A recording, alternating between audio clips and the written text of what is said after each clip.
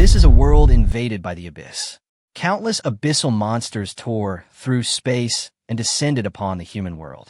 In order to give humanity the power to resist the abyss, the heavenly Tao sent down the professional inheritance stone tablet.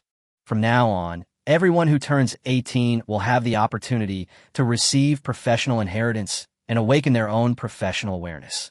Classes are divided into 5 levels based on their potential and strength: common, elite, rare, legendary, and mythical. Different classes will emit completely different lights when they awaken. Common classes are white, elite classes are green, rare classes are purple, legendary classes are orange, and the most powerful mythical classes will radiate a dazzling golden light. However, the vast majority of people are only awakened to the reality of ordinary professions such as auto mechanics and engineers, let alone becoming a strong person. Even the most basic combat profession is enough to make countless people envious. Just when everyone thought that there would be no surprises during the awakening ceremony, a dazzling golden beam of light suddenly shot into the sky. This man has actually awakened a mythical level combat profession, and it's the only one of its kind in the world, the Necromancer. Although the class name contains the word mage, the Necromancer's fighting style is more like that of a beastmaster who controls the undead. He doesn't need to personally charge in a battle. Instead, he can use corpses to create undead creatures and control an army of the dead to fight for him. The stronger the corpse was in life, the more terrifying the undead creatures it creates will be. With enough powerful corpses, he could even build an inexhaustible, death-defying undead army. Even more terrifying is that, upon awakening as a necromancer, he also gained 2 talents that could be described as bug level. Talent: Realm of the Dead. Realm of the Dead, a habitat exclusively for undead creatures. Undead living in the realm of the dead can slowly increase their intelligence and automatically heal their injuries. Talent: Necromancer's Heart. Necromancer's Heart reduces the resurrection time of undead creatures by 100% and increases the strength of all undead creatures by 100%. And this man shrouded in golden light is me, Chun Tao. I suppressed my excitement and continued to examine the skills. The first skill was Divine Meditation. Meditation can improve mental strength and recovery speed, which is fundamental for magic-based classes, but the quality varies greatly. Ordinary meditation only increases mental strength by 1 point per hour, while Divine Meditation can increase it by 100 points, a 100-fold difference. With it, my breakthrough speed will undoubtedly far surpass that of ordinary people. The professional ranks in this world from lowest to highest are Iron, Bronze, Silver, Gold, Platinum, Diamond, Star, King, Saint, and God. Each rank is further divided into 3 levels: Beginner, Intermediate, and Advanced. The second skill is Skeleton Creation, which encompasses almost all methods of creating skeletons. Melee class corpses can be used to create skeleton warriors or skeleton archers, while magic-based classes can create skeleton mages. Knight corpses can be used to create skeleton knights, and dragon corpses can even be used to create bone dragons. The strength of an undead depends on the level of the corpse in life. A black iron level corpse can only create black iron level undead. To become stronger, I must obtain higher level corpses. The last skill was Bow and Arrow, a standard single target attack skill, not much different from the initial skills of other classes. After familiarizing myself with the ability, my first thought was to go to the quest lobby and post a corpse collecting quest. But looking at the meager balance in my mobile bank account, I immediately lost my temper. I'm an orphan, and I make a living by doing odd jobs, so I have no money to spare. Since I can't afford to hire anyone, I have no choice but to hunt in the wild myself. But all I have right now is bow and arrows, and if I venture out of the city rashly, I could easily lose my life. Forget it, things will work themselves out. Let's focus on cultivation first. I calmed my mind and activated the divine level meditation technique. A cool sensation instantly rushed into my mind, like drinking an ice-cold beer on a hot summer day, making me feel incredibly refreshed. While I was immersed in cultivation, the outside world was in an uproar over the mythical profession. Inside the East Sea city government, Mayor Huang Jian abruptly stood up upon receiving the news, unleashing his star-level aura. Is the news confirmed? Upon receiving an affirmative answer, he burst out of the office laughing. Let's go meet this little genius. The garrison commander-in-chief Fan Tianhua, along with the 4 major families of Sun, Zhang, Liu, and Yi also rushed to the third middle school at the same time. All the prominent figures in Donghai City were alarmed. An hour later, I awoke from my meditation and had actually broken through to the mid-stage of the Black Iron Realm. Only then did I truly understand just how terrifying a divine-level meditation technique was. At this rate, breaking through to the Bronze Realm probably wouldn't take more than a few days. Brother Tao, finished your training? I turned around and saw class monitor Liu Qingzhu standing next to me with a big smile on his face. This scion of the Liu family, who was usually arrogant in class, was now calling me brother. Something wrong? I asked. He chuckled. Everyone wants to see just how strong the mythical class really is. The whole class immediately fell silent, all eyes turning to me. I couldn't demonstrate meditation. Bone arrows were too ordinary, and the only powerful skill, skeleton creation, was impossible to demonstrate without any corpses available. Just as I was struggling with this, my homeroom teacher, Mr. Wang, suddenly called from the doorway. Chen Tao, come out here for a moment. Here you are. I usually find old Wang's nagging annoying, but his voice sounded especially pleasant today. I immediately squeezed through the crowd and rushed to him. Old Wang, did you need something? Old Wang punched me in the chest and laughed and scolded. You're usually so quiet, but you've done something big today? The principal wants to see you, probably to give you a reward. Upon hearing about the reward, I immediately perked up. After receiving the reward, I planned to go to the professional mission hall to post a mission, so I urged Old Wang to hurry up and quickly left him behind. Upon entering the principal's office, I was immediately stunned. The room, which was over 30 square meters, was packed with people, and standing in the center was a burly man, none other than Huang Jian, the mayor of Donghai City, and one of only 2-star glory-level experts in Donghai City. As soon as Huang Jian spoke, all the leaders, secretaries, and guards who had tried to curry favor with him withdrew. Only Principal in Yuanshan, Mayor Huang Jian, Garrison Commander Fan Tianhua, and the heads of the 4 major families, Sun Zizai, Zhang Mao, Liu Chang, and Yi Maoshan, remained in the room. I first greeted the principal respectfully, and then the principal introduced each of the important figures present, and I greeted them one by one. By the time the introductions were finished, I was sweating profusely. None of these people were people I could afford to offend. The principal asked me if everyone wanted to know about the new genius from Donghai City, and also what my future plans were.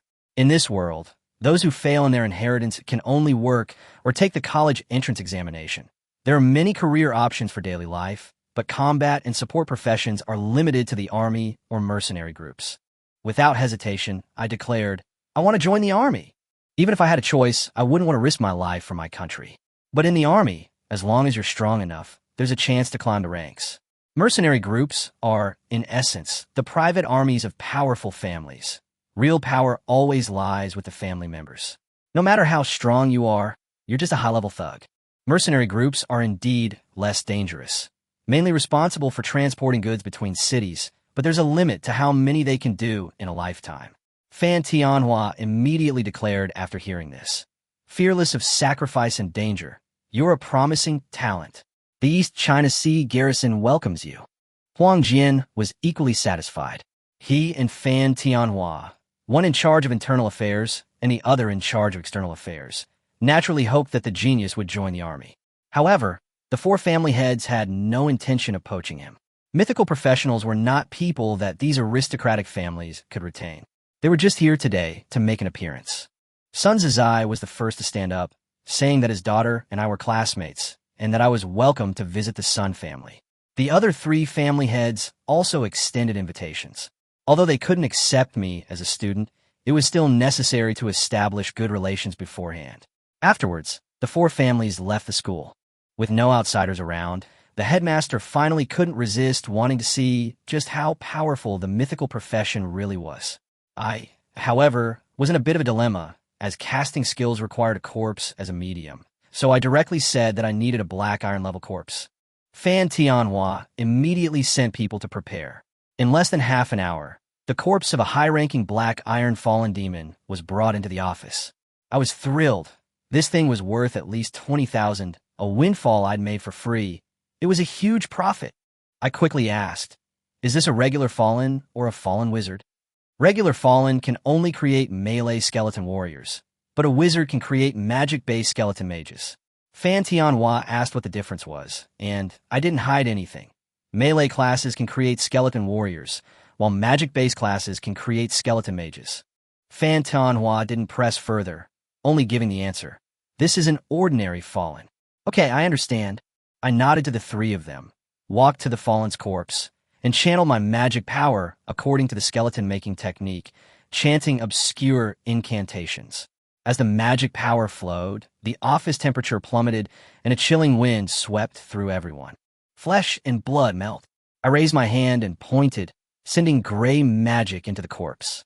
The fallen demon's flesh and blood began to melt rapidly, and 5 minutes later, only a 1.8-meter-tall, snow-white skeleton remained on the ground. Rise! The skeleton made a soft, rustling sound and stood up on its own. I didn't stop, continuing to infuse magic into the bones to repair the minor damage that remained. Next, all that was left was to give it soul.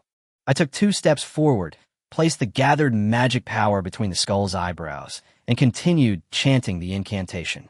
Undead fire, condense! After a low shout, a ghostly blue light appeared within the skull. Seeing the undead fire take shape, I knew that the first skeleton creation was successful. Principal and Yuanshan asked cautiously, "Is it finished?" "It's finished, but it will take another 10 minutes to fully revive." All 3 frowned. An ordinary necromancer can summon a skeleton from a corpse in a dozen seconds, but it took me a full 15 minutes, which inevitably puzzled them. 10 minutes passed quickly, and the undead fire within the skull had grown to the size of a fist. Accompanied by a grinding sound of bones, it fully revived and then stood behind me on its own, like a silent guardian. Mayor Huang Jian stared at the skeleton and asked, "Chun Tao, what's the difference between your skeleton warrior and the necromancers?" I answered truthfully, "I've never seen their skeletons, so I can't compare. But the skeletons I create can retain their strength from when they were alive. This one is a high-level black iron. As long as I have enough corpses, I can create an infinite number." As soon as he finished speaking, Huang Jian and Fan Tianhua immediately approached, their eyes wide as if they were looking at a monster. They knew better than anyone that the skeletons of necromancers were usually only at the low-level black iron rank, and their numbers were also limited. Necromancers are different. The strength of the undead they create is directly proportional to the strength of the corpses they created in life, and there's no limit to the number they can produce.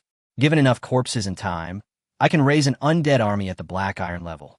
Good, good, good, Huang Jian shouted 3 times, unable to hide his excitement. Fan Tianhua asked, "Are there any restrictions?" "Yes, I'm only at the black iron level right now, so I can only create black iron level skeletons." "That makes sense. Otherwise, I could easily sweep everything away as soon as I awaken by finding any high-level corpses." I added, "Furthermore, I can not only create skeleton warriors, but also skeleton mages, skeleton archers, and skeleton knights. Melee, ranged, magic, mobility, it's all there. Once I'm fully developed, I can form a complete army all by myself." Huang Jian exclaimed, "Good," 3 times in a row. To him, if my undead army could take shape, the defenses of Donghai City would be as solid as an iron barrel. Fan Tianhua was equally excited. Since the Abyss invasion, the battle had never ceased. The peaceful lives of ordinary people depended entirely on the countless soldiers who risked their lives to protect them. My appearance might not be able to completely eradicate the Abyss monsters, but it could significantly reduce casualties among the soldiers. "Chun Tao, take care of anything that comes up in the next few days, then report to the garrison." "Yes, sir." Huang Jian and Fan Tianhua had other important matters to attend to, so they left after giving their instructions. Only I, the principal, and a high-ranking black iron skeleton warrior behind me remained in the office. "Principal, look at my reward." "You little rascal, I've got this ready for you." And Yuanshan handed me an anonymous bank card with a full 1,000,000 yuan in it. I was worried about not having enough money, so I immediately took it, stuffed it into my pocket, thanked him, and prepared to head to the professional mission hall. I had only taken 2 steps when the principal called me back and took out a silver ring, a basic storage ring, also a reward. I quickly put it on. Although it only had 1 cubic meter of space, it was much more convenient than a backpack.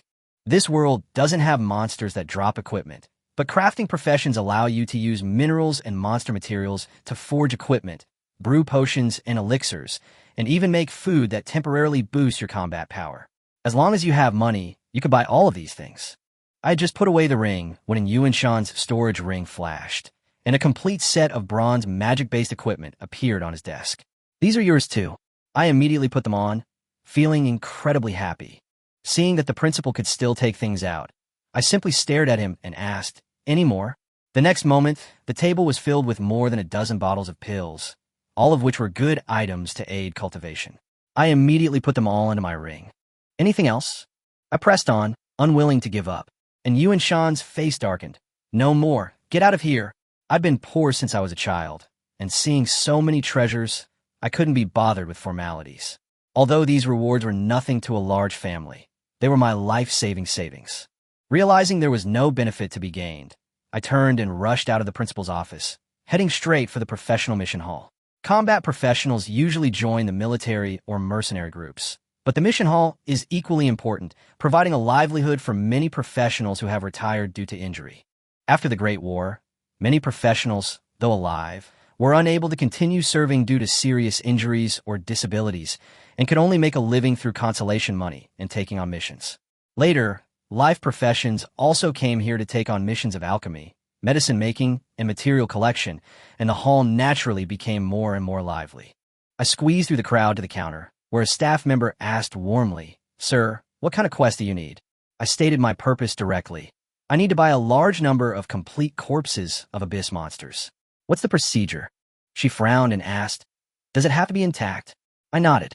An intact corpse cannot be used to extract materials, and the value of materials from different races of monsters varies greatly, making it difficult to standardize quest prices.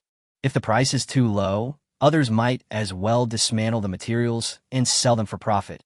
If the price is too high, some people might target low-level, social monsters to take advantage of the situation. So I asked her how much it would cost if she only accepted high-level black iron monsters at the highest possible price. Near Donghai City, a high-level black iron monster can fetch up to 90,000. If you offer 100,000 per monster, someone should be willing to buy it. Hearing this number, my heart sank. The million I had just received could only buy 10 corpses. But money is more important than life. I gritted my teeth and said, "Issue a mission to acquire the complete corpse of a 9-headed black iron high-level demon, any type." The staff member took out a form and asked me to fill in my information and contact details. After I filled out the form, she asked if I wanted cash or a card. I handed her the card the principal had given me, and with a notification sound, 900,000 yuan vanished instantly. After getting my card back, I asked how long the task would take. She could only tell me she would notify me as soon as it was completed. I didn't ask any more questions, thanked her, and left the professional mission hall. After leaving the quest hall, I didn't go back to school but found a hotel nearby to stay in. 3 days passed in the blink of an eye. Early one morning, my phone woke me up. The quest hall staff informed me that the monster corpses I had requested to collect had been delivered, and that I should go and collect them as soon as possible. My sleepiness vanished instantly, and I quickly dressed and rushed to the lobby. In less than 5 minutes, the formalities were completed, and the corpses of the 9 high-ranking black iron abyss monsters were handed to me. Back at the hotel, I locked the room door and retrieved the corpses. Having learned from my previous experience, I became increasingly adept at using the skeleton creation technique. An hour later, 9 skeleton warriors stood neatly before me. Including the original one, I now possessed 10 high-level black iron skeleton warriors. Facing a low-level bronze professional, I at least have the confidence to protect myself. I recalled the skeletons to the netherworld and sat cross-legged to meditate. It wasn't until my stomach growled loudly that I realized it was already dark outside. I ate a quick bowl of noodles and walked alone down the street. In 4 days, I'd be entering the military camp, and I doubt I'd see this sea of lights for a while. Without realizing it, I found myself at the orphanage where I'd lived as a child. I pushed open the rusty gate. The inside was completely dilapidated. After the headmistress passed away, it was utterly abandoned. Looking at the familiar yet unfamiliar room, memories kept resurfacing. I stood there, tears streaming down my face, and whispered, "Headmistress, I've come to see you." I stayed at the orphanage for 3 hours, not leaving until midnight. After taking a taxi back to the hotel and paying the fare, I had only taken 2 steps when a faint sense of malice suddenly rose in my heart. Someone wants to kill me, but I'm just an orphan student, an insignificant nobody at school, and I've never made enemies. Could it be an anti-human organization? But Great Xia has zero tolerance for such organizations. How dare they show their faces so easily? Although I couldn't understand it, I secretly mobilized my magic to prepare. The next second, a sharp arrow pierced the night sky, heading straight for me. Bonne technique. I raised my hand and fired a bone arrow, blocking the arrow, while simultaneously activating the netherworld. 10 skeleton warriors rushed out, instantly protecting me in the center. Clang! A soft sound came from nearby as the skeleton appeared. I immediately realized there was more than one enemy. An assassin was lurking in the shadows. Kill him. The skeleton warrior swung his blade in all directions, and, as the second strike landed, an assassin wielding a dagger finally appeared. He was surrounded by 10 skeletons and could only desperately parry. Skeletons have no stamina, nor do they fear death. They received a kill order, their long swords relentlessly slashing at the assassin. Seeing he couldn't hold out any longer, the assassin activated Shadow Step. Only then did I realize that this guy was actually a bronze-level professional. Even bronze-level assassins must die. I fired the bone arrow I had already prepared. The assassin, cornered by the skeleton, was struck in the thigh, his skill instantly interrupted. The excruciating pain slowed his movements, and several long swords subsequently fell. Within a few breaths, the assassin lay motionless on the ground.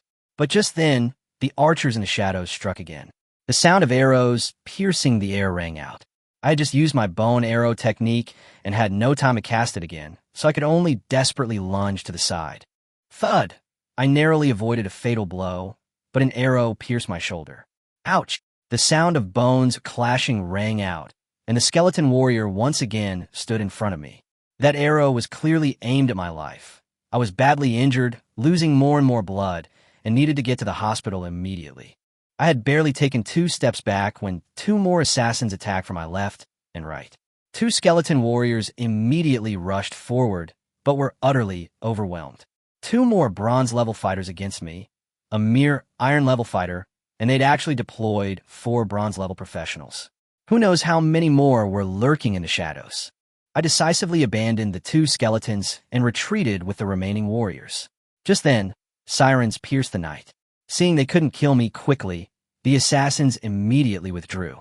I struggled to my feet, supporting the skeleton warriors, my vision blurring. Only when the law enforcement officers rushed in did I manage to return the skeletons to the realm of the dead. Before losing consciousness, I only heard one sentence. Quick, save them. When I woke up the next day, I found myself not in a hospital room, but in a place that looked like a detention cell with law enforcement officers guarding the door. I weakly called out for water, but they immediately notified the captain. Not long after, a middle-aged man with a full beard walked in and immediately questioned me about who I was and why I had killed someone in the street.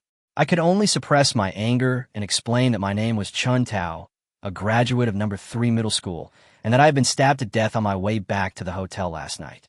The man who died was just one of the assassins, and the other 3 had already escaped. Upon learning that I was a student from No. 3 middle school, he immediately sent people to the school to investigate. When the news reached Principal in Yuanshan, who learned that I had been taken away by the law enforcement team with serious injuries, he immediately unleashed the aura of a diamond-level expert, frightening the law enforcement officers to the point of turning pale. After ascertaining my location, Yuanshan grabbed one of his team members and headed straight for the law enforcement headquarters. In less than 10 minutes, he arrived at the detention room. The bearded captain tried to approach him, but Yuanshan slapped him away, sending him spitting blood and passing out. Yuanshan came up to me and asked who had hurt me. I recounted what had happened last night, and when he heard that 4 bronze-level professionals had joined forces to assassinate me, his face darkened completely, clearly realizing that something was amiss. At this moment, Zhang Tian, the head of the enforcement team, arrived and greeted Yuanshan with a smile. Yuanshan said coldly, "My student was attacked in the street and was detained without cause." Zhang Tian tried to calm him down, but after Yuanshan told him the details, he almost lost his balance. Zhang Tian immediately told me to go to the hospital for treatment and promised to investigate thoroughly. Only then did Yuanshan take me away. Afterwards, Zhang Tian ordered his men to retrieve all surveillance footage within 1 kilometer of the crime scene, determined to find the murderer who stabbed me. After making the arrangements, he splashed the bearded captain with a water balloon to wake him up and ordered him to gather everyone who had been on a mission the night before within 10 minutes. Once everyone had arrived, Zhang Tian coldly said, "Tell me everything you saw and did last night in detail, without omitting any details."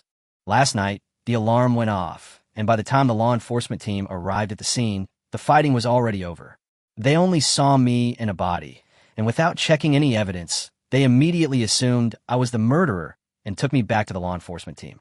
After hearing the team's report, Captain Zhang Tian flew into a rage. He stared at the bearded man and the others, demanding, "The deceased was clearly an assassin. So where did my arrow wound come from? Why would an assassin be wearing night clothes in the middle of the night?" Everyone was speechless.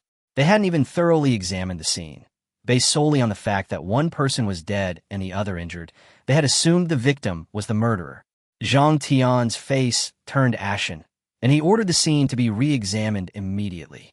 Soon, Secretary Wang Weigua delivered a report. There were 6 different types of footprints at the scene, indicating that 6 people were present. After comparing their positions, it was clear that the other 5 people were surrounding and trying to kill me. Zhang Tian immediately ordered that no effort be spared in bringing down the group of thugs hiding in the shadows.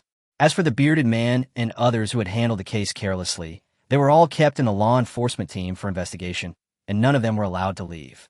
Meanwhile, I was taken to the hospital. After the arrow was removed, a healing professional used magic, and in less than half an hour, my injuries were completely healed. When Principal and Yuan Shan arrived, I tried to get up, but he pressed me back onto the bed. He said that although the external wounds had healed, I had lost too much blood and still needed to rest. I then asked if the assassin from last night had been caught. I wasn't surprised to receive a negative answer. If the enforcement team could arrest the wrong person, expecting them to uncover the truth immediately was clearly unrealistic. I carefully recalled what happened last night and offered my own guess. As I was about to leave after killing the assassin, I was first ambushed by a hidden arrow, and then 2 warrior-class individuals appeared. The way those 2 held their swords was strange, like that of Japanese samurai, and they charged with small, inconspicuous steps. And Yuan Shan didn't give a quick answer after listening, but told me to rest assured and recover from my injuries, assuring me that the school would investigate thoroughly. I understood that there was no time to rush things. Since those people were targeting me, as long as I was alive, they would strike again sooner or later. But by then, they might not be facing me as they are now, but a group of bronze-level skeleton warriors. I didn't know that Fan Tianhua and the military camp outside the city had also received the news. He judged that my social relationships were simple, unlike a revenge killing, and more like those long-hidden rats starting to move. He immediately ordered someone to notify Zhang Tian to investigate thoroughly. After learning of my assassination attempt, Mayor Huang Jian also concluded that it was a premeditated attack. He ordered all municipal departments to fully cooperate with the law enforcement team, vowing to thoroughly uncover the inhumane organization. Inside the Night Rose nightclub in Donghai City, a flamboyant young man in a red suit was holding a glass of bloody liquid. A man in black knelt before him, reporting that the mission had failed and that Dark Knight was dead. The young man flew into a rage, berating them for failing to even handle a newcomer who had just received his inheritance. A wine glass smashed on the man in black's head. The man dared not dodge and could only apologize. The next moment, the youth transformed into swarms of bats, hovering above the man in black. The man's body rapidly withered, eventually turning into a decaying, desiccated corpse, and the bats reformed into the youth's form. He coldly ordered his men to dispose of the body, then opened a refrigerator. It was filled with blood packets. He poured himself a glass and took a deep drag. I had no idea that this mysterious young man had already set his sights on me. He looked at the blood in his hand and chuckled softly. "Chun Tao, we'll meet soon. I wonder if the blood of a mythical professional will taste even better."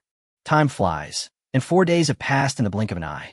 I not only replenished my depleted energy and blood, but also advanced from the high-level Black Iron rank to the early-level Bronze rank. Now I have Master Divine Meditation, Skeleton Crafting, 9 Nether Corpse Refining, Bone Arrows, and Bone Shields, and I also have 10 Black Iron level Skeleton Warriors under my command. Breaking through to the Bronze level was a revolutionary improvement for me. I can finally create Bronze level skeletons, and I've awakened the 9 Nether Corpse Refining Technique and the Bone Shield Technique. If I had had these abilities a few days ago, that archer wouldn't have been able to sneak up on me and seriously injure me at all. The 9 Nether corpse refining technique can create 9 types of innate corpse spirits, including zombies, blood corpses, and walking corpses, with only one of each type available. Unlike skeletons, which can be mass-produced from corpses, it has true value. Innate zombies possess intelligence, can communicate with me, and will grow alongside my cultivation level. When I advance to bronze, my main zombie also becomes bronze. If I reach silver, they will also advance together. In addition, we can share vision, and my main zombie can equip professional gear, making its combat power far superior to that of ordinary skeletons. However, creating a natal zombie is not easy. It requires a suitable corpse, a lot of time, and an excellent location for corpse refining. Fortunately, my netherworld is not an ordinary space. It has all kinds of mountains and rivers, so there is no shortage of auspicious locations for corpse refining. My zombie form can't wait, so I checked out the Bone Shield skill instead. This skill summons 3 bone shields around me, rotating in a circle, leaving almost no blind spots. More importantly, unlike the elemental shield, it doesn't continuously consume mental energy. Once the Bone Shield is summoned, it will remain unless I cancel it manually or is forcibly destroyed. I don't usually carry the Bone Shield around, but on the battlefield, it's an absolute lifesaver. I couldn't help but think back to that assassination attempt. For the past 4 days, many important figures in Donghai City have come to see me, yet there's still no clue as to the murderer. Either the perpetrator is extremely well hidden and has a legitimate identity in a city of millions, or there's a mole within the government who could erase all traces for them. Thinking about it too much is useless. Ability is what matters. I packed my bags and checked out of the hospital. I've been lying there for 4 days, and my body felt like it was rusting. Besides, today was the day new recruits enlisted. Half an hour later, I arrived at the entrance of number 3 middle school. The school was covered with banners and big red flowers, and everywhere there were slogans welcoming new recruits and urging them to defend the country. Before I could finish looking at them, my homeroom teacher, Mr. Wong, pulled me aside to make sure my injuries had fully healed. Then, old Wong mysteriously told me that he had heard from the military that there might be covert assessments during this recruit training exercise, and those who performed well would be specially recruited into the Special Operations Training Camp. I had never heard of this place before, so I asked him to continue. The Special Operations Training Camp is similar to a military academy, but it doesn't just teach theory. It teaches people how to lead troops in actual combat. Mayor Huang Jian and Garrison Commander Fan Tianhua both studied there and are now influential figures in Donghai City. But after listening, I immediately said I wasn't interested. My necromancer profession is like an army all by myself. What's the point of learning to lead troops in a battle? Old Wong was taken aback at first, then became anxious and said that the real key wasn't the title, but the benefits and treatment there.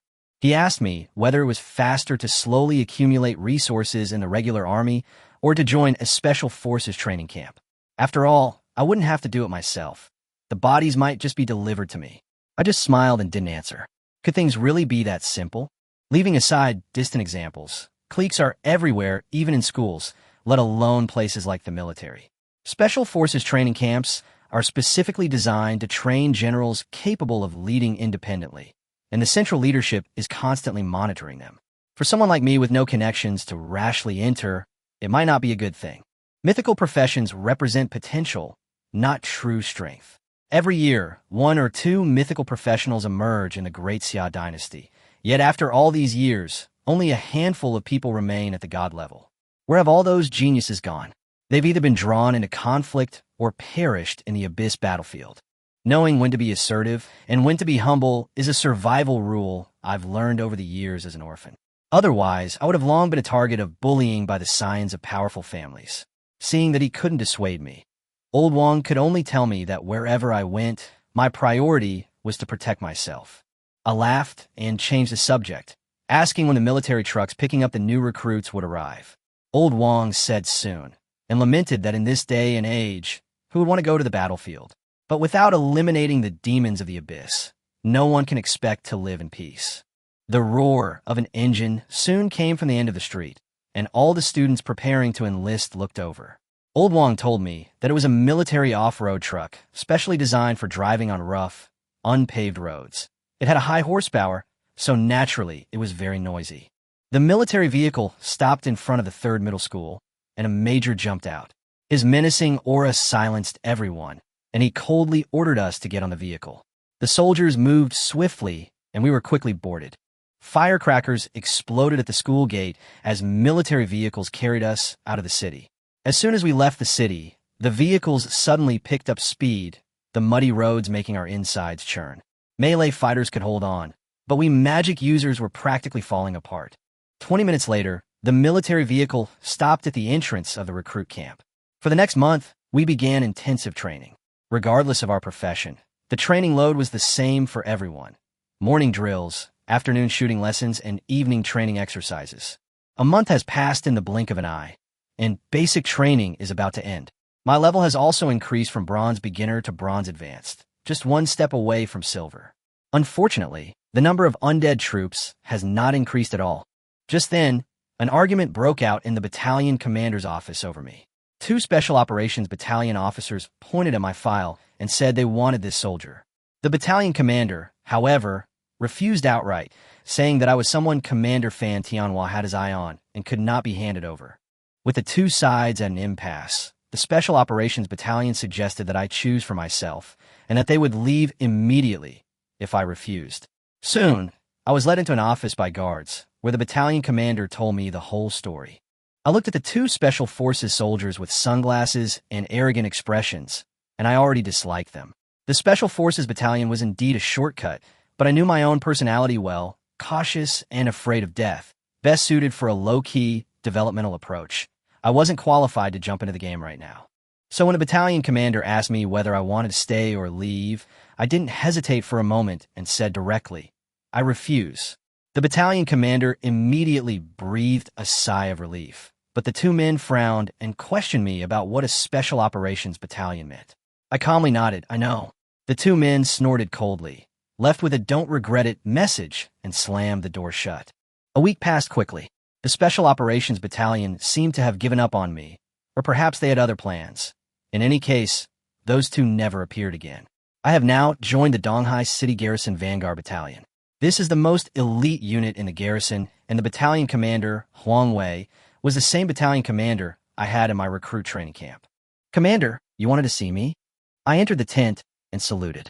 Huang Wei's expression was serious. Nanshan has been rather unsettled lately, with suspected gatherings of abyssal demons.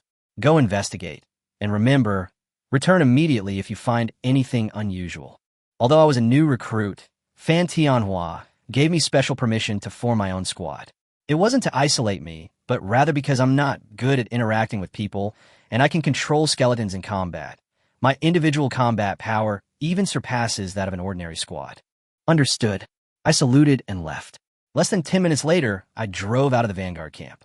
But as the car drove further and further away, I felt increasingly uneasy. Military vehicles make a lot of noise. On ordinary patrols, the roar would surely attract attacks from abyssal monsters. But today, all around was deathly silent. Not a single monster appeared. Something's wrong. Something's really wrong. I pulled the car over to the side of the road and immediately cast the Netherworld spell. The bronze gate opened out of thin air, and 10 bronze-level skeleton warriors stepped out, followed by 100 iron-level skeleton warriors. This was my harvest after a week in the Vanguard camp. Unfortunately, they were all warriors, no mages, no archers, and certainly no knights. I divided the skeletons into 2 teams, one to scout ahead and the other to provide close protection. 2 hours later, I arrived at the foot of Nanshan Mountain, but apart from the dense forest, I still couldn't see any abyssal monsters. Have they all hidden in the mountains? I stared at the mountains, knowing I had to go in and investigate. The situation in the mountains was unknown, and I wouldn't risk my own body. I found a secluded cave and hid there, having the skeletons surround the entrance. Then I took over a black iron skeleton and headed into the mountains. Before they had gone a kilometer, a valley appeared before them. The valley was teeming with abyssal monsters, their numbers astonishing. At the forefront, 3 monsters were whimpering, seemingly discussing something. I couldn't understand animal language, but I knew that so many monsters gathered together couldn't be a good thing. Just as I was preparing to leave and send the information back to camp, something strange suddenly happened in the valley. A spatial rift tore open, and a female demon with 2 horns on her head slowly emerged from it. The moment she appeared, the entire valley fell silent. All the abyssal demons lowered their heads and bowed to her. My heart sank. Abyssal monsters were merely cannon fodder kept by demons. The true demon race were the masters of the abyss. The most ordinary demons were born at the gold level and reached the diamond level upon adulthood. This one before me was at least diamond and might even have reached the star level. Humans may have inherited professions, but their bodies are inherently weak. In a one-on-one fight between equals, humans are almost always doomed to lose. I must send a message back immediately. But as I controlled the skeleton to retreat, I snapped a dead branch under my foot. A sharp crack echoed through the silent forest. Who goes there? The next second, the demon appeared, standing before the skeleton in the blink of an eye. She stared at me, a look of confusion on her face. How come there's an undead here? Undead? A thought flashed through my mind. Could it be that undead creatures also have their own race? But now is not the time to think. This skeleton is beyond saving. The difference in strength between us is too great, and no amount of tricks will help. Fortunately, only the skeleton was destroyed. The body remained unharmed. I simply raised my sword and thrust it towards her vitals. The demon didn't even bother to dodge, staring at me like I was a fool. The blade struck her, leaving not a single mark. Instead, the long sword snapped in two with a snap. Before I could react, she extended a snow-white finger and gently flicked it on the skull's forehead. Bang! The skull exploded instantly, and my consciousness returned to my body. Go! I didn't dare linger.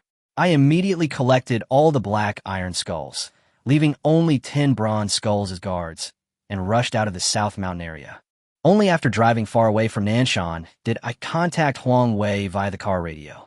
The call connected, and I shouted, "Commander, something terrible has happened. Abyss demons have been discovered in Nanshan." Inside the camp, Huang Wei jumped up from his chair. This news was terrifying. The demons' appearance meant they were likely planning something big in Donghai City. Is the message confirmed? I saw it with my own eyes. There's no mistake. Good. Retreat immediately. Be careful on the road. Understood. After hanging up, I floored the accelerator and sped towards the Vanguard Battalion. Upon receiving my message, Huang Wei immediately contacted Commander-in-Chief Fan Tianhua. Commander, an abyss demon has been discovered in Nanshan, requesting reinforcements. After confirming the message came from me, Fan Tianhua had no further doubts and ordered us to hold our positions for the time being, stating that he would personally lead the troops to the scene. Soon after, I returned to the Vanguard Battalion and was summoned to the main tent for a meeting. Battalion Commander Huang Wei, Deputy Battalion Commander Fan Chichi, and all the company commanders were present. Huang Wei scanned the crowd and announced in a deep voice, "An abyss demon has been discovered in Nanshan. The abyss demon is the true master of the abyss plane. Its appearance means a life-or-death battle is about to begin."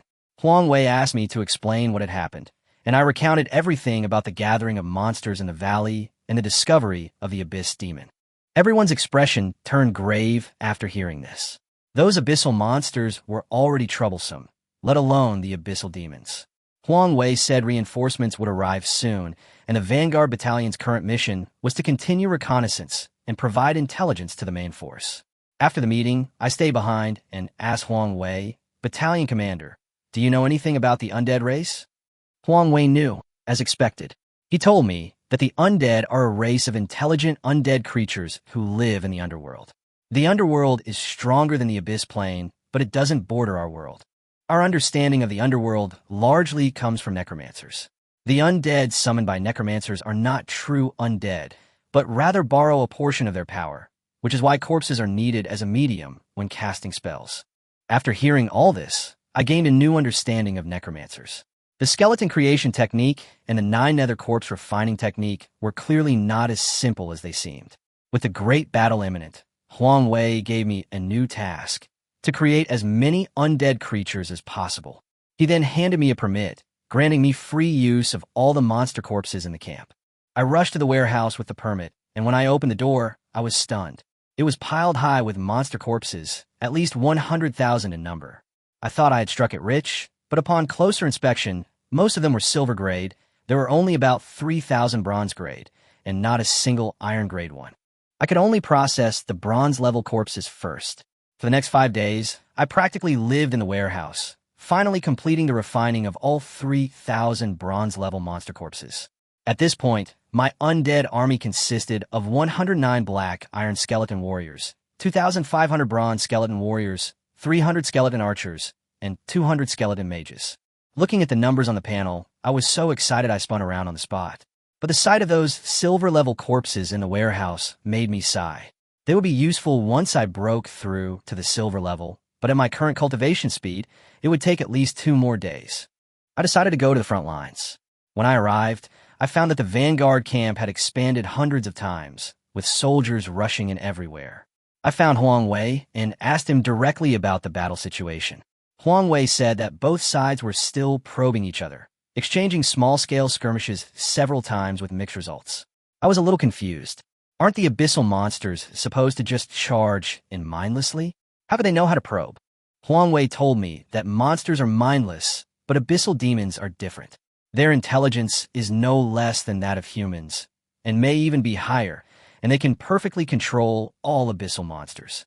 At that moment, I finally understood why Huang Wei was so cautious when he heard about the appearance of abyssal demons. As the saying goes, an incompetent general can ruin an entire army. The abyssal monsters originally fought individually, and even if they were individually powerful, they could not withstand the unified command and coordinated battle formations of humans, and could only be gradually devoured. But after the appearance of the abyss demons, the scattered monsters were united, moving with measured steps, and their combat power surged. Huang Wei reminded me that on the battlefield, swords and spears have no eyes. The stronger you are, the greater your chance of survival. He could tell I was already at the advanced bronze level, so he took out a breakthrough pill from his storage ring, urging me to break through to the silver level as soon as possible. I didn't refuse. With a great battle approaching, every bit of strength increased my chances of success. Back at my temporary lodging near the warehouse, I hesitated, looking at the breakthrough pill. This thing could help anyone below the gold rank leapfrog a major realm with 100% success, but one could only consume one in a lifetime. It's best saved for when you break through from silver to gold, to maximize its value. But with the crisis looming, I can't worry about the future, and swallowed the pill directly. The pill melted instantly in my mouth, and a cool sensation continuously flowed into my mental sea, causing my mental power to increase rapidly. I immediately entered meditation to stabilize my surging power. I don't know how much time had passed, but when I opened my eyes, it was already dark outside. I had successfully entered the silver rank, and the number of undead was now clear.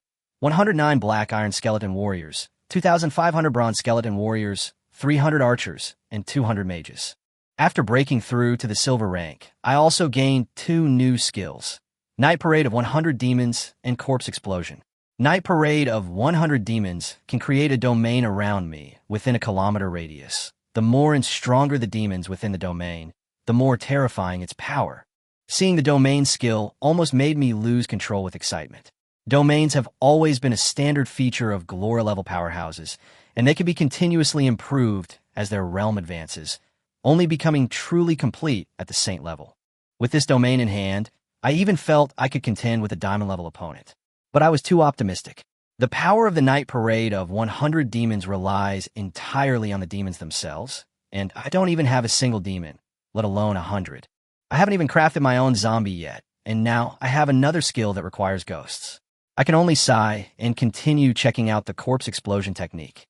This skill has limited use in one-on-one combat, but it's a surefire weapon on the battlefield. A necromancer once threw monster corpses into an enemy camp, detonating them one after another. The exploding corpses created new corpses, forming a chain of explosions that destroyed the camp of thousands of monsters in less than an hour. Once the monsters have suffered heavy casualties and are rendered unable to fight, the undead army will swarm in and annihilate the entire camp. This tactic has even been included in textbooks for future study. Unexpectedly, I obtained the corpse explosion spell. With a great battle imminent, it will come in handy. I closed the job panel and looked at the warehouse again, where there were still tens of thousands of silver-level monster corpses. I cheered myself up, plunged into the warehouse, and continued the tedious crafting work. Meanwhile, within the South Mountain Valley, the Abyss Demon was directing its various demonic legions. Abyss monsters from the surrounding area continued to converge on South Mountain, and since the valley could no longer contain them, they encamped nearby, awaiting further orders. Inside the garrison's main tent, Fan Tianhua and Huang Jian stare at the terrain map, their faces grim. Fan Tianhua suggested sending the Vanguard Battalion out to attack, arguing that the monsters couldn't be allowed to continue gathering. Huang Jian, however, believed the Vanguard Battalion was too small to stop such a large-scale monster invasion. Fan Tianhua immediately thought of the mercenary groups of the four major families, who would arrive the next day. Ultimately, the two decided to have the four families change their route, breaking up into smaller groups to separately clear out and intercept the surrounding monsters. The guards received the order and immediately left quickly. Fan Tianhua ordered the Vanguard Battalion, Guard Battalion, and Engineer Battalion to immediately proceed to Hulu Town to establish permanent defensive fortifications, thus flanking the Abyss Army. Huang Jian worried that this meant a decisive battle on the Kanglan Plain, but Fan Tianhua nodded and explained that Hulu Town was surrounded by mountains on both sides, with only two entrances to the north and south. As long as the entrances were held, they could attack or defend. If the Abyss Army bypassed Hulu Town to attack the Kanglan Plain, they could launch a surprise attack from the rear. Huang Jian believed the Vanguard Battalion would be in danger, but the Kanglan Plain was the only route from Nanshan to Donghai City, and they couldn't give up easily. In the end, he agreed to the plan. What Fan Tianhua was truly worried about was that the Abyss demons would secretly assassinate them. Once Hulu Town was entrenched in the heart of the Abyss Army, it would inevitably anger them. He instructed Huang Jian to secretly follow and protect them, but not to make a move unless absolutely necessary, to avoid revealing their trump card. The three battalions quickly assembled. Before leaving, I borrowed over 1,000 storage rings from my colleagues and stored all 10,000-plus silver-level monster corpses inside. Huang Wei, as the temporary commander, gave the order to set off, and the convoy sped out of the camp. 2 hours later, we arrived at Hulu Town. It was already in ruins, with only exposed steel and concrete remaining as proof of its former prosperity. Looking at the surrounding mountains and rivers, I thought this was indeed a good place. Huang Wei slapped me on the head, telling me to quickly find a place to get busy. I had the engineers set up a tent, then I went inside and continued refining the undead. 3 days passed in the blink of an eye. The engineering battalion worked day and night to erect city walls 50 meters high and 50 meters wide at the north and south entrances of Hulu Town and set up offensive and defensive formations on them. Permanent bunkers were also built on the mountain peaks on both sides to prevent monsters from sneaking over the mountains. I haven't slept for the past 3 days either, and I've finally gathered enough trump cards. My undead army consists of 2,500 bronze skeleton warriors, 300 archers, 200 mages, 2,000 silver warriors, 1,000 archers, 2,000 mages, and 500 knights. Including the original undead, the total number is a full 8,609. The Vanguard Battalion, the Guard Battalion, and the Engineer Battalion combined only have 4,500 people, so my number of undead has already surpassed theirs. As soon as I stepped out of the tent, Huang Wei laughed at me for finally daring to come out. I gulped down most of a kettle of water, saying I was exhausted after 3 days. But looking at Hulu Town, which had been transformed into a military fortress, I knew they had fought just as hard. Huang Wei asked me how many undead I had prepared, and I told him the number 8,609. He was stunned. Originally, he wasn't very confident in holding Hulu Town, but now he felt that a battle might be possible. He also said that since yesterday evening, several waves of Abyss Army scouts had appeared nearby, and they would bring corpses over later. I naturally wouldn't refuse. The more corpses, the better, as they could be used to craft skeletons and also as materials for the corpse explosion spell. I also suggested that I be taken along next time a scout is spotted. The undead army is sufficient for now, but the 100 Ghost Parade doesn't yet possess true combat power. That's a domain skill. Once it's strengthened, fighting opponents of higher levels won't be difficult. There are no vengeful spirits or malevolent ghosts in this world, nor in the Abyss. Only in the underworld exists a kind of undead creature called a vengeful spirit. I have never seen a vengeful spirit, nor do I know if it can replace a malevolent ghost and enhance the power of the night parade of 100 ghosts. Of course, it's not entirely hopeless. Since there are no ghosts, I can create them myself. However, the process is extremely cruel. For example, A hanged ghost requires constantly torturing a sentient being to build up enough resentment towards me before hanging it, and finally guiding it to take shape under my guidance. The same principle applies to water ghosts. First, torment them to draw out their resentment, then throw them into the river to drown. There are hundreds of types of ghosts. To collect them all would require countless methods. Fortunately, there are also abyssal demons in this world. Otherwise, if I were to target humans, I fear I would be an enemy of the entire world. I told Huang Wei to let me know when the time came, and he readily agreed. After all, I'm a one-man army. With me involved, the front lines will be safer. No sooner had I finished speaking than a vanguard soldier came rushing over. Commander, Abyss scouts have been spotted 10 miles away, about 100 of them. Huang Wei glanced at me, as if to say that Cao Cao had arrived quickly. I immediately followed the soldiers and soon found a goblin squad. Goblins were originally the lowest race in the Abyss and used to only charge in swarms, but now they had developed professional teamwork. The group consisted of warriors, slingers, and mages. The warriors guarded the outer perimeter, protecting the ranged units in the center.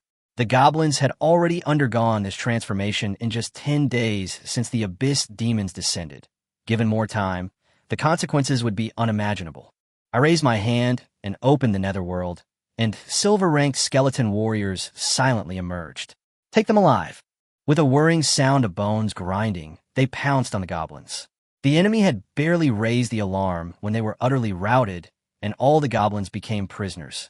I returned to Hulu Town with the prisoners. Huang Wei quickly found me, frowning and asking why I had captured them alive.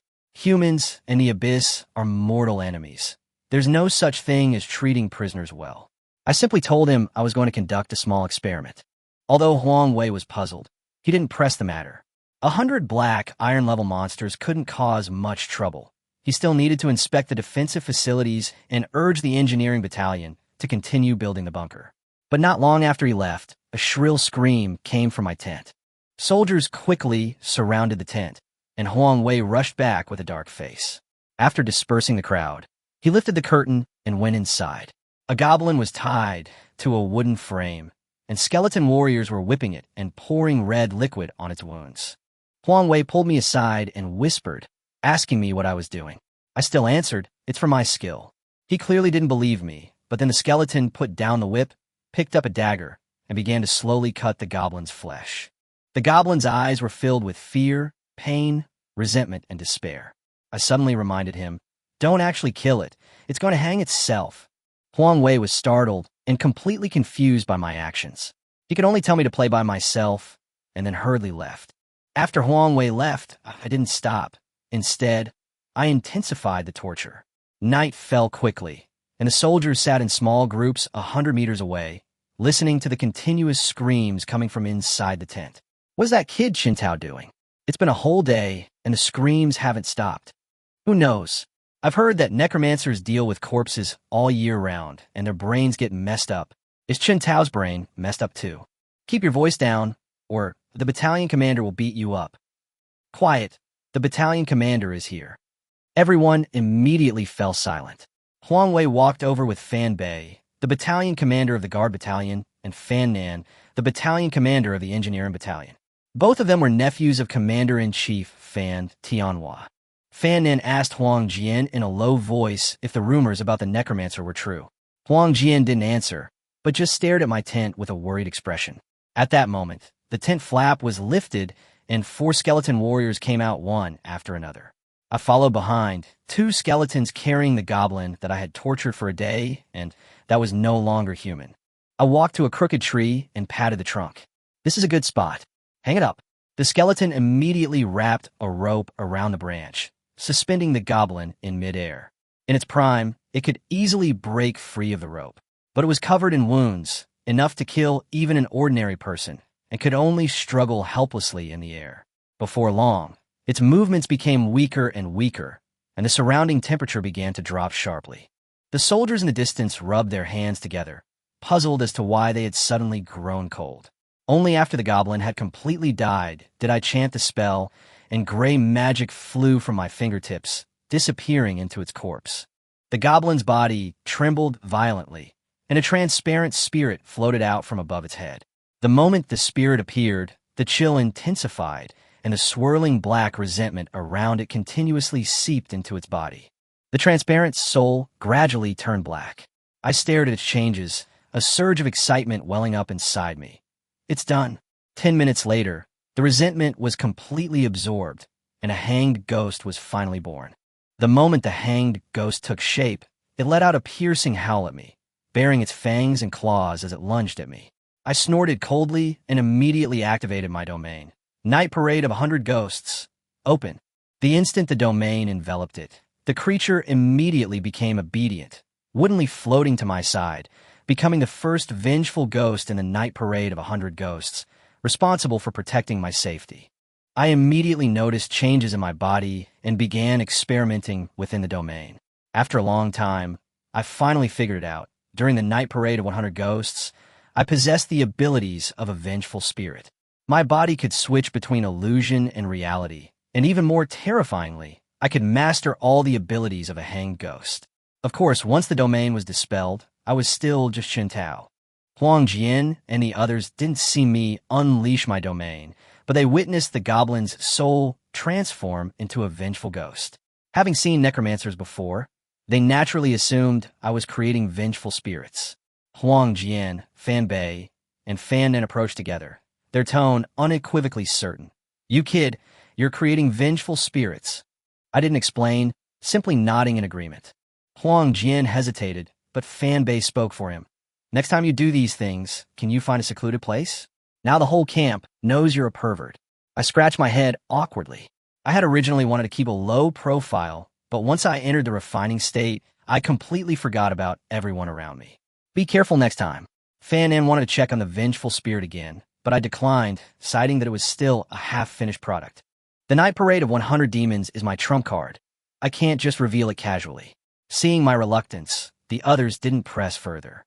Huang Jian then changed the subject, asking if I had indeed ravaged nearly 100 goblins. I get angry just thinking about it. I thought that as long as I kept torturing them, I could mass-produce hundreds of ghosts.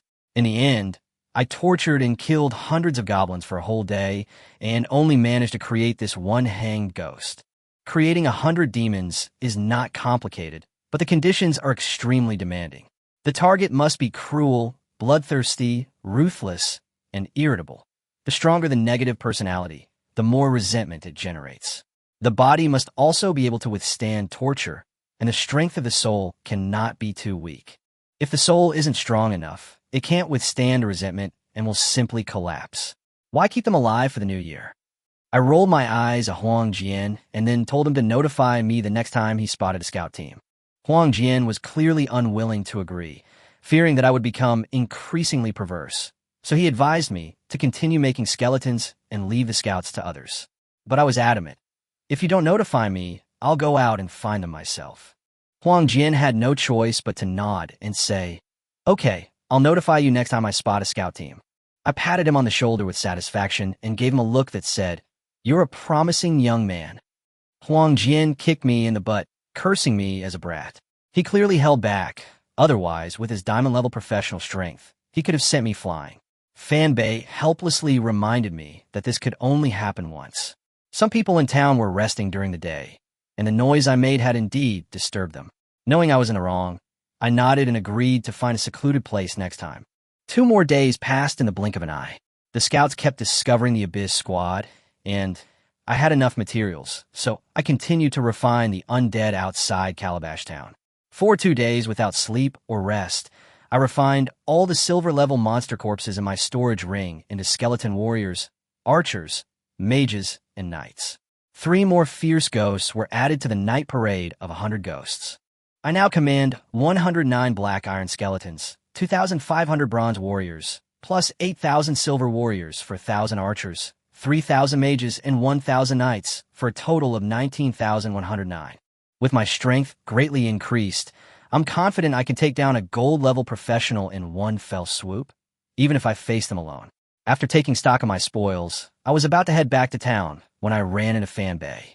I asked him where he had gone, and he said that the scouts had discovered traces of the Abyss army, and he was about to lead his men to investigate. Upon hearing this news, my heart sank. What was bound to happen had finally arrived. Fanbei told me that the enemy was a goblin brigade of about 10,000 people, located 40 miles from Hulu Town. However, the goblins were setting up camp and wouldn't be advancing anytime soon. I guess they're waiting for reinforcements. Fanbei thinks so too, and has already sent people to keep an eye on the camp. The most important thing now is to reinforce the fortifications, since time is too tight and the town's defenses are not yet perfect. I leaned over and suggested that we go and deal with them that night. With my current undead numbers, wiping out these 10,000 goblins wouldn't be difficult. Hearing me state the number 19,199, Fanbei was completely stunned. An ordinary silver-level undead summoner could only summon a few hundred skeletons at most, and my number was simply outrageous. Fanbei immediately made the decision. They had to pull this off. He told his men to return to Calabash Town first, while he grabbed me and raced towards the goblin camp. As a magic base class, I almost lost my shoes running, so I had to tell him to slow down. After Fanbei stopped, I rolled my eyes, opened the Netherworld portal, pulled out 2 skeletal horses, and reminded him that these things were a bit uncomfortable. Then we rode on, quickly meeting up with the scouts outside the camp. I surveyed the area. The goblin camp was right next to the river, with flat wasteland on the other 3 sides, making infiltration impossible. Since that was the case, I decided to push and head on. I spotted a few gold-level goblins in the camp and left Fanbei to deal with them. Then I walked alone towards the camp gate, which was nothing more than a frame made of several intersecting logs. I raised my hand and summoned the realm of the dead. A bronze gate appeared out of thin air behind me, and a chilling killing intent instantly filled the battlefield. With a shout of "Kill!" the skeleton warriors charged out first, followed closely by the archers and mages. Finally, 1,000 skeleton knights charged forward on horseback. The tremendous commotion had already alerted the goblins, who were now on high alert. I gave the order again, leave no one alive, and nearly 20,000 undead immediately rushed towards the camp. Although there were tens of thousands of goblins, the vast majority were only iron level, with just over 1,000 bronze level, fewer than 100 silver level, and only 2 gold level. Faced with an undead army that was almost entirely silver level, this was a one-sided massacre. Before the 2 sides even clashed, I ordered the skeleton archers to fire arrows. A rain of arrows tore through the night sky, whistling as they fell upon the camp, instantly eliciting a chorus of goblin screams. Immediately afterward, I commanded the mages to unleash a barrage of fireballs, water arrows, and wind blades, engulfing the entire camp in magic. When the dust settled, just 2 rounds of attacks had taken down a third of the goblins. In the blink of an eye, after 2 rounds of attacks, my skeleton knights were the first to charge into the goblin camp, followed closely by skeleton warriors. In less than half an hour, the goblin army was completely divided and surrounded, and annihilation was only a matter of time. Just then, 2 gold-level goblins roared and charged out, knocking away the silver-level skeleton warriors who were attacking them. I immediately moved my iron and bronze-level skeletons to the front to hold them off. These low-level skeletons can't be upgraded, so I don't mind them dying, but I can't let the silver-level skeletons go to waste. I shouted into the distance, "Brother Bei, what are you still looking at?" Fanbei and the 2 soldiers were stunned by the battle before them, only snapping back to their senses upon hearing my voice. Unleashing his diamond-level aura, Fanbei charged into the battlefield in the blink of an eye, casually swatting away any goblins blocking his path and heading straight for the 2 gold-level enemies. He inherited the skills of a legendary professional boxer, his hands gripping the necks of 2 golden goblins like iron clamps. They struggled desperately, but they couldn't budge the diamond-level powerhouse. With 2 cracks, his necks were snapped. Fanbei returned carrying the corpse and casually tossed it to me. Gold-level goblins are quite rare. I accepted it without hesitation. I don't need it now, but once I advance to the gold level, I'll have 2 more gold skeleton warriors.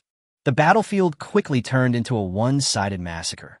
Every time the skeleton swung its blade, a goblin fell. When the last goblin fell, Fanbei glanced at his watch, his voice trembling slightly. From the start of the battle to its end, it only took 1 hour and 26 minutes. I didn't think it was that exaggerated. The difference in strength between the 2 sides was too great, and our side outnumbered them by twice as much, so the victory was easy.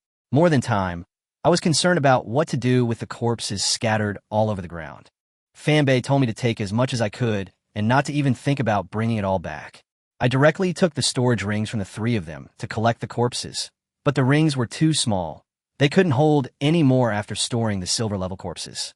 I gritted my teeth, determined to get a bigger storage ring when I got back. After finishing my tidying up, I searched the goblin camp again, but found nothing. I was so angry that I cursed them for being poor the whole way back. When I returned to Calabash Town, the soldiers were already lined up, saluting me in unison, their eyes full of admiration. Huang Wei patted me on the shoulder and said, "Good lad," before leading me, Fan Bei, and Fan Nan into the tent. Huang Wei asked if we had discovered anything, and Fan Bei replied with a serious expression, "These goblins are becoming more and more organized and disciplined." Upon reflection, I realized it was indeed true. In the past, the goblins would rout after half their numbers were lost, and they would scatter even more if a fallen wizard died. But this time, both the goblins and the fallen scouts from before fought to the very end. The once disorganized abyssal monsters, now led by the abyssal demons, have developed discipline like a human army. Huang Wei instructed Fan Nan to quickly improve the defensive fortifications and ordered the reconnaissance area to be expanded, with any discovery of the abyssal army to be reported immediately. As he spoke, he glanced at me, his meaning crystal clear. "If you spot the enemy, send me to eliminate them." I turned my head away helplessly.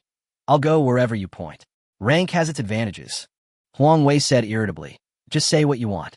I immediately leaned over and said with a grin, "Get me a super large storage ring that can hold at least 100,000 corpses." Upon hearing this, Huang Wei almost choked on his own saliva. When I asked for an ultra-large storage ring, Huang Wei's face immediately darkened. That kind of strategic resource, let alone me, a mere common soldier, even a mythical profession inheritor, wouldn't be qualified to obtain it so easily. Since I couldn't get the larger ones, I compromised and asked for 10 high-grade storage rings, one for each finger, which would add up to tens of thousands of cubic meters of space. But Huang Wei told me that each high-grade ring cost $1 billion, so 10 of them would cost $100 billion, which he simply couldn't afford. Seeing so many spoils of war that I couldn't bring back, I was heartbroken and could only complain. Huang Wei was silent for a moment, then agreed to go to logistics and see if he could lend me a super storage ring for emergencies. Although I wasn't satisfied, something was better than nothing. As for when to return it, I'd deal with that later. Not long after, Huang Wei brought back a black ring. It was used for logistics and transporting building materials, and although it was temporarily unused, Huang Wei repeatedly emphasized that it must be returned after the war. I took the ring and put it on, still feeling regretful for the monster corpses I had previously discarded. At that moment, a soldier rushed into the tent to report that the fallen demon legion had appeared in the southwest of Hulu Town. To be called a legion, it must number at least 100,000, which clearly means that my previous actions had thoroughly enraged the Abyss army. Huang Wei immediately pressed, "Are you sure it's not the Goblin army?" The soldier replied definitively, "It's the fallen ones coming. But we just wiped out a Goblin brigade. The nearest one should be the Goblin army, but they're nowhere to be seen." Fearing that goblins might be hiding in the shadows and launching a sneak attack, Huang Wei immediately dispatched his elite detachment to scout the area within a 50-mile radius of Hulu Town. Fan Bei guessed that a goblin army might be hiding nearby, but Huang Wei said it wasn't a possibility, but a certainty. I wasn't too concerned. The Abyss army consisted of more than just 2 legions. Legions from nearby areas had likely already arrived. With my current strength, I wouldn't necessarily be afraid to face an entire Abyss Legion alone. Fan Nan stepped forward to agree with my assessment, and everyone could only wait for the reconnaissance results. Back in my tent, I immediately retrieved the monster corpses from my storage ring and created over 100 silver tier skeleton warriors. Then, I checked my class panel to see the losses. All my iron tier skeleton warriors were dead, and I'd lost 500 bronze tier ones, gaining only 100 silver tier skeleton warriors in return. It wasn't exactly a loss, but for me, not gaining anything was a loss. After reviewing the battle, I realized that almost all of the undead I lost were killed by those 2 gold-level goblins. Now my undead army is large enough, but I lack a powerful being that can be invincible in a one-on-one fight. The 9 nether corpse refining technique is perfect for creating a natal zombie, but it requires a special corpse. I've had this skill for so long, yet I still haven't found a suitable target. Looking at the approaching army of the Abyss, I secretly resolved that I would eventually find a suitable corpse. The next day, as soon as I entered the main tent, I saw Huang Wei, Fan Bei, and Fan Nan all looking worried. I asked what had happened, and Fan Bei sighed and told me that the Sharp Knife Company had discovered that we were surrounded by the Abyss Army, and the enemy was still tightening their encirclement. I was somewhat puzzled. The main force of the garrison was on the Kanglan Plain. Even if we were surrounded, we should have a way to retreat. But Fan Nan's words completely stunned me. The main force was also surrounded. Just how many legions did the Abyss Army deploy to encircle us all like dumplings? I simply couldn't believe it. The abyssal demons in the southern region numbered no more than 1 million. How could they possibly have surrounded the entire garrison on the Kanglan Plain? Huang Wei told me that more than one abyssal demon had descended upon Donghai City. Another had appeared in the eastern region as well. There, 1 million demons had gathered, and they had joined forces with the Deep Sea Naga, who had also deployed 1 million troops. The enemy forces, including the monsters from the south and east, plus the Naga, number over 3 million. The garrison only has 600,000, and their individual combat strength is inferior to the enemy's. This battle is far from easy to win. I immediately inquired about the situation in Donghai City. Huang Wei smiled wryly and said that the demons hadn't attacked the city, but instead bypassed Donghai City, cutting off our way back. This was clearly not good news. I suddenly remembered what I'd learned in my textbook. After the Abyss demons tore open a spatial rift, their landing locations were supposed to be random. How could 2 demons happen to appear in the nearby area at the same time? Huang Wei and the others also realized what was happening. Unless someone had set up a guiding array beforehand to provide the Abyss demons with precise coordinates. Fan Bei shattered the sand table with a single blow, cursing that it must have been done by an anti-human organization. But it's no use blaming anyone now, Huang Wei said coldly. Our only way out is to fight our way out. Fan Nan, however, raised a question: why would the Abyss demons abandon the attack on the poorly defended Donghai City for the sake of those lackeys? The answer quickly became clear. Donghai City was the bait. As long as Donghai City remained, we couldn't easily break out from elsewhere. We had to rush back to save the millions of people in the city. This was a calculated move that forced us into the trap. I didn't want to remain trapped in Calabash Town any longer, so I volunteered to eliminate the enemy ahead and break through. The Necromancer's greatest strength lies in sustaining the army through battle. Given time, my undead legion will only grow stronger with each fight. Huang Wei immediately reported to the commander-in-chief, and a few minutes later the order came back, and the commander-in-chief agreed to break out. Fan Bei and Fan Nan immediately went to assemble the troops, while Huang Wei looked at me and said that this time it would all depend on my army of the undead. The Vanguard Battalion, Guard Battalion, and Engineer Battalion combined only number 4,500. Without my spirit, they truly wouldn't dare to charge out head-on.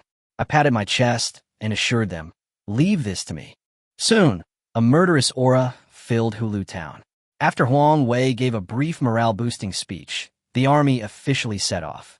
I didn't follow the main force. Instead, I first climbed a hillside with Fan Bei. Ahead lay the Fallen Demon Legion. Fan Bei was worried about whether I could annihilate the enemy. The Fallen Legion outnumbered my undead 5-1, and if the undead suffered too many losses, the subsequent breakout would be even more difficult. I just reassured him. The next moment, I released all the undead. Nearly 20,000 skeletons quickly formed ranks, with skeleton warriors at the front, knights on the flanks, and archers and mages in the center. The entire undead army pressed towards the Fallen. After the Fallen discovered us, they also formed a square formation. As soon as they entered the archers' range, I immediately ordered them to fire. 4,000 skeleton archers drew their bows simultaneously, and a rain of arrows instantly blanketed the enemy army. The Fallen's phalanx was too dense, making them easy targets in the rain of arrows. One volley resulted in heavy casualties, and then a second and third volley rained down relentlessly, causing enemy casualties to rise rapidly. The Fallen only have warriors and wizards, and they are helpless against range suppression. Once both sides entered the mage's range, a large number of Fallen wizards began chanting spells. I immediately ordered the archers to change targets and focus fire on the wizards. The rain of arrows swept across, not only killing numerous wizards, but also disrupting their spellcasting. At the same time, my skeleton mage began to act, unleashing spells that slammed into the fallen array. Arrows can only kill enemies one by one, while magic can wipe out entire areas. Most fallen ones are only of the iron rank, with a few of bronze and silver rank. Facing a silver rank skeleton mage, they're almost guaranteed to die upon contact or be seriously injured even if they are grazed. A single wave of magic can clear out a large area. Even gold rank fallen ones dare not take the hit head-on and can only dodge in a sorry state, howling in anger. After several rounds of bombardment, nearly 20,000 fallen ones were wiped out, with the fallen ones' wizards suffering the worst fate. More than 3,000 wizards were precisely targeted and killed by skeleton archers, with fewer than 500 surviving and less than 100 still able to cast spells. Although fallen ones are the lowest level of monsters in the abyss, even weaker than goblins, fallen one wizards possess an incredible ability to resurrect their own kind. As long as the wizard lives, the fallen one can rise again and again. Sure enough, the remaining wizards waved their staffs and began resurrecting their companions. The more wizards they resurrected, the faster they did so. To completely wipe out this legion, I must first eliminate all the fallen wizards. Continue attacking the wizards, I commanded, and another rain of arrows fell. Those fallen wizards who had just stood up were instantly riddled with bullets. I sneered, "Resurrect? Let's see how you resurrect." Even after no wizards remained on the battlefield, I still ordered the archers to unleash several more volleys of arrows to prevent any stragglers from causing trouble. Then, the skeleton archers moved to support the front lines, and the skeleton warriors clashed head-on with the fallen. My skeleton warriors are all silver rank, and they can cut down several iron rank fallen with a single strike. The skeleton mages also continuously bombarded the enemy's rear, and the fallen army was quickly thrown into chaos. My people continued to die tragically, and a dozen or so gold-level fallen demons roared as they charged towards me. I didn't even intend to fight. Fan Bei had already stepped in front of me. As a diamond-level expert, 2 major realms higher than gold level, killing them was a piece of cake for him. After the gold-level leaders were all killed, the fallen demons did not collapse and continued to resist under the command of the silver-level leaders. However, the difference in strength was undeniable. I commanded the skeleton warriors to continuously divide and surround them. It was only a matter of time before they were devoured. Taking advantage of the stabilization of the battle, I rushed to the wizard's corpse under Fan Bei's protection and cast a skeleton creation spell. As soon as a skeleton mage stood up, I immediately realized that it had inherited the fallen wizard's resurrection skill. This time it's really a steal, I exclaimed excitedly, but I quickly discovered a limitation. It could only resurrect skeletons, and it couldn't resurrect companions of a higher level than itself. A bronze-level skeleton mage had no effect on a silver-level skeleton warrior. I immediately ordered Fan Bei to search for silver-level wizards from more than 3,000 corpses. In the end, only 100 were found, but that was enough. I transformed them all into silver-level skeleton mages and ordered them to cast resurrection immediately. With 100 bone staffs swung simultaneously, the skeleton warriors whose undead fire had been extinguished rose again within seconds, the flames in their skulls reigniting. With this resurrected force, my undead army suffered greatly fewer casualties and gradually suppressed the fallen legion. I didn't stop, continuing to create skeleton mages. Whether bronze or iron, as long as there were enough, they were all combat power. As my spell casting became more and more proficient, I could create skeletons almost without chanting incantations, and new undead kept joining the battlefield. 2 hours later, the fallen legion was completely divided and surrounded. I handed the super storage ring to Fan Bei, asking him to collect the corpses. These were all future fighting forces. I continued creating skeletons, and our advantage on the battlefield grew stronger and stronger. Rumble. The roar of military vehicles echoed in the distance. Huang Wei and his team had arrived several hours late due to the demolition of buildings at the intersection. When they finally arrived, they saw that the fallen legion had been mostly wiped out, and what remained was merely a desperate struggle. Everyone was speechless with shock. Are we too late? Everyone was stunned by the sight of the fallen's corpses scattered on the ground.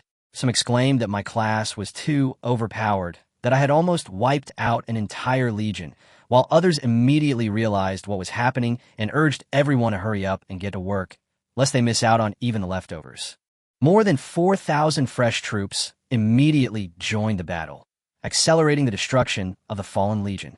Half an hour later, the battle was completely over, and I withdrew my undead army to rejoin Huang Wei and the others. Looking at the corpses scattered everywhere, Huang Wei patted me and praised me, saying, "Well done." I said it was a small matter, but I couldn't help feeling a little smug. Afterwards, Huang Wei ordered the battlefield to be cleaned up, preparing to move on to the next target. Everyone took out their storage rings to collect the fallen demon corpses. Although these things weren't valuable, they were still resources. I didn't stop them. There were too many corpses for me to use, and I only needed intact bodies. Those shattered by magic were useless to me. An hour later, the battlefield was finally cleared.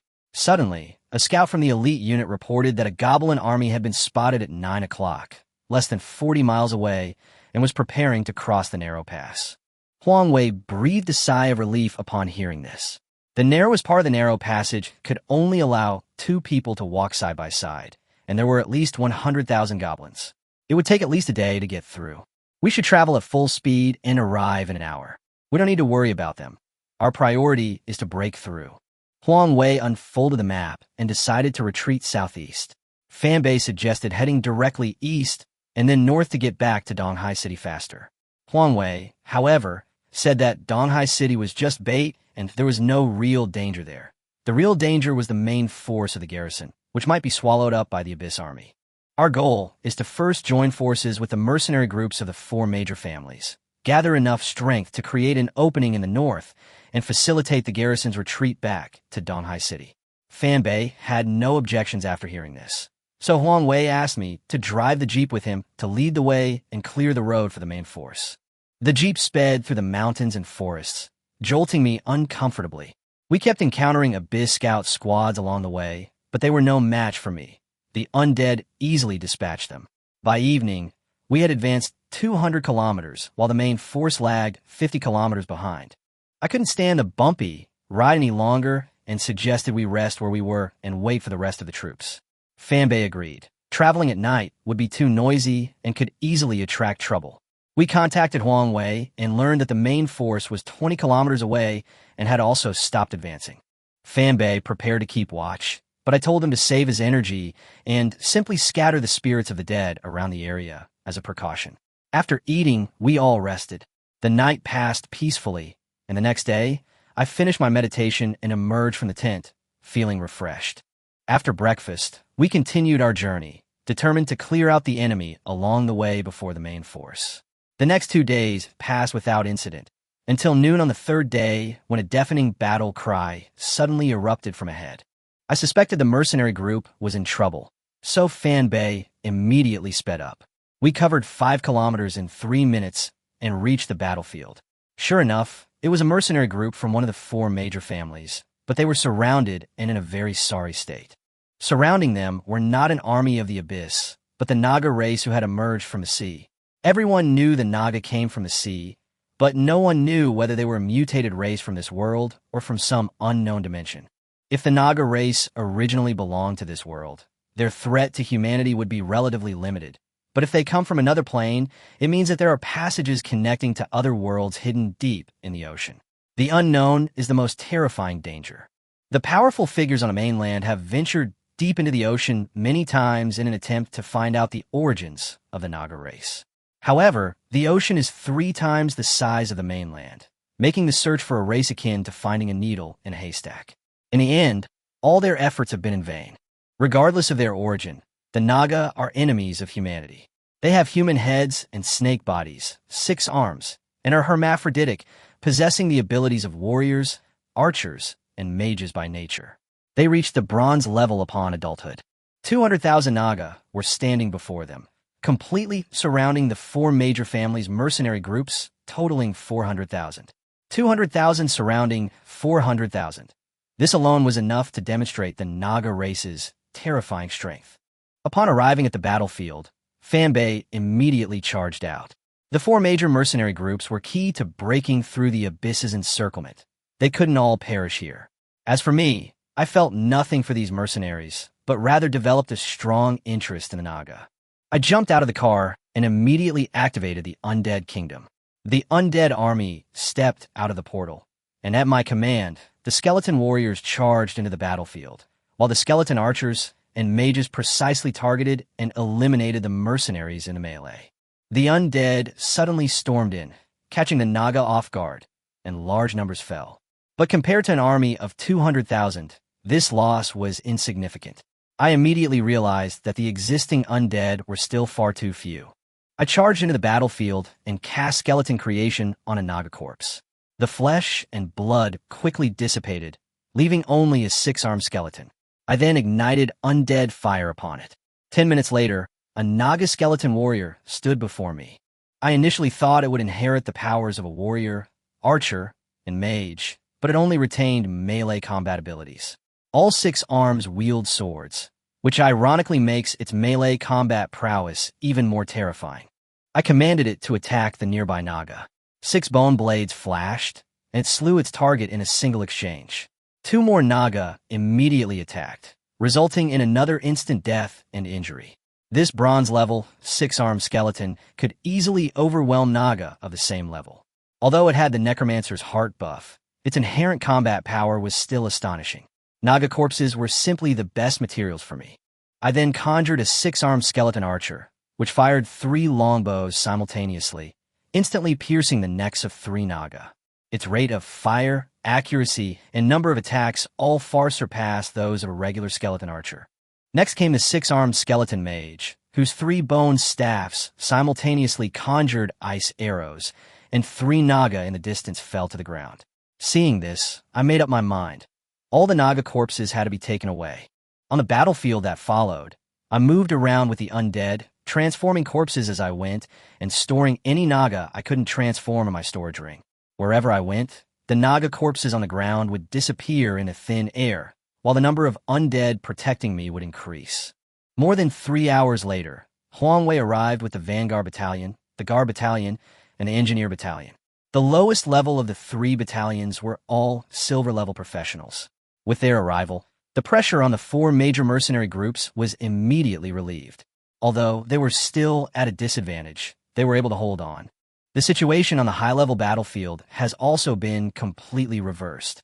After Fan Bei joined, the 2 sides' diamond-level combat power was already even, but now Huang Wei has reached the high-level diamond level and even ambushed and killed a Naga diamond powerhouse.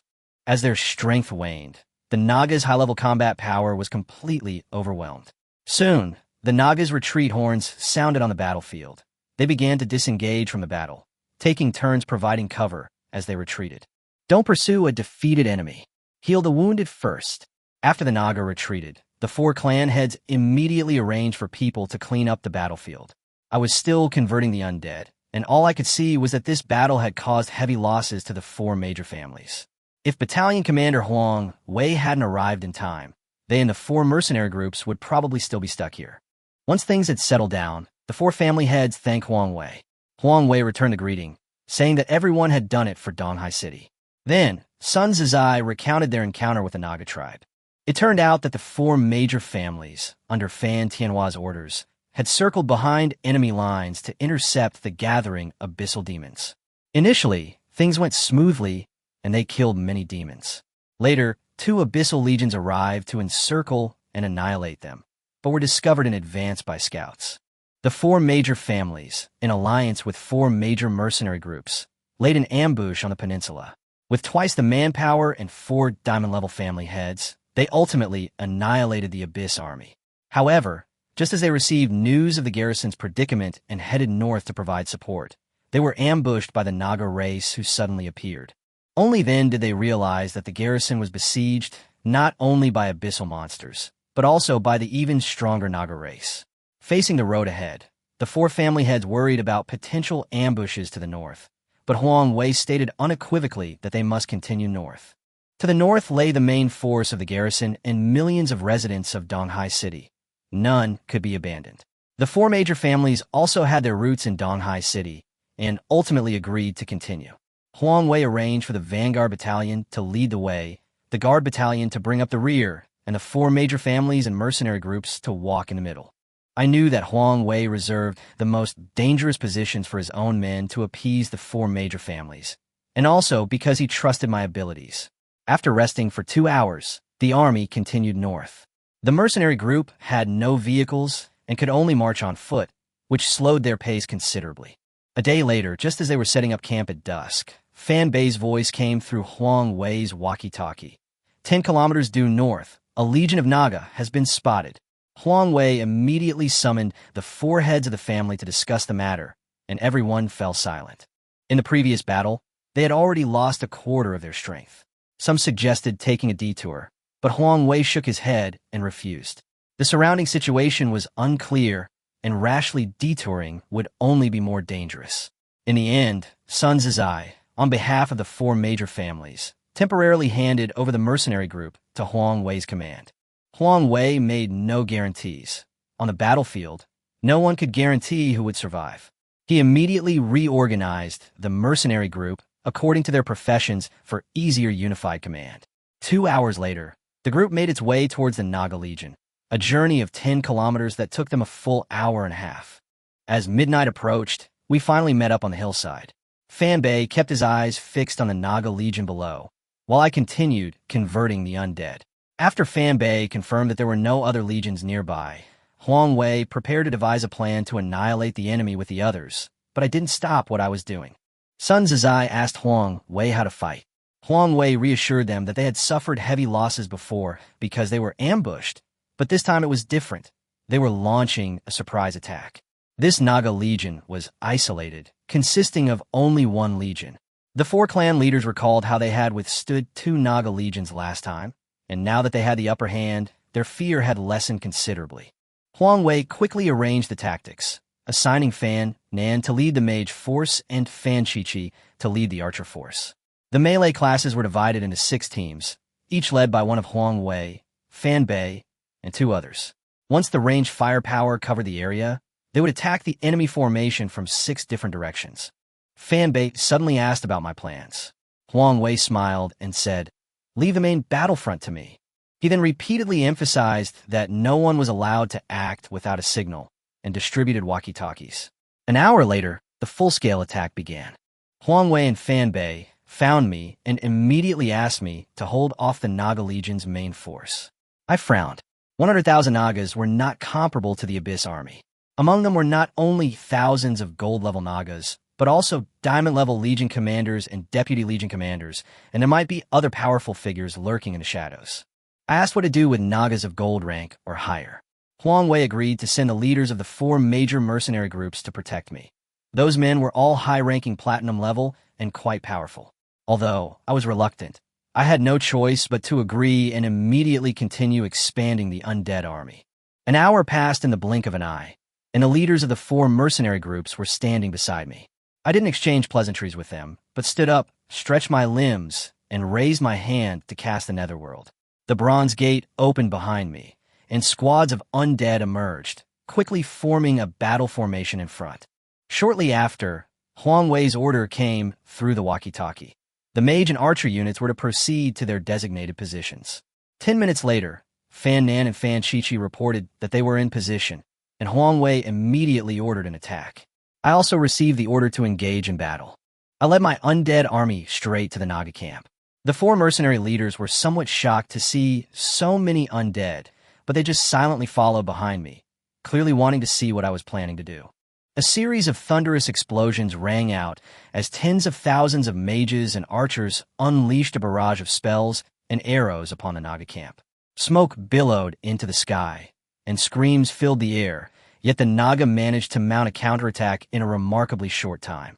20,000 Naga rushed out of the camp, splitting into 2 groups, attempting to bypass me and directly attack the mages and archers. Seeing that they didn't take me seriously at all, I immediately became furious and ordered the undead army to meet them and stop the 20,000. The 2 sides were not far apart to begin with, and soon they collided. The Naga were initially caught off guard, but then a platinum-level Naga gave the order, and they immediately stopped their charge and began to fight my undead one by one. I then realized that they hadn't failed to spot me. They simply underestimated skeletons. Little did they know, my skeletons were all bronze and silver level, with silver making up the majority. This misinformation caused the Naga to suffer a significant loss right from the start. The six-armed skeleton warrior, in particular, wielded his 6 arms with lightning speed, instantly slaying 3 Naga. I stood behind him, casting a skeleton-creating spell on the Naga corpses on the ground, preparing to transform them into my power as well. But just as I transformed 2 corpses, a roar erupted from within the Naga formation. 2 platinum-level Nagas flanked me from the left and right, charging straight at my main body. I glanced at them disdainfully, then turned to the 4 mercenary leaders beside me. Mere platinum level. Who do they think they are? Now it's your turn. After the platinum level Naga was blocked, I didn't stop, continuing to transform the Naga corpses on the ground into 6-armed skeletons. On the battlefield, the Naga and my undead army were roughly equal in number and strength, with casualties close to 1-to-1. However, my skeleton mages were constantly resurrecting fallen skeletons, and the Naga gradually fell into a disadvantageous position. However, the Naga were indeed formidable. Even at a disadvantage, they were not easily defeated. A barrage of spells continued to rain down on the Naga camp. The mages and archers didn't care whether their attacks hit. They simply unleashed their firepower until their mental energy was depleted and their arrows were exhausted. The next second, Huang Wei's roar came through the walkie-talkie. Kill! Huang Wei led the mercenaries in the first charge, followed closely by the other 5 teams. With diamond-level experts clearing the way, the Naga couldn't stop them at all, and in the blink of an eye, they were slaughtered and forced into the camp. I panicked when I saw that. Those were all my corpses. How could I let them go to someone else? I sped up the conversion, and the 6-armed skeletons revived one after another. I also sent the leaders of the 4 mercenary groups to hunt down gold-level and platinum-level Naga. Just as they were locked in fierce combat, 2 gold-level Nagas suddenly appeared beside me. I immediately activated my trump card. Night Parade of 100 Demons. The domain expanded, instantly enveloping an area of 1,000 meters. Within the domain, the mercenary leader and the Nagas were unable to use any skills and could only rely on physical combat. But my undead army was completely unaffected. In fact, its combat power surged. So this is how the Night Parade of 100 Demons works. The 2 gold-level Nagas, without their power, are nothing more than cannon fodder in my eyes. A noose. A rope appeared out of thin air, looped around the neck of one of the Nagas, and hoisted it into the air. It struggled desperately, but could only be strangled to death. Another Naga turned to run away, but fell into a large river as soon as it took a step. It tried to escape by swimming, but something at the bottom of the river grabbed its tail and dragged it downstream. Then I remembered that the Naga were amphibious, and drowning them was impossible. So I waved my hand, dispersing the river, and the surroundings transformed into a gloomy forest. Green poisonous mist filled the air, and coughs echoed from the woods. The Naga struggled a few times, clutching its neck, before its body quickly turned from green to black, and it collapsed, poisoned to death. I collected the corpses and looked back at the battlefield. All the Naga within my domain had perished. Now that I was exposed, there was no need to hide any longer. I floated towards the battlefield with my domain, which always covered a kilometer radius around me. Hang ghosts, knife-wielding ghosts, starving ghosts, kill them all. 3 vengeful spirits emerged from the ground and pounced on the nearby Naga. The Naga, stripped of their abilities, were no match for them and were torn to shreds in the blink of an eye. As for the water ghost, I won't even bother calling it out. Using it to drown the Naga is a complete joke. With the blessing of the Night Parade of 100 Demons, the battle ended extremely quickly. Except for a few platinum-level Naga who fled at the first sign of trouble, both large squads of Naga perished at the hands of my undead army. Humming a little tune, I began collecting the spoils. A full 20,000 Naga corpses were in my possession. Once they were all transformed, my strength would undoubtedly rise to another level. On the other side, the leaders of the 4 mercenary groups stood at a distance, their faces grim. When they were enveloped by the domain, they thought it was a glory-level expert making a move, and they were so frightened that they ran away, forgetting even their mission to protect me.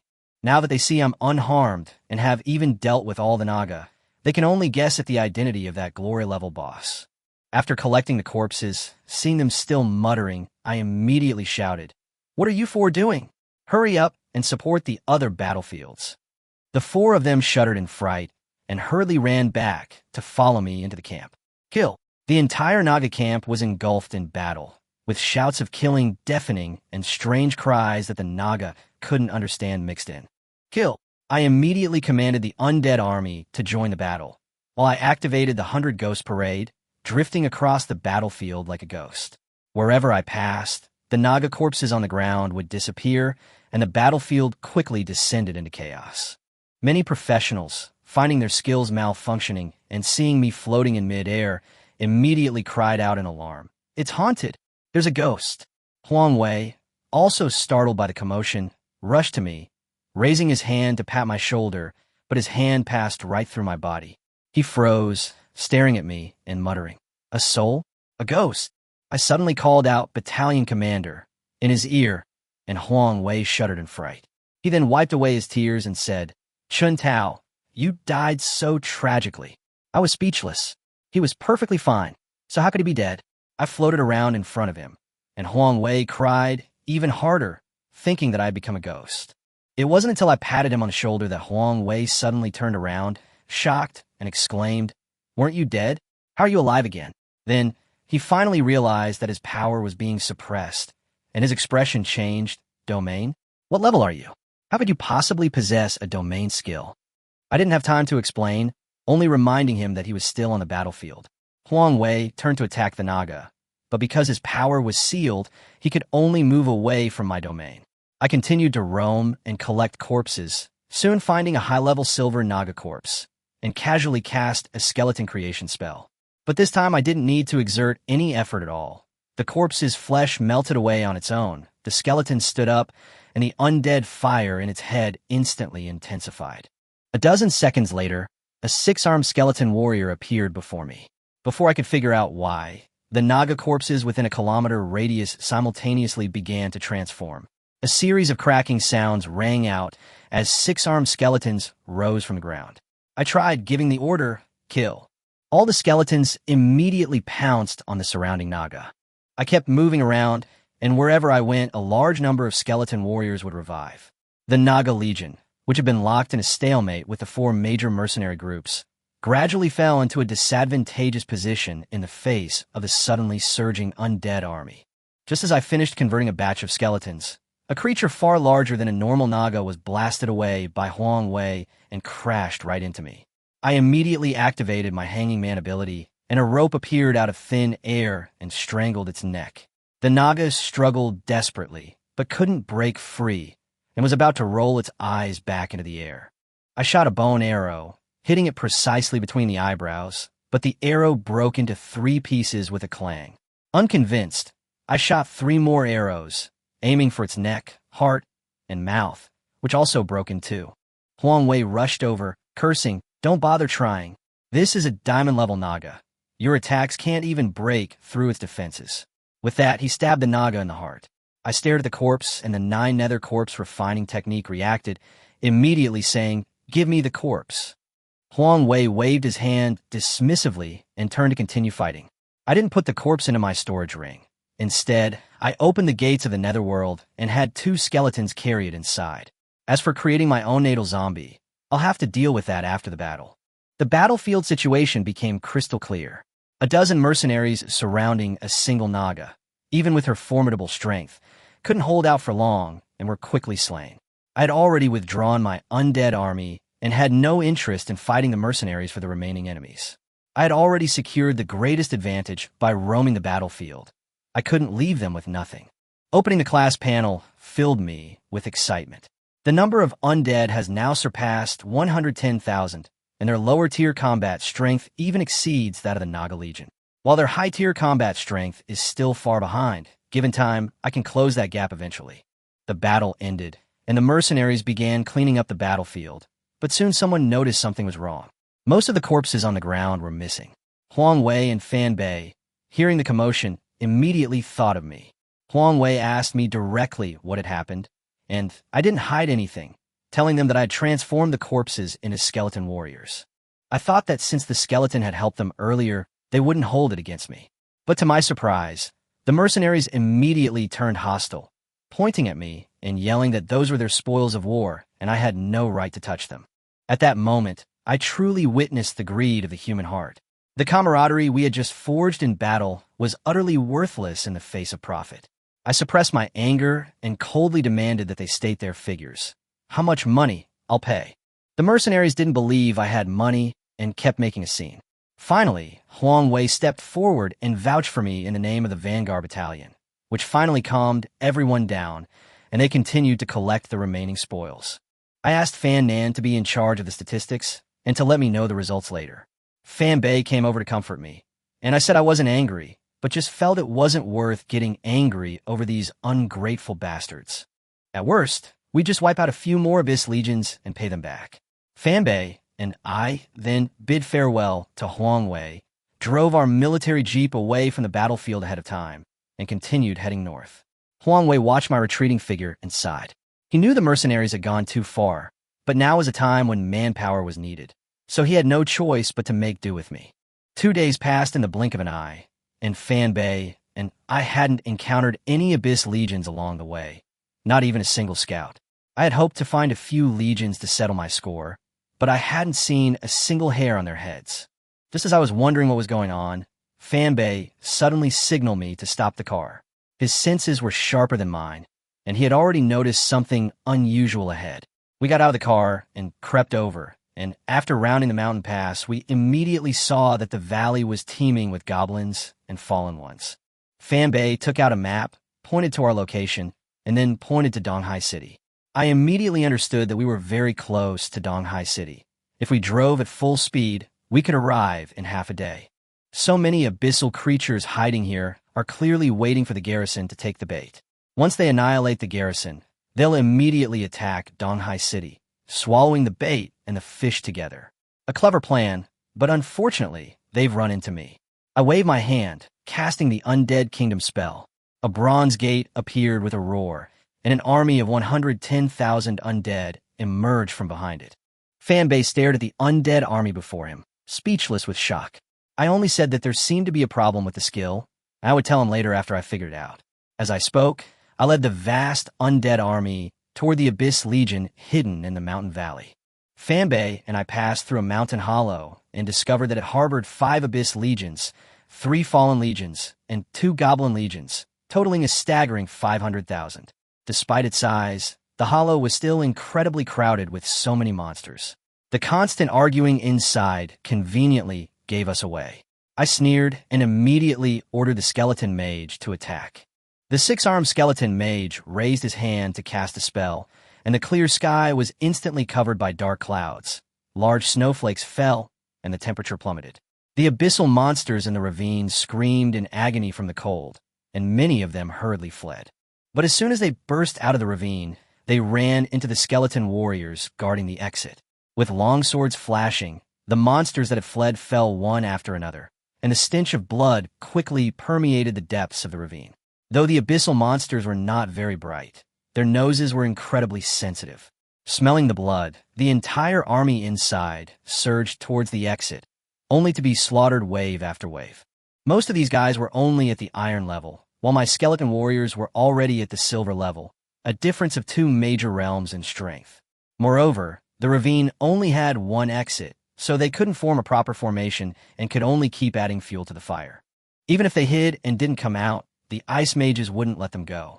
Ice storms rained down, snowflakes turning into dense hail, enveloping the entire valley. The cold wind lashed my face like knives. Even I, standing on the outer edge, felt the biting chill, let alone the abyssal army in the magic center. They moved slower and slower, many monsters freezing solid in place. The hailstones grew larger and larger, the largest reaching the size of a fist, before freezing into a thick layer of ice upon landing. Just as the battle seemed to be ending, more than 20 figures suddenly rushed out of the ravine. Among them were goblins and fallen demons, all of them gold level. I remained completely calm. After the last battle, my understanding of the night parade of 100 demons had deepened, and gold-level beings posed no threat to me. I immediately activated the 100 Demons Parade Domain. The moment those gold-level demons rushed into the domain, their power was completely sealed, and their bodies crashed heavily to the ground. Immediately afterward, the land beneath their feet transformed into a great river, and all 20-odd demons fell into the water. One goblin barely managed to cry for help before being dragged to the bottom of the river by a water ghost. Its corpse floated to the surface shortly afterward. This scene terrified the remaining monsters. The water ghost struck again, dragging several more fallen ones into the water. The remaining creatures swam desperately to shore, thinking they had finally escaped. But a crooked tree had appeared by the riverbank, with ropes hanging from it. As if possessed, they walked to the tree and put the ropes around their necks. The ropes suddenly taut, suspending more than a dozen goblins and fallen ones into the air. Powerless, they couldn't hold on for long, quickly turning into corpses that swayed in the wind. With all these high-level combatants dead, the Abyss army was utterly wiped out. The temperature inside the ravine plummeted to below -40 degrees Celsius, and all the monsters that hadn't managed to escape were frozen solid. As for the Abyss monsters that managed to reach the exit, they had already perished under the skeleton warrior's blades. I ordered the 6-armed skeleton mage to cease casting his spells, and only then did the surrounding temperature gradually rise again. Let's set up camp here today. I plan to hand over the corpses to the 4 major mercenary groups as payment, and also give them the job of cleaning up the battlefield. More importantly, this battle was enough to deter them and completely dispel their filthy thoughts. Fanbei then asked me why there were suddenly so many undead. I couldn't explain it myself, so I just told him everything that had happened that day. After listening, Fanbei was equally confused. The Necromancer class was appearing for the first time, and even he, a diamond-level expert, couldn't give an answer.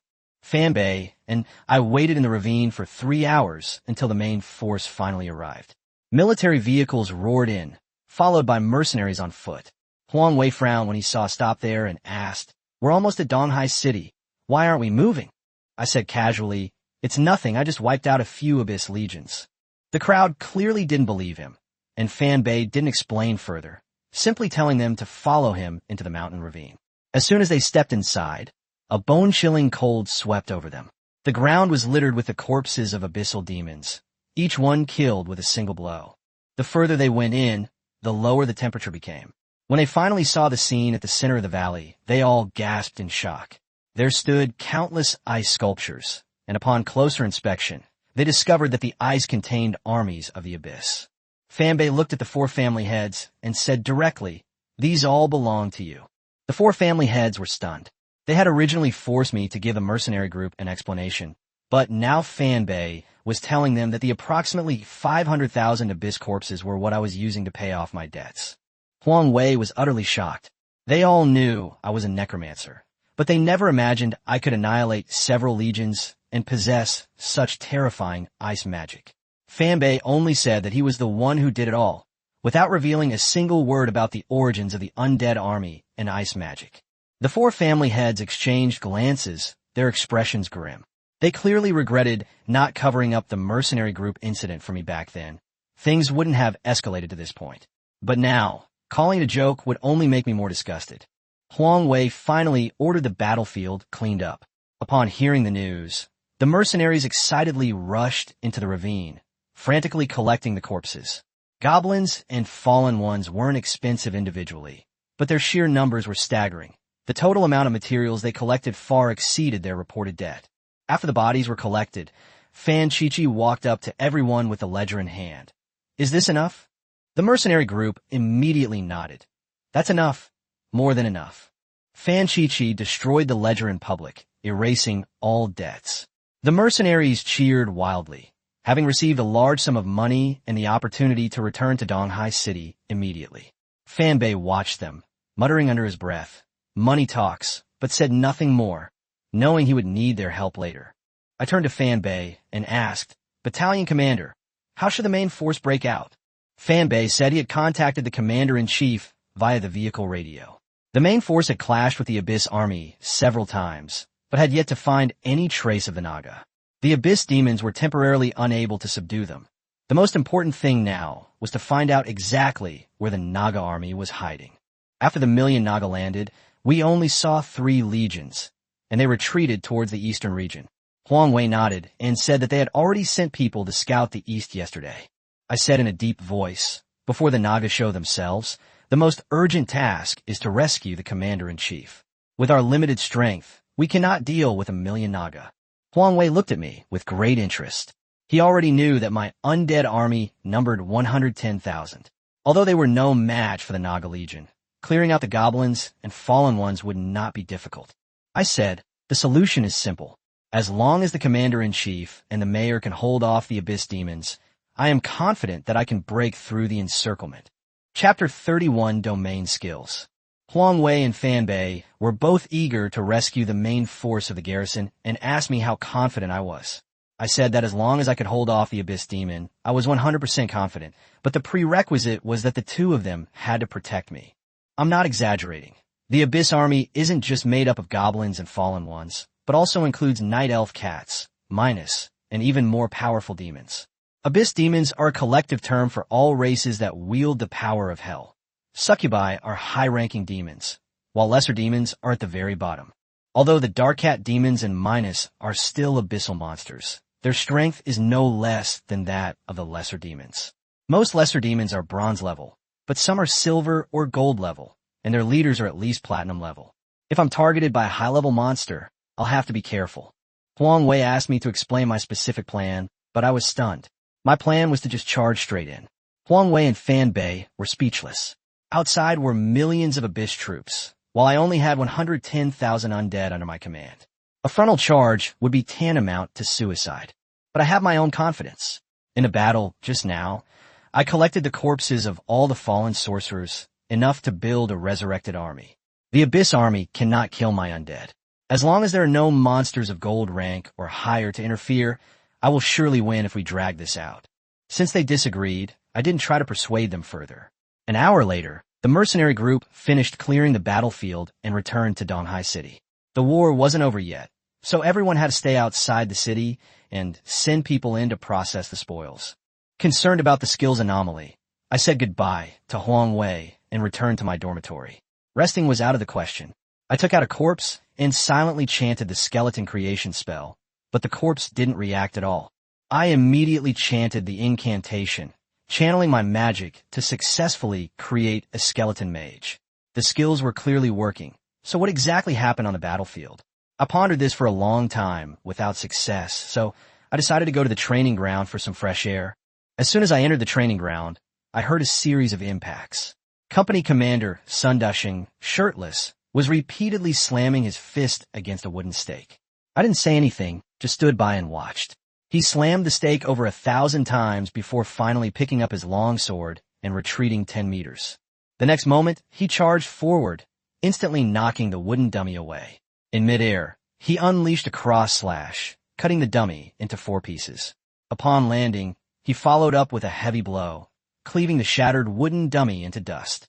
For words suddenly flashed through my mind. Skill combination. The power of skills is not fixed. Proper combos can greatly enhance the effect. Sun Dushing's heavy strike is ordinary when used on the ground, but by taking advantage of the momentum of falling in midair, its power is more than doubled.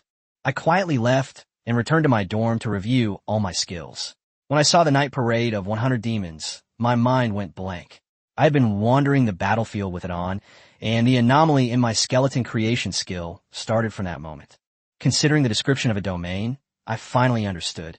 A domain can alter the rules of heaven and earth in a region, tilting the rules in favor of the spellcaster. Different professions and cultivation systems entering it will naturally be suppressed, which is why a domain can only be countered by another domain. The rules of the domain don't appear out of thin air. They're constructed around the skills of the professionals. Skeleton creation and Necromancer's Heart are the core of the night parade of 100 ghosts. So within the domain, I can unleash skeleton creation with a single thought, and the speed of undead conversion is also greatly increased.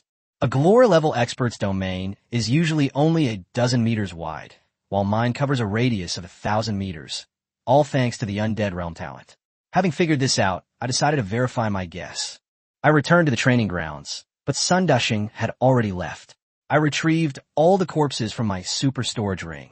The corpses of 30,000 Naga and 20,000 fallen demon wizards, instantly filling the training grounds.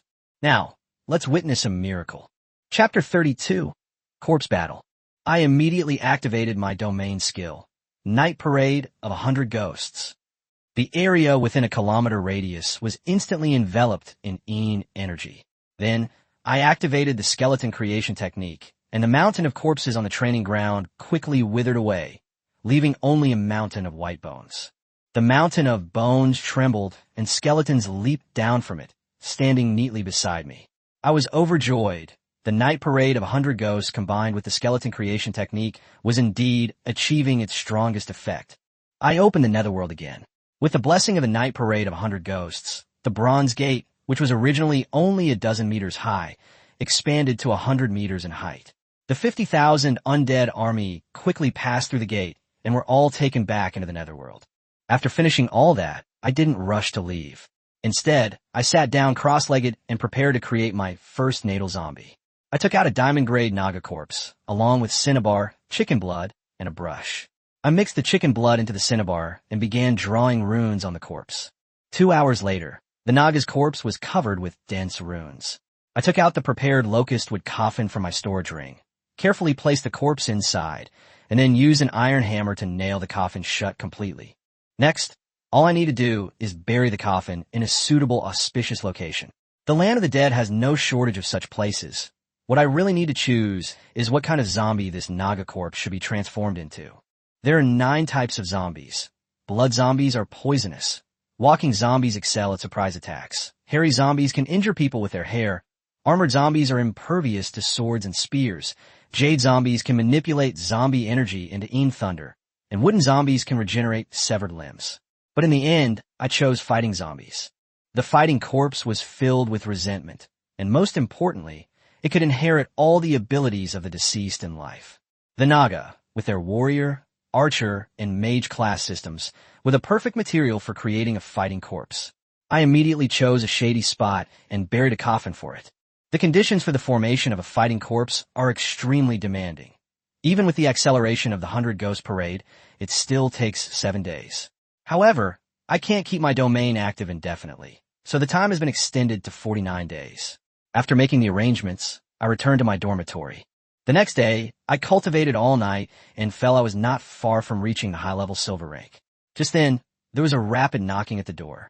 I put on my gear and opened the door, where Fan Bei was standing anxiously.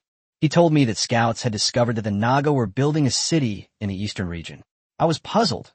Why would the Naga want to build a city on land? Did they really intend to live on land?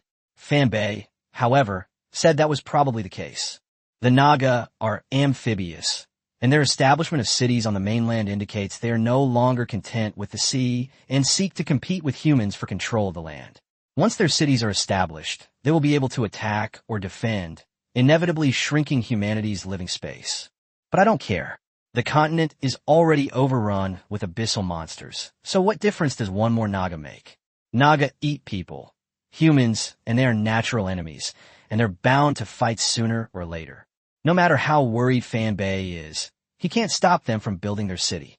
I countered with, what can we do to stop it now? That silenced him. Donghai City's strength is limited. Even if they mobilized all their forces, they might not be able to shake the Naga race. Instead of anxiously waiting here, we should rescue the commander-in-chief as soon as possible. Fan Bei sighed and said that the 4 major mercenary groups had already begun preparations and would launch a counterattack in a few days to escort the commander-in-chief back to the city. I listened with disdain. Those opportunistic bastards would probably be terrified before the battle even began, facing millions of Abyss soldiers. Besides, I no longer want to fight alongside them. Otherwise, in the end, I'll have to clean up their messes and even find their bodies. I don't have the time for that. Chapter 33, Deciduous Forest. After breakfast, Fan Bei and I parted ways. He went to a meeting, and as a lowly soldier, I wasn't qualified to participate, so I could only go back to the dormitory to continue my training. I'm just 1 step away from the advanced silver rank, and I'm in a good mood. I heard that most of my former classmates are still hovering around the iron rank, and very few have even broken through to the bronze rank. I've improved so quickly thanks to the divine meditation technique and the breakthrough pill given to me by Huang Wei. Cultivation knows no time, and 2 days later, I successfully entered the advanced silver rank. Opening the panel, I saw that my skeleton army was already quite large, with silver-level troops making up the majority, except for a mere 1,000 skeleton knights. Knight-type monsters are already rare, and only goblin wolf riders can provide materials near Donghai City. Now that the Abyss Legion has assembled, most of those wolf riders have gone to the battlefield, making it even more difficult to replenish the knight troop type. The scale of the war is growing, but I lack high-level combat power. The only solution is to continue upgrading, but I've only just broken through to the high-level silver rank and am still far from the gold rank, so I can only take it one step at a time.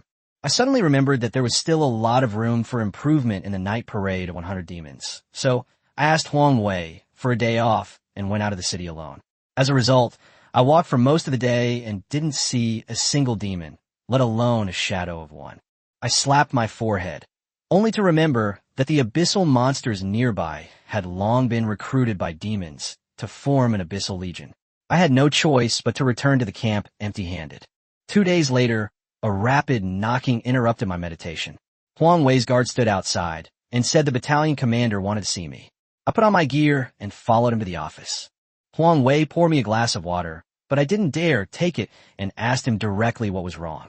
He didn't beat around the bush. The 4 mercenary groups had finished resting and were setting off tonight. The mission remained the same. Fan Bei and I would go first. Just then, Fan Bei pushed open the door and came in. Huang Wei told us that the commander-in-chief was preparing to break out through the deciduous forest and wanted us to go and meet him. Fan Bei had been waiting for the operation, and we left the military camp before dark, heading towards the deciduous forest. The main force also completed its assembly before nightfall. After traveling all night, we arrived at the northern part of the deciduous forest at dawn. This primeval forest stretches nearly 100 kilometers from north to south and more than 70 kilometers from east to west. To reach our destination, we had to traverse through the forest. Looking at the dense, impenetrable forest, I couldn't help but complain about how the commander-in-chief could have chosen such a place to break out. Not only were there mutated wild beasts in the forest, but there were also giant opium stalks lurking there. A moment's carelessness could be fatal. Fan Bei told me to stop talking nonsense. The commander-in-chief must have his own considerations. We ate something quickly and stepped into the forest. The thick layer of fallen leaves felt like cotton underfoot. We walked for most of the day, sinking deep into the leaves, and still hadn't covered 10 kilometers. I was so exhausted that I had to call a stop. Fan Bei was also helpless. There are no paths in the forest, and we had to be constantly on guard against traps. At this pace, we would really be exhausted to death. Only then did I remember the night parade of 100 demons, and I immediately activated my skill, my body becoming ethereal and floating into the air.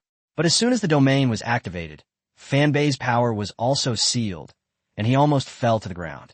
Looking at his resentful eyes, I felt a little embarrassed. He, a diamond-level professional, didn't even have a domain skill, while I, a silver level, had one first. It was indeed a bit of a blow. After continuing our journey, it was Fan Bei's turn to suffer. His powers were sealed, and he could only rely on his physical strength to walk, which quickly became unbearable.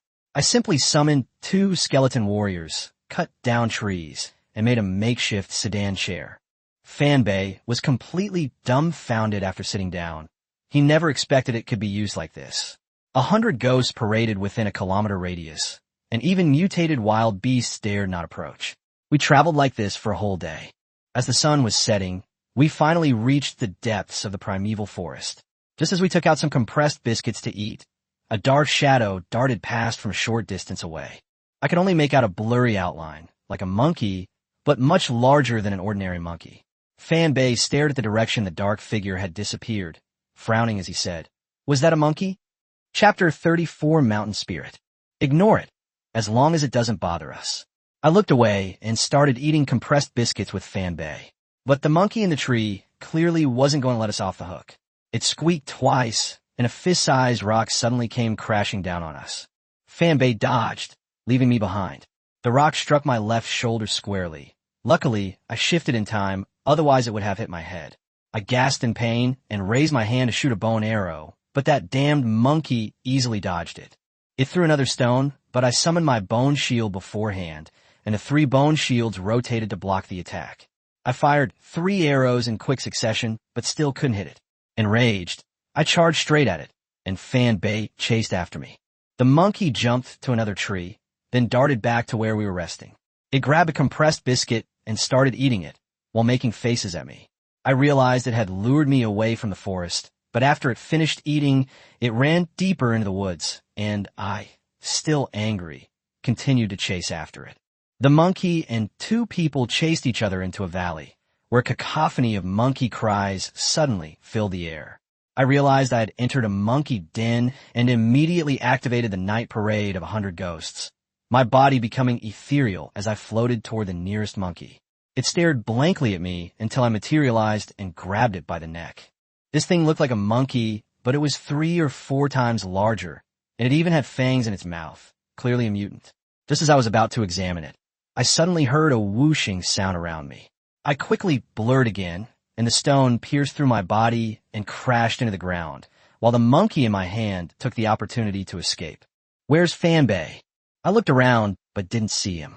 However, with his strength, these monkeys couldn't harm him. Just then, a monkey wandered into my territory, and I sneered, "Hanger!" A rope suddenly tightened around the monkey's neck, suspending it in midair. It struggled desperately, but I felt it wasn't enough, so I summoned a large river and threw it into the water. As soon as the monkey caught its breath, a large hand reached out from underwater, grabbed its calf, and dragged it down with all its might.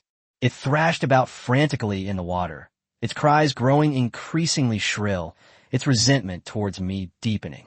Staring at that surging resentment, I suddenly chuckled. This resentment, it's probably going to turn into a vengeful ghost.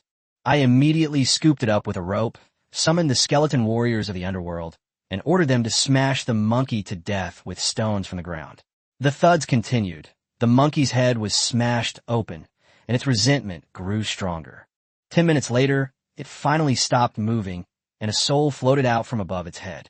I immediately poured my resentment into its soul, and with a silent roar, it transformed into a monster with a blue face and fangs. "The mountain spirit is complete," I exclaimed with joy, adding another member to the 100 ghosts. The mountain spirit can command natural forces such as rain, fog, wind, and snow. After it was incorporated, the death energy in my domain became even more concentrated, and the powers of the hanged ghost, water ghost, knife-wielding ghost, starving ghost, and mountain spirit all increased as well. Suddenly, I heard the urgent cries of a troop of monkeys in the distance, as if something had happened.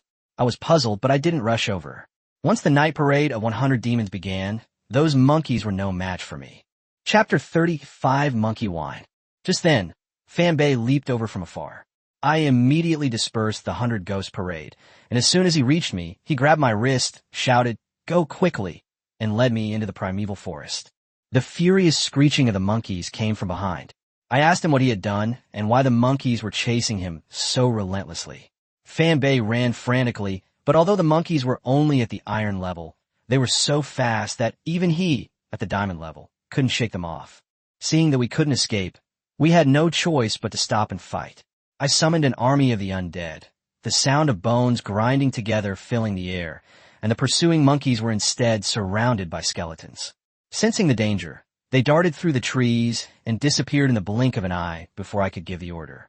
I didn't collect the spirit, staring at Fanbei and pressing him for an explanation. He chuckled and took out a military water bottle from his storage ring. I thought he was showing off with that old water bottle, but he unscrewed the cap, and a strange aroma of alcohol immediately wafted out. Just one whiff of it, and my spirits lifted. I immediately recognized it as monkey wine. Fanbei admitted that with this wine, he could break through to the high-level diamond rank in a short time, and even attempt to reach the glory rank. He then tossed the water bottle directly to me. Monkey wine is so precious, and he just gave it away like that, so he obviously has quite a bit more. I put away my water bottle and asked him if he had stolen all the wine brewed by the monkeys. Fanbei just kept laughing, and I immediately realized that the monkeys were chasing this wine thief. No wonder they disappeared after throwing stones. They were going to find Fanbei. Fanbei ignored my teasing and took out some compressed biscuits to fill his stomach. I ate a little too, packed up, and continued on my way. After walking for a while, I kept feeling like there was a pair of eyes watching us from behind. Fanbei leaped to the treetop to check, but found nothing. I told him to come down, and then activated the 100 Ghost Parade, my spiritual power covering a radius of 1,000 meters. During the reconnaissance, a figure flashed through the woods and quickly fled into the distance. It was a monkey. They'd actually sent monkeys to keep watch, clearly wanting to reclaim the monkey wine and teach us a lesson. But we had a mission to complete and couldn't afford to be harassed by them indefinitely. Fanbei said the undead army couldn't catch these monkeys, and I was also worried they would alert the Abyss army. After a moment's thought, I summoned the blue-faced, fanged mountain spirit and had it manipulate the forces of nature, causing wind and rain. After the mountain spirit disappeared, dark clouds quickly descended, a fierce wind rustled the leaves, and a torrential downpour enveloped the entire primeval forest.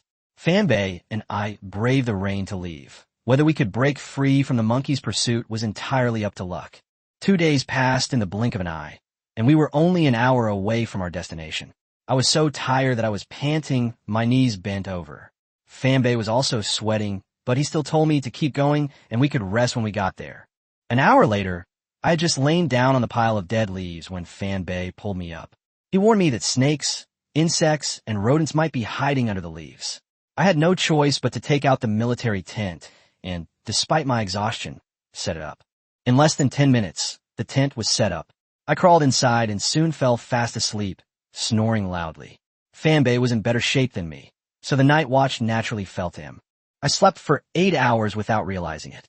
When I stepped out of the tent, I saw Fanbei sitting there, his head nodding sleepily. All right, I'll keep watch. You go to sleep. Chapter 36, Golden Goblin. 4 family heads. We're too slow. We must reach the designated location by tomorrow evening. Huang Wei looked at the dense forest and called the 4 family heads to his side. We were originally scheduled to arrive by tomorrow morning, but the deciduous forest was more difficult to traverse than expected, with large puddles of smoke everywhere. The 2 of us could swing across using the trees, but the main group had to take a detour, which significantly slowed us down. Sun Zizai sighed. It's not that everyone is slacking off, but getting stuck in the opium bubble is no small matter, and it's too difficult to speed things up. Zhang Mao proposed a solution. Send earth and ice mages to clear the way. The earth mages would fill in the giant smoke bubble, and the ice mages would seal it. The cost would be that the mages would consume a lot of magic power, and they might not be able to join the battle immediately upon arrival. After weighing the options, Huang Wei nodded. In any case, once they arrived at the designated location, they would have to wait for news from Commander-in-Chief Fan Tianhua, giving the mages time to recover. Soon, several thousand Earth Elemental mages and fewer than 100 Ice Elemental mages were gathered together. Most of the Ice Elemental mages came from the Sun family. After Huang Wei explained the mission, the mages immediately set to work, clearing a safe passage through the forest. The army set off again, and their marching speed was indeed much faster. However, with so many smoke bubbles, the mages' magic power quickly ran out, forcing them to stop and rest. Sun Zizai handed Huang Wei a piece of dried meat and said with a smile, "At this rate, it should arrive before noon tomorrow." Huang Wei took the dried meat and shouted to everyone, "Hang in there a little longer. I'll treat you all to drinks once we've completed the mission." Everyone burst into laughter, lightening the atmosphere considerably. Huang Wei gave Sun Zizai a grateful look before continuing to gaze into the depths of the deciduous forest. Meanwhile, Fanbei and I were sitting in a tree, watching the 2 abyss legions outside the forest. One was goblins, and the other was minotaurs. The goblin army before me was clearly extraordinary. The vast majority possessed bronze-level strength, and there were quite a few silver-level as well. What intrigued me most was that they actually had 10,000 goblin wolf riders. Fanbei said, "It seems the abyss demons have sent their elite forces to besiege the main force of the garrison. This goblin legion is on a completely different level from the previous ones."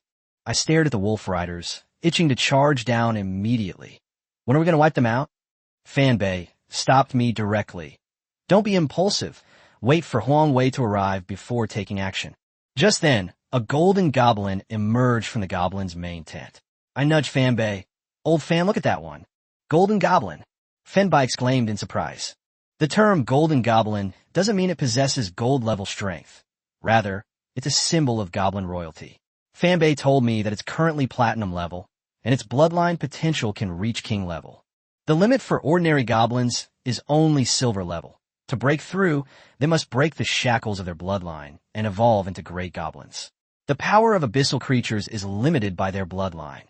Even lesser demons must evolve into greater demons to surpass the gold level. The golden goblin is the goblin with the strongest known bloodline. Since the Abyss invasion, high bloodline monsters have rarely appeared. Some speculate that the Abyss's true elite are fighting on other battlefields, but humanity is currently unable to verify this. I wasn't too surprised after hearing that, and only asked one question. Won't killing it cause trouble? Fanbei was taken aback for a moment. No, we and their mortal enemies. That's good. How could I, a necromancer, possibly let such a top-quality material pass me by? But it's platinum grade. To kill it, I need to break through to at least gold grade. I told Fanbei to keep an eye on it while I went to cultivate. The monkey wine that Fanbei stole has amazing effects. My cultivation speed has been incredibly fast lately, and I've already reached the threshold of the gold level. Even diamond-level cultivators can benefit from monkey wine, so for someone like me at the silver level, it's practically a super tonic. Chapter 37, Breaking Through to Gold. I took a sip of monkey wine and plunged into meditation once more. The closer I got to the gold level threshold, the slower my mental strength grew. Fortunately, my God-level meditation technique was powerful enough to prevent me from stagnating. As the sun rose and set the next morning, I had 1 foot already in the gold tier, but I still couldn't take the final step. In my anxiety, I downed another mouthful of monkey wine. The cool, intoxicating aroma rushed into my consciousness, and I immediately activated my divine-level meditation technique to refine that power. With a deafening boom, my consciousness trembled violently, and the shackles binding it finally shattered. My spiritual sea of consciousness expanded wildly, reaching 10 times its original size before stopping. The remaining effects of the alcohol were then rapidly refined, transforming into spiritual energy that surged into my sea of consciousness. Gold level achieved. I exhaled a breath of stale air, suppressing my excitement. Gold level is the starting point for intermediate professionals and also the watershed moment that truly differentiates them. I immediately opened the professional panel. The level has reached the early gold tier, and the skill bar now includes damage transfer and bone spear. The undead army remains massive, and all 5 types of ghosts from the night parade of 100 demons are clearly listed among them. Damage transfer distributes 50% of the damage I take to all the undead. Combined with the amplification from the necromancer's heart, it becomes a 100% transfer. As long as the undead exist, I will not die. This means I must accelerate the conversion of undead. The more undead I have, the safer I am. As for Bone Spear, it's an advanced skill of bone arrow, capable of piercing through enemies in front, supplementing my single target damage. I unleashed the 100 Ghost Parade again. The area that originally covered only a radius of 1,000 meters has now expanded to a radius of 4,000 meters, a 4-fold increase in range. The boost from breaking through to a higher realm is indeed astonishing. Then I took out 100 gold-level corpses from my storage ring. I had secretly picked them up from the battlefield. I activated the skeleton creation technique, and the flesh and blood of the corpses vanished instantly, while undead fire quickly ignited. In less than 5 seconds, 100 golden skeleton warriors and mages stood before me. The speed astonished me. On a battlefield, if the enemy killed an undead, I could immediately replace them. Each enemy casualty actually strengthened my army. I opened the realm of the dead, sending 100 golden undead into it. The Bronze Gate, originally 100 meters high, has now expanded to 400 meters. I couldn't help but laugh, eager to find a battle to test my strength. Just then, Fanbei approached. He had already arrived nearby to protect me, only revealing himself after I finished testing my skills. I thanked him. If it weren't for the monkey wine, it would have taken at least another month for me to break through from the high-level silver rank to gold. Fanbei laughed and said, "Next, you'll have to watch me unleash my full power." My confidence soared. I even felt that if he gave the order, I could wipe out the first 2 Abyss Legions. But he told me that Huang Wei and the others would arrive by noon and asked me to wait. I had no choice but to suppress my fighting spirit and ask the Abyss Legion if they had noticed anything amiss. Fanbei said that the mountains here were high and the forest dense, and they hadn't noticed yet. We climbed up the big tree again and observed the distant camp through the branches and leaves. Fanbei told me that the Golden Goblin had just been to the Minotaur camp and left looking terrible. I was hoping they would start fighting amongst themselves. But just then, I suddenly saw dust rising in another direction. I immediately alerted Fanbei that reinforcements seemed to be arriving. He looked in the direction I was pointing, and his pupils suddenly contracted. The reinforcements were none other than the Dark Knight Cat Demon Legion. Chapter 38, The Traitor. The Dark Cat Demons and Minas are evenly matched, but to humans, the Cat Demons are far more troublesome. They are incredibly fast, possess dark magic, and can even briefly become invisible. Yet, no major battle has broken out here. Why has the Dark Cat Demon army suddenly arrived? Fanbei and I both felt something was wrong. I lowered my voice and said, "Could there be a mole in the team?" Fanbei was confident in the reliability of the garrison, but he wasn't so sure about the people from the 4 major mercenary groups. Fanbei told me to continue monitoring while he went to report. I kept an eye on the Cat Demon Legion until they joined up with the other 2 Abyss Legions. Then, a large number of goblins began cutting down trees to build a camp. The camp was ridiculously large. It certainly wasn't prepared for a single Cat Demon army. I immediately realized that the Dark Knight Cat Demons were just the vanguard, and there must be many more Abyss Legions arriving behind them. I hurriedly caught up with Fanbei and explained the situation. Fanbei's expression changed, and he immediately reported to Huang Wei via walkie-talkie. After that, we could only continue to closely monitor the Abyss Legion's movements. Upon receiving the news, Huang Wei also concluded that the intelligence had been leaked. The destination was known only to the 4 family heads and the leaders and deputy leaders of the 4 mercenary groups.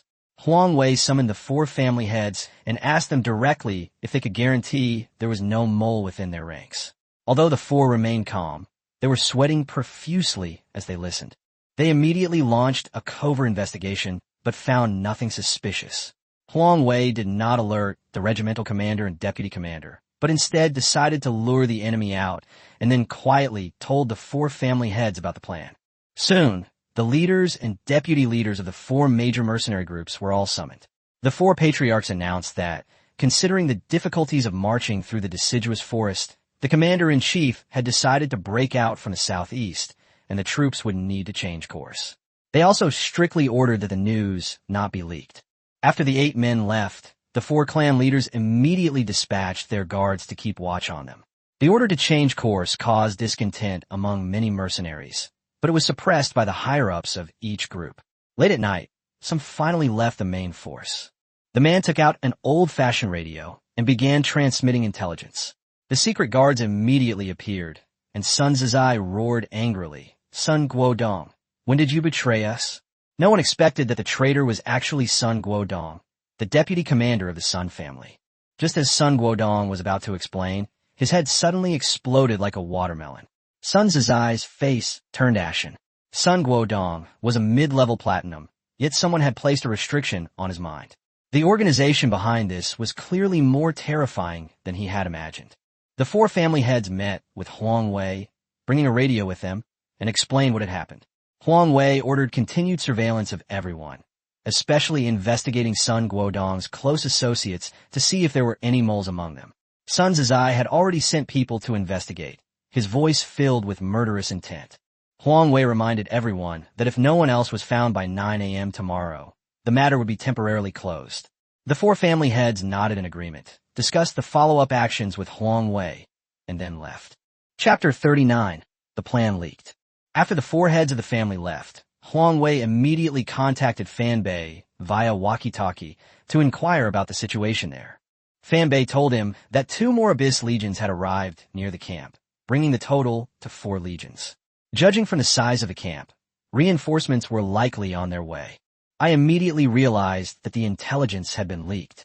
The Abyss Demons clearly wanted to take the opportunity to encircle and kill the garrison and the support troops. Otherwise, they wouldn't have mobilized so many forces. Fanbei was still hesitating, so I said directly to Huang Wei, "Battalion Commander, since the plan has been exposed, why don't I wipe out these 4 legions now?"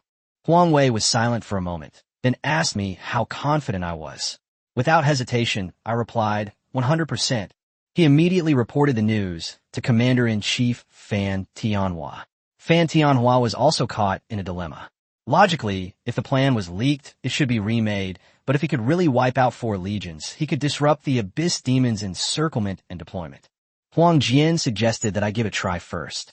If we could eliminate this group of enemy troops, and the main force moved quickly enough, we might even be able to break out of the encirclement without losing a single soldier. Fan Tianhua eventually agreed, but he was also prepared to change the plan if it failed. Having received approval, I was preparing to make a big splash when Fanbei reminded me that it was still unclear how many diamond-level experts were in the 4 legions. I didn't care about platinum level, but if 4 or 5 diamond-level experts appeared at the same time, the two of us really couldn't handle it. Fanbei then told me that Fan Qiqi, the deputy battalion commander of the Vanguard Battalion, and Huang Tao, the deputy battalion commander of the Guard Battalion, would be coming to provide support. Both of them were diamond level, and hearing this, I finally felt relieved. Less than 2 hours later, Fan Qiqi and Huang Tao arrived. Huang Tao had a square face and bore a resemblance to Mayor Huang Jian. Fan Qiqi's eyebrows and eyes also resembled those of Commander-in-Chief Fan Tianhua. I couldn't help but ask them if they were relatives of the mayor and the commander-in-chief. The three of them looked at each other and laughed, admitting it immediately. I suddenly felt like I had fallen into a den of privileged children. The group, unwilling to discuss their backgrounds, went straight to discussing war. Fan Qiqi and Huang Tao, having exhausted themselves traveling, decided to rest for an hour to recover to their peak condition. Fanbei and I continued to stare at the Abyss Legion, but then that familiar aroma of meat wafted through the air again. Our expressions changed, and we instinctively covered our mouths and noses with our clothes. Fan Qiqi asked curiously if the fragrance was poisonous, and I could only shake my head. The truth couldn't be told to them, otherwise this battle would be delayed further. Fanbei also urged her to recover quickly and not waste any time. Smelling the stench, Fanbei gritted his teeth and said he'd chop those scum into pieces. I didn't reply. I didn't want to inhale any more of that smell, and I felt it was unnecessary. After they died, they would all become part of my army of the dead. An hour passed quickly, and Fan Qiqi and Huang Tao had recovered. I looked at the three of them and gave them instructions in advance. After the battle begins, you are responsible for luring away the enemy's diamond-level enemies. No one should approach within 4 kilometers of me. Battalion Commander Fan will tell you the specific arrangements. Fanbei explained my abilities to them. When they learned that I had mastered domain skills at the silver level, they were both surprised and envious, but they still thought I was just an ordinary person. Fanbei was still worried and repeatedly warned them not to accidentally enter the enemy's territory. Huang Tao then asked me what to do if the enemy had a platinum-level enemy. Fanbei answered for me. This kid is freakish. Platinum-level players might not be able to do anything to him, and might even be killed by him instead. Huang Tao asked no more questions, and the three of them made their own preparations. I looked up at the Abyss Legion in the distance, completing my final preparations before the great battle. The realm of the dead. With a loud shout, a bronze gate slowly appeared behind me. Chapter 40. My advantage in 1 against 4. With a series of clicks, the bronze gate slowly opened, and a chilling aura of death rushed out, causing Fanbei and the other two to shiver. Immediately afterwards, 180,000 undead marched out of the gate in orderly formation, forming a vast, dark ocean before me. With a wave of my hand, the undead army surged out of the deciduous forest, with Fanbei and his 2 companions close behind. The Abyss army had already sensed the commotion, and the 2 sides met 3 miles outside the forest. I ordered the skeleton archers to unleash a hail of arrows, instantly killing thousands of monsters. The Abyss army reacted swiftly. The Nightcat demons circled around from the left flank. The Goblin Legion, led by the Golden Goblins, circled to the right flank, while 2 Minotaur legions remained at the front to hold them off. Clearly, this group of enemies was far more troublesome than the previous weaklings. I quickly divided my forces to hold the flanks, while skeleton archers and mages provided fire support in the center. Magic and arrows rained down relentlessly, the battlefield roaring incessantly. At that moment, Fanbei and his 2 companions also charged out, their diamond-level aura instantly attracting the attention of the Abyss powerhouse. 4 diamond-level warriors flew out from the Abyss, but Fanbei sneered. He was now a high-level diamond, and Fan Qiqi and Huang Tao were mid-level diamonds. The strongest on the other side was only mid-level, and the other 3 were only low-level. They led 4 Abyss experts away from the battlefield, running a full 6 kilometers. Although it seemed like the 4 against 3 had the advantage in numbers, they were actually being suppressed by Fanbei and his 2 companions. However, it was difficult to determine a winner in a short time during a diamond-level battle. With the diamond-level character gone, I had no more reservations and immediately activated my domain skill, 100 Ghost Parade. Centered on me, The entire area within a 4,000-meter radius was enveloped by the domain. The Dark Cat demons, Minus, and goblins instantly lost their power, while the undead army's combat strength quadrupled. The situation reversed in an instant. The skeleton warrior slew several abyssal monsters with a single strike, and the enemy's weapons were easily knocked away. The abyssal army, which had initially held the advantage, was now the slaughtered party. I continuously cast skeleton-creating spells, transforming the slain abyssal monsters into new skeleton warriors, mages, archers, and knights, who then turned to slaughter their former comrades. The fallen undead were resurrected by mages and thrown back into the battlefield. The first to be wiped out were 10,000 goblin wolf riders. They were originally incredibly fast and had inflicted considerable casualties on the undead at the start of the battle, but they were all slaughtered under the suppression of the domain. They then transformed into 10,000 skeleton knights, leaving no survivors in their wake. Suddenly, the golden goblin erupted with pale red blood energy, which actually neutralized the domain's seal, and roared as it charged towards me.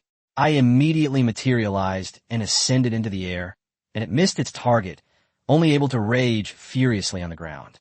"Water ghost," I whispered, and a raging river instantly appeared beneath its feet.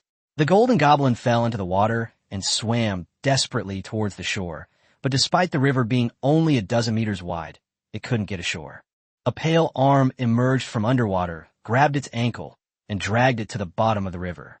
The golden goblin, being a platinum-level creature, struggled to break free and rushed ashore, only to be caught by a rope that fell from the sky, ensnaring it in midair. It grabbed the rope and snapped it, then fell down and picked up a huge rock to smash me. I didn't dodge or evade, letting the rock pass through my ethereal body and fall into the river, splashing up a large spray of water. Chapter 41, Slaying the Golden Goblin. The Golden Goblin, unable to harm me, angrily searched for stones, intending to continue smashing me to death. But just then, a large cloud of green, poisonous mist rose from all around, instantly enveloping it completely. Coughing continued, and it whimpered, clutching its neck. Sensing something was wrong, it desperately tried to escape the poisonous mist. But its golden face had turned green, clearly poisoned by the Dao Lao Gui. Dao Lao Gui's poison couldn't kill a platinum-level expert, but it was enough to weaken it. I noticed that the pale red blood energy wrapped around it had significantly decreased, and I immediately sneered, "Let's see how long you can last." The hanged ghosts, water ghosts, starving ghosts, knife-wielding ghosts, and mountain ghosts took turns attacking, tormenting the golden goblin to a miserable state. At the same time, the undead army also pressed down on the Abyss Legion with a fierce attack. I cast the skeleton creation spell again, and tens of thousands of undead skeletons rose from the ground and charged directly into the battlefield. The Abyss Legion was already in a rout, and faced with a newly joined undead, they were almost powerless to fight back. The battle lasted 2 hours, and I continuously replenished my undead forces. The undead army expanded to 300,000, while the Abyss Legion also dwindled to only 300,000. Their strength was suppressed by the domain, making them like lambs to the slaughter. At this rate, they could be completely wiped out in another 3 hours. The Golden Goblin's life force was finally exhausted, and it completely lost its will to fight, desperately trying to escape. But this was my home ground, and the 100 demons clung to it tightly, leaving more and more wounds on its body. With a thought, I used an attack skill for the first time while in the 100 demons parade state. Bone spears. Hundreds of bone spears appeared out of thin air, and with a flick of my finger, they instantly tore through the air and shot towards the Golden Goblin. A series of sharp, splattering sounds rang out as the bone spear pierced its body, pinning it firmly to the ground. I was stunned by this attack. I had initially thought the gold-grade bone spear was of average power, but it turned out to be incredibly ferocious during the night parade of 100 demons.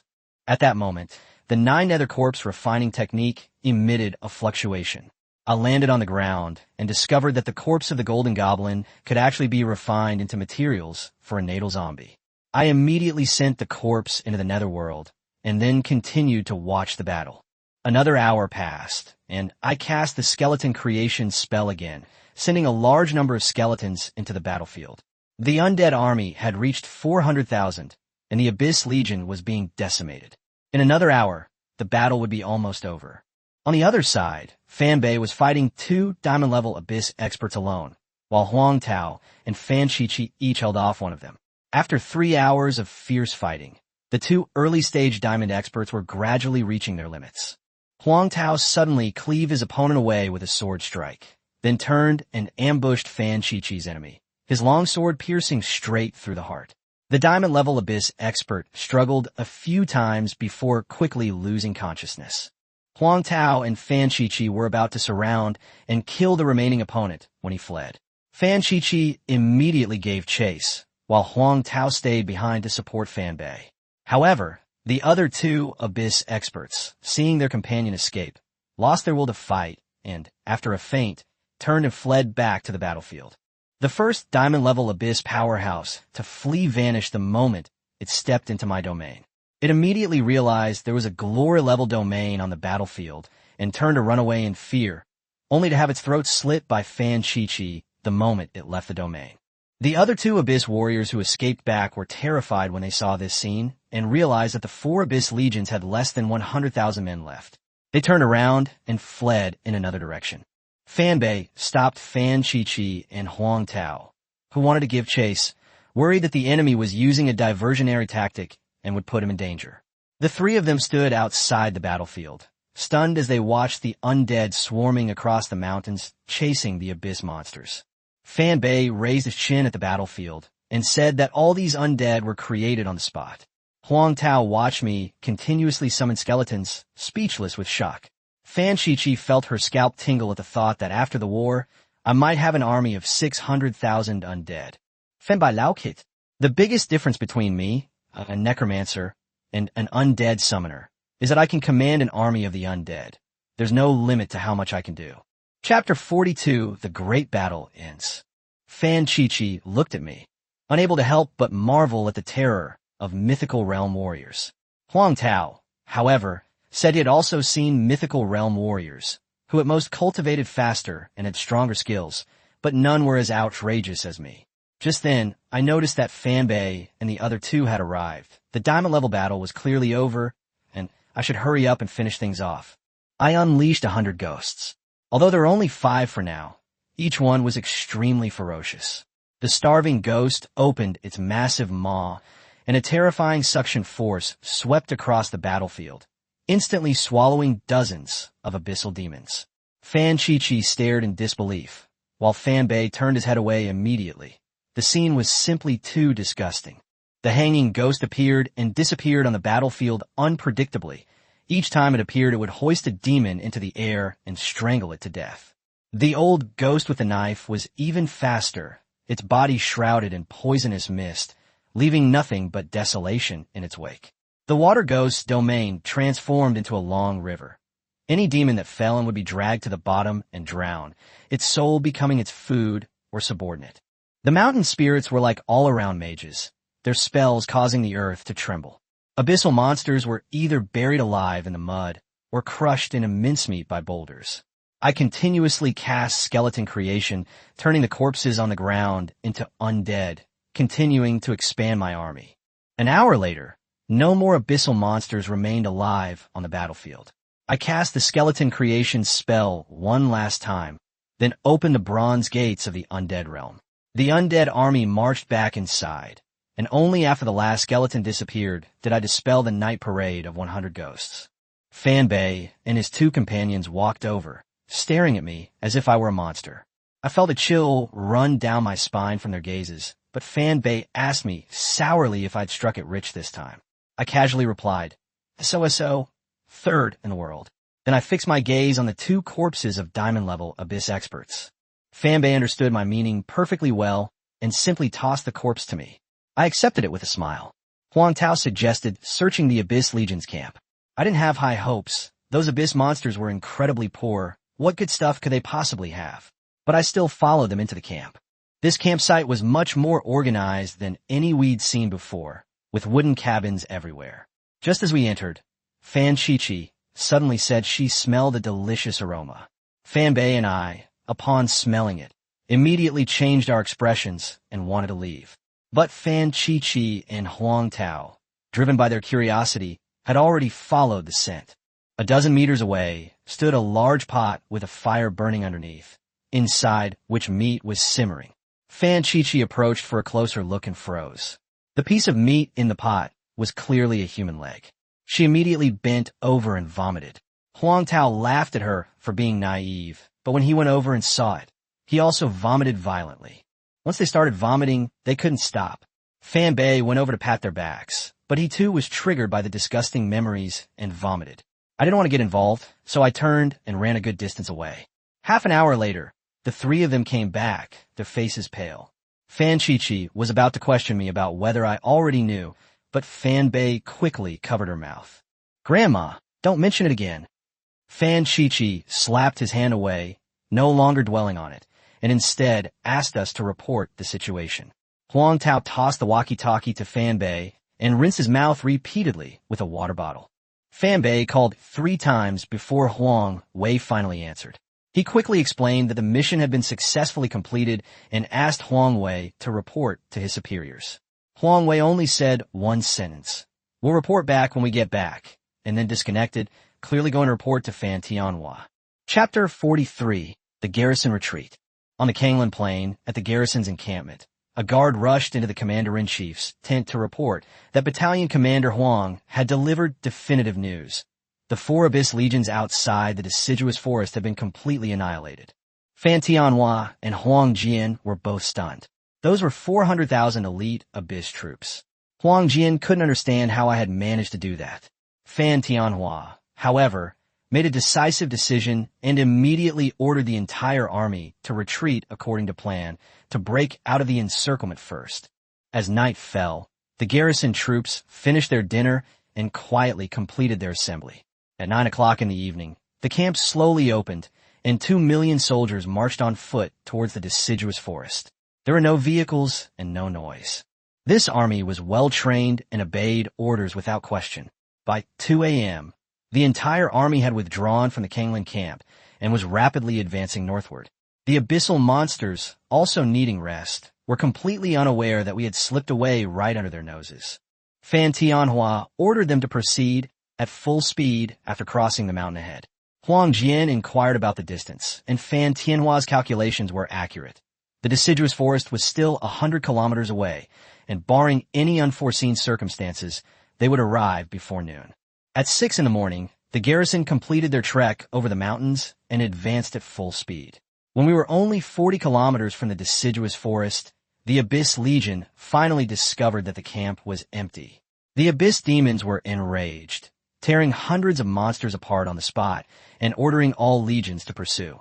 The Abyss Legion surrounding the garrison was scattered all around, with only 6 units closest to them and the rest to the south. They could only desperately chase north, but they were too late. Our vanguard had already reached the deciduous forest.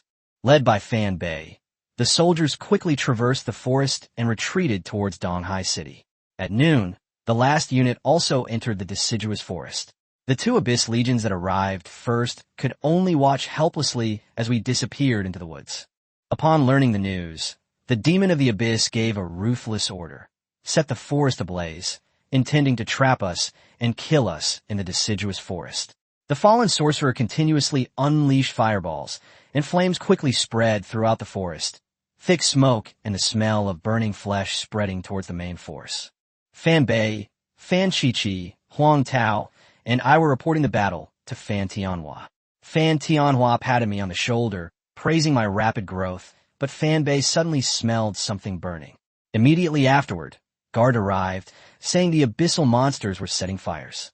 Fan Tianhua initially wanted to send water-based mages to extinguish the fire, but I immediately stopped him. The fire was spreading too far. Even with more mages, it would be difficult to manage, and it would only slow down the march. I'll handle this. I moved 5,000 meters away from the main force and immediately activated the 100 Ghost Parade domain, summoning the mountain spirit. Control the wind and rain, cover the entire deciduous forest. The mountain spirit can control the power of nature, but affecting reality will consume its resentment. In an instant, dark clouds loomed overhead, and a fierce wind whipped up a shower of fallen leaves. Thunder roared across the sky, and large raindrops poured down, quickly turning into a torrential downpour. The wildfire rapidly weakened in the downpour and was eventually extinguished completely. The fallen ones who were still setting fires were completely bewildered. The rain started falling at that exact moment, rendering them utterly unable to carry out the Abyss Demon's commands. I withdrew my domain and returned to Fan Tianhua's side, saying only 2 words, "Done." Fan Tianhua stared at the torrential rain, his eyes filled with shock. The ability to alter the weather of an entire region was far beyond his imagination. Chapter 44 Post-Battle Gains. I wasn't present in the operations room of the Donghai City garrison, but Fan Tianhua and Huang Jian were staring at the updated sand table, blaming themselves for this oversight. It turns out that an anti-human organization is hiding in Donghai City and has even leaked intelligence about our side. Fan Tianhua decides to immediately strengthen the city's defenses, while Huang Jian leads a team to eliminate the hidden mole. The two split up and take action. Fan Tianhua has already requested assistance from the Central Command, which will send 2 Glory-level professionals. However, Huang Jian remains uneasy. He points to the eastern region, reminding the Naga race that they may also have Glory-level experts stationed there. The two then jointly reported to the Central Command, explaining the complex situation in Donghai City and requesting more support. For Donghai City, Glory-level fighters represented top-tier combat power, but the Central Command had no shortage of such strong individuals. After Huang Jian left, Huang Wei went into the operations room. He had already led the 4 mercenary groups back to their base safely from the east side of the deciduous forest. Fan Tianhua praised his performance, but Huang Wei attributed the greatest credit to me. Afterwards, Fan Tianhua inquired about the mole within the mercenary group. Huang Wei reported on the setup that led to the mole's exposure and his eventual suppression and silence. Fan Tianhua instructed him to deliver the report to the mayor and ordered the Vanguard Battalion to investigate the movements of the Abyss Legion within a 30-mile radius of Donghai City. Back at the Vanguard camp, I took a nap to recover to peak condition before checking the spoils of the battle. My undead army had surged from 200,000 to 600,000.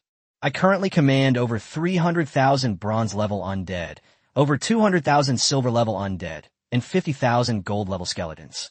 In terms of sheer numbers, this far surpasses the combined total of the 4 major mercenary groups. As long as I don't encounter any glory-level powerhouses in the Donghai City area, any ordinary legion would have a hard time stopping my undead sea. The 100 Ghost Parade also includes a mountain ghost, which can manipulate the power of nature and is equally useful in combat. After sorting through my loot, I remembered the Golden Goblin's corpse. It was clearly extraordinary, capable of triggering an anomaly in the 9 Nether Corpse refining technique. It seems I should refine my second natal zombie as soon as possible. I went to Huang Wei to ask for leave to go into town to buy materials. He approved 3 days right away. Currently, the Vanguard Battalion is mainly responsible for reconnaissance, and magic-based professions are physically weaker and would easily become a burden to the team if exposed, so they don't need to go out for the time being. After entering the city, I first sold off the spoils I had accumulated over the past few days, raising over 100 million yuan. I then used this money to buy all the materials needed for refining corpses, including cinnabar and chicken blood. This time, I plan to refine the armored corpse, one of the 9 innate zombie types. Besides the special corpses, the armored corpses also require large quantities of ores such as iron, copper, silver, and gold. I simply bought them all at once, and the more than 100 million I had just received was gone in the blink of an eye. As I cursed the 4 major families for their ruthlessness, I walked towards a parking lot. I unlocked the door, got in, started the car, and was just about to leave when a Land Cruiser suddenly rushed up and blocked my way. With a screech, I slammed on the brakes, nearly crashing into it. I rolled down my window and yelled at the oncoming driver, "Do you even know how to drive?" Chapter 45, Schwebing. With a click, the door of the domineering car opened, and a long leg wearing black stockings stepped out first. I was initially furious, but when I discovered the other driver was a woman, my anger subsided considerably. When she stood outside the car, I followed her gaze upwards and was even more shocked. An oval face, willow leaf eyebrows, a high-nosed bridge, cherry lips, and a pair of bright, watery eyes. The anger I felt from the earlier collision vanished instantly. Looks really can easily make people lose their principles. Handsome, I didn't do it on purpose. Her voice was so soft and gentle that it made my heart race. Faced with such a beautiful woman, I couldn't possibly put on a show, I could only smile shyly. It's okay, just be more careful driving next time. She tossed her hair, smiled, and praised me for being a nice person. Afraid of embarrassing myself if I stayed any longer, I quickly shifted into reverse, ready to let her pass. But she stopped me, saying it was lunchtime and she wanted to treat me to a meal as an apology. I wanted to refuse, but looking at her face, I finally nodded and agreed, letting her lead the way. 10 minutes later, we stopped in front of the Emperor Hotel. Looking at this clearly expensive place, I started to worry about my wallet. But since they were treating, I had no choice but to bite the bullet and go inside. She was clearly a regular here, as she immediately requested the VIP room. The greeter respectfully addressed her as Miss Xue, and only then did I realize that her surname was Xue. Once inside the private room, she told me not to be shy. It was my first time in such a luxurious restaurant, so I was a little reserved. Fortunately, the waiters were very attentive and took good care of me. She handed me the menu, but I had no idea what to order, so I just gave it back to her. She ordered 7 or 8 dishes and drinks in one go, then smiled and asked me what my name was. Chun Tao. My name is Xue Bing. After exchanging names, we chatted casually for a few minutes, and the dishes were served quickly. Xue Bing poured me a glass of red wine, and I didn't stand on ceremony and started eating right away. Halfway through the meal, she suddenly asked me where I worked. A slight unease ran through me. I immediately sensed something was wrong. She always seemed to subtly steer the conversation towards my profession, and given that I drove a military vehicle, there was no way she wouldn't guess my identity. Miss Xue, are you checking my household registration? She just smiled and didn't press the matter further. An hour later, the dinner ended, and she handed me her business card, saying she wanted to hire me for her job, promising excellent pay. I looked down and saw Xue Bing, the chairman of Night Rose Entertainment City. What can I do? As a security guard or a waiter? I handed her the business card back and asked her, half-jokingly, my appearance is unremarkable in a crowd, and I don't think I have anything that would attract her attention. Isn't it a waste of your talents to have you do those things? As we spoke, Xue Bing sat down next to me and whispered in my ear. Her series of unusual actions completely piqued my curiosity. I reached out and put my arm around her waist, and with a little force, she sat on my lap. I wanted to see what this woman was up to. Xue Bing didn't resist. Instead, she giggled and said I was really bad, and she liked it. At that moment, the last bit of reason in my mind almost disappeared. For hours later, Xue Bing took my arm and walked out of the Emperor Hotel, softly saying that she was tired and wanted to go home to rest. I always felt that a rich and beautiful woman like her must have ulterior motives for approaching me. But since I had nothing to lose, I reluctantly accepted her advances. It was only later that I discovered Xue Bing was a virgin. This made me start to wonder, was I really misunderstanding something? Or did she just happen to like my type? Xue Bing called a designated driver to drive her Land Cruiser Prado away, while she got into my military vehicle. Following her directions, we arrived at an upscale villa area. Her residence was indeed exquisite and luxurious, perfectly befitting her status. As soon as we entered, Xue Bing clung to me. Faced with this captivating woman, I could no longer resist. Chapter 46, Night Rose. The next morning, I got up early, rubbing my aching back. Xue Bing was still fast asleep. Without disturbing her, I quietly went downstairs and dialed Mayor Huang Jian's number, explaining the situation of Night Rose Entertainment City and Xue Bing, and asking him to help investigate. Huang Jian promised to send someone to investigate immediately. An hour later, Xue Bing woke up, and I put the breakfast I had bought on the table. There were only 3 days left of the holiday. Time flew by, especially when I was with her. It felt like it was gone in the blink of an eye. Before leaving, Xue Bing asked me when we would meet again. I promised to come see her next time I had a holiday, and after signing a bunch of unequal treaties, I finally managed to get away. After leaving, I didn't go back to the Vanguard camp, but went straight to the Municipal Party Committee office building. When Huang Jian saw me enter, he personally poured me a cup of tea and told me that Night Rose Entertainment City is divided into 2 parts, a nightclub and an entertainment company. Its scale is second only to the 4 major families in Donghai, and it is indeed involved in a lot of shady transactions. I'm more concerned about Xue Bing's identity, Huang Jian said in a deep voice. She's just a puppet on the surface. There's a real controller behind her, one that even I can't figure out yet. Even the mayor can't understand her. This entertainment center is clearly not simple. I smiled and asked Huang Jian, "What's the fastest way to win someone over?" He replied, "Nothing more than beautiful women and money. Anti-human organizations can't possibly drag those in high positions down with just a few slogans. Night Rose is very likely their tool." Huang Jin's expression turned completely serious. We discussed it for a while longer before I returned to the unit. As soon as I entered the camp, Fan Bei pulled me aside and asked me with a lewd grin, "Have you been having a lot of luck with women these past few days?" I pressed him to tell me where he'd heard it, and he told me that he'd overheard Huang Jin and his uncle Fan Tianhua discussing it on his way home yesterday. I warned him that this matter was very serious and absolutely could not be spread around. Otherwise, we'd alert the enemy, and no one could bear the responsibility. Seeing that I wasn't joking, Fan Bei stopped smiling and wanted to continue asking questions. I only left him with the advice to ask less questions I shouldn't ask, and then returned to my dormitory. After calming myself down, I took out the materials and began to refine my second destined zombie.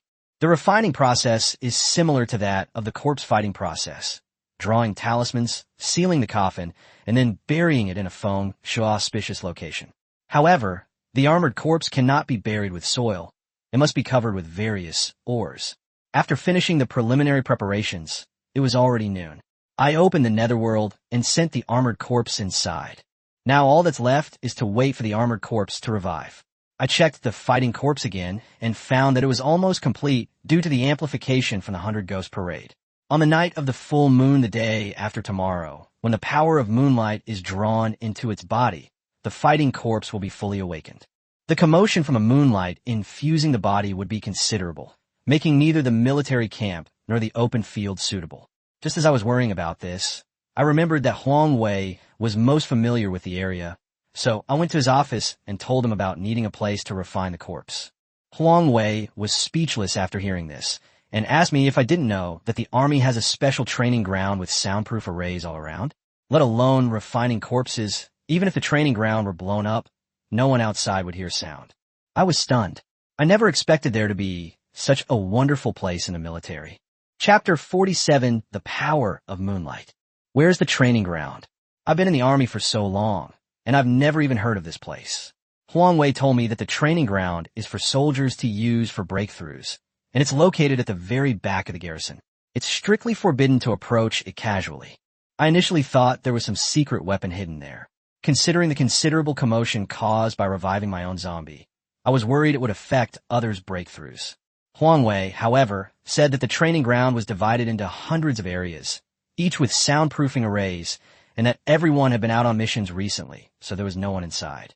I scheduled to use the training ground the night after tomorrow. Huang Wei took out a wooden plaque with a number 9 engraved on it from his drawer and told me to enter the corresponding area according to the number. I took the plaque and left the office immediately. Meanwhile, in VIP room 888 of the Night Rose nightclub, a man in black knelt before an effeminate man, reporting that Xue Bing had approached me. The man was satisfied and instructed Xue Bing to proceed with the plan to implicate me, promising to set her free afterward. After the man in black withdrew, the effeminate man sneered. "Even heroes can't resist the charms of a beautiful woman.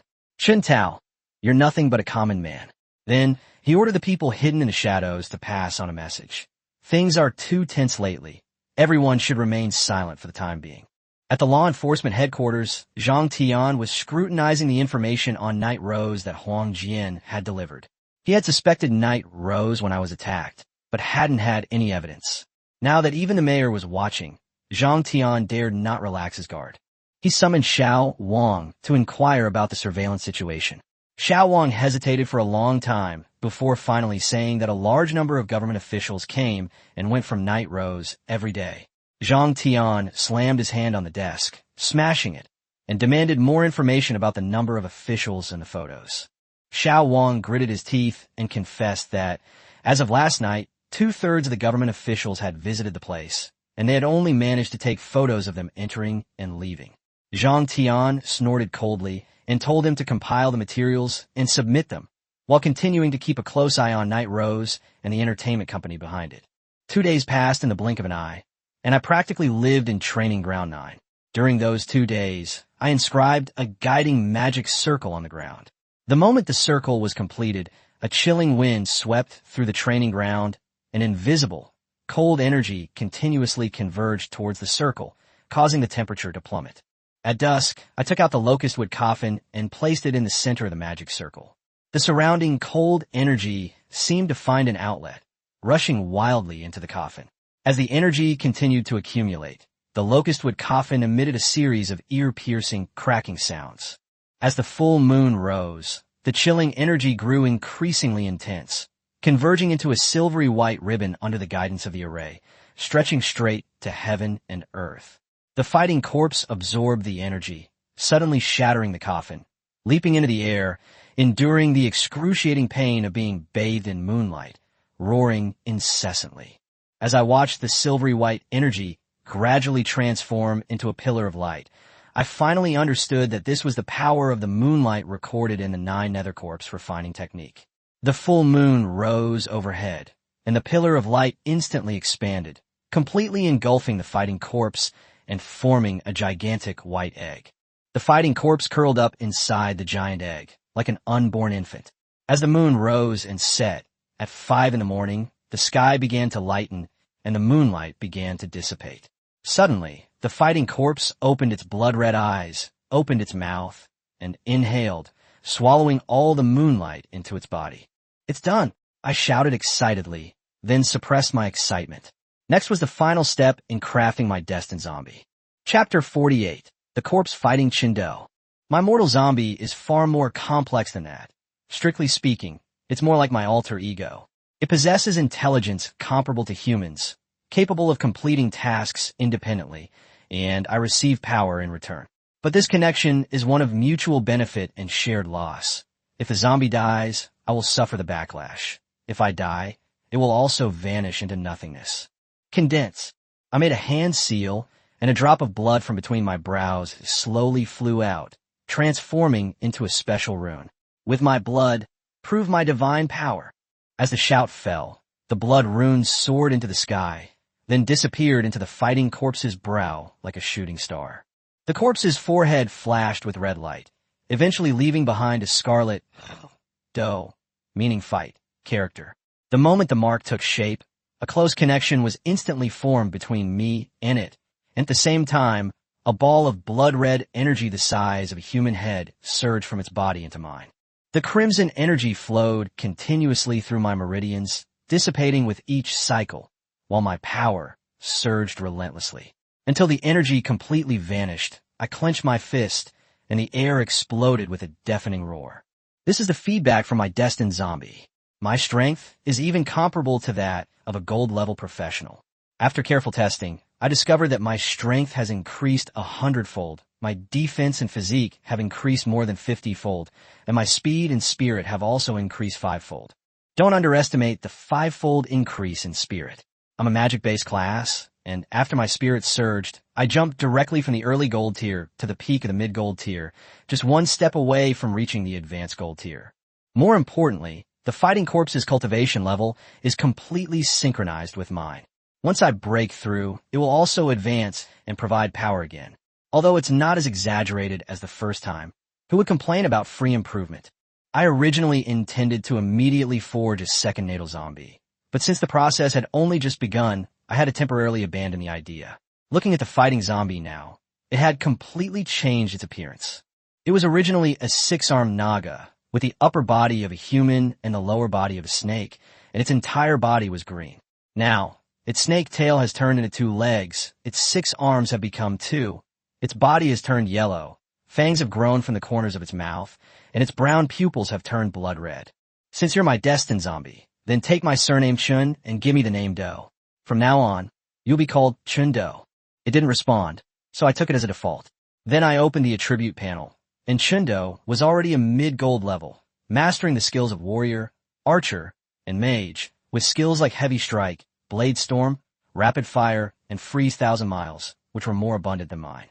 Its true power lies in its 2 innate abilities. The power of moonlight allows it to rapidly heal injuries under the moonlight, making it virtually immortal in nighttime combat.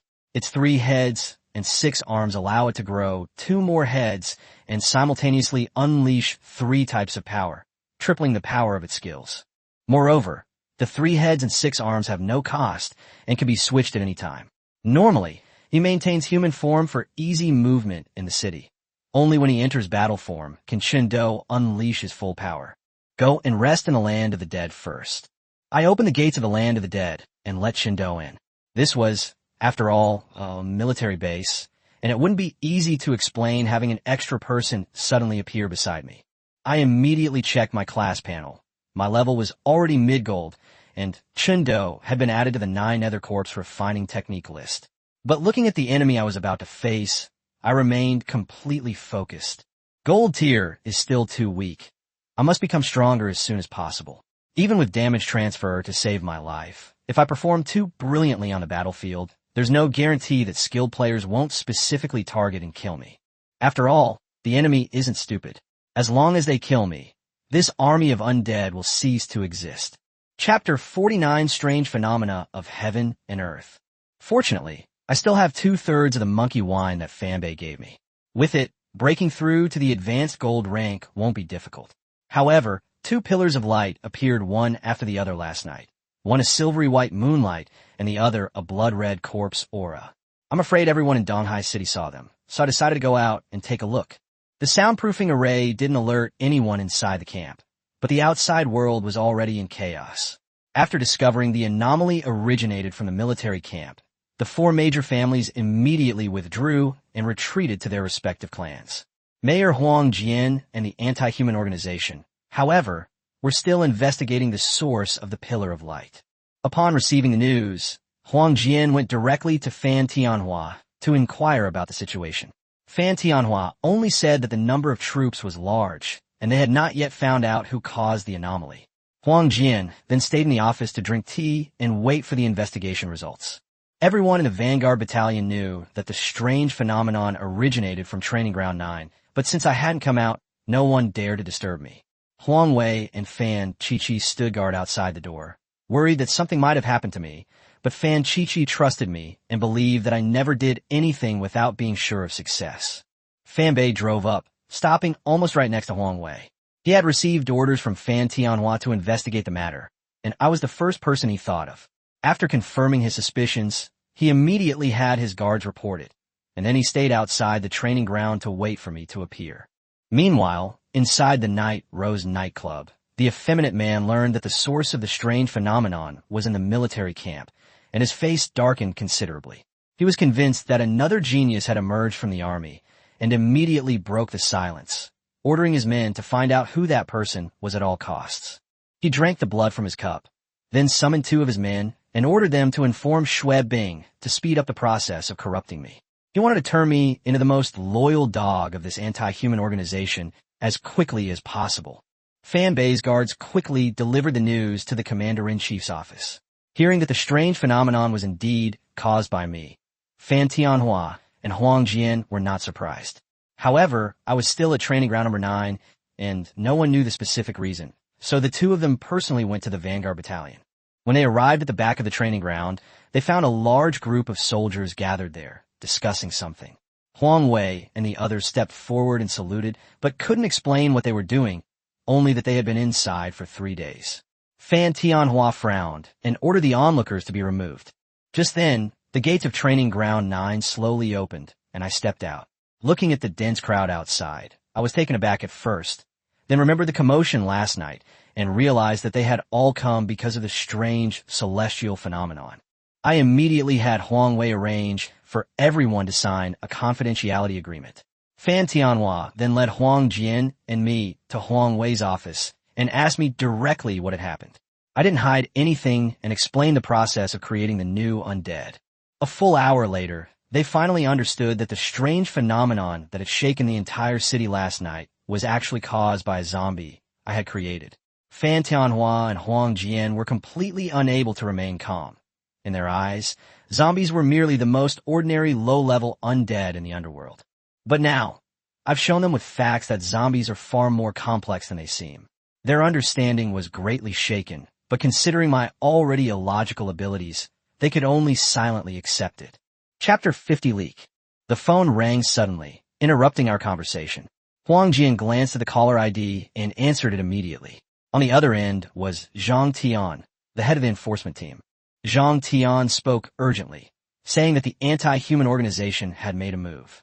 Upon hearing that name, Fan Tianhua and I instantly turned pale. These people had assassinated me before and sold intelligence to the Abyss demons. We had long wanted to eliminate them. Zhang Tian reported that a captain of the Yi clan mercenary group had secretly left their base and met with a military officer at the Wangdao coffee shop. The officer handed him a note, and Zhang Tian immediately arrested him. The note contained only 6 words: strange phenomenon of heaven and earth, Chun Tao. Fan Tianhua snatched the phone and demanded to know the soldier's identity. Zhang Tian replied that the caller was Yi Shi, the company commander of the 3rd Company of the Patrol Battalion. Fan Tianhua suppressed his anger and hung up the phone, but his expression grew increasingly grim. The Patrol Battalion was full of people with connections, including children of officials and collateral relatives of the 4 major families.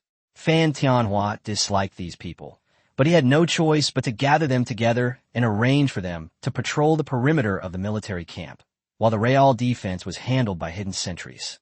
The confidentiality agreement had barely been signed when the news leaked out, and the Vanguard Battalion was naturally the prime suspect. Fan Tianhua immediately summoned Huang Wei for questioning. 10 minutes later, Huang Wei rushed into the office, and after hearing what had happened, he immediately protested the Vanguard Battalion's innocence. He said everyone in the Vanguard Battalion was in the training grounds, and no one had contact with the outside world. Fan Tianhua frowned immediately. If it wasn't the Vanguard Battalion that leaked the information, then who else would know that the celestial phenomena were related to him? After thinking for a moment, he suddenly remembered that Fan Bei was also here. When Fan Bei arrived, he was equally bewildered. He had come to the Vanguard camp with Huang Tao, who had remained at the training ground the entire time and couldn't have leaked the information. Just as everyone was frozen in shock, Huang Wei suddenly slapped his thigh, reminding Fan Bei where the guard he had sent to inform the commander-in-chief had gone. Fan Bei then remembered that the guard had followed them into the Vanguard camp that morning and hadn't returned. He immediately ordered his arrest. After questioning, the truth quickly came to light. The guard had only leaked the information to show off. He hadn't signed a confidentiality agreement, so it wasn't a breach of contract, but he was no longer fit to be Fan Bei's bodyguard and was demoted to a regular soldier. Fan Bei took responsibility and asked to be punished. Fan Tianhua was still furious and clearly prepared to deal with him severely. But I stepped forward and said that this might not be a bad thing. I mentioned Xue Bing, whom I had previously reported to Huang Jian, and then share my thoughts. Now that the anti-human organizations know that I caused the celestial phenomena, will they proactively speed up their efforts to deal with me? Huang Jian immediately understood that I wanted to use him as bait and refused on the spot. Fan Tianhua also disagreed. They would rather not capture the anti-human organization for the time being than let me take the risk. I had no choice but to reveal my mid-gold level strength to show that I was capable of protecting myself. But they still wouldn't budge. In their eyes, my importance far surpassed that of an anti-human organization. Seeing that I couldn't persuade them, I had no choice but to play my trump card. When breaking through the Golden Goblin, I gained a new skill, damage transfer. After I finished explaining the skill's effects, everyone in the office fell silent. The next second, almost all of them had the same thought. This skill is just too overpowered. Chapter 51 Beauty Saves the Hero. I awakened my domain skill at the silver level, and then gained damage transfer at the gold level. On its own, this skill only reduces damage by half. But what's truly terrifying is that when combined with the Heart of the Dead, it becomes an almost unbeatable means of survival. Fan Tianhua finally agreed to let me take the action, but he seriously reminded me that anti-human organizations are full of desperados who will use any dirty tricks, and that I must consult with them before taking any action. Huang Jian also told me to keep in touch at all times. I reassured them. Besides damage transfer, I also have the 100 Ghost Parade domain. The only way to keep me here is for a glory level expert to personally intervene. After agreeing on the details, everyone departed. Over the next 2 days, the East China Sea law enforcement team launched a frenzied crackdown, causing widespread panic in the city. Both the captain of the Yi clan mercenary group and Yi Happy of the patrol battalion had triggered restrictions in their minds, but the law enforcement team was prepared to break them. The restrictions wouldn't activate as long as the secrets of the inhumane organization weren't mentioned. The enforcement team placed isolation restrictions in their minds, cutting off the trigger signals, and then followed the trail to arrest hundreds of members. These people came from all walks of life, including civilians, officials, soldiers, and even members of the collateral branches of the four major families. Unfortunately, Yi Happy and his companion were of too low a rank to have any contact with the organization's bigwigs. During the citywide manhunt, I disguised myself and drove to Xue Bing's villa. As soon as she opened the door, she rushed into my arms, and I carried her inside. We didn't get up to cook until almost noon. After dinner, Xue Bing suggested going shopping with me. Although I didn't really like it, I didn't refuse. We walked from the mall to the square, and finally came out carrying big bags and small bags. Most of the things were actually bought for me by her. I became even more wary. This was clearly a honey trap followed by a money offensive. They were using Xue Bing to keep taking me out to spend money, and once I got used to this lifestyle and ran out of money, they would naturally try to get more. The quickest way to make money is often shady. They weren't in a hurry to drag me down with them. Instead, they planned to slowly boil me alive. Little did they know, I had already seen through their schemes. Xue Bing was very tactful. Noticing I wasn't interested in continuing to shop, she dragged me out to eat, drink, and have fun, basically spend money. We didn't return to the villa until 8 p.m. The next day at noon, I prepared to return to my unit. I told her I'd come visit her again next holiday, and she nodded obediently, saying she'd wait for me. After lunch, she saw me to the door. Just then, a sharp arrow suddenly shot towards me. I immediately chanted a spell, and 3 bone shields instantly protected my body. But Xue Bing stepped in front of me first, and the arrow pierced through her body with a whoosh. I held her, and dozens of bone arrows shot out at the same time. The bone arrow pierced the attacker in the distance. I didn't have time to pay attention to the bronze-level archer. I picked up Xue Bing and rushed to the hospital.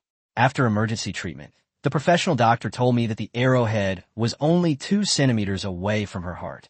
After Xue Bing woke up, I used the excuse of going to complete the hospital admission procedures to go to the rooftop alone to contact Huang Jian.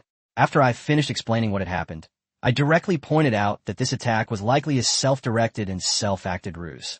How could an ordinary person possibly block an attack from a bronze-level archer's arrow? Unless she was prepared beforehand.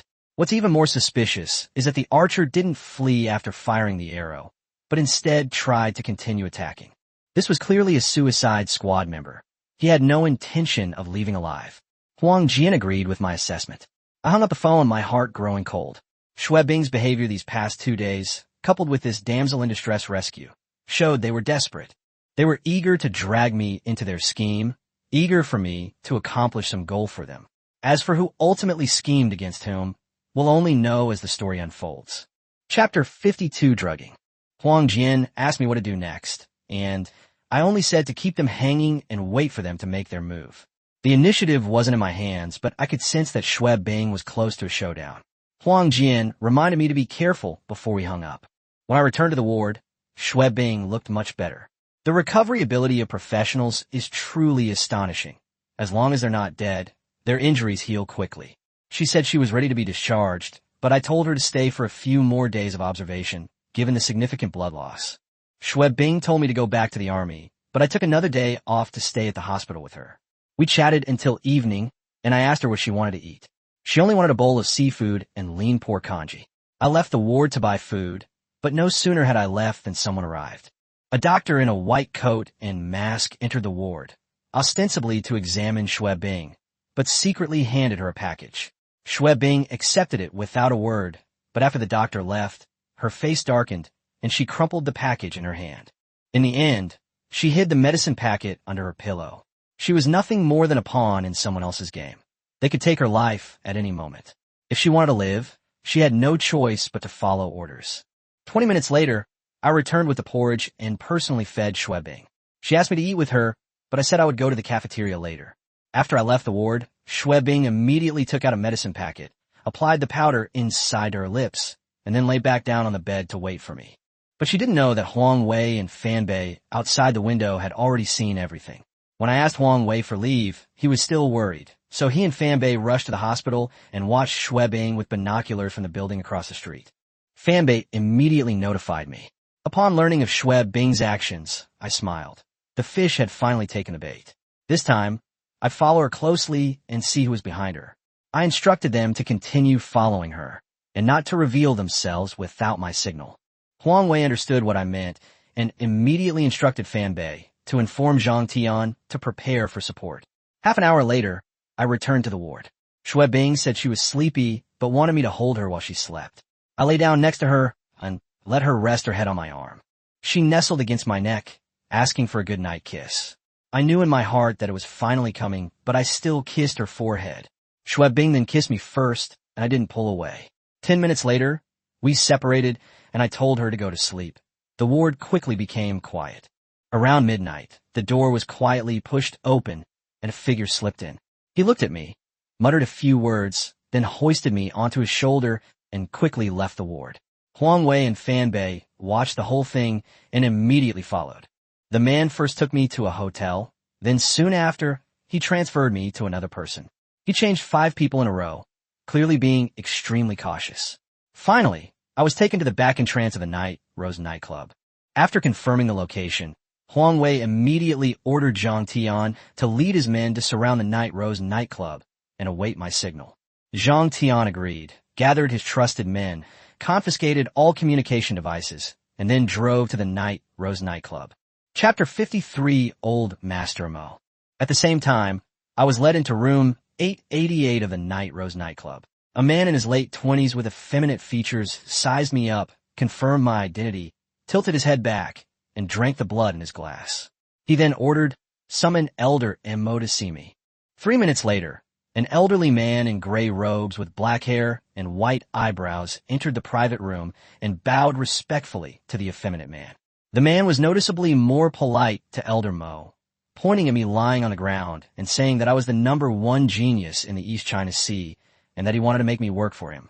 Mo Lao gave a sinister smile, waved his hand to summon 2 humanoid puppets, and then took out materials, instructing the puppets to inscribe a magic circle on the ground. Clearly, they intended to use this to control me. Just as the magic circle was halfway complete, I stood up from the ground, stared at the effeminate man, and asked, "Are you the leader of the anti-human organization?" The private room instantly went on alert.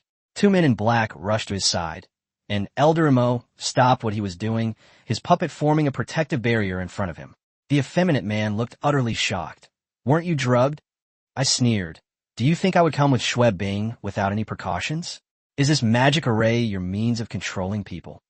Although I don't understand magic arrays, that doesn't stop me from exposing them. He quickly regained his composure and asked me when I realized Xue Bing was suspicious. I told him I had been suspicious since our first meeting. The fact that an ordinary person dared to stop a military vehicle and could even block an arrow from a bronze-level archer was too obvious a flaw. The effeminate man tried to argue, saying that maybe Xue Bing had fallen in love with me at first sight. I looked at him like he was an idiot. I'm average-looking, penniless, have no house, and no savings. Who would stop a military vehicle and fall in love with me at first sight?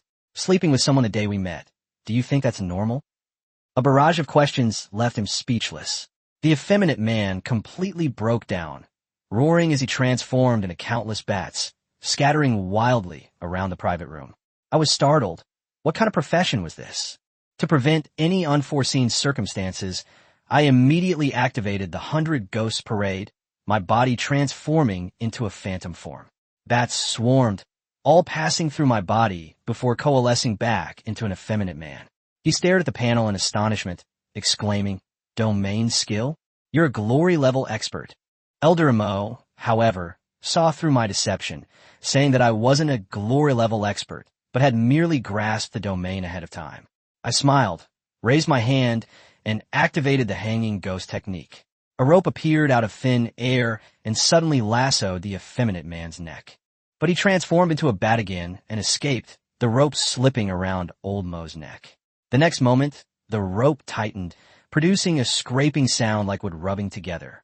With a bang, Old Mo's head exploded, the broken end covered in wood chips. So this old man was a puppet too.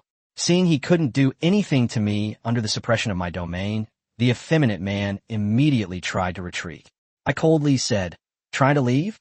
Too late.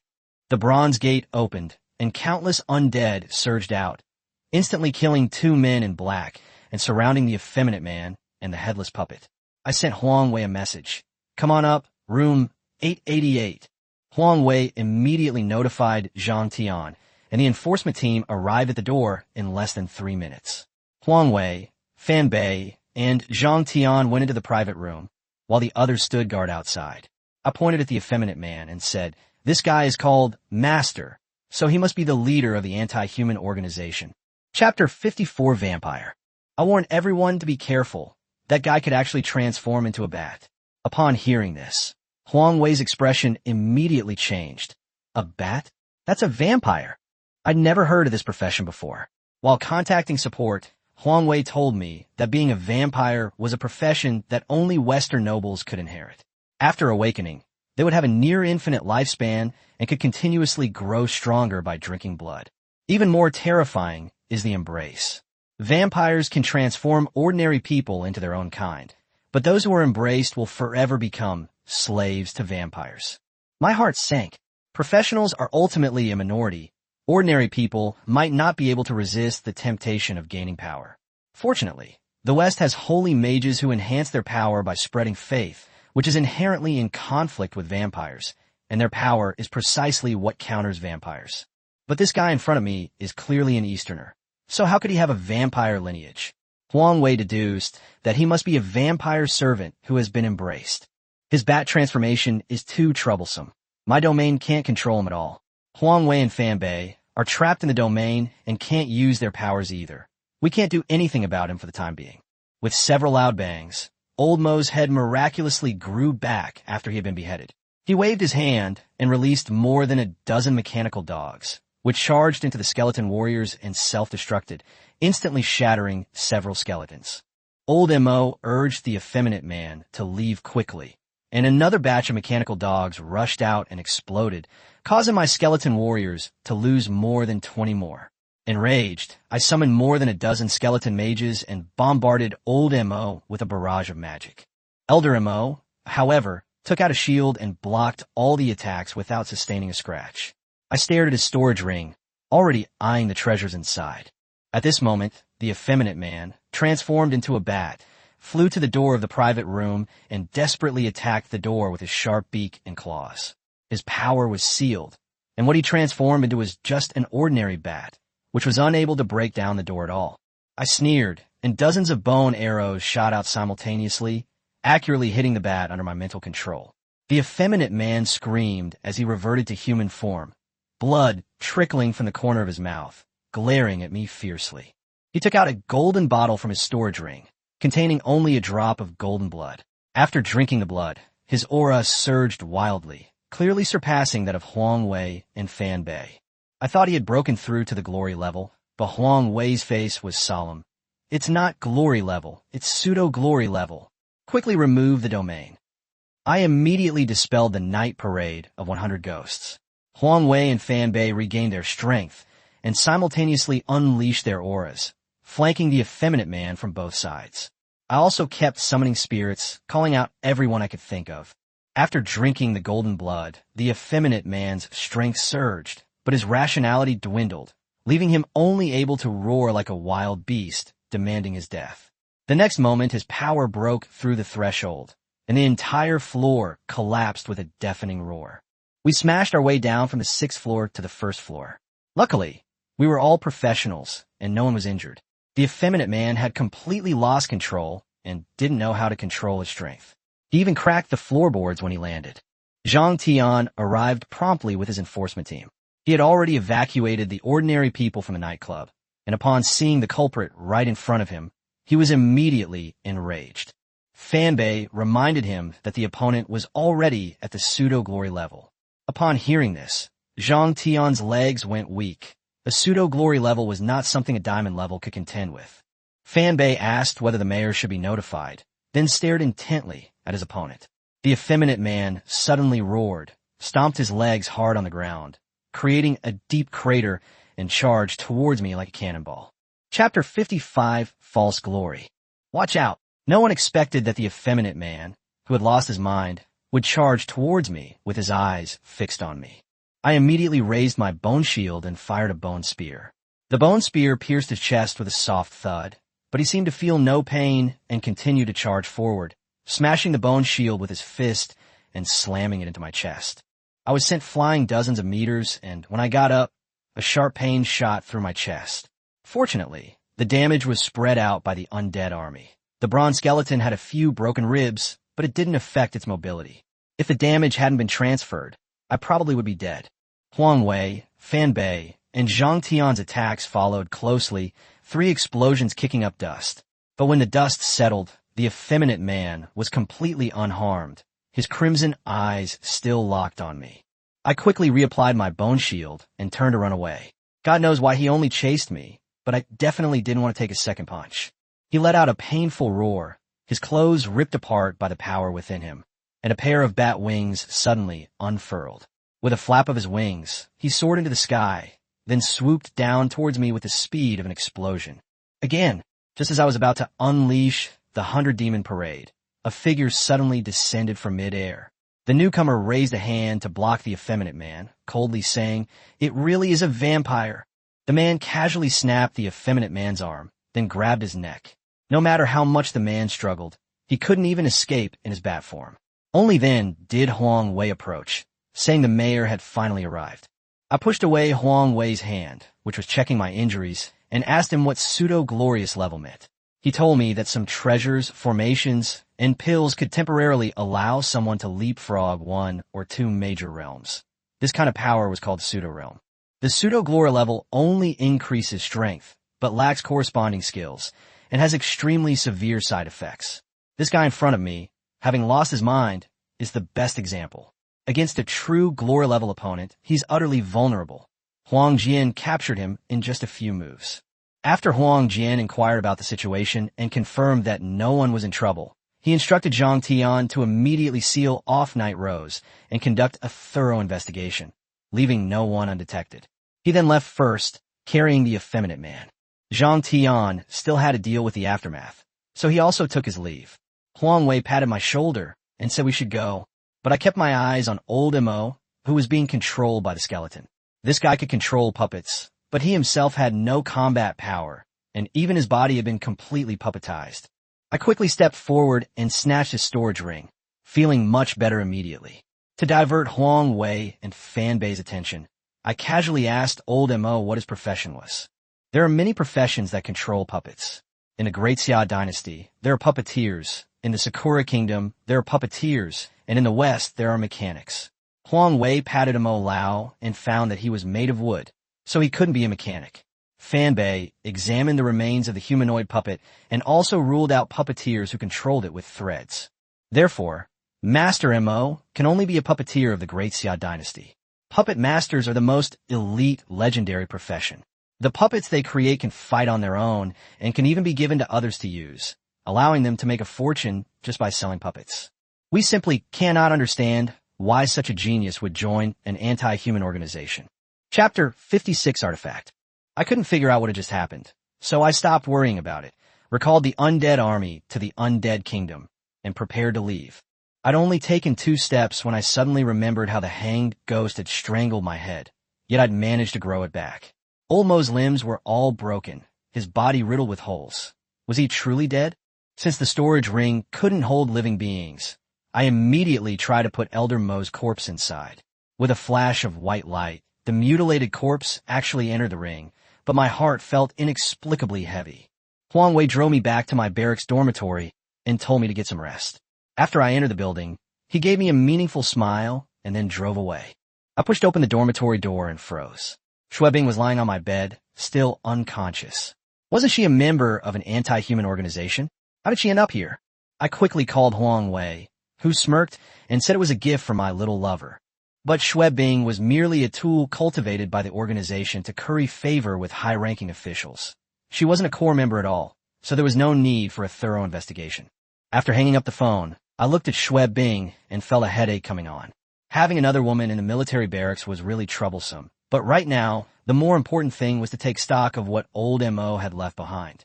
I took off Elder Mo's storage ring, and after binding it to my own with my blood, I was immediately stunned as soon as I probed it with my spiritual power. The ring was not an ordinary space at all, but a complete small world. It contains mountains, forests, and oceans, a total area of 510 million square kilometers, 70% of which is ocean and 30% is land. This is definitely not a storage ring, but a divine artifact. Following my spiritual energy, I discovered a grand bronze hall in the center of the continent, where Elder Mo's entire collection was kept. But upon entering, my face darkened. Orswood Jade monster pelts, just a junk pile. Not a single puppet, the one I wanted most. That old man didn't leave me much of a benefit when he died. Unwilling to give up, I removed the mangled remains of Elder M.O. and violently dismantled them. Soon, a jet black bead fell out of his body. Could it be another divine artifact? I examined it repeatedly, but couldn't discern its secrets, so I tried to bind it to me with my blood. The bead didn't react at all, so I could only probe it with my spiritual power, attempting to leave a mark. The next second, a chill ran down my spine. Inside the bead was a space of several hundred square meters, and Old Master M.O. was floating inside. As a necromancer, I recognized him at a glance. It was his soul. Boy, now that you've discovered me, your body is mine. Old M.O. chuckled and lunged at my spiritual energy. I immediately retreated, but he had already followed my spiritual energy and entered my sea of consciousness.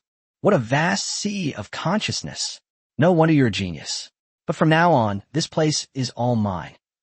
Elder M.O. opened his mouth, trying to devour my soul. You're asking for death.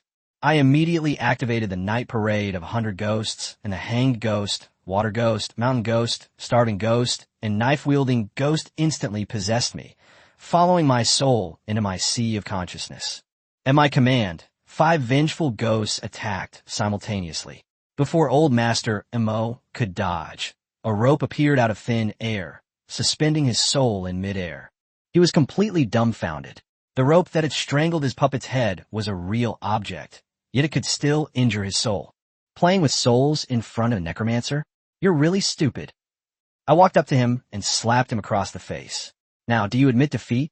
Old M.O. remained defiant, boasting that he would haunt me even as a ghost. I raised my hand and slapped him again, then ordered the 5 ghosts to teach him a lesson. An hour later, Old M.O. finally couldn't take it anymore and frantically begged for mercy. I ignored him and instead let the 5 ghosts intensify the torture. As resentment accumulated, Old Master Mo's soul gradually showed signs of transforming into a vengeful ghost. I was not alarmed, but rather delighted, and personally joined the ranks of those tormenting him. Chapter 57, The Ghostly Envoy. Chintao, I'll haunt you even as a ghost. Old M.O. kept begging for mercy and cursing, but I couldn't be bothered with him. I simply had 5 vengeful ghosts grab his limbs and head and pull him out violently. Old M.O., in his soul form, was pulled like a rubber band, his screams and resentment surging continuously. I found him too noisy, so I had the 5 ghosts escort him out of my sea of consciousness. But as soon as he came out, Old Master Mo's soul began to dissipate. I quickly picked up the black bead and had the 5 ghosts put his soul back in before resuming the 100 Ghost Night Parade. The phone rang immediately, and it was Huang Wei. I blamed the incident of using my domain on Old M.O., saying that the old guy wasn't dead and had almost tricked me. Huang Wei immediately dropped the matter and only asked if I was injured. Before hanging up, I asked him where I could get a tiger in the East China Sea. I wanted to turn Master M.O. into a vengeful spirit, so I had to let a tiger devour his soul first. Huang Wei knew I was going to refine an undead spirit again, so he simply said there was a beast-taming shop in the city and even promised to send me one directly. I'd already spent all my money on materials to refine my natal zombie and was just about to borrow some when Huang Wei had someone deliver Tiger over. I immediately thanked him and went back to my room to continue tidying up Old Master Mo's broken puppet body. An hour later, the truck drove into the Vanguard camp and stopped downstairs in front of my dormitory. Inside the truck bed, in an iron cage, lay a black tiger with white stripes. After I signed the papers, I climbed straight into the cage, grabbed the tiger by the neck, picked it up, and carried it out. The deliver man stared in disbelief. I called out to him, and he snapped out of it, hurriedly driving away. I sighed. I couldn't perform the 100 Ghost Parade at the military camp anymore, so I had no choice but to drive the tiger into the wild. After confirming that no one was nearby, I activated my domain, summoned skeleton warriors, and slew the tiger with a single strike. As soon as the tiger's spirit emerged, I took out the black bead and had the 5 ghosts escorted inside. Inside the bead space, M.O. Lao was surrounded by churning black energy, already tormented beyond recognition. Upon seeing him, the tiger's spirit pounced like a delicious meal, easily swallowing Mo Lao whole. I immediately began casting the spell, and with the final pardon, the tiger's body rapidly expanded, growing to over 3 meters tall in the blink of an eye. Master Mo then appeared beside the giant tiger, grooming its fur like a servant. It's done. I summoned the Mountain Lord Black Tiger and the Vengeful Spirit Ink Elder. The Mountain Lord roared to the sky, then laid down at my feet, trying to nuzzle me with its head. I quickly reached out to block it, but it really got in, and it was sure to knock me over. Master, Old Mo bowed respectfully. The cougar can inherit the abilities and memories of the dead, and can also transform into human form and walk in daylight, almost indistinguishable from the real thing. This is exactly what I need. I immediately pressed him for details about his origins. It turned out that Master Mo was a genius from 300 years ago. While exploring a dangerous place with his friends, he obtained a ring and a black bead, but was ambushed and killed by his friends who wanted to steal the treasure. In his dying moments, he detonated a puppet, taking his friend with him. The black bead nourished his soul, allowing him to live on as a spirit. Mo Lao was originally a puppeteer and a raymaster.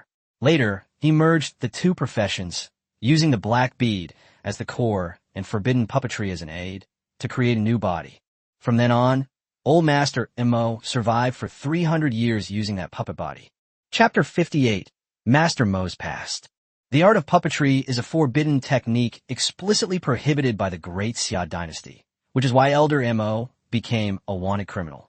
For 300 years, he has been living in hiding, and he was already tired of this life, even contemplating suicide at one point.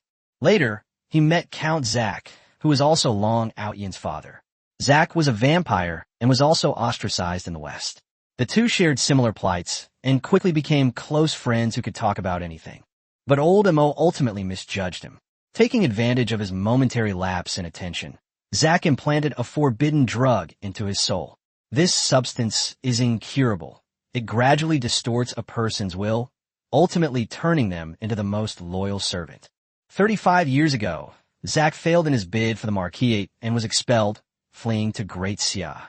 He constantly seduced Great Xia women to bear him children, keeping the children with Western features by his side, while sending the children with Eastern features to various places to cultivate their power. Long Outyen developed the fastest and was the strongest in the East China Sea, which is why Zack sent Mo Lao to assist him, hoping to turn the East China Sea into a vampire's backyard. Unfortunately, they just set their sights on this place when they ran into me, and their plan was immediately aborted. I immediately pressed him for details about how many demons had descended upon the East Sea. Old Mo told me that the demons' descent was not the work of Long Outyen. Another force was hiding in the East Sea, and Knight Rose had fought against them, ultimately resulting in a draw. This was a matter of life and death for the entire city, and I dared not delay. I immediately drove back to the Vanguard camp. As soon as I parked the car in front of Huang Wei's office building, I rushed into his office without even taking the keys out of the ignition. Huang Wei scolded me for breaking the rules with a dark face. I didn't have time to explain and immediately told him everything that Elder Mo had told me. After listening, his expression changed completely. After confirming that the information was correct, he immediately took me to see Commander-in-Chief Fan Tianhua. We barged into Fan Tianhua's office and recounted the events. After confirming, Fan Tianhua didn't waste any words and immediately took Huang Wei and me to see Mayor Huang Jian. Upon hearing that an unknown force was hiding in Donghai, Huang Jian was so shocked that he stood up on the spot. To let them confirm for themselves, Huang Jian led us to the wilderness. I used the 100 Ghosts parade to summon the Mountain Lord and the Old Man of Ink. The Mountain Lord roared at everyone as soon as it appeared, but I patted its head to calm it down. I warned Elder Mo that he must answer all questions truthfully from now on.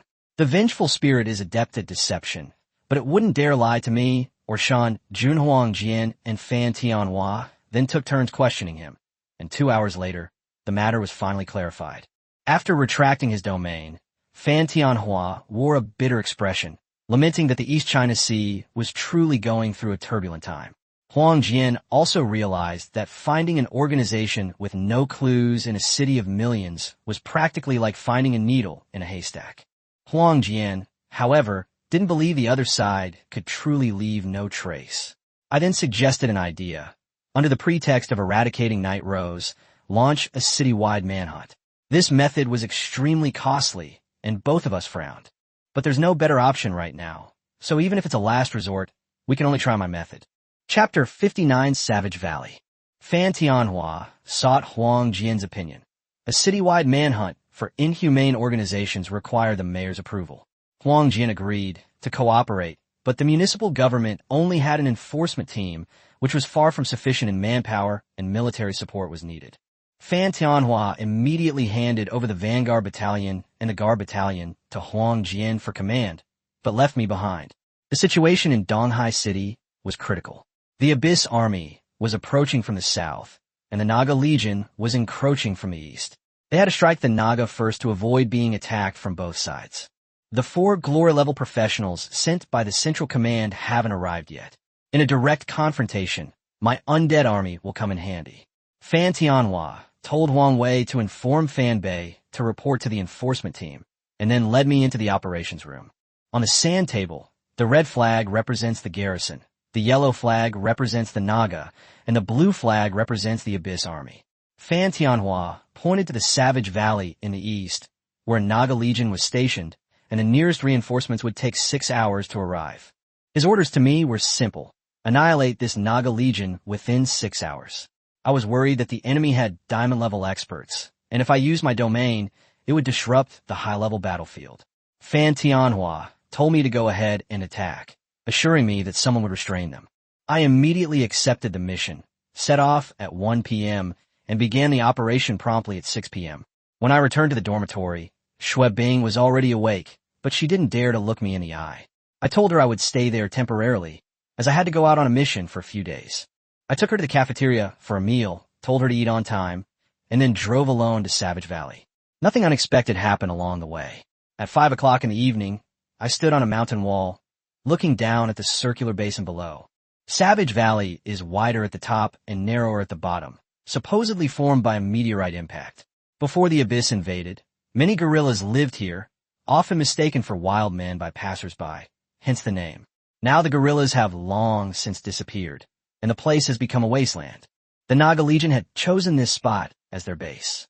I retreated to a distance and activated the undead realm. My natal zombie, Chen Do, led the way, with 600,000 elite undead forming an army that sealed off Savage Valley from all sides. I returned to the cliff face, watching the Naga soldiers bustling in the valley, quietly waiting for time to pass. Until my phone alarm rang, I turned it off, pointed downwards. Time's up, attack. The thunderous footsteps shook the valley as the undead army charged in full force. Skeleton archers unleashed a volley of arrows, raining down on the Naga camp. The enemy, true to their elite status, quickly organized a defense, repelling the first wave of attacks. I coldly commanded, "Magic!" The necromancer's attack had barely begun when urgent shouts rang out from within the Naga camp. Walls of ice rose from the ground, completely surrounding the camp in just a dozen breaths. The ice wall blocked the arrows and magic, but also trapped the Naga herself. I immediately changed tactics, ordering the archers to hurl arrows, which flew over the ice wall and landed in the camp, and then commanded the mages to cast a spell that would descend from the sky. Countless hailstones rained down, and explosions echoed throughout the camp. Skeleton warriors charged to the ice wall, hacking away at it with their blades, sending ice shards flying everywhere, quickly carving holes in the wall. Just as the offensive was making its way forward, strange cries once more echoed from the Naga camp. Immediately afterwards, a powerful magical wave spread out. Dark clouds churned in the sky. The north wind howled, the temperature plummeted, and snowflakes fell into the undead army. Chapter 60, The Great Battle begins. A magical attack? That's more interesting. I caught a snowflake, watching it melt in my palm, and then unleashed my domain, Night Parade of 100 Demons. Centered on me, the entire area within 4 kilometers was enveloped by my domain. The dark clouds in the sky instantly dissipated, and the undead army's combat power quadrupled in an instant. At my command, the skeleton warriors shattered the ice walls and charged into the Naga encampment, stepping on the broken ice. Archers attacked freely. Mages, spread your spells backward. With my command, a rain of arrows fell precisely upon the Naga, and the magic continued to extend backward. Screams erupted one after another as Naga fell in droves. The undead also suffered losses, but they didn't even utter a sound. I surveyed the battlefield. Too many undead had perished, so I instructed the skeleton mage to cast a resurrection spell. The fallen skeletons rose again, throwing themselves back into the fray. With this ebb and flow, the Nagas suffered increasing casualties, and their lines were constantly being compressed. It was my turn. I transformed into a phantom and flew to the center of the battlefield, activating the skeleton creation spell. The flesh and blood of the Naga corpses on the ground dissipated, instantly transforming into new skeleton warriors, archers, and mages who swung their swords at their former comrades.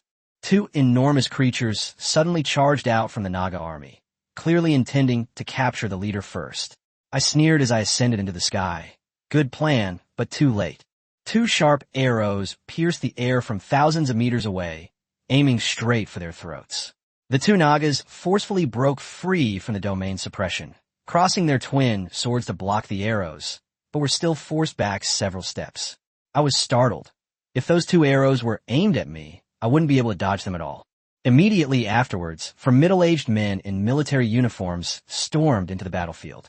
One of them unleashed their explosive fist, two fiery fist shadows, striking the Naga and sending them flying.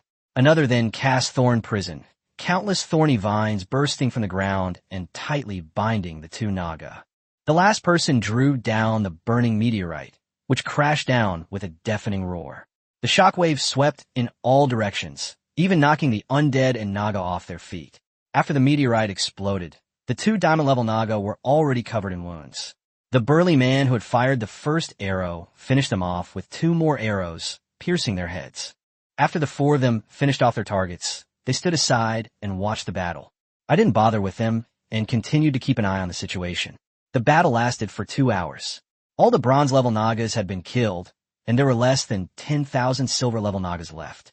However, the gold and platinum-level Nagas continued to put up a stubborn resistance.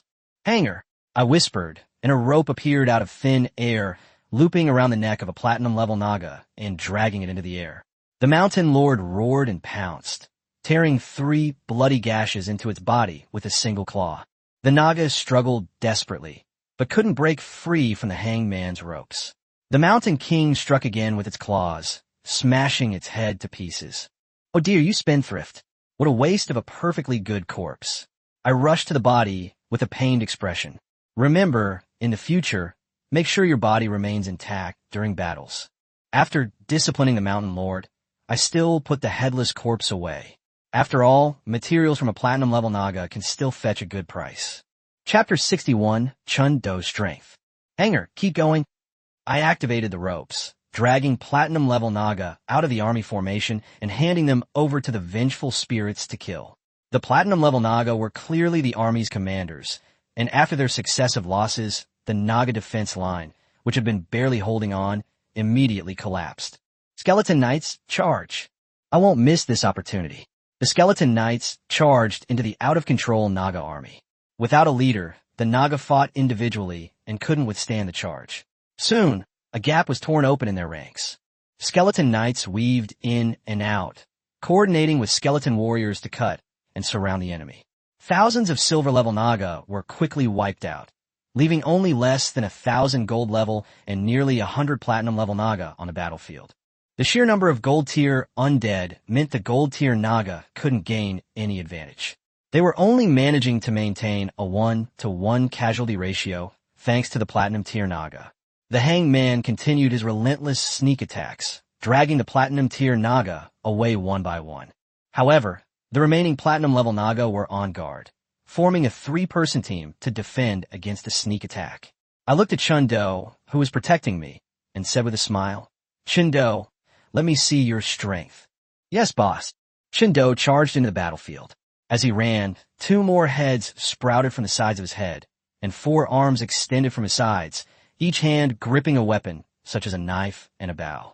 He leaped over the undead army and crashed heavily into the ranks of the gold-level Naga. The impact of the landing sent several Naga flying. Chun Do swept his longsword, instantly killing the gold-level Naga that surrounded him. At the same time, he drew his bow and shot arrows while casting ice magic, each arrow killing, and ice explosions blasting the Naga into a chaotic mess.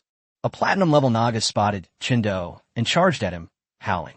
However, its power was sealed by the 100 Ghost Parade, leaving it only able to fight with its bare hands. Chindo, bow in one hand, unleashed a punch with the other, piercing its chest. Rubbish! Chindo, with a head bowed, didn't bother to speak and immediately charged towards the other platinum-level Nagas. Although there were quite a few enemies, and he occasionally took a punch or a slash, those attacks left no mark on him. Upon discovering his formidable defense, Chindo unleashed his full power, focusing solely on offense and abandoning all defense, causing the platinum-level Naga to flee in all directions. I glanced at the time, for hours had passed, and it was time to end the battle. I dispatched all the demons specifically to entangle the platinum-level Naga. Without the support of these powerful beings, the gold-level Naga fell like wheat being harvested, and in less than 20 minutes, not a single gold-level Naga remained standing on the battlefield. Skeleton création technique. The dead Naga arose again, only to become my undead. Thousands of gold-level undead joined the battlefield, and the remaining platinum-level Naga were instantly overwhelmed by the sea of skeletons. I wandered the battlefield, collecting the corpses of those platinum-level Naga. Half an hour later, the Naga were completely annihilated. I opened the gates of the undead realm, with Chindo leading the way, and the undead army marching back in formation. They came with 600,000, but returned with 700,000. Not only did I suffer no losses, but I also gained 100,000 more undead. This was all thanks to the skeleton mage transformed by the fallen sorcerer. Its resurrection spell was practically a cheat code for the undead army. I wanted to greet the 4 burly men in military uniforms, but they simply turned and left without even glancing at me. I scratched my head, completely baffled as to what I had done to offend them. I wasn't about to offer my help only to be met with indifference, so I drove away from Savage Valley. Not long after, a furtive figure in black appeared on the battlefield.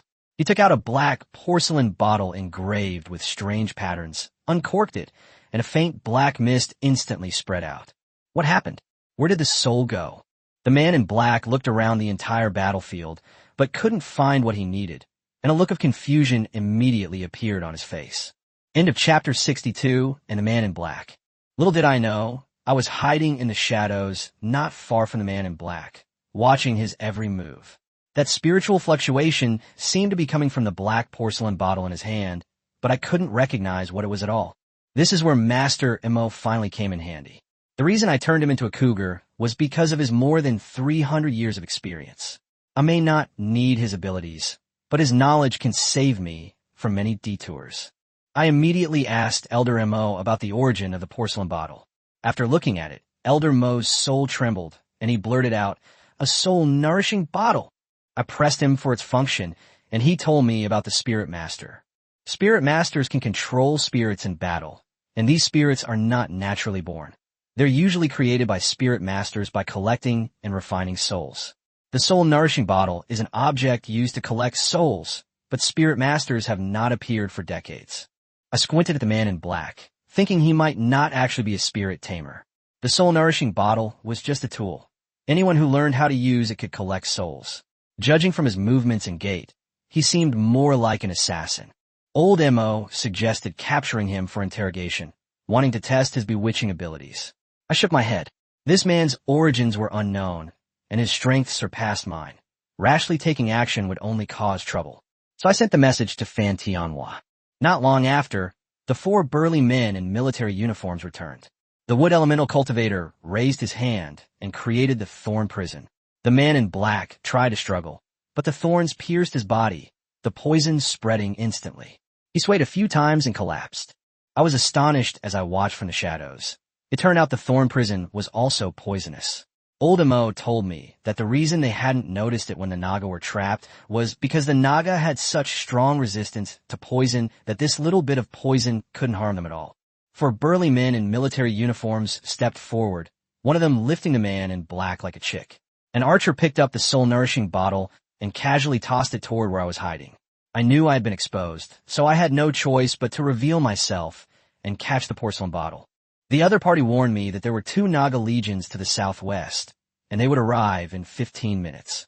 I wanted to return the soul-nourishing bottle, but they had already left with their men. I didn't dare to linger and immediately drove away from Savage Valley. When the Naga reinforcements arrived, only a ruined camp remained on the battlefield. Not a single corpse was left. They roared in fury, and the diamond-level Naga bombarded the trees relentlessly. This was the third time they had been defeated by humans, losing an entire legion, and all their corpses had been taken away, a truly humiliating disgrace. Instead of returning to Donghai City, I hid at Yuchuan Peak, 20 miles away from Yeren Valley. The soul-nourishing bottle has no other use besides collecting souls. I can't use it to collect souls myself, so I can only treat it as a handheld item. Then I asked about the Azure Dragon Ring. Oldemo said it could calm the mind and spirit, and wearing it during cultivation could increase speed by 50%. 30 days in the ring's world would only equal 1 day in the outside world. As for its other functions, he didn't know. Finally, Elder Emo told me that the black bead was called the Myriad Soul Bead, a supreme treasure for defending against mental attacks. I was immediately thrilled. Mental attacks are invisible and intangible, making them the most difficult to defend against. With the Myriad Soul Bead, my safety would have an extra layer of protection. Next, while keeping an eye on the Naga Legion's movements, I used my mental power to refine the Myriad Soul Pearl. After completing the initial refinement, it directly entered my sea of consciousness, emitting a soft black light and protecting the entire sea of consciousness. Chapter 63, Taking Stock of the Gains. Ring, ring, ring, ring. Just then my phone rang in my pocket. I took it out and saw that it was indeed Commander-in-Chief Fan Tianhua. Commander-in-Chief, what are you still doing? Why aren't you back yet? I told them I was still near Savage Valley, hoping to find an opportunity to launch another surprise attack on Naga. Fan Tianhua frowned immediately. Those were 2 Naga legions. The Naga's combat power was far superior to that of the Abyss Legion. 3 Abyss legions might not even be as strong as 1 Naga legion. I reassured him that I wouldn't do anything rash. If Naga didn't make a move, I would immediately retreat to Donghai City. Fan Tianhua gave a few more instructions before hanging up. I put down my phone and couldn't help but sigh. My strength still wasn't enough. If I'd already broken through to the platinum level, those 2 legions would have been my spoils long ago. I opened my class panel. I am now a mid-tier, gold-level necromancer, with a total of over 700,000 undead under my command, including a full 60,000 gold-level undead. In terms of gold-level troops alone, even 2 Naga legions combined couldn't match my strength. Unfortunately, I lack platinum and diamond-level forces. That's the real difference between us. The Night Parade of 100 Demons can provide me with support comparable to platinum level, but once I encounter a diamond-level powerhouse, I have no chance of competing with them. I originally thought domain skills were invincible, capable of suppressing even diamond-level opponents. But that battle just now made me realize that domains are not unbreakable. The 4 burly men in military uniforms and a Naga diamond-level expert were clearly not greatly affected by the 100 Ghost Parade. Later, Elder Emo told me that equipment, formations, and elixirs could all counteract the effects of the domain. Especially special equipment crafted from dragon materials possesses the ability to resist domains. Some formations can also break domains, but they need to be set up in advance. As for elixirs, they can even temporarily disrupt the rules of heaven and earth, let alone suppress domains. Looking down at the 200,000 Naga below, I did consider asking for reinforcements. If we could just deal with the platinum level and above enemies first, my 700,000 undead army would be more than enough to wipe them out in 3 hours. But I quickly gave up. I was just a lowly soldier. There was no need for me to worry so much. For the next 2 days, I kept a close eye on the Naga's movements. To my surprise, instead of retreating, they built an even larger camp on top of their original location, and 2 legions settled there. After reporting the news and confirming that there was no longer an opportunity for an ambush, I returned to Donghai City. As soon as I entered the Commander-in-Chief's office, Fan Tianhua jokingly scolded me for knowing to come back. He said I'd done a good job on the mission and gave me 2 days off to go home and rest. 2 days passed in the blink of an eye. I stayed with Xue Bing the whole time, and our relationship gradually improved. Xue Bing told me that she lost both her parents at a young age and could only rely on her younger brother for survival. In order to make a living, she entered the Night Rose nightclub, but was targeted by the manager and trained to become a high-class socialite who specializes in seducing high-ranking officials.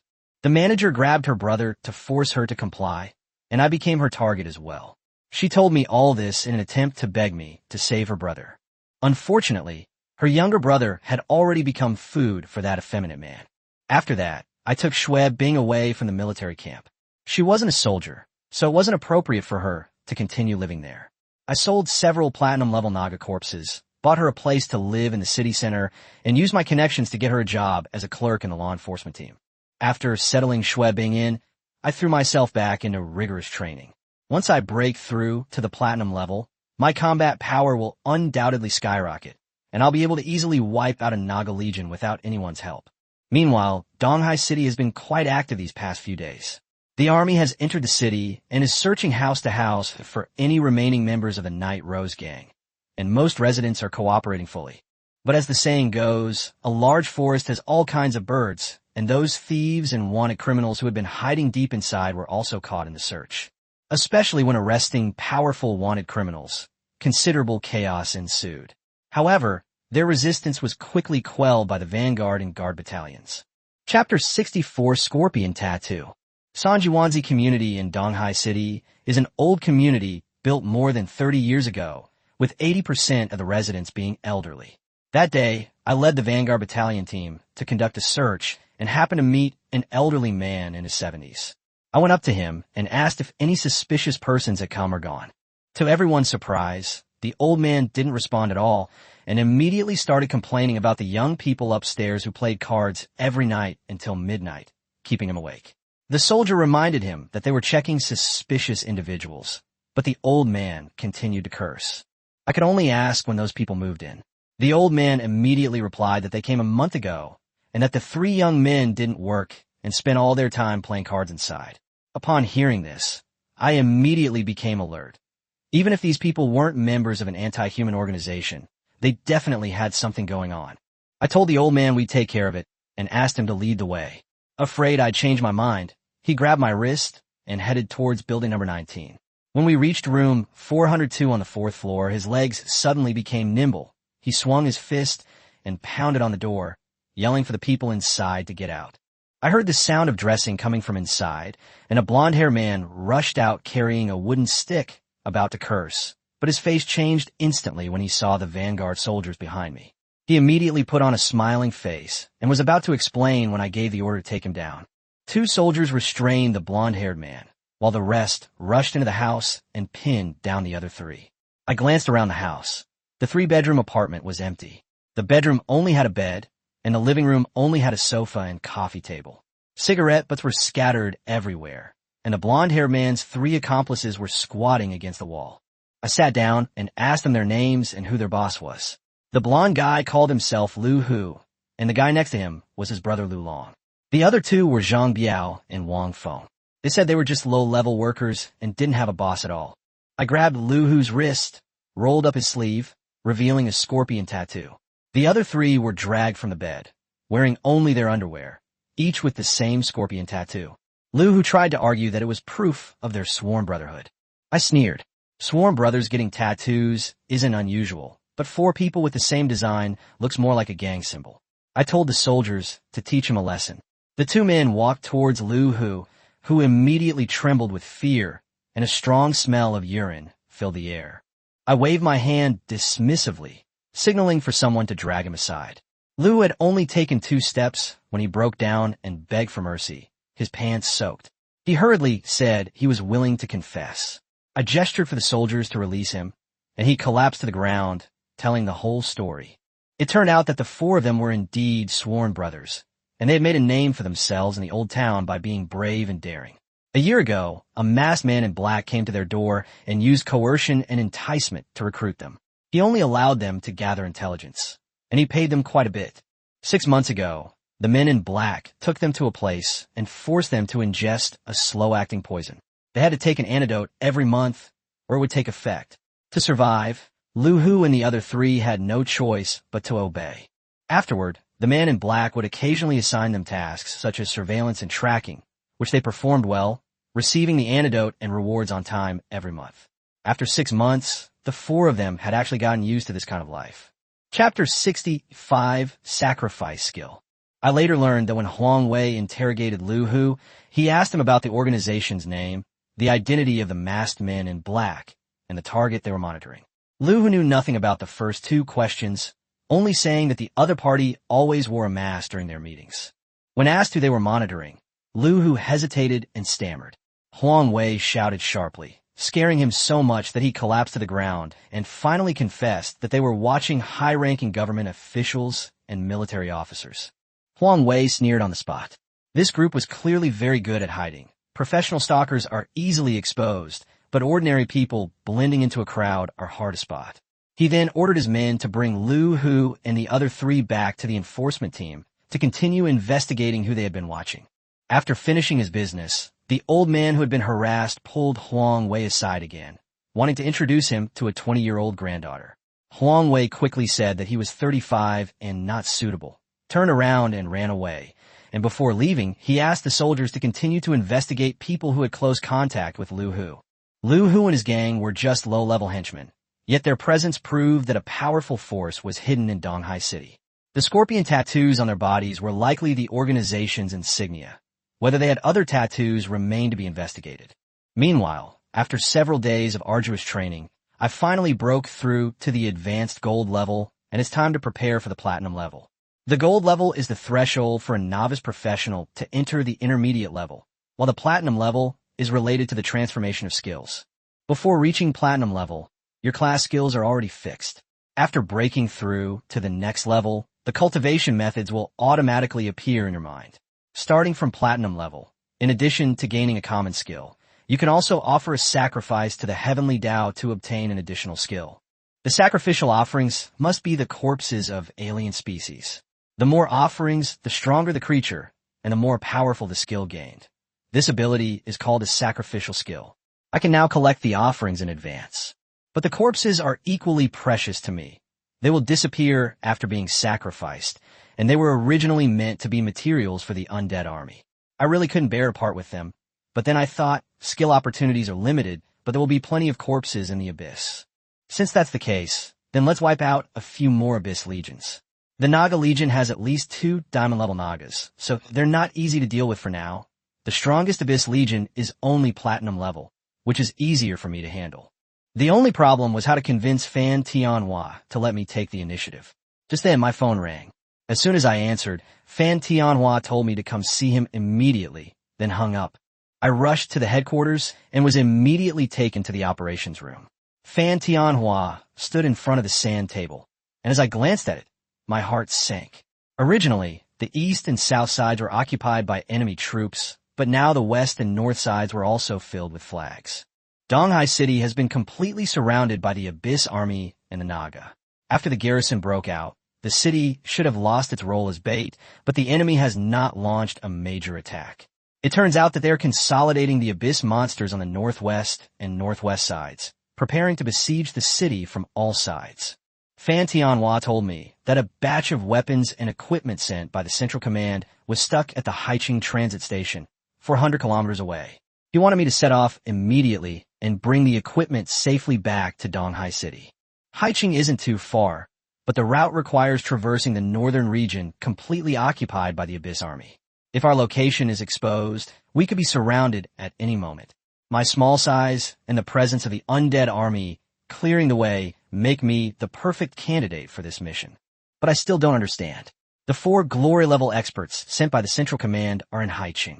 Why not let them take the equipment back with them? Fan Tianhua glared at me and said that the equipment couldn't fit into my storage ring at all. That's when I realized how serious the trouble was. A glory-level expert could break through, but returning with an overwhelming amount of equipment was like carrying a target through the Abyss Army. It was impossible to remain undetected. Chapter 66 Dog-Headed Man and Pig-Headed Man. This means I'll have to fight my way back. The fact that weapons and equipment can't be stored in my storage ring speaks volumes about their importance. The Abyss Army won't just stand by and watch supplies enter Donghai City. They'll definitely send a large force to encircle and suppress them. No matter how arrogant I am, I can't possibly withstand the entire Abyss Army. I asked Fan Tianhua in a low voice, "What should we do when we return?" He told me that the central government would send reinforcements, and we would also send troops to meet them. I immediately breathed a sigh of relief. Although the central government sent a small number of people, they were all highly skilled. As long as the arrangements were made properly, we might be able to break through the encirclement. Fortune favors the bold, and if this job goes through, my abilities will undoubtedly advance further. I immediately accepted the mission. Fan Tianhua told me to set off as soon as possible and even had someone bring over an iron box containing a long-range walkie-talkie for easy communication. I put away the walkie-talkie, saluted, and left the operations room. Fan Tianhua watched my retreating figure, his heart heavy. This mission was extremely dangerous, but he couldn't find a more suitable candidate than me. After leaving headquarters, I went straight to the logistics department to replenish supplies. Fan Tianhua had given prior notice, and the process went very smoothly. At 7 o'clock in the evening, without alerting anyone, I left Donghai City alone and headed north. To avoid revealing my whereabouts, I abandoned the vehicle and traveled on foot. I didn't stop all night, but only covered 20 kilometers. At dawn, I climbed a large tree, intending to rest briefly before continuing my journey. Not long after, strange, incoherent cries came from afar. I looked through the leaves, but the dense forest blocked my view. I didn't want to get involved. My priority was to break through the encirclement and reach the Haiqing transit station. I couldn't afford to be exposed easily. The sound grew closer and closer, clearly coming towards me. I held my breath and lay prone in a tree, soon spotting a patrol of over 100 people. They weren't the monsters I'd seen before, but a group of kobolds. The kobolds originally came from a plane completely invaded by the Abyss, and after surrendering, they became the Abyss's vanguard. But they had never been found near Donghai City before, so why did they suddenly appear? As I was wondering, I noticed these guys constantly twitching their noses. The kobold's sense of smell is as keen as a dog's. I hadn't bothered to conceal my scent, and hiding would only lead to my discovery sooner or later. Since that's the case, I might as well strike first. I immediately activated the night parade of 100 demons, ordering the 6 demons to unleash their full power for a fatal attack. In less than 3 minutes, all the hundreds of kobolds were eliminated. I collected the corpses and immediately moved deeper into the forest. But not long after, a new kobold patrol arrived at the scene and tracked my escape route by scent. 2 days later, I leaned against a tree, panting heavily. Those kobolds had an uncanny nose. No matter where I ran, they could catch me. And the more I killed, the more pursuers appeared. Even pig-headed men joined the ranks. Pig-headed and dog-headed people come from the same plane, but are much stronger in combat. They have laser eyes that can shoot lasers from their eyes. These lasers are fast and have a long range. Once locked on, they can only withstand the attack head-on, and ordinary defensive spells are no match for them. Fortunately, the laser eye has very poor battery life. The iron level can only be used once a day, the bronze level twice, and the silver level 3 times. Even so, I almost got hurt by the laser eye just now. How did even pig-headed people appear? I found a clean spot and reported the situation via walkie-talkie. It wasn't Fan Tianhua on the other end, so I didn't waste any words and immediately moved on. Based on experience, more dog-headed and pig-headed men would soon catch up. Sure enough, I hadn't walked more than 10 miles when I heard their commotion behind me again. They're like persistent ghosts. I activated the Netherworld activation, summoning 1,000 gold-level skeleton warriors, and had them ambush on both sides of the road. Then I climbed a big tree and waited quietly for the dog-headed and pig-headed men to walk right into my trap. Chapter 67, Making Things Difficult.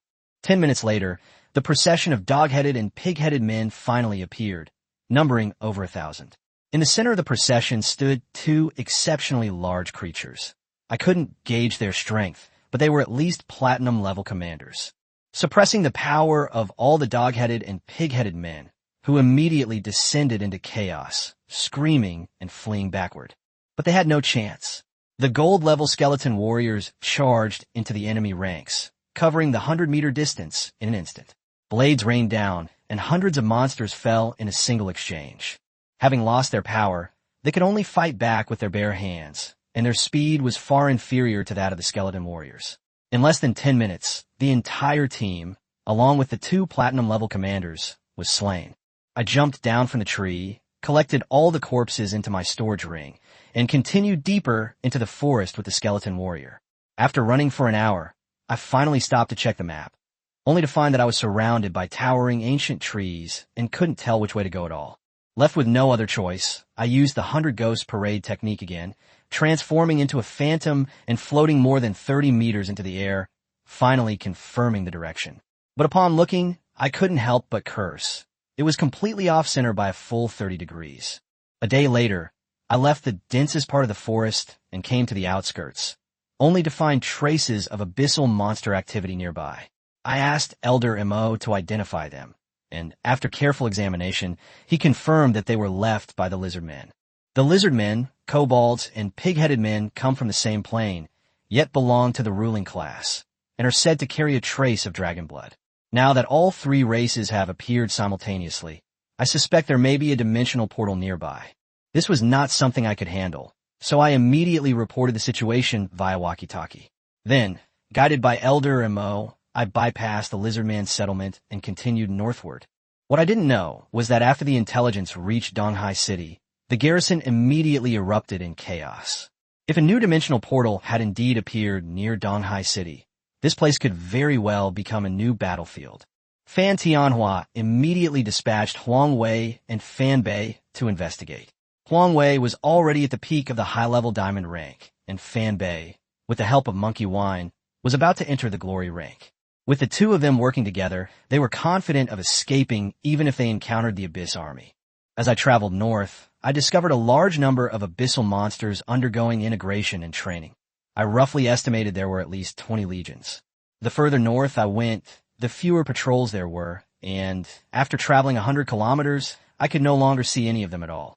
After confirming that I had escaped the encirclement of the Abyss army, I took out my car from my storage ring and sped towards the Sea City transfer station.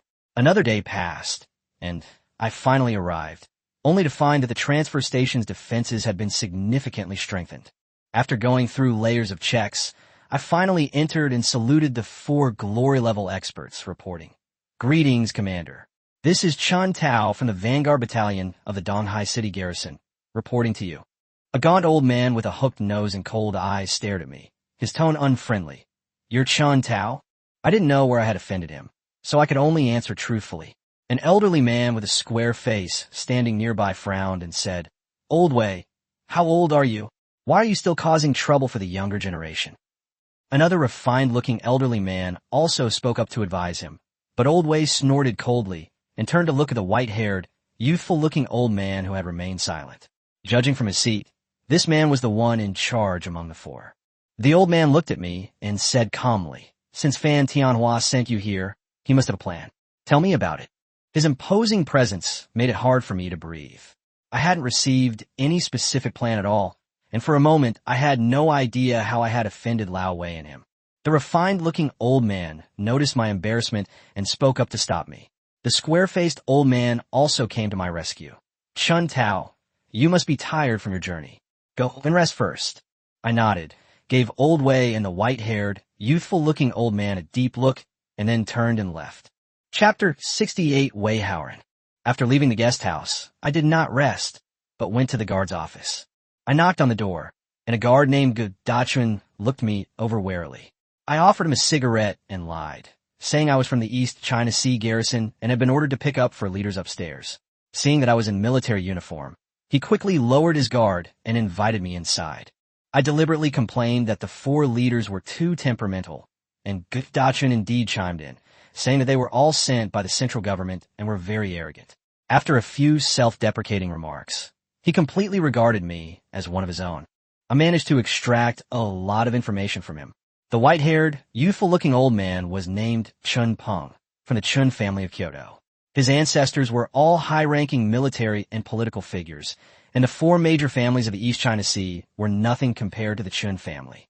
The hook-nosed old man was named Wei Ran, from the Wei family of Kyoto. Although slightly less powerful than the Chun family, they were still a family with a long military and political history. The square-faced Yuan Shui had no family background. He had risen through the ranks from a lowly soldier. Finally, the refined old man, Duan Fei, was an instructor at the Special Forces training camp. That was all Gudachuan knew. He'd only heard it from the battalion commander. I chatted with him for a while longer before returning to my room. As I lay down on the sofa, my face darkened completely. The attitude of those 4 people towards me had already said it all. Those truly targeting me were powerful families like the Chun and Wei families. In their eyes, geniuses are merely tools. Only tools that can be controlled have value. Those that cannot be controlled should be destroyed. While the nation is in crisis, they are still busy fighting amongst themselves. I only regret that I am not powerful enough. Otherwise, I would never have let those two old geezers off the hook today. I summoned Elder Mo and asked him if he had any way to speed up cultivation. Elder Mo said that I could set up a spirit gathering array, which could increase cultivation speed by 30%. The Azure Dragon Ring could already increase it by 50%, so the two combined would bring the total to 80%. I immediately asked him to list the materials and then inquired about the level to which the puppet could be refined. Old Master Mo is currently at the gold level, and at most he can control 1 platinum level puppet, or 10 gold level puppets, or 100 silver level puppets. The most important element in crafting a platinum golem is a platinum grade corpse. The other materials can all be found in the Azure Dragon Ring. I went to the largest shop in the Sea City transfer station, sold the kobold and pig-headed materials, and gathered all the items needed for the spirit gathering array. Back in my room, Elder Mo quickly crafted a spirit gathering array shaped like a futon. I sat on it and tried it out. My meditation speed was indeed much faster. I took a sip of monkey wine and entered a deep meditation. With the triple amplification of the spirit gathering array, the Azure Dragon Ring, and the monkey wine, my spiritual power increased wildly, and after passing through the black light of the myriad soul pearl, it became even more solid. After a day and a night, I awoke from my meditation. My cultivation had reached the peak of the high-level gold rank, just one step away from the platinum rank. Once I broke through to platinum, the threat posed by the diamond rank would be greatly reduced. Just then, there was a knock at the door. I opened it, and a young man of about 27 or 28 stood outside, looking arrogant. Wei Howren, Artillery Battalion Commander, I will be in charge of you from now on. Upon hearing the surname Wei, my face instantly darkened, and I blurted out 2 words, "Get lost." I slammed the door shut, but Wei Howren kicked it, shattering it into pieces. Court death. I activated the Netherworld realm, and Chen Do charged out, punching Wei Howren in the chest. Wei Howren was sent flying, spitting out blood upon landing, staring intently at Chen Do, blood-red gas emanating from his body. Berserker. I immediately recognized his profession. Wei Howren roared and charged at Chen Do, but he had chosen the wrong opponent. Chen Do was a zombie, a blood-feeding undead creature. Wei Howren's attack landed on Chen Do, but instead of causing any harm, it made Chen Do even more excited. Chapter 69, A Blessing in Disguise. Wei Howren was utterly shocked. As a platinum berserker, even diamond-level warriors wouldn't dare take a direct hit from him. Yet Chen Do had taken the blow without a scratch, his momentum only growing stronger. He clearly couldn't comprehend this monstrous defense. I gave him a cold look, frog in a well. Chen Do, finish this quickly. In the cramped room, Wei Howren had nowhere to dodge and could only take Chen Do's second punch head-on. He was blasted away on the spot, coughing up blood and collapsing to the ground, his breath weak.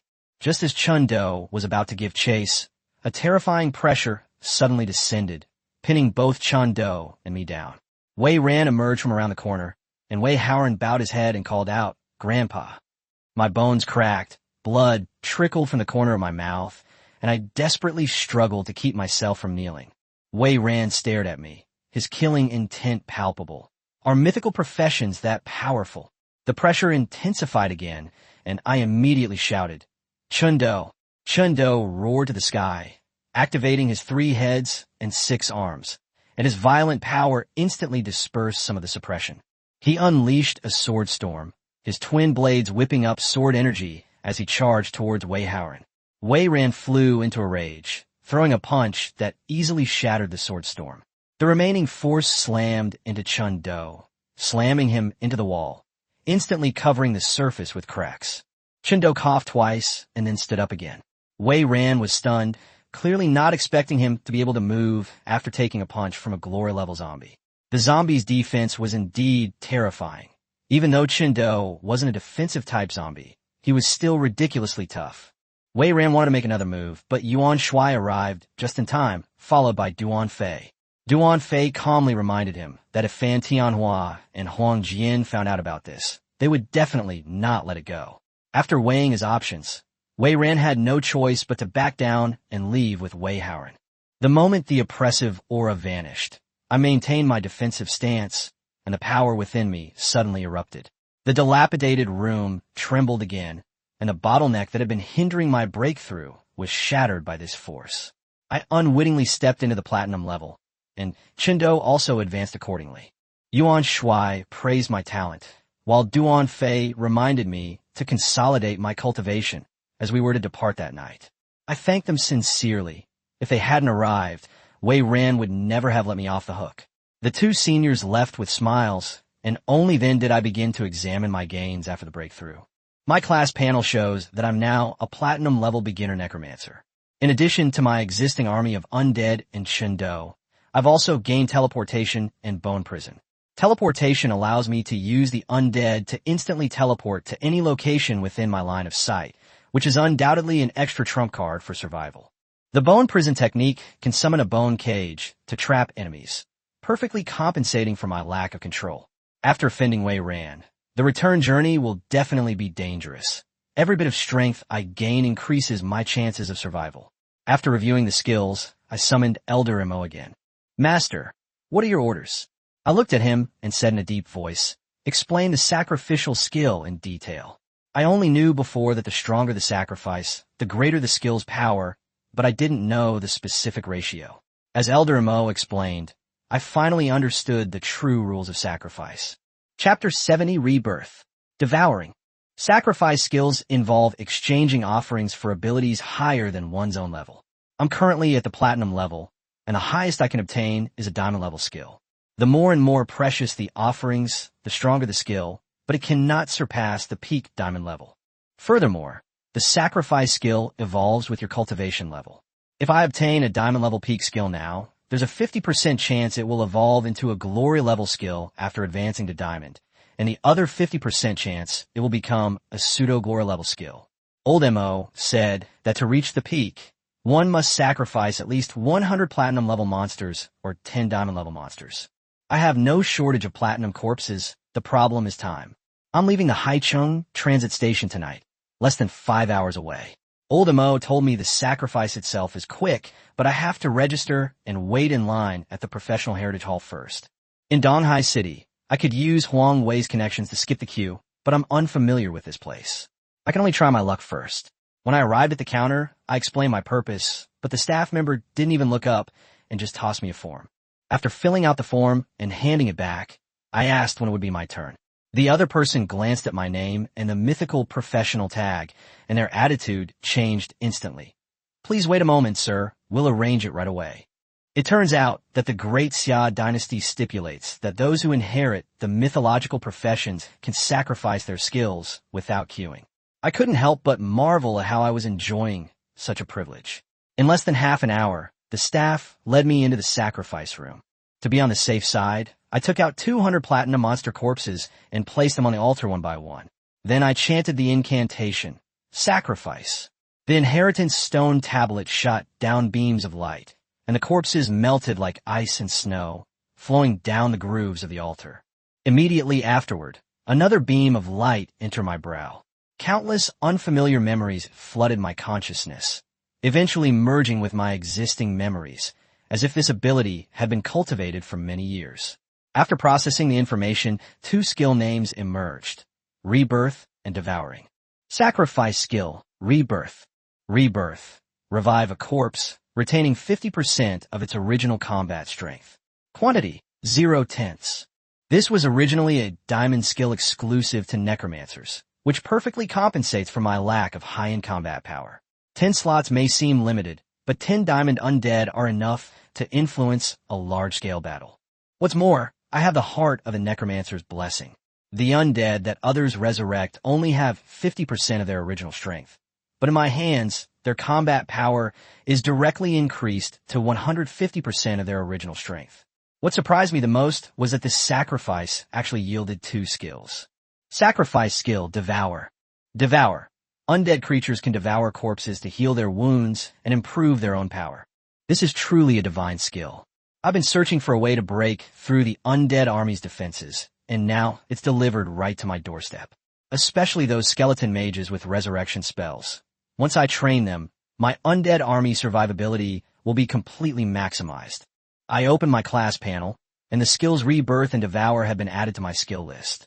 Nodding in satisfaction, I left the class heritage hall and returned to the inn. As soon as they reached the entrance, the open space in front of them was already filled with people. They were the reinforcements sent by the central government, totaling 4 battalions and about 4,000 soldiers. The vast majority of them were gold level, silver level were only a few, and there wasn't a single one below bronze level. Chapter 71, Parting Ways. With such a small force, charging into the Abyss Army's encirclement is practically suicide. I simply can't understand how the 4,000 men sent by the Central Command can possibly repel those Abyss monsters. Are they really going to let glory-level experts just crush them with their domains? Wei Haoren walked past me, muttering a harsh threat in a low voice, saying he'd kill me sooner or later, before returning to his unit. I glanced at the 4 battalion commanders. Apart from him, who was platinum level, the other 3 were diamond level. Clearly, he wasn't in his position because of ability. At this moment, Yuan Shuai and his 4 glory-level experts stepped forward and waved to me. I stepped forward and saluted, focusing only on Yuan Shuai and Duan Fei, ignoring Chun Peng and Wei Ran. Yuan Shuai directly asked me how many Abyss Legion soldiers had traveled along the way. I reported truthfully that I personally witnessed at least 20 legions, and 30 miles outside Donghai City. There were also kobolds, pig-headed men, and lizard men active. The 4 glory-level powerhouses frowned. Even with 4,000 strong reinforcements, they couldn't hold out for long against an enemy of this size. Wei Ran asked me coldly if Fan Tianhua had already arranged a battle plan since he sent me here. I ignored him and only told Yuan Shuai and Duan Fei that my mission was to receive the weapons and equipment and safely return them to Donghai City. They could come along if they wanted, or go on their own if they didn't. Chun Peng reminded me that the weapons couldn't be stored in my storage ring. After what happened that morning, I didn't want to travel with Wei Haoren and the others anymore, lest I be stabbed in the back. I simply nodded and said I knew, then had Wei Ran hand over the equipment to me. 4 trucks covered with tarpaulins were parked by the courtyard wall. Wei ran through the list in front of me, and I checked them one by one. After confirming that the weapons were correct, I put the list away and saluted the 4 glory-level powerhouses. Sir, see you in Donghai City. I approached the trucks and activated the 100 Ghost Parade.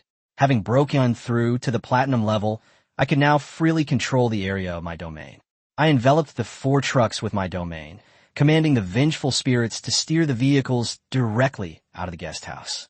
Yuan Shuai watched the departing convoy, wondering what methods I had used.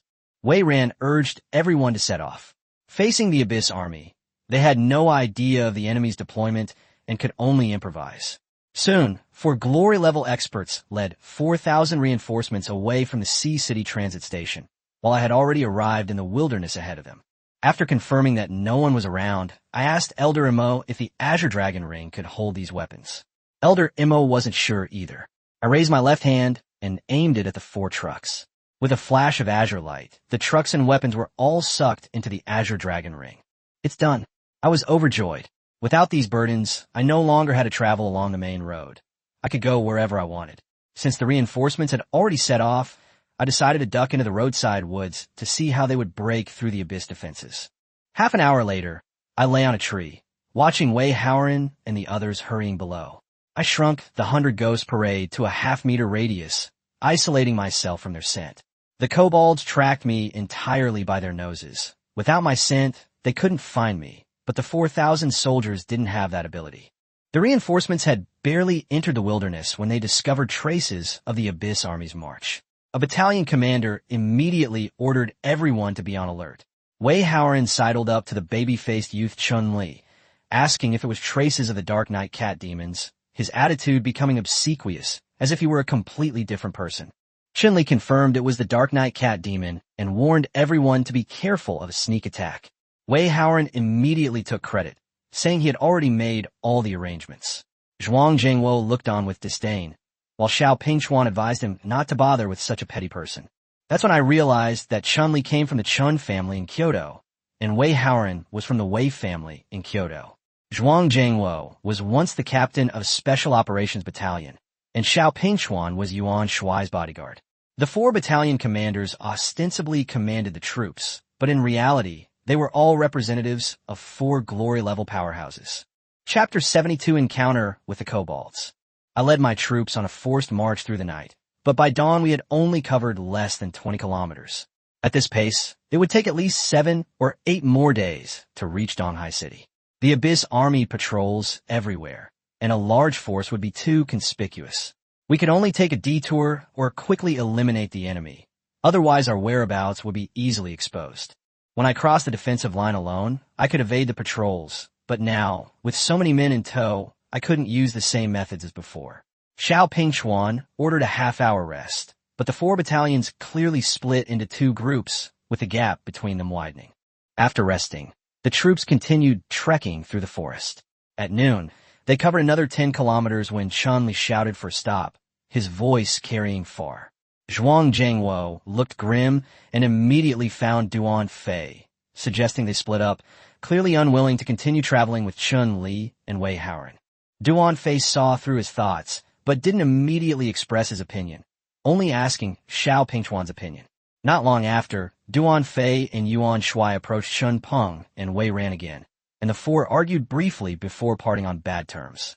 Ultimately, Yuan Shuai left with Xiao Pingchuan, and Duan Fei left with Zhuang Zhengwo. Both sides led their respective troops away. After escaping Chun Li and Wei Hao, Zhuang Zhengwo was visibly relieved. However, Xiao Pingchuan reminded him that this area was home to millions of Abyss troops, and if their small group were surrounded, they might not even be left with their remains. Just then, I tossed the package containing the walkie-talkie over. Xiao Pingchuan recognized it as mine and immediately connected the communication.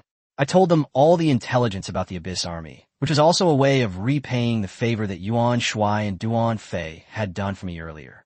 Contact me anytime if you need support. With that, I ended the communication and headed east. Through the woods, I could already see the kobolds. Chun Peng and Wei Ran's team were clearly being watched. The kobolds' arrival was most likely caused by Chun Li's earlier shout. Upon noticing the approaching enemy, Chun Peng and Wei Ran immediately ordered the entire army to prepare for battle. As the barking of the dogs rang out, everyone gripped their weapons, ready to fight. Sensing that there was only a 100-man kobold squad to the east, with the strongest being no more than gold level, Chun Peng decisively ordered his men to attack first. More than 2,000 elite troops swarmed forward, and the battle was over almost as soon as it began. They didn't even collect their spoils before immediately retreating. Once they were far away, I jumped down from the tree, collected the kobold corpses scattered on the ground in my storage ring, and couldn't help but chuckle. They really are lucky charms. Then I activated my ethereal state, hovered in midair, and chased after Chun Peng and the others in the direction they had retreated. I hadn't gone far when I heard a dense barking sound from ahead. I crept closer to take a look and immediately burst out laughing. Chun Peng and Wei Ran had stumbled upon a massive army of kobolds during their retreat, a dense, overwhelming force of at least 50,000. This was supposed to be reinforcements for that 100-man squad. The kobold leader sent a large army to besiege me because I had killed too many of my own kind, but instead of finding me, he blocked Chun Peng and Wei Ran. Faced with the endless stream of kobolds, Wei Ran asked urgently, "Elder Chun, what should we do?" A glory-level expert could indeed wipe out tens of thousands of enemies if he went all out, but that would inevitably alert the Abyss demons. Once the 2 of them are tied down by the Abyss demons, the more than 2,000 soldiers will have no chance of survival, not to mention that their own grandsons are also in the ranks. Chapter 73, A Battle of Glory. Charge out. Chun Peng scanned the battlefield, locking onto the southeast direction. There are the fewest kobolds there, so he immediately led his team in a charge. Glory-level experts cleared the way, each strike taking down a kobold. Wei Ran protected Chun Li and Wei Haoren, while the remaining soldiers followed closely, breaking through the encirclement. Having just broken through the encirclement, Chun Li, seeing the kobolds eager to fight back, shouted that he wanted to charge back. Chun Peng, furious, yelled and told Wei Ran to keep a close eye on him. Although Chun Li possessed diamond-level strength, it was all due to resources. He had no real combat experience and was completely unaware of the perilous situation he was in. Everyone desperately tried to escape, with the kobolds in hot pursuit. They chased each other for 30 miles when, suddenly, a dense barking of dogs erupted from ahead. Chun Peng's expression changed drastically. They had mistakenly stumbled into the kobold's lair, now completely blocked from both sides. What's more troublesome is that there are a large number of pig-headed people mixed in with the kobolds. If their laser eyes fire all at once, our small group simply can't withstand it. Chun Peng gritted his teeth and unleashed his glory-level aura, a terrifying force sweeping in all directions. The kobolds and pig-headed people were immediately thrown into chaos, screaming and retreating in panic. "Hurry," Chun Peng said, but he showed no sign of relief. He knew that the aura of a glory-level expert would inevitably alert the nearby Abyss experts, and he had to return to Donghai City as soon as possible.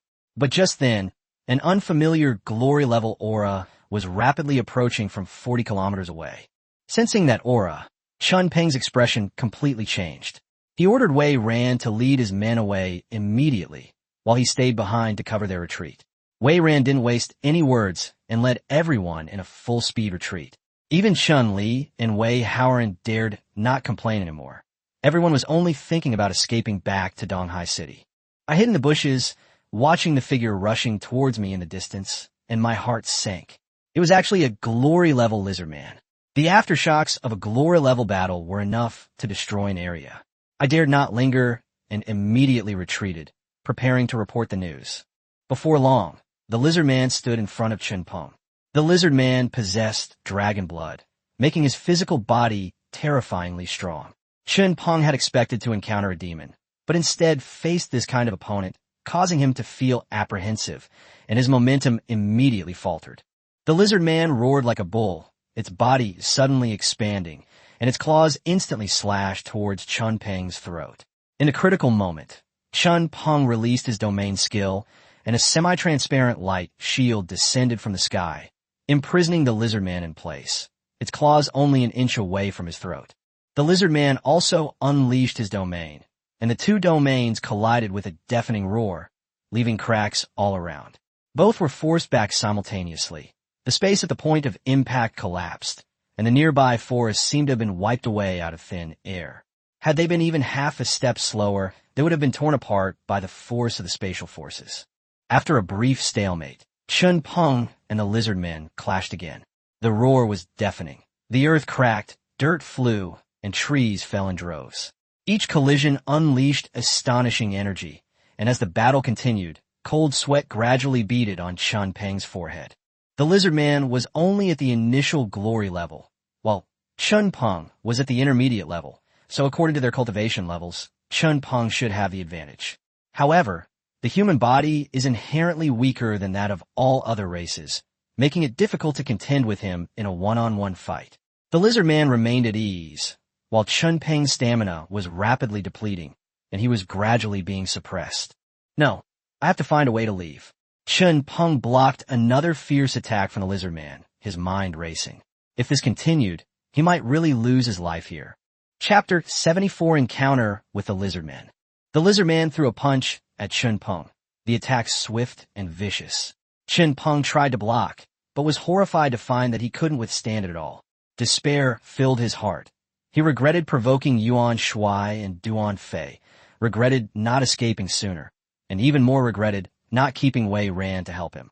With a loud thud, the fist slammed into Chun Peng's left armpit. He was sent flying, crashing through more than a dozen trees before coming to a stop, spitting out blood mixed with fragments of internal organs, too weak to even stand up.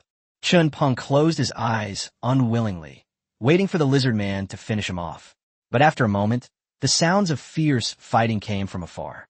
He opened his eyes and saw that Yuan Shuai and Duan Fei had acted simultaneously, stopping the lizard man for him. The Overlord lifts the tripod. Upright and righteous spirit. Two powerful attacks struck the lizard man head-on, sending it flying backward, coughing up blood. The creature barely managed to get up after landing, but dared not fight again, turning and fleeing. Yuan Shuai and Duan Fei did not pursue, instead carrying the heavily injured Chun Peng and quickly retreating. While running, Chun Peng managed to squeeze out a thank you.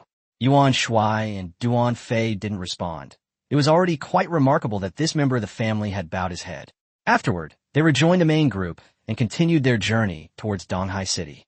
Once the fighting had completely subsided, I sneaked back to the battlefield, hoping to snag some loot. But there wasn't a single intact corpse nearby, let alone any spoils, They had all been obliterated by the aftershocks of the battle. I cursed a couple of times, but could only keep going. I hadn't gone far when I found more than a dozen corpses lying on the ground. Upon inspection, I discovered they had been dead for less than half an hour, indicating the battle ahead was far from over. I immediately collected the alien corpses and followed the trail. The corpses of kobolds, pig-headed men, and lizard men kept appearing, occasionally interspersed with human corpses. I didn't touch the humans. I simply dug holes and buried them. A day passed, and I had collected over 2,000 corpses. After nightfall, I hid in a tree, took out my walkie-talkie, and contacted Fan Tianhua to report everything that had happened that day. Fan Tianhua told me to return to Donghai City as soon as possible. Huang Wei and Fan Bei have already discovered that there is a spatial passage leading to the Lizardman Plain in the northern part of Donghai City, and this is more important than picking up the corpse. After ending the call, I contacted Yuan Shuai and Duan Fei to confirm their safety before preparing to rest. But less than an hour later, I heard the voices of lizard men talking in the distance. They were clearly quite numerous. I quietly got up, but it was pitch black all around. I had intended to pull off a heist, but I held back in the end. Just then, I accidentally snapped a dry branch, and the cracking sound was particularly jarring in the night. Suddenly, the distant lizardmen's voices were punctuated by barking dogs. The next second, dozens of arrows pierced the air. I immediately activated the 100 Ghosts Parade, my body becoming ethereal, and all the arrows pierced through me and embedded themselves in tree trunks. Knowing I'd been exposed, I decided to open the Undead Kingdom. Chun Do led his undead army out, and we, being of one mind, immediately split into two groups, flanking the lizard men from the left and right. Once both sides were in position, I gave the order, and the undead warriors and skeleton archers charged out simultaneously. Although the lizard men spotted me, they hadn't expected so many undead to be lurking nearby. Caught off guard, they were caught completely off guard and slaughtered on the spot. To avoid revealing too many of my trump cards, I didn't use the skeleton mages. The skeleton warriors and archers alone were enough to suppress this skirmish. Shindo even charged into the enemy ranks, wielding his dual swords in rapid succession, and the lizard men fell one after another. Shindo was forced to stop his killing spree only when a diamond-level lizard man stopped him. Faced with a powerful enemy, Chun Do activated his 3 heads and 6 arms, but he was still forced to defend, and his body was constantly being hit. Fortunately, Chun Do's defenses were extremely strong, and he only suffered some superficial injuries. I quietly crept up to him, and 100 Ghosts Night Parade instantly enveloped the diamond-level lizard man. Caught off guard, the opponent was immediately thrown off balance by the domain. Chun Do seized the opportunity, crossed his 2 swords, and plunged them fiercely into the heart of the diamond-level lizard man. Chapter 75 Yuan Shuai asks for help. The lizardmen's physical bodies far surpassed those of humans, but with their hearts destroyed, they too could not escape death. That diamond-level lizard man struggled for a full 5 minutes before finally succumbing. I couldn't help but marvel at how tenacious their vitality was, bearing a trace of dragon blood. I immediately cast Rebirth. The corpse stood up again, but it wasn't truly resurrected. It had no breath, no memory, only retaining its fighting instincts from its previous life, becoming a living corpse that obeyed my commands. I sent it to test its skills. The diamond-level lizard man charged into the enemy ranks, its claws flashing, snapping the necks of lizard men one by one, its ferocity even surpassing its former self. Satisfied, I casually surveyed the entire battlefield. This lizardman army numbered about 10,000, mixed with several hundred kobolds. The disparity in strength was overwhelming, 1 to 70, and the outcome was never in doubt. Half an hour later, the entire lizardman army was slaughtered. This time, instead of expanding the undead army, I had the bronze-level skeletons devour corpses. Most of the lizard men were silver level, but their numbers were still insufficient. Even after the entire undead army devoured them, they still failed to advance. The battle ended, and I opened the netherworld, sending the army back to the underworld. I quickly left with only the diamond-level undead and Chun Do. The stench of blood here was too strong. The kobolds would surely be chasing us soon. Sure enough, not long after we left, the kobolds arrived at the battlefield. Seeing the bloodstains and fallen trees, They immediately reported it and began searching for the culprit. Fortunately, I used the night parade of 100 demons to erase my scent. Even with their keen sense of smell, they couldn't find me. The inexplicable and tragic deaths of over 10,000 lizardmen were a profound disgrace to them. They mobilized their entire force, leading the kobolds to practically plunder the entire forest.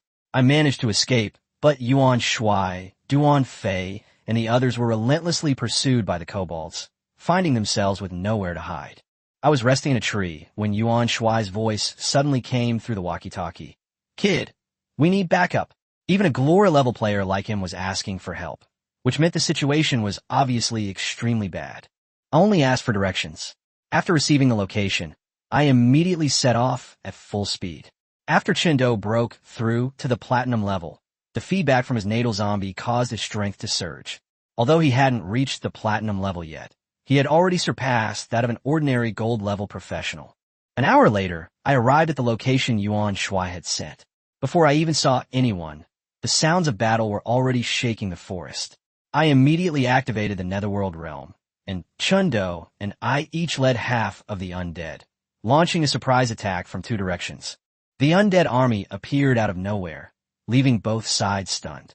Besieging Yuan Shuai and his men were a full 100,000 lizardmen. Initially, the lizardmen underestimated the skeletons, only sending a small force to hold them off, but they were instantly slaughtered. They were forced to split their forces a second time to defend, while I pressed forward from the other side. After splitting their forces twice, the number of lizardmen besieging Yuan Shuai and his men was less than 20,000. Yuan Shuai and his men were under much less pressure and immediately launched a counterattack. Seizing the opportunity, Yuan Shuai punched the Lizardman Legion commander, sending him flying. The commander was already dead when he landed. I floated to Yuan Shuai's side and asked with a smile, "Commander, how about I take this corpse?" Yuan Shuai nodded in agreement immediately. I approached the corpse and activated Rebirth again. A chilling wind swept by, and the Lizardman commander rose once more. Satisfied, I snapped my fingers, sending him charging back into the Lizardman ranks. The Lizardmen were completely unprepared for their commander. The Legion commander approached the vice commander, his claws suddenly piercing the latter's heart. The vice commander died, unable to understand why his commander had suddenly turned on him. I then reborn as the vice commander, throwing the Lizardmen into complete chaos. Without their leader, the Lizardman army was constantly divided and surrounded by the undead army. For hours later, the last Lizardman fell, signaling the complete end of the battle. Chapter 76, Showing Off One's Brilliance. After the battle, I didn't rush to collect the corpses. I hadn't killed these Lizardmen alone, and I didn't want to cause trouble like the four major mercenary groups. Yuan Shuai and Duan Fei witnessed firsthand the undead army's annihilation of the Lizardman Legion, and they were quite shocked by my strength. They were also grateful that they had helped me at the Haicheng transit station. Duan Fei noticed my hesitation and said directly, "Keep these corpses as a thank you for your timely intervention." Once I confirmed that he wasn't just being polite, I stopped refusing and ordered the undead to devour the corpses on the battlefield. A full 100,000 lizardmen, with traces of dragon blood within them, were a great tonic for the undead. After consuming them, a large number of bronze-level skeletons broke through to higher levels. At this rate, if I swallow one or two more complete legions, my entire undead army will be able to reach the silver rank. Yuan Shuai and the others dared not separate from me again and asked me where we were going next. But I didn't want to bring too many people. Not only would they be too conspicuous, but the kobolds could also track me by scent. I led them 10 kilometers southeast, and soon we heard the sound of flowing water ahead. Everyone immediately understood that I wanted to use the river water to dilute the scent and evade the kobolds' pursuit. I took out the map and determined the route downstream. Although it would take an extra day, it would allow us to bypass the lizardmen's encirclement, and Yuan Shuai and Duan Fei had no objections. Just then, Chun Peng, whose body was wrapped in bandages, spoke up, blaming me for not showing him the solution sooner. I clearly recognized him, but I deliberately asked, "And who is this?" Chun Peng was so angry that he pointed at me, but the movement aggravated his wound, and he was in so much pain that he couldn't say a word. After explaining the route to Yuan Shuai, I prepared to leave alone. Duan Fei called me back, hoping to help Wei Ran and the others if we encountered them. I promised, if I encounter this situation, I will not stand idly by. After saying that, I disappeared into the forest and quickly vanished from their sight. Meanwhile, Chun Peng stayed behind to cover their retreat. Wei Ran and his men had barely left when they were spotted by the kobolds. They fought their way back, but were unable to shake off their pursuers. Chun Li, worried about Chun Peng's safety, asked about his grandfather. Wei Ran knew in his heart that Chun Peng was most likely in grave danger, but dared not reveal the truth. Soon, the shouts of the alien race approached again from behind. Wei Ran looked at his exhausted subordinates and saw the gaping wound on his grandson Wei Haoran's chest, and finally ordered a retreat. The group fled desperately in platoons, pursued relentlessly by lizard men, dog-headed men, and pig-headed men. After running for 20 miles, the group had reached its limit.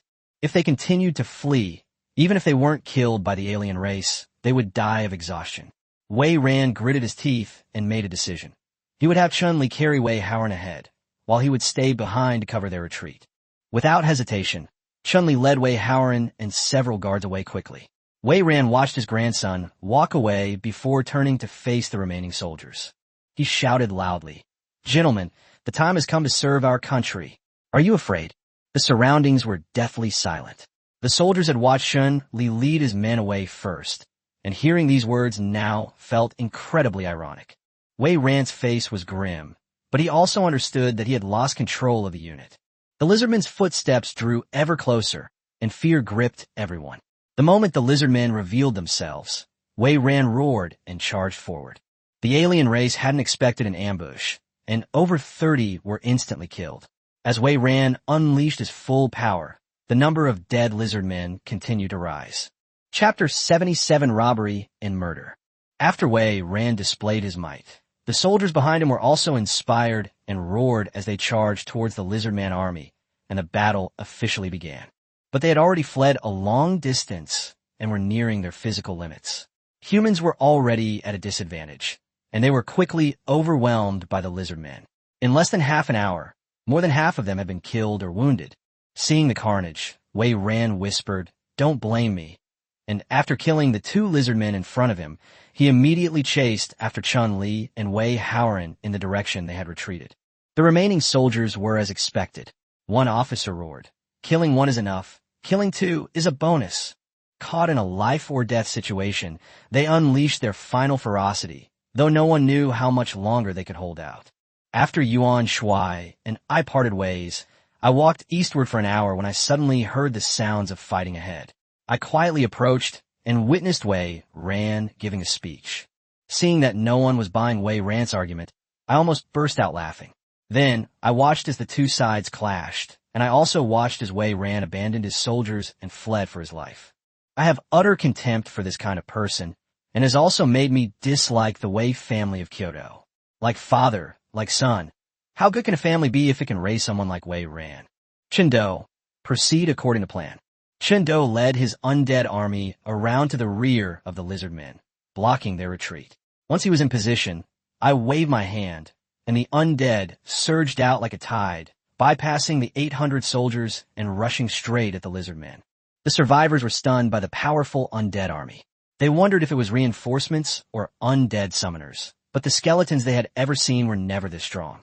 After the lizardmen were cleared out, everyone sat wearily in pools of blood. I activated my levitation ability and floated onto the battlefield, startling a soldier who yelled that he'd seen a ghost. An officer immediately reprimanded him. Everyone had seen me at the guest house and quickly recognized me, understanding who these undead reinforcements came from. An hour later, the battle was completely over, and the undead lay on the ground, gnawing on the lizardmen's corpses. I told them to collect their comrades' remains and leave immediately. Although their ranks were all higher than mine, no one thought there was anything wrong with my orders. A dozen minutes later, the bodies were collected, I gathered the spirits, and led them to the riverbank. Upon arriving at the destination, I handed them a map and told them to follow the route. Someone would meet them. After saying that, I turned and left, not wanting to have much interaction with Wei Ran's men. The 800 soldiers wanted to express their gratitude, but I was nowhere to be found. An officer told them to wash away the blood first, and that it wouldn't be too late to thank me once they returned alive to Donghai City. After leaving, I contacted Fan Tianhua, sent him the route map, and informed him that I might be back a few days later. After reporting this, I returned to the battlefield. As soon as I arrived, I found 200,000 lizard men, kobolds, and pig-headed men gathered here. They split into two groups, one searching towards the river, and the other chasing after Wei Ran. I couldn't care less about Wei Ran's life or death, but those 800 soldiers hadn't gone far, and I couldn't let the Allied forces catch up to the river. I immediately ran through the forest for half an hour and chose an ambush location. The realm of the dead. A bronze gate appeared behind me, and an army of the undead marched out in orderly ranks, already resembling an elite force. I then realized that while their appearance remained unchanged, their intelligence had increased considerably. I handed the undead army over to Chen Do to train his ability to divide and conquer in the future.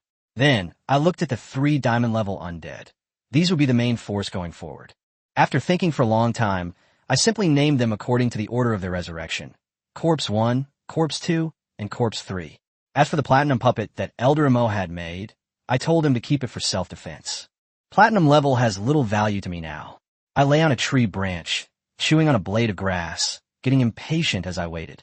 An hour later, the sound of the Allied forces marching finally came. I sat up, humming a little tune. Finally, you're here. I'm so glad I didn't give up. Chapter 78. Heavy Losses. The footsteps drew ever closer. The Lizardman Alliance was about to step into Chun Do's encirclement. Just then, a dog barked from within the ranks, alerting the kobolds to the ambush.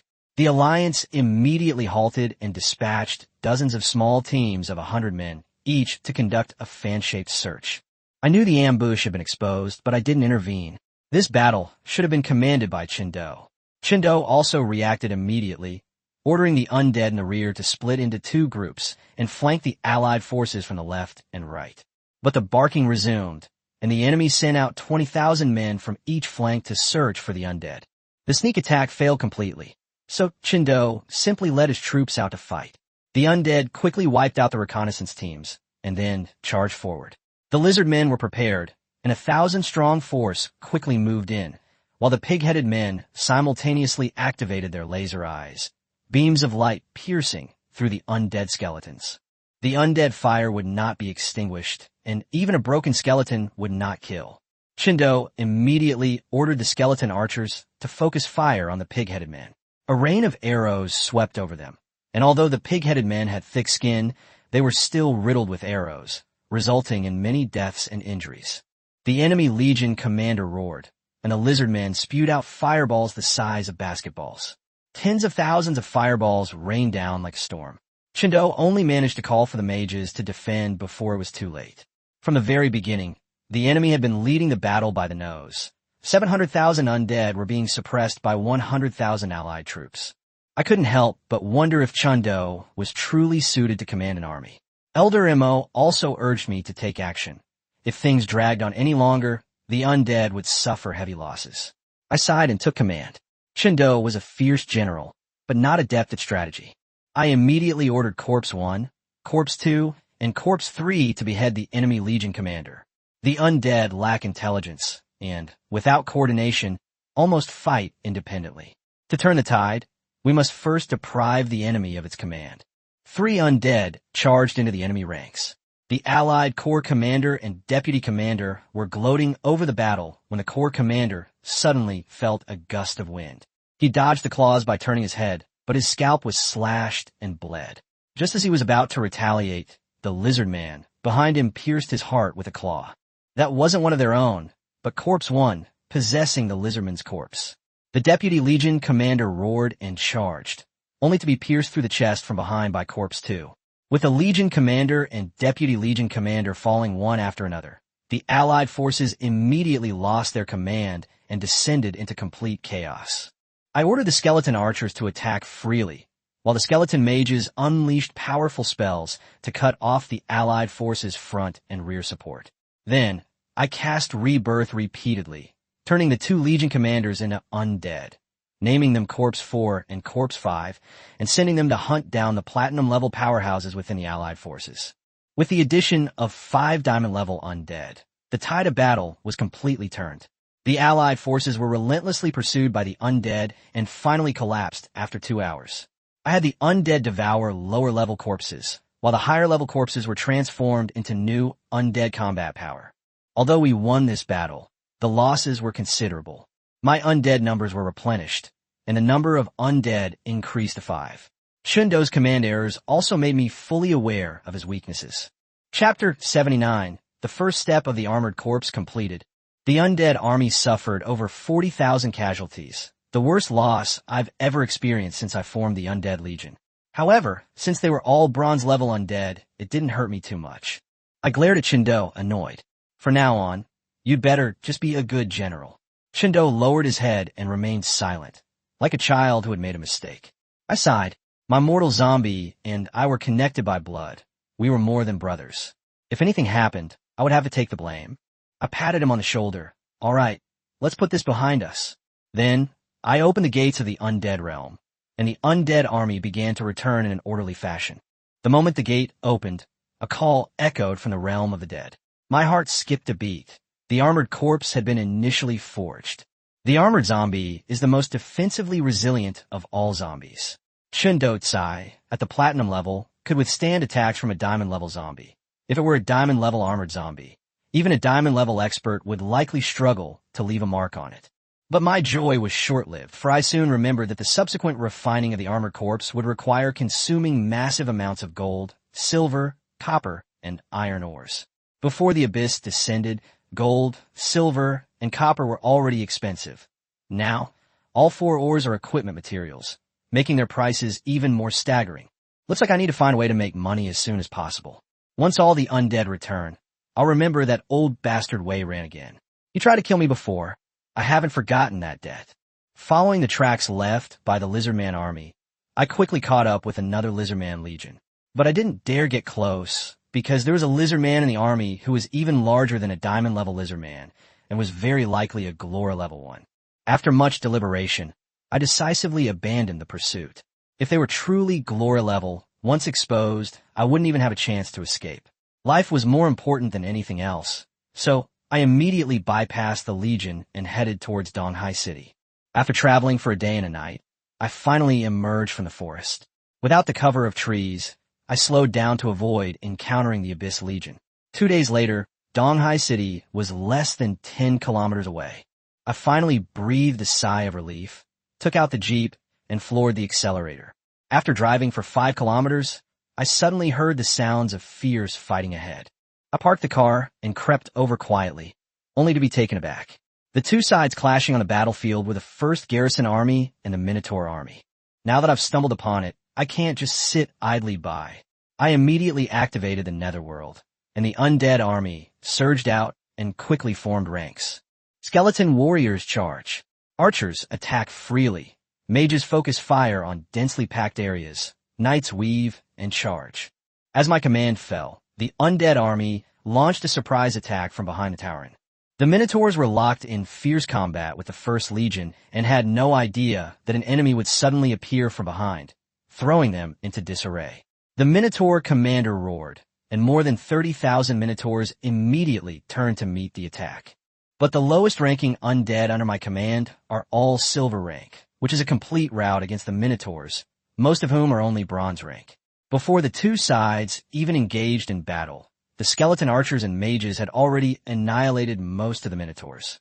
The remaining 10,000 or so Minotaurs were no match for the hundreds of thousands of skeleton warriors. Enraged, the Minotaur commander ordered all troops to abandon the First Legion and charge towards the undead army. I couldn't help but curse them as idiots. Surrounded, instead of finding a weak point to break through, they chose to charge head-on at the strongest side, practically delivering themselves to their doom. Archers and mages teach them a lesson. With no allies in their way, the ranged undead launched a relentless barrage. Spells exploded continuously, arrows rained down, and Tauren fell one after another. The skeleton archers' bone arrows will condense on their own, and the magic and mental energy consumed by the mage can be restored after the battle. So I don't care at all. I command them to keep attacking. Braving a hail of arrows and magic, the Minotaurs finally charged forward. But what awaited them were the raised blades of the skeleton warriors. The 6-armed skeletons, in particular, wielded 6 long swords with impenetrable precision, cutting the Minotaurs to pieces before they could even get close. In less than half an hour, the last Minotaur also fell in a pool of blood. The battle ended so quickly because the Minotaur Legion commander had already been killed by Corpse 1 and his men. Without their leader, the Minotaurs could only carry out their final orders, charging forward with their heads down, and ultimately all of them became victims of the undead army. Chapter 80: The Cunning Abyss Legion. As I was directing the undead army to clear the battlefield, Nayland High, the commander of the 1st Garrison Army, came over and gave me a warm hug. I quickly saluted and addressed him as Legion Commander. Nayland High, however, smiled and told me to call him Brother Nayland. Seeing that he was indeed not being polite, I agreed. I asked them why they were fighting the Minotaurs here. Nayland High sighed and said that the 1st Legion was ordered to wipe out the Goblin army, but was ambushed by the Minotaurs on their return journey. We're only 5 kilometers from Donghai City. Reinforcements can arrive in 10 minutes. It's clearly illogical for the Minotaurs to ambush the 1st Legion. Nayland High and I realized simultaneously that there must be other Abyss Legions nearby. This was clearly a trap set by the Abyss Legion to lure other legions of the garrison to their aid, then ambush them one by one along the way. Nayland High immediately sent a guard to report the news to the Commander-in-Chief. After the battlefield was cleaned up, I collected the corpses of gold level and above, and let the undead devour the rest. I suggested returning to Donghai City immediately, and Nayland High, also worried about what might have happened to our brother units, immediately agreed. As we approached Donghai City, the 4 trucks and weapons I had secretly placed behind the hillside were ready, so I borrowed 4 soldiers from Nayland High who knew how to drive trucks. 4 soldiers skillfully started the truck. I told them that these military supplies absolutely could not be compromised, and they assured me there wouldn't be any problems. I smiled and promised to treat them to drinks when we got back to town. After the convoy joined the 1st Legion, I did not recall the undead army, but instead let them lead the way, with the 1st Legion following closely behind. I drove alongside the trucks, returning to Donghai City. They had gone less than 2 kilometers when they heard the sounds of fierce fighting ahead. Clearly, another of their comrades had fallen into an ambush. I handed the truck to Nayland High, preparing to go and provide support. Nayland High solemnly assured me that unless the entire 1st Legion was wiped out, he would not allow anyone to touch the contents of the truck. After thanking them, I drove forward, and the undead army also ran at full speed. Reaching the edge of the battlefield, I saw the 3rd Legion being besieged by 3 Dark Cat Demon Legions. The Night Cat Demons are incredibly fast and adept at ambushes. The 3rd Legion has already suffered heavy losses. I immediately ordered the Skeleton Knights to charge and tear open the enemy lines for them. The 3rd Legion and the Night Cat Demons were already locked in fierce combat and unable to use wide-area magic. I ordered the Skeleton Archers to freely search for enemies, making sure to avoid friendly forces, and then had the Skeleton Warriors follow up. Standing on the roof of the vehicle, I gave a series of orders. Corpse 1, Corpse 2, Corpse 3, kill the enemy Legion commander. Chindo, lead a squad of Skeleton Warriors to attack from the left and break through their formation. Aside from a night parade of 100 demons, I've used almost every method imaginable. However, the night parade of 100 demons will simultaneously weaken the 3rd Legion. Once the soldiers lose their strength, facing the physically powerful Dark Night Cat Demons will only be more dangerous. Upon seeing the Skeleton Knight, Yao Li Wu, the commander of the 3rd Legion, immediately shouted that reinforcements had arrived. The soldiers' morale soared, and they desperately withstood the fierce attack of the Dark Cat Demons. With a deafening roar, the Skeleton Knight pierced through the enemy ranks like a steel blade, cleaving the Night Cat Demon in 2. But the enemy numbers were too great, and the gap was quickly filled by cat demons from behind. The Skeleton Archers' arrows followed closely. While ordinary Skeleton Archers were of average accuracy, the 6-armed Skeleton Archers' arrows were deadly, precisely piercing the Night Cat Demon's throat. The Skeleton Mages waited in the rear, ready to resurrect the fallen undead. Corpse 1 and his 2 companions had already penetrated deep into enemy territory. Accompanied by several shrill cat cries, the necks of all 3 Dark Night Cat Demon Legion commanders were snapped. They were merely high-level platinum, and faced with the diamond-level Sure E and his 2 companions, they had no chance to resist. Chapter 81: Changes in Domain Skills. The commander has been lost. With orders not being followed, the once orderly ranks of the Dark Night Cat Demon Legion began to fall into disarray. This situation has been worsening over time. The Third Army Corps is no pushover either. With the opportunity presented to them, they naturally wouldn't let it slip away and roared as they launched an even fiercer attack. Kill. Just then, the 1st Legion arrived at the battlefield. Under Nayland High's command, the 1st Legion roared and charged into the battlefield. Originally, there was the addition of an army of the undead. The Dark Knight Cat Demon Legion had already lost in terms of numbers, and now the 1st Legion has joined the fray. This further accelerated the annihilation of the Dark Knight Cat Demon Legion. Chen Tao was a little worried about the contents of the 4 trucks, so he went to Nayland High's side. Brother Nayland, send someone to return that batch of weapons and equipment first. Nayland High already knew what was in the truck, so he did not refuse Chen Tao's request and directly dispatched the most elite guard battalion of the 1st Legion and a main force regiment of soldiers to escort it. 4 trucks, under the protection of the 1st Army Corps, headed towards Donghai City. Chen Tao was still somewhat uneasy, so he contacted Fan Tianhua and asked him to send someone to meet him.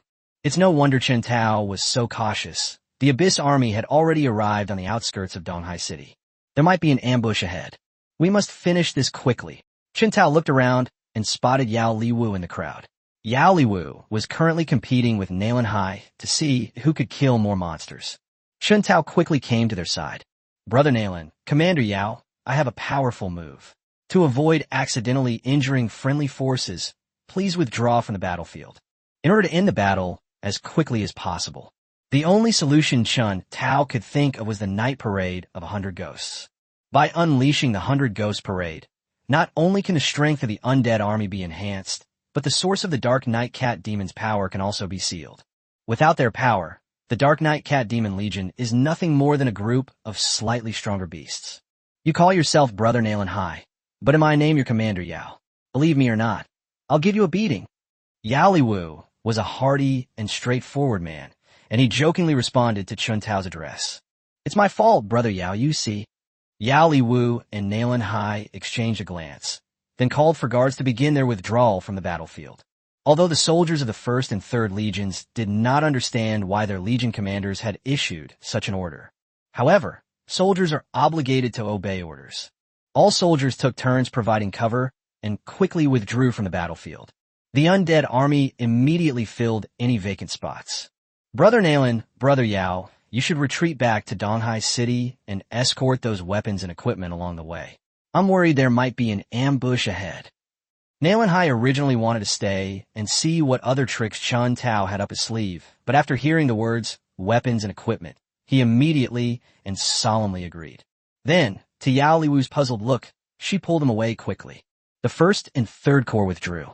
Chen Tao unleashed his full power, instantly unleashing the 100 Ghost Parade. A gray hemispherical light shield rapidly expanded outward from Chen Tao's center, until it covered an area of 10,000 meters before stopping.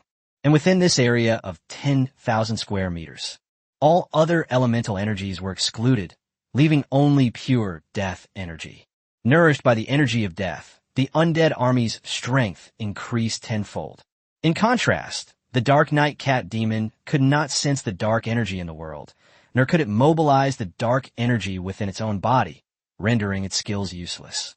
Without dark energy, they are nothing more than powerful monsters.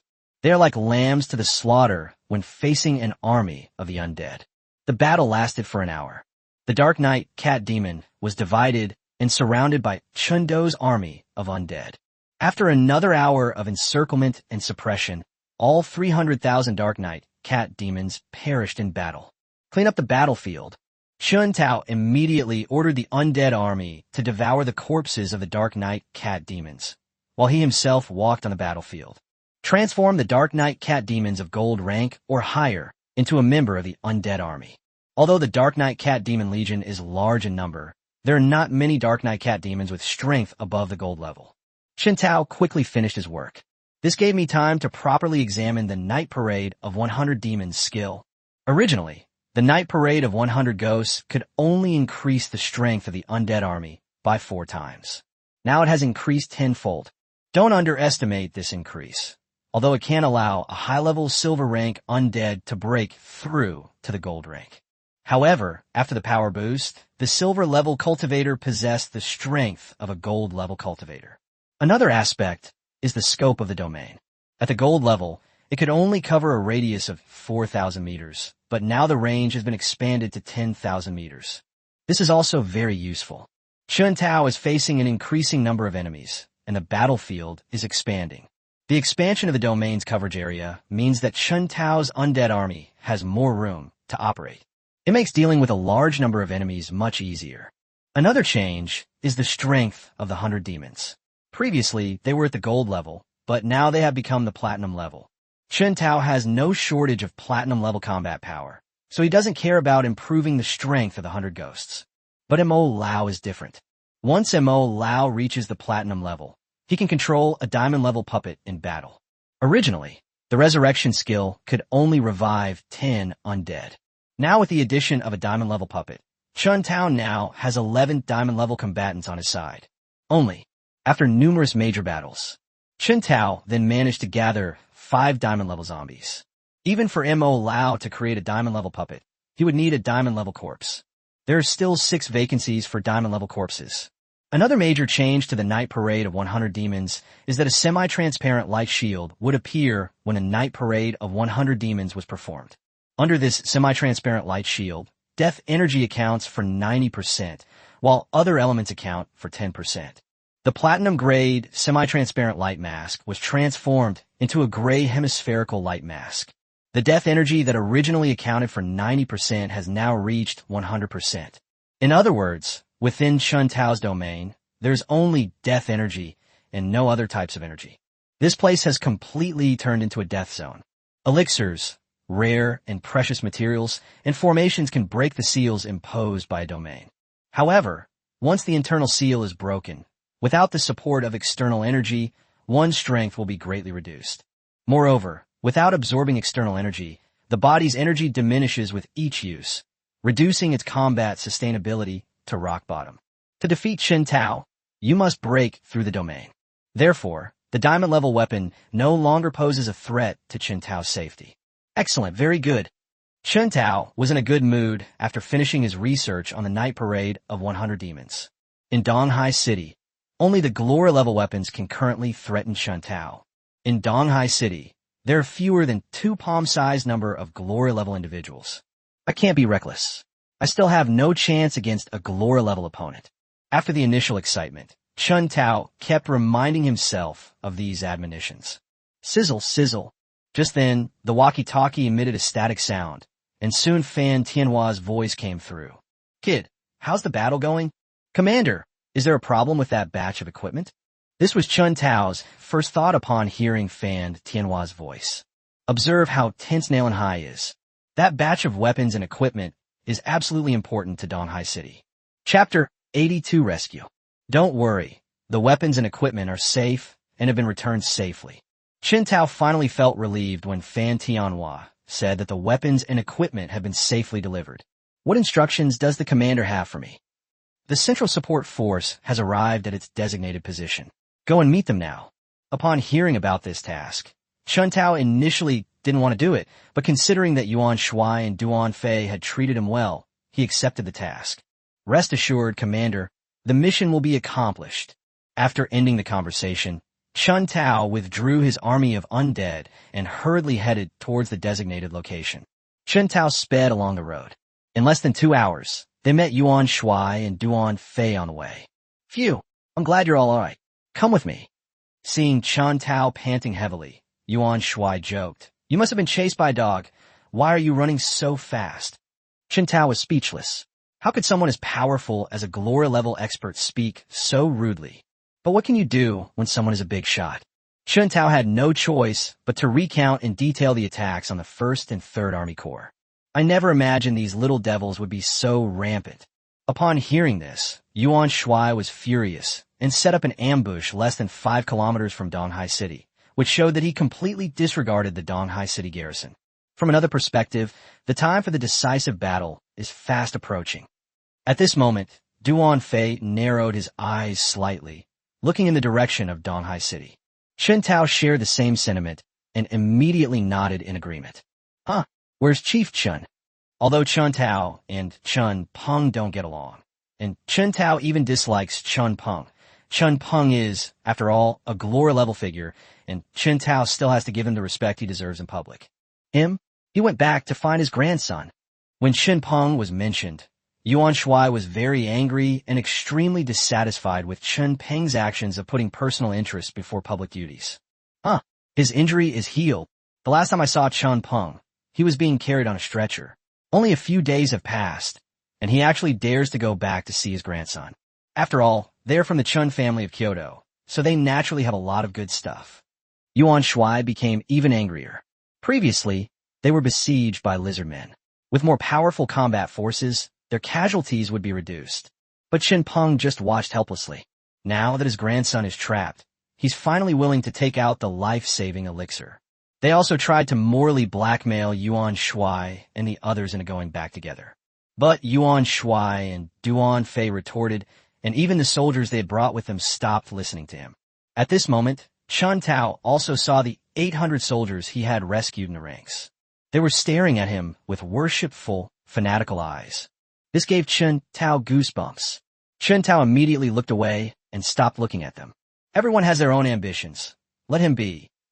Duan Fei sighed, then turned to Chen Tao and asked, "How's that batch of weapons and equipment doing?" They have been safely delivered to Donghai City. Although Chen Tao didn't know what kind of weapon it was, he couldn't help but be curious seeing how nervous everyone in the know was about that batch of equipment. But he also knew the saying that curiosity killed the cat. Instead of pressing for answers, they proactively changed the subject. Two leaders, do you have any complete corpses of diamond-level monsters? You think diamond-level is as common as cabbage? That's a commander who can control an entire army. No way, there are so few diamond-level items. Chen Tao was a little puzzled, as he had seen quite a few diamond-level diamonds. Not to mention those far away. He has already met more than a dozen diamond-level soldiers in the garrison alone. Meanwhile, on the Abyss side, he had killed countless diamond-level enemies. At the same time, in a forest in the northern part of Donghai City, Wei Ran, with one tucked under each arm, was running for his life with a glory-level lizard man hot on his heels.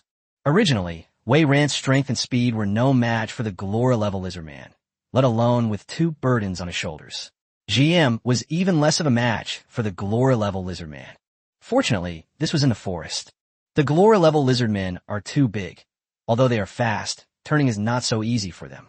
It was precisely because of this advantage that Wei Ran was able to escape from the hands of the glory-level lizard men on multiple occasions.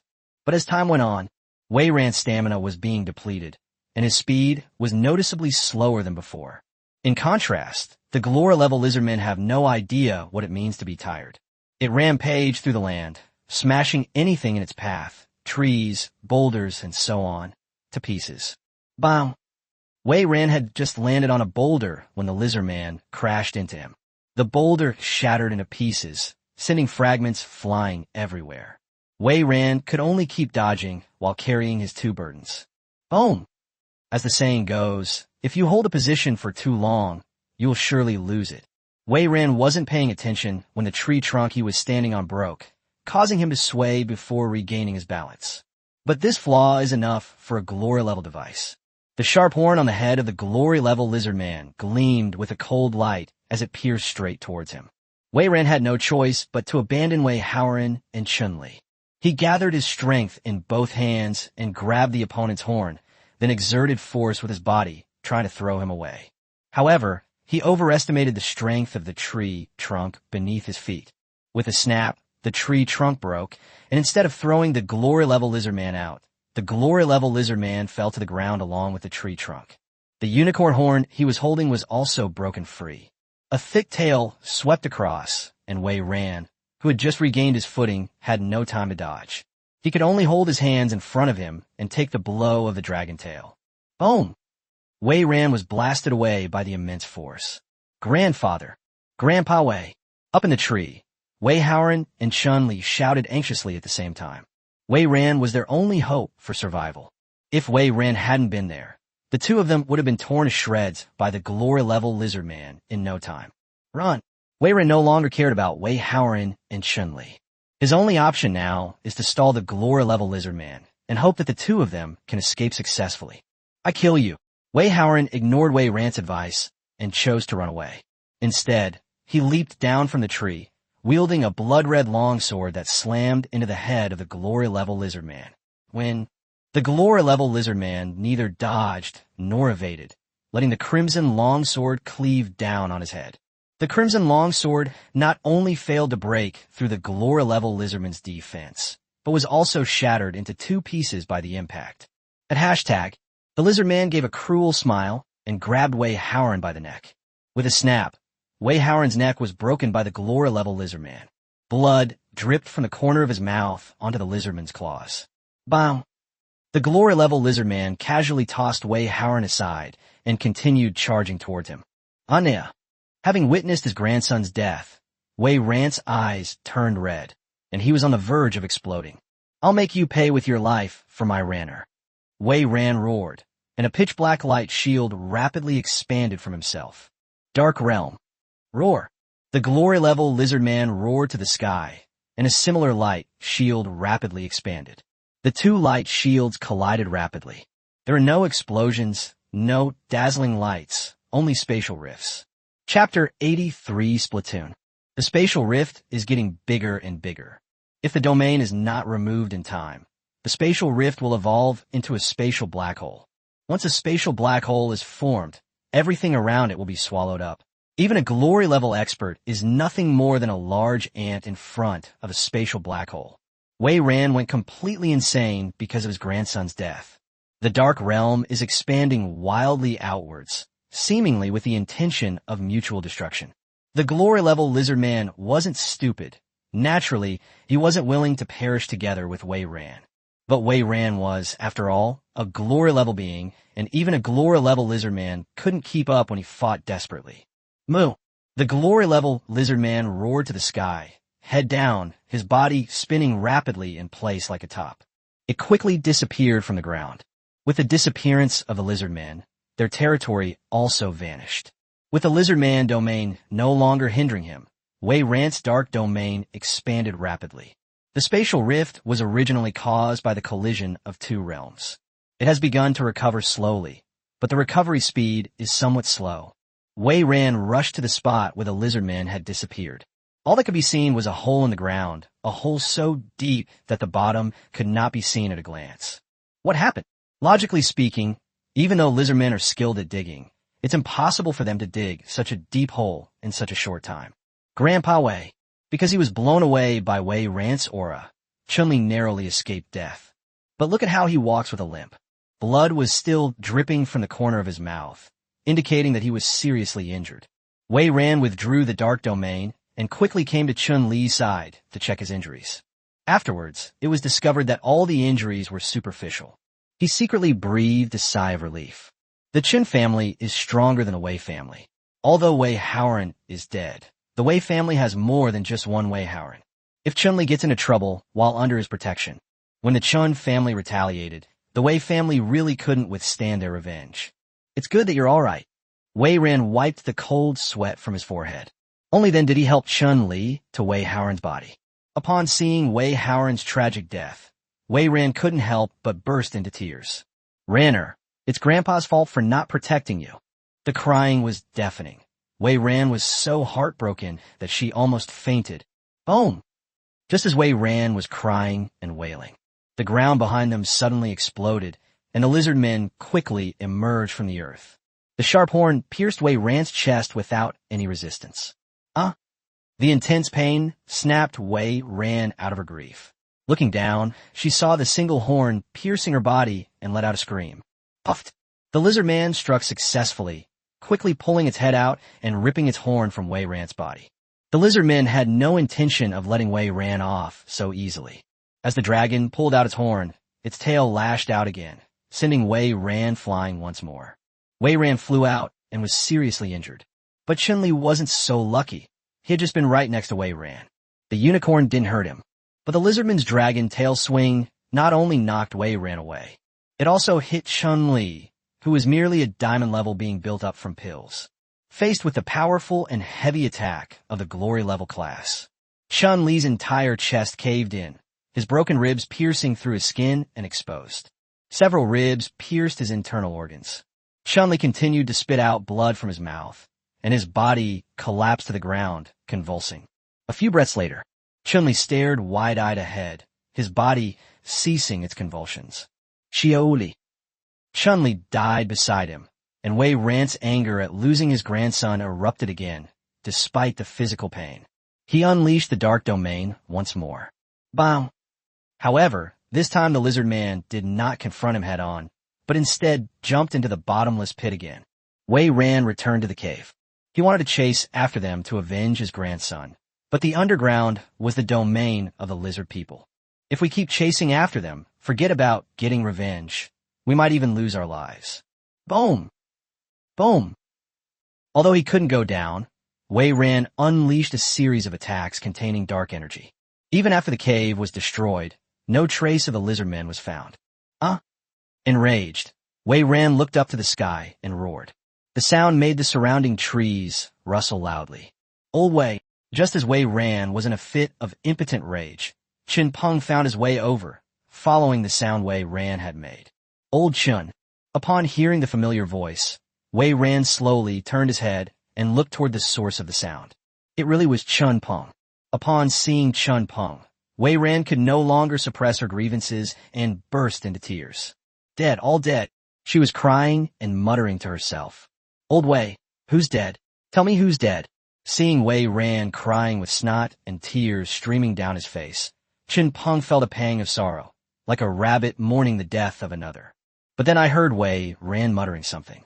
Chun Peng immediately thought of Chun-Li, grabbed Wei Ran's shoulders, and shook him while asking questions. Ranner and Xiaoli are both dead, both dead. Upon hearing this, Chun Peng plopped down on the ground, his eyes slowly filling with tears that streamed down his face like broken pearls. How could this happen? How could this happen? Although the Chun family of Kyoto is a large family, Chun Peng's closest relative is Chun-Li, because Chun-Li is his only grandson. Boom! Just as the two old men were crying their hearts out, the earth exploded again. The location where the lizard men appeared this time was slightly off. It actually crawled out from under Chun Peng's buttocks, and its gleaming horn pierced directly through Chun Peng's anus. Even for a glory-level expert, the chrysanthemum is one of the most vulnerable spots. Chun Peng seemed to be on a rocket, and he soared into the sky in an instant. As it ascended, blood mixed with grain sprayed out, smearing the lizardman's face. Maupka, maupka, mum, I'm dirty. The lizard man gibberished, and tears welled up in his fierce eyes. Wei Ran, who was standing to the side, was completely stunned by what had just happened. They all forgot to attack the lizard men who were right next to them. Boom! Wei Ran didn't realize what was happening until the lizard men burrowed underground again. Old Chun, Wei Ran shouted in his hoarse voice and quickly arrived below Chun Peng. He stretched out his arms, tried to catch Chun Peng as he was about to fall. Only, Chun Peng has not received it yet. The blood, mixed with grains, fell first. At this moment, Wei Ran was raising his head, taking small, quick steps, searching for a suitable position. They were suddenly attacked by a mixture of blood and grains. Wei Ran's entire old face was submerged in it. Pa! Pa! Ugh! Ugh! Wei Ran immediately spat out the yellow soup that had been poured into his mouth, while quickly dodging the mixture that continued to fall from above. The stench assaulted Wei Ran's senses, and he couldn't bear it any longer, so he lay down on the ground and began to dry heave. Thump! Finally, Chun Peng fell from the sky, smashing into the ground and creating a human-shaped crater. This is enough to show how high Chun Peng has flown. But the matter wasn't over yet. There was another loud bang. The earth exploded again. The lizardman's head reappeared from the ground. However, the lizardman appeared in a different location this time. Chapter 84, The Treasure, is gone. Oh, Gigil, Joe. Oh. The lizardman appeared right between Wei Ran's legs. The gleaming horn pierced right through Wei Ran's third leg, slicing his small and withered leg in two. The excruciating pain caused Wei Ran to make all sorts of strange noises. Hashtag, what is this dried meat? Mom, I'm dirty again. The lizard man picked up Wei Ran's treasure and curiously tore it open a couple of times. When he finally saw what it was, he couldn't hold back his tears any longer and burst into tears. Bam! As the lizard man shed tears, he kicked Wei Ran in the groin. Oh my God! Wei Ran screamed in agony as he flew away. Boom! The lizard men plunged back into the earth and disappeared. This left Chun Peng and Wei Ran unable to find anyone to seek revenge. Old Chun, Old Wei, the two old men had tears in their eyes and were no longer as arrogant as before. One of them was trembling and tightly clamped his legs together, while the other walked with a limp and covered his anus. The two walked unsteadily to each other, standing back to back, wary of another sneak attack from the lizard men. But the two old men waited for an hour. The lizard man never appeared again, and with two thuds, Chun Peng and Wei Ran both sat down on ground. Chun Peng sat down on the ground and touched his wound, screaming in pain again. Wei Ran wasn't much better off. The pain of losing that thing is incomparable to having your anus violated. That kind of pain is a pain in the soul. It's like someone is taking a knife and cutting a piece off your soul. The two rested while wiping away tears. An hour passed quickly, and the two helped each other to their feet. He first collected his grandson's body, intending to bury him later when he returned home. Then they headed towards Donghai City. The intense pain made them walk very slowly, and they only covered 10 miles in a day. As the two struggled forward, Chun Tao, Yuan Shuai, and Duan Fei were less than 3 kilometers away from Donghai City. The outline of Donghai City is now clearly visible. Sizzle, sizzle. Chun Tao's walkie-talkie crackled with static again, followed by Fan Tianhua's voice. Chun Tao, the Naga and the lizard men are meeting 30 kilometers to the northeast. Go and find out what's going on. If you have a chance, take them out. When Chun Tao heard the walkie-talkie ring, he knew it was bad news, but military orders were absolute, so he had no choice but to obey. Understood, Commander-in-Chief. Rest assured, the mission will be accomplished. After ending the conversation, Chun Tao spread his hands and gave Yuan Shuai and Duan Fei a wry smile. My lords, this is the best I can do for you. The capable should do more work, so go on. We can walk this short distance ourselves. Take care, both leaders. After saluting, Chun Tao said a few polite words before turning and leaving the main force, quickly heading northeast. Meanwhile, Chun Tao headed northeast. We encountered hundreds of patrol teams along the way. These patrols include both lizardmen and Naga. It seems their meeting this time is not simple. Chun Tao pondered to himself and continued to stealthily advance towards the northeast. You must not reveal your whereabouts. It took Chun Tao a full day and night to reach his destination on the second day. He lay prone on a boulder, only half his head showing, observing the movements of the Naga and the lizard men. All that could be seen ahead was a plain. 2 camps stood there. One was the Naga camp, because the Naga were easily identifiable with human heads, snake bodies, and 6 arms. The other was the lizard man camp, which was also easily identifiable with human bodies, lizard heads, short and stout limbs, and a single horn on their heads. Between the 2 camps, a high platform was built with a sunshade on top. It's obviously not a platform for duels. It looks like something used for negotiations between important figures from both sides. What are these 2 races trying to do? Are they starting to divide up territory before even defeating us? Chun Tao thought to himself, his eyes fixed on the lizard men and the Naga. Most of the day has passed. As the sun was about to set, the lizard men and the Naga finally made a move. From each of the 2 camps, a squad of soldiers emerged. They quickly lined up in 2 rows at the camp entrance. At this moment, a Naga wearing a crystal crown emerged from the Naga camp. Meanwhile, a lizard man wearing a golden crown emerged from the lizard man camp. Both sides stepped out of the camp and arrived at the high platform. This is a meeting. Chun Tao hid in the shadows, thinking to himself. But what happened next almost made Chun Tao so angry that he cursed. Then another group of soldiers emerged from the 2 camps. They each held a round plate in their hands, which contained various foods, including drinks. I'm eating dust here, and you guys are holding a banquet somewhere. Chun Tao cursed under his breath, repeatedly hurling insults at the guy wearing the crown. As for sending an army of undead to wipe them out, Chun Tao didn't have that kind of guts. These 2 crown-wearing creatures clearly hold a high position within their tribe. There must be a skilled guard in the shadows. These experts are at least at the glory level. Chun Tao wasn't going to be foolish enough to go and die.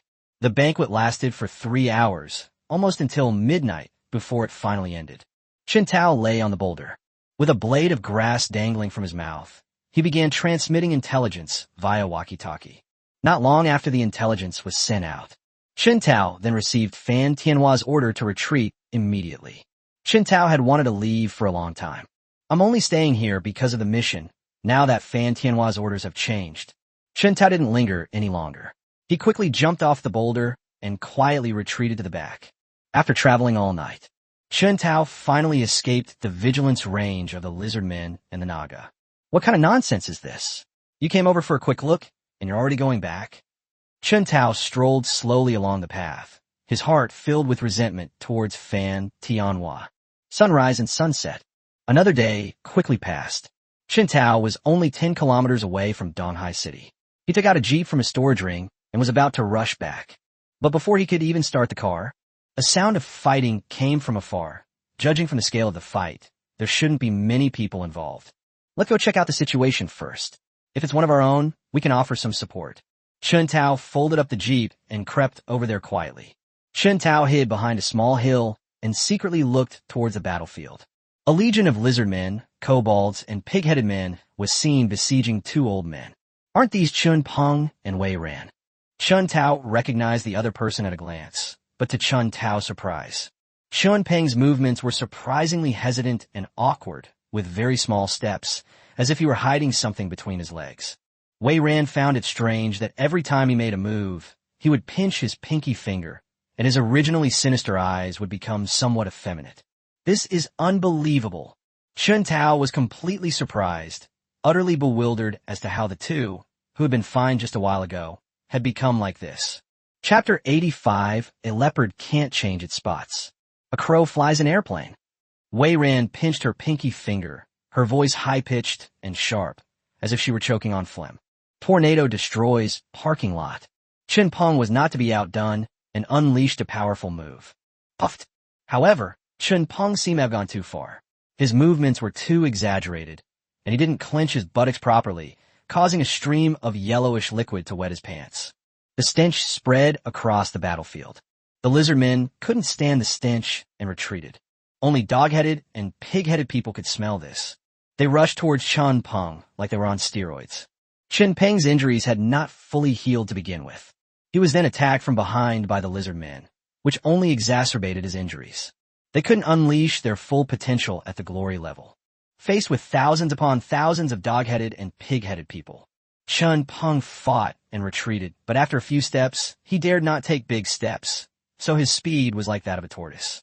Old Wei, come help me quickly. Chen Peng called for help from Wei Ran, who was engrossed in the fight. Upon hearing Chen Peng's cry, Wei Ran turned around to look. Chen Peng was surrounded by dog-headed and pig-headed men. Those dog-headed and pig-headed people had no martial ethics and specifically attacked Chen Peng's groin. For a time, Chen Peng was overwhelmed by the attack. Old Chen, I'm here. As Wei Ran spoke, he pointed forward with his fingertips and leaped into the air. With a few leaps, he arrived beside Chen Peng. Vomit. As soon as Wei Ran landed, he smelled the stench that filled the air. Wei Ran knew perfectly well where the stench was coming from. Having already reached Chen Peng's side, she involuntarily took 2 steps back after smelling the stench. Old Wei, you're disgusted with me. Chen Peng and Wei Ran, one having his anus violated and the other losing his baby, both underwent personality changes. If this had happened before, Chen Peng would never have said such a thing, even if you beat him to death. No, old Chen, you've misunderstood. When Wei Ran spoke, he made a delicate gesture with his fingers, shaking them constantly. #@ you got a misunderstanding, my foot. Just then, the Glora-level lizard man reappeared, knocking Wei Ran away with a dragon tail sweep. Then he rushed towards Chen Peng. When Chen Peng saw the Glora-level lizard man, it was as if enemies were meeting and their eyes were filled with hatred. Chen Peng no longer cared whether he would soil his pants. They launched a full-scale attack on the Glory-level lizard man. Puffed. Before the attack even arrived, Chen Peng had already sprayed several times in succession. A strong stench filled the air, and yellow liquid dripped down his trouser legs. Every step leaves a clear footprint. Before he was injured, Chen Peng was no match for the Glora-level lizard man. Now that he's injured, he's even less of a match for him. The Glora-level lizard man only needed 1 straight punch. Chen Peng was sent flying backward by the blow, leaving 2 deep marks on the ground from his legs.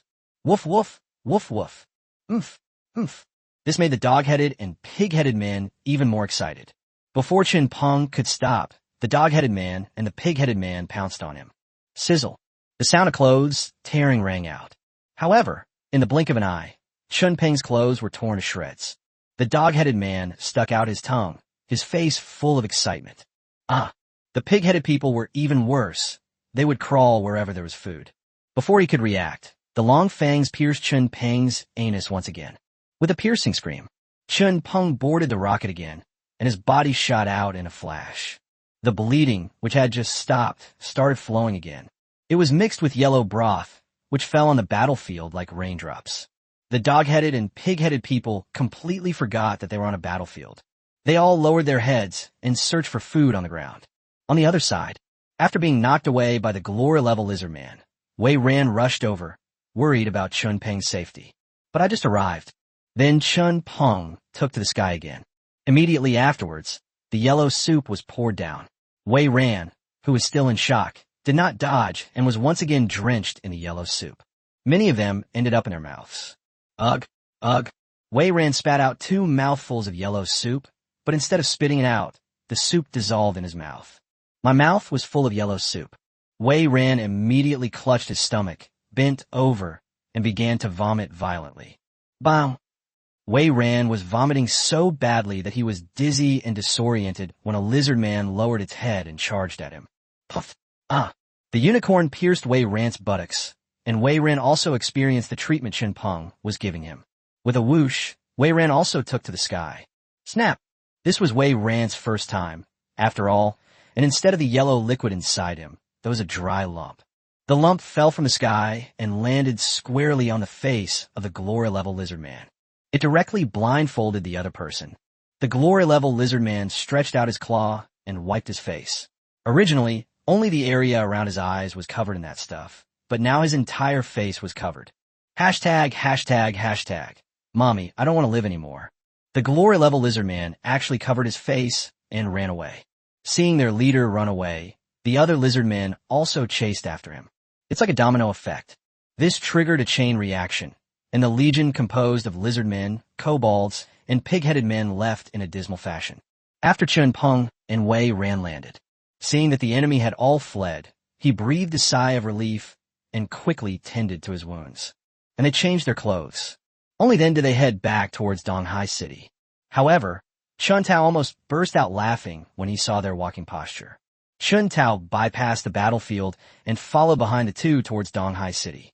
As for the corpses on the battlefield, Chun Tao dared not touch it, as it was covered in Chun Peng and Wei Ran's excrement. Chun Tao was afraid that he would be poisoned if he touched it. The main problem is that I don't know what the two of them ate, because it smelled so strongly. The stench lingers for 2 miles in the wind. I originally thought it was an exaggeration, but now I understand it's an adjective. Huff, huff. The wind is picking up. Ugh. Chun Tao reached out and felt it, and was about to make a comment when a stench hit him right in the head. I was stupid to follow those 2 old guys. Chun Tao immediately changed direction and quickly overtook the two, only after confirming that Chun Peng and Wei Ran could not see him. Then he took out the jeep, floored the accelerator, and sped off. An hour later, Chun Tao finally returned to Donghai City. After driving to the headquarters, Chun Tao went to Fan Tianhua's office to hand over the mission. Fan Tianhua gave Chun Tao 3 days off. Having not seen Xue Bing for a long time, Chun Tao went to find her first, and the two were affectionate upon meeting. 10,000 words omitted here. Afterwards, Chun Tao and Xue Bing went to the mall and disposed of all the monster corpses that Chun Tao had obtained. He handed over all the money to Xue Bing. She's just sitting at home with nothing to do, and if she stays there too long, she might even get sick from boredom. This is a good opportunity for her to help Chun Tao collect metal ores. After doing all this, Chun Tao and Xue Bing finally had time to properly explore Donghai City. The two of them went out together to various shopping malls and restaurants, having a great time all day. The next day, Chun Tao and Xue Bing did not get out of bed. On the third day, just after Chun Tao and Xue Bing finished lunch, Fan Tianhua's guards came to their door. Chapter 86 New Mission. Chun Tao, I've finally found you. The guard was panting heavily, clearly having run around many places before finally finding Chun Tao. Why not just make a phone call? There's no need to make a special trip. As Chun Tao spoke, he took out his phone, which had run out of battery because it hadn't been used for a long time. Hee hee. Sorry, the power's out. In the wilderness, walkie-talkies were used, and after returning, Xue Bing was expected to live a shameless life, having completely forgotten about telephones. Come with me quickly. Something urgent has happened. The guard didn't have time to complain to Chen Tao and pulled him outside. Hey, wait a minute. I'm still wearing my pajamas. But the guards ignored him, dragged Chen Tao to the car, pushed him into the vehicle, and then started the car and sped towards the headquarters. I have just arrived at the headquarters operations command room. Chen Tao looked around. Everyone there was someone he knew. Yuan Shuai and Duan Fei, two glory-level experts sent by the Central Command. Then there's Nalen Hai, commander of the 1st Legion, Chang Kuei, commander of the 2nd Legion, Yao Liwu, commander of the 3rd Legion, He Tian, commander of the 4th Legion, Sun Youfu, commander of the 5th Legion, Xue Shan, commander of the 6th Legion, Yao Wenbin, commander of the 7th Legion, Xiao Tianxi, commander of the 8th Legion, Wu Long, commander of the 9th Legion, and Zhao Shanhe, commander of the 10th Legion. In addition, there is Huang Wei, the battalion commander of the Vanguard Battalion, and Fan Bei, the battalion commander of the headquarters' directly subordinate guard battalion. What's with you dressed like that, kid? Did you just get out of that woman's bed? Fan Bei looked at Chen Tao in his pajamas and immediately teased him. Get lost. Can't you be serious with so many people around? Chen Tao rolled his eyes at Fan Bei and said irritably, All right, everyone's here. Let's get down to business. Fan Tianhua interrupted Chen Tao and Fan Bei's playful banter and pointed at the sand table. The 1st and 10th Corps are stationed at the South Gate, the 2nd and 9th Corps at the East Gate, the 3rd and 8th Corps at the North Gate, the 4th and 7th Corps at the West Gate, and the 5th and 6th Corps as reserves. The Vanguard Battalion and the directly subordinate Guard Battalion are all dispatched to scout the movements of the Abyss Army. Yes, after Fan Tianhua issued the military order, everyone took their leave to prepare the troops. Chen Tao stay. Chen Tao also wanted to follow Huang Wei back to the Vanguard camp, but he had only taken 2 steps when he heard Fan Tianhua's voice behind him. Although Chen Tao was puzzled as to why Fan Tianhua had called him at this time, he still stopped and listened to Fan Tianhua's instructions. I have a mission for you. It's extremely dangerous, a near-death experience. You can refuse, but do you want to take it? Looking at Fan Tianhua's serious expression, Chen Tao had a bad feeling. This mission is probably even more dangerous than Fan Tianhua said. First, tell me what the mission is. Chen Tao smiled slightly, appearing calm on the surface, but inwardly he had already cursed Fan Tianhua's ancestors for 18 generations. I want you to infiltrate behind the Abyss Army and find an opportunity to reduce their numbers as much as possible. When Chen Tao heard the details of the mission, he almost dropped his jaw in astonishment. Listen to what you're saying. Is that even human language? While it's easy to infiltrate behind the Abyss Army, launching an attack from behind is much more difficult. The loss of 1 or 2 legions might not attract the attention of the Abyssal demons. But if he kills too many, the demons of the Abyss will be the first to come and kill him. Chen Tao hesitated. This task actually has many advantages for Chen Tao. Firstly, because he has a lot of autonomy outside. Secondly, it can rapidly expand the size of the undead army. More importantly, the undead army does not have an advantage in siege warfare. You put in a lot of effort, but get little reward. Chen Tao's mind raced as he quickly weighed the pros and cons. Okay, I'll take this task. In the end, Chen Tao decided to take on the mission. As long as he could avoid being greedy, it wouldn't be so easy for the Abyss Demon to find him. Alright, the Abyss Army could launch a siege at any time, so you should leave as soon as possible. Fan Tianhua nodded solemnly. Yes, sir. Mission accomplished. After saluting, Chen Tao turned and left the headquarters, returning to the Vanguard Battalion to say goodbye to Huang Wei. Then he drove away from Donghai City. Chen Tao's sole mission upon leaving this place was to find an opportunity to eliminate the Abyss Army as much as possible. So he had no direction, but thinking about the Lizardmen and Naga causing trouble in the northeast, Chen Tao decided to head southwest. The Abyss Army was indeed almost ready. Just 10 kilometers away, they discovered a legion of Minotaurs behind the hillside. It's my destiny to get rich. Chen Tao quietly retreated to a safe position before opening the gates of the Undead Kingdom and releasing the Undead Army. Chen Do, lead a portion of the Undead Army around to the rear of the Minotaur Legion. Once the battle begins, Complete the encirclement as quickly as possible and do not let a single Minotaur escape. Clear. After Qindo led the undead army away, Chun Tao returned to the vicinity of the Minotaur camp to observe the Minotaur's movements. Soon, an hour had passed. Qindo has led the undead army to the designated location. Kill. With a wave of his hand, Chun Tao's skeleton warriors charged forward, while the skeleton archers and skeleton mages launched continuous attacks. The attack range was so wide that it covered the entire Tauren camp. This attack was launched by a team of pure silver-level skeleton mages. More than half of the Minotaurs are only at the bronze level.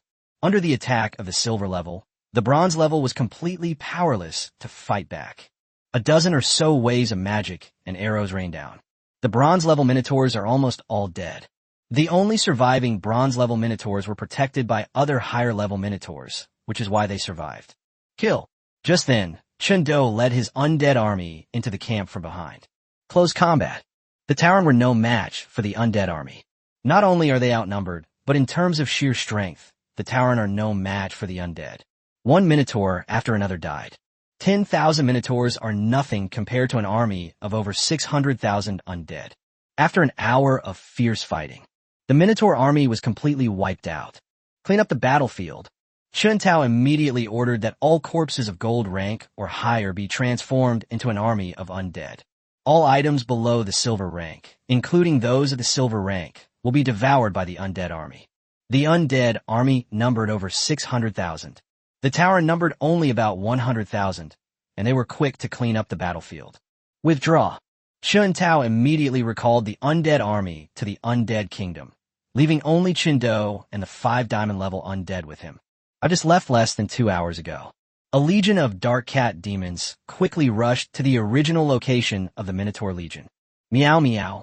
The commander of the Dark Knight Cat Demon Legion yelled for a while before ordering his subordinates to rebuild the Dark Knight Cat Demon Legion's camp on the foundation of the Minotaur camp. A great start. An entire Tauren army was wiped out without lifting a finger. Chun Tao was in a good mood, humming a tune as he sat in the car and continued heading southeast. Chapter 87 Annihilation of the Abyss Legion. We have advanced 3 kilometers. Chun Tao stood on the hillside, holding binoculars and looking around. Good heavens, have I wandered into the lair of the Abyss army? Through the telescope, Chun Tao could clearly see that there were 10 Abyss legions on the other side of the hillside. Each legion is composed of elites among the abyssal monsters. As for the Minotaur Legion that Chun Tao wiped out earlier, it was probably just an outpost for these legions. Once the Tauren is attacked, the abyssal army here will quickly provide support and encircle and annihilate the invading enemy. However, Chun Tao acted too quickly, cutting off the Minotaur's escape route early on, preventing the Minotaur from sending out the message, and thus the Minotaur died at Chun Tao's hands in a daze. If the news leaks out and all 10 Abyss legions mobilize together, Chun Tao, though not afraid of them, will be doomed if he attracts the Abyss demons. Just then, through the telescope, a spotted night cat demon came running quickly, holding a small flag in its hand, and entered the largest tent in the very center of the camp without any hindrance. Not long after, the Dark Knight Cat Demon left the camp again and rushed towards Chun Tao's rear. This direction leads to the Tauren camp. Based on the events just now, it's not hard to guess that news of the complete annihilation of the Minotaur army must have come over. As expected, a legion of fallen ones is packing up to set off. As for where they're going, it's not hard to guess. They're definitely going to the Tauren camp to take over the Tauren's work. Should we pull off a heist? Chun Tao fell into deep thought. The Fallen Demon Legion was not a threat. With proper coordination, the battle could be resolved in less than an hour. The main problem is whether the other 9 legions will try to ambush and kill him in revenge. Facing 9 legions at the same time, Chun Tao's undead army could easily wipe out multiple forces, but the problem was that there were 900,000 monsters in those 9 legions. Chun Tao wasn't confident he could keep them all without missing a single one. If any fish slip through the net, Chun Tao's whereabouts are likely to be exposed. He wasn't worried about the Abyss army sending other legions to besiege him. What if it's a demon from the Abyss? Then Chun Tao's life would be in danger. Since we can't wipe you all out, we can still collect some interest.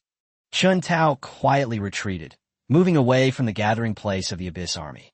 They sped along and arrived back at the Minotaur camp. The realm of the dead. After finding a safe place to release the undead army, Chun Tao waited quietly. The Fallen Legion has not yet arrived. There is currently only one Dark Knight Cat Demon Legion in the camp. Time slipped away while we waited. 2 hours have passed in the blink of an eye. Finally, the vanguard of the Fallen Legion came into view. It's finally here. Chun Tao continued to remain hidden, planning to launch an attack after the Fallen Demon Legion entered the camp, aiming to capture both the Fallen Demon Legion and the Dark Knight Cat Demon Legion in one fell swoop. Another hour passed. The Fallen Legion finally entered the camp. Let's do it. At Chun Tao's command, the undead army hidden in all directions charged out. The skeleton warrior took the lead and rushed quickly towards the camp. Skeleton mage, focus fire on the fallen wizard. I don't want to see a fallen wizard cast a spell. Skeleton archers focus fire on the Knight Cat Demon. Chun Tao issued orders one by one, and the Abyss Army camp was instantly covered by magic. The camp was attacked, and angry shouts immediately rang out. Unfortunately, the undead army outnumbered them by more than 3 times and was far stronger. The Abyss Army was slaughtered and cried out in despair. Skeleton archers and skeleton mages ceased wide-area attacks and switched to free, precise attacks. The skeleton knights charge, cleaving the Abyss Army in two. More than 10,000 skeleton knights launched a charge. The earth trembled slightly under the trampling of the skeletal warhorse. The Abyss Army was simply unable to muster the strength to resist the skeleton knights' attack. All of this was within Chun Tao's calculations. The skeleton knights appeared at the very moment the fallen sorcerers were completely wiped out. The fallen wizard is gone. The Fallen Legion's combat strength is trash. It was a one-sided massacre against the skeleton knights.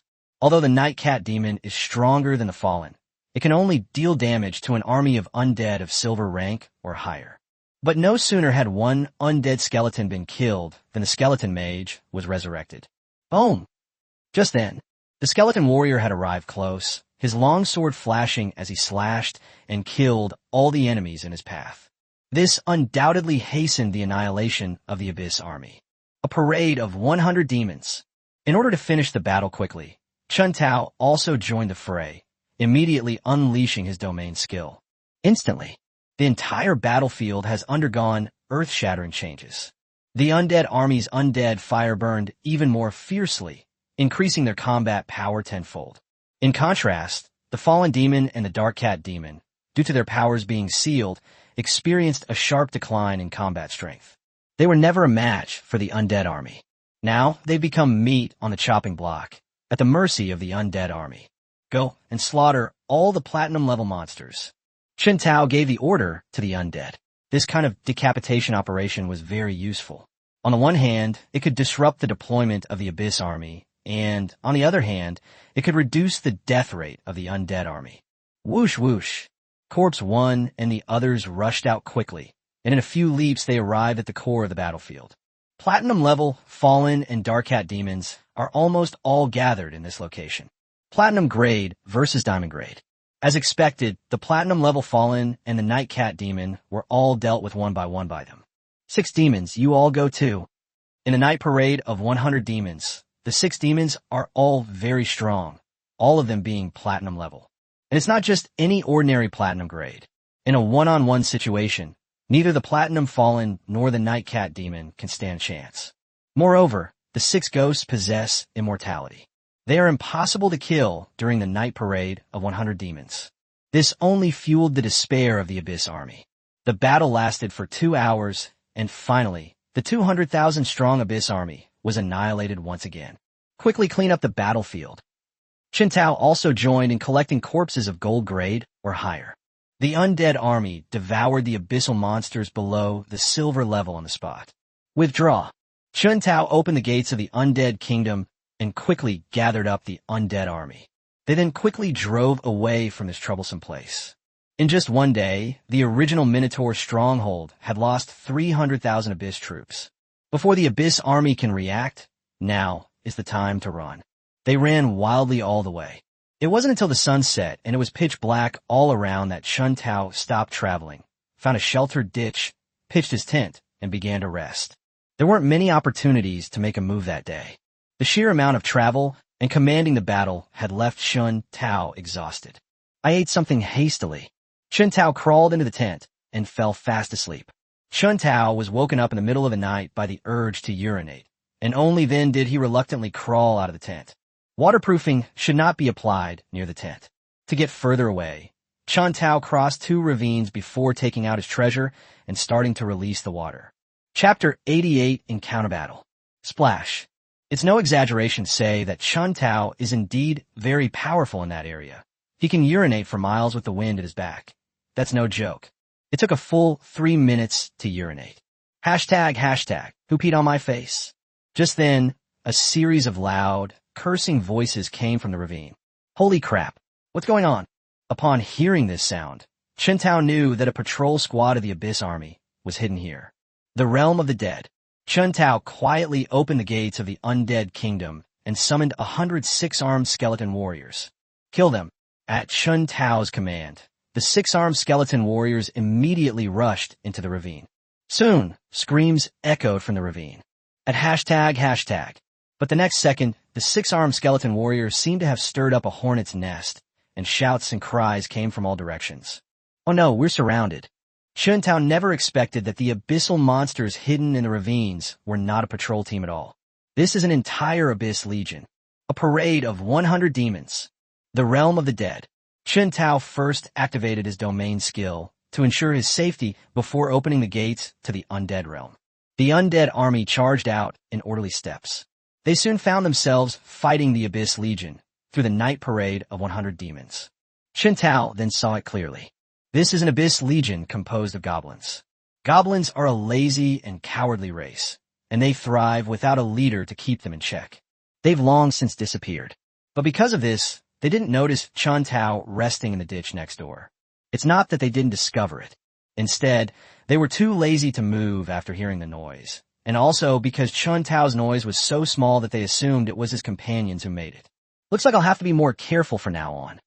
Chun Tao silently warned himself, and then he saw a group of goblin wolf riders in the goblin army.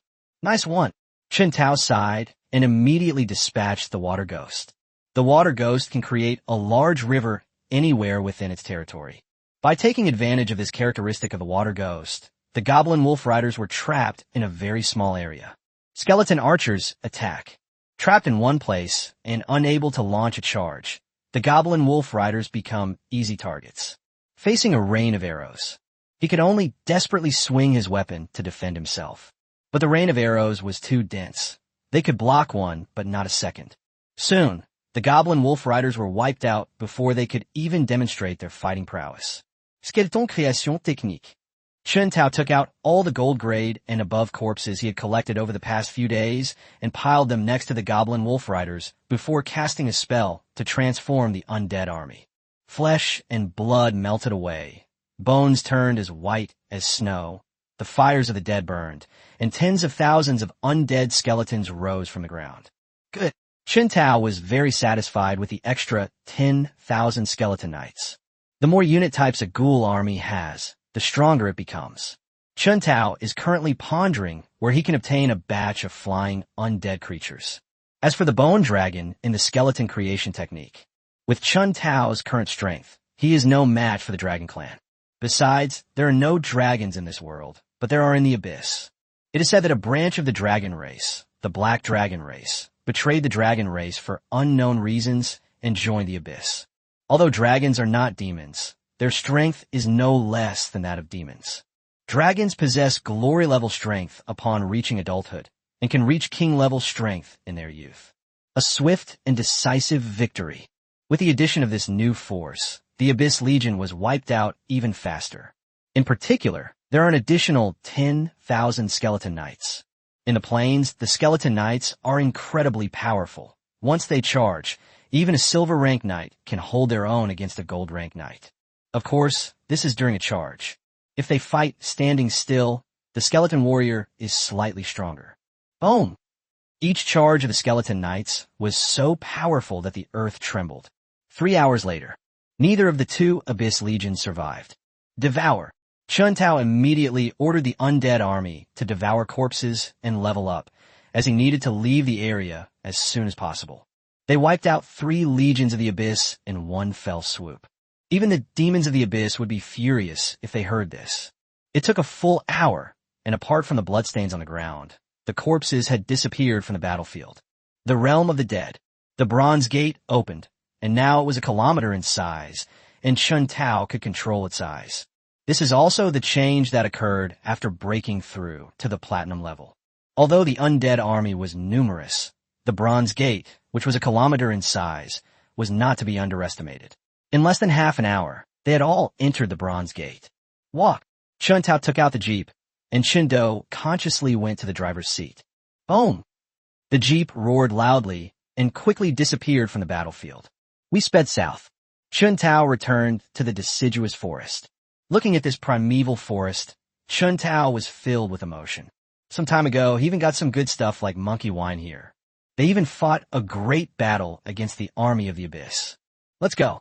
Go around it. Chun Tao did not intend to enter the deciduous forest, but planned to take a detour.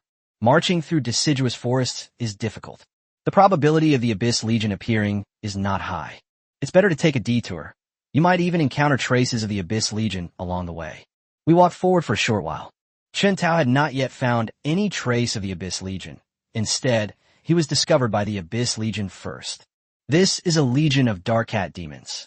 They were marching north when they heard the sound of a car and immediately sent a small team of 100 people to investigate. Chun Tao naturally wouldn't let such easy money slip by. The realm of the dead.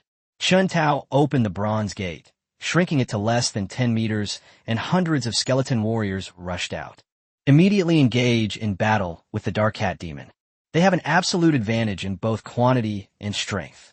The battle was over in less than 10 minutes, after which the skeleton warriors devoured the corpses. Chun Tao put away the car and walked in the direction from which the Dark Night Cat demon had come. Soon, a long marching column could be seen on a mountain road not far ahead. It stretches as far as the eye can see. It has at least the strength of a legion. What puzzled Chun Tao was that this legion was different from all the Abyss Legions he had seen before. The Abyss Legions are organized by race. This legion included all sorts of races: goblin wolf riders, night cat demons, minotaurs, and Chun Tao even saw a dark griffin in the ranks. How could a dark griffin appear in Donghai City? The dark griffin is not a native species of the Abyss. It was plundered from other planes by the Abyss. Originally, griffins were mostly associated with light and fire. However, after entering the Abyss, it was corrupted by the Abyss's aura, and its original light and fire attributes turned into dark attributes. Griffins are very strong. Their individual combat power is in no way inferior to that of the Naga, and in some aspects, they're even stronger than the Naga. For example, they can fly. Chapter 89 Dark Griffin. Eagle's head, lion's body, eagle's claws, eagle's wings, wolf's tail. There's no mistake, it's the Dark Griffin. To make sure he wasn't seeing things, Chun Tao rubbed his eyes hard and took out a high-powered telescope to examine them carefully. It is exactly the same as the Dark Griffin described in the book. Originally, the team's griffins were 3 meters long and had a wingspan of 8 meters. After being corrupted by the Abyss's aura, the Dark Griffins grew to 5 meters long and had a wingspan of 15 meters. If we can transform it into a skeleton griffin, not only will we have a flying unit, but it can also carry us around. Chun Tao's mouth watered just thinking about it. The quantity is simply too small. Chun Tao carefully searched the area using a high-powered telescope and only spotted 5 dark griffins. But don't underestimate these 5 dark griffins.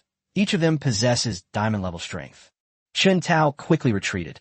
They found a secluded spot, then opened the bronze gate and summoned the entire undead army. Chun Tao's main target this time is the Dark Griffin. Set off. Chun Tao led his undead army in a mighty charge towards the Abyss Legion. The two sides had just met. A great battle immediately broke out. The Abyss Legion's forces were stretched too thin, making it impossible for them to organize an effective defense in time. The undead army advanced relentlessly, unstoppable. Grumble. It was clear that the army of the Abyss was no match for the army of the undead. The Dark Griffin let out a loud cry, spread its wings, and soared into the sky. As the Dark Griffin took to the air, circling above the undead army, the Dark Griffin seized its opportunity and swooped down, heading straight for Chun Tao. It's coming for me. Chun Tao narrowed his eyes slightly. This was the first time he had become the enemy's target so soon after the start of the battle. A parade of 100 demons. Chen Tao is a magic-based class, so he wouldn't be foolish enough to engage in close combat with the Dark Griffin. Immediately unleash your domain skills, transforming your physical body from solid to ethereal. Bam! The Dark Griffin was extremely fast. Just as Chen Tao activated his domain skill, the Dark Griffin swooped down. A tremendous roar sounded beside me. 5 Dark Griffins were simultaneously grabbed by the neck and held in the hands of the undead. They're not targeting me? At this moment, Chen Tao realized that the Dark Griffin's target was not him, but the living corpses guarding him. Then I thought about it again and understood. In the Abyss, the commander of a legion is the most powerful person to hold that position. On Chen Tao's side, the strongest one is naturally the diamond-level zombie. Therefore, they became the primary targets of the Dark Griffin. Only, the Dark Griffin is really unlucky. Chen Tao mistakenly believed that they were attacking him, which is why he activated his domain skill.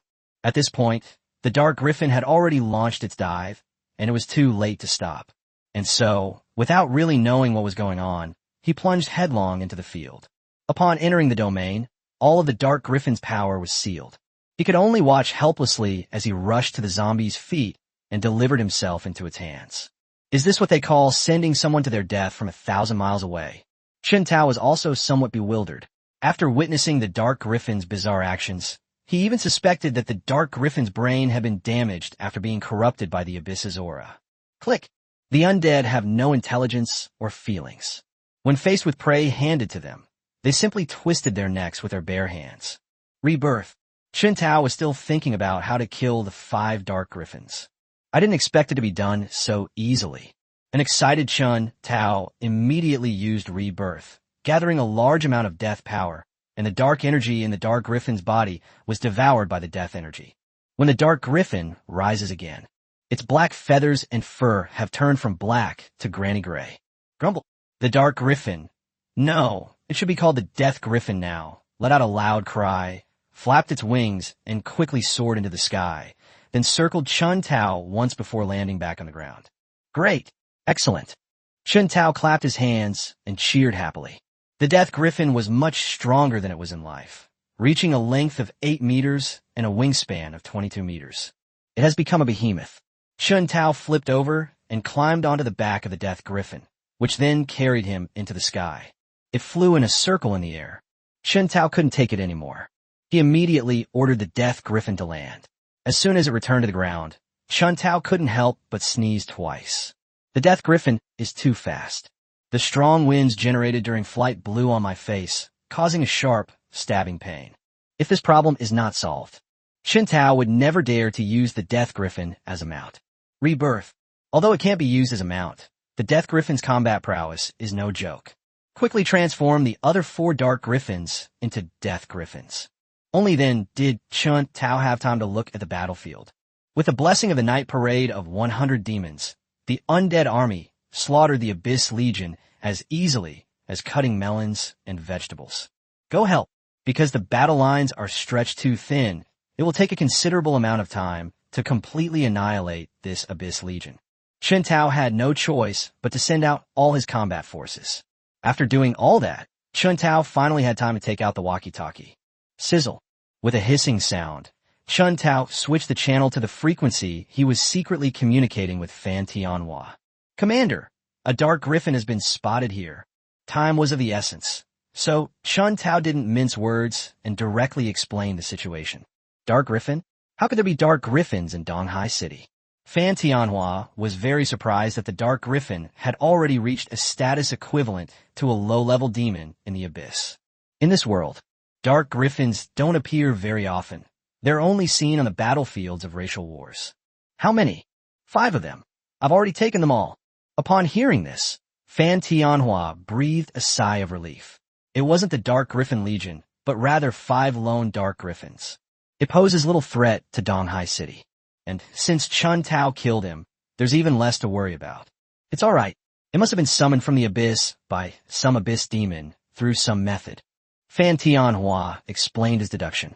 Then Chen Tao weakly said, Commander, the Abyss demons have only been here for a short time.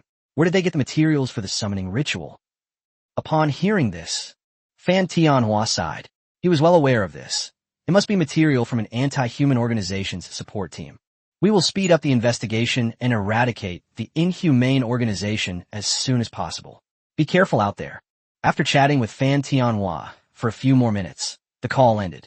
Chen Tao didn't know that Huang Wei had caught the Scorpion Tattoo gang last time. We should immediately follow this line of investigation. Nearly 1,000 members of inhumane organizations have already been arrested in Donghai City, although these guys are all at the very bottom. However, even the most meticulous plans can have flaws, and some of these people did indeed provide a number of crucial clues. Based on these clues, the enforcement team has destroyed 7 or 8 key hideouts of inhumane organizations. Chapter 90, A Desperate Sprint. It seems we need to be more careful from now on. Since the Abyss Demon can summon the Dark Griffin, there may be other powerful Abyss species as well. Chen Tao gave himself a pep talk before turning his attention back to the battlefield. The Abyss Legion numbered 100,000, lined up in 4 rows stretching for a full 10 kilometers. The undead army fought its way through. It's easy to imagine how long it will take. The battle has already been going on for about an hour. This only wiped out less than 1/5 of the Abyss Legion. This can't go on. Chen Tao looked at the situation on the battlefield and was caught in a dilemma. Chen Tao was faced with only 2 paths. The first option is to continue fighting until the entire Abyss Legion is annihilated, but it is very likely that he will be surrounded by the Abyss Army. The second option is to evacuate immediately. Although we cannot destroy this Abyss Legion, we can ensure our own safety. Forget it, we have so many Abyss Legions. One more won't make a difference. Chen Tao immediately ordered the undead army to retreat to the Undead Kingdom, while he himself jumped onto the Death Griffin. I patted its head. The Death Griffin soared into the sky once more. This time, Chen Tao learned his lesson and controlled the Death Griffin's flight speed. Although it's still very uncomfortable, it's much better than before. Once all the undead armies had retreated back to the undead realm, Chen Tao rode the Death Griffin and quickly left the area.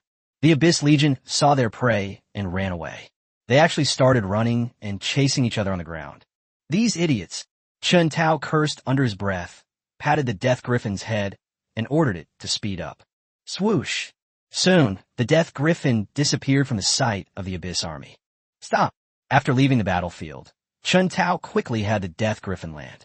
With his feet firmly planted on solid ground, Chen Tao rubbed his frozen face vigorously. He then summoned Qin Do and threw the Death Griffin into the realm of the dead. Drive! Chen Tao uttered 2 words and jumped into the passenger seat first.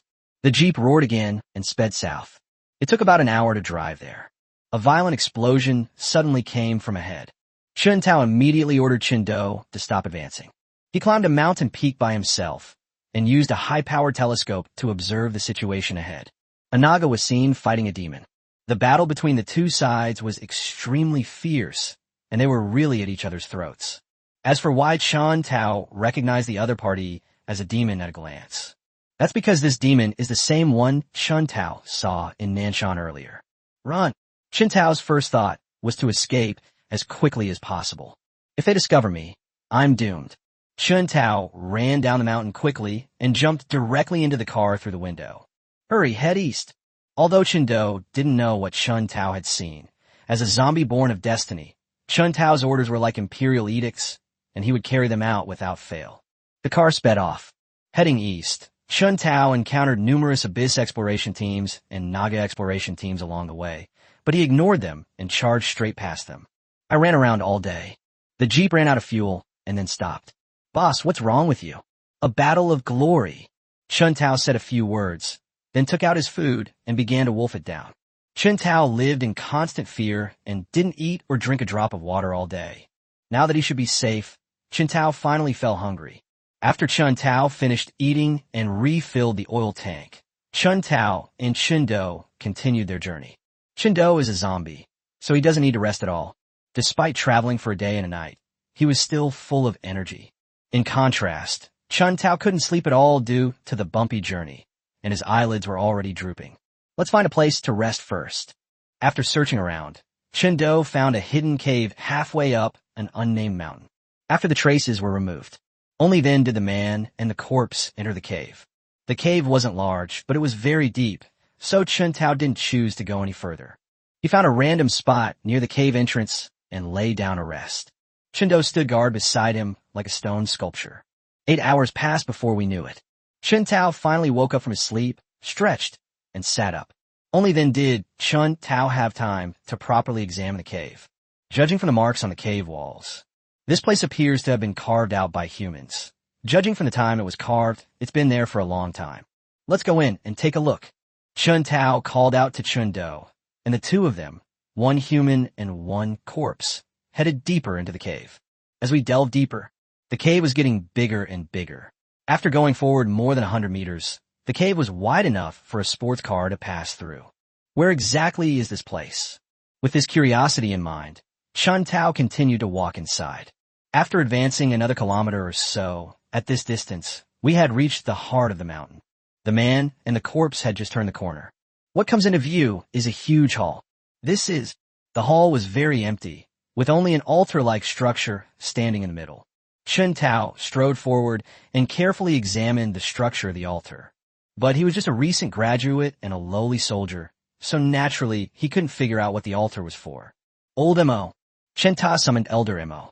He didn't recognize the altar, but Elder Mo, who had lived for over 300 years, must know it. The moment Mo Lao appeared, he saw the altar. This is a secret realm teleportation array. Upon hearing this, Chun Tao immediately grabbed Old Mo's arm, his voice trembling slightly. Elda Montak, you're not mistaken. There's no mistake.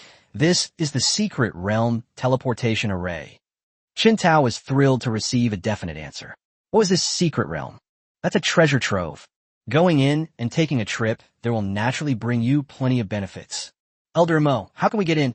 Elder Mo stepped forward and carefully examined the secret realm teleportation array before slowly speaking. This teleportation array is very well preserved. As long as you have the secret realm key, you can activate it. Mo Lao's words immediately chilled Chun Tao's burning enthusiasm. The key to the secret realm? What is that? Chun Tao had never even heard of it. Is there any other way? Chun Tao didn't want to miss out on the treasure. It's not that there aren't other ways, but if we use that method, the teleportation array will be destroyed. Unable to deceive Chun Tao, Mo Lao had no choice but to tell the whole story. Another way to enter the secret realm is through formations. Master Mo can set up a large formation. Using a grand formation to gather the power of heaven and earth, they forcibly opened the entrance to the secret realm. The bold get rich, the timid starve. Elder Mo, please set up the formation as soon as possible. Chun Tao decided to venture into this secret realm. Although it would destroy the teleportation array, once he obtained the treasure, the secret realm would be of little use. Master Mo listed countless materials for array formation. Fortunately, we obtained Elder Mo's Azure Dragon Ring beforehand, and Elder Mo has collected all these materials. After a day and a night of preparation, the grand formation was finally completed, and the moment it was activated, gusts of wind swept around. The power of heaven and earth, guided by the great formation, continuously poured into the altar. Boom! When the altar reached its critical point, it suddenly exploded. At the same time, a pitch-black hole appeared directly above the altar. Chapter 91 Secret Realm. Time is limited. Hurry up and go in. Old Mo reminded him. With a wave of his hand, Chun Tao recalled Elder Mo, took a big step, and his body shot into the secret realm like a cannonball. Bam! As soon as Chun Tao entered the secret realm, he found himself suspended in midair. Before Chun Tao could react, his body crashed heavily to the ground. What's going on? Chun Tao rubbed his back and stood up, having never heard of being able to remain suspended in midair after entering a secret realm. Fortunately, I received support from my natal zombie. His strength and physique were greatly improved, which is why he was not injured. Is this the secret realm? Chun Tao looked around and saw that everything was barren. He couldn't see any rare or precious herbs, or even a single weed. Chun Tao felt like he had entered a fake secret realm. Elder Mo, come out and see what's going on. Chun Tao had gradually developed the habit of asking Master Mo for advice whenever he had a problem. Call out. Mo Lao appeared beside Chun Tao and looked around. Master, this is indeed a secret realm, but someone else got here before we could even enter. Chun Tao was very depressed. He finally stumbled upon a secret realm, and went through tremendous effort to get in, only to find that someone else had already beaten him to it, and he gained nothing. Well, since we're already here, let's look around. Helpless, Chen Tao could only look around to see if there were any treasures he had missed. Chen Tao led Elder Mo to wander freely within the secret realm. The secret realm is quite large, about a quarter the size of Donghai City. The Donghai City mentioned here includes the area outside the city. To thoroughly explore the secret realm, it would take at least 10 days to half a month. Even if it's only for 10 days or half a month, a car is still needed for transportation.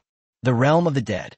To save time, Chen Tao immediately summoned the Bronze Gate, intending to rely on the undead army to dig the entire secret realm to the ground. Boom! Rumble. But as soon as the bronze door appeared, something strange happened. Before Chen Tao could even open the bronze door, it opened by itself. However, unlike Chen Tao, who took the initiative to open the bronze door opens automatically, revealing a dark and chaotic void behind it. Huff, huff. A tremendous suction force emanated from the bronze door. Within the secret realm, the power of heaven and earth surged rapidly toward the bronze gate. In just the time it takes to drink a cup of tea, Chen Tao could clearly feel that the power of heaven and earth within the secret realm had decreased by at least 30%. The bronze gate showed no sign of stopping. A large amount of the power of heaven and earth was about to turn into liquid and was continuously poured into the bronze door. Boom! Rumble. As the power of heaven and earth within the secret realm diminishes, the realm begins to shrink at a visible rate. Chen Tao tried to control the bronze door multiple times, but the bronze door seemed to have lost contact with Chen Tao, and no matter what he did, it was of no use. Elda Montak, what's going on? When in doubt, ask Master Mo. Chen Tao wanted an explanation from Master Mo. Unfortunately, Master Mo was not omnipotent. He had lived for over 300 years and had never heard of such a strange thing. Fortunately, although the bronze door had a strong suction, it could not harm Chen Tao in the slightest. Boom! The secret realm was still shrinking, and Chen Tao had already given up entirely. Since we can't stop it, we can only wait silently. An hour later, the power of heaven and earth in the entire secret realm is less than 10%, and the area of the secret realm has shrunk to less than 10,000 square meters. The secret realm shrank, and the hidden treasures were revealed. What is that? Chen Tao, with his sharp eyes, immediately spotted a pitch-black chain appearing at the edge of the secret realm. Treasure! Chen Tao shouted excitedly, and was about to go over to retrieve the treasure. But he was stopped by Elder Mo as soon as he lifted his foot. Master, the secret realm is still shrinking. It's very dangerous for you to go there now. Upon hearing this, Chen Tao stopped in his tracks, his eyes lingering on the chains, but he did not choose to continue the risk. Fortunately, in Chen Tao's eyes, the chain was getting closer and closer to him as the secret realm shrank. Where is there another one? Just then, from another direction, a scythe weapon flashing with a blood-red light appeared. Chen Tao became even more excited. Another hour passed, and there was no longer a trace of the power of heaven and earth in the secret realm. The entire secret realm is only about 1 kilometer in diameter. Are you alright? Chen Tao turned to look at Elder Mo. Elder Mo shook his head, pointed to the bronze gate, and slowly said, "The secret realm has already collapsed, and the reason it hasn't continued to collapse is entirely due to this support." Now, Chen Tao understood. The secret realm has been destroyed. The reason they can still stand here is because the bronze gate is still there, supporting this world. As long as Chen Tao retrieves the bronze gate, the secret realm will completely disappear. Take the treasure first. Chen Tao quickly reached the chain, grabbed it, and without slowing down, rushed towards the other treasure. Soon, the blood-red scythe was also in his hand. Elder Mo, what do we get out? Chen Tao asked the most crucial question. They were still trapped in the secret realm, and if they couldn't get out, they could only wait to die here. Where? Old Mo pointed toward the sky. The passageway we came in through was now, quietly, suspended there. Chen Tao tried to contact the bronze door, and this time it went smoothly. The bronze door closed and reopened, and a death griffin flew out from it. Chen Tao grabbed Mo Lao and jumped onto the back of the death griffin. The death griffin soared into the sky. They soon arrived at the side of the passage. Receive. Before entering the passage, Chun Tao opened the bronze gate. Rumble. The moment the bronze gate disappeared, the secret realm began to collapse rapidly, with spatial cracks appearing everywhere. Walk. Chun Tao patted the death griffin on the head, and the death griffin flew directly into the passage. Chun Tao only felt a sudden darkness before his eyes. They then returned to the cave. Phew, that was close. Chun Tao let out a long breath, secretly relieved. Elder Emo, what exactly is this secret realm? With the danger over, Chun Tao inquired about the origins of the secret realm. The secret realm is actually... With Master Mo's explanation, Chun Tao finally understood the origin of the secret realm. It turns out that the secret realm was neither created by the heavenly Tao nor formed naturally. Rather, it is a domain skill evolved from the fall of a master at the saint level, including saint level or above. The domain skills of a saint level expert can no longer be called a domain, but rather a blessed land. After they died, these blessed lands and grottos will not disappear, but will remain outside the world. They form independent little worlds. This is the origin of the secret realm.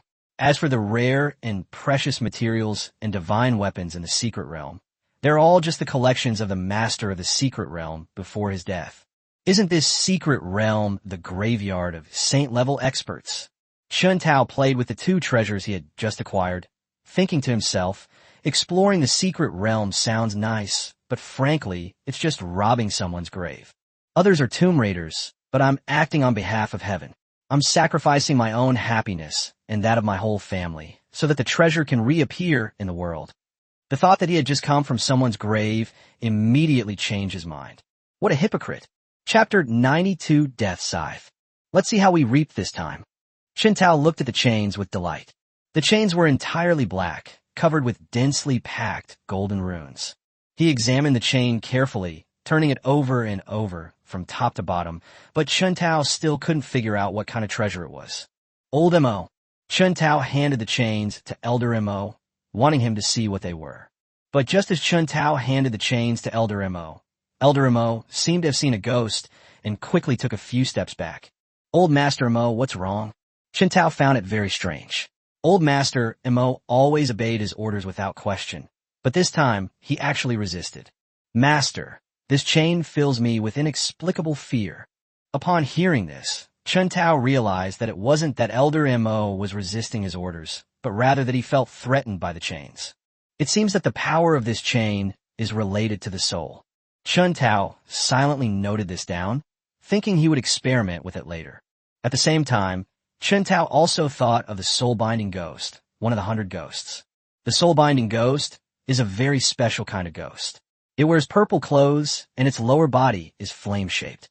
It can cause the soul to leave the body by calling out to its owner, and then use chains to bring the soul back to the underworld. Its abilities are similar to those of the legendary underworld deities He by Wu Chang, but it does not belong to the underworld. I just don't know if this underworld is related to the underworld plane. If this chain can truly bind souls, it would be an excellent material for crafting soul-binding ghosts. Chun Tao temporarily put away the chains. Only then did he look at the blood-red scythe. Its appearance clearly indicated that it was a weapon. As for what level it was, Chun Tao couldn't tell. Old Master Mo, take a look at this. Chun Tao beckoned to Elder Mo and asked him to show him the origin of the blood-red scythe. Only, Mo Lao's fear of the blood-red scythe was clearly greater than his fear of the chains. Could it be that this blood-red scythe also has a restraining effect on souls? However, after considering the origins of the secret realm, Chun Tao felt relieved. The owner of this secret realm in his previous life must have been a professional related to the soul, so his possessions would naturally restrain the soul. Chun Tao fumbled for the sickle. Feeling the texture on his fingers, Chun Tao immediately took a closer look. The Grim Reaper's Scythe. Upon seeing these 4 words, Chun Tao became even more certain of his guess. Death is the master of the underworld. This scythe is named after the Grim Reaper, so it must be an extraordinary artifact. Swoosh, swoosh.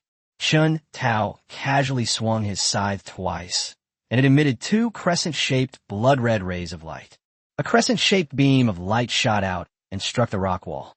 2 deep, bottomless crevices were immediately cut into the rock face.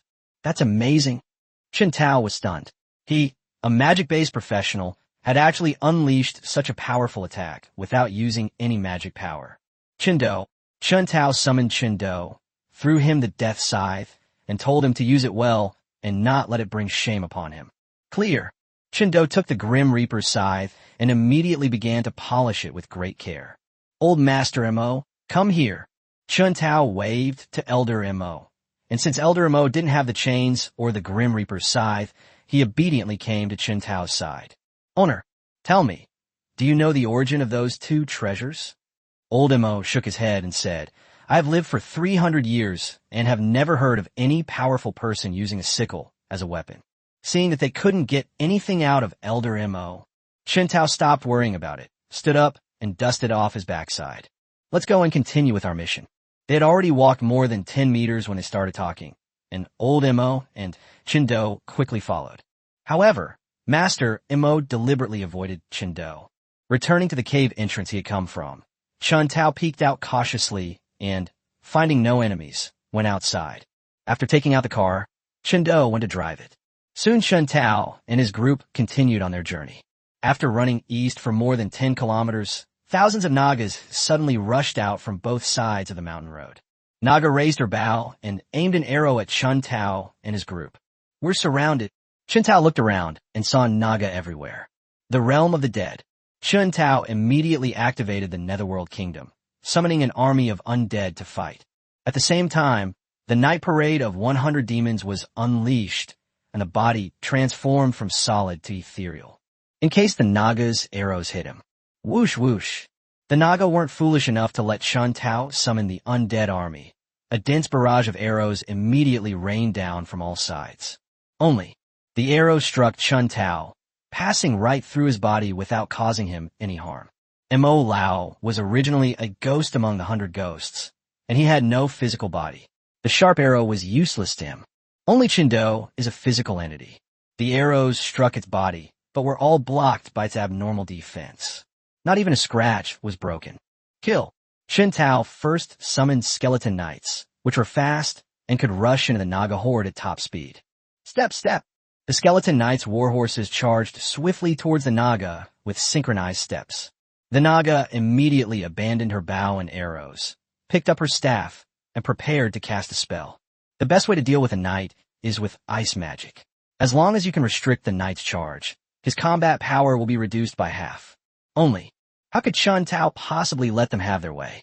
A large number of skeleton archers rushed out of the Bronze Gate under Chen Tao's command. Immediately fire on the Nagas who are about to unleash their magic. Magic can't travel as fast as an arrow. Before the Naga could even cast a spell, she was riddled with holes by the skeleton archers.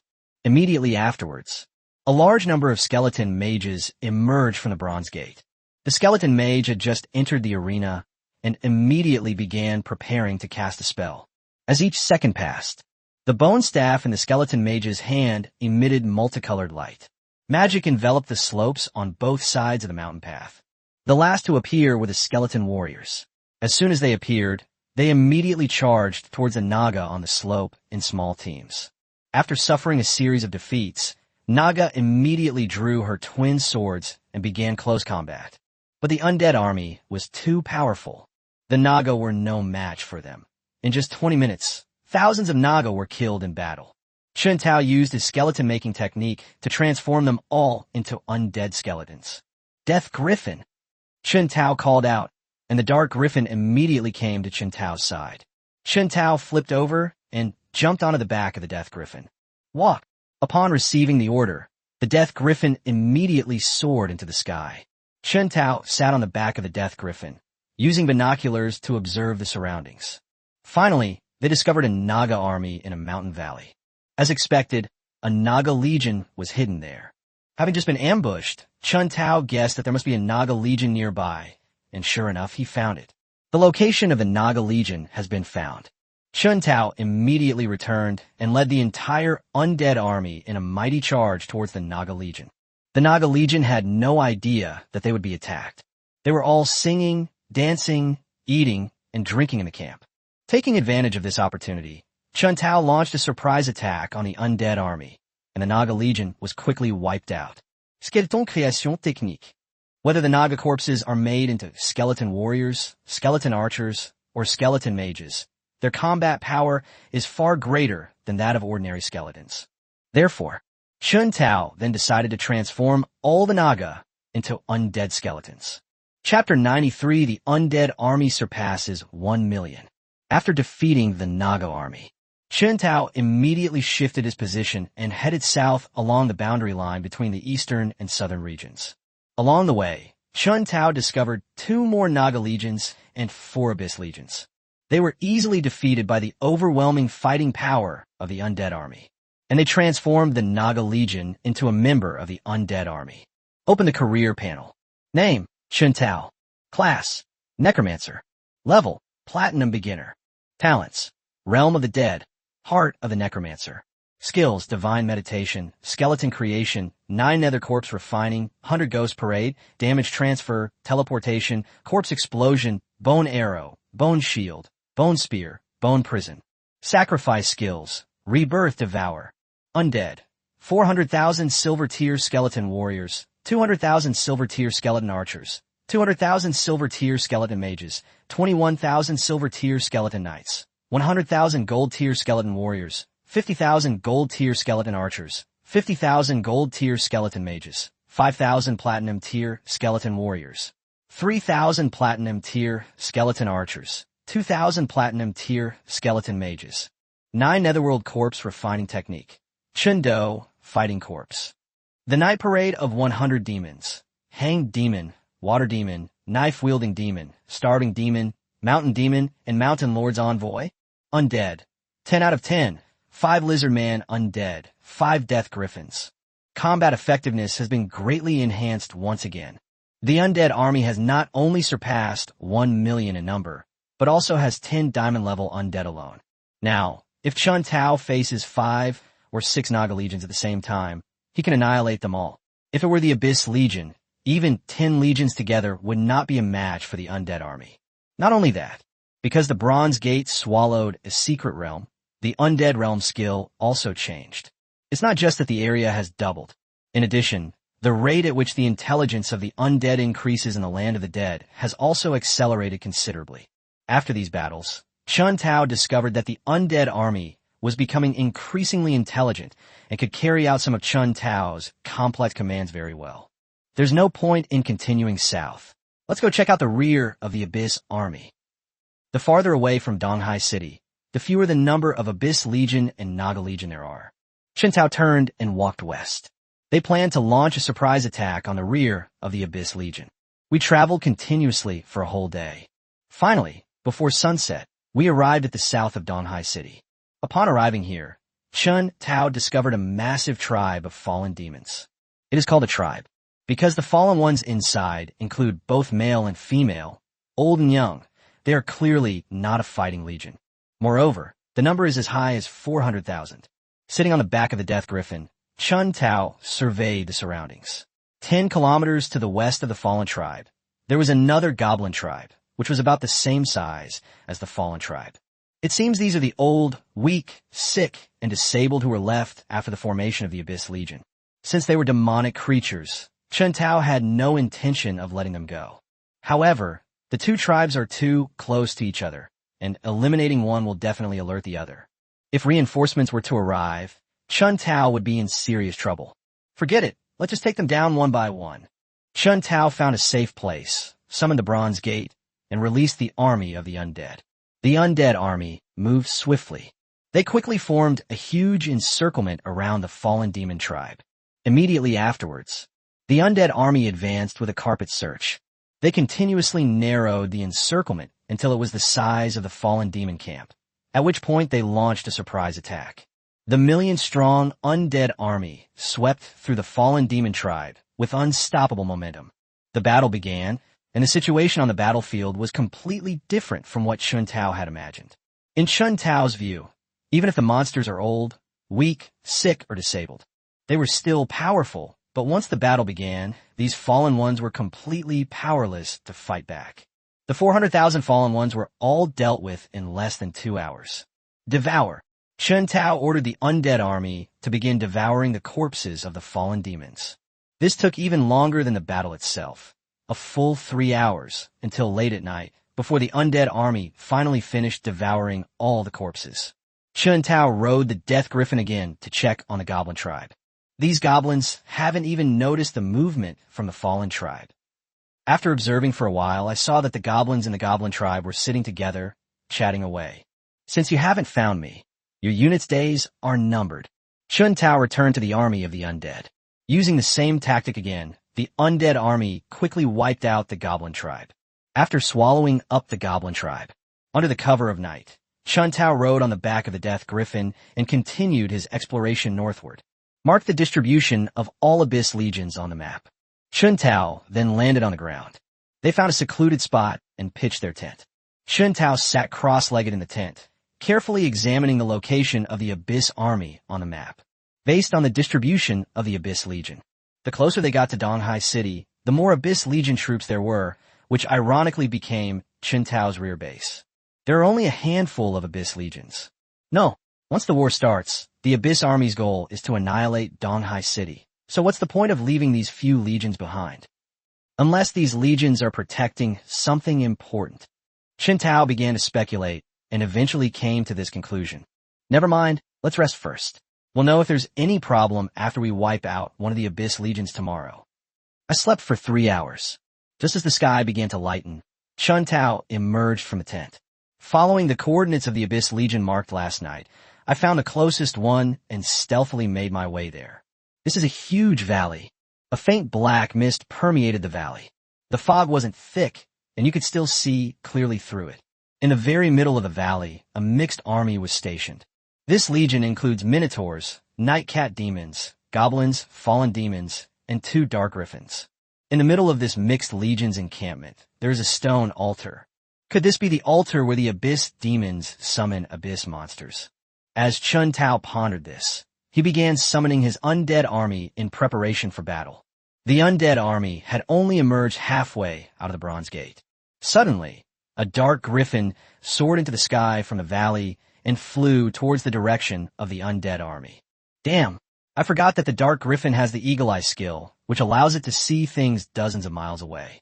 Chun Tao cursed himself inwardly for being careless. At the same time, he immediately ordered the Death Griffin to take off quickly and make sure to leave the 2 dark griffins behind. Although the Death Griffin has lost its intelligence, it is even stronger than it was in life. Plus 5 against 2. As soon as the 2 clashed in the air, the Dark Griffin was at a disadvantage. He was surrounded and attacked by 5 dead griffins. 2 dark griffins kept emitting mournful cries. Attack immediately! The cries of the dark griffins had already alerted the Abyss Legion. Taking the initiative, Chun Tao immediately ordered the undead army to launch an attack. Chapter 94, Abyss Magic Stone. The undead army surged into the mountain valley. The Abyss Hybrid Legion, which had already been alerted, had assembled and rushed out of the camp. The undead army and the mixed legion of the Abyss met at the entrance to the mountain pass. Enemies meeting are bound to be extremely hostile. A major battle immediately broke out between the 2 sides. Although the undead army was only half the size, it still numbered 500,000, while the mixed Abyss Legion numbered only 100,000. They can't compete in numbers, and they're even less capable. After these battles, the undead army devoured a large number of corpses, and its strength increased by leaps and bounds. They were facing an Abyss Legion whose vast majority were bronze level. There was absolutely no suspense. The Abyss Hybrid Legion was forced into a series of defeats. A large number of corpses were left along the way. They only stopped retreating when they reached the vicinity of the camp, and then charged towards the undead army like madmen. Faced with the counterattack of the Abyss Hybrid Legion, Chun Tao didn't take it seriously at first, and just stood quietly at a distance watching the war. But what Chun Tao never expected was, the Abyss Hybrid Legion's counterattack was extremely fierce, and their strength had also changed. Originally, the vast majority were bronze level. Now it has actually reached the gold level, breaking through 2 major realms at once. This startled Chun Tao. I have absolutely no idea how the Abyss Hybrid Legion managed to do that. It's the aura of the Abyss. Just then, Elder Mo explained. After Mr. Mo's explanation, Chun Tao finally understood the reason. It turns out that the abyssal monsters are not as weak as Chun Tao had seen. In the Abyss, their strength is basically around the gold level. After arriving in this world, he was suppressed by the heavenly Tao, and the abyssal aura was extremely thin, which is why his strength dropped to around the bronze level. The Abyss Hybrid Legion suddenly advanced 2 major realms. The reason is that the altar opened a small abyss passage, and a large amount of abyssal energy poured into this world from the passage. The closer the Abyss Hybrid Legion is to the altar, the stronger it becomes. So what if you're gold level? Watch how I wipe you all out. Chun Tao withdrew the silver level undead army and replaced it with the gold level undead army to block the front, while the silver level undead army launched sneak attacks from behind. Chun Tao's army of gold level undead is quite large. Even if the entire Abyss Hybrid Legion were all gold level, they still wouldn't be a match for the undead army. After Chun Tao mobilized the undead army, the Abyss Hybrid Legion, which had originally turned the tide of battle with its strength, was once again reduced to its original form. The undead army advanced with unstoppable momentum, directly storming into the camp. They were getting closer and closer to the altar. Upon seeing this, the Abyss Hybrid Legion once again fought desperately to resist. But their strength was such that they were no match for the undead army. They were quickly wiped out by the undead army. Chun Tao walked over at this moment and stared intently at the altar. The entire altar was square, measuring 15 meters long and wide, and about 10 meters high. It was made of black stones, each of the same size, and covered with complex runes. Elda Montak, how can we destroy it? Chun Tao had just tried to get the skeleton warrior to attack, but when he slashed, he didn't leave a single mark on the altar. Master, there's an Abyss Magic Stone on the altar. Only when the energy of the Abyss Magic Stone is exhausted can the altar be destroyed.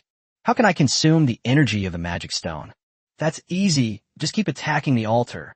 Chun Tao looked at the altar, then at Elder Mo, and then asked, why can't we just take the Magic Stone off? Old Mo shook his head and explained, the Abyss Magic Stone is filled with the Abyss aura. Once we humans come into contact with it, we will be corrupted by the Abyss aura and turn into Abyss monsters. Can your puppet come into contact with the Abyssal Demon Stone? Since humans cannot touch them, Chun Tao thought of puppets. Puppets are not living beings and are not affected by the Abyss's aura. Upon hearing this, Elder Mo continued to shake his head. The puppet is under my mental control.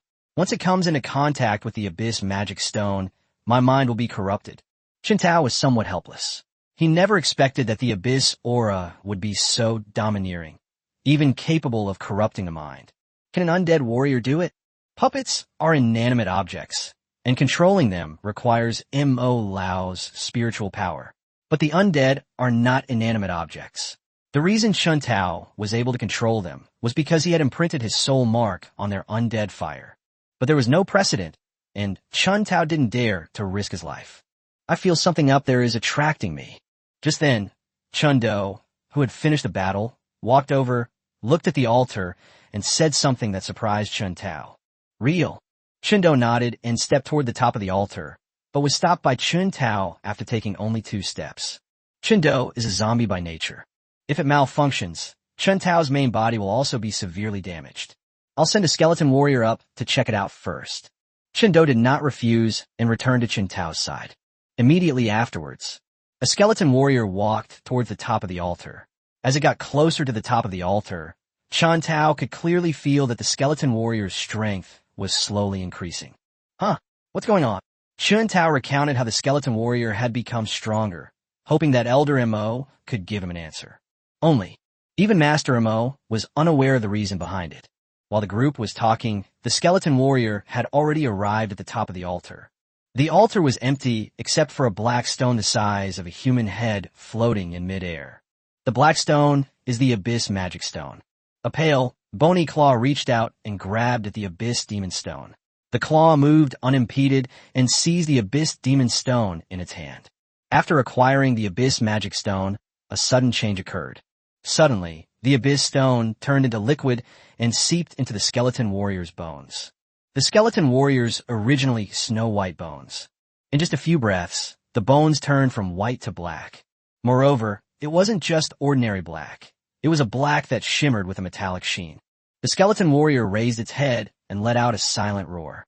Immediately afterwards, the skeleton grew rapidly 2 meters, 3 meters for meters. It stopped growing when it reached a height of 10 meters, and the long sword in its hand transformed into a pair of enormous hammers. Their silver-level strength began to break through continuously. The progression is from silver intermediate, silver advanced, gold beginner, gold intermediate, until platinum advanced, at which point the enhancement stops. Moreover, it's not just ordinary high-level platinum.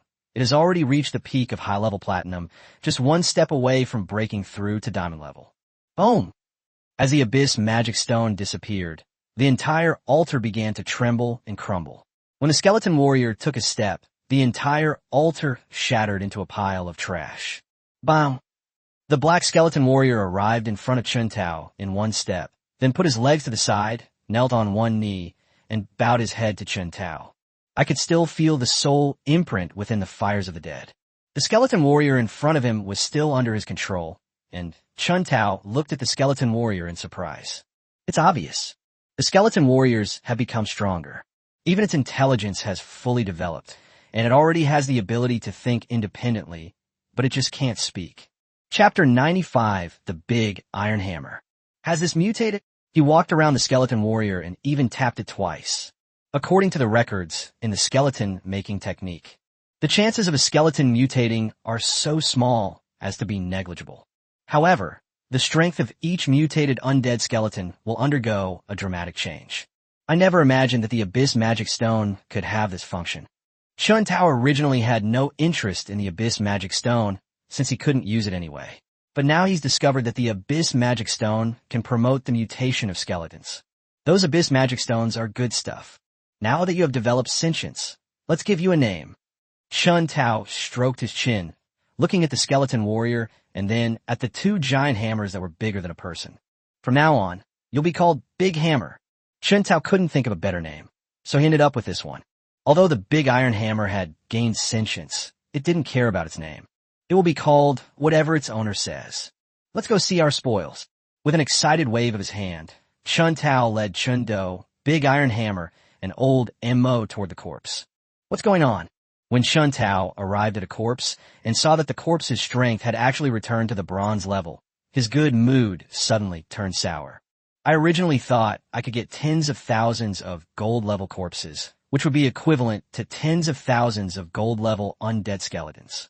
Now the dream has been shattered. Fortunately, there were still 2 corpses of dark griffins, which made Chuntao feel a little better. Devour. Chuntao turned his head away, wanting to avoid seeing it and getting annoyed, and waved his hand to give the order. The undead army had long been unable to restrain itself. Upon receiving the order, he immediately grabbed a corpse and began to gnaw on it. Once all the corpses had been devoured, Chuntao opened the bronze gate and returned the entire undead army to the undead kingdom. Only Elder Mo remained by his side. The man and the ghost quickly left the mountain valley and headed towards the next Abyss Legion. This time, Chuntao learned his lesson. It summoned an army of the undead from 10 kilometers away. The undead army formed a fan shape and surrounded the Abyss Legion. The undead army was not discovered until it was still a kilometer away from the Abyss Legion. This abyssal army is exactly the same as the previous Abyssal Legion. They are all composed of various abyssal races. There were also 2 dark griffins among them, but Chuntao was prepared. Before the dark griffin could take off, 5 dead griffins had already swooped down. In a single exchange, they killed the dark griffin and even retrieved its corpse. Well done, Chuntao praised. He then commanded the undead army to launch an attack. The Abyss Legion was quickly routed by the undead army. Huh? Where's the altar? Chuntao entered the Abyss Legion's encampment, looked around, but did not see the altar. With these questions in mind, Chuntao walked around the Abyss Legion's base. Finally, a cave was discovered diagonally behind camp. Chuntao summoned a skeleton warrior and used its perspective to enter the cave. After clearly seeing what was inside the cave, Chuntao's initial dejection at not finding the altar immediately lifted. Inside the cave, it was piled high with all sorts of materials. It's easy to see from the types of these materials that they are all materials for setting up formations. This must be the material collected by an anti-human organization. Finding no danger, Chuntao quickly entered the cave and stored all the materials in his spatial ring. Only then did they return to the battlefield. Seeing that the Abyss Legion was doomed, Chuntao then took out the 4 corpses of the Dark Griffin. I'm preparing to abandon the Lizardman zombies. Replace them all with Death Griffins. While the Lizardman undead are quite strong, they are still inferior to the Death Griffin. Chen Tao released the Lizardman zombie from his control. The Lizardman zombie immediately collapsed to the ground, transforming back into a corpse. Rebirth. As soon as the spot became available, Chen Tao immediately used his resurrection skill. The 4 Death Griffins stood up and bowed their heads to Chen Tao. Open the class panel. Name, Chen Tao. Class, Necromancer. Level, Platinum Beginner. Talents, Realm of the Dead, Heart of the Necromancer. Skills, Divine Meditation, Skeleton Creation, 9 Nether Corpse Refining, 100 Ghost Parade, Damage Transfer, Teleportation, Corpse Explosion, Bone Arrow, Bone Shield, Bone Spear, Bone Prison. Sacrifice Skills, Rebirth Devour. Undead, 400,000 Silver Tier Skeleton Warriors, 200,000 Silver Tier Skeleton Archers, 200,000 Silver Tier Skeleton Mages, 21,000 Silver Tier Skeleton Knights, 100,000 Gold Tier Skeleton Warriors, 50,000 Gold Tier Skeleton Archers, 50,000 Gold Tier Skeleton Mages, 5,000 Platinum Tier Skeleton Warriors, 3,000 Platinum Tier Skeleton Archers, 2,000 Platinum Tier Skeleton Mages. Mutant Undead, the Great Hammer, 9 Netherworld Corpse Refining Technique, Chendo Fighting Corpse. The Night Parade of 100 Demons, Hanged Demon, Water Demon, Knife-Wielding Demon, Starving Demon, Mountain Demon, and Mountain Lord's Envoy. Undead, 10 out of 10, 1 Lizardman Undead, 9 Death Griffins. Upon seeing the class panel, 9 Death Griffins were suddenly listed. Chen Tao was still very happy. The Death Griffin is not only a diamond level unit, but also a flying unit, giving it a greater advantage against enemies of the same level. In addition, Chen Tao also noticed that a new category, Mutated Undead, had been added to the job panel. Excellent. Very excellent. Chen Tao nodded in satisfaction before continuing to look at the battlefield, especially when I saw the big iron sledgehammer. Chen Tao had a premonition that the giant iron hammer would be very strong, but he didn't expect it to be this strong. One hammer blow clears out an entire area. Whether it's bronze, silver, or gold, they were all smashed to death with a single blow. Even the platinum level. Even with a giant iron hammer, it can only withstand 2 blows. Abnormal. Chen Tao had already foreseen that the giant iron hammer would become a meat grinder on the battlefield. The fighting continued until around 4 p.m. When the last abyssal monster was killed, the undead army began to devour its corpse. Chen Tao tossed the storage ring to Elder Mo. Ask him to organize the materials he collected and see if there's anything he can use now. Master Mo truly deserves to be called a master of formations. They quickly sorted and arranged all the materials. Master, could you please give me a diamond-level corpse? The Lizardman zombies that were replaced earlier are still in Chen Tao's storage ring. It's surprising to think that Mr. Mo is now at the platinum level. Chen Tao was generous enough to give him a diamond-level puppet, which could be made. In addition, all materials are at Elder Mo's disposal. The goal is to create a diamond-level puppet as soon as possible. We now have a diamond-level puppet. Chen Tao's strength can be improved by 1 point. Having obtained what he wanted, Elder Mo eagerly went to process the materials in his hands, preparing to create a diamond-level puppet. Chen Tao sat on a huge rock, waiting for the undead army to clean up the battlefield. Her heart, however, flew to Donghai City, thinking of the gentle and tender Xue Bing, and her body suddenly felt a little hot. Chapter 96, The Two Generals. Master, the battlefield is cleaned up. Where do we go next? It wasn't until Elder Mo came to inform him that Chen Tao snapped out of his complicated thoughts. The Realm of the Dead. After opening the Bronze Gate and allowing all the undead to enter the Realm of the Dead, Chen Tao set off again. What Chen Tao didn't know was, shortly after he left, a stunningly beautiful woman with 2 horns on her head arrived at the Abyss Army's encampment. Who is it? Who dares to disrupt my important affairs? The stunningly beautiful woman was none other than a succubus. Upon discovering the malfunction at the altar, she rushed back immediately. The Abyss Magic Stone has been discovered to be missing. Her anger surged, but since it had already happened, she had no choice but to try to salvage the situation. So we went to the place where the materials were stored. I just arrived and found that the Guardian Legion was gone, and the materials were gone too. That's why she was so angry. Don't let me catch you, or I will grind you to dust. After venting her anger, the succubus flew away, heading towards another base. At the same time, Chun Tao had taken down 2 important locations in the Abyss in succession, and it was getting late, so he did not continue his operation. Instead, they found a secluded place to rest. Little did he know that it was this decision that saved his life. Nothing more was said that night. The next day arrived in the blink of an eye. Chun Tao had just woken up from his sleep and ate some military rations. Only then did they continue walking towards the Abyss Legion. To avoid alerting the enemy, Chun Tao could only walk the entire way. The speed is naturally not fast. They didn't arrive at the next Abyss Legion base until noon. Only, when Chun Tao arrived here, he was surprised to find no trace of the Abyss Legion. I searched the surrounding area. Chun Tao found a cave, but it was completely empty, with nothing inside. However, it is not difficult to tell from the marks on the ground. Something was stored here recently, but it was moved. Chun Tao walked out of the cave with a gloomy face and summoned a death griffin. He flipped over and jumped onto the back of the death griffin. Chun Tao began to reinvestigate the movements of the Abyss Legion. After searching around, the Abyss Legion that had been seen earlier had all disappeared. It's only 20 kilometers away from here. At the foot of the Hungduan Mountains, there is also an Abyss Legion stationed there. Chun Tao used a telescope to observe carefully. They discovered that this legion was guarding an altar. Could it be that the Abyss is planning something big? Chun Tao made this guess, but did not act rashly, mainly because the disappearance of those legions was too suspicious. Only this one remained. It's hard to say whether it's a trap or not, so Chun Tao, the 6th brother, naturally wouldn't put himself in danger. However, upon closer inspection, the Abyss Legion below appeared to be normal, with nothing suspicious. Since observing the movements of the Abyss Legion yielded no results, Chun Tao piloted the Death Griffin to expand the search area, and before nightfall, he finally discovered several Abyss Legions deep in the Hungduan Mountains. They marched hurriedly in one direction. Judging from their marching routes, they were heading to the same place. Chun Tao continued his pursuit and finally discovered 2 Abyss Legions in a basin northeast of the Hungduan Mountains. One of these 2 Abyss Legions is the Dark Griffin Legion, and the other is the Winged Human Legion. Whether it's the Dark Griffin or the Winged People, they are races in the Abyss whose strength is no less than that of the demon race. The Dark Griffin and the Winged Man were all of diamond rank.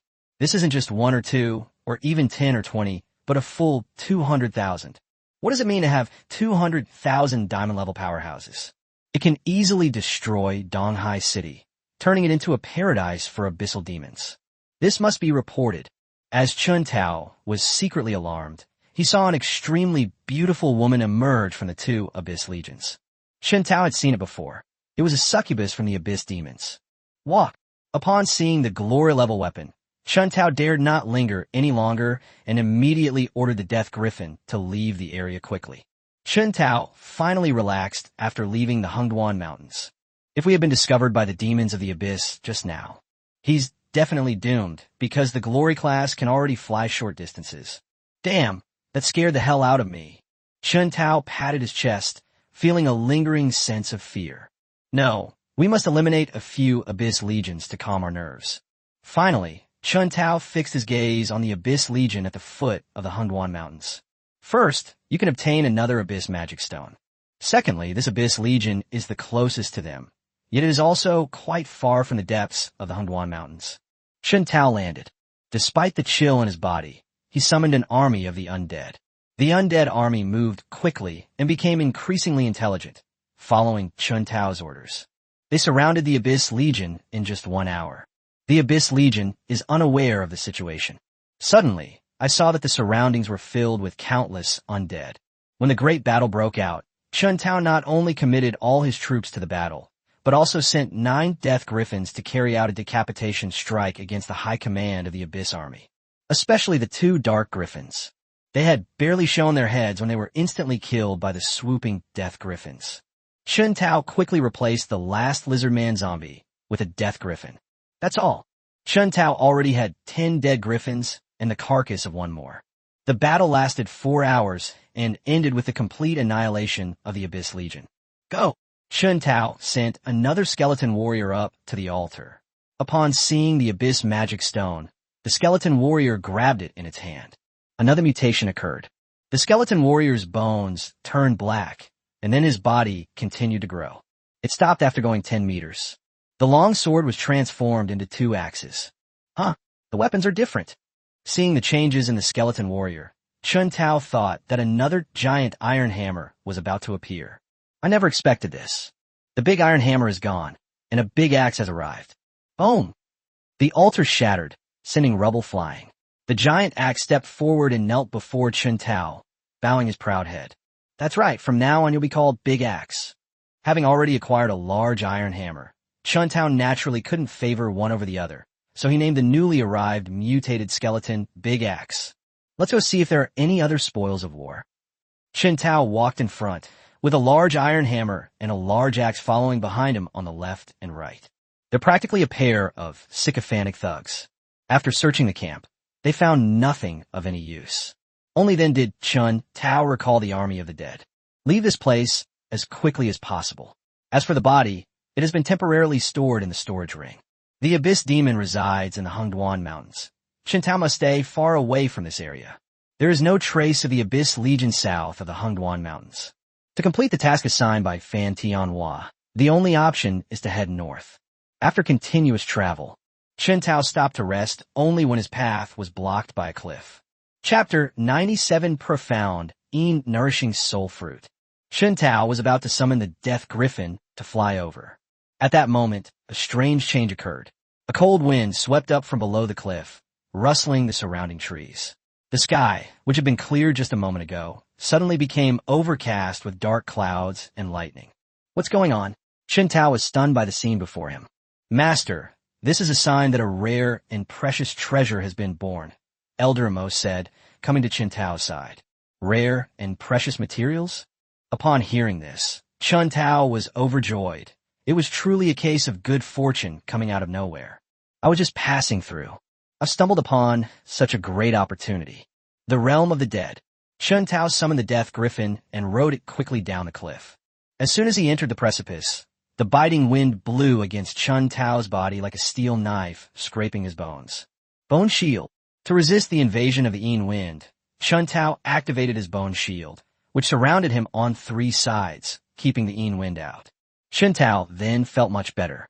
The Death Griffin was incredibly fast, swooping down and falling approximately 2,000 meters before even seeing the bottom of the cliff. This cliff is so deep. Chun Tao sighed as he looked around. Black vines covered the steep rock face, swaying in the cold wind like venomous snakes. It continued to fall for another 3,000 meters.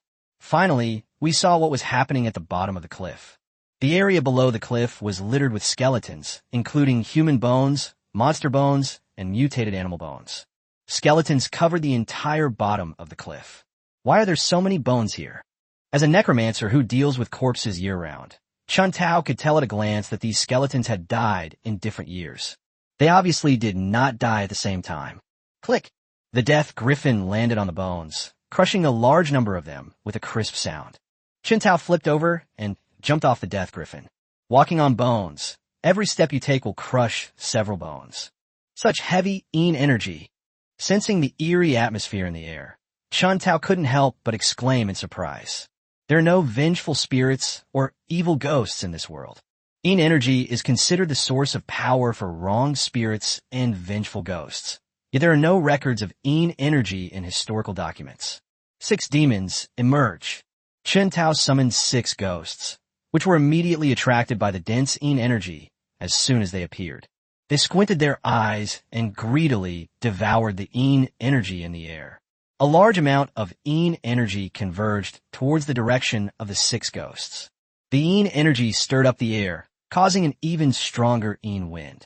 Chun Tao couldn't help but shiver and unconsciously tighten his clothes. Ignore where the 6 ghosts are absorbing Yin energy. Chun Tao randomly chose a direction and walked slowly towards it. The road was littered with bones. There were no rare or precious herbs, not even a single blade of grass to be seen. Could this rare and precious treasure actually be these bones? Chun Tao muttered to himself half-jokingly, while casually picking up a leg bone and crushing it into fragments with a gentle squeeze. Snap! Snap! He clapped his hands to brush away the bone fragments. Chun Tao took out his binoculars and looked into the distance, but all he could see were white bones. There was no sign of any rare or precious treasures. Chen Tao then changed direction and continued walking forward. After walking for a while, Chen Tao raised his binoculars again to look. Huh, what's that? Through the telescope, Chen Tao saw a large, blood-red tree, over 30 meters tall, with a trunk about the size of a person's embrace and a dense canopy bearing dozens of grayish-white fruits. Chen Tao walked quickly toward the big tree. As Chen Tao got closer to the tree, he could clearly feel the surrounding Yin energy becoming more intense. A distance of over 1,000 meters. Chen Tao quickly arrived at the big tree. Around the large tree, the dense Yin energy had transformed into a thin mist. Old M.O. Chen Tao did not touch the tree until he was sure it was safe. Owner, M.O. Lao, who was still absorbing Yin energy, immediately came to Chen Tao's side upon hearing Chen Tao's call. Do you recognize this? Chen Tao pointed to the big tree and asked.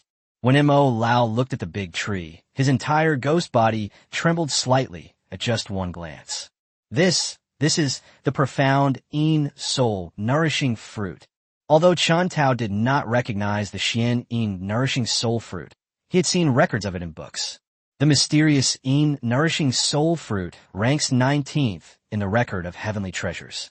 It has the wonderful effect of nourishing the soul and increasing mental strength without any side effects. It can be said that the Xian Yin nourishing soul fruit is a treasure for magic-based professions. Just one of these can guarantee that a top-tier magic-type, diamond-level expert will reach the glory level. It's not only useful for diamond-level powerhouses, but even glory-level powerhouses can break through a minor realm by consuming it. If a peak glory-level expert consumes the profound Yin soul nourishing fruit, the probability of breaking through to the king level can be increased by 50%. Logically speaking, such an extraordinary treasure should only be ranked 19th in the list of rare and precious materials. The reason is that the Xian Yin nourishing soul fruit is only effective for magic-based professions. I'm rich. Chen Tao was incredibly excited, as the profound Yin soul nourishing fruit could help diamond-level players break through to glory level. Wouldn't that be even more helpful to him? I never imagined that the Xian Yin nourishing soul fruit tree would grow in such an environment. Just then, old Amo looked at the piles of white bones on the ground and sighed. Elda Montak, do you know how to transplant the profound Yin soul nourishing fruit tree? Chen Tao naturally wanted to cultivate a rare and precious material like the profound Yin soul nourishing fruit in a long-term manner, transplanting the fruit tree into the Azure Dragon Ring. Yes, as long as it meets the living environment of the profound Yin soul nourishing fruit, it can be transplanted. Chen Tao looked around, and the living environment of the Xian Yin nourishing soul fruit was clear at a glance. It would definitely require a large number of corpses as nutrients. First, Chen Tao picked all the Xian Yin nourishing soul fruits and put them into a wooden box for safekeeping. Only then did he summon skeleton warriors to dig around the Xian Yin nourishing soul fruit tree. Time passed second by second. The area around the Xian Yin nourishing soul fruit tree was completely hollowed out, exposing its thick roots. The tree roots extend far and wide beneath the earth. Chen Tao had no choice but to summon more skeleton warriors to join the attack. Huffing and puffing, the root system of the Xian Yin nourishing soul fruit tree is too vast. 1 hour, 2 hours, 12 hours. It took Chen Tao a full 12 hours to finally dig out the Xian Yin nourishing soul fruit tree. Receive. The Azure Dragon Ring emitted a faint azure light, and the profound Yin soul nourishing fruit tree vanished from its spot. Chen Tao probed his spirit into the Azure Dragon Ring. They found a very similar place to plant the Xian Yin nourishing soul fruit tree. We still need a lot of corpses. Chen Tao couldn't help but sigh inwardly. Creating undead skeletons requires corpses. The evolution of the undead army requires devouring corpses.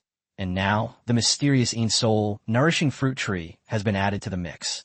The number of corpses Chen Tao hunted was far from enough. Let's go. Chen Tao withdrew his undead army and, with Elder Mo on his death griffin, left the cliff. They continued their journey north. Chen Tao didn't spare any of the Abyss Legion scouts he encountered along the way. He killed them all, and their corpses became nutrients for the Xian Yin nourishing soul fruit tree. Chapter 98 Breakthrough to Diamond Level. After 2 days and 2 nights of relentless hunting, the area around the Xian Yin nourishing soul fruit tree was already littered with the corpses of demons. Fresh blood flowed down the gaps in the corpse onto the ground. Then the earth was dyed red, and the Xian nourishing soul fruit tree, which had been somewhat wilted due to the transplant, regained its vitality after absorbing the blood. Finally finished. I'm exhausted these past 2 days. Chen Tao finally breathed a sigh of relief after the Xian nourishing soul fruit tree had been successfully transplanted. Shall we find a place to rest first? Chen Tao looked around and took out a map to confirm his current location. At last, Chen Tao walked towards a dense forest on his right. This dense forest is not large, only 2 or 3 kilometers in all directions. Although the trees in the dense forest are not very tall, their canopies are extremely lush. Standing in the dense forest, it was pitch black except for slivers of sunlight filtering through the leaves.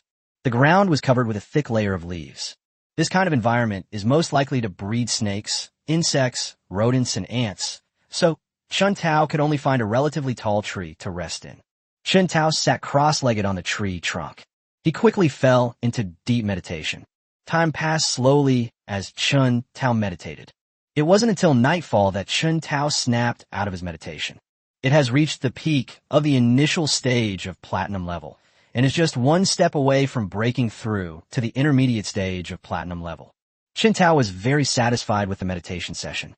Should we go all out and break through to the mid-platinum level in one go? Chen Tao currently possesses 3 treasures that can accelerate his cultivation. The Spirit Gathering Array futon crafted by Master Amo. The monkey wine that Fanbei gave him. Finally, there's the Xian nourishing soul fruit, which I just recently obtained. There are 3 treasures. The first one can be used in combination with the other 2. Chen Tao is now torn between drinking monkey wine and taking the Xian nourishing soul fruit. I've never tasted the profound soul nourishing fruit before, so I don't know what it tastes like. Chen Tao held a monkey wine in one hand and a Xian nourishing soul fruit in the other. Although he was conflicted, his gaze never left the profound soul nourishing fruit. Never mind. Let's try the Xian nourishing soul fruit first. Chen Tao put away the monkey wine and then cut the Xian nourishing soul fruit in 2. The profound soul nourishing fruit is a rare and precious material that is of great use even to Glora level individuals, so Chen Tao dared not consume one directly. Just to be on the safe side, I'll choose to eat only half. However, Chen Tao still underestimated the Xian nourishing soul fruit. Click, click. After swallowing the profound soul nourishing fruit, Chen Tao immediately felt a powerful medicinal force rushing from his stomach to his head. Boom! The energy of the profound soul nourishing fruit entering the sea of consciousness is like dropping a bomb into a small lake. A loud explosion resounded in his mind. The barrier that was originally at the mid-level of platinum was broken instantly. The pure medicinal power quickly transformed into mental energy, which surged and continuously impacted the sea of consciousness. The sea of consciousness expands rapidly at a speed visible to the naked eye. Platinum level mid-range, platinum level high-end. His cultivation level rose rapidly, like a rocket, until he reached the peak of the high-level platinum rank. The rate at which mental strength increased slowed down. However, less than 1/10 of the medicinal power of the Xian nourishing soul fruit was consumed. Only then did Chen Tao realize that the medicinal power of the profound soul nourishing fruit was beyond his current tolerance. Fortunately, Chen Tao's meditation method is at a god level, and its speed of converting spiritual power is 100 times that of ordinary meditation methods. The crisis of the mental sea being bursting has been temporarily resolved. If Chen Tao can't find a way to absorb this enormous medicinal power, it's only a matter of time before his mental sea is overwhelmed and explodes. Chen Tao had no other options. He could only do his best to absorb the medicinal power and convert it into mental energy. The goal is to break through to the diamond level before the mental sea of consciousness is overwhelmed. Once you break through to the diamond level, your spiritual sea of consciousness will expand further, and only then will the crisis be truly resolved. Chen Tao had already pushed the divine meditation technique to its maximum, with streams of spiritual energy flowing into his sea of consciousness like a continuous stream of water. The surge of spiritual energy continuously assaulted the barriers of the mind's sea of consciousness. Boom! Boom! With each impact, Chun Tao's face grew paler. Let's give it our all. It was clear that his spiritual sea was about to be unable to withstand the medicinal power of the Xian Yin nourishing soul fruit. Chun Tao gritted his teeth and concentrated all his mental energy to launch an attack on the barrier of his mental sea of consciousness. Splash! Like the sound of a mirror shattering, a sound echoed in the sea of consciousness, and the barrier of the sea of consciousness was finally broken. The sea of consciousness expands rapidly. The sea of consciousness, which had been filled with the medicinal power of the profound, Yin soul nourishing fruit, became empty again. Chun Tao finally breathed a sigh of relief. However, he still dared not be careless.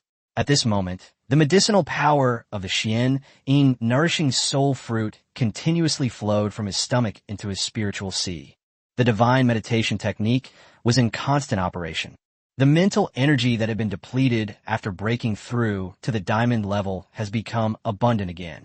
The medicinal power of the Xian Yin nourishing soul fruit was finally exhausted after breaking through from the initial stage of diamond level to the intermediate stage of diamond level. Call! Chun Tao let out a long breath, his tense mind relaxing. This is already high-level diamond? Even now, Chun Tao still feels like he's dreaming. At the same time, they were still shaken by the danger they had just faced. Open the class panel. Name, Chun Tao. Class, Necromancer. Rank, high-level diamond. Talents, Realm of the Dead, Heart of the Necromancer. Skills, Divine Meditation, Skeleton Creation, 9 Nether Corpse Refining, 100 Ghost Parade, Damage Transfer, Teleportation, Skeleton Domination, Corpse Explosion, Bone Arrow, Bone Shield, Bone Spear, Bone Prison Curse. Sacrifice Skills, Rebirth Devour. Undead, 300,000 Silver Tier Skeleton Warriors, 100,000 Silver Tier Skeleton Archers, 100,000 Silver Tier Skeleton Mages, 30,000 Silver Tier Skeleton Knights, 200,000 Gold Tier Skeleton Warriors, 150,000 Gold Tier Skeleton Archers, 150,000 Gold Tier Skeleton Mages, 10,000 Platinum Tier Skeleton Warriors, 5,000 Platinum Tier Skeleton Archers, 5,000 Platinum Tier Skeleton Mages. Mutant Undead, Giant Hammer, Giant Axe. 9 Netherworld Corpse Refining Technique. Chun Do, Fighting Corpse. The Night Parade of 100 Demons. Hanged Demon, Water Demon, Knife-Wielding Demon, Starving Demon, Mountain Demon, and Mountain Lord's Envoy. Living Corpses, 10 out of 10, 10 Dead Griffins. Looking at the changes on the career panel, Chun Tao felt excited, but also had a sense of unreality. Chun Tao pinched his thigh, and the intense pain made him gasp. It's true. I've broken through to the diamond level. After the initial excitement subsided, Chun Tao checked what changes his skills had undergone after breaking through to the diamond level. First is the Realm of the Dead. This innate skill not only doubled the area, but the Bronze Gate has now reached a size of 10,000 meters. With such a large Bronze Gate, the undead army could move in and out much faster. Then there's the domain skill Hyaki Yagyo, Night Parade of 100 Demons. The area covered increased from tens of thousands of square meters to hundreds of thousands of square meters. Within the area, the undead army increased 20-fold. Most importantly, the barriers to entry have become stronger and more robust. It is comparable to the domain of glory-level powerhouses, and in terms of scope, it far surpasses the domain of glory-level powerhouses. Chapter 99 Greatly Increased Strength. In addition to the 2 skills mentioned above, the other skills were improved to varying degrees. Next, Chun Tao focused all his attention on the 2 newly acquired skills. Skill, Skeleton Domination. Skeleton Domination enhances undead skeletons with skeletal armor. Although the skill description was simple, Chun Tao was so excited that he almost laughed out loud after he understood all the details of Skeleton Domination. The undead skeleton was completely bald except for the bone weapon in its hand. With this skill, the undead skeleton can absorb bones and condense a complete set of bone equipment on its body, such as bone armor, bone boots, bone wrists, and bone helmets. With these defensive equipment, the undead army's combat power will be greatly enhanced once again. Chun Tao couldn't wait to summon a skeleton warrior and take out several corpses at the same time. Skeleton Domination Spellcast. Then the skeleton warrior placed his hands on the goblin's head. With a snapping sound, the goblin's bones were forcibly pulled out, then wrapped around the skeleton warrior, eventually transforming into a complete set of defensive equipment. Great! Excellent! Looking at the skeleton warriors that had undergone such a dramatic transformation, Chun Tao was thrilled and cheered repeatedly.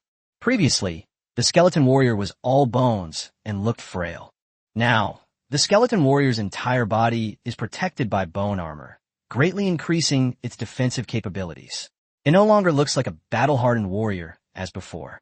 The bone helmet, in particular, protects the skeleton warrior's entire head, leaving only 2 eyes that emit blue flames visible. The skeleton warrior's fatal weakness is the undead fire. Now with the bone helmet, the undead fire is better protected. Skill Curse. Curse spell casts a curse on the enemy, randomly inflicting a negative status effect. This skill is a support skill. It can inflict negative effects on enemies such as blindness, bleeding, weakness, and decay. This is not a game. Curses have time limits. In this world, if you're cursed, there will be a ball of death magic in your body. Only by removing the magic of death. Only then can the curse be completely broken.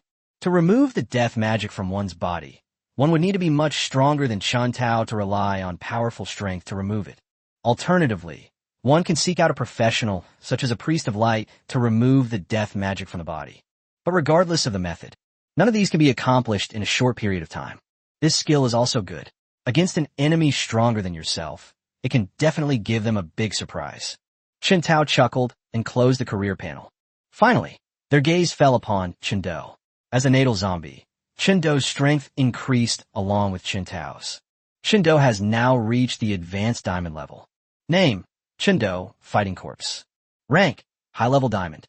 Talent: Lunar Power, 3 heads and 6 arms.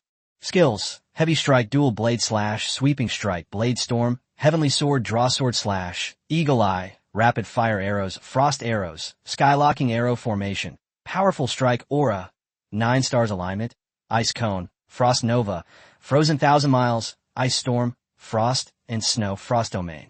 Chun Do's strength has also undergone a dramatic change. In particular, 3 more skills have been added, one of which is a domain skill that only glory-level powerhouses possess. As a melee skill, the Draw Sword Slash can unleash a strike more than 10 times its own power in an instant. Its power is unimaginable.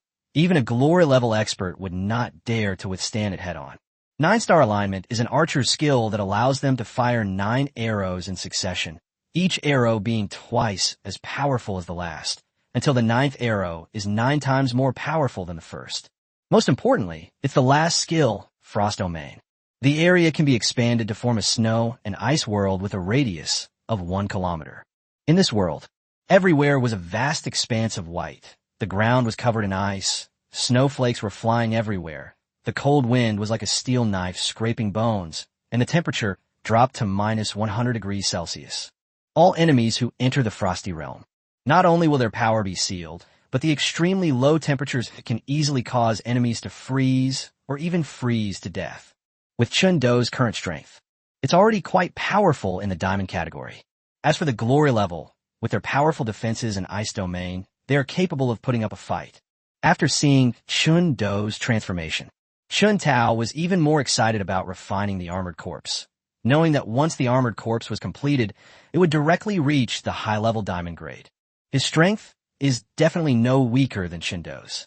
With 2 powerful natal zombies assisting him, even a glory-level expert like Chun Tao dare to fight. The only thing that worries Chun Tao now is whether the Frost Domain will conflict with his Night Parade of 100 Ghosts. If only domain skills could be stacked. Chun Tao thought this way, but without having experimented, he couldn't be sure. How about we verify it? Chun Tao stared at Chun Do and finally made up his mind to give it a try. A parade of 100 demons. Frost Domain. Chun Tao and Chun Do simultaneously unleashed their domain skills, gradually expanding their range, until the 2 fields collided. No impact occurred that created a spatial rift. As Chun Tao and Chun Do grew closer, their 2 fields had completely merged. No, it's not a fusion. Just then, Chun Tao discovered that the area covered by the Night Parade of 100 Ghosts was larger than that of the Frost Domain. The 2 fields have not merged. Instead, the night parade of 100 demons envelopes the icy domain within. Chun Tao tried to expand the scope of the night parade of 100 ghosts. With the expansion of the scope, he was finally able to see it clearly. The two fields are like two bowls of different sizes, with the larger bowl inside the smaller one, upside down on the ground. Just as I thought. After figuring out the actual situation, Chun Tao had even more doubts. Chun Tao's situation is truly unprecedented and unheard of. According to records, two domains cannot coexist, with only one exception: when the two domains merge. For two people to achieve domain fusion, they must be of one mind and have a tacit understanding of over 90%. According to the records of the Xia Kingdom, most of those capable of domain fusion are twins. Only a very small number of couples can do this. Chun Do is Chun Tao's destined zombie, and the two have an absolute level of understanding. This is also why Chun Tao dared to experiment. Originally, I planned to merge with another domain to enhance its power. I never expected this. The two fields have not been integrated. Instead, the night parade of 100 demons enveloped the icy domain. Never mind, as long as Chun Do's combat power doesn't weaken because he can't activate his domain, it's fine. Since he couldn't find a reason, Chun Tao stopped dwelling on it. He was fully prepared to receive feedback from Chun Do after his realm advancement. A powerful crimson energy appeared out of nowhere within his body. Immediately afterwards, the crimson energy continuously flowed into Chun Tao's limbs and bones, and his bones and flesh were constantly strengthened under the influence of the crimson energy. Until an hour later, all the crimson energy was completely consumed.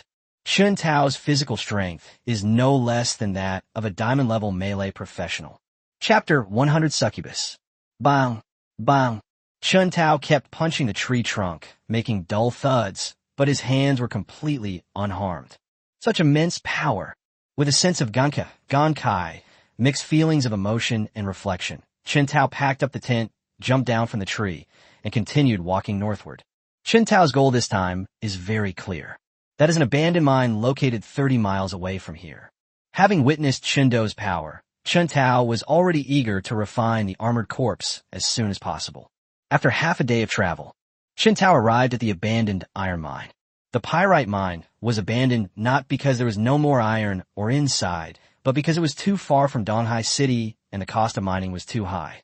The entrance to the cave was overgrown with weeds. Chun Tao summoned a squad of skeleton warriors to clear away the weeds. The skeleton warriors were divided into two teams, one in front and one behind. They shielded Chun Tao in the middle and walked towards the mine. The mine tunnels are interconnected, but no one has been here for many years, and the ground is covered with dust. One step, and you can leave a clear footprint. With footprints as markers, there's no need to worry about losing your way back. As Chun Tao continued to delve deeper, scattered pyrite has appeared on the rock walls of the mine, and small streams of water are slowly flowing. The air also became humid. After traveling some more, the amount of pyrite increased. Huffing and puffing, a large number of skeleton warriors began to work, and pyrite was continuously mined and gathered around Chun Tao. The pyrite had piled up into a small mountain. Chun Tao retrieved the coffin of the corpse from the realm of the dead and placed it on the pyrite mine. Chun Tao began chanting the incantation. The coffin began to tremble continuously. Immediately afterwards, then, the refined iron in the pyrite turned into streams of black gas, which continuously poured into the coffin. Bang! Bang! As refined iron was continuously poured in, a tremendous crashing sound came from inside the coffin. The coffin was made of locust wood. It didn't withstand more than a few blows before the entire coffin shattered into pieces. The armored corpse jumped out of the coffin and took a deep breath into the pyrite mine. Even larger quantities of refined iron gushed forth from the mine. It was swallowed whole by the armored corpse. The armored corpse's originally bluish-purple body began to turn black. At the same time, a set of jet-black weapons and equipment materialized on the armored corpse. However, because there was too little refined iron, it was not enough to fully condense. Chun Tao had no choice but to increase the mining speed of pyrite. Fortunately, Chun Tao had a group of undead minions under his command. By summoning more resources, the mining speed will increase significantly. Even after Chun Tao had finished mining all the pyrite in the surrounding area, the transformation of the armored corpse was still not complete. Just how much refined iron is needed to complete this transformation? Chen Tao watched the armored corpse continuously absorbing refined iron and inwardly grumbled. Refined iron is just one of the materials used. Next, we need copper, silver, and gold mines.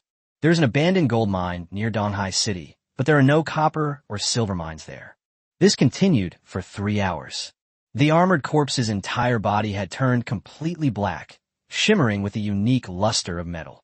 Not only that, a complete set of weapons and equipment also materialized on the surface of the armored corpse's body. Is this the armored zombie? The process of creating armored corpses is divided into 4 stages. The first stage is the iron armored corpse, followed by the bronze armored corpse, the silver armored corpse, and the gold armored corpse. Owner, the armored corpse has developed sentience, and its level is also at the high level of diamond. However, his strength and defense were not at their peak, and his strength was worlds apart from Chendo's.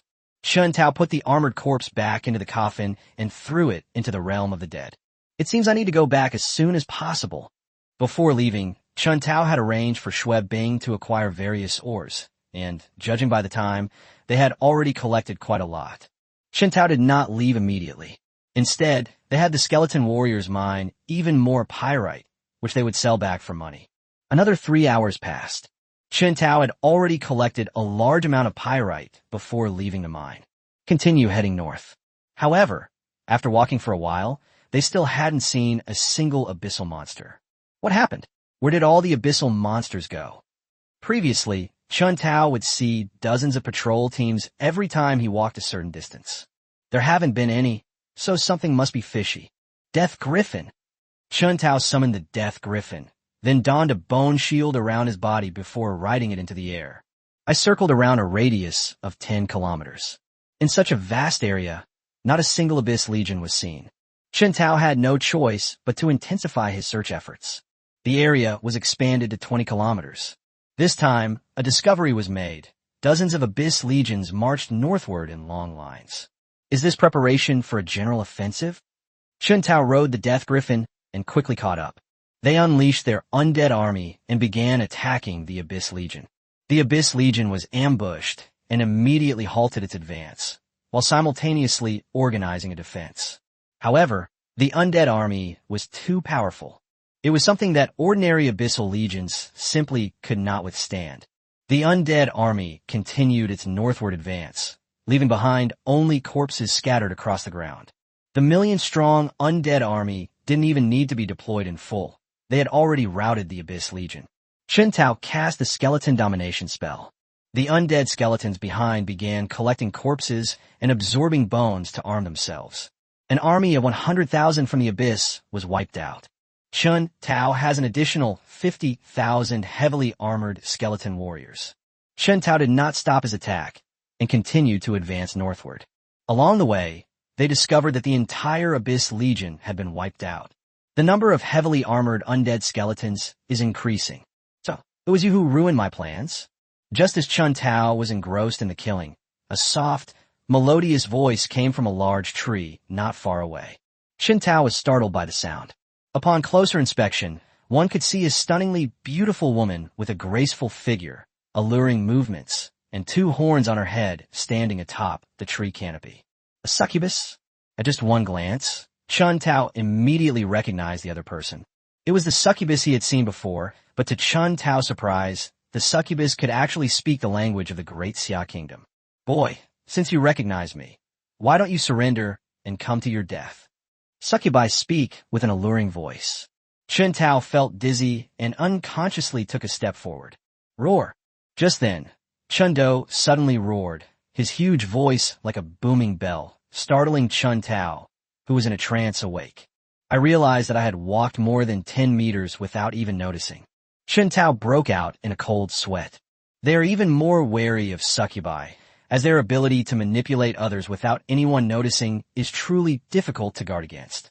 A parade of 100 demons. Chen Tao knew that escaping was impossible, so he had no choice but to fight desperately. Once a domain skill is activated, its scope continues to expand. Soon they were less than 30 meters away from the succubus. Paradise! Just then, the succubus made her move, unleashing her domain skill as well. Suddenly, a pink light shield appeared. While protecting the succubi, it also prevented the expansion of the night parade of 100 demons. Only, to Chun Tao's surprise, the night parade of 100 demons passed through the paradise without any hindrance, enveloping it in the blink of an eye. Chapter 101 Enemies Meet on a Narrow Road. This bizarre scene. Not only was Chun Tao stunned, but the succubus was also stunned. Next, the succubus's expression changed drastically. She stepped on the treetop and quickly retreated while her body swayed. What's going on? Chun Tao was even more confused by the succubus's sudden action. The succubus is a Glora-level powerhouse, so why did she run away before even fighting? Actually, Chun Tao didn't know. Just as the paradise was enveloped by the night parade of 100 demons, the succubus suddenly felt a force eroding her paradise. Moreover, the erosion rate is extremely fast. If the succubus doesn't leave, what awaits her is the shattering of her paradise. Fighting in someone else's territory. That would be a very foolish thing to do, and Succubus, being a Glora-level being, naturally understands this. Therefore, she had no choice but to retreat.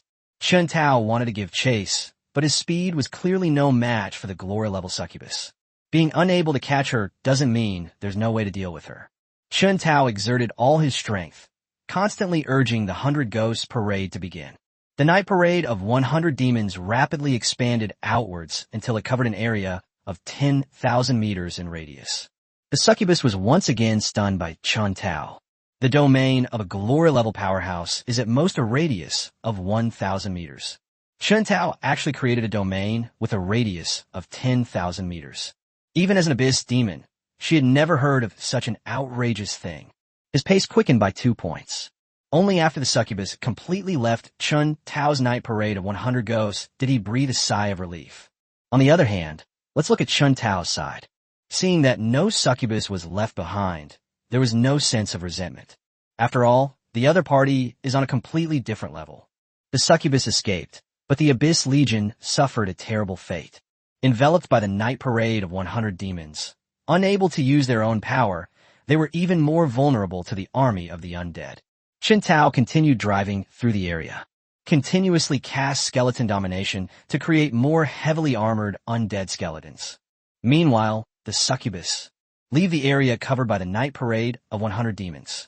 Instead of leaving immediately, she quietly watched Chun Tao operate the system.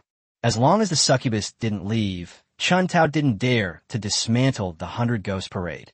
What is she trying to do? Has she been overwhelmed by her own domineering aura? Chun Tao thought to himself with a touch of narcissism, but his hands kept moving, and one after another, heavily armored undead skeletons were freshly produced. When the last abyssal monster dies, this also signaled the end of the war. This is because Chun Tao was fighting while simultaneously casting skeleton domination. The battlefield was quickly cleaned up. At this moment, the succubus was still watching from outside the domain. Chun Tao didn't dare to cancel the 100 Ghost Parade at this time. The two sides remained deadlocked, but fortunately, Chun Tao's magic power recovered very quickly within the domain. The energy consumed by the domain is not even as much as the recovery speed. The two sides remained deadlocked for a while. Seeing that the succubus had no reaction, Chun Tao ignored her and continued to advance rapidly northwards, braving the night parade of 100 ghosts. They encountered 2 more Abyss Legions along the way. There was no suspense at all. The 2 Abyss Legions were completely wiped out in less than an hour. Chun Tao continued to cast the skeleton domination spell. The succubus didn't leave either, just watching Chun Tao hunt down the Abyss Legion. What exactly is she trying to do? Chun Tao was puzzled and couldn't understand why the succubus was following him but not attacking him. But Chun Tao couldn't do anything about her. They could only continue north. Once they reached the vicinity of Donghai City, Chun Tao believed that the succubus would definitely retreat. They traveled nonstop for 3 days and 3 nights. Chun Tao has finally returned to the area under the control of Donghai City, and the outline of Donghai City can now be seen. Just as Chun Tao had guessed, once inside the controlled area of Donghai City, the succubus disappeared. Chun Tao did not let his guard down. The scope of the 100 Demons Parade will be reduced to prevent succubi from launching sneak attacks, until Chun Tao returned to Donghai City. Chun Tao then withdrew the 100 Ghost Parade and went to Fan Tianhua's office to report on the recent situation. when they learned that Chun Tao had actually managed to force the succubus to retreat. Fan Tianhua was also taken aback. How much time had passed, and Chun Tao had already grown to this level. If Chun Tao were given more time, I'm afraid even he wouldn't be a match for Chun Tao. After reporting the situation, Chun Tao went to find Xue Bing. As the saying goes, absence makes the heart grow fonder, and the two spent a tender time together upon meeting. Chun Tao then handed the pyrite ore over to Xue Bing for processing. They also took all the copper ore, silver ore, and gold ore. Chun Tao's task is not yet complete. Returning to Donghai City was only because I was forced to buy the succubus. Chun Tao had just returned to the military camp after staying with Xue Bing for 3 days. I ran into 2 elderly people I knew. One is Chun Peng, and the other is Wei Ran. At their speed, they should have entered Donghai City long ago. Therefore, Chun Tao was not surprised to see the 2 of them here. Greetings, Commander. Although Chun Tao disliked the 2 of them, their status meant he couldn't simply ignore them. Wei Ran, with her fingers delicately clenched, stared at Chun Tao with a gloomy expression, remaining silent. Chun Peng also had a gloomy face. However, judging from the way Chun Peng walks, he still walks with his legs tucked together. Chun Tao almost burst out laughing. Although he suppressed his laughter, Chun Peng and Wei Ran, those 2 old guys, could easily tell from his red face and thick neck. Disrespectful to your superior. Go run 100 laps. In the military camp, Chun Peng and Wei Ran couldn't lay a hand on Chun Tao at will, but it was still easy for them to make things difficult for him. This is a sentence. Chun Tao had no choice but to run laps. Chun Peng and Wei Ran watched from the sidelines, eager to see Chun Tao make a fool of himself. As Chun Tao ran laps, he attracted more and more onlookers. They all stood around, pointing and whispering at Chun Tao. Isn't that Chun Tao from the Vanguard Battalion? I heard he went out on a mission, but he's back. It's him. He's just unlucky to have run into these 2. He's probably going to get a beating today. Who says otherwise? These 2 have punished a lot of people these past few days. I heard that one of them was anally raped and the other became a eunuch. Is that true? I know that. My grandfather's brother's wife's aunt's great-aunt's niece works at the clinic. I saw them go there for medical treatment. Such remarks are endless. Moreover, multiple versions have already been circulated. Some people say that the 2 of them went too far and played too wildly. Some say it's because they like playing with monsters and were accidentally ambushed by them. Anyway, the more you wear it, the weirder it becomes. In contrast, Chun Tao ran 100 laps without slowing down, and not a single bead of sweat appeared on his face. If this were a typical legal professional, they would have been exhausted long ago. But after being fed back by his own zombie, Chun Tao's physical condition is no longer what it used to be, so running this distance is naturally a piece of cake for him. Commander, we're done running. Seeing Chun Tao's calm and collected demeanor, Chun Peng and Wei Ran felt as if they had punched cotton, feeling extremely frustrated. He intended to finish off Chun Tao with a single punch, but it's clearly impossible to do that in front of everyone. It was clearly unrealistic to continue punishing Chun Tao, as Fan Tianhua was already standing not far away watching them. Let's go. The 2 snorted coldly and turned to leave.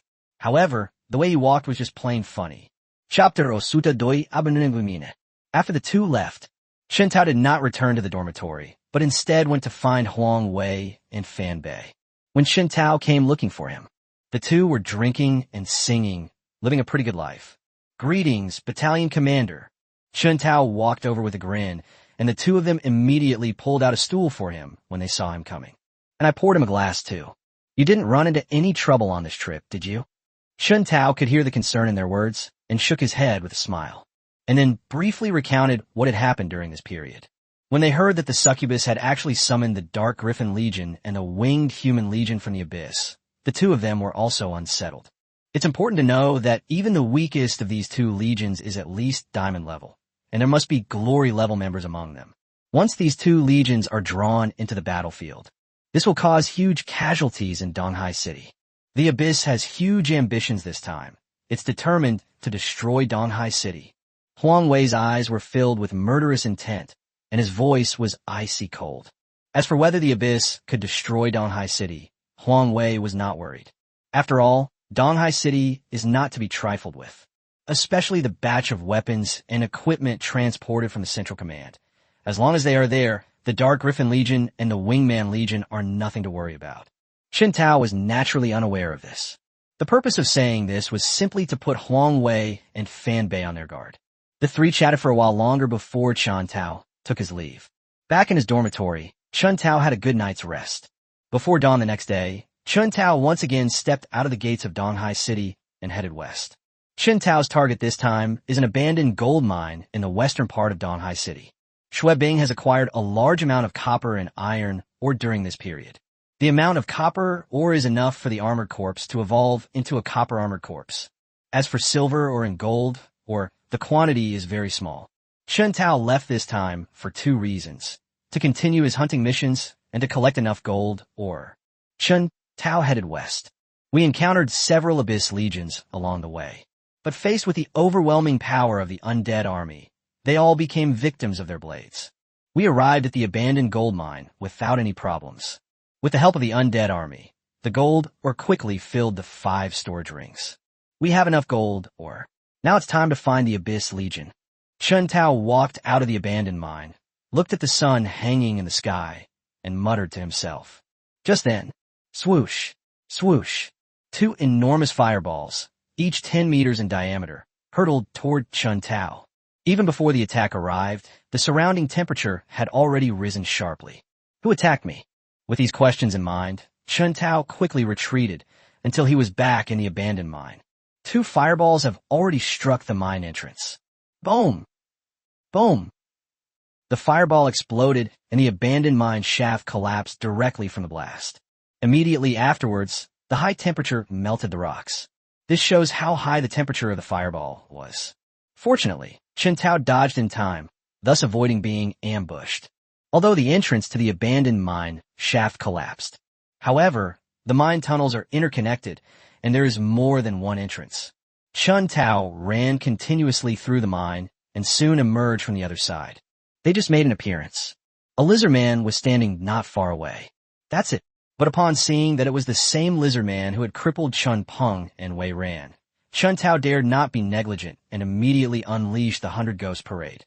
Currently, Chen Tao's only means of dealing with Glory-level powerhouses is his domain skill. The Night Parade of 100 Demons takes place. The grayish-white light shield expanded rapidly outwards, about to envelop the lizardmen. The lizardmen were also stunned by Chen Tao's methods. A diamond-level being can actually unleash a domain. Only true geniuses from all the heavens and myriad realms can do that. In those few seconds of stunned silence, the Night Parade of 100 Demons had already begun. The lizardmen had to retreat quickly. The Glory-class speed was indeed fast. It escaped the Night Parade of 100 Demons in just a few leaps. At the same time, the lizardmen's domain was also unleashed. The two realms collided, and a bizarre scene unfolded once again. The Night Parade of 100 Demons directly enveloped the lizardmen's realm. The power of death continues to encroach upon the lizardmen's territory. Last time, the succubus easily escaped the range of the Night Parade of 100 Demons. This time, Chen Tao expanded the scope of the domain to its maximum. At the same time, Chen Do was summoned. As soon as Chen Do appeared, he immediately unleashed his frost domain, crashing into the lizardman's domain. The two fields collided. It merely stirred up the power of death, causing it to churn continuously, but no spatial rifts appeared. Although Chen Tao didn't understand why. But this is not the time to dwell on these things. Chen Tao increased the output of the 100 Ghost Parade, with the 6 ghosts hiding in the darkness, constantly harassing the lizardmen. Only, the attack from the 6 demons dissipated upon entering the lizardmen's territory. But that doesn't stop the 6 ghosts from continuing their attacks. They're determined to disgust you to death, even if they can't kill you. The lizardmen had never encountered this situation before. After being enveloped by the Night Parade of 100 Demons, he was so shocked that his mouth dropped open. It wasn't until the power of death continuously eroded the lizardman's territory, causing the lizardman's power to rapidly dissipate, that it was awakened. This situation is too bizarre. The lizardman had lost all will to fight and turned to flee. However, before it could turn around and leave, Chen Do drove into it with his frost domain. The two fields collided. They immediately got to work together. The space seemed to have been reinforced, and no spatial cracks appeared. Instead, The area where the ice domain and the lizardman domain met continued to shatter and annihilate. They recovered with the support of Chundo and the lizardman's respective energy teams. This undoubtedly accelerated the lizardman's depletion. Chun Tao was like a god during the night parade of 100 ghosts. Nothing could escape his eyes. Chun Tao has already discovered it. As the power of death surged, it was relentlessly encroaching upon the lizardman's territory. However, the rate of erosion is not as fast as the rate of repair. That's why nothing seemed to miss. In truth, the lizardman was already feeling utterly disheartened.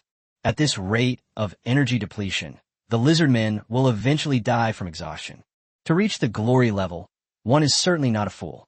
Knowing they're doomed, they still linger here. The lizardman leaped up, head down, and spun rapidly, trying to escape underground. Only, the lizardman had just broken through the surface of the ground when he plunged into the water with a splash. Lizardmen are also amphibious, so they naturally thrive in water.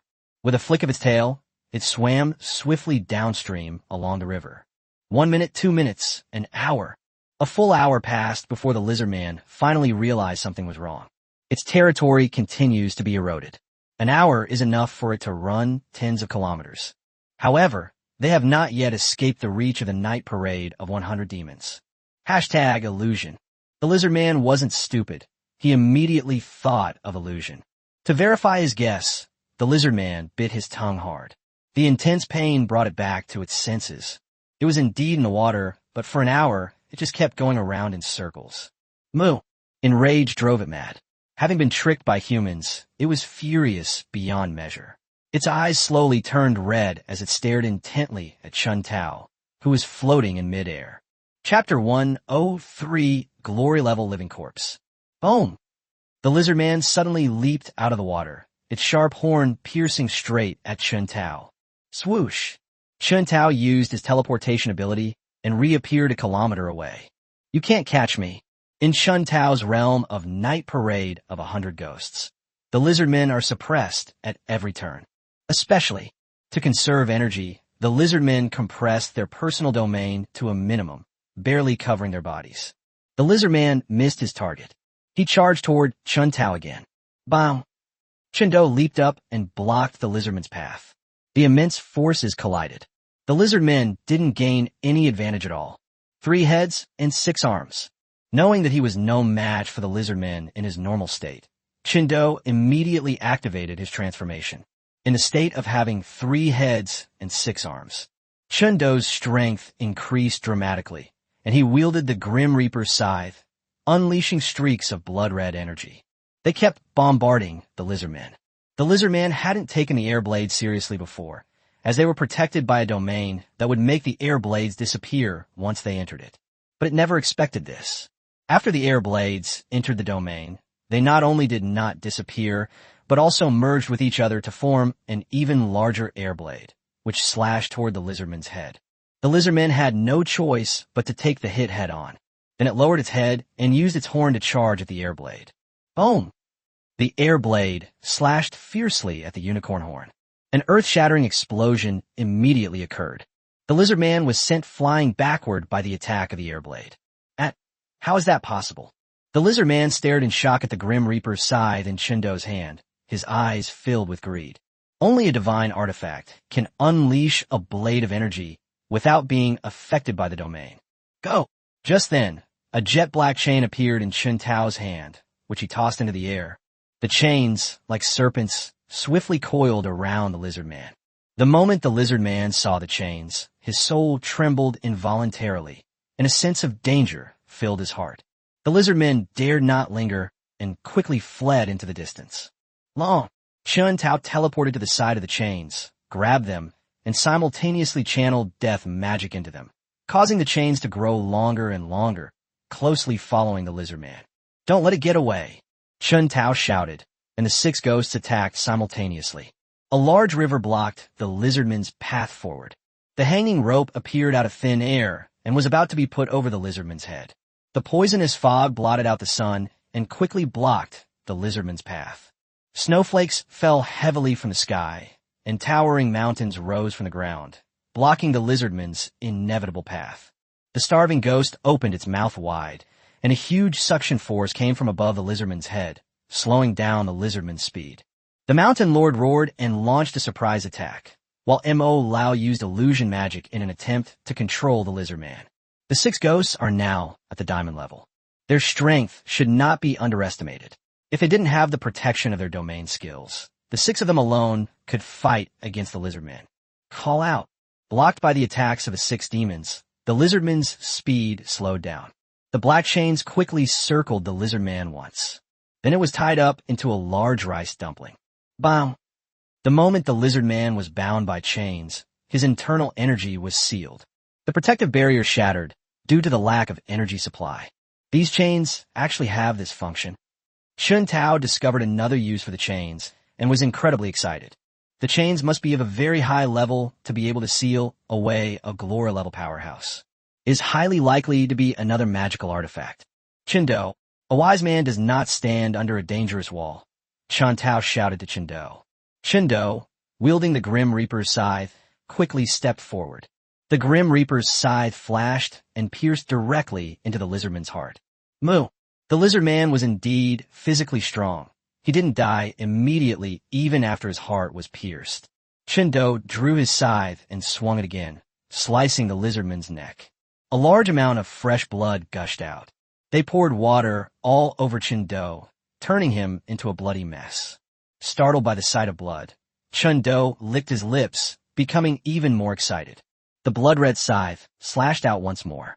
A flash of red light, and the lizardman's body was pierced once again. Thump! The lizardman could no longer hold on and collapsed to the ground, kicking up a cloud of dust. Chun Tao saw that the lizardman was completely dead. Then it flew down from midair and came to the side of the lizardman's corpse. Chun Tao first broke the contract with a death griffin, and then used the resurrection skill again, causing the lizardman who had just died to stand up again. We've made a killing this time. With his first Glora-level zombie in hand, Chun Tao's combat power has increased significantly. As for the corpse of the dead griffin, it certainly shouldn't be wasted. Skeleton création technique. Chun Tao used the skeleton creation technique again, and the flesh and blood on the death griffin rapidly melted away. In the end, only a huge griffin skeleton remained. A ball of undead fire, the size of a basketball, rapidly formed inside the skull.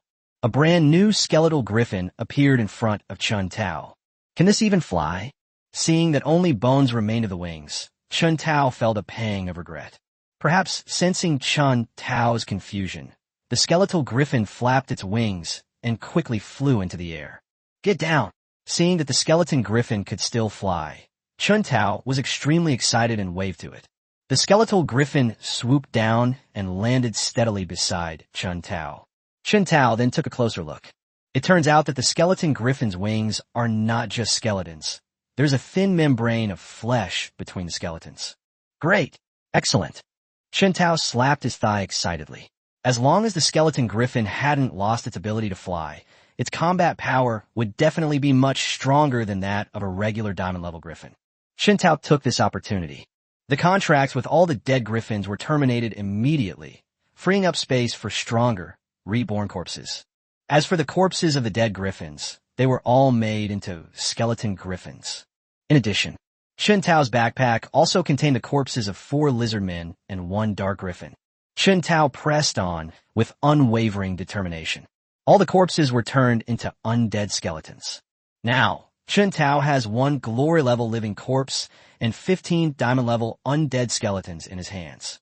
Let's transform the armored corpses into bronze-armored corpses first. Chun Tao extracted all the copper ore and piled it up on the ground to form a small mountain. Only then was the armored corpse released from the realm of the dead. Roar! The armored corpse had just jumped out of the coffin when it immediately let out a roar. Go! Absorb them! Chun Tao gave the order, and the copper-armored corpse opened its mouth and inhaled into the copper ore, causing a large amount of copper essence to fly out from the ore. They converged into a small stream, which was then swallowed by the armored corpse. The bronze-armored corpse's jet-black body began to slowly turn bluish-green. They waited for 3 hours. When only a small pile of copper ore remained, the armored corpse completed its transformation. Its body turned bluish-green, and its sharp teeth were exposed, giving it a distinctly ferocious appearance. The bronze-armored corpse is complete. Chun Tao could sense that the armored corpse had transformed from an iron-armored corpse into a bronze-armored corpse, and its strength had increased more than tenfold. Chapter 1-0 For the Abyss Army Assembles. Open the class panel. Name, Chun Tao. Class, Necromancer. Rank, High-Level Diamond. Talents, Realm of the Dead, Heart of the Necromancer. Skills, Divine Meditation, Skeleton Creation, 9 Nether Corpse Refining, 100 Ghost Parade, Damage Transfer, Teleportation, Skeleton Domination, Corpse Explosion, Bone Arrow, Bone Shield, Bone Spear, Bone Prison Curse. Sacrifice Skills, Rebirth Devour. Undead, 300,000 Silver Tier Skeleton Warriors, 100,000 Silver Tier Skeleton Archers, 100,000 Silver Tier Skeleton Mages, 30,000 Silver Tier Skeleton Knights, 200,000 Gold Tier Skeleton Warriors, 150,000 Gold Tier Skeleton Archers, 150,000 Gold Tier Skeleton Mages, 10,000 Platinum Tier Skeleton Warriors, 5,000 Platinum Tier Skeleton Archers, 5,000 Platinum Tier Skeleton Mages, 150,000 Diamond Tier Skeleton Warriors. Mutant Undead, Giant Hammer, Giant Axe. 9 Netherworld Corpse Refining Technique. Chun Do, Fighting Corpse, Chun Jia, Armored Corpse. The Night Parade of 100 Demons. Hanged Demon, Water Demon, Knife-Wielding Demon, Starving Demon, Mountain Demon, and Mountain Lord's Envoy. Undead. 1 out of 10, Honorary Lizardman Undead. Take a closer look at the job panel. With Chun Tao's current strength, he can do whatever he wants in Donghai City. We must hurry up and refine the 100 demons. By consuming a mysterious Een Soul nourishing fruit, one can directly break through to a higher realm. One should not continue to improve one's realm in a short period of time, lest the realm become unstable and cause hidden dangers for future advancement. There are currently 3 ways to further enhance Chun Tao's strength. The first priority is to upgrade the armored corpse to a golden armored corpse as soon as possible. The second is to refine more demons to enhance the power of the Night Parade of 100 demons. The third option is to kill more glory-level enemies and resurrect them as living corpses. The Realm of the Dead. Chun Tao opened the bronze door, and the army of the undead filed out. The glory-level class no longer posed a threat to him, and Chun Tao no longer hid. It directly summons the entire undead army. They began a major sweep across the entire western region. Additionally, it's necessary to find out how the glory-level Lizardman knew his location. Chun Tao remembers it very clearly. The glory-level Lizardmen are active in the northern area of Donghai City. Without instructions, a glory-level Lizardman would never come here to ambush him. In addition, few people knew they had come to the abandoned gold mine. So how did the news leak out? He is currently in the wilderness and naturally cannot conduct the investigation on his own. This matter can only be left to Fan Tianhua to deal with. Chun Tao's only task now is to wipe out all the Abyss legions in the western region. The undead army marched in perfect unison along the mountain path. Suddenly a burst of shouting and yelling rang out. 2 Abyss legions launched an attack from both sides. At the same time, an Abyss legion appeared at both the front and rear of the undead army, cutting off both routes. To catch the thief, first catch the king. Chun Tao said something to Chun Do. Immediately, Chun Do and Chun Jia each led 2 diamond-level skeleton warriors and charged towards the Abyss legions on both sides. With the power of a diamond-level warrior, he charged into the Abyss Legion as if it were nothing. They headed straight for the commander of the Abyss Legion. The commander of the Abyss Legion was only a platinum-level soldier, yet he was facing attacks from 3 diamond-level soldiers simultaneously. With a single move, the Legion commander was decapitated. With high-ranking members of the Abyss Legion killed, the Legion, now without command, immediately began to stir. The unrest continued to escalate over time. After dealing with the Legion commanders who were attacking from both sides, Chun Do and Chun Jia immediately headed towards the 2 Abyss Legions in front and behind. Soon, the high-ranking members of the other 2 Abyss Legions were also all killed. A parade of 100 demons. To speed things up, Chun Tao used his domain skills to assist the undead army. The undead army's strength increased 20-fold. They became even more adept at slaying the Abyss army. 3 hours later, the great battle finally came to an end. Chun Tao ordered the undead army to clean up the battlefield, while he himself grabbed a goblin and began to torture it using various methods of torture, until the goblin could no longer endure the torture and bit off its tongue to commit suicide. It failed. The resentment generated by the goblin was not enough to transform it into a vengeful ghost. Chun Tao directly extracted the goblin's soul. He casually crushed it. Let's keep going. Chun Tao gave the order, and the undead army set off again. The next 7 days, Chun Tao led his undead army to operate in the western region, annihilating all the Abyss legions he encountered. It caused too much of a commotion.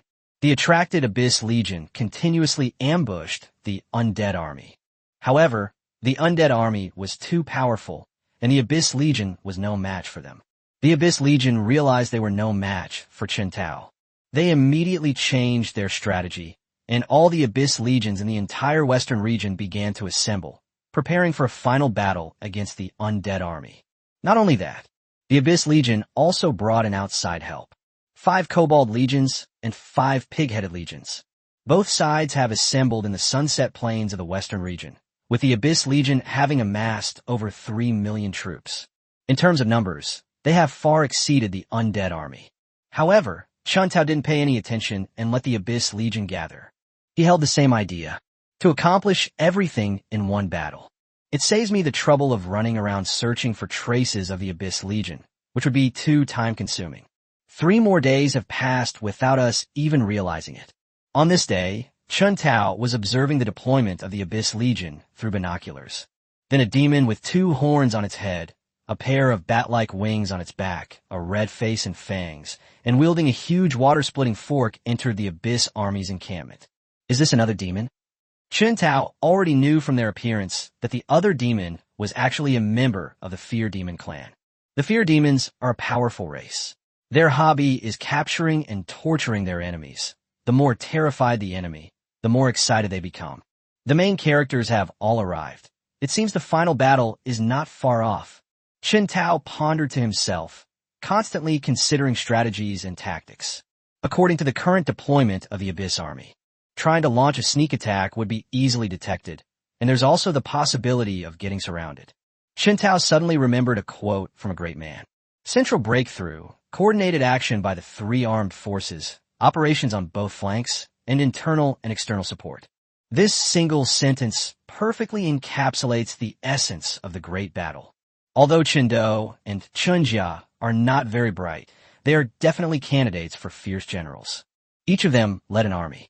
A surprise attack from the left and right flanks would surely cripple the Abyss army. He himself led the main force to launch an attack from the middle, tying down the vast majority of the enemy and creating an opportunity for Chun Do and Chun Jia to launch a sneak attack. The plan has been finalized. Chun Tao secretly recruited a portion of the undead army into the undead kingdom. Then they quietly moved to the left side of the Abyss army. Only then were Chun Do and an undead legion released. They were ordered to hide and await Chun Tao's attack command. Following the same method, Chun Jia and a legion of undead were placed on the right flank of the Abyss army. The same command.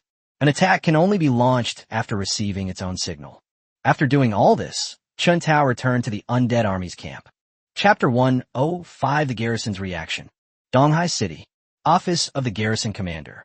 Fan Tianhua, Huang Jian, Yuan Shuai, Duan Fei, Chun Peng, and Wei Ran sat on a leather sofa, discussing the movements of the Abyss army. What is the Abyss army doing? Why is it constantly gathering in the western region? Duan Fei was the first to raise a question. Logically speaking, the Abyss army's target is Donghai City, and the most likely reason for their gathering is to attack Donghai City. Strangely, the enemies from the other 3 directions did not make any move. Each legion advanced 10 kilometers toward Donghai City. The Abyss army's target this time is not Donghai City, but here. Fan Tianhua tapped on the map. The group looked over and discovered that the location Fan Tianhua was pointing to was indeed Sunset Plain. According to the information gathered by the scouts, the Abyss Legion is constantly gathering towards Sunset Plains, which means there must be a problem there. As he spoke, Fan Tianhua distributed the intelligence brought back by the scouts to everyone. Could there be rare and precious treasures in Sunset Plains?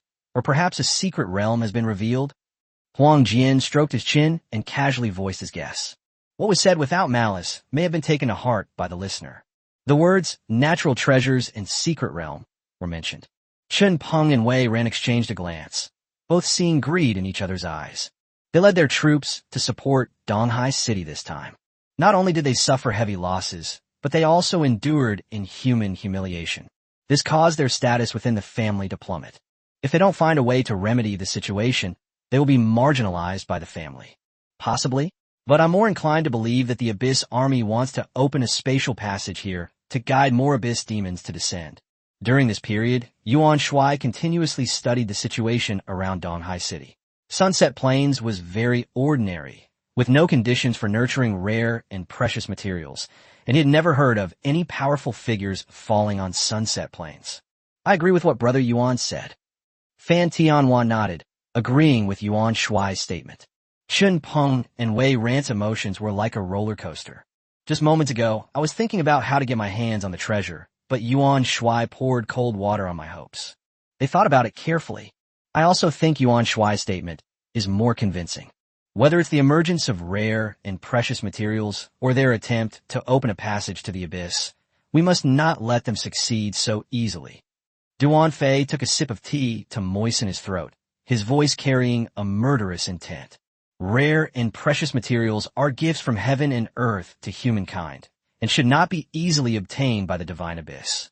The abyss passage is also a matter of safety for millions of people in Donghai City, and the Abyss Legion cannot be left unattended. It's not that simple. Now, not only are millions of Abyss troops gathered in Sunset Plains, but Abyss demons have also appeared there. Fan Tianhua rubbed his temples, his voice tinged with bitterness. Despite the Abyss Army's large-scale operation, they were powerless to stop it. The garrison troops protecting Donghai City cannot be easily mobilized. Sending out a small force to face millions of Abyss troops is like sending them to their deaths. These experts personally took action. The situation is unclear. If it's a conspiracy by the demons of the Abyss, they may never return. Donghai City is finished. Chen Tao isn't out there. We can send him out to investigate. Just then, Wei Ran's shrill voice suddenly rang out, giving everyone goosebumps. No. Fan Tianhua was the first to object. Chen Tao's abilities are too important to Donghai City. Sending him there, and if something goes wrong, would be the biggest loss for Donghai City. I disagree. Huang Jin glanced at Wei Ran, a disdainful sneer appearing on his lips. We disagree. Yuan Shuai and Duan Fei exchanged a glance, both utterly disdainful of Wei Ran's act of settling personal scores under the guise of public office. This won't work. That won't work. Are we just going to sit here and wait? If you ask me, as long as we figure out the Abyss Army's purpose, sacrificing Chen Tao is no big deal. Chun Peng saw Huang Jin's disdainful sneer just now, and as a fellow member of the family, he knew Huang Jin was provoking him. The Chen family of Kyoto is a behemoth. In Chun Peng's eyes, among the people present, only Wei Ran was slightly inferior to him. The others had to listen to him. This is Donghai City, not Kyoto. Fan Tianhua's voice turned cold, and he adopted the imposing manner of the garrison commander-in-chief, staring at Chun Peng as he spoke, word by word. Although the Chun family is powerful, but their reach doesn't extend to Donghai City yet. Fan Tianhua didn't give him any face, so he had to suffer in silence. All right, calm down, everyone. We're all thinking about the safety of Donghai City. There's no need to make things tense. Yuan Shuai stepped in with a smile to smooth things over. The 6 people in the office represent 3 different factions. First, there are the local faction led by Fan Tianhua and Huang Jin. Second, there are the common people faction led by Yuan Shuai and Duan Fei. And third, there are the family faction led by Chun Peng and Wei Ran. The local faction and the family faction are at odds. Only the populist faction stepped forward to mediate. Snort. Fan Tianhua snorted coldly, his eyes fixed on the map, ignoring Chun Peng and Wei Ran. Chun Peng and Wei Ran were angry, but they also understand the principle that even a powerful dragon cannot suppress a local snake. He snorted coldly and turned his head to the side, refusing to look at Fan Tianhua and Huang Jin. Why don't I go with Brother Duan and investigate the Abyss Army's purpose? Seeing that the 2 sides were still arguing, Yuan Shuai stepped forward and made a suggestion. Only, as soon as he finished speaking, Fan Tianhua shook his head and refused. No, what if this is a devil's plot? You'll be in danger. Chun Peng and Wei Ran are clearly not on their side. If Donghai City really suffers a huge crisis, are they really willing to live and die with Donghai City? The answer is no. Only Yuan Shuai and Duan Fei are truly dedicated to Donghai City, so naturally we can't let them take risks. For a moment, no one spoke, and the office fell silent. After a while, Fan Tianhua continued, "Send out the 5th and 6th Legions to attack the Abyss Legion in the south and observe their movements.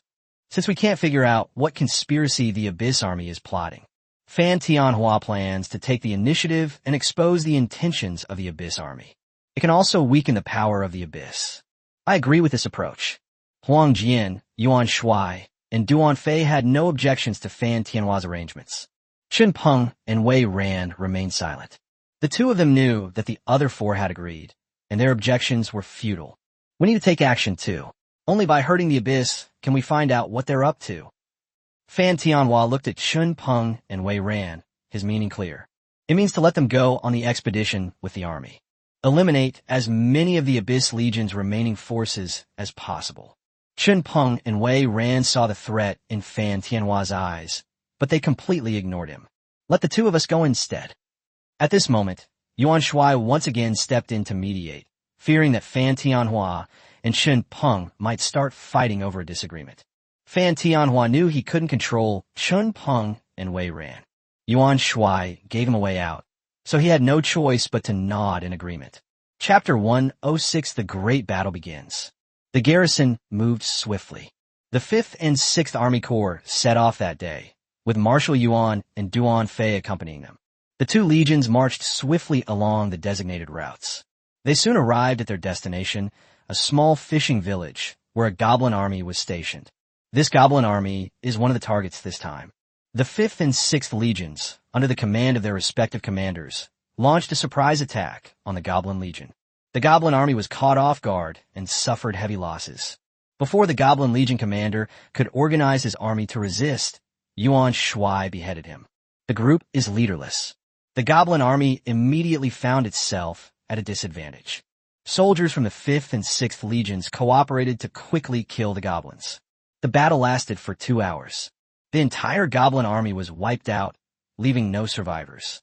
The 5th and 6th Corps quickly treated the wounded, cleaned up the battlefield, and continued to advance towards the next objective. This world is made possible by professionals. As long as they don't die, healers can bring them back to life. Even if they're missing limbs, they can recover quickly. The Legion is a unified whole. The various professions are paired up very reasonably. The 5th and 6th Legions suffered many wounded, but no one died. This is the power of healers. Even those who were injured recovered quickly in the presence of medical professionals.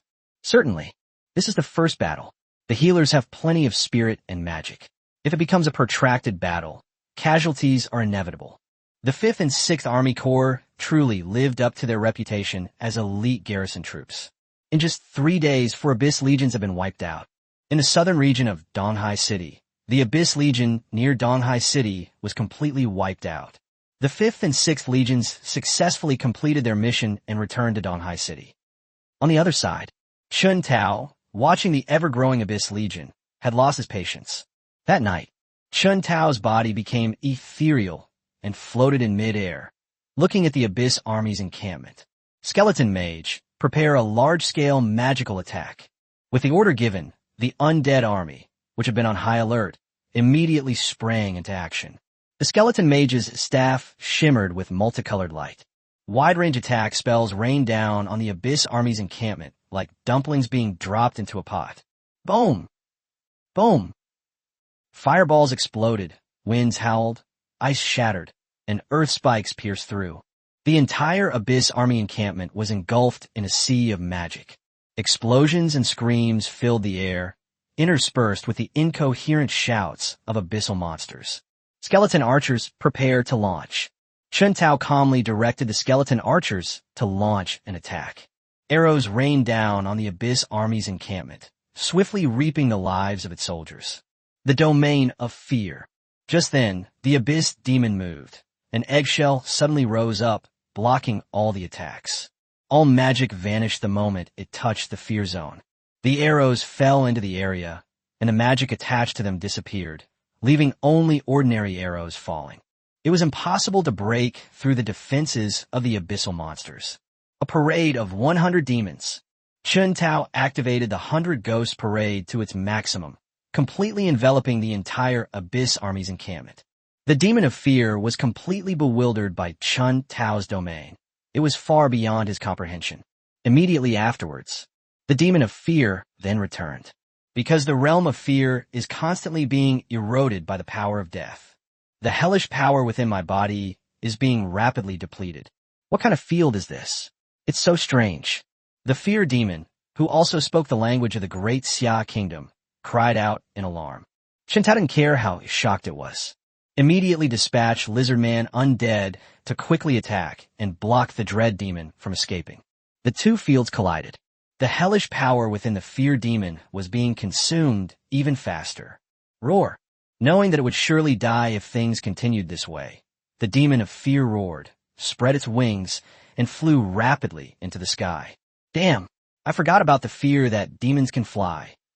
Chun Tao watched helplessly as the terrifying demon flew out of the area of the 100 Ghost Parade. Don't let me catch you next time, or I'll kill you.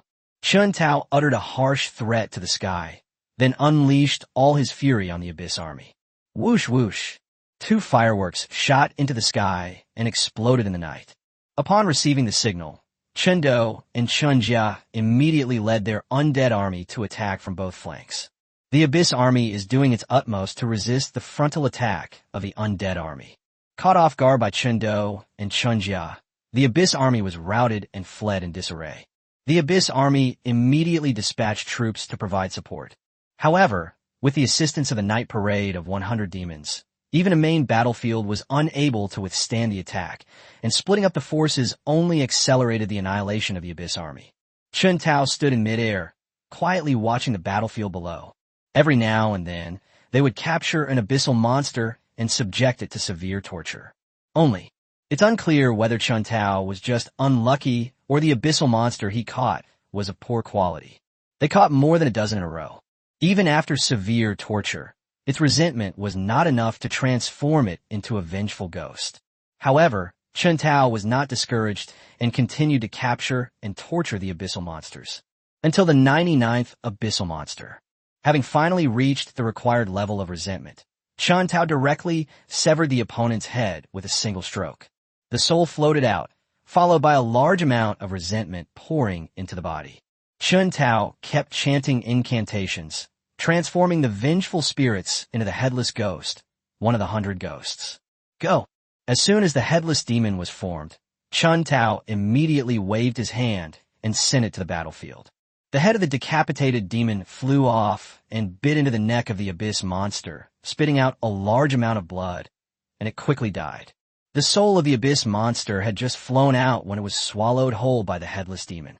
The headless ghost licked his lips, clearly still wanting more. They immediately selected the next target and launched an attack. The headless demon's head moved across the battlefield, and wherever it went, all the abyssal monsters perished. Their souls were all eaten by the headless ghosts.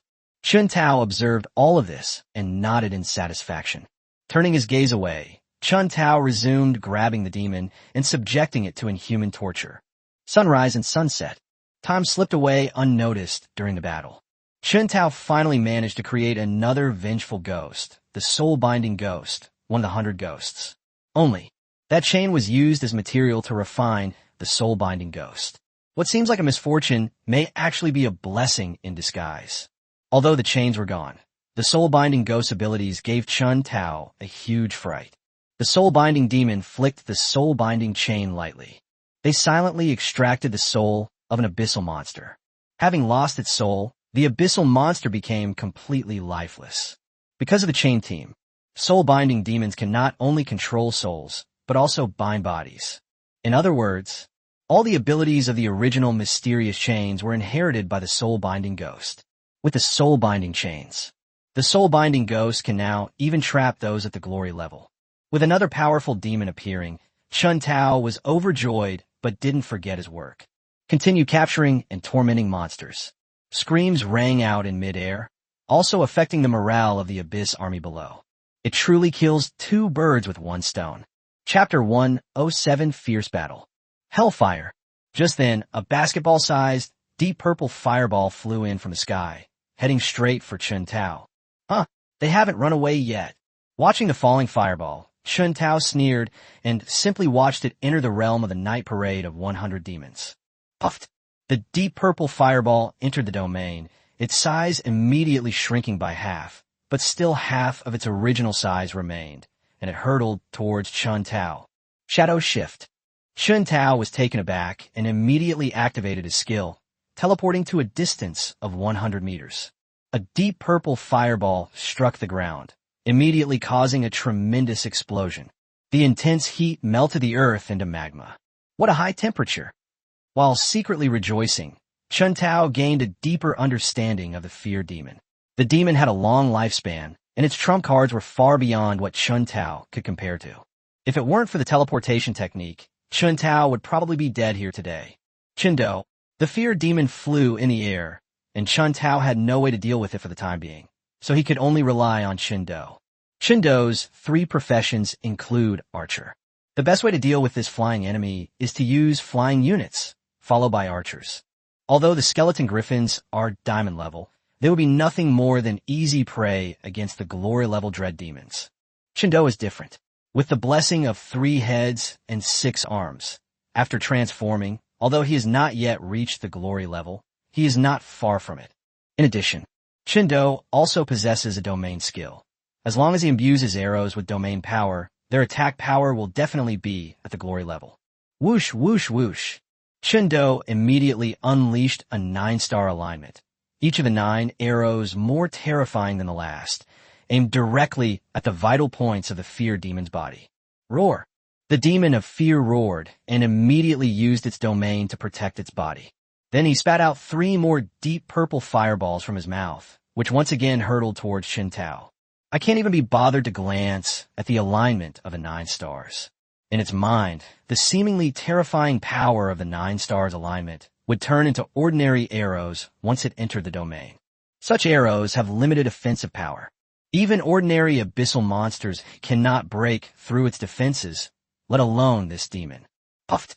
However, it failed to notice that the alignment of the 9 stars was imbued with the power of the domain. After entering the realm of fear, although the power of the 9 stars alignment is greatly reduced, its power should not be underestimated. Puffed! Puffed! Puffed! The demon of fear had no choice but to swing its water-splitting fork to block the alignment of the 9 stars. The first 6 arrows were successfully blocked, but the last 3 arrows pierced the body of the fear demon with deadly force. To be honest, the devil's vitality is incredibly tenacious. 3 arrows pierced its chest, yet it was only severely wounded and still capable of fighting. Soul-binding ghost. Strike while the iron is hot, and kill him. This is Chun Tao's consistent principle of conduct, since the demon of fear has already been injured. Chun Tao naturally wouldn't let this golden opportunity slip by. The soul-binding demon swung the soul-locking chains, which, like a serpent spitting its tongue, swiftly coiled around the demon of fear. Call out. The fear demon was experienced in combat.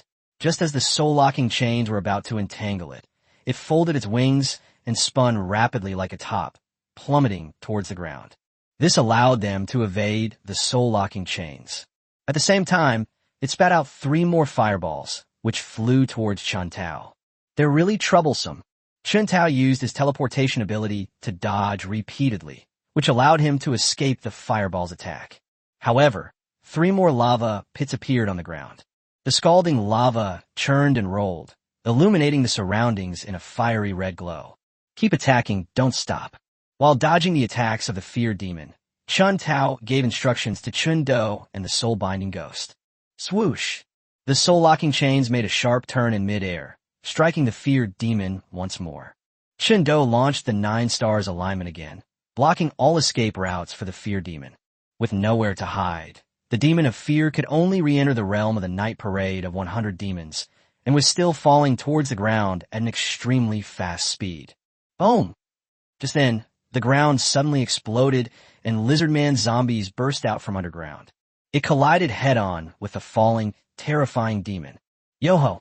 The unicorn withstood the attack on the fear demon's buttocks, and the fear demon immediately felt a tightness in its anus, and an indescribable pain spread throughout its body. The fear demon's body went limp, and almost tripped and fell. At the same time, a strange sound came out of its mouth, which was neither human nor beast nor demon. Immediately afterwards, blood flowed down the unicorn's horn onto the lizardman's face. The intense smell of blood fueled the lizardman undead savagery. The lizardman zombie's head tucked back and then rammed forward hard. The demon of fear shot into the sky like a rocket. It has to be said that the fear demon has a lot of health. It looked like its buttocks were on fire, with blood spurting everywhere. Vomit. Looking at this incredibly familiar scene, Chun Tao immediately thought of Chun Peng and Wei Ran. I almost vomited. At the same time, they looked at the lizardman zombie with strange eyes. The encounter between Chun Peng and Wei Ran was caused by this lizardman. I never expected that becoming a zombie would give me such a peculiar hobby. Chun Tao felt unsafe. Grab it, don't let it get away. After a moment of reflection, Chun Tao remembered that there were still enemies to deal with, and gave instructions to Chun Do and the soul-binding ghost. It's a pity. Chun Tao was too late. After the fear demon flew into the sky, it didn't dare to stay and immediately turned around and fled. Chun Tao sighed. It's a bit of a shame that such good zombie material got away like this. But seeing that there were still millions of Abyss troops on the battlefield, this regret was quickly put aside. He devoted himself wholeheartedly to refining the 100 demons and occasionally used the skeleton domination technique. The remaining undead army all became heavily armored skeletons. The Abyss army is too numerous to be defeated overnight. Taking advantage of this time, Chun Tao once again refined 2 more 100 ghosts. One is a lecherous ghost, and the other is a money-grubbing ghost. Needless to say, the lecherous ghost is like a teddy bear. He goes berserk whenever he sees someone of the opposite sex. He has no other special abilities, and he's just there to fill a quota. The copper coin ghost is a special kind of vengeful ghost. Its ability is to buy life with money. The copper coin ghost will throw copper coins on the ground, and as long as a person or monster picks them up, the lifespan of the person or monster who picks them up will be devoured by the copper coin ghost, and they will die. This ability can be terrifying in some ways, but it can also be utterly useless in others. The horror stems from the fact that anyone or any monster that finds a copper coin, regardless of their level, will have their lifespan devoured by the copper coin ghost. In other words, if a god-level expert finds a copper coin, the copper coin ghost will devour all of the god-level expert's lifespan, causing the expert to die. It's considered a useless thing. That's because the copper coin ghost has no offensive power whatsoever. If a copper coin is thrown on the ground and no one picks it up, it can't even kill an ordinary person. Boom! Boom! Just then, Chun Tao's attention was drawn to the sound of explosions on the battlefield. This is Chapter 108 Battlefall. The Lizardman zombies seemed to have flipped some kind of switch. It kept burrowing underground, and when it emerged again, it would always appear behind an abyssal monster. Its sharp horn on its head is specifically designed to attack the opponent's rear end. One by one, the abyssal monsters were knocked away, and after landing, they twitched twice and died. Is this guy still usable? Chun Tao not only questioned his own conscience, but also feared that it might hit him from behind while he was sleeping at night. Thinking about this, Chun Tao's body trembled involuntarily, and cold sweat broke out on his back. Only, the Lizardman zombie was Chun Tao's first and only glory level zombie. We need to get Chun Tao to give it up. That's not possible for now, so Chun Tao had no choice but to stay away from the battlefield and avoid seeing it altogether. Although the number of undead armies is not comparable to that of the Abyss army. However, their quality is unmatched by the Abyss army, and with the assistance of the 100 Ghost Parade, the Abyss army is even less of a match for the undead army. The battle lasted for 3 days and 3 nights. The Abyss army was finally annihilated, and Chun Tao ordered the undead army to clean up the battlefield. While reviewing the spoils of this trip, open the career panel. Name, Chun Tao. Class, Necromancer. Rank, High-level Diamond. Talents, Realm of the Dead, Heart of the Necromancer. Skills, Divine Meditation, Skeleton Creation, 9 Nether Corpse Refining, 100 Ghost Parade, Damage Transfer, Teleportation, Skeleton Domination, Corpse Explosion, Bone Arrow, Bone Shield, Bone Spear, Bone Prison Curse. Sacrifice Skills, Rebirth Devour, Undead. 500,000 gold tier skeleton warriors, 250,000 gold tier skeleton archers, 250,000 gold tier skeleton mages, 30,000 gold tier skeleton knights, 50,000 platinum tier skeleton warriors, 10,000 platinum tier skeleton archers, 10,000 platinum tier skeleton mages, 20,000 diamond tier skeleton warriors. Mutant undead, giant hammer, giant axe. 9 netherworld corpse refining technique. Chendo, fighting corpse. Chunjia, armored corpse. The night parade of 100 demons. Hang ghost, water ghost, knife-wielding ghost, starving ghost, mountain lord ghost, soul-capturing ghost, headless ghost, lustful ghost, and coin ghost. Undead. 1 out of 10, honorary lizardman undead. All silver tier undead armies have been upgraded to gold tier. In addition, the number of platinum tier skeletons has increased significantly, and 5 more diamond tier skeletons have been added. The only pity is that the fear demon got away. Otherwise, we could have added another glory level combatant this time, but the fear demon was too troublesome and wanted to run away, so Chen Tao had no way to deal with it. Next, after cleaning up the battlefield, Chen Tao led the undead army in a 7-day sweep of the entire western region. In the western part of Donghai City, traces of abyssal monsters are now rarely seen. It's time to move on to the next place. Chen Tao turned his gaze to the north, where the lizard men now ruled. One reason for choosing the north is its proximity. Another reason is that the south is the home ground of the Abyss army, and the fear demons will definitely go to the southern region to reunite with the succubi after they escape, facing 2 glory-level opponents simultaneously. Chen Tao wasn't arrogant enough to be that arrogant. Only in the northern region have the glory-level lizardmen been eliminated. It's just like fish on a cutting board. Besides, we can also go there to see what the dimensional portal looks like, and at the same time find a way to destroy it. Let's go. At Chen Tao's command, the undead army obeyed without question, marching in neat formations toward the north. On the way, Chen Tao uploaded the data from this major battle to Fan Tianhua. Donghai City, Office of the Garrison Commander. Fan Tianhua, Huang Jian, Chen Peng, and Wei Ran sat on the sofa, waiting for Yuan Shuai and Duan Fei. In the past few days, Yuan Shuai and Duan Fei have followed the 5th and 6th legions and wiped out several Abyss legions. However, they were unable to find out the reason why the Abyss Legion was gathering in the western region. After receiving Fan Tianhua's message, the 2 returned to Donghai City ahead of the others, and the 5th and 6th legions also finished their missions and returned to Donghai City to rest. The speed of a glory-level expert is indeed fast. Less than 2 hours later, Yuan Shuai and Duan Fei rushed into the office. You 2 have worked hard. Please sit down and have a cup of tea. Fan Tianhua was in a good mood and personally made tea for Yuan Shuai and Duan Fei. Yuan Shuai and Duan Fei didn't stand on ceremony. They had rushed back and were indeed thirsty, so they picked up their teacups and took a sip. We've arrived and had our tea. Now what brings us here? Chen Peng looked at Fan Tianhua, his tone filled with strong dissatisfaction. Chen Peng, a member of the Chen family in Kyoto, had been sitting for half a day without Fan Tianhua offering them a cup of tea. On the contrary, Fan Tianhua was so polite to Yuan Shuai and Duan Fei, 2 commoners. When you feel unbalanced, your tone of voice will naturally be unpleasant. Please take a look at this, everyone. Fan Tianhua handed several documents to Yuan Shuai, Duan Fei, Chen Peng, and Wei Ran respectively. The 4 people took the document and glanced at it casually. With just that one glance, the 4 men's expressions changed from nonchalant to shock, ecstasy, and sinister. Shock and ecstasy were the expressions on Yuan Shuai and Duan Fei's faces.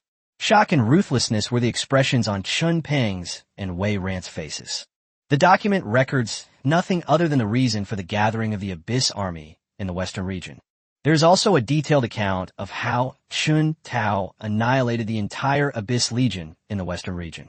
Yuan Shuai and Duan Fei were shocked by Chen Tao's rapid growth. In such a short time, Chen Tao was able to hold his own against millions of Abyss troops and even repel an Abyss demon. Chen Peng and Wei Ran were also shocked by Chen Tao's rapid growth. Unlike Yuan Shuai and Duan Fei, after witnessing Chen Tao's power, their desire to kill him intensified. The 2 of them have already offended Chen Tao. If Chen Tao is allowed to continue to grow, he will inevitably attract the attention of the central government. Once Chen Tao gains momentum, the Chen and Wei families will inevitably face oppression from Chen Tao. Chen Peng and Wei Ran exchanged a quick glance, both understanding each other's meaning. That means finding an opportunity to get rid of Chun Tao as soon as possible. Good. The Abyss army has suffered heavy losses, which is good news for us. At the same time, we must guard against the Abyss army's counterattack. Duan Fei slammed the document on the table, praising it repeatedly, while also reminding Fan Tianhua. The Abyss army suffered heavy losses. There are only two paths now. One is to continue lying in wait and summon more abyssal monsters to Donghai City. The other is to accelerate the attack on Donghai City. Once Donghai City is breached, even if Chun Tao is incredibly strong, he will have no choice but to retreat to other cities. Indeed, after these days of searching, we have captured a large number of members of the anti-human organization. From them, we learned that they provided the Abyss Demon with a large amount of array materials, enough for the Abyss Demon to summon more Abyss monsters. Huang Jian strongly agreed with Duan Fei's statement. There's not much to say, just a loyal heart and a willingness to be prepared for anything. Yuan Shuai chuckled as he set the documents aside, took a sip of tea, and was clearly in a very good mood. Chapter 109, Chun Peng's Conspiracy. In addition, Chun Tao has rushed to the northern region to ask us how to destroy the dimensional portal. Fan Tianhua dropped another bombshell. The western region has now been cleared. It would be good if the northern region could also be cleared. Therefore, the Abyss army in the southern region and the Naga in the eastern region alone will pose a much smaller threat to Donghai City. Moreover, if Chun Tao could wipe out the lizard men in the northern region, then he could wipe out the Naga in the east. As long as Chun Tao is given enough time, the crisis in Donghai City can be resolved by him alone. The thought popped into their minds, and they all felt a little unreal. The Abyss, Naga, and lizard men that they fought so hard to withstand, Chun Tao could handle with ease. Wouldn't all their efforts over the years have been in vain? Although they thought this in their hearts, no one said it out loud. This is a difficult matter. To destroy the dimensional portal, we need a high-level array master. It's too late to ask for help now. This is why Fan Tianhua raised this question at this time. Since Yuan Shuai and his group are from Kyoto, they still need the support of array masters. Leave this to me. Yuan Shuai accepted the task. Although he came from a commoner background, he had made many friends over the years, including several array masters. Asking them for help was not a problem. All right, then I'll leave this matter to you, Brother Yuan. Fan Tianhua said with a smile, while refilling Yuan Shuai's teacup with water. The matter has been discussed and agreed upon. The group parted ways and returned to their respective residences. Chun Peng and Wei Ran returned to their guesthouse room and immediately gathered together. Old Chun Tao cannot be kept alive. Wei Ran was the first to lose his composure, his shrill voice making everyone uncomfortable. Don't worry, the lizard men are not so easy to deal with. Now that they have opened the dimensional portal, there must be more than one glory level one. We just need to sit back and watch the fight, and then we can clean up the mess later. Chun Peng looked confident of victory, which reassured Wei Ran considerably. In fact, Chun Peng had already contacted his family. They reported what happened in Donghai City and emphasized Chun Tao's situation. The family has already sent word. Since we've already offended them, let's go all the way and eliminate this potential threat completely. Chun Peng and Wei Ran cannot easily leave the army. The Chun family has already dispatched a glory-level elder who is on his way. Next, Chun Peng told Wei Ran about his arrangements. Wei Ran chuckled sinisterly twice before saying, My Wei family has also sent a glory-level elder. Okay, now we just need to wait for good news. The two chatted for a while longer before Wei Ran quickly left. These days, the rumors about the two of them are getting more and more outrageous, which makes them both afraid to spend too much time together. On the other side, as soon as Chun Tao led his undead army into the northern region, they encountered a legion of kobolds and 2 legions of pig-headed men. The main reason is that the kobold's nose is too sensitive. Chun Tao made no attempt to conceal his presence and was quickly discovered by the kobolds. Kill. Chun Tao didn't even bother to check the battlefield situation. It was just 3 legions. There was absolutely no suspense in facing the undead army. In less than 2 hours, all 3 legions had been wiped out. Chun Tao transformed platinum-level or higher corpses into undead skeletons. Some of the remaining corpses were devoured by the undead army, while the rest were collected into the Azure Dragon Ring and thrown around the Xian Yin Nourishing Soul Tree. After this period of observation, Chun Tao discovered that the Xian Yin Nourishing Soul tree devoured corpses extremely quickly. Only a few days have passed. The corpses that were thrown in earlier have all been reduced to skeletons. After replenishing the corpses for the Xian Yin Nourishing Soul tree, Chun Tao led the undead army on the road again, and after a day and a night of travel, Chun Tao has already entered the northern area by more than 10 kilometers. Along the way, one or more legions would occasionally launch attacks, but facing an army of undead whose members are all at least gold rank, they were quickly dealt with, and their corpses became supplies for the undead army's advancement. What happened? These kobolds have such a keen sense of smell. How come they've all disappeared? We traveled for a while longer. Chun Tao was puzzled to himself that he had not been attacked by a legion. Skull Griffin. Chun Tao summoned a skeleton griffin and flew into the sky, using a high-powered telescope to observe the surroundings. After flying dozens of kilometers, Chun Tao finally spotted the kobolds. The undead army was dozens of kilometers ahead. Dozens of kobold legions, pig-headed legions, and lizardman legions have already gathered together. Look at that. More legions are gathering here. Is this another decisive battle with me? Chun Tao sneered dismissively, completely disregarding these legions. There is no one at the glory level. No matter how many of these dog-headed, pig-headed, and lizardmen there are, they are nothing more than fish on a chopping board. Chun Tao can eat them whenever he wants. Sitting on the back of the skeletal griffin, after circling around, they indeed found several more lizardman legions marching rapidly. My suspicions were confirmed. Chun Tao returned to the undead army, which then continued its march. They charged straight at the kobolds, pig-headed men, and lizardmen. Waiting for them to regroup would be a waste of time. Chun Tao only needs to wipe out these legions. Then they headed straight for the dimensional portal. It will surely attract all the kobolds, pig-headed men, and lizardmen, unless they no longer need dimensional portals. The undead army sped along, but the kobolds, with their keen sense of smell, had already spotted their trail. When the army of the undead arrived, they had already made preparations long ago. The two armies first launched ranged attacks on each other, with magic and arrows flying everywhere. In order to end the battle quickly, Chun Tao immediately initiated the night parade of 100 demons. The lizardmen's attack immediately became ineffective. The undead army received a boost, making their magical and arrow attacks even more ferocious. The skeleton warriors took advantage of this moment to rush forward and begin killing. Without the support of power, whether they were lizard men, kobolds, or pig-headed men, they could only be relentlessly crushed by the undead army. The entire defensive line, composed of lizard men, kobolds, and pig-headed men, collapsed the moment they made contact. The undead army marched straight in. They stormed into the heart of the lizardmen's territory, divided and surrounded them, and then annihilated them. As the number of lizardmen, dog-headed men, and pig-headed men died, more and more, the pig-headed man was the first to give out. They began to roam aimlessly across the entire battlefield. This caused quite a bit of trouble for the undead army. Next to give way were the lizardmen, and finally the kobolds. Truly the most loyal dog. Upon witnessing the battlefield situation, Chun Tao couldn't help but admire the kobolds' loyalty. Sunrise and sunset. The battle lasted for a full day and night. Several lizardman legions joined the battle during this time, but unfortunately, they were just there to die.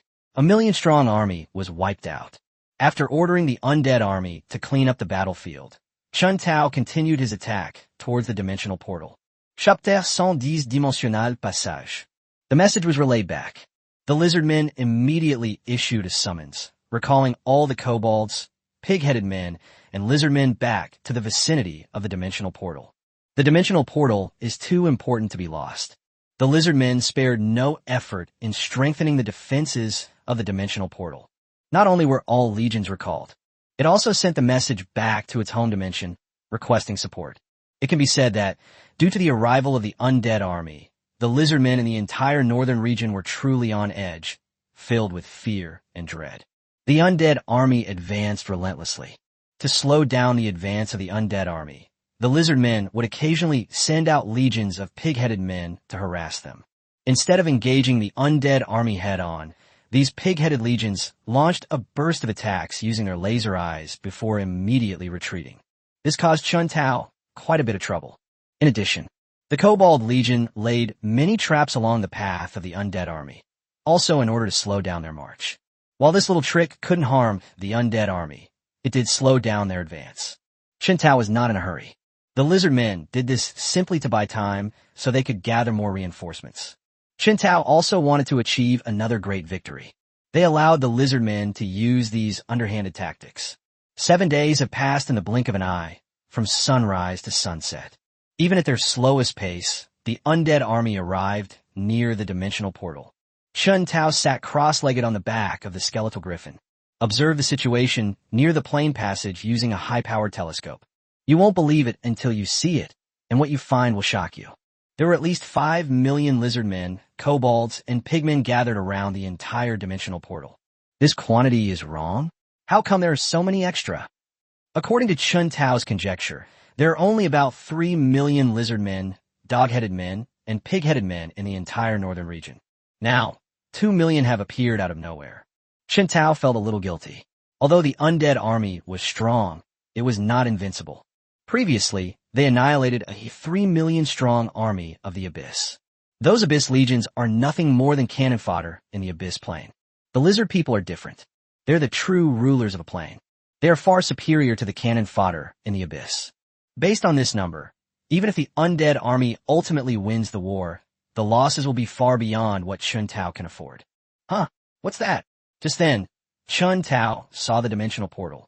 This dimensional portal looked like a huge door frame with an energy vortex in the middle. Now an army of pig-headed men is emerging from it. Now Chen Tao understood where all those pig-headed and dog-headed people came from. This is a request for domestic support. No, we can't continue like this. We must finish this quickly. Chen Tao no longer cared about the losses and let them continue to reinforce their troops. Before the Abyss could even breach Donghai City, it had already been occupied by the lizard men. A parade of 100 demons. Chen Tao immediately unleashed his domain skill, rapidly expanding its range and continuously enveloping the dimensional portal.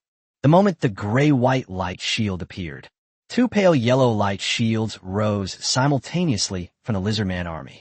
2 glory level. Seeing this, Chen Tao frowned, not expecting that there were 2 glory level lizardmen in the lizardman army. Chengdou, prepare for battle. Chen Tao shouted, accelerating the output of the death magic, and the night parade of 100 ghosts expanded at an even faster speed. The 3 fields soon collided.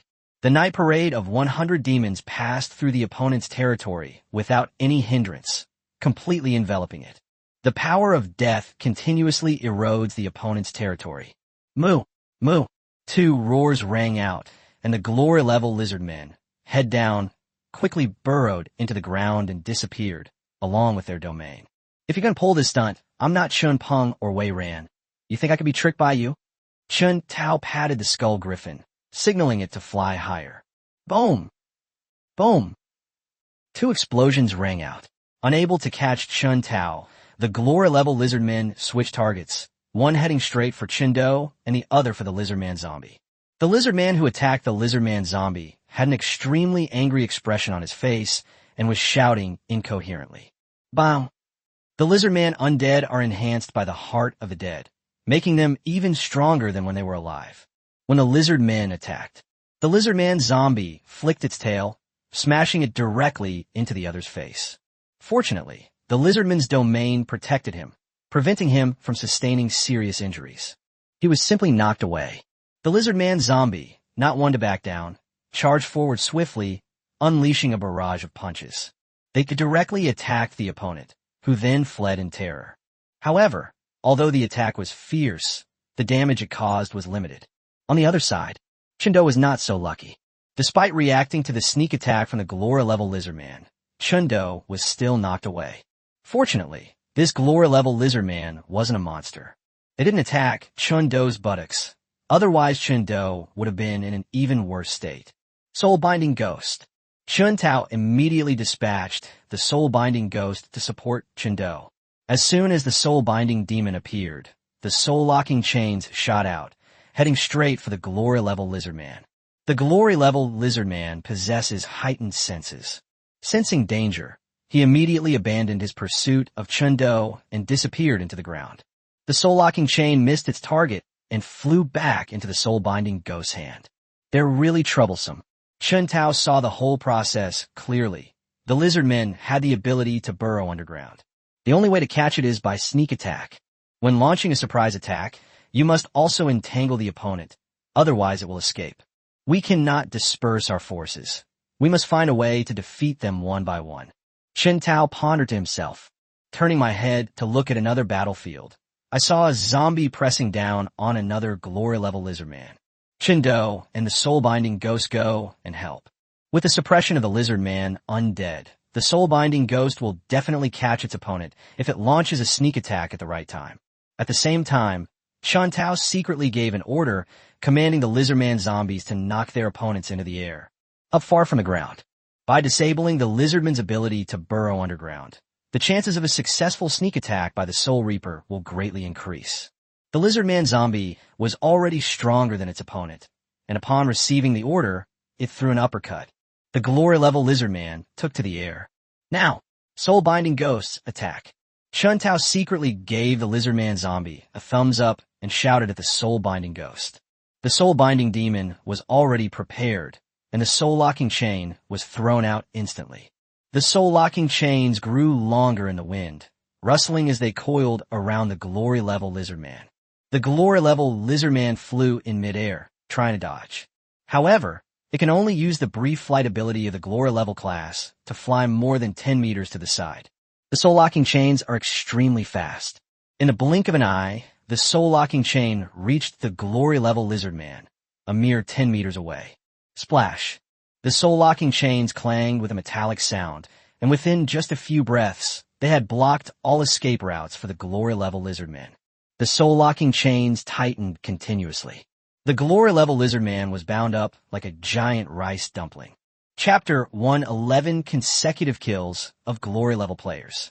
Chen Do kill it. Chen Do possesses the divine weapon, the Death Scythe, which can easily break through the defenses of a glory-level lizard man. Swoosh! Chen Do transformed into a streak of light, wielding the Grim Reaper's scythe as he swiftly slashed towards the glory-level lizard man.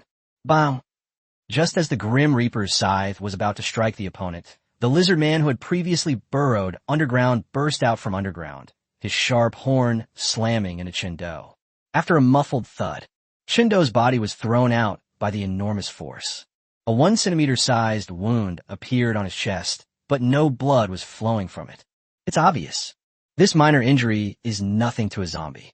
To Chen Tao's surprise, the lizardman's single horn was so sharp that it could break through Chen Do's defenses. After landing, Chen Do reached out and wiped his wound. The wound healed rapidly at a speed visible to the naked eye. Boom! Crackling and popping. The lizardmen wanted to rescue their companions, but their path was blocked by the lizardman zombies. Every time the two sides clashed, it created a huge commotion. The glory-level lizard man was clearly no match and quickly fell into a disadvantageous position. Chen Do, now is the time. The lizard man zombies blocked the enemy's rescue, making it the perfect opportunity to kill the glory-level lizard man. Because he was bound by the soul-locking chains, the glory-level lizardman's full power had been sealed. There was absolutely no chance of escape. He could only lie on the ground, watching helplessly as the Grim Reaper's scythe drew ever closer. It seemed to sense that its companion was in danger. The glory-level lizard man, blocked by the lizard man zombies, roared, his eyes turning from golden to blood red, and his strength rising from mid-glory level to high-glory level. Boom! He knocked the lizard man zombie back with a single punch. The glory-level lizard man charged rapidly toward Chen Do, even though it had entered a berserk state. But I also understand that if my companions were to fall here today, its life is also in danger. Now, the only chance of survival is to rescue its companion and work together. Bam! Chen Do was knocked away once again, but just as he flew out, the Grim Reaper's scythe spun once in midair before slashing down on the glory-level lizard man. Puffed! Blood flowed continuously from the wound on his chest, quickly turning the glory-level lizard man into a blood-soaked figure. Moo! The smell of blood stimulated the glory-level lizard man, causing it to go berserk even more thoroughly. His strength improved once again, reaching the level of a half-step king. Sensing the power of the glory-level lizard man after he went berserk, Chun Tao couldn't help but be secretly surprised. This berserk skill is incredibly overpowered. However, the glory-level lizard man was clearly not in good shape either. The increase in strength was a good thing, but his physical condition could not keep up, and many small wounds had appeared on his body. "Stop it! Shindo, hurry up!" Chun Tao shouted urgently to both the lizardman zombie and Shindo. The lizardman undead moved and rushed quickly toward the location. The two lizardmen clashed again. This time the lizardman zombies were fighting like madmen. Only attack, no defense. This was barely enough to entangle the berserk lizardman. Fortunately, the undead felt no pain and were unaware of fatigue. He allowed the berserk lizardmen to attack him. The body's bones clearly showed signs of dents and crevices, but it was completely unaware of them. They kept launching attacks. Without any berserk lizardmen blocking his way, Chun Tao successfully reached the glory-level lizardman's side. The Grim Reaper's scythe pierced through the opponent's heart. Shindo turned around and quickly arrived in front of the glory-level lizardman. With another swing of the Grim Reaper's scythe, it severed the main artery in the neck of the glory-level lizardman. Fresh blood gushed out like a fountain. The glory-level lizardman twitched twice and then completely lost consciousness. Rebirth. The lizardman zombies couldn't hold out much longer against the berserk lizardman, so Chun Tao immediately used his skill. The already dead glory-level lizardman stood up again. However, he had already become Chun Tao's capable henchman. "Let's go together." Chun Tao gave the order again, and Shindo and the newly resurrected lizardman zombies charged towards the berserk lizardman from the left and right respectively. Two fresh additions have joined the team. The berserk lizardman's attacks were finally shared, giving the lizardman undead a chance to catch their breath. Soul-binding ghost. Chun Tao shouted, and the soul-binding ghost immediately moved, its soul-locking chains flying out like serpents. It quickly wrapped around the berserk lizardman. The berserk lizardman has gradually lost his mind and is not dodging or avoiding the attacks of the soul-locking chains at all. He was bound tightly by the soul-locking chains. The once vigorous berserk lizardman, the moment the soul-locking chains bound him, his half-step king-level aura deflated like a punctured balloon, plummeting until all his power vanished. "Shindo." Chun Tao called out again. Shindo wielded the Grim Reaper's scythe once more, and after 2 consecutive strikes, the berserk lizardman completely lost his life. Phew, finally got rid of them. Chun Tao continued to use his rebirth skill, creating another glory-level zombie. You will inherit the names of your predecessors. You will be called Corpse 1, you will be called Corpse 2, and finally you will be called Corpse 3. Chun Tao circled the 3 lizardman zombies with satisfaction. Up to now, Chun Tao now has 3 glory-level combatants under his command. Such a force is unmatched by any other faction in Donghai City. Clean them up. Chun Tao returned to midair to observe the battlefield situation and command the undead army in battle. Corpse 1, Corpse 2, and Corpse 3 charged into the lizardman army like tigers among sheep, taking one down with a claw and sweeping away a large group with a tail. In addition, they have the appearance of lizard people. This directly caused the morale of the lizardmen to plummet, making it even more impossible for them to organize an effective counterattack. The battle is still ongoing. On the battlefield, the number of lizardmen, kobolds, and pig-headed men is constantly decreasing. The blood flowed onto the earth, pooling together to form winding streams. The heavy stench of blood permeated the entire battlefield. Swish! Just then, the lizardmen, terrified by the killing, turned and jumped into the dimensional portal, disappearing from sight. It's like a domino effect. Once the first one appeared, another followed, and soon more and more lizardmen jumped into the dimensional portal. Chun Tao did not stop them when he saw this. There are too many enemies on the battlefield. The escape of some of them will relieve the pressure on the undead army. The lizardmen escaped. The pig-headed men couldn't withstand the intense fighting and scattered aimlessly across the battlefield like headless flies. Only the kobolds are still stubbornly holding on. This provides valuable time for the lizardmen to retreat. Boom! Rumble! Explosions echoed across the battlefield, and the necromancer with resurrection abilities was so exhausted from swinging his skeletal arm that it was almost smoking before the casualties of the undead army were finally stopped. This was with the assistance of the night parade of 100 demons. Chun Tao finally understood the true meaning of many ants can kill an elephant. Chapter 112, Occupying the Dimensional Passage. Skeleton Création Technique.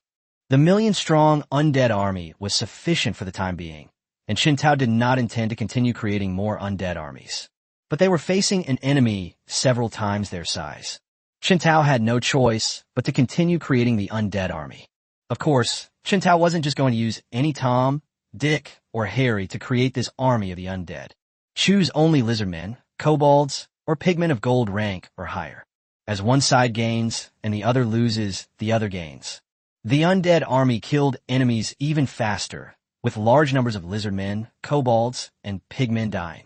More and more lizardmen gave up the fight and disappeared into the dimensional portal. The lizardmen are royalty. Their lives are far more precious than those of dog-headed and pig-headed people. The pig-headed man had lost all will to fight. However, they dared not compete for a spot in the dimensional portal and could only wander around, try to avoid being hunted by the undead army. Only the kobolds can organize an effective defense.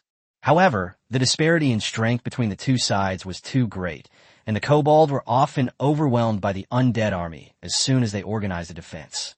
Sunrise and sunset. The battle lasted for 3 days and 3 nights. There are no more lizardmen, kobolds, or pig-headed men on the battlefield. Apart from the large number of lizardmen who escaped back, many of the kobolds escaped, but the pig-headed men were completely wiped out. After this battle, the undead army slaughtered approximately 1.5 million enemies. Clean up the battlefield. Qin transformed all corpses of gold rank or higher into members of the undead army. The remaining corpses were thrown into the Azure Dragon Ring and became nourishment for the profound Ein Soul nourishing tree. Finally, all the remaining corpses were devoured by the undead army. Open the career panel. Name, Qin. Class, Necromancer. Rank, High-level Diamond. Talents, Realm of the Dead, Heart of the Necromancer. Skills, Divine Meditation, Skeleton Creation, 9 Nether Corpse Refining, 100 Ghost Parade, Damage Transfer, Teleportation, Skeleton Domination, Corpse Explosion, Bone Arrow, Bone Shield, Bone Spear, Bone Prison Curse. Sacrifice Skills, Rebirth Devour. Undead, 700,000 Gold Tier Skeleton Warriors, 400,000 Gold Tier Skeleton Archers, 300,000 Gold Tier Skeleton Mages, 30,000 Gold Tier Skeleton Knights, 100,000 Platinum Tier Skeleton Warriors, 50,000 Platinum Tier Skeleton Archers, 20,000 Platinum Tier Skeleton Mages, 50 Diamond Tier Skeleton Warriors, 30 Diamond Tier Skeleton Archers, 20 Diamond Tier Skeleton Mages. Mutant Undead, Giant Hammer, Giant Axe. 9 Netherworld Corpse Refining Technique. Qin Fighting Corpse. Qinjia, Armored Corpse. The Night Parade of 100 Demons. Hang Ghost, Water Ghost, Knife-Wielding Ghost, Starving Ghost, Mountain Ghost, Mountain Lord's Ghost, Soul-Capturing Ghost, Headless Ghost, Lustful Ghost, and Coin Ghost. Undead. 3 out of 10, Honorary Lizardman Undead. Looking at the class panel, the total number of undead soldiers has exceeded 1.5 million. Their combat power is at least at the gold level.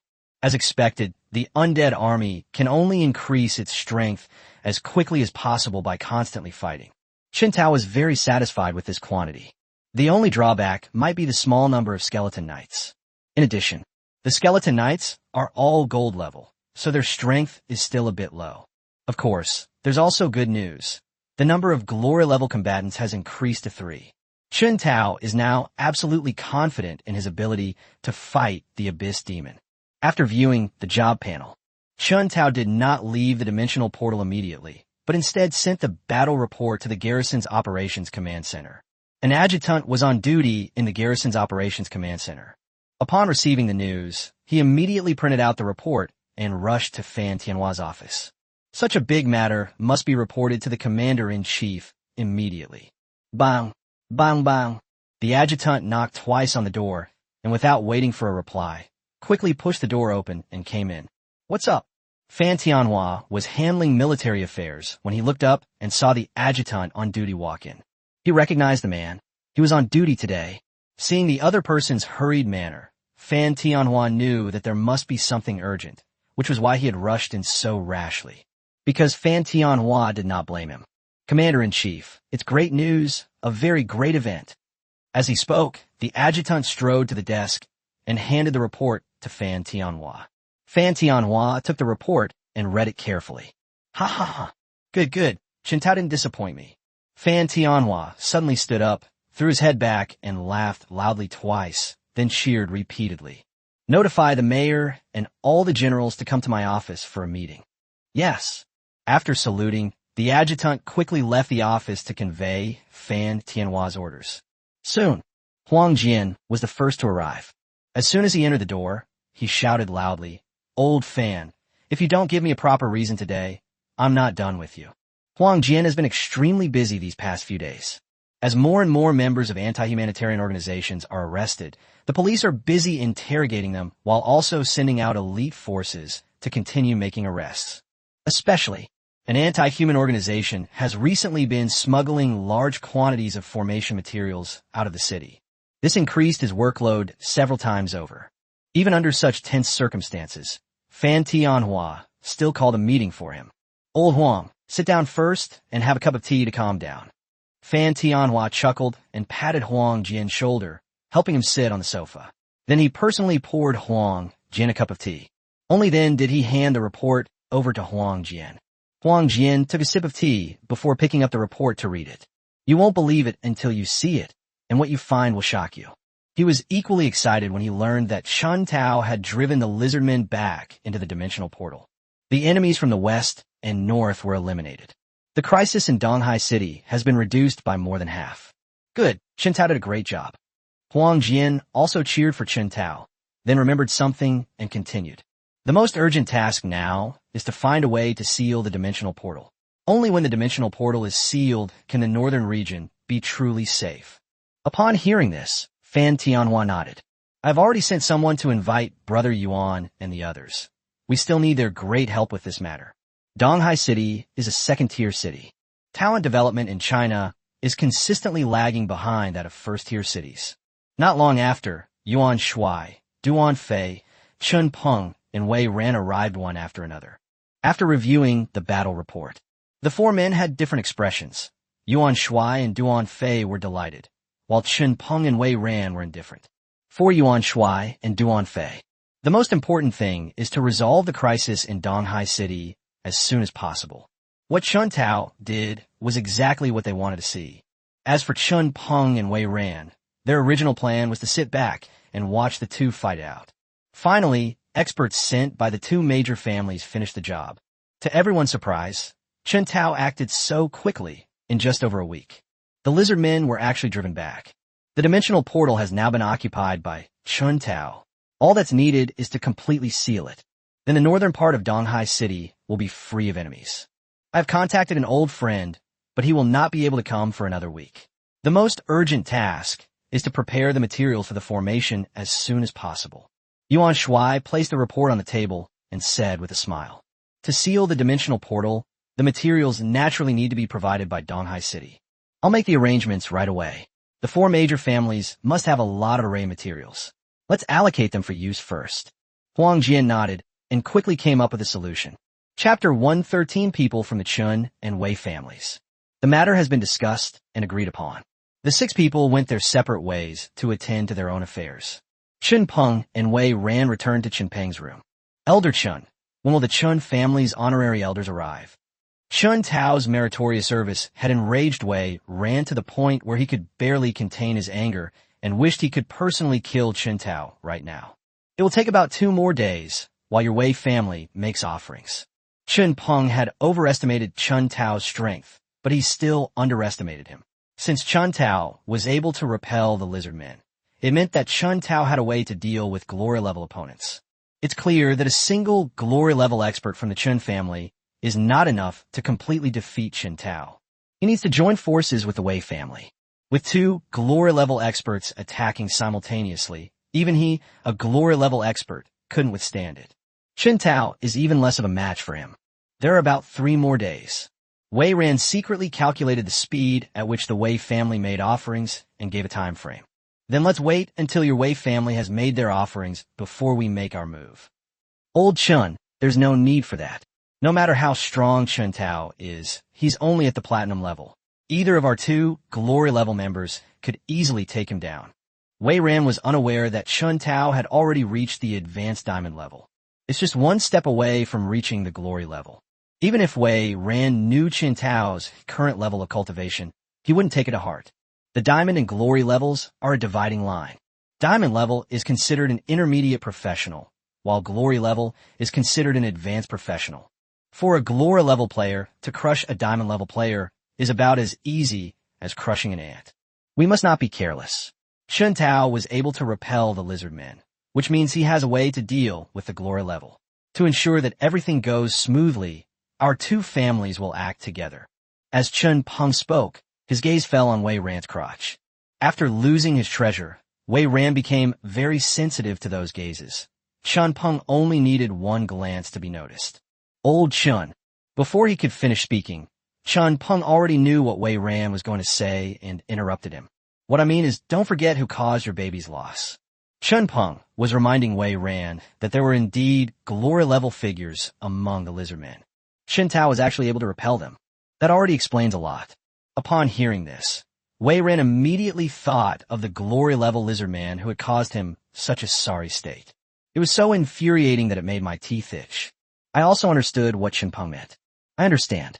When my Wei family's retainer arrives, I will have him come to report to you. Okay, you can go now. I need to rest. After discussing how to deal with Chun Tao, Chun Peng gave him the order to leave. Wei Ran left the room. After returning to his room, he smashed some of the valuable decorations in the room. After making a complete mess of the room, only then did Wei Ran release a little bit of the anger in his heart. He grabbed the guest house's internal phone and dialed the number. Send someone to clean it up. He said one sentence and then hung up the phone. The cleaning staff arrived quickly, carefully tidied up the room, and then left. This was not the first time Wei Ran had lost his temper. Every time he gets angry, the furnishings in the room will be damaged, but because of Wei Ran's status, no one dares to say anything. We can only pretend this never happened.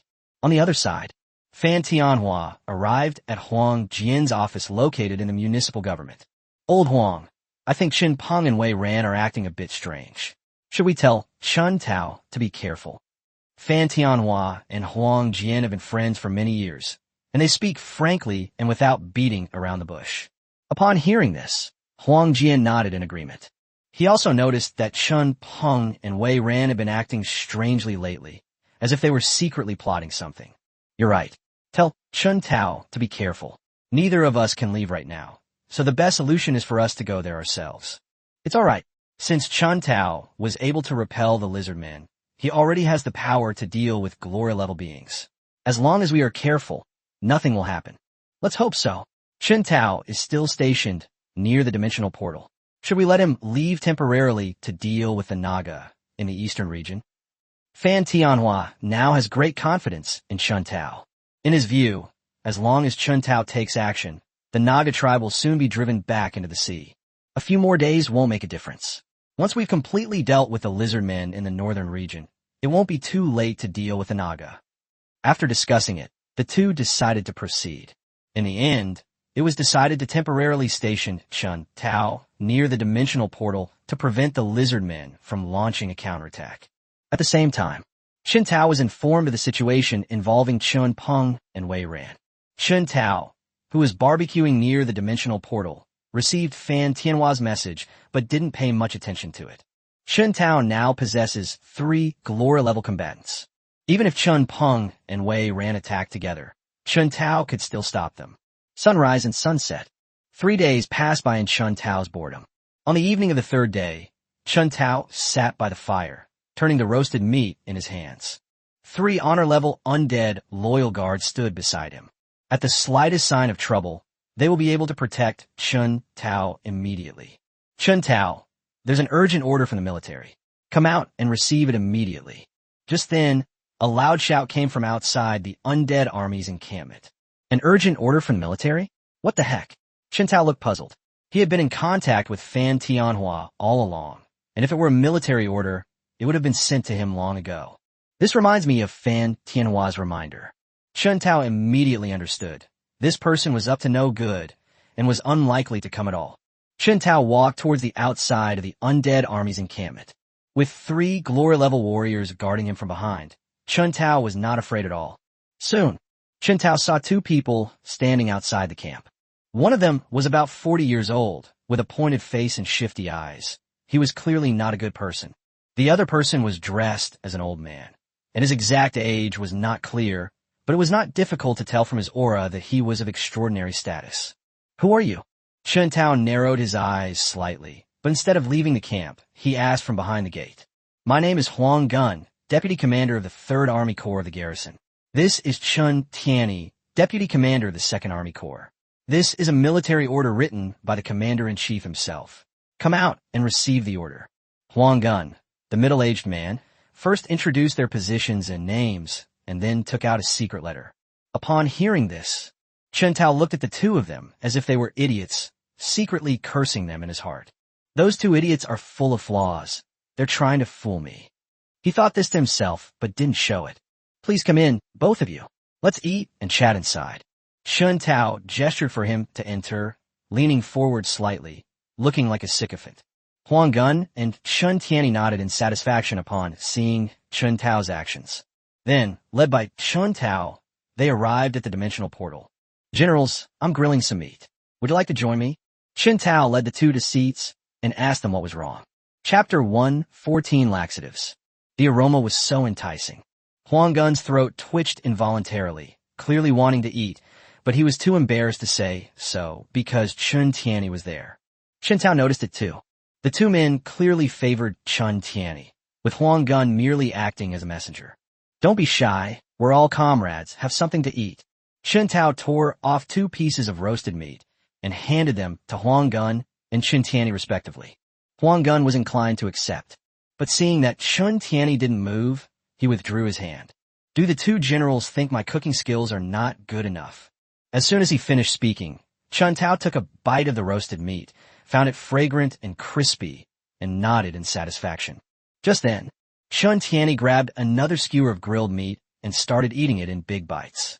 He nodded in satisfaction as he ate. Seeing that Chen Tianyi had already eaten, Huang Gun didn't stand on ceremony anymore. He went straight to the fire, grabbed some roasted meat, and started eating. While eating, she gave Chen Tao a thumbs up. "As long as the two generals like it, that's fine," Chen Tao said with a smile, while slowly moving his body backward. Chen Tianyi and Huang Gun were completely oblivious to Chen Tao's subtle actions and continued to eat heartily. "Pooh!" After Chen Tao moved away from the two of them, he immediately spat out the barbecue he had eaten earlier. The commotion Chen Tao made attracted their attention. The two looked at Chen Tao and saw the roasted meat that Chen Tao had spat out on the ground. The two men's faces immediately turned extremely ugly. "You little beast, what do you mean by this?" Chen Tianyi, who had been silent until now, had lost his composure and looked at Chen Tao with a fierce expression and roared. "What do you mean? Isn't it obvious?" Chen Tao pointed at the roasted meat on the ground, a mocking smile on his face. To Chen Tianyi and Huang Gun, that smile was like the smile of a devil. "You little beast, what did you put in the barbecue?" Huang Gun was also furious. He had previously underestimated Chen Tao because he thought he was just a greenhorn who hadn't even grown up yet. Unexpectedly, they had fallen into Chen Tao's trap. "It's nothing, just some laxatives, it won't kill you." Upon hearing this, Chen Tianyi frowned deeply. He couldn't understand why Chen Tao, if he had intended to poison them, hadn't used the deadly poisons, but instead used laxatives. Splash! Just as the two were wondering why Chen Tao was doing this, the soul-locking chains silently appeared beneath their feet. The sound of chains rattling rang out. The two were firmly bound by the soul-locking chains, and their power was sealed. Despair was evident in their eyes. "You little beast, do you know what you're doing? This is an attack on your superior, and you'll be sent to a military court." Chen Tianyi also wanted to use the military to pressure Chen Tao, but Chen Tao had already seen through everything. He circled around Chen Tianyi and Chen Tianyi, talking to himself. "Are you too stupid? You're full of flaws, yet you still dare to try and fool me. I know the deputy commanders of the 2nd and 3rd Army Corps. Why did you have to impersonate them? What military order? I've never received a military order since I joined the army, let alone ever seen the garrison need to transmit orders by secret mail. Most importantly, you two idiots, there's no such thing as a deputy legion commander being Glora level. Only a legion commander is diamond level." Chen Tao unleashed a torrent of attacks on the two of them. This left the two of them completely bewildered, and they kept pondering Chen Tao's words. Indeed, as Chen Tao said, Their operation was riddled with flaws. Actually, it's not their fault. Chun Tianyi, an elder of the Chun family in Kyoto, is used to being high and mighty and always puts on airs of a superior. He doesn't look like a general in the army at all. As for Huang Gun, he was originally a retainer of the Wei family and had never served in the army. They had no idea about the intricacies of it. In addition, he had shifty eyes, and ever since entering the undead army's camp, his eyes had been wandering around. It's obvious they have ill intentions. Tell me, who sent you? An anti-human organization? Or the Chun family? Or the Wei family? Chen Tao seemed to be asking a question, but he emphasized the Chun family and the Wei family in his tone. The point is to tell them that I already know where they come from, and they'd better tell me the truth. Snort. Chun Tianyi turned his head away, ignoring Chen Tao, clearly determined to fight to the bitter end. Seeing Chun Tianyi's reaction, Huang Gun lowered his head and remained silent. In his view, as long as he didn't say anything, Chun Peng and Wei Ran would find a way to rescue them once they realized they couldn't contact them. Glug glug, glug glug. Just then, their stomachs started to rumble like drums, and then they unconsciously squeezed their legs together, their faces slowly turning red. It's obvious that the laxative is taking effect. Puffed, puffed. The two finally couldn't hold it in any longer, and, as a foul odor spread, a stream of yellow liquid flowed from their trouser legs. Close the door and unleash the dogs. Chen Tao sneered, covered his mouth and nose with one hand, and gave the order to Chen Do. Okay. Chen Do laughed loudly and grabbed 2 dog-headed men. The kobold was thrown directly behind Chun Tianyi and Huang Gun. The kobold had been hungry for several days, and its eyes lit up when it smelled the scent of the two. The long tongue kept licking the two of them. Every now and then they would take a bite, making the two of them scream in pain. You devil! You devil! The Chun family will not let you get away with this. Chen Tao already knew their background. He just wanted to find out from them who the mastermind was.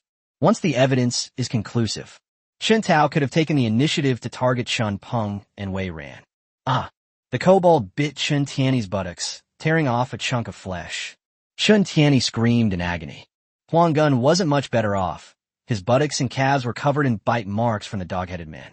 Tell me, who ordered you to come after me? Chen Tao asked. Chen Tao was met with a series of screams, and neither of them revealed the mastermind behind it all. You're not going to tell, huh? Then continue enjoying the feast I prepared for you. Chen Tao waved his hand, and Chen Do immediately carried the 2 men, one in each hand, into a tent. Originally, this tent was used by Chen Tao to refine 100 ghosts. The instruments of torture were very complete. This is exactly what I need now. Chen Do commanded the skeleton warriors to take action, using various instruments of torture one by one. The two suffered inhuman torture. A full hour passed before Huang Gun was the first to give up. He was merely a retainer of the Wei family, someone who did things for money. They weren't just suicide soldiers. They weren't willing to die for the Wei family. He quickly recounted in detail what he knew. Chen Tao made him sign and put his fingerprint on the document. They then locked him in another tent. He's still useful, so Chen Tao can't kill him now. As for Chun Tianyi, he still didn't say anything. Chen Do continued to torture him, beating Chun Tianyi until there wasn't a single good piece of flesh on his body. Because the power is sealed. He couldn't heal his injuries on his own and could only grit his teeth and endure it. At the same time, he cursed Chen Tao's ancestors for 18 generations in his mind. Chapter 1:15, Sealing the Dimensional Passage. Keep going, you have to get him to talk. Chen Tao said something to Chen Do, then turned around, lifted the curtain, and went out. Ordered the skeleton warriors to clean up the filth on the ground. Chen Tao moved to a different spot and continued grilling the meat. Flames rose, searing the golden brown pork leg, the sizzling oil releasing an enticing aroma. Chen Tao picked up the seasoning and spread it evenly on the pig's thigh. The aroma in the air grew even stronger, and Chen Tao's stomach rumbled twice, much to his dismay. Finally, we can eat. Chen Tao drew his dagger and sliced off a piece of crispy, tender roasted meat from the pig's thigh. Gently put it in your mouth and chew. That's right, my skills are absolutely superb. Chen Tao gave himself a self-praise and continued to enjoy his meal. After eating and drinking to their heart's content, Chen Tao took out a recliner, threw himself into it, and looked at the stars in the sky. I wish every day could be this peaceful. Starlight, a full moon, and the rustling of leaves in the wind combined to create a beautiful picture of tranquility. Chen Tao had fallen asleep without realizing it. 3 more days have passed in the blink of an eye. Chen Tao was greeted by another group of uninvited guests. When Chen Tao saw who they were, he realized. He immediately strode out to greet them. It turned out that the Vanguard Battalion had escorted the array masters and array materials. Battalion Commander. Chen Tao saluted Huang Wei. "Ha! You're really something, kid. You single-handedly took on an army of over 3 million Abyss soldiers and even managed to repel the lizard men. Amazing." Huang Wei gave Chen Tao a thumbs up. With the danger in Donghai City largely over, Huang Wei was in a very good mood, especially since Chen Tao was a soldier in the Vanguard Battalion. Chen Tao's meritorious service also brought honor to their Vanguard Battalion. This is Master Yi Zhixing, a glory-level array master. After exchanging a few words, Huang Wei led Chen Tao to an old man with a snow-white beard and introduced him. "Greetings, Master Yi." Chen Tao saluted and greeted him again. Yi Zhixing was also very curious about Chen Tao when he received Yuan Shuai's message. Yi Zhixing didn't believe that Chen Tao was really that capable. In his mind, his first thought was that Chen Tao was a junior from that big family who had come out to gain experience. But out of respect for Yuan Shuai, he eventually came. Upon arriving outside the undead army's encampment and seeing the heavily armed skeleton warriors, he was already largely convinced. I also roughly calculated the number of the undead army. The last half of the doubts also dissipated.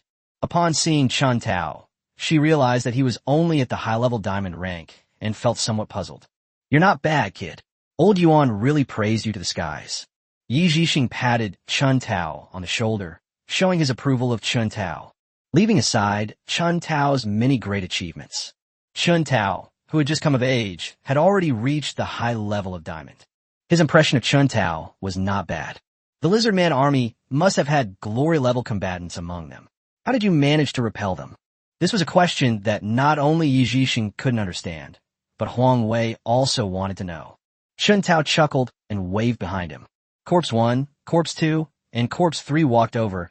The 3 living corpses lined up behind Chen Tao. Is this a necromancer's resurrection skill? Yi Zhixing, having lived a long life, naturally knew more than Huang Wei and recognized the origins of Corpse 1 and the others at a glance. That's right, it's a resurrection skill. Chen Tao readily admitted it. There was no way to hide it anymore. You actually possess 3 glory-level living corpses. You're truly a formidable young man. Yi Zhixing's words revealed the truth, so there was no need to ask any further questions. They possessed 3 glory-level living corpses. There is also an army of over 1.5 million undead. It's only a matter of time before we defeat the lizard men. All right, Xiao Huang, let's get down to business first. After chatting for a while, Yi Zhixing offered a reminder. This mission was extremely important and could not be taken lightly. Huang Wei naturally knew the importance and urgency of the matter, so he immediately summoned all his subordinates to his side to follow Yi Zhixing's orders. This includes Huang Wei and Chen Tao. Yi Zhixing, as expected of a master of formations, calmly directed his soldiers to unload various formation materials from the truck and neatly arrange them by category. Chen Boy, have your skeleton warriors dig a square pit here that is 10 meters long, 10 meters wide, and 10 meters deep. Chen Tao immediately complied and summoned the mountain spirit. Mountain spirits are most adept at this ability to alter the terrain and landforms. As the mountain spirit cast his spell, a deep pit, 10 meters in length, width, and height, appeared out of thin air in the blink of an eye. Good heavens, what is this thing? It can actually control the power of nature. Yi Zhixing was very interested in the mountain spirit and kept circling around it, which annoyed the mountain spirit. If it weren't for Chen Tao holding it down, the mountain spirit had already rushed up and was fighting Yi Zhixing to the death. After that, Chen Tao and the others had nothing to do. Yi Zhixing sat on a stool and carved array lines on the boulders. It took a whole day. Only then were all the stones engraved with array patterns. Yi Zhixing directed the vanguard soldiers to build an altar-like structure in the deep pit in sequence. With all the stones in place, the world trembled violently as countless forces of the heavenly Tao surged toward the formation. The lines of the formation were lit up one by one. Finally, a 6-pointed star magic circle was formed, which rotated rapidly and quickly enveloped the dimensional passage. Boom! Rumble. A tremendous sense of arraying swept over us, and the surrounding earth trembled in response. I waited a whole day. The stone door of the dimensional portal shrank at a visible speed until it was only the size of a palm. The stone gate flew to the center of the formation and was quickly sealed away. All right, cover up the pit. Chun Tao witnessed the entire process of sealing the dimensional portal. They held Yi Zhixing, a master of formations, in even higher esteem. At the same time, he also thought to himself that compared with Elder Mo was no match for Yi Zhixing in terms of formation alone. Mountain Ghost. Chun Tao shouted again, and the mountain ghost body slowly appeared in front of everyone. Bury it. Chun Tao pointed at the deep pit and gave the order. The mountain spirit immediately sprang into action, and the earth churned, burying the entire pit in the blink of an eye. The entire formation was buried along with deep space. Even if Chun Tao was stupid, he would understand why the formation was set up underground. Master Yi, I have a request, and I hope you will be kind enough to give me your guidance. Chun Tao wanted Yi Zhixing to answer a few difficult questions about formations for Elder Mo. If we can get the answers smoothly. Master Mo is not without the opportunity to break through to the ranks of array masters. I like you, kid. Just ask me whatever you want.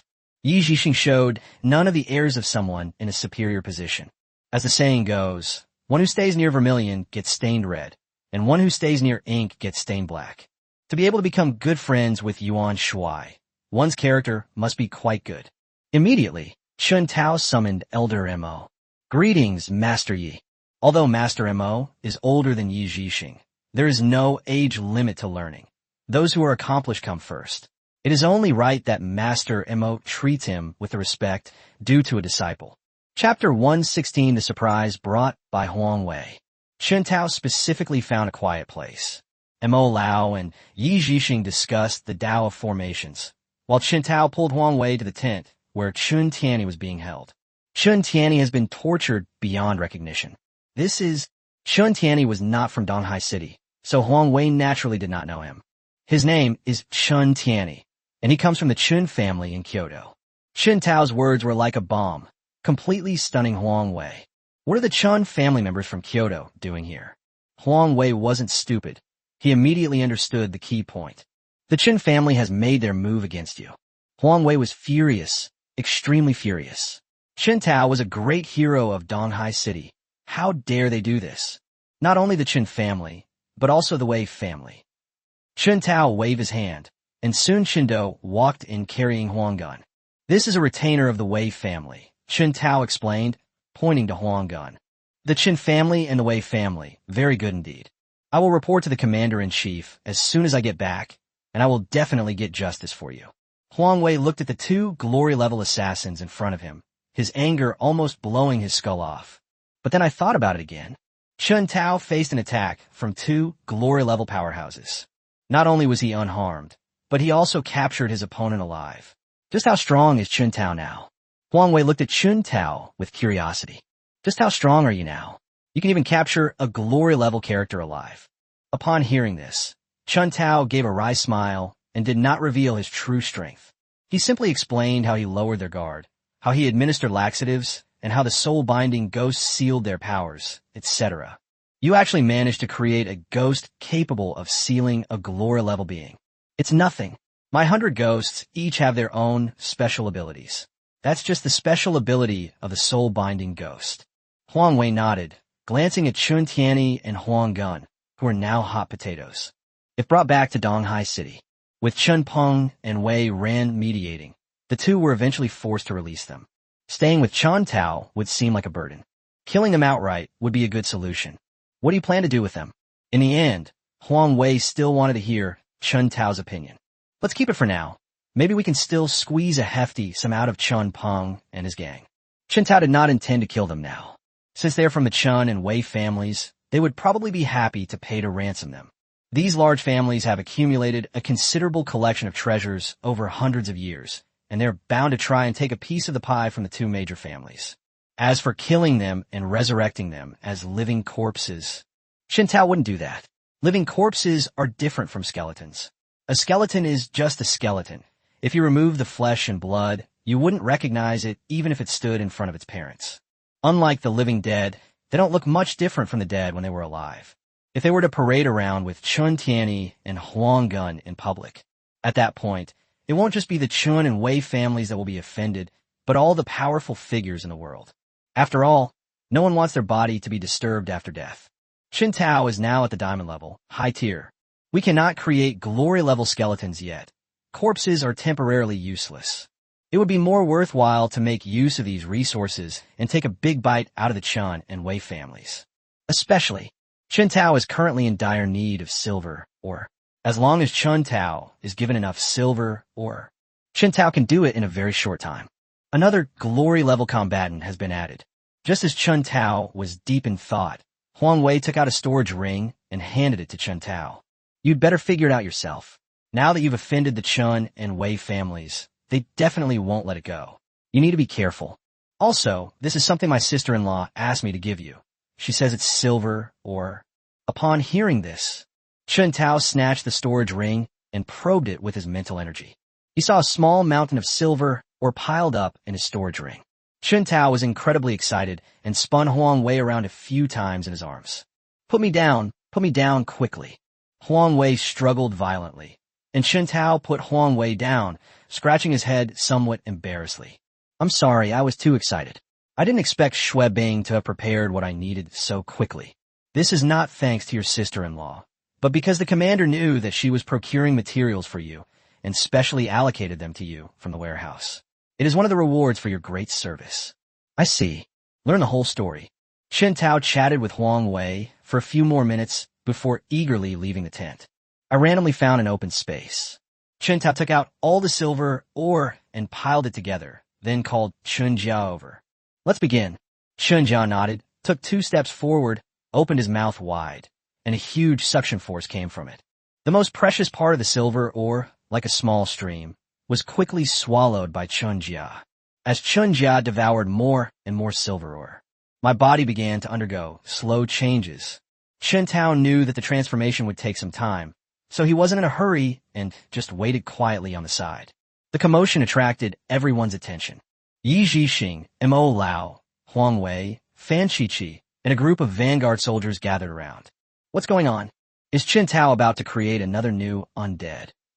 How much money would that be from so much silver or... Look, that zombie's body has changed. A chorus of voices rose and fell, some curious, some sighing, some envious. Time passed by second. 2 hours passed in the blink of an eye. The transformation of the bronze-armored corpse has reached its most critical moment. Roar! Chun Jia roared to the sky, increasing the speed at which he devoured the silver ore. Boom! With a large amount of silver ore entering the country, Chun Jia's aura rose steadily. Although his realm did not improve, his strength was genuinely increasing. The spot where Chun Jia stood was covered with even more cracks. The silver-armored corpse is complete. After Chun Jia had completely withdrawn his aura, Chun Tao stepped forward, carefully examined him, and found nothing unusual. Chun Tao then excitedly shouted. Just as Huang Wei was about to step forward to inquire about the situation, he saw Chun Tao take out a large amount of gold ore from his storage ring again. Continue. After giving Chun Jia his orders, Chun Tao stepped aside again. Chun Jia opened his mouth again. A large amount of gold or essence surged into Chun Jia's body. Chun Jia's final transformation has begun, and this transformation will take even longer. 3 hours later, after Chun Tao added gold ore several times along the way, Chun Jia finally completed his final transformation. Successfully transformed from a silver-armored corpse into a golden-armored corpse. After becoming a golden-armored corpse, Chun Jia could no longer be identified by any zombie characteristics. Standing there, he was covered in armor, with only 2 blood-red eyes showing. At first glance, like a great general who conquers battlefields in ancient times. The second destined zombie is finally complete. Qin Tao felt the connection between himself and Chun Jia in his mind becoming even closer, and he couldn't help but sigh. Creating a custom zombie is too troublesome. It took several months and required substantial financial support. Fortunately, the power of the main zombie is also undeniable. Chapter 117 Golden Armored Corpse. Check Chun Jia's panel. Name, Chun Jia Jiashi. Rank, High-Level Diamond. Talent, Immense strength, absolute defense. Skills, golden armor protection, limb regeneration, earth-shaking fist, fatal strike, Vajra body, gravity domain. Chun Jia's skills were not as extensive as Chun Do's, but each skill was incredibly powerful. The only regret is Chun Jia's defense is practically maxed out, but his attack power is slightly inferior. Both of their talent skills are passive skills. Immense strength, passive skill, permanently increases the user's strength tenfold. The greatest strength of zombies lies in their strength and defense. This innate skill directly increased Chun Jia's strength tenfold. Absolute defense. Passive skill permanently increases the user's defense by 10 times. Without the aid of absolute defense, Chun Jia's defense was already strong enough to withstand the attacks of a Glory-level expert, but now his defense has increased tenfold. An attack from a Glory-level expert would probably only tickle it. These two innate skills alone gave Chun Jia the confidence to face Glory-level powerhouses. There are 6 more basic skills to follow. In Chun Tao's view, these 6 ordinary skills are not simple at all. Golden armor protection, passive skill. Reduce damage by 50%. The skill description is simple, but the content is not simple. Reduce damage by 50%. If the damage dealt by a Glory-level character is 10, then it becomes 5 when it hits Chun Jia. In addition, absolute defense increases defensive power. Chun Jia is like a walking tank, able to roam freely on the battlefield, and no one can break through its defenses. Limb regeneration, passive skill. Quickly recover from your injuries.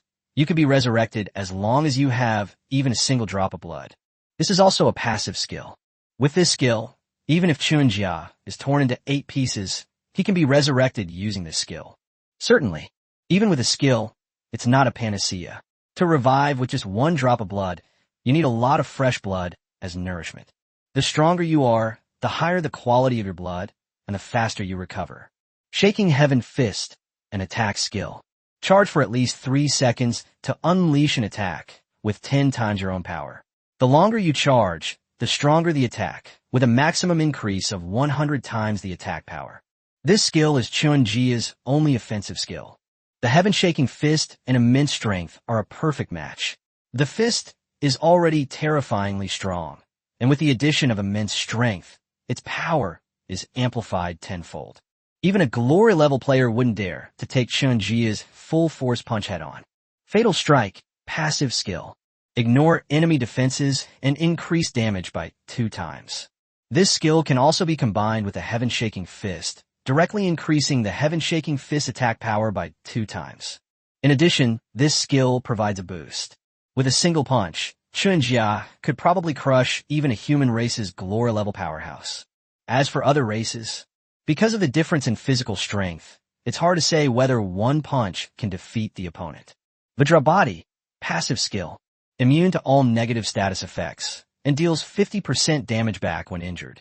This skill can be combined with the previous defensive skills. It's a complete bug. Imagine the enemy attacks relentlessly, yet in the end, they don't even manage to scratch Chun Jia. Instead, 50% of the attacks were returned to the user. How frustrated the enemy must be. It's a great skill for demoralizing the enemy. Gravity domain, domain skill. It can create a gravitational magnetic field with a radius of 1 kilometer, and within this area, it can freely manipulate gravity and anti-gravity. This skill is very useful, especially against flying races, as it allows you to easily shoot them down from the air by manipulating gravity. By using anti-gravity, one can counter races with the ability to burrow underground, such as the lizard men. Chun Jia's domain skills are quite good. If I encounter the feared demon again, I will make sure it never returns. With another powerful general added to his roster, Chun Tao was in high spirits and was already planning how to eliminate the terrifying demon. As the saying goes, no one is perfect and nothing is flawless. Chun Jia also has a weakness, namely his very slow attack speed. The Heaven-Shaking Fist requires charging up, and the longer the charging time, the stronger the attack. The enemy is not stupid. They won't just stand there and let you hit them. Therefore, it is true that the Heaven-Shaking Fist has terrifying attack power, but it is useless if it cannot hit the enemy. Owner. Chun Jia knelt on one knee and bowed respectfully. Get up. We are now in the same boat. We share the same fate, and we share the same fate. There's no need to be so polite. Chen Tao helped Chen Jia up, offered a few words of encouragement, and then allowed it to study diligently with Chen Do. Only then did Chen Tao have time to look at the vanguard battalion members surrounding him. Battalion Commander, Master Yi. He walked up to Huang Wei and Yi Zhixing and called out softly. The two were still in shock at Chen Jia. Especially Yi Zhixing. Although he's a master of formations, he is also a glory-level expert. Facing Chen Jia, he actually felt a deadly threat. It should be noted that Chen Jia was only a diamond-level cultivator, yet he possessed the power to kill a glory-level cultivator, something that had never happened before in history. Is that a zombie? Yi Zhixing was still somewhat uncertain. As a glory-level array master, he had been to the outer battlefield, where he had seen the zombies summoned by necromancers. It moves slowly, and its attack speed is even more appalling. Its only advantage is its thick skin and tough flesh. They were simply used as cannon fodder. Chen Tao's zombie completely overturned his understanding. While speaking, they seemed to doubt what they were seeing. This is a mutated zombie. Chen Tao naturally couldn't tell them about the 9 nether corpse refining technique. Thinking of the mutated skeletons, it would be reasonable to add a mutated zombie as well. Mutant zombie? Yi Zhixing had seen mutated zombies before. Among the thousands of undead armies of necromancers, he could always summon a few mutated skeletons and mutated zombies. However, Chen Tao's mutated zombie was too powerful. They no longer resemble zombies, but rather more advanced undead creatures. Big iron hammer, big axe. Chen Tao waved his hand, and in order to convince Yi Zhixing and the others, he directly summoned the mutated skeleton over. With a shout from Chen Tao, not far away, 2 enormous skeleton warriors, each 10 meters tall and completely black, stood up. Is this a mutated skeleton? Yi Zhixing was shocked once again when he saw the 2 mutated skeleton warriors. Skeletons occupy the lowest rank among the undead. This was the first time Yi Zhixing had ever seen such a powerful skeleton warrior. Then he looked at the double hammers and double axes in the skeleton warrior's hands. These 2 big guys would be 2 killing machines if they were put on the battlefield. Huang Wei muttered to himself, Master Yi, how are my 2 mutated skeleton warriors? Great, excellent. You'll definitely shine when you get to the battlefield beyond the realm. Yi Zhixing stroked his beard, speaking in a tone that treated Chen Tao as an equal. An extraterritorial battlefield? What kind of place is that? Chen Tao looked at Yi Zhixing with a puzzled expression. This was the first time it had ever heard this term. Since it's a battlefield, that will inevitably involve battle, and the undead army is least afraid of battle. Chapter 118 Extraterritorial Battlefield. Yi Zhixing slowly recounted the story. Chen Tao finally understood what the extraterritorial battlefield was. The extraterritorial battlefield is a small world, a springboard opened up by the Abyss to connect with the human world. The Abyss is just invaded. Humanity has indeed suffered a great loss. But since the emergence of those who inherit professions, humanity has undergone many years of development. In addition, there is the suppression of the heavenly Tao. After a century of arduous struggle, humanity finally drove the demons of the Abyss back to the small world. Humans then took advantage of the situation and invaded the small world. What was originally a small world that served as a springboard has now become an extraterritorial battlefield. Only, after entering the small world, without the suppression of the heavenly Tao, the Abyss demons' power surged, and humanity was quickly driven out of the Abyss once again. The 2 sides fought a fierce battle at the entrance to the small world. Another century has passed since that battle. Although humans have shorter lifespans than abyssal demons, their strength increases rapidly. After 200 years of accumulation, humanity has finally gained the strength to contend with the Abyss. Humanity once again plunged into the extraterritorial battlefield, and the 2 sides fought back and forth, with the war never ceasing. To this day, the battlefield outside the region has reached a stalemate. As for the abyssal monsters in this world, that's because the Abyss couldn't gain an advantage on the main battlefield, so it was designed to slow down human development. They actively send abyssal monsters over. Goblins, fallen ones, Minus, nightcat demons, and other such races are commonplace in the Abyss. In the eyes of the Abyss demons, they are nothing more than cannon fodder, regardless of the number of casualties. As long as the rate of human growth can be slowed down, then the plan is a success. Certainly, the power of the Abyss is undeniable, which is why it has formed a standoff with humanity on the battlefield outside the realm. That's because the Abyss has invaded more than just the human world. They also invaded no fewer than 100 worlds at the same time. This gave humanity enough space and time to develop. In the human world, people rarely see those stronger than the king level, and even fewer are at the glory level. That's because humanity's true powerhouses are stationed on battlefields outside the region year-round. It's enough to leave only a few honorary leaders to oversee the overall situation. After figuring these things out, Chen Tao longed for the battlefield outside the region. The undead army wants to grow stronger. The best approach is to sustain the war through war. Battles are inevitable on the battlefield beyond our borders, which will allow the undead army to grow and expand more rapidly. Yi Zhixing explained these things to Chen Tao. The main reason was to recommend Chen Tao to go to the battlefield outside the region. Chen Tao does not plan to go there at this time. Firstly, because the crisis in Donghai City has not yet been resolved, and there is no shortage of battles here. Secondly, their own strength is still somewhat insufficient, as there are many king-level, saint-level, and even god-level powerhouses in the outer battlefield. Chen Tao barged in so recklessly.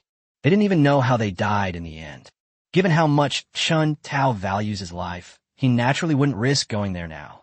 Chen Tao will only go to the outer battlefield after he reaches the glory level and strengthens the undead army again. As for Yi Zhixing's recommendation, there's absolutely no need for that. If Chen Tao really wants to go, either Fan Tianhua or Huang Jian can help him. There's no need to owe someone a favor for no reason. I appreciate Master Ye's kindness, but the crisis in Donghai City has not yet been resolved. The most urgent task now is to resolve the crisis in Donghai City. Chen Tao politely declined Yi Zhixing's offer with a smile. He then turned to Huang Wei and said, "Battalion Commander, you should go back too. My next target is the Naga in the eastern region. Tell Huang Wei your purpose." He also instructed Huang Wei to go back and tell Fan Tianhua that Chen Tao had led the undead army and parted ways with the Vanguard Battalion. The undead army quickly headed towards the eastern region. 7 days have passed in the blink of an eye. After 7 days and 7 nights of continuous travel, Chen Tao has entered the core area of the eastern region. However, to Chen Tao's surprise, they have entered the core of the eastern region, but have not encountered any Naga legions. Something unusual must be going on. Chen Tao's first thought was that the Naga tribe was launching a preemptive attack on Donghai City. They are currently attacking the city outside Donghai City. But after contacting headquarters, they realized they had been overthinking it. No trace of the Naga had been found around Donghai City. On the contrary, the Abyss army has already arrived outside Donghai City. Since the Naga did not go to Donghai City, there's only one reason. That is, after learning that the lizard men had been driven back, the Naga concentrated all their legions to guard against Chen Tao's attack. In that case, the Naga must be here. Chen Tao looked at the map, his gaze falling on a plain in the eastern region near the sea. Where? The Naga race built a city. It is unknown whether the Naga have completed the construction of the city, but that's the place where the Naga are most likely to gather. After figuring things out, Chen Tao immediately found the right direction and led the undead army in a grand procession toward Naga City. A day has passed in the blink of an eye. Chen Tao finally arrived near Naga City. However, 30 kilometers away from Naga City, Chen Tao finally discovered traces of the Naga race. The fact that a patrol has been sent here means that a large number of Naga legions must have gathered ahead. It possesses 3 glory-level combatants. Chen Tao didn't know the meaning of fear and directly slaughtered all the Naga he encountered, while eliminating the Naga's remaining forces. It also allows us to announce to the Naga that we have arrived. The weakest undead army is at least gold level, and they are not slow at all. After an hour of traveling without sleep or rest, the undead army finally arrived at the outskirts of Naga City. The outline of Naga City can already be seen here, and many Naga are reinforcing the city walls. Kill them all. Leave no one alive. Chen Tao waved his hand and gave the order, and the undead army charged towards Naga City like wild horses. Once inside the archers' attack range, the skeleton archers moved out in unison, knocked their arrows, and rained down arrows onto the walls of Naga City. Some Nagas were unable to dodge in time. Faced with a hail of arrows, there was nowhere to hide, so he could only swing his long sword to parry. However, the arrow rain was too dense. Soon a scream rang out, and the first casualty of the Naga race appeared. The skeleton archer is relentless and unforgiving. One arrow was shot, and the second was already prepared. Whoosh whoosh. Arrows rained down, reaping wave after wave of Naga. Just as the skeleton archer was displaying its might, the skeleton mage also entered attack range. The skeleton mages all stopped advancing, their bone staffs emitting multicolored light. Immediately afterwards, a series of dazzling magical attacks shot out, heading straight for Naga City. The magical bombardment caused quite a commotion. It could be heard clearly even from more than 10 kilometers away. On the other side, faced with the attack of the undead army, the Naga race did not remain idle either, under the command of their respective legion commanders. The Naga army began its counterattack. The undead army first faced an attack of arrows from a Naga. A deluge of arrows rained down on the undead army. With the skeleton mastery skill and the fact that the undead army is at least gold level, the following conditions apply. The arrow attack did not cause much damage to the undead army. Chapter 119, Naga City. Next, a strong surge of ice magic emanated from the Naga army, clearly indicating that they were preparing for an even more powerful magical attack. 100 demons parade at night. Just then, Chun Tao flew into the air, and his domain instantly expanded, directly enveloping the Naga soldiers who were casting ice magic. Puffed, puffed. The magic was interrupted, and the Naga soldiers suffered a backlash, spitting out mouthfuls of blood. Kill. Take advantage of his illness to kill him. Chun Tao immediately commanded the undead army to sweep through the enemy lines, and all the Naga encountered along the way became victims of the undead army's blades. Chun Tao was not idle either. Collect a large number of corpses, cast skeleton domination, and arm yourself completely with a giant iron hammer and a giant axe. Go, let me see your strength. 2 skeletal warriors, each 10 meters tall, wielding a giant iron hammer and a giant axe, charged out quickly. Each time the enormous foot landed, it caused the earth to tremble. Bang! Bang! With a leap, the giant iron hammer charged directly into the Naga army, its 2 massive iron hammers swinging wildly. Naga soldiers were truly a case of death upon contact and injury upon impact. In just a few breaths, a large blank area was cleared. The big axe was not to be outdone. Charging into the Naga army, each sweep of his twin axes cleared an area. The giant sledgehammer and the giant axe, one on the left and one on the right, spearheaded the advance and moved forward rapidly. The undead army followed closely behind. In just 1 hour, they had penetrated 10 kilometers into the Naga army. On this 10-kilometer stretch of land, the blood of the Naga has stained the earth red, and corpses are piled up like mountains. Naga corpses make good material. Chun Tao directly transformed all the Naga corpses into undead skeletons. The number of undead soldiers has steadily increased from over 1.5 million to nearly 2 million. With this new force joining us, the undead army advanced even faster. With the tides turning against each other, the Naga army suffered repeated defeats until Chun Tao reached the city of Naga. Only then did Chun Tao have time to carefully observe Naga City. The city of Naga is about 15,000 meters long from east to west and about 10,000 meters long from north to south, with walls that are 50 meters high, although it is not as large as Donghai City. However, the city wall is more than 10 meters higher than that of Donghai City. The Naga are truly ambitious. Building such a magnificent city, they intend to establish a permanent presence here again. Chun Tao cursed the Naga race in his heart. Instead of continuing the attack, the Naga army retreated entirely into Naga City. With such high walls, the undead army could not breach them without siege equipment. What should we do? Should we ask the commander for help? Having already reached the outskirts of Naga City, Chun Tao naturally wouldn't give up halfway. However, it is also true that there were no siege weapons. Old Master Mo, do you have any ideas on how to breach the city? Old Master Mo's experience is undeniable. If Chun Tao can't come up with a solution, Old Master Mo might be able to as well. As the saying goes, 3 cobblers with their wits combined can equal 1 zhuge liang. Listening to other people's opinions can also be helpful in sieges. Mo Lao appeared beside Chun Tao, looked up at the towering city before him, and fell into deep thought. 15 minutes later, Master O then cupped his hands and said, "Master, this city is tall and magnificent. It is impossible to break through it from the front. The only way to conquer it is to attack from the sky or from the ground. Mo Lao's words reminded Qin. The Naga city has high walls and thick walls, so a frontal attack would require sufficient engineering equipment. So instead of going directly in front, they could either dig tunnels underground or drop their undead army in from the sky. These two methods can be used simultaneously. Regardless of which one works better, there's no loss.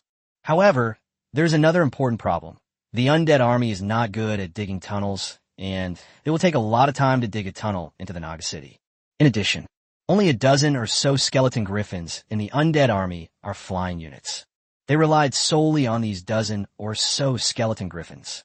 How many undead armies can be deployed in a Naga city? Old Mo seemed to sense Chun Tao's doubts and took the initiative to speak. Master, don't forget, I am also a puppeteer. The Puppet Master class primarily involves controlling puppets in combat. However, there are many different types of puppets, including those that are good at digging holes and flying puppets.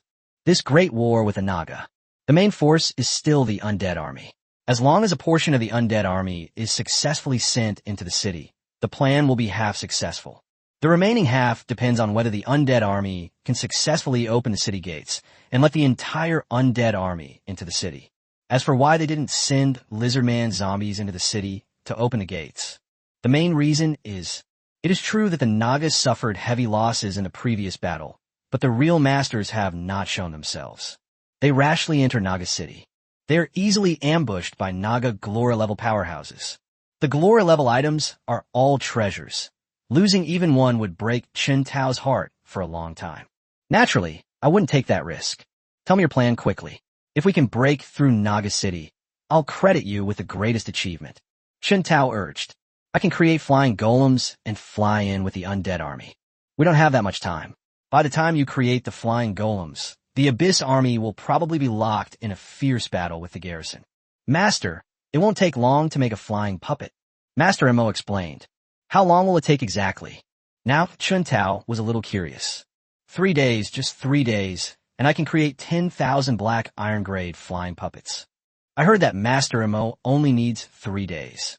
Qin Tao gained a completely new understanding of the profession of puppeteer. If Master Mo can create 10,000 black iron-level flying puppets in 3 days, although they are far inferior to themselves. But it is also a profession where one person can form an army.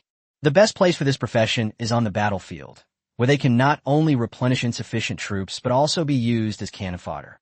It's a pity. The profession of puppeteer is too expensive. What materials are needed?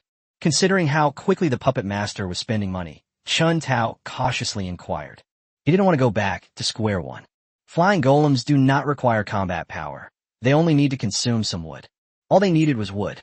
Qin Tao breathed a sigh of relief, but he also understood the meaning behind Mo Lao's words. That means these flying golems have no offensive capabilities. But this is already quite good. The battle is entirely left to the undead army. All right, I'll arrange for the undead army to go logging right now. In this wilderness, there are trees everywhere, and there is no shortage of timber. The undead army is so large that cutting down some trees is very easy for them. Mo Lao went to create a flying puppet. Qin Tao wasn't idle either. He rode his skeletal griffin around Naga City every day, exploring the area. Check if any lone Naga legions are still outside the city. I searched for 2 consecutive days. Qin Tao searched the entire area within a 50-kilometer radius of Naga City, but found no Naga legions scattered outside. Chapter 1, 20 The Demise of the Anti-Human Organization. During the 2 days that Qin Tao was investigating the situation, a momentous event has indeed occurred in Donghai City, as Qin Tao has successively pacified the western and northern regions. The overall strength of the Abyss army has been severely damaged. The demons of the Abyss had to continue summoning more and more powerful abyssal legions from the abyssal world. This includes the Dark Griffin Legion and the Wingman Legion. Originally, the Abyss demons only prepared 1 Dark Griffin Legion and 1 Winged Human Legion to conquer Donghai City. The temporary dimensional portal has been reopened. The total number of Dark Griffin Legion and Wingman Legion reached 20. You need to know, both the Dark Griffin Legion and the Winged Human Legion are composed entirely of Diamond-level members. An army of 200,000 Diamond-level Dark Griffins and Wing people. Not to mention Donghai City. Even if you add Bohai City and Binhai City next to it, they're definitely no match. I want to open a temporary dimensional portal. The resources required are considerable. The abyssal demons are outsiders, and these resources can only come from one source, an anti-human organization. Such a massive amount of resources need to be transported out of Donghai City, and such a huge quantity of resources need to be transported out silently. It's extremely difficult. Therefore, the head of the anti-human organization in Donghai City and a group of high-ranking officials are having a meeting in a secret basement. The meeting was only halfway through. Huang Jian and his men barged in. Looking at Lu Chang and Yi Maoshan sitting in the main seats, Huang Jian couldn't suppress his anger. Puffed, puffed. The aura of glory erupted, directly pressing Lu Chang and Yi Maoshan to the ground. At the same time, both of them felt their blood surging and spat out a mouthful of blood. Zhang Tian, immediately lead your men to surround the Lu and Yi families. Don't let a single one escape. Arrest them all. Huang Jian never expected this. The leaders of the anti-human organization were actually the Lu family and the Yi family, two of the four major families. These two families are long-established families in Donghai City. The family has been established in Donghai City for hundreds of years, while the Sun and Zhang families are families that have only risen to prominence in the last 100 years. These two historically significant families are actually members of an anti-human organization. Lu Chang and Yi Maoshan exchanged a glance and gave a wry smile. They were then escorted out of the underground chamber by the law enforcement team, where they will face a just trial. As for why the two did not resist, if they were in a family, the two would naturally not sit idly by and wait for their fate, but in this secret room, even if they wanted to resist, they were no match for Huang Jian. He couldn't even withstand a single move from Huang Jian. After the two were taken away, the entire secret room was thoroughly searched. They found a lot of array materials that had not yet been transported out of the city. Those bastards. Looking at the mountain of array materials, Huang Jian couldn't help but feel a chill of fear. If all these materials fall into the hands of the Abyss demons, the strength of the Abyss army will increase significantly, and at that time, Donghai City will be in danger. But Huang Jian's joy was short-lived. The interrogators brought bad news. After being subjected to severe torture, even those with weak wills confessed. After learning that a large amount of array materials had already been sent out of the city, the interrogators didn't dare delay for a moment and immediately reported the matter to Huang Jian. After listening to the report, Huang Jian slammed his fist on the desk.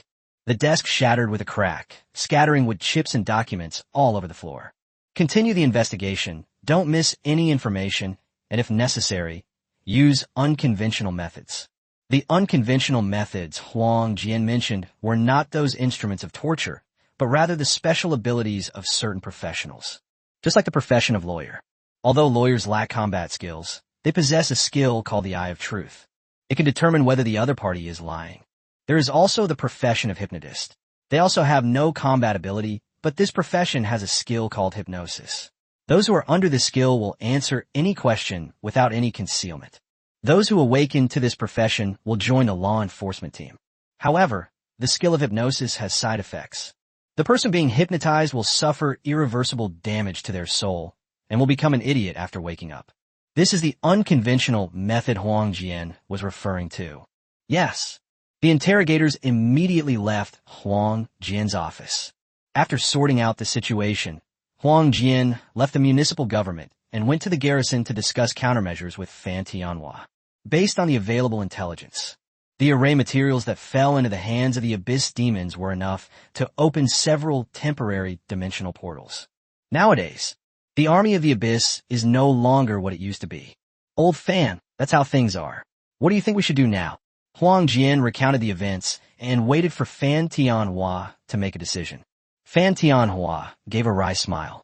Old Huang, the most urgent task is to deal with the Lu family and the Yi family. I will send people to take over the mercenary groups of the two families, stabilize morale as soon as possible, and prepare for the upcoming battle. Huang Jian nodded, then hesitated, as if he wanted to say something but stopped himself. The Lu family, the Yi family, and some ordinary people. Huang Jian didn't finish speaking, but Fan Tianhua understood what Huang Jian meant. Now is not the time for excessive sympathy. Just in case, get rid of them all. is not only professionals who are members of anti-human organizations. Many ordinary people are willing to work for anti-human organizations in order to gain power. These people are even more despicable. There are too many ordinary people in the Liu and Yi families, and it would take the law enforcement team a lot of time to identify them. Donghai City doesn't have much time left. We must now ensure that Donghai City's backyard doesn't catch fire while it's fighting the Abyss.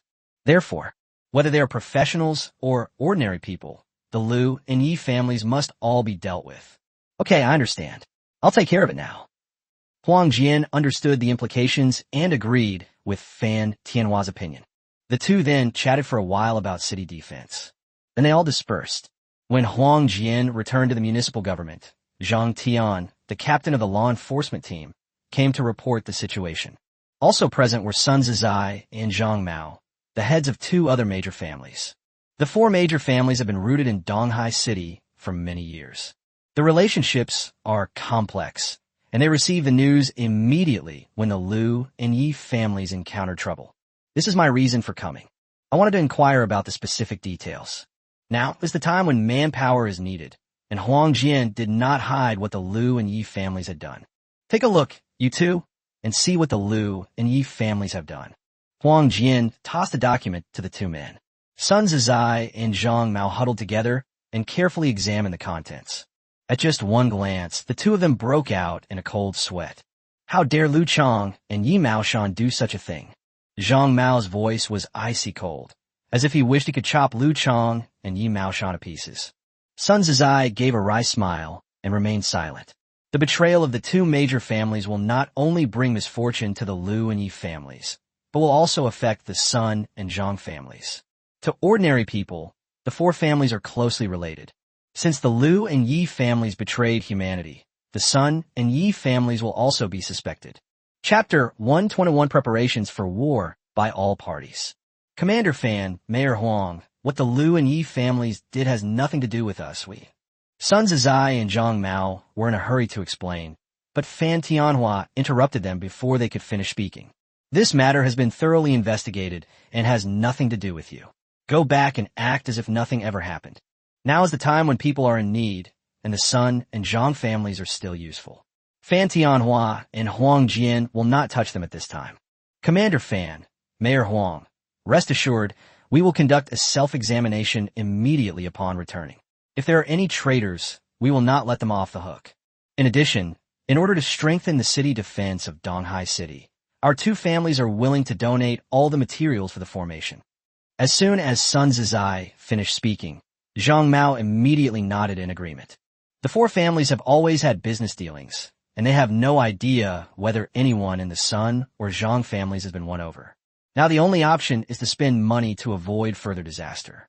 If enough array materials are produced, it will prove that the Sun and Zhang families were not involved in this matter. In this world, city walls cannot be built simply by piling up stones. They also require formation masters to use various materials to set up defensive and offensive formations. Since the Sun and Zhang families are willing to bleed so much, Fan Tianhua and Huang Jian naturally did not object and gladly accepted the donations from the Sun and Zhang families. Okay, get the materials to warehouse number 12 as soon as possible. Someone there will be handing them over to you. Understood, we'll go prepare now. Sun Zizai and Zhang Mao wiped the cold sweat from their foreheads, secretly relieved. This matter is finally over. The two did not linger and quickly left Fan Tianhua's office. After the two left, Fan Tianhua and Huang Jian exchanged a glance and burst into laughter. Even if the Sun and Zhang families didn't donate those resources, Fan Tianhua and Huang Jian wouldn't do anything to them. The two were in a good mood despite receiving an unexpected benefit. Report. Just then, the guard's voice came from outside the door. Come in. Fan Tianhua and Huang Jian put away their smiles and spoke in steady, powerful voices. Step, step. The guards marched in with orderly steps. He first saluted the two men before continuing. According to the scouts, the Abyss army has gathered 1 million strong 50 kilometers south of Donghai City. Upon hearing this, Fan Tianhua and Huang Jian's good mood, which had been due to making a fortune, was gone. The Abyss army has assembled. There is only one goal, to really take action against Donghai City. Notify all troops to reinforce the city walls as soon as possible and prepare for protracted war. In addition, notify all schools that all professionals should be assigned to the reserve team and be ready to support the frontline battle at any time. Yes. After saluting, the guard turned and left to relay Fan Tianhua's orders. Old Huang, when you get back, do your best to gather all kinds of resources to support the front lines. Huang Jian nodded solemnly. He chatted with Fan Tianhua for a few more minutes before leaving to attend to his own business. On the other side, after surveying the area and finding no lone Naga legions, Chun Tao returned to the undead army's encampment. Elder Mo, are there any spatial formations or similar arrays in this Naga city? Chun Tao found it very strange. Although Naga City covers a large area, it can accommodate an army of millions. The city must be very crowded. However, what Chun Tao saw was that the number of Nagas in the city was not large, only a few million. Chun Tao suspected that a spatial array had been set up within Naga City to expand the space within the city. No, not only are there no formations set up inside the city, but even the formations on the city walls are defective and not fully set up. Mr. Mo answered with great certainty. This made Chun Tao even more puzzled, as Naga City had only been built for less than a month. It's already quite an achievement that the city walls were built. There were no houses built in the city. It was completely bare, and it was easy to estimate how much garbage there was. Could there be a teleportation array inside the city? Chun Tao asked again, but the answer was still negative. Building a teleportation array is extremely troublesome. Naga City is not far from the sea, so there is no need to build a teleportation array. Did they escape back to the sea? Since it's not a formation, the only explanation is that some of the Naga have returned to the sea. No, such a large retreat of the Naga would surely have left traces, but look at the beach. There is no trace of a Naga retreat at all. This idea was once again rejected by Professor Mo. Could it be that the Naga race can fly to the sky or go underground? Chun Tao gave a wry smile and said, half-jokingly. Next, Chun Tao stopped disturbing Elder Mo's creation of the flying puppet and turned to leave. They found a hilltop outside Naga City. They carefully observed the movements of the Naga using a telescope. But 3 days passed, and Chun Tao found nothing. Master, 10,000 flying puppets have been completed. Old Mo came over and brought Chun Tao some good news. Chun Tao hurriedly followed Elder Mo to the temporary workshop where flying puppets were made. This is the flying puppet. Chun Tao was dumbfounded when he saw the flying puppet. The flying puppet in front of me was made entirely of wood and looked remarkably like an eagle. Old Mo, are you sure they can fly? Apart from having 2 wings, Chun Tao couldn't see any indication that the flying puppets in front of him were capable of flying. Old Mo beckoned with his finger.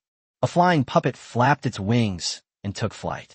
With Mo Lao's manipulation, the flying puppet performs a variety of difficult flying maneuvers. Its agility is no less than that of a real eagle, and in some aspects, it even has an advantage over eagles. That means they are all puppets and have no fear of death. Elder Mo, how many of these puppets can you control at once? When Mo Lao was at the platinum level, he was already able to control 10,000 black iron level puppets at the same time. It's now at the diamond level. It's likely that the number of controls will increase. 100,000 tools. When Mo Lao gave a number, Chun Tao was still somewhat dissatisfied, but something was better than nothing. Elder Mo, continue making flying puppets. Make as many as you can control. See these flying golems. Chun Tao had another idea in his mind. The undead army currently lacks air power, so undead archers combined with flying golems perfectly solve this problem. Only 10,000 flying puppets. Only 20,000 undead troops can be deployed in a Naga city at a time, facing in siege by 1,000,000 Naga. The 20,000 strong undead army was no different from sending themselves to their deaths, let alone opening the city gates. Anyway, I still have time. Chun Tao continued to arrange for Mo Lao to create flying puppets. He went alone to check on the progress of the tunnels dug by the undead army. Chun Tao arrived at the entrance of the tunnel. Peeking inside, the tunnel was pitch black. Nothing could be seen. Left with no other choice, Chun Tao had no choice but to take out his lighting equipment and walk into the tunnel. Chapter 122, Flooding of Naga City.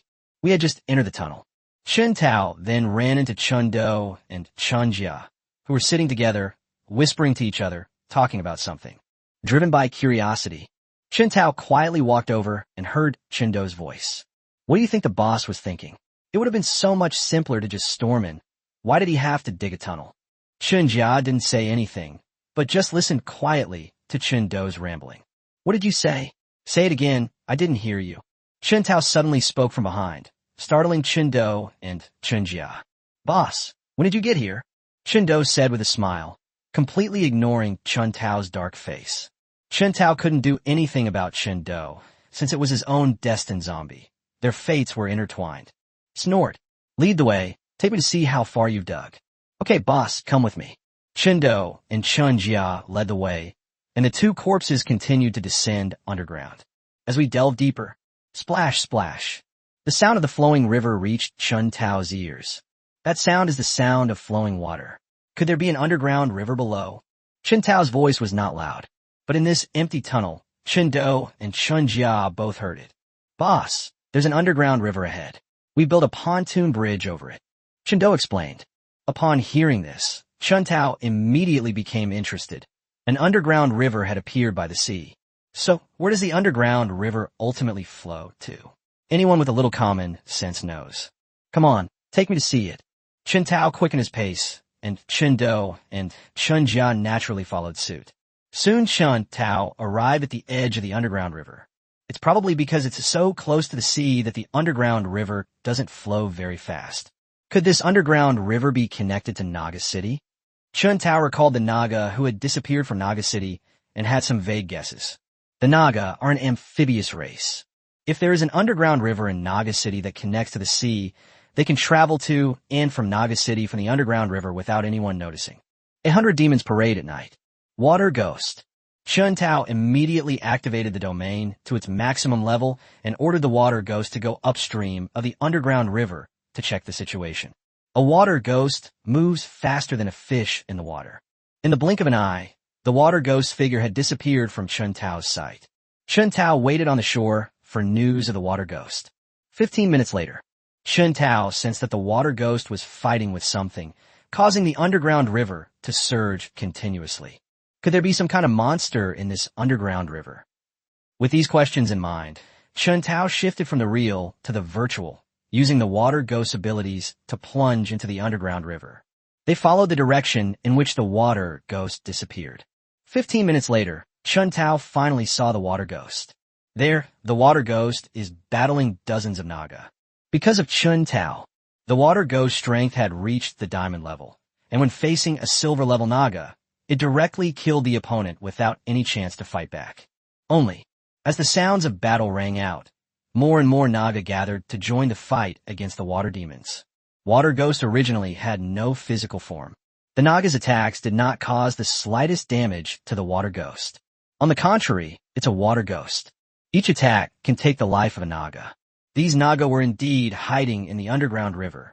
Having made up his mind, Chen Tao immediately ordered the Water Ghosts to retreat. Since the underground river connects to Naga City, Chen Tao immediately had a good idea in mind to break through Naga City. The Water Ghost is very fast. The Naga couldn't catch up with the Water Ghost at all and could only watch helplessly as it disappeared. They returned to the shore. Chen Tao immediately gathered all the skeleton mages transformed by the Naga. Use magic to freeze this underground river. As Chen Tao gave the order, the skeleton mage's staff gleamed with a white light. A bone-chilling cold permeated the underground river. The surrounding temperature dropped rapidly, reaching below zero in the blink of an eye. The underground river has begun to freeze. It's too slow. Chen Dou, you should make a move too. Chen Tao was very dissatisfied with the freezing speed. Remembering that Chen Dou had a skill that could freeze 1,000 miles, he immediately asked Chen Dou to join in as well. Chen Dou unleashed the power of a high-level diamond. 1,000 miles of ice. As the skill was unleashed, a thick layer of ice formed centered on Chen Dou's feet. The ice continued to spread. After it came into contact with the underground river, the entire underground river quickly froze into ice. Not only that, the ice continued to spread deeper into the underground river. The entire underground river, spanning a radius of 1 kilometer, was frozen over. The underground river stopped flowing and the water level began to rise continuously. Boom! Boom! At the same time, Shortly after the underground river was frozen, explosions were heard in Naga City. Streams of water shot into the sky. Among them were Nagas who were thrown out by the water column. The city of Naga was plunged into chaos. As time passed, the water column continued to grow thicker. Naga City has been transformed into a water city. Fortunately, the Naga are an amphibious race, so the water does not harm them. If it were another race, they would have drowned long ago by then. Let's go. Chun Tao led the undead army out of the tunnel and arrived outside the Naga City. Water was seen flowing continuously from the gate of Naga City. Only, the little water seeping out from under the door was not enough to stop the water level in Naga City from rising. Naga City is now like an oversized bucket. 2 hours later, the water level in Naga City has risen to its highest point. The water flowed down the battlements like a waterfall. Skeleton Mage, use Ice Storm. Even with the Skeleton Mage's abilities, he couldn't completely freeze the entire Naga City. However, merely disrupting the Naga army and preventing them from retaliating is enough to achieve the objective. Skeleton Warriors attack. Taking advantage of this gap, Chun Tao led the Skeleton Warriors to the foot of Naga City. The defensive formations of Naga City were not yet fully in place. The Skeleton Warriors' bone sword struck the city wall, immediately causing considerable damage. However, the city wall is too thick, and it will take some time to completely breach it. Chun Tao wasn't in a hurry and just waited quietly. The Skeleton Mages took turns attacking, and after exhausting their mana several times, the Skeleton Warriors finally breached the walls of Naga City. Boom! Boom! A large hole was torn in the city wall, and the Skeleton Warrior was immediately swept away by the flood. Fortunately, the undead army does not need to breathe. After being swept away, they quickly climbed out of the water and did not return to Chun Tao's side to line up again. Instead, it's a distance away from the water flow. He held the bone knife horizontally in front of his chest, ready for battle. As the saying goes, 1,000-mile dike can be destroyed by an anthole. As the water flowed, the hole widened, and the water level in Naga City slowly receded. Every now and then, Nagas would rush out of the cave entrance.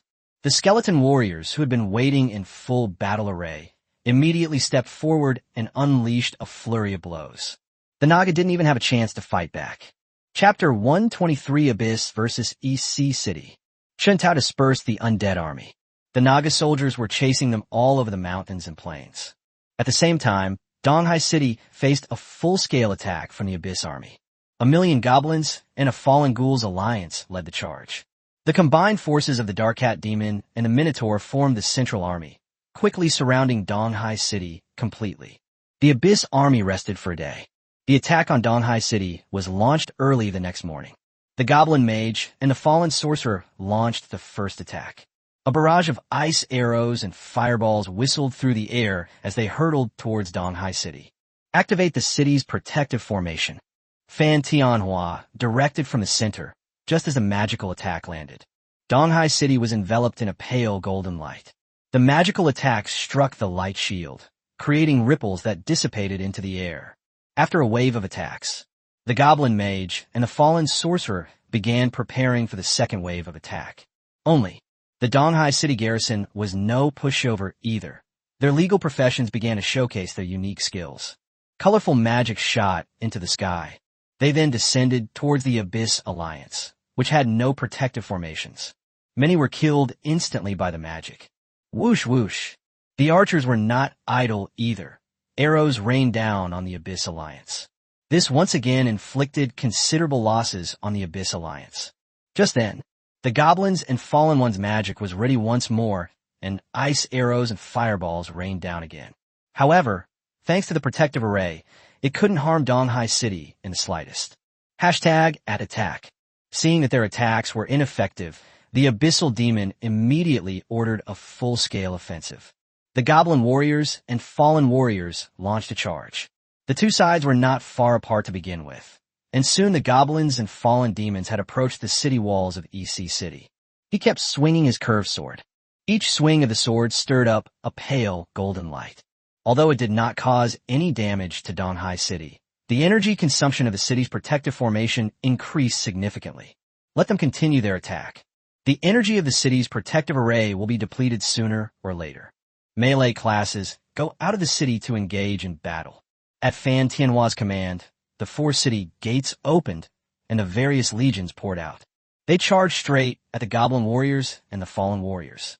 Ding ding dong, splat snap.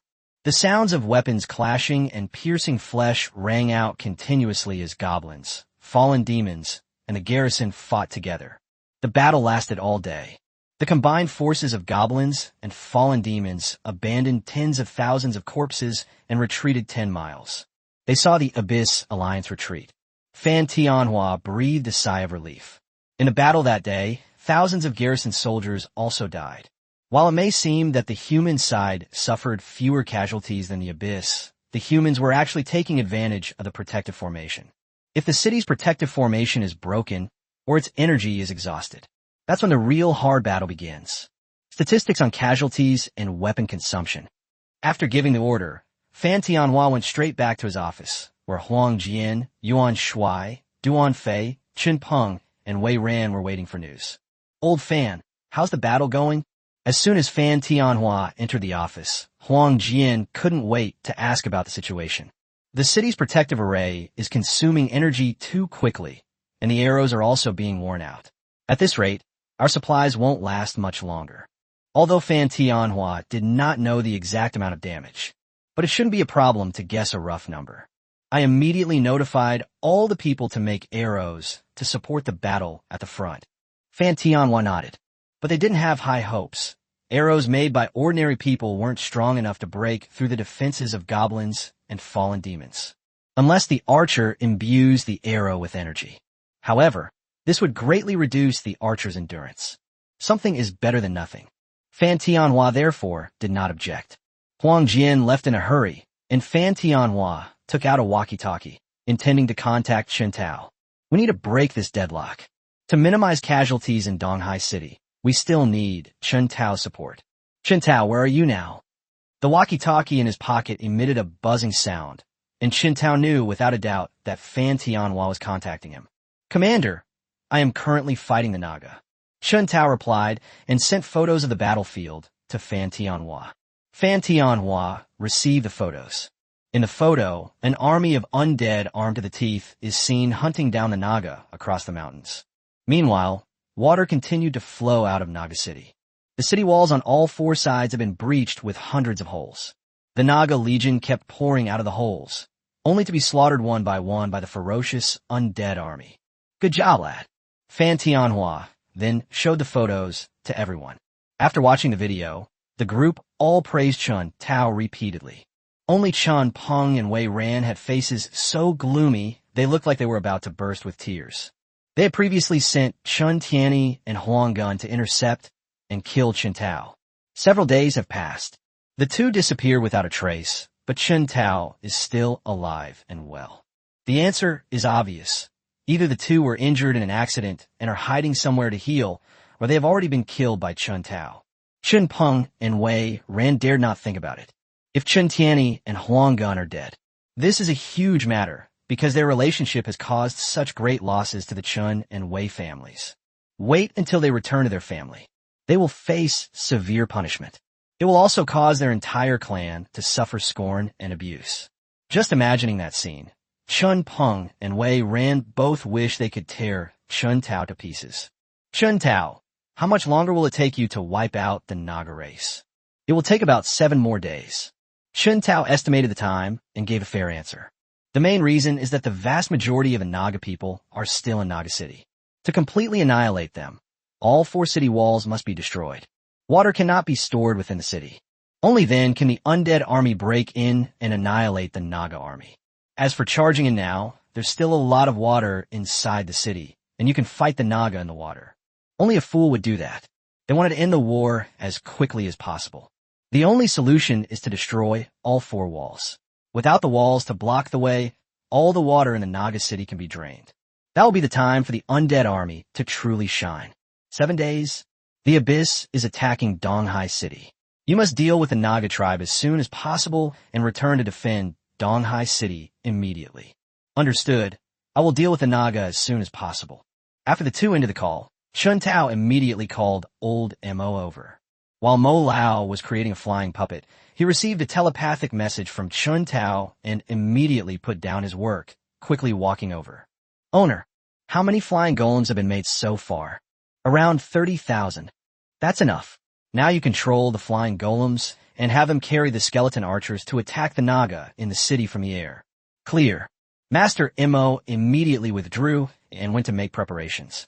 Chindo, Chanjia, you two immediately lead some skeleton warriors to demolish all four walls. Yes. Chindo and Chanjia each led 100,000 skeleton warriors and rushed quickly toward the city wall. Chapter 124, Domain Fusion. As Chun Tao issued his orders one by one, the entire undead army sprang into action, meticulously carrying out Chun Tao's orders. Boom! Boom! A section of the city wall was knocked down, and the river water inside the city flowed out quickly along the collapsed wall. The skeleton warrior was swept away by the river and staggered about.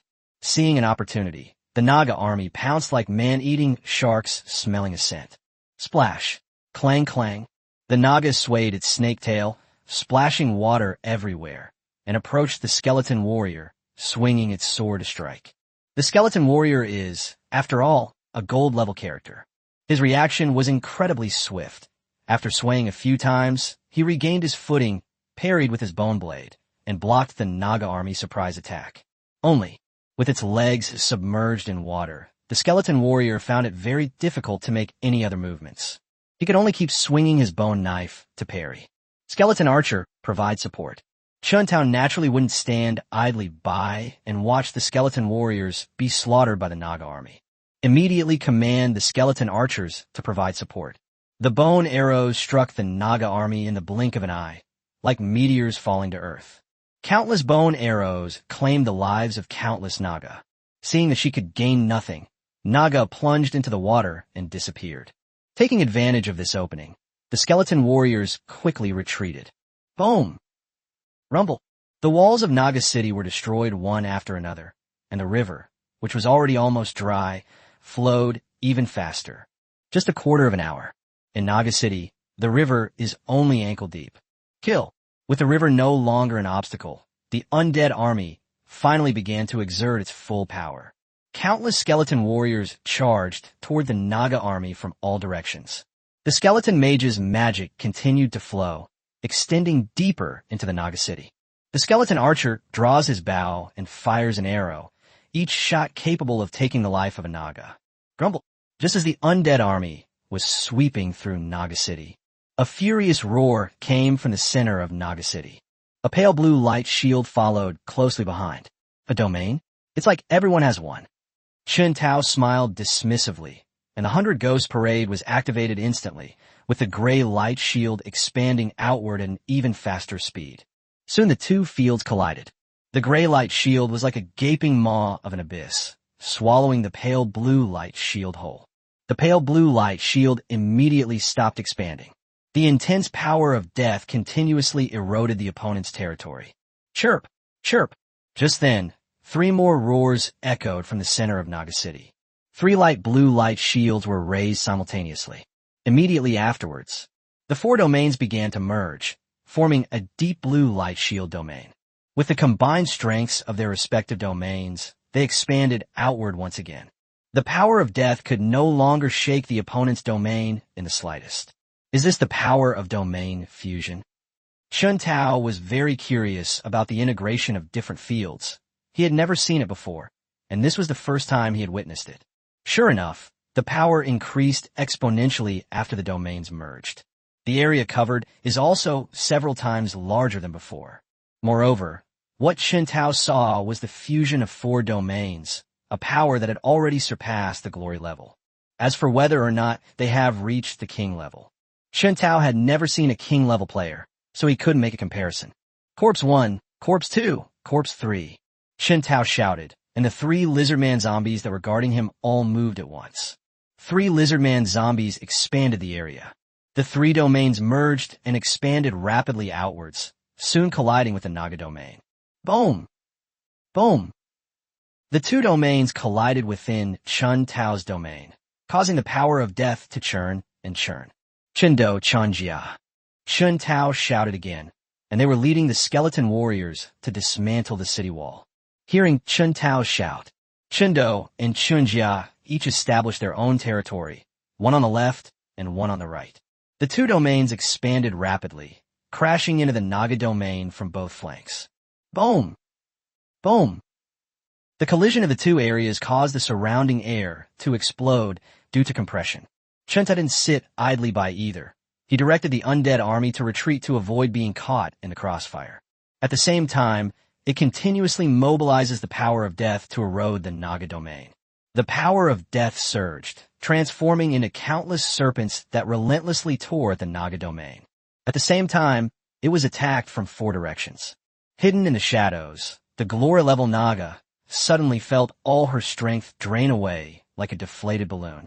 The 4 glory-level Nagas had to shrink their domain to reduce their own energy consumption. Otherwise, once their strength is exhausted, only death awaits them. Whoosh whoosh. Just then, 4 strong Naga, each nearly 4 meters tall, soared into the sky. Utilized the glory-level ability to briefly fly. It rushed towards Chun Tao's main body at high speed. You're not capable of capturing me. Chun Tao let out a cold snort. His body vanished from the spot and reappeared 1,000 meters away. The glory-level aircraft can only briefly take to the air. They cannot actually fly. Seeing Chun Tao arrive behind them, the 4 glory-level Nagas were unable to change direction. Due to inertia, the 4 Nagas ran forward for hundreds of meters. Only then did he stop and turn around to continue rushing towards Chun Tao. Unfortunately, Chun Tao's teleportation was too cheating. He disappeared again before the 4 Nagas could get close. Unless the 4 Naga possess a treasure that seals off space. Otherwise, they couldn't catch Chun Tao no matter what. They couldn't catch Chun Tao, but that doesn't mean Chun Tao couldn't catch them. Soul-binding ghost. With a loud shout from Chun Tao, the soul-binding ghost appeared out of thin air, swinging its soul-locking chains. Splash. The soul-locking chains were thrown out immediately. The soul-locking chains moved swiftly, like serpents, towards the 4 Nagas, binding them. Bow! Seemingly sensing the danger emanating from the soul-locking chains, the 4 Nagas retreated in unison. I want to get away from the soul-locking chains. But the soul-locking chain is like a stubborn plaster. Wherever they retreat, the soul-locking chains follow. Grumble. One of the Nagas stretched out an arm and pushed the other 3 Nagas backward.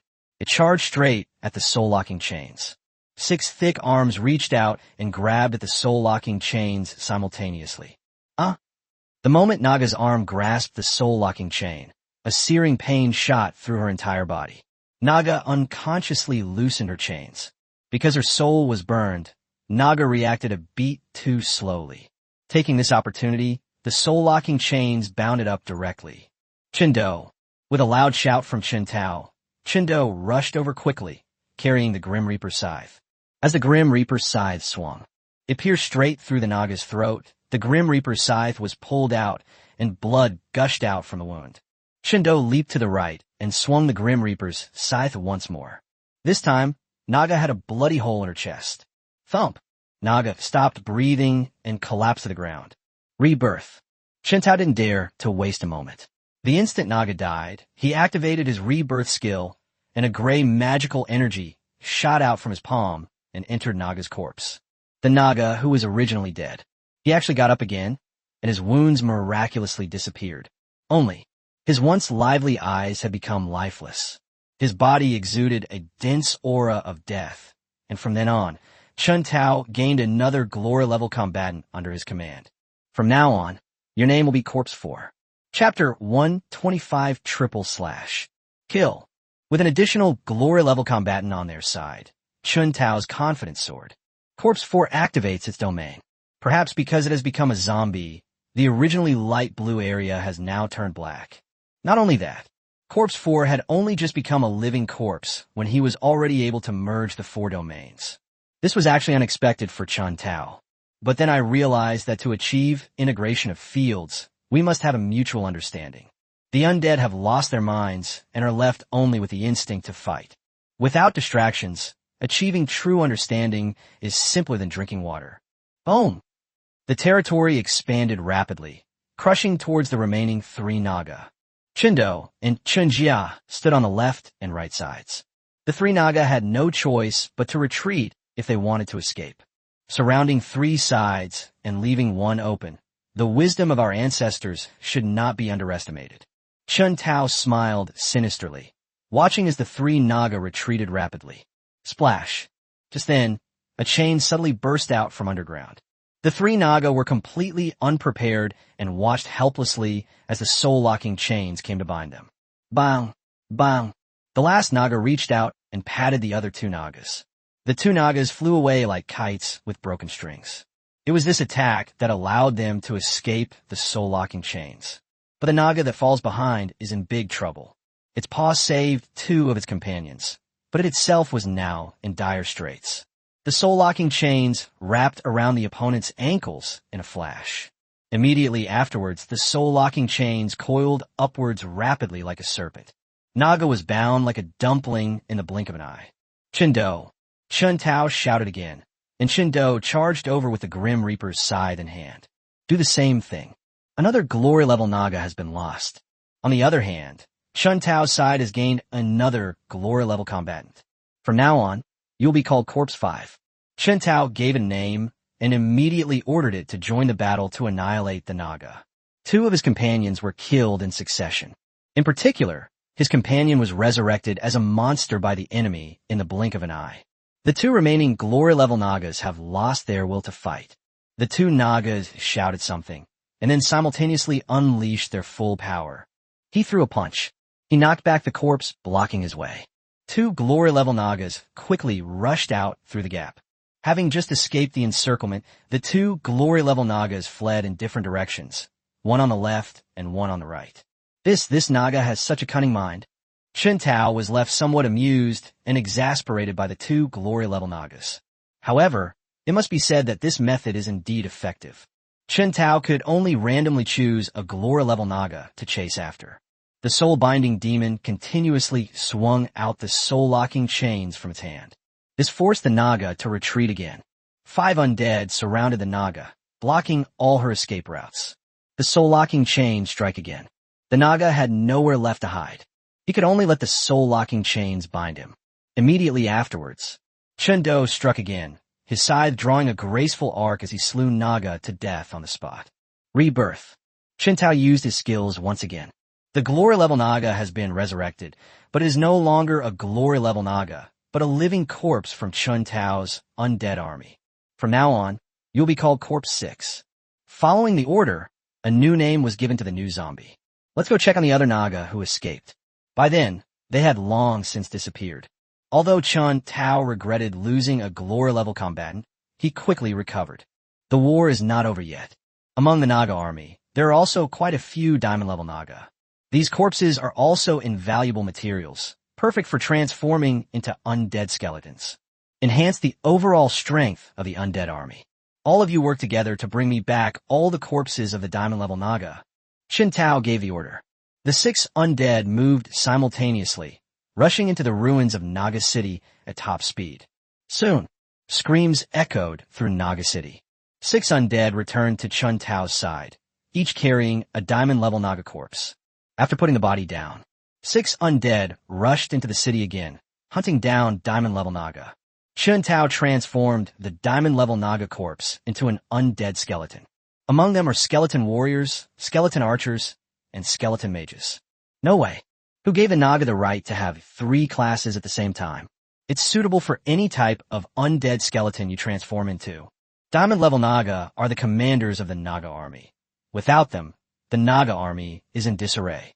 Taking advantage of this opportunity, the undead army stormed into the city. Engage in a decisive battle against the Naga army. The battle has just begun. With the aid of the night parade of 100 demons, the undead army swiftly reaped the lives of the Naga army. Only, the Naga army is too large. It will take quite some time to completely annihilate the Naga army. Old Master Amo, your flying puppet still needs improvement. Chun Tao combined flying puppets and skeleton archers to form a flying unit. But in the recent actual combat, many skeleton archers fell off their flying golems before they could even fire their arrows. They fell into the Naga army. Skeleton archers naturally have no chance of survival. Therefore, The Air Force's combat effectiveness was not particularly impressive. On the contrary, it suffered significant losses of skeleton archers. Naga are natural archers. During the battle, many flying golems were hit by arrows, and the entire flying golem was directly reduced to fragments all over the sky. As for the skeleton archer sitting on the back of the flying golem, they naturally fell into the Naga army and met a tragic end, their bodies never to be found. Master, how about I make a batch of bronze-level flying puppets? The higher the puppet's level, the fewer puppets Mo Lao can control. 4 bronze-level flying puppets. Mo Lao can only control 10,000 at a time. 10,000 Air Force units. It's not very useful on a battlefield with millions of people. Moreover, making a puppet consumes a lot of resources, so Chen Tao felt it was unnecessary. Forget it. I'll think of another way to deal with the Air Force. In the end, Chen Tao abandoned the combination of puppet and skeleton archer. The main reason is that it's too expensive. On the other side, Donghai City. After several days of continuous battles, the Abyss Army still failed to break through the city's protective formation. The Abyss Demon's patience has run out. The Dark Griffin Legion and the Wingman Legion were drawn into the battlefield. With all the diamond-level Dark Griffins and Winged Men making their move, they directly tore a hole in the city's protective formation. In less than a quarter of an hour, tens of thousands of garrison soldiers were brutally killed by the two army groups. Fan Tianhua, Huang Jian, Yuan Shuai, Duan Fei, Chun Peng, and Wei Ran all made their move together, expanding into new areas. It covers both legions and seals the power of the Dark Griffin and the Wingman. The archers launched an attack in unison. However, although the Dark Griffin and the Wingman have lost their powers, they're still very fast at flying. The arrows couldn't hit the opponent at all. Even if you managed to hit them by chance, their bodies are too large. Although he was hit by several arrows, they did not cause fatal injuries. Dark Griffins and winged beings are no less intelligent than humans, and they won't foolishly fight in each other's territory. They all flapped their wings and retreated. Chapter 126. The Naga army is annihilated. The Dark Griffin Legion and the Wingman Legion retreated. As the Abyss army gradually withdrew from the battlefield, Fan Tianhua and the others secretly breathed a sigh of relief. Both the Dark Griffin Legion and the Wingman Legion have a minimum combat strength of diamond level. The Legion Commander and Deputy Legion Commander are even more honored. In other words, the Abyss currently has at least 22 glory level players. They are far more powerful than the Donghai City garrison, if it weren't for the fact that they still have secret weapons to use. The glory level warriors on the Abyss side dared not act rashly. This is what allowed them to stop the army of the Abyss. Only, the garrison suffered heavy losses in this battle, with nearly 50,000 men losing their lives in the siege. Half a legion was lost in one go. These were all Fan Tianhua's elite troops, and they suffered such a great loss. Fan Tianhua felt his heart was bleeding. Quickly clean up the battlefield and repair the city defenses. But war is no human endeavor, and Fan Tianhua quickly composed himself and began issuing orders methodically. The garrison troops operated at breakneck speed, like machines. Each unit performed its duties and quickly collected the bodies of their comrades, transporting them to the rear. On the other side, Chen Tao led the undead army into Naga City, where the undead and Naga armies clashed. The entire Naga City became the main battlefield. Although a portion of the Naga army was wiped out by the undead army, there's still more than 2 million Naga soldiers in the city. After these several major battles, the undead army, their numbers reached 2 million, making them no less numerous than the Naga army. In terms of quality, the undead army is at least gold level, while the Naga side is mostly silver level. A difference of a whole realm. The Naga army is nothing compared to the undead army. The undead army advanced with unstoppable momentum, and although the Naga army tried to resist, they were ultimately outmatched in strength. In addition, the Naga race's Glora-level warriors are either dead or have fled, leaving them without any Glora-level combat power. This further accelerated the demise of the Naga army. Chen Tao went all out this time, sending all his capable soldiers to the battlefield, whether it's a legendary zombie or various vengeful spirits. When they enter the battlefield, they become complete meat grinders, and any Naga that stands in their way suffers a terrible fate. Skeleton création technique. To hasten the annihilation of a Naga army, Chun Tao continued to transform skeletons and incorporate them into the undead army, with the balance of power shifting between the two sides. The Naga's demise has accelerated considerably. The battle lasted for 5 days and 5 nights. When the last Naga fell in a pool of blood, the great battle between the undead and the Naga came to an end. The game ended with the undead army emerging victorious. Quickly clean up the battlefield. Chun Tao used his skeleton-creating technique to transform all the intact corpses into skeletons.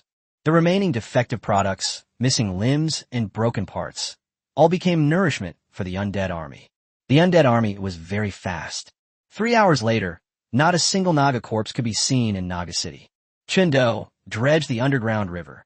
The Great War is over, and there is no point in blocking the underground river again. Yes. Chun Do accepted the order and left. The undead army returned to the realm of the dead in an orderly and well-organized formation. After doing all this, 3 more hours have passed. The sun has already moved to the west, and in about an hour, it will get dark. Chun Tao didn't care what time it was.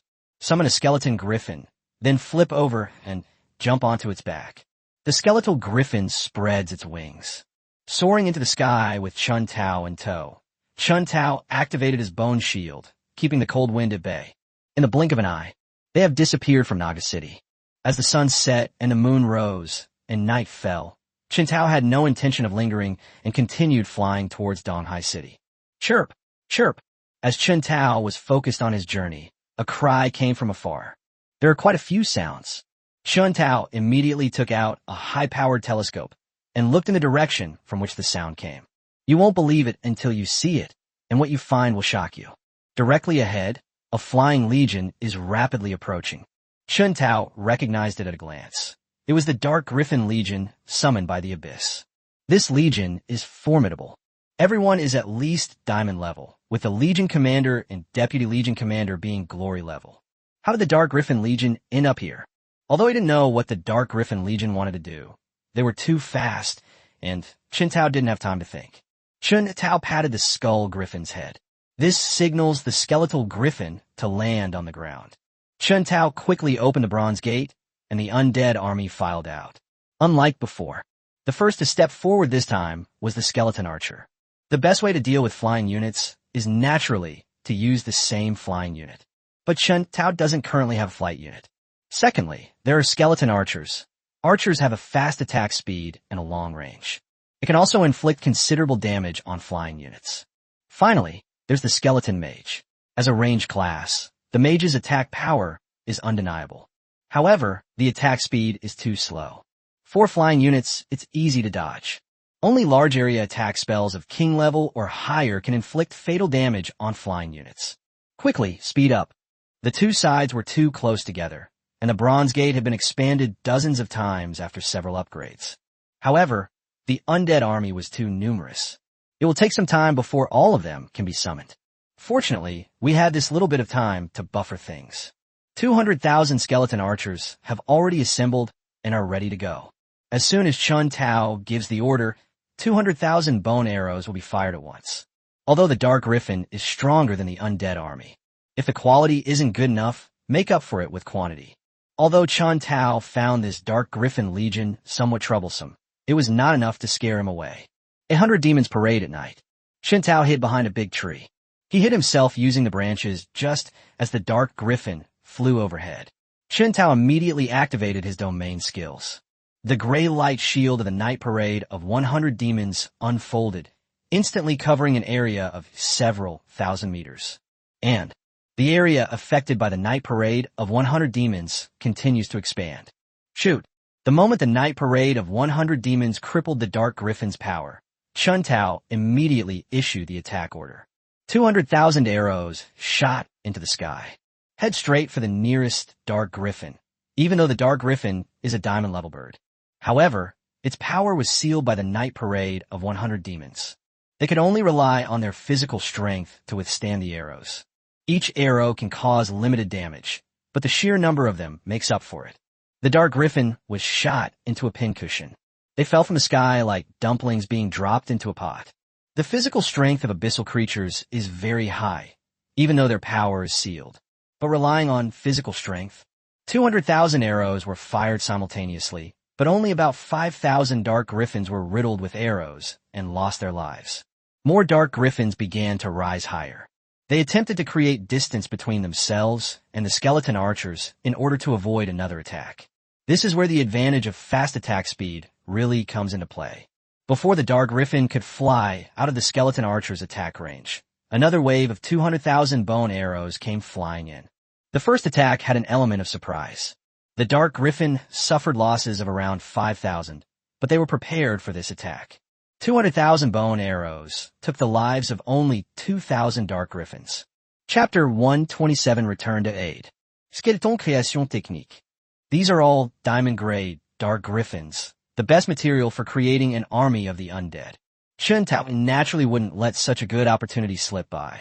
As the skeleton creation spell was cast, the flesh and blood of the 7,000 dark griffins rapidly dissolved. Puff! Undead fire rose up, and the corpse of the dark griffin was successfully transformed into a skeleton griffin. The newly born skeletal griffins all raised their heads and let out silent roars. Immediately afterwards, the skeleton griffin quickly took off and charged towards the nearest dark griffin, because it is blessed by both the Heart of the Dead and the Night Parade of 100 demons. The skeleton griffin is many times stronger than it was in life, and its speed is unmatched by the dark griffin. In just a few breaths, the skeleton griffin had already rushed in front of the dark griffin, its sharp talons slashing out. For holes appeared on the head of the dark griffin. The dark griffin was fatally struck in the head and died instantly, falling from the sky.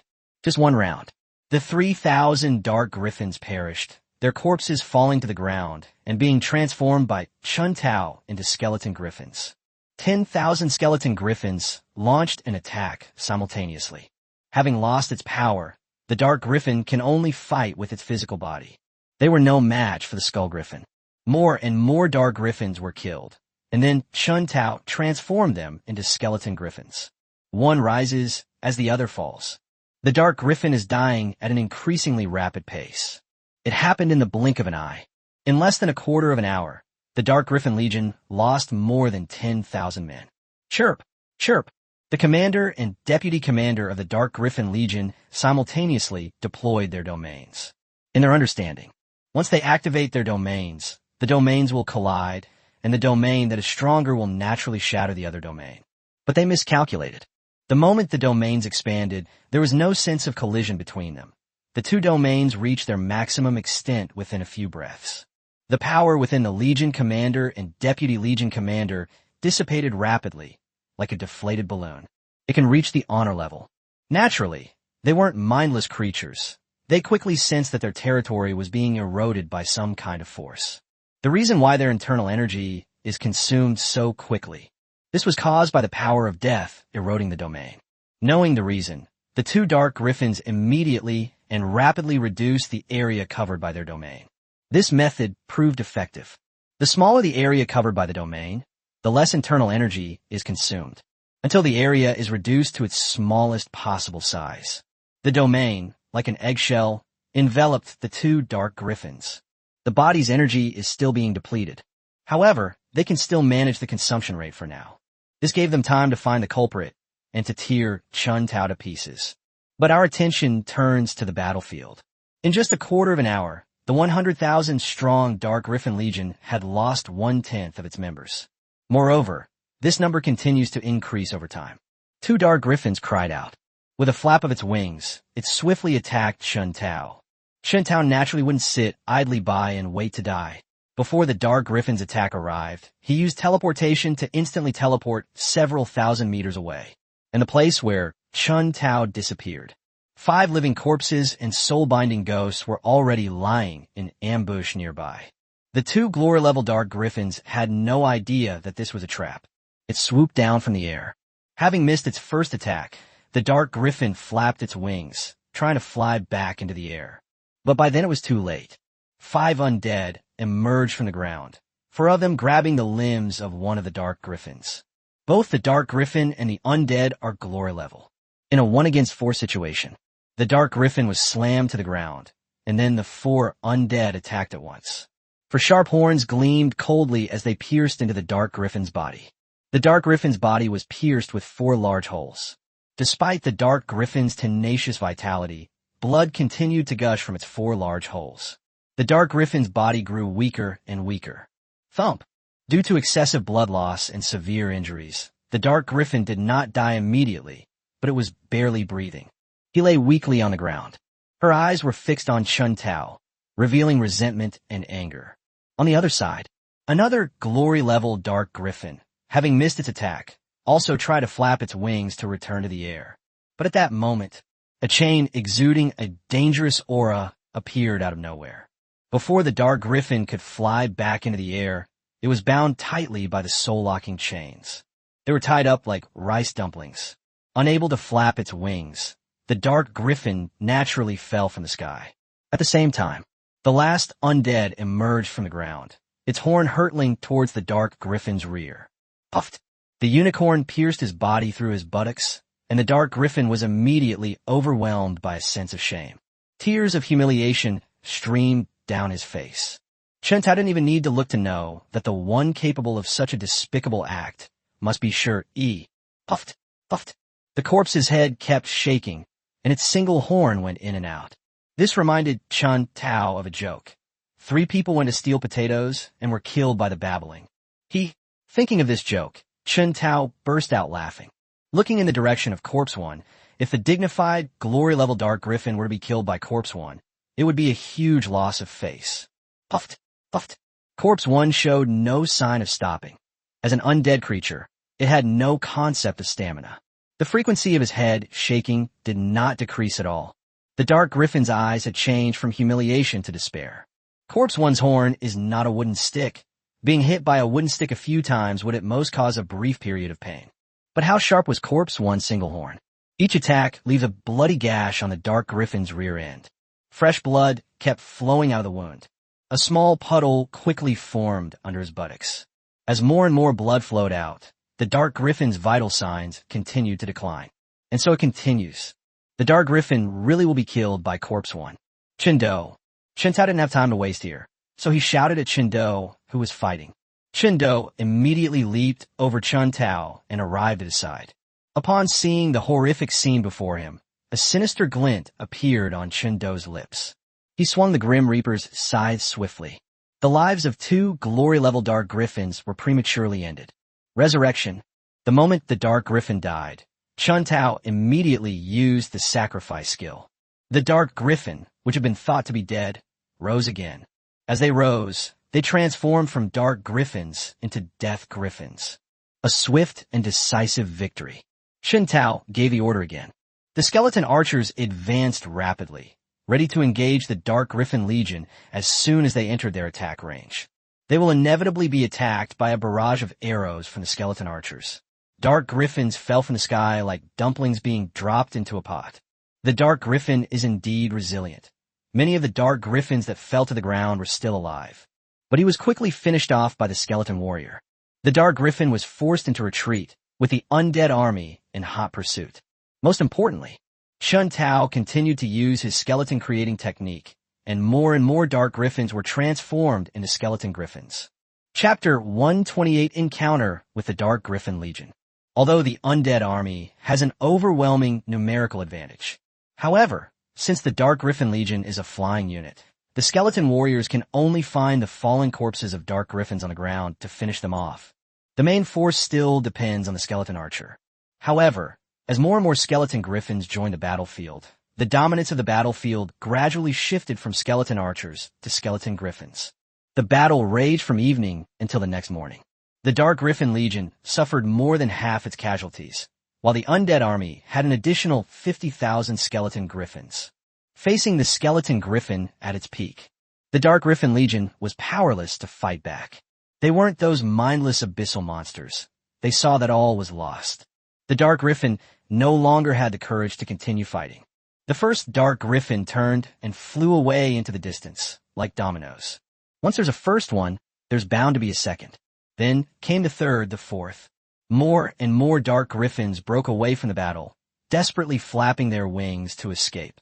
The Dark Griffin desperately wanted to escape. Chun Tao really had no way to deal with them, so he could only order the skeleton griffins to give chase.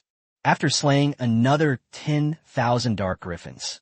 The remaining Dark Griffins have vanished without a trace. Skeleton création technique. Chun Tao transformed the corpses of the 10,000 Dark Griffins into skeleton griffins. Chun Tao opened the Bronze Gate, and the undead army returned to the undead kingdom, leaving only 2 Glory-level Death Griffins and 60,000 skeleton griffins by his side. From now on, you'll be called Corpse 6, and you'll be called Corpse 7. After giving the 2 newly acquired zombies names, Chun Tao continued on his way. 60,000 skeletal griffins blotted out the sky. It swept swiftly across the sky, startling birds and beasts into scattering in all directions. 2 days later, we were still 1/3 of the way from Donghai City. Chun Tao was taking a short break on a hillside when suddenly a dense array of black dots appeared on the horizon. The black dots move extremely fast. Enemy attack. This was the first thought that popped into Chun Tao's mind. The land of the dead. Chun Tao dared not delay and immediately opened the Bronze Gate, releasing the army of the undead. As the undead army assembles, Chun Tao took out a high-powered telescope to observe who the invading enemy was. It's the Dark Griffin Legion again. After seeing who it was, Chun Tao smirked. The Dark Griffin is an old rival. I was just worried about not having enough flying units, and this is exactly what's coming to my doorstep.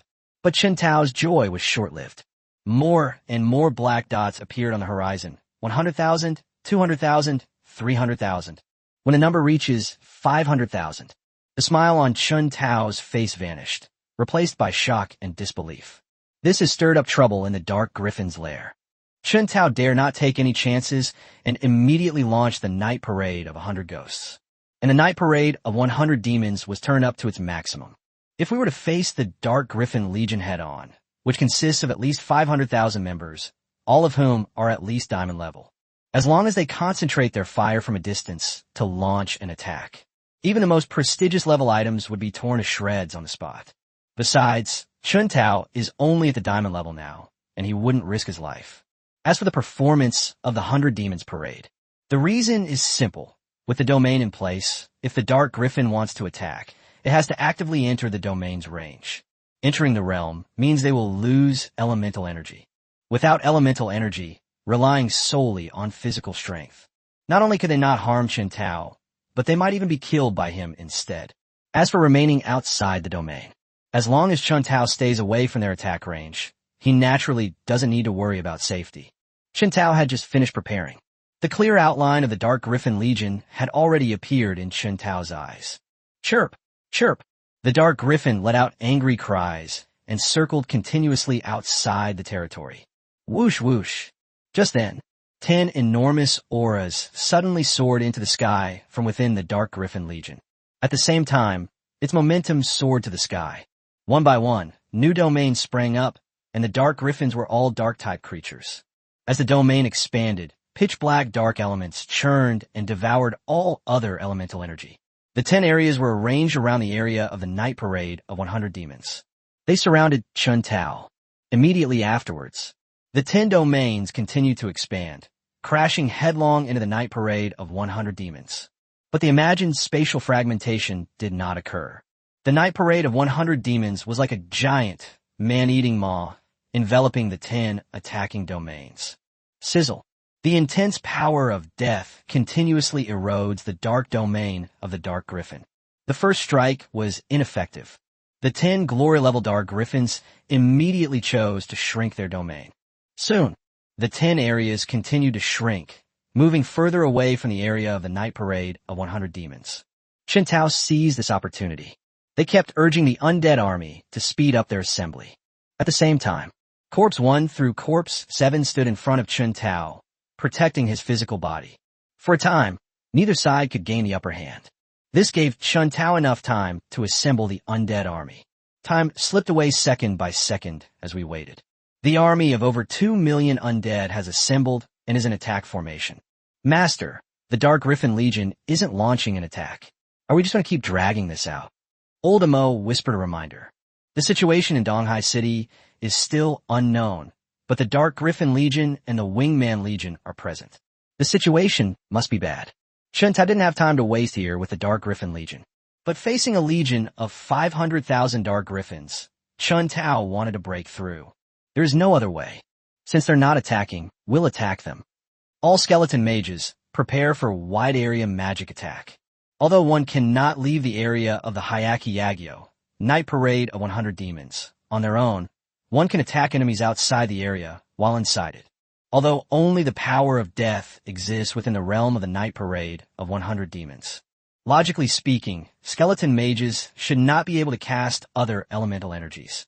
But strangely enough, the skeleton mage's bone staff shimmered with multicolored light. It is clearly releasing elemental magic of different types. Chun Tao used his mental energy to carefully observe the skeleton mage's spell-casting process. They were trying to find out why other elemental magic was being used. After observation, Chun Tao finally figured out what was going on.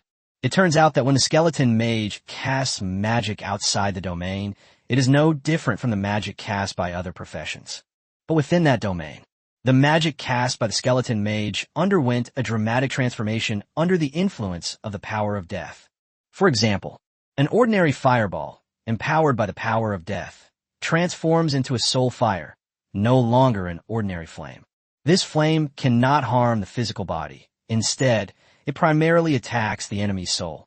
Ice magic has also changed. It transformed from ordinary ice into netherworld ice. This ice can attack not only the enemy's body, but also their soul. You could say that, with the power of death added to them, all the ordinary elements underwent mutation. Not only is it more powerful, furthermore, they all gain the ability to attack souls. Boom! Whoosh! Bang! As the skeleton mage finished condensing his magic outside the realm of the 100 Ghost Parade, it instantly transformed into a magical ocean. The wind howled, flames soared into the sky, ice descended, and earth dragons roared. Interspersed among them were the mournful cries of dark griffins. Chapter 129, 2 consecutive slashes. The Dark Griffin Legion was caught off guard by the magical attack. It immediately flew quickly into the distance. After the magic disappeared, it flew back again.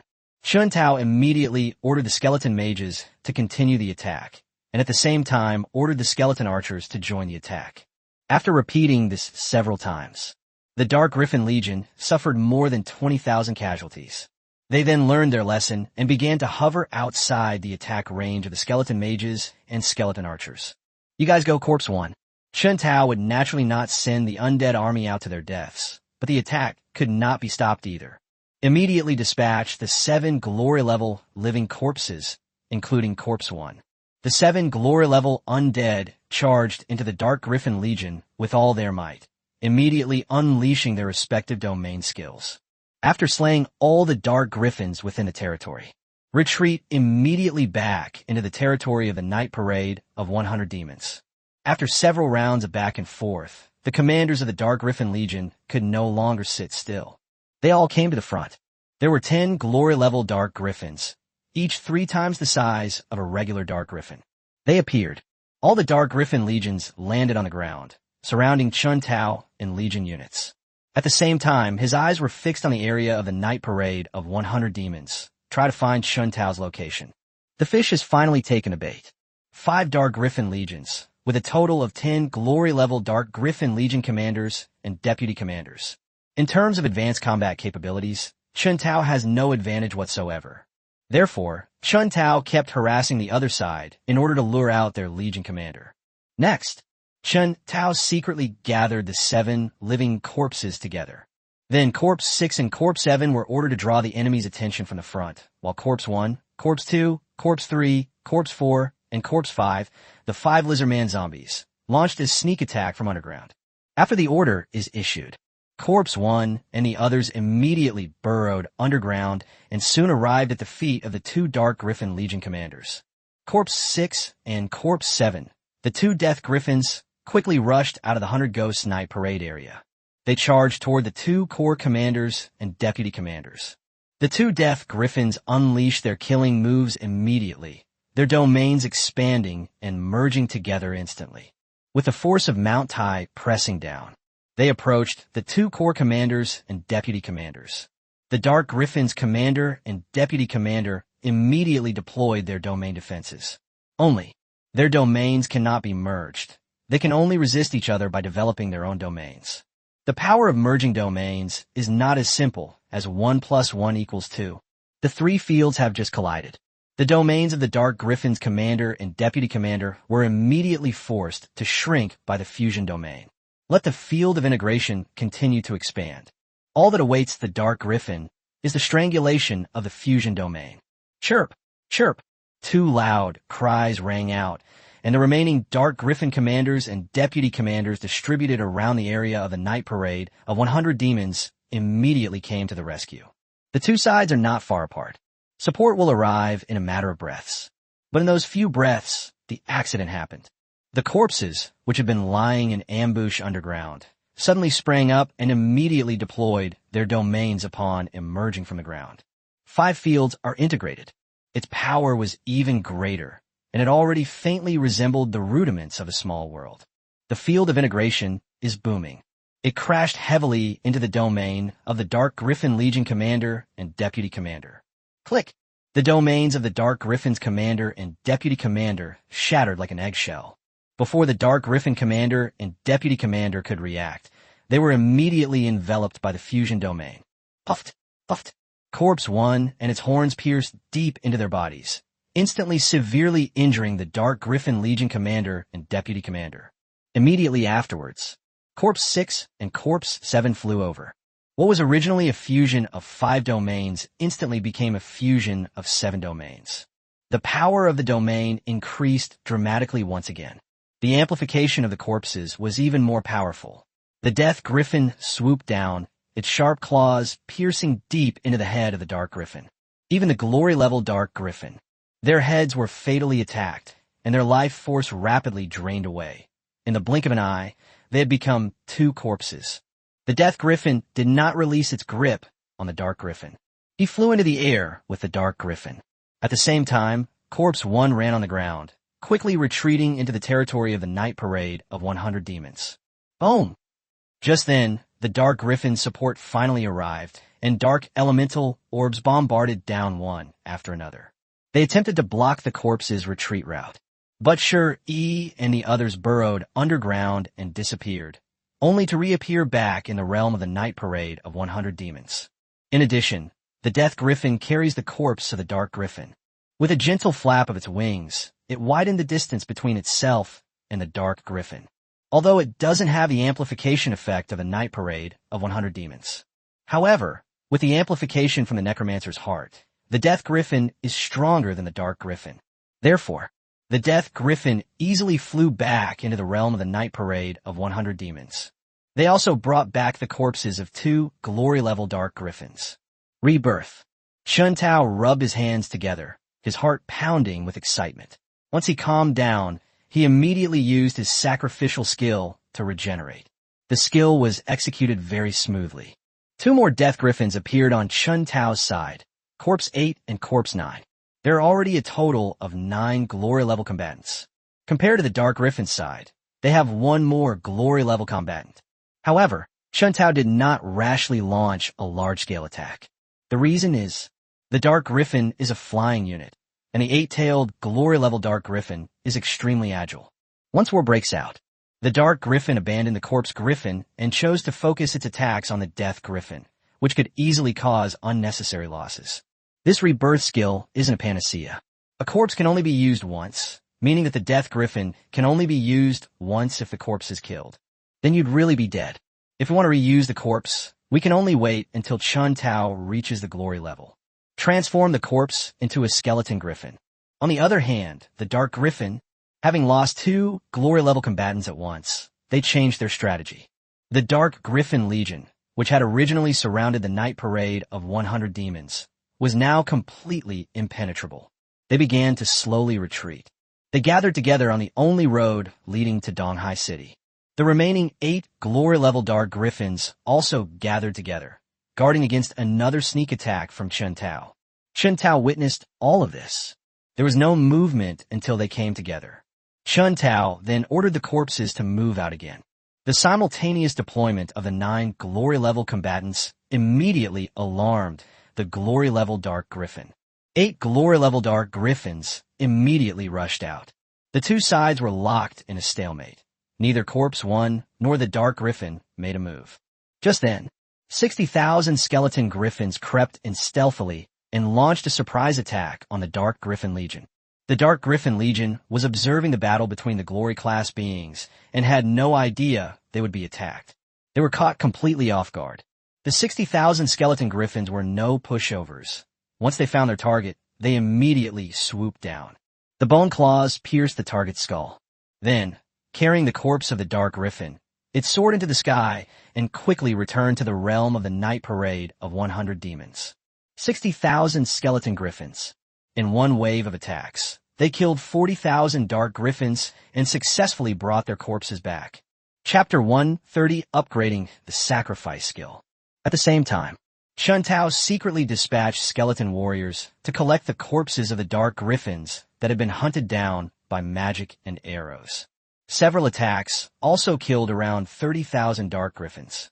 All of these corpses were brought back by the skeleton warriors, in addition to the 40,000 killed by the skeleton griffins. The number of dark griffin corpses reached over 70,000. Chuntao did not transform the 70,000 dark griffin corpses into skeleton griffins. Instead, they are brought together, prepared to make a sacrifice to enhance the power of the sacrifice skill. Sacrifice skills are a gift from heaven and cannot be cultivated to increase their power. I want to upgrade my sacrifice skill level. The only solution is to continue sacrificing corpses. Fortunately, upgrading the sacrifice skill does not require returning to Donghai City. As long as there are enough corpses, the sacrifice skill can be used to contact the Heavenly Tao. Upgrading the sacrifice skill is simple. As long as the corpses are gathered together and then contact the Heavenly Tao and receive a response from the Heavenly Tao, the body will be taken away by the Heavenly Tao. At the same time, the Heavenly Tao will also increase the level of the sacrifice skill. In Chuntao's view, this sacrifice was more like an equivalent exchange, with the corpse serving as currency. Get everything ready. Chuntao stood beside the corpse, activating his sacrificial skill and emitting a unique frequency. Buzz. Just then, suddenly, a crack appeared on the pile of corpses, and an eyeball emerged from it. Eyeballs first glanced at the corpse of the Dark Griffin. Chuntao wasn't sure if it was just his imagination, but he actually saw a hint of joy in the eyes. Immediately afterwards, his eyes turned to Chuntao. With just one glance, Chuntao felt as if he were being watched by some terrifying being. His hair stood on end, and a cold sweat broke out on his body. Chuntao immediately lowered his head. I dare not look at the eyeball that the Heavenly Tao has transformed into. Swoosh! The eyeball that heaven had transformed into emitted a beam of light, which shot directly into Chuntao's brow. The beam of light continuously traveled within Chuntao's body. The body instinctively memorized the route of the magic's flow, and then the beam of light entered the mind's sea of consciousness. A strange memory suddenly appeared out of nowhere. I had gained a deeper understanding of rebirth and devouring. At the same time, the rebirth and devour skills have also been upgraded from platinum to diamond. Go through the newly acquired memories again. Chuntao then understood the changes that had occurred to the two sacrificial skills. The rebirth skill originally allowed control of only 10 undead at a time, but now it can control 20. This isn't even the biggest change. The biggest change is that the rebirth skill now has an extra slot. This spot can revive a corpse that is 2 major realms higher than Chuntao. In other words, Chuntao is now at the diamond level, capable of transforming a king-level corpse into a living zombie. Only, in this world, forget about obtaining a king-level corpse. The only chance is to reach the outer battlefield. Excellent. 10 more spots have been added. I'll gladly accept these dark griffins. Chuntao's gaze fell not only on the glory-level dark griffin. The dark griffins are confronting the corpses. I involuntarily shivered, as if I were being watched by something terrifying. But after some observation, finding no danger, he regained his composure and continued to confront the corpses. Chuntao withdrew his malicious gaze from the dark griffin. Let's check the Devour skill again. This skill can increase the level of the undead army, which is quite useful. After this upgrade, the Devour skill has also undergone a complete transformation. Firstly, after the skill was upgraded, the devouring speed was greatly improved. Originally, the undead army devoured corpses. It still needs to be gnawed bit by bit. After upgrading, The undead skeleton can separate a wisp of undead fire. The fire of the dead can devour the essence of a corpse. The undead fire returns to its original form, increasing the level of the undead army. This absorption speed is much faster than before. In addition, the efficiency of absorption and transformation has been improved. When an undead skeleton devours a corpse, it cannot absorb 100% of the corpse's essence. The conversion efficiency is only around 30%. After this upgrade, the conversion rate increased from 30% to 60%. This upgrade is also good. The leveling speed of the undead army will be much faster from now on. Chen Tao silently made his own assessment. Only then did he turn his gaze to the Eye of Heaven. The Eye of Heaven continuously revolved around the pile of corpses, and the flesh and bones on the corpses were dissolving at a speed visible to the naked eye. The liquid from the melting of flesh and bones seeped into the earth and disappeared. After all the corpses have completely dissolved, the Eye of Heaven drilled back into the crack, and the crack healed quickly without leaving a trace. As for the liquid left after the body has dissolved, after it all seeped into the earth, it left no trace on the ground. Could the heavenly Tao be underground? Chen Tao let his mind wander for a moment, but quickly shook his head with a wry smile. No matter where the way of heaven is, none of this concerns Chen Tao. The most urgent task now is to eliminate the enemy on the front lines. Then support Donghai City. Chen Tao turned his gaze back to the battlefield, where the corpses were still in a standoff. A fight is unlikely to break out anytime soon. Chen Tao sent out the skeleton griffin again for a sneak attack, this time from a different direction. This time, the dark griffin was prepared. However, the skeleton griffin is stronger than the dark griffin. Despite their preparations, over 20,000 of them were ultimately killed by the skeleton griffin. When the skeleton griffin returned with 20,000 dark griffins, Chen Tao immediately transformed the corpses into skeleton griffins, increasing their number from 60,000 to 80,000. It's only 20,000 short. Skeleton griffins can now form an army. Next, the skeleton griffins launched repeated attacks, but their successes became fewer and fewer with each attack. Once again, they gathered 20,000 dark griffin corpses. Chen Tao abandoned his plan to continue the sneak attack. The dark griffins have become extremely sensitive, and the slightest disturbance can trigger a huge reaction from them. Continuing the sneak attack is pointless. After transforming the corpse into a skeleton griffin, Chen Tao finally had time to check his class panel. Name, Chen Tao. Class, Necromancer. Rank, High-level Diamond. Talents, Realm of the Dead, Heart of the Necromancer. Skills, Divine Meditation, Skeleton Creation, 9 Nether Corpse Refining, 100 Ghost Parade, Damage Transfer, Teleportation, Skeleton Domination, Corpse Explosion, Bone Arrow, Bone Shield, Bone Spear, Bone Prison Curse. Sacrifice Skills, Rebirth Devour. Undead, Gold Tier Skeleton Warriors 1 million, Gold Tier Skeleton Archers 400,000, Gold Tier Skeleton Mages 300,000, Gold Tier Skeleton Knights 30,000, Platinum Tier Skeleton Warriors 200,000, Platinum Tier Skeleton Archers 100,000, Platinum Tier Skeleton Mages 100,000, Diamond Tier Skeleton Warriors 50,000, Diamond Tier Skeleton Archers 30,000, Diamond Tier Skeleton Mages 20,000. Mutant Undead, Giant Hammer, Giant Axe. 9 Netherworld Corpse Refining Technique. Chendo, Fighting Corpse. Chunjia, Armored Corpse. The Night Parade of 100 Demons. Hang Ghost, Water Ghost, Knife-Wielding Ghost, Starving Ghost, Mountain Ghost, Mountain Lord Ghost, Soul-Capturing Ghost, Headless Ghost, Lustful Ghost, and Coin Ghost. Glory Level Undead. 9/20ths. Lizardmen/5, Death Griffins/4. King Level Zombie. 0/1. Chapter 131 Faint to the East, Attack in the West. The undead army has grown to over 2 million. Most importantly, it also includes 100,000 diamond-grade skull griffins. There are also 9 glory-level living corpses. This fighting force is enough to make them invincible, not only in Donghai City, but throughout the entire Dongshan province. Chendo, Chanjia, each of you lead 50,000 skeleton griffins and sneak up there quietly, awaiting my orders. The Dark Griffin Legion has become easily frightened. Any further sneak attacks will yield little result. Therefore, Chen Tao also changed his strategy. Yes, after receiving their orders, Chendo and Chunjia each led 50,000 skeleton griffins away from the 100 Ghost Night Parade area. After leaving the area of the Night Parade of 100 Demons, they immediately split into two groups, left and right. They stealthily approached the vicinity of the Dark Griffin Legion. Chunjia launched a surprise attack. Once they reached their designated location, Chun Tao immediately ordered Chunjia to launch the first attack. As mentioned before, the Dark Griffin Legion is in a state of panic. Chunjia and his skeleton griffins have just appeared. This immediately attracted the attention of the Dark Griffin Legion, who let out loud cries, flapped their wings, and charged towards the skeleton griffin.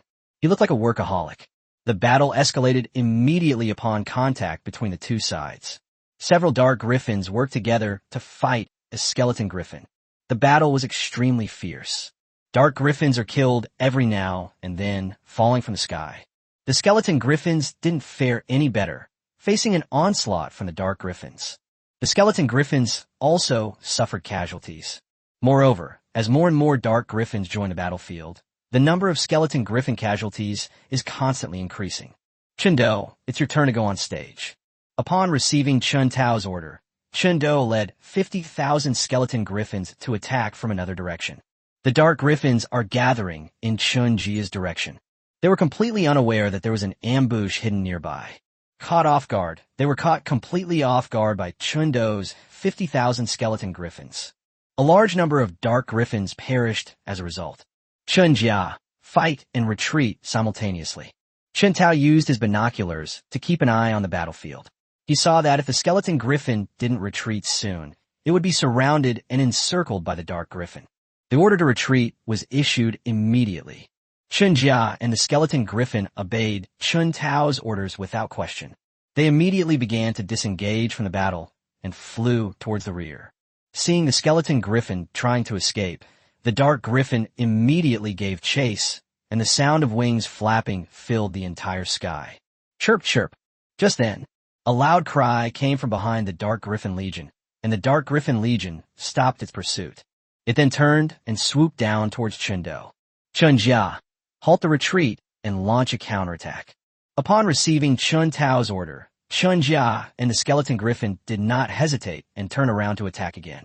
The Dark Griffin was ambushed by Chunjia's counterattack.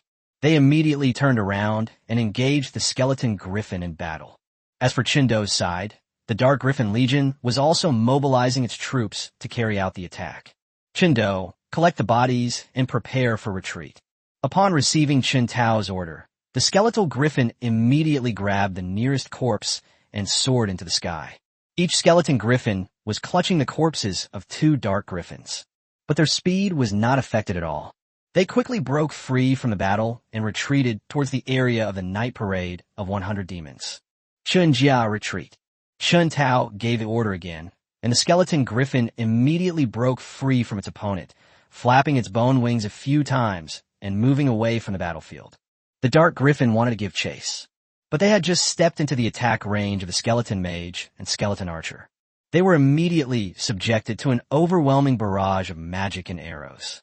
Although they were very unwilling, they could only let out angry cries and then retreat. The skeletal griffin returned to the Night Parade of 100 Demons. Chun Tao immediately inspected the damage to the skeleton griffin. We actually lost 10,000 skeleton griffins. Chun Tao was still heartbroken by this number, because the skeleton mage with the resurrection skill had not reached the diamond level.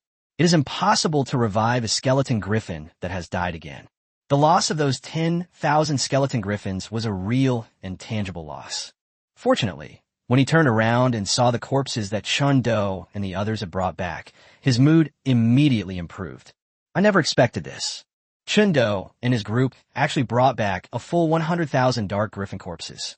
With these corpses, the overall strength of the undead army will experience a qualitative leap. Skeleton création technique. Chun Tao immediately used his skill, and the corpses of 100,000 Dark Griffins were quickly transformed into skeleton griffins. Lose 10,000 skeleton griffins, gain 100,000 skeleton griffins. This is a very good deal, no matter how you look at it. On the Abyss side, the original number of over 500,000 Dark Griffins had dwindled after several battles. The current total is 400,000. Having tasted success, Chen Tao naturally wouldn't give up and continued to send Chen Do and Chen Jia to act separately. The number of skeleton griffins has reached 190,000. Under Chen Tao's orders, Chen Jia led the 90,000-strong Skeleton Griffin Legion to continue drawing the attention of the Dark Griffin Legion. Meanwhile, Chen Do led 100,000 skeleton griffins to continue their ambush. Although the Dark Griffin is no less intelligent than a human, war is not something that can be won with just intelligence. They also need to know how to command battles. This is a complex subject, and the Dark Griffin Legion clearly didn't understand it, constantly being led by the nose by Chen Tao. The battle proceeded very smoothly. After the two Skeleton Griffin Legions returned, they brought back another 100,000 Dark Griffin corpses. On the other hand, let's look at Chen Tao's side. The Skeleton Griffin suffered a loss of 5,000. Chen Tao found this number perfectly acceptable and decided to transform all the corpses into skeleton griffins. The number of Skeleton Griffin Legions reached 280,000. In contrast, the Dark Griffin Legion, after suffering two major losses, has reached a strength of 300,000. The two sides are now evenly matched in terms of numbers. Chen Tao once again commanded the Skeleton Griffins to launch a sneak attack. Chen Jia, with the highest defense, naturally played the role of drawing the enemy's attention. They suffered two major losses in a row. The Dark Griffin Legion also learned its lesson. They split into two groups, one pursuing Chen Jia and the other guarding against Chen Do's sneak attack. Chen Jia has just appeared. The Dark Griffins immediately charged forward, while the other group remained motionless, waiting to be attacked by Chen Do. Chen Do, immediately lead your troops to join forces with Chen Jia and launch a full-scale attack to annihilate the invading enemy. Chen Tao kept a close eye on the battlefield situation and, seeing that half of the Dark Griffins had not yet been deployed, immediately changed his strategy. Chen Do led his troops out of the ambush area. They soon arrived at the battlefield where Chen Jia was. With the addition of Chen Do's fresh force, the battle was now between 280,000 and 150,000. The Dark Griffin Legion immediately fell into a disadvantageous position. Not only that, the Skeleton Griffin is slightly stronger than the Dark Griffin in terms of individual strength. The battle has just begun. The Dark Griffin was utterly defeated and had no chance to fight back. With a large number of Dark Griffins killed, the Dark Griffin Legion, which had been holding back, no longer cared about being ambushed. They immediately took off and rushed towards the battlefield. Chen Do, Chen Jia, take the bodies and retreat immediately. Without an absolute advantage, Chen Tao did not choose to engage in a decisive battle with the Dark Griffin Legion. Instead, they decisively chose to retreat. Chapter 132, Absolute Advantage. Although the retreat was somewhat hasty, the Skeleton Griffin Legion did not annihilate all 150,000 Dark Griffins, but all the bodies were still brought back. A total of 50,000 Dark Griffin corpses, meaning Chen Tao has gained another 50,000 Skeleton Griffins. In this way, the total number of the Skeleton Griffin Legion reached 330,000. Currently, whether in terms of quantity or quality, the Skeleton Griffin completely overwhelms the Dark Griffin. They have an absolute advantage. Chen Do, Chen Jia, each of you lead a legion of 100,000 Skeleton Griffins to surround us from both sides. Clear. After Chen Tao reorganized the undead army, he issued another order. After sending Chen Do and Chen Jia away, Chen Tao personally led the entire undead army as the central force to fight the Dark Griffin Legion head-on.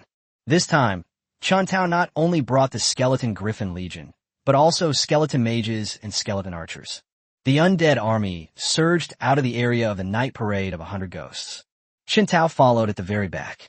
Once the entire army of the undead had left the area of the 100 ghost parade, Chen Tao immediately withdrew the 100 ghost parade, hidden among the undead army. The two sides were not far apart to begin with, and the undead army did not hide its whereabouts. Therefore, the undead army had just appeared when it immediately attracted the attention of the Dark Griffin Legion. Chirp! Chirp! The Dark Griffin Legion let out a series of loud cries, then flapped its wings and took to the air. Pairs of eagle eyes were fixed on the movements of the undead army. Meanwhile, the cry of the Dark Griffin also attracted the attention of the 8 glory-level Dark Griffins. Originally, there were more than 500,000 Dark Griffins. Now there are less than 250,000 left, and the losses have been severe. Therefore, they need support. Currently, the only support they can receive on the entire battlefield is the glory-level Dark Griffin. But the corpses aren't pushovers either. How could we possibly let the Dark Griffin leave safely? Unaware that the glory-level Dark Griffins had reacted, Corpse 1 and its companions made the first move. The two sides clashed.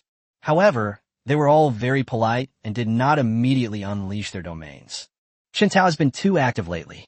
The Abyss faction has already taken notice of Chen Tao and has gathered some information about him, especially the evaluation of Chen Tao's true combat strength. Ever since the succubus met Chen Tao, this review has never stopped. In addition, Chen Tao first wiped out a large number of demons in the Abyss, thus eliminating the crisis in the Western region. Immediately afterwards, Chen Tao turned his attention to the Lizard Men, not only driving them back, but also sealing the dimensional portal. That's all. The succubus has listed Chen Tao as an extremely dangerous person. But Chen Tao's next move shocked the succubi even more. The Naga are not a weak race. Conversely, the Naga race is considered to be of average strength in the myriad worlds. It was actually destroyed by Chen Tao. Upon receiving this news, their first reaction was that there was something wrong with their ears. But after confirming the information was accurate, the succubus and the fear demon have lost the will to continue fighting. The war had reached this point. It's impossible for them to retreat now. They must completely conquer Donghai City before Chen Tao returns. But the original plan was perfect, given the formidable fighting power of the Dark Griffin Legion and the Wingman Legion. Donghai City is within easy reach. Only, Donghai City was too well prepared. The Dark Griffin Legion and the Wingman Legion failed to gain any advantage despite multiple attacks. To prevent Chen Tao from returning to Donghai City, they dispatched a legion of Dark Griffins to intercept them. Unexpectedly, the Dark Griffin Legion was no match for Chen Tao. After more than half of the casualties were killed or wounded, they fled back in a sorry state, whether the succubus or a fear demon. Naturally, they were very dissatisfied with this result. Immediately mobilize 5 Dark Griffin legions, led by the remnants of the army. 5 entire Dark Griffin legions were mobilized. This is also the main reason why Chen Tao was repeatedly ambushed by the Dark Griffin Legion. It's a pity. The undead army is least afraid of being ganged up on. No matter how many Dark Griffins they send out, it won't be as many as Chen Tao's side. Chen Tao fully demonstrated the art of war command.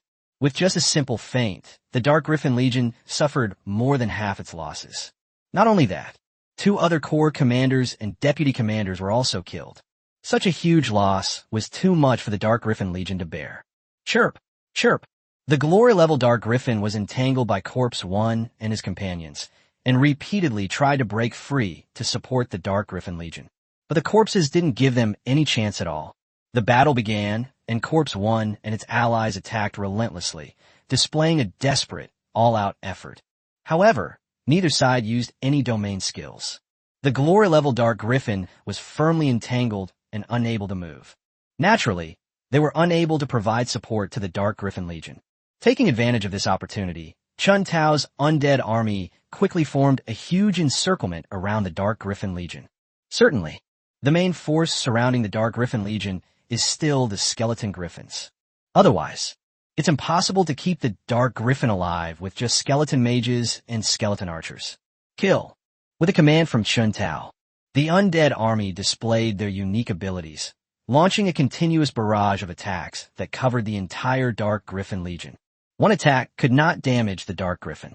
However, the sheer number of undead soldiers was overwhelming, and a single concentrated attack took down thousands of Dark Griffins. The sounds of magical explosions, arrows piercing the air, and the screams of Dark Griffins blended together to create a beautiful melody. 100 demons parade at night. Chen Tao rode the skeletal griffin and charged into the Dark Griffin Legion. They immediately used their domain skills. The moment the skill was unleashed, the undead army went on a rampage, launching a frenzied attack on the Dark Griffin. In contrast, the Dark Griffin, because they cannot mobilize their internal energy, they can only fight using their physical strength. Their combat effectiveness has plummeted. The Dark Griffin became a lamb to the slaughter at the mercy of the undead army. Large numbers of Dark Griffin corpses fell from the sky. The skeleton warriors also got busy. After finishing off all the Dark Griffins, they gathered all the corpses together and waited for Chun Tao to deal with them. The Dark Griffin Legion knew the outcome was already decided.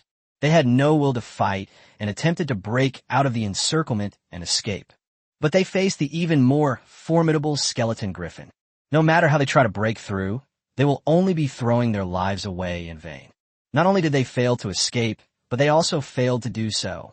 Instead, it hastened the demise of the Dark Griffin Legion. After observing for a while, Chun Tao realized that the Dark Griffin Legion was completely hopeless. Only then did they turn their attention to the glory-level battlefield. Because of a night parade of 100 demons, the glory-level Dark Griffin did not linger in battle. They fought as they retreated out of the area where the night parade of 100 demons roamed.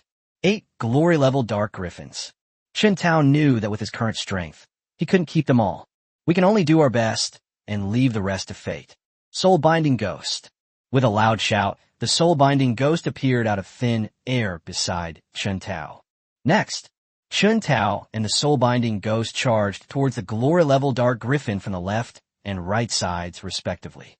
Chapter 133, 500,000 Skeleton Griffins. As they rushed out, Chun Tao and the soul-binding ghost were carrying a pitch-black chain that exuded a chilling aura. Splash! Before they even arrived at the battlefield, 2 soul-binding chains, one on the left and one on the right, moved swiftly towards the Dark Griffin like serpents. The glory-level Dark Griffin has heightened senses. Just as the soul-locking chains struck, sensing the icy chill emanating from them, the Dark Griffin dared not linger for even a moment. It flapped its wings violently, increasing its speed once more. Call out. The Death Griffin is no mere decoration. It looks like the Dark Griffin is about to escape the area of the night parade of 100 demons. With a sudden flap of its wings, it flashed and blocked the Dark Griffin's path. There are only 4 Death Griffins. Faced with the escape of 8 Dark Griffins, only 4 could be stopped. Splash. Just then, the soul-locking chain struck, binding 2 of the Dark Griffins in the blink of an eye.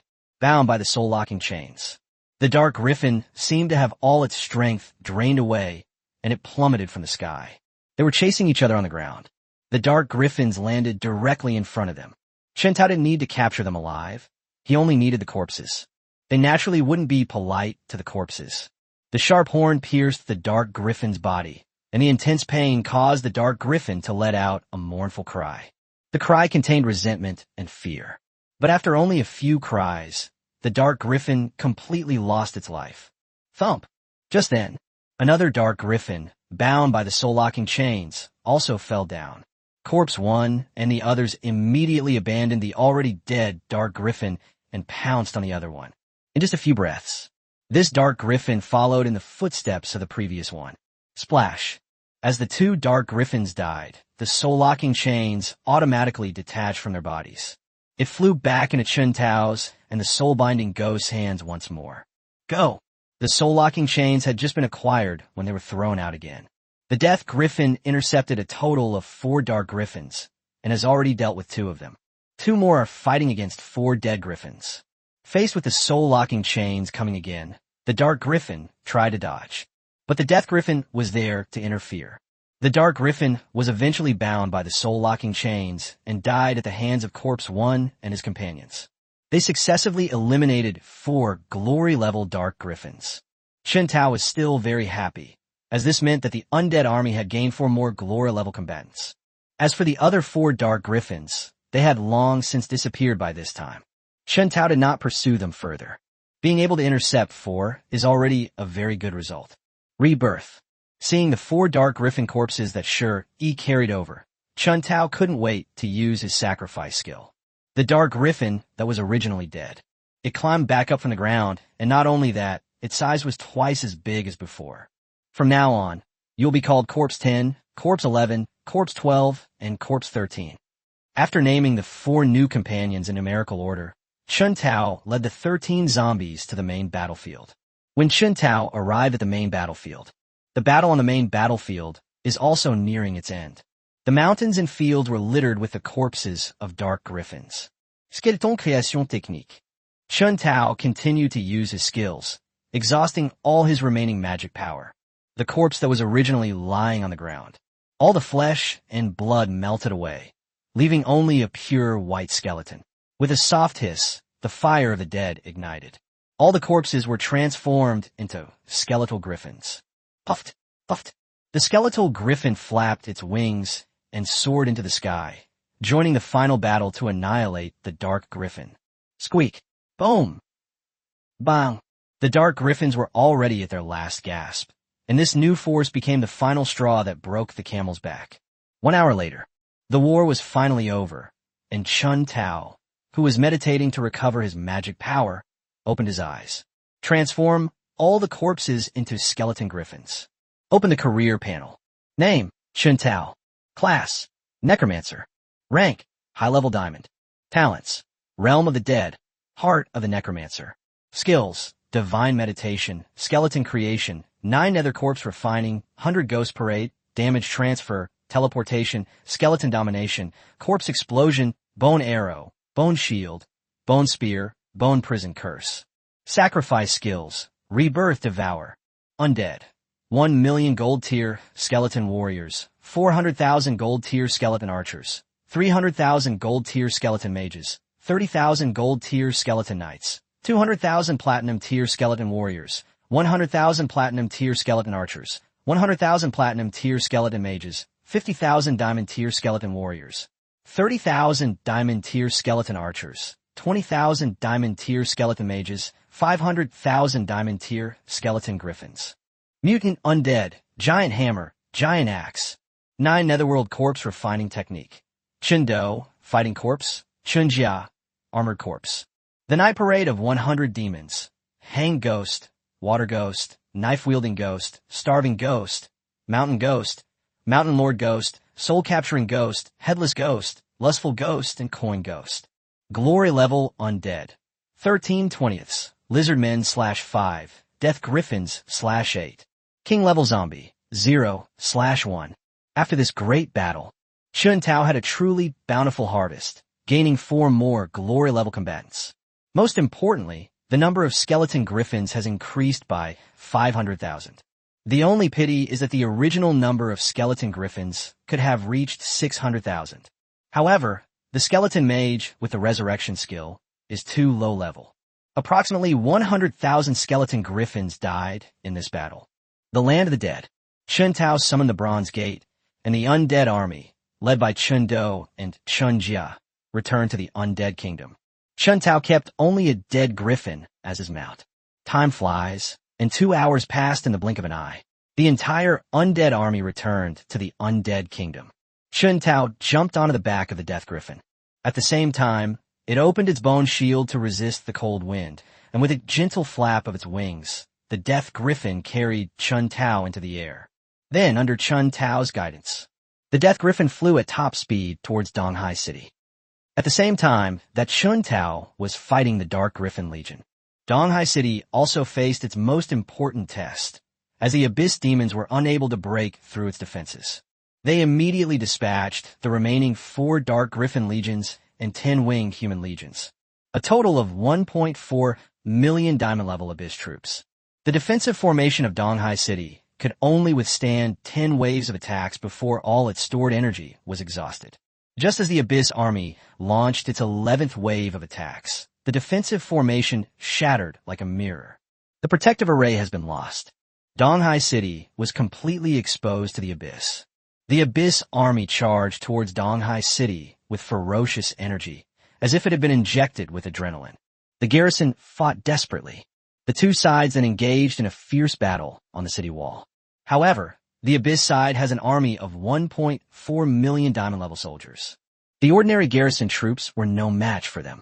Just as Donghai City was about to be breached by the Abyss army, Fan Tianhua, Huang Jian, Yuan Shuai, Duan Fei, Chun Peng, and Wei Ran appeared on the city wall, each carrying a strange weapon that looked like a rocket launcher on their shoulder. Chapter 134, Laser Cannon. The rocket launcher continuously condensed energy, forming a dazzling ball of light at the muzzle. Boom! Rumble. About 15 minutes later, the rocket launcher fired a beam of light, which vaporized everything in its path, including the Abyss army and other buildings. Not only that, Fan Tianhua and the others turned their bodies, and beams of light swept across the battlefield. The Dark Griffin and the Winged Man were already flying in midair. Only a very small number of people stood on the city wall to attack. This gave Fan Tianhua and his team the best opportunity. The beam swept across without any worry of accidentally injuring their own people. That beam of light was truly terrifying. Anyone hit by it would immediately vaporize into particles and disappear. The Dark Griffins and Winged People were no match for them. Twitter, as a series of urgent cries rang out behind them, the Dark Griffin and the Winged Man quickly withdrew from the battlefield, moving away from Donghai City. Seeing that the Dark Griffin and the Winged People had retreated, the other Abyss legions naturally dared not linger and followed closely behind, running away from Donghai City. The Abyss army disappeared from sight. Fan Tianhua and the others finally breathed a sigh of relief. At the same time, people were sent to repair the city walls and to count the casualties. Although the garrison had just gone through a tough battle, they were still very efficient. Half an hour later, a set of data has been handed to Fan Tianhua. Upon seeing the casualty figures, Fan Tianhua swayed a few times and almost lost his balance. 200,000. 200,000 fine young men were stationed there. They're all dead, facing the Dark Griffins and Winged People who were far superior to them. None of them retreated. All the fatal wounds were on the front. Huang Jian, Yuan Shuai, Duan Fei, Chun Peng, and Wei Ran all fell silent upon seeing this number. Brother Fan, now is not the time to be sad. There are still tough battles to fight ahead. Yuan Shuai patted Fan Tianhua on the shoulder and comforted him. Upon hearing this, Fan Tianhua rubbed his face vigorously with both hands. Forced to calm down, I realized that Yuan Shuai was right. We had only temporarily repelled the Abyss army. Next, the army of the Abyss will surely return. If Donghai City fails to hold, even if he dies, he will have no face to meet his comrades who died fighting for Donghai City. Order the Sun and Zhang families to organize the citizens to make as many arrows as possible. Order. The engineering battalion must repair the city's defensive array at all costs as soon as possible. Order. The Vanguard battalion will break into smaller units and conduct a full-scale reconnaissance of the Abyss army's movements. 3 orders were issued. The garrison was operational again, and each unit carried out Fan Tianhua's orders in an orderly manner. Lieutenant, continue to contact Shintao and order him to return as quickly as possible. Donghai City is now an isolated city. It would take 10 days to half a month for reinforcements from surrounding cities to arrive. However, Donghai City could not hold out for more than 10 days or half a month. Therefore, the only support we can find right now is Chun Tao's undead army. Yes, the adjutant took his orders and left, after which Fan Tianhua and the others put away their rocket launchers and returned to the garrison camp. The 6 people had just taken their seats. Duan Fei was the first to warn. The laser cannon can still be fired 6 times, and the opponent's Glory-level combatants haven't even made a move yet. He hadn't finished speaking, but without saying what he was about to say, everyone understood. Currently, the Abyss faction has 30 Glory-level combatants appearing on the battlefield. On the other hand, the garrison troops, there are only 7 people with Glory-level combat power at most. The reason Fan Bei made it to the top 7 is because, after a period of hard training, he finally broke through the diamond level and entered the Glory level. Therefore, in the upcoming war, the only way to repel the Abyss army is with laser cannons. This weapon is a fusion of magic and technology. It can be described as a groundbreaking and great creation. Before the invasion of the Abyss, this world was a technologically advanced world. In the age of technology, the most powerful weapon is undoubtedly the giant mushroom. The laser cannon is the most powerful weapon developed by combining the giant mushroom with magic. The most powerful laser cannon. Even god-level powerhouses must temporarily avoid his sharp edge. Laser cannons are distinguished by their caliber. The larger the caliber, the greater the power of the laser cannon. Like the laser cannons that Fan Tianhua and others carried on their shoulders. This is the least powerful of the laser cannons. But even the least powerful laser cannon can threaten a king-level character and kill a glory-level character. Originally, Fan Tianhua and the others wanted to use laser cannons to deal with the Abyss glory-level combat power. But things didn't go as planned. The Abyss has actually sent out such a large army of diamond-level warriors. This disrupted Fan Tianhua and his team's plans, forcing them to use the laser cannon ahead of schedule. Although the machine gun does not require Fan Tianhua and others to provide energy, but they want to activate the laser cannon. It requires a special kind of energy crystal, which is like a cannonball. A cannon without shells is nothing but a pile of scrap metal. The same applies to laser cannons. Without energy crystals to provide energy, laser cannons are just scrap metal. Could we request another batch from the central government? Huang Jin inquired. Neither the laser cannon nor the energy crystal were manufactured in Donghai City. They are all in the hands of the central government. If cities need laser cannon support, they need to submit reports and requests. The central authority will make a judgment based on the situation. The final decision was made regarding whether or not to provide the laser cannon and how much to provide. Obviously, the central command misjudged the danger level of Donghai City, and the machine guns and energy crystals it sent were insufficient. It's possible, but it will take time to transport it. Duan Fei carefully considered the feasibility. As long as the current situation in Donghai City is reported, it shouldn't be difficult to get it approved. The difficulty lies in the fact that the central hub is thousands of miles away from Donghai City. It can't be delivered in a short time. As for using an array to teleport here, that's even more impossible. Laser cannons can teleport. However, energy crystallization is not possible, as it is extremely unstable. Teleportation using array formations. It seems the energy crystal has already self-destructed before it even arrived. Wait a minute, we still have Chun Tao as our trump card. Fan Tianhua is now completely ignoring any support from the central government. The central government actually sent people like Chun Peng and Wei Ran. Moreover, the number of laser cannons is pitifully small, and Fan Tianhua has already lost faith in the central command. Logically speaking, small caliber laser cannons are only capable of killing Glory-class targets with a single shot and can only severely damage King-class targets. This weapon is best used in major cities. Not only can it enhance the defense capabilities of major cities, but most importantly, it provides a means of retaliation in the event of an emergency, to avoid uncontrollable consequences.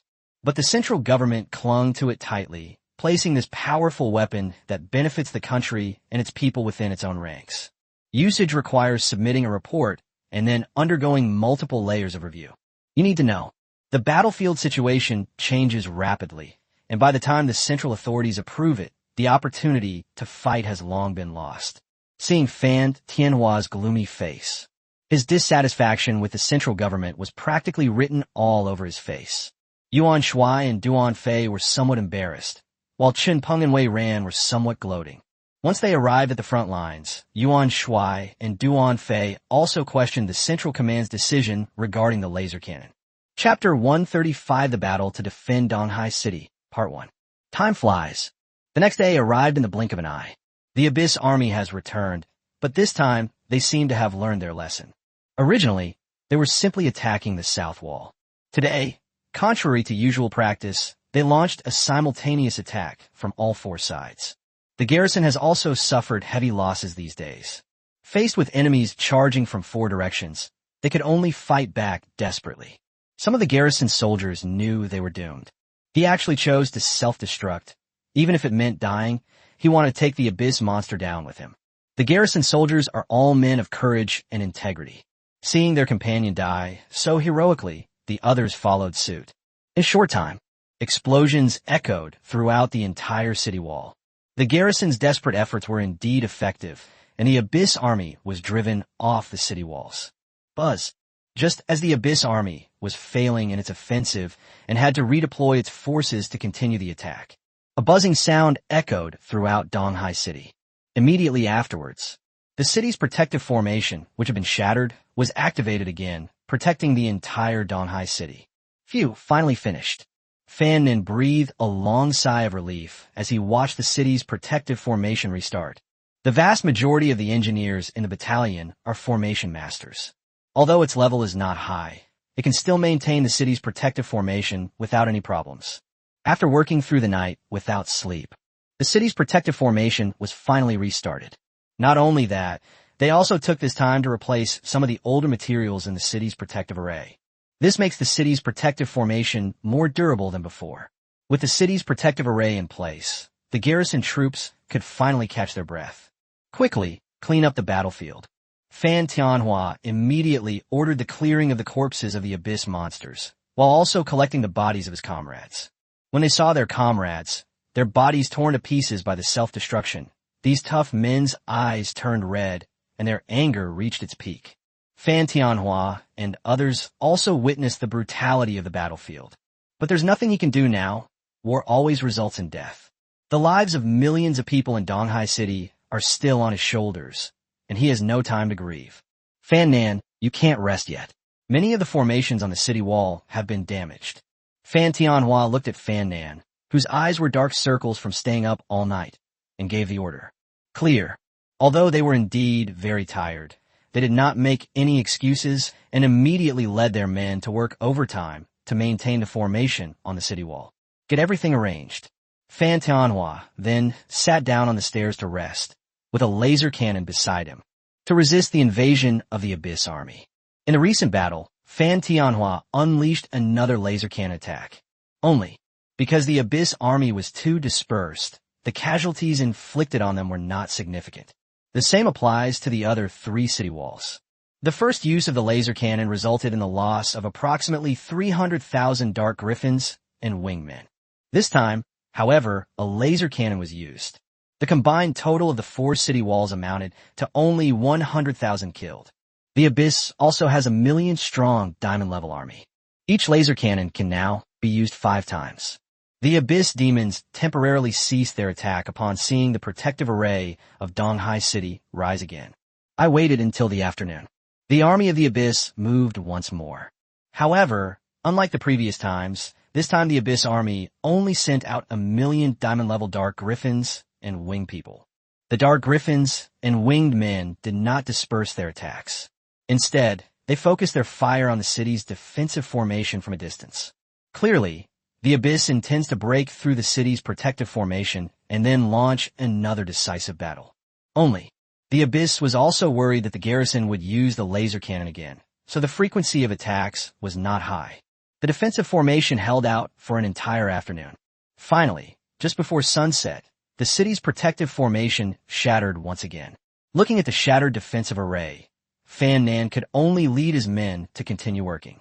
The sooner the city's defensive formation is repaired, the fewer casualties the garrison will suffer. Even though he was exhausted, Fan Nan gritted his teeth and persevered. After the city's protective formation was broken, because it was getting late, the Abyss army did not launch an attack but retreated. This relieved the garrison's soldiers. Time passed slowly. It was soon midnight. Boom! Each of the 4 city walls fired a signal flare. The light from the burning signal flare illuminated the entire city of Donghai as if it were daytime. The garrison troops immediately and methodically climbed the city wall and took their respective battle positions.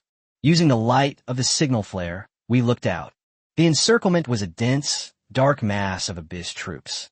In the sky, Dark Griffins and Winged people flapped their wings, ready to launch an attack at any moment. They watched as the Abyss army drew ever closer. The garrison's soldiers unconsciously tightened their grip on their weapons. Master, please prepare. Fan Tianhua arrived at the city wall and immediately took over command. At Fan Tianhua's command, colorful magical lights shone all around the city walls. Then, various spells, trailing long flames, crashed down on the Abyss army. Magical explosions echoed everywhere, and goblins, fallen demons, night cat demons, and minotaurs had their body parts flying everywhere under the bombardment of magic. Archer, get ready. Fan Tianhua continued to give orders, and the archers drew their bows, aimed at the Abyss army, and the arrows fell into the Abyss army's formation like meteors. The Abyss army is too numerous. Archers don't need to aim much. As long as the arrow is fired, it will definitely hit the enemy. Whoosh whoosh. Although magical attacks are powerful, their speed is actually quite slow. In the time it takes for a mage to cast a spell, an archer has already fired dozens of arrows. In a short time, the Abyss army suffered considerable losses under the attack of arrows.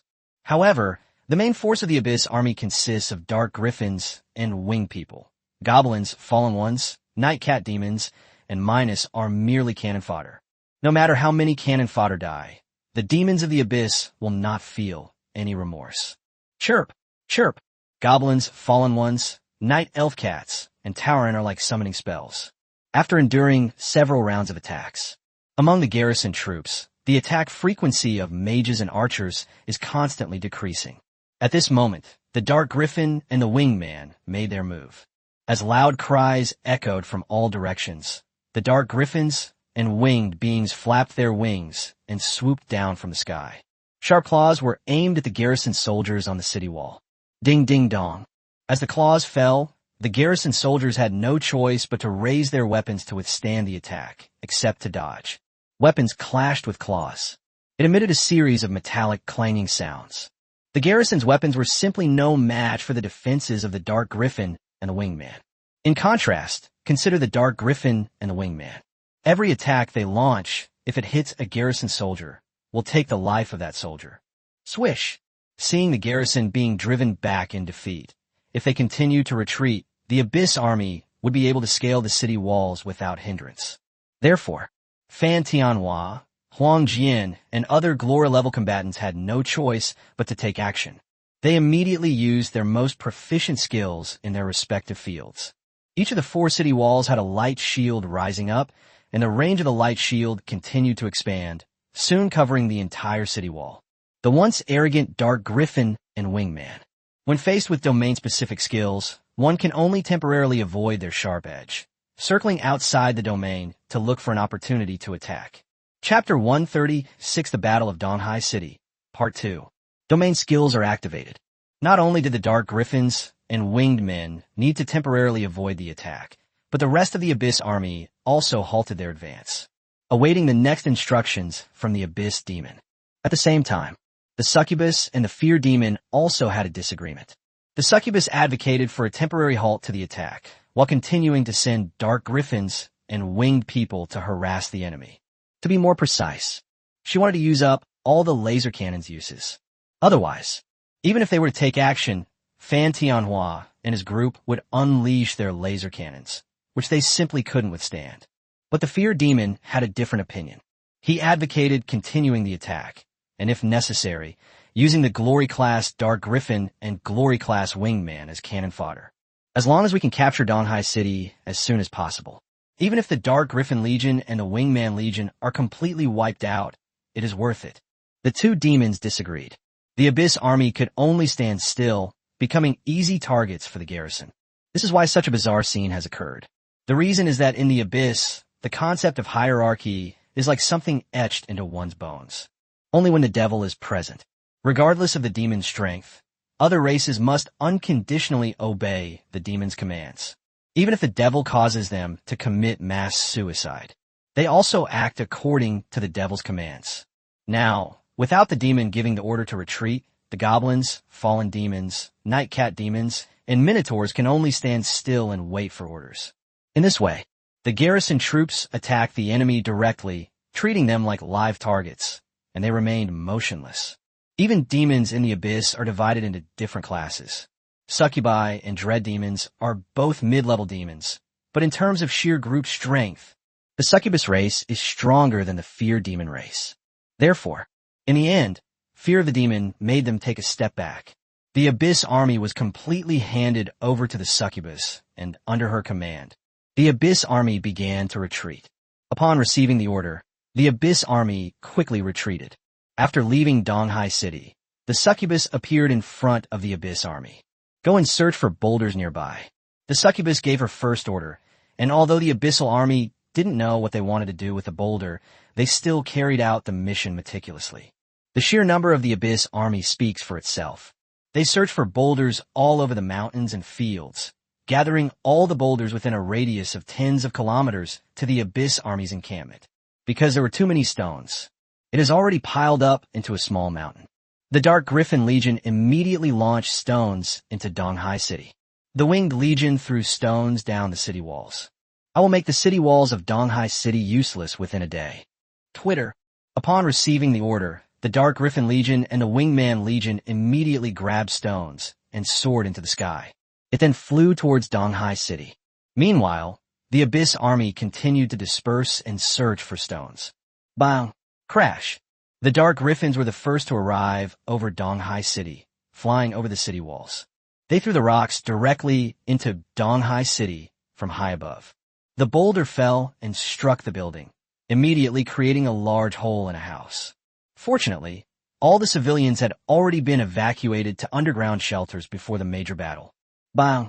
Crash! The boulders kept falling, destroying buildings and causing a huge commotion. The garrison troops wanted to resist, but the Dark Griffin Legion was flying high in the sky, already beyond their attack range. As for Fan Tianhua and others, although it's possible to briefly fly, dealing with so many Dark Griffins is a challenge. Only laser cannons can be used.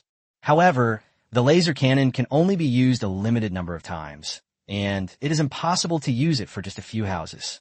Therefore, the garrison could only watch as the Dark Griffin Legion wreak havoc over Donghai City. Chirp, chirp. Just then, a roar came from afar, followed by countless winged people flying over, each carrying a huge rock. Their flight altitude was also beyond the attack range of the garrison. Therefore, the garrison could only watch helplessly. Boom! Boom! The garrison originally thought that the winged people, like the Dark Griffins, would throw the boulders into Donghai City. But they were wrong. The winged man carried the giant rock and hurled it directly at the city wall of Donghai City. Counterattack! As the boulders continued to fall, some landing below the city wall and others on top of it. Fan Tianhua roared and shattered several boulders with a wave of his hand. The garrison troops were not idle either. They all used their own methods to bombard the giant rocks falling from the sky. In a short time, the sound of boulders exploding echoed throughout the entire city wall. The dust kicked up by the exploding boulder was growing and had already covered the entire city wall, until all the boulders in the winged man's hands fell and flew away into the distance. Wind Mage, blow away the dust. Fan Tianhua's voice came from the dust. All the wind mages immediately waved their staffs, and a gust of wind blew by. All the dust was blown away without a trace. In contrast, the garrison troops. They all stood on the city wall, completely bewildered. No, it can no longer be called a city wall. There were so many stones that they had covered the battlements, so all the garrison soldiers stood on the battlements. Not only that, even at the foot of the city wall, stones have been piled up to a height of 2 meters. Chirp, chirp, chirp, chirp. The Dark Griffins and winged people were very fast. They attacked again shortly after leaving. This time it's the same as last time. The Dark Griffins and winged people all flew outside the garrison's attack range. Stones rained down on them. Certainly, these stones were not imbued with any other power. They were just ordinary stones. It did not cause any harm to the garrison. Only a few unlucky individuals were accidentally hit by the stones. But it was only some superficial injuries. The next 6 hours, the Dark Griffins and winged people continued to throw stones. The stones have been piled up more and more, especially at the foot of the city wall, where they have been stacked up to a height of more than 20 meters. The city wall of Donghai City is only over 30 meters high. It's almost completely submerged the city wall. But the Dark Griffins and winged men gave the garrison no chance to catch their breath. Stones were thrown down wave after wave. Even before this wave has finished being deployed, the next wave has already arrived. The Wind Mage wanted to dispel the smoke and dust. But as soon as the magic was finished, the smoke and dust were blown away. New stones fell, and new smoke and dust appeared again. It's a complete waste of magic. Therefore, after that, the Wind Mage simply stopped using magic to disperse the smoke and dust. Time flows like water, slowly passing by. It was already night, but the Dark Griffins and winged people were still throwing stones. They showed no sign of stopping. Will this ever end? What are these abyssal beasts trying to do? Do they want to bury us alive? Who knows what those beasts are thinking? Are they trying to wear us down before launching a full-scale attack? The garrison soldiers grumbled as they destroyed the stones. When they heard words that were draining the garrison's strength, everyone immediately fell silent, pondering how likely this was. The more I think about it, the more I feel that this is exactly what the Abyss is planning. Otherwise, the Abyss is just bored and has nothing better to do than do something so thankless. Chapter 137, The Battle to Defend Donghai City, Part 3.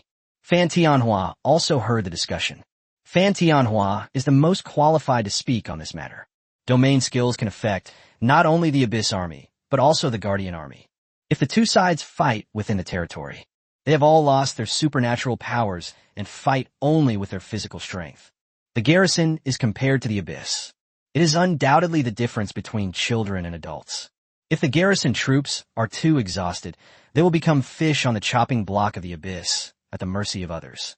Fan Tianhua looked at the mountains of stones piled up below the city wall. A worse feeling arose in my heart. Previously, the Abyss army needed to climb the city wall, which was over 30 meters high, and it took them some time. Now that the city walls are buried under stones, the Abyss army can easily rush up the slope. Thinking of this, Fan Tianhua was startled and broke out in a cold sweat. Quickly, attacked the rubble below the city wall. With a loud shout, Fan Tianhua took the lead and launched a barrage of attacks at the rubble beneath the city wall. Boom! Boom! A soldier's duty is to obey orders and defend the country. Fan Tianhua's orders were like imperial edicts, even though it was unclear why he issued such orders. But the garrison troops carried out the order meticulously. They all unleashed their unique skills, continuously bombarding the rubble beneath the city wall. Originally, there were piles of rubble. Under the bombardment of the garrison, they became even smaller. The rocky hill, which was already over 20 meters high, is slowly shrinking in height. Unfortunately, Fan Tianhua discovered it too late. No matter how the garrison attacked, they could not completely clear the rubble piled up under the city wall. Moreover, the Dark Griffin Legion and the Wingman Legion continued to transport stones over. Often, the rocky hill will fall down by an inch. It was then filled with new stones again. Not only did they fail to remove the rocky hill, they also compacted it even more firmly. Fan Tianhua sent a message to the other three sides of the city wall. Fortunately, the Dark Griffin Legion and the Wingman Legion did not pile up stones on the other three city walls. Actually, it wasn't that the succubus didn't want to, but the number of stones was limited, and she needed to focus on one area. Those beasts from the abyss want to carve out a path outside the city walls. Some clever people also realized the abyss's sinister intentions and began to curse it. Fan Tianhua saw that his attack was ineffective. Without further hesitation, he leaped into the air, his laser cannon poised to fire. When the Dark Griffin Legion and the Winged Legion flew in again, the laser cannon fired a dazzling beam of light. Wherever the beam of light passed, all the Dark Griffins and winged people were vaporized. Immediately afterwards, under Fan Tianhua's control, the laser cannon swept across one side. They slaughtered another large number of Dark Griffins and Winged Men. The Dark Griffin and the Winged Man could only throw away the stones in their hands and fly to a higher position. Then, it flapped its wings frantically and flew towards the base of the Abyss army. They successfully killed approximately 100,000 Dark Griffins and winged people, thwarting the succubus's plans. Fan Tianhua finally breathed a sigh of relief. All Earth Elemental mages use Earth Shatter spell together. Earth Shatter creates a fissure at a designated location leading underground, burying the enemy. This magic is quite powerful. Enemies buried under the burial plot are doomed to die, unless they can fly or burrow underground. Otherwise, unable to escape from underground. Of course, the drawback of this magic is also very obvious, namely that the casting speed is too slow. The Earth Mage immediately raised his staff, and Earth Yellow magical energy gathered on it. Immediately afterwards, all the Earth Elemental mages pointed towards the outside of the city walls. Earth Yellow magical energy shot out from the staff and disappeared into the earth. The Earth magic energy disappeared in an instant. The entire earth began to tremble, and the frequency of the tremors increased. Finally, a very thin crack appeared in the ground. The cracks widened over time. 15 minutes later, the crack has reached a width of 1 meter. However, its width is simply insufficient to swallow all the rubble. Just then, a series of incoherent shouts came from afar. The Abyss army charged towards Donghai City as if its legs were equipped with motors. This attack, instead of attacking from all sides, the succubus chose the southern city wall, which was already buried under rubble. Swish! The earth-shattering spell continues to expand. If the cracks double in size, they will be able to swallow most of the rubble. But at this critical moment, a glory-level winged being descended from the sky. Before the winged being could even stand firmly, its domain skill had already been activated. Within the territory of the winged people, All the cracks disappeared completely. Moreover, the Winged People's territory also includes a large number of garrison troops. The Winged Man waved his hand gently. Countless black feathers appeared, densely packed within the area. Feather flew swiftly towards the garrison. Bow! It seemed the garrison soldiers were about to perish under the feathers. Fan Tianhua rushed into the domain at some point and established his own domain within the Winged People's domain. The Winged Man's strength is at the early stage of the glory level, while Fan Tianhua is at the high stage of the glory level. Fan Tianhua is 2 minor realms higher than the Winged Man. The moment the domain unfolded, it shattered the Winged Man's domain. The domain vanished, and all the black feathers disappeared as well. Not only that, Fan Tianhua's domain also encompasses the Winged People. Fan Tianhua's profession is very special. It is a variant of the Berserker class, the Blood Controller. This class possesses more than just all the abilities of a Berserker. Most importantly, it can manipulate blood. This ability is extremely abnormal. As long as the enemy has even the slightest wound, Fan Tianhua can drain all their blood. Swish, swish. This time it was Fan Tianhua's turn to attack, and countless blood-red long swords condensed within his domain. The long swords slashed towards the Winged Man. The Winged Man immediately unleashed his own domain, briefly breaking free from the constraints of Fan Tianhua's domain. The Winged Man immediately flew out of the domain. Given such a great opportunity, how could Fan Tianhua possibly let it slip by? His body turned into a bloody mist with a bang and disappeared. Their reappearance has blocked the Winged People's path. At the same time, he held a giant sword made entirely of blood. The giant sword swept across. Fortunately, the Winged People reacted quickly and stopped advancing the moment Fan Tianhua appeared. At the same time, take half a step back. It was this half step that saved the Winged Man's life. The giant sword grazed the Winged Man's throat. Without this half step, at this point, Fan Tianhua had already severed the Winged Man's head. Although he dodged the fatal blow, the tiny sword aura emanating from the greatsword still managed to slash the Winged Man's neck. Swoosh! Within Fan Tianhua's territory, the Winged People weren't foolish enough to fight him to the death. His body spun like a top, rapidly soaring into the sky. It's too late to leave. Fan Tianhua sneered and lightly slashed his blood-red greatsword across his palm. A stream of blood immediately flowed down his palm. The blood did not drip onto the ground, but floated in front of Fan Tianhua. It quickly transformed into a blood-red chain. Fan Tianhua grabbed the chain and flicked it lightly, causing the blood-red chain to quickly lengthen. In the blink of an eye, the entire area was covered with chains. The Winged Man, blocked by the chains, immediately turned around and continued his escape. But looking around, the entire area has been sealed off by chains. It has become a turtle in a jar. Chapter 138, The Battle to Defend Donghai City, Part 4. Splash. Before the Winged Man could find a way out, blood-red chains had already tightly bound his limbs. Go! Fan Tianhua threw the great sword in his hand like a javelin. The giant sword was aimed straight at the Winged Man's heart. If it hit, the Winged Man would surely die. Chirp, chirp. Although the Winged Man's limbs were bound, he did not sit idly by and wait for death. He roared angrily. They once again ignited their own domain. Although the domain had only been there for a few seconds, it was shattered again by Fan Tianhua's domain. But those few seconds were enough. The Winged Man quickly broke free of the chains, and a long spear appeared in his hand without him even noticing. He twirled the spear in his hand. Just as the giant sword flew towards him, the spear gently flicked upwards. The great sword changed direction. It flew past, skimming close to the Winged Man's scalp. Interesting. Having missed his first attack, Fan Tianhua's lips curled into a cruel, mocking smile. A giant sword materialized in his hand once more. This time, Fan Tianhua didn't throw it out. Instead, he held the giant sword upside down and charged quickly towards the Winged Man. Within the domain, Fan Tianhua is a god. His speed is so fast that the Winged People can't even react. Puffed! The giant sword pierced through the Winged Man's chest from behind. Splash!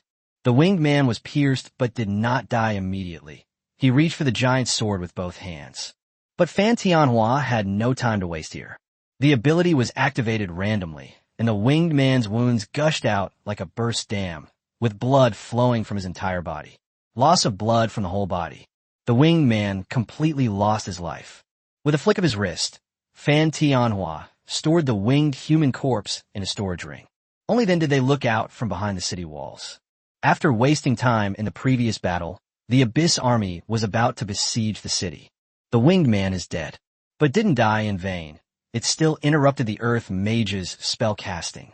The earth-shattering technique is gone. The rubble outside the city could not be cleared at all, which made a huge contribution to the invasion of the Abyss army. Asshole! Fan Tianhua cursed under his breath, silently blaming himself for being careless. I never expected that the Abyss demon would have such a brain. They actually used stones to turn the city wall into a mere decoration. Swoosh! Swoosh! Although the guards on the other three walls could not support the southern wall. However, glory-level powerhouses like Huang Jian can still leave temporarily. Huang Jian and the others came to Fan Tianhua's side. Seeing the massive, dark army of abysses surging towards them, all 6 of them wore solemn expressions. The Abyss army launched this attack. All of our troops have been deployed. There are 900,000 flying legions in the sky, and an army of millions of abyssal monsters on the ground. These abyssal monsters are not of a high level. But with just this number, the garrison would likely be wiped out if they tried to eliminate them all. More importantly, Donghai City has run out of cards to play. The laser cannon should be saved to deal with glory-level combatants. We cannot use it lightly, as we are trying to withstand the millions of abyssal troops before us. The only option was for the garrison to risk their lives. Each of us will guard a section of the city wall.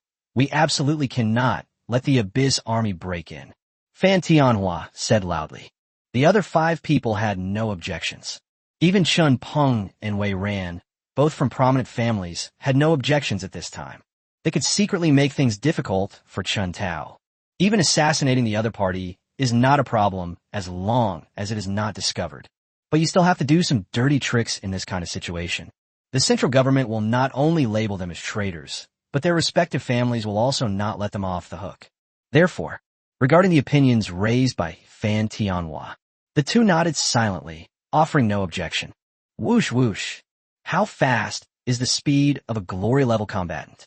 However, in the blink of an eye, they were all standing in their respective positions. At the same time, the 6 of them unanimously chose to expand into the same area. The entire city wall was completely covered within the domain.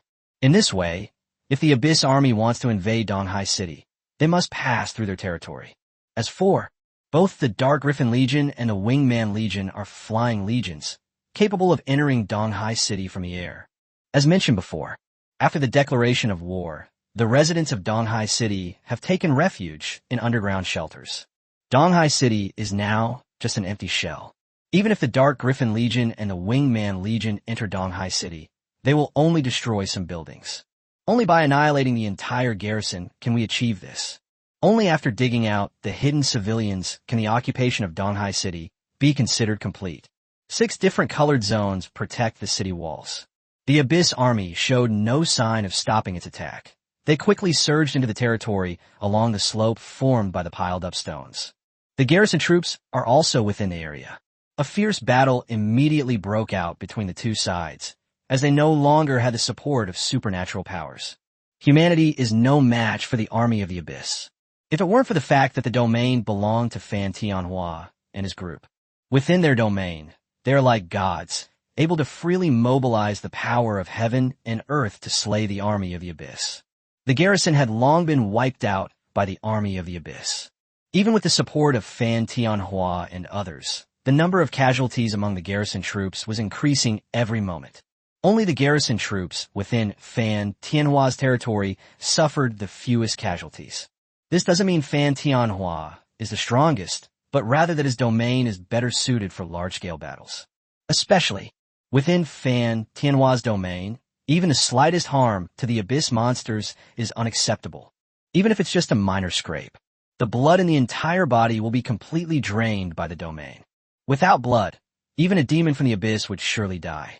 On the other side, within Yuan Shuai's territory, the number of casualties among the garrison troops was slightly lower than that in Fan Tianhua's territory. Yuan Shuai's profession is boxer. He has a clone skill. Outside of his domain, this skill can create up to 10 clones. Within the field, He can create hundreds or even thousands of clones. These clones possess about 80% of the original strength. Yuan Shuai is currently at the mid-level of the glory rank, and he has about 80% of the strength to be at the early level of the glory rank. It has clones to support it. The garrison troops would naturally find the fighting much easier. If it weren't for the sheer number of Abyss troops, Yuan Shuai alone could probably have held off a section of the city wall. Huang Jian is ranked below Yuan Shuai. His profession is a swordsman, and the entire area is filled with a strong aura of swords.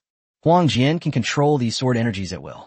Huang Jian condensed it into long swords, which he hung above the domain. A long sword hovered above his head, its blade radiating a powerful aura. Not only does it exert pressure on the Abyss army, but it can also fly down and kill members of the Abyss army. This made the Abyss army's attacks very difficult. They were completely unable to unleash the true physical power of the Abyss army. Next was Chun Peng. His profession is gunner, a very ordinary profession with limited potential for advancement. But he is a lightning-type gunslinger. Among the many elements, lightning is one of the most destructive. Therefore, this raised Chun Peng's potential, allowing him to reach the glory level. His domain was filled with violent lightning elements. Every time Chun Peng swung his spear, it was accompanied by the force of thunder, and the sky within the domain was covered with dark clouds, with bolts of lightning striking down from time to time. Lightning flashed back and forth. The Abyss army perished one after another under the lightning. As long as the garrison forces can hold back the Abyss army will soon be wiped out by lightning. Chapter 139, The Battle to Defend Donghai City, Part 5. Following Chun Peng is Duan Fei. His profession is that of a scholar, cultivating righteous energy, and the sound of reading fills his domain. This is a psychological attack. The army of the Abyss is easily drawn into an illusion when they hear the sound of reading. Logically speaking, the safest place is within Duan Fei's domain. Once the Abyss army is trapped in the illusion, the garrison troops can simply finish them off. But there's always a but. The majority of those attacking the city wall, where Duan Fei was located, were Minotaurs.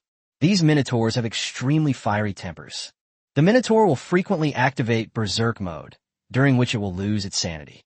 The illusion has little effect on them. This is why the number of casualties among the garrison troops in Duan Fei's territory reached the second lowest. Ultimately, the area with the most casualties was Wei Ran's territory. Wei Ran's specific profession is unclear, but it leans towards the dark assassin type. His specialty is sneak attacks and assassinations. In the face of large-scale warfare, the means of mass attacks were too few to provide timely support to the garrison troops. Fortunately, the troops stationed on this section of the city wall included elite vanguard and guard battalions. With their assistance, the garrison barely managed to hold off the Abyss army's attack, but the number of casualties was quite high. This is even without the Dark Griffin Legion and the Wingman Legion participating. If these two units joined the battle, the garrison troops really couldn't stop them. The reason these two legions didn't intervene was simple. They were waiting for an opportunity to deliver a decisive blow. For the Abyss, the war has dragged on until now. From the perspective of the Abyss demons, it was still in the probing stage. Goblins, Fallen Ones, Night, Elf Cat demons, and Minus are all cannon fodder. Their primary contribution on the battlefield is to deplete the enemy's manpower as much as possible. The Dark Griffin Legion and the Wingman Legion were also the true deciding factors in this war. The war raged from morning till night, and then from night till morning, until the evening of the next day. Goblins, Fallen Ones, Night Elf Cats, and Minus have already lost more than half their numbers. The garrison also suffered more than half its losses, and the war was temporarily halted. After both sides called a retreat, Fan Tianhua and the others secretly breathed a sigh of relief. Even with continuous use of their domains, they couldn't withstand the enormous drain. Fortunately, there were still potions to replenish magic and mental energy. Otherwise, they wouldn't have been able to hold out for so long. Fan Tianhua and the others withdrew their domains and prepared to take a good rest. Bow! Just then, a six-winged being descended from the sky, and its domain instantly expanded. It enveloped everyone. Without saying a word, the 6 glory-level winged beings attacked, catching Fan Tianhua and the others off guard and sending them flying. Enemy attack. Before Fan Tianhua even landed, he shouted at the top of his lungs. Simultaneously, the field expands. The Crimson Realm and the Winged Realm began to clash. This winged being is much stronger than the one that Fan Tianhua killed earlier. His strength has reached the peak of the mid-level of the Glory rank. They were just one step away from reaching the Glory level advanced stage. Fan Tianhua was exhausted from the long battle and had no way to deal with it for the time being. Boom! Just then, beyond the realm of the winged beings, another realm has risen. This field still looks fragile, with two fields colliding. The newly emerging field was immediately shattered. Break it for me. Although the domain was shattered, it still restrained a portion of the winged people's power.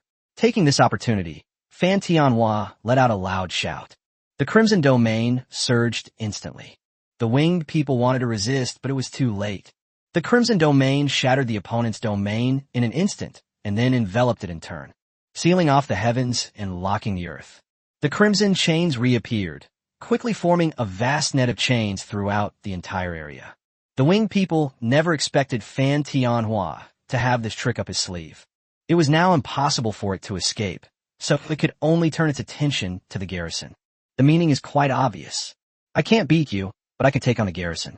Fan Tianhua understood the winged people's meaning, and a cruel sneer appeared on his lips. A dagger materialized in his hand. The dagger sliced across his palm, and a line of blood flew out. Blood formed a chain in the air, which Fan Tianhua grabbed in his hand, and he flicked it gently. The chains continued to grow longer, until the entire area was completely covered by them. Even if the garrison soldiers wanted to move a single step, it would be impossible for them. The winged people received the same treatment. Not only that, the winged man's body had been bound by chains and turned into a dumpling. Fan Tianhua knew he couldn't afford any unnecessary complications and needed to eliminate the other party as quickly as possible. Therefore, the dagger in Fan Tianhua's hand instantly transformed into a giant sword. Fan Tianhua held the giant sword upside down and leaped to the front of the winged man. The blood-red, long sword pierced through the chains. It pierced directly through the winged man's heart. At the same time, Fan Tianhua immediately activated his blood-sucking ability in order to end the battle quickly. The winged man's blood was drained in the blink of an eye. Fan Tianhua put away the winged man's corpse before looking at the other 5 people. They were attacked at the same time. Fan Tianhua was very worried about their safety. I turned my head and looked. The person closest to me is Huang Jian. At this point, Huang Jian had already distanced himself from his opponent, and the two fields were constantly clashing. Actually, within the domain, Huang Jian had already slung the laser cannon over his shoulder, and the laser cannon was fully charged. It could be activated at any time. Swish! Everything was ready when Huang Jian suddenly withdrew his domain, leaving the winged people who were focused on competing with him completely in the area. Suddenly, I lost my goal. The winged people, confused about the situation, were about to look for Huang Jian and others when they arrived. I looked up, then a beam of light shot out. The beam of light pierced through the winged man's domain without any obstruction, and then struck the winged man's body. The winged people's bodies were like they were made of sand. A gust of wind blew by, and the body turned into dust and dissipated in the air. Eliminate the enemy. Huang Jian immediately prepared to support the others. Turning around, they saw Fan Tianhua standing beside them, and the two of them looked to the side at the same time. This direction is Yuan Shuai. At this moment, Yuan Shuai was in a miserable state. His left arm was severed during a sneak attack by the winged people. As a boxer, his combat power was reduced by half. Faced with the winged people's relentless attacks, they could only struggle to hold on. Help me quickly. Fan Tianhua, Huang Jian, and the newly promoted glory-level powerhouse Fan Bei joined forces. The 3 areas unfold from 3 different directions. The winged people were completely unaware of Fan Tianhua and his group's arrival when they were suddenly attacked by 3 domains. The winged being's domain shattered instantly. Yuan Shuai also rose through the ranks by fighting his way up from the bottom. The timing of the attack was extremely precise, occurring the instant the winged human territory shattered. Yuan Shuai roared. He mobilized all his strength and poured it into the domain. Yuan Shuai's domain expanded rapidly, like an inflating balloon, eventually enveloping the winged people within it.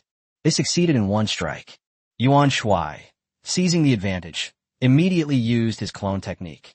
Hundreds and thousands of clones appeared, each one kicking the winged man, treating him like a punching bag, especially Yuan Shuai himself. His attack was the most lethal, a punch landing between the winged man's legs. A snap. The sound of an egg breaking came, accompanied by the winged man's scream of excruciating pain. Chapter 140: The Battle to Defend Donghai City, Part 6. Medic. The winged man was beaten to death by Yuan Shuai, and Fan Tianhua immediately called for a medic. A medic rushed over quickly. While supporting Yuan Shuai, they began to check his wounds. After a thorough examination, the medic breathed a sigh of relief. "Please wait a moment, sir. I will reattach your severed arm right away." The medic whispered something and quickly took out disinfectant alcohol, medicine, and other supplies. After cleaning the severed arm, only then did they carefully reattach the severed arm to Yuan Shuai's body. Buzz.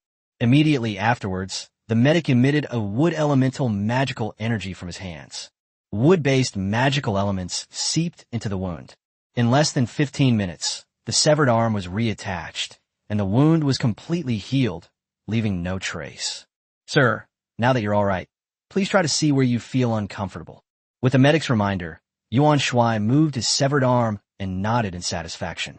While Yuan Shuai was receiving treatment for his severed arm, Fan Bei stayed behind to protect the others, while Fan Tianhua and Huang Jian went to support them. The two soon met Chun Peng. As a member of a prestigious family, Chun Peng's resources are indeed far superior to those of Yuan Shuai. A talisman was visible on Chun Peng's chest.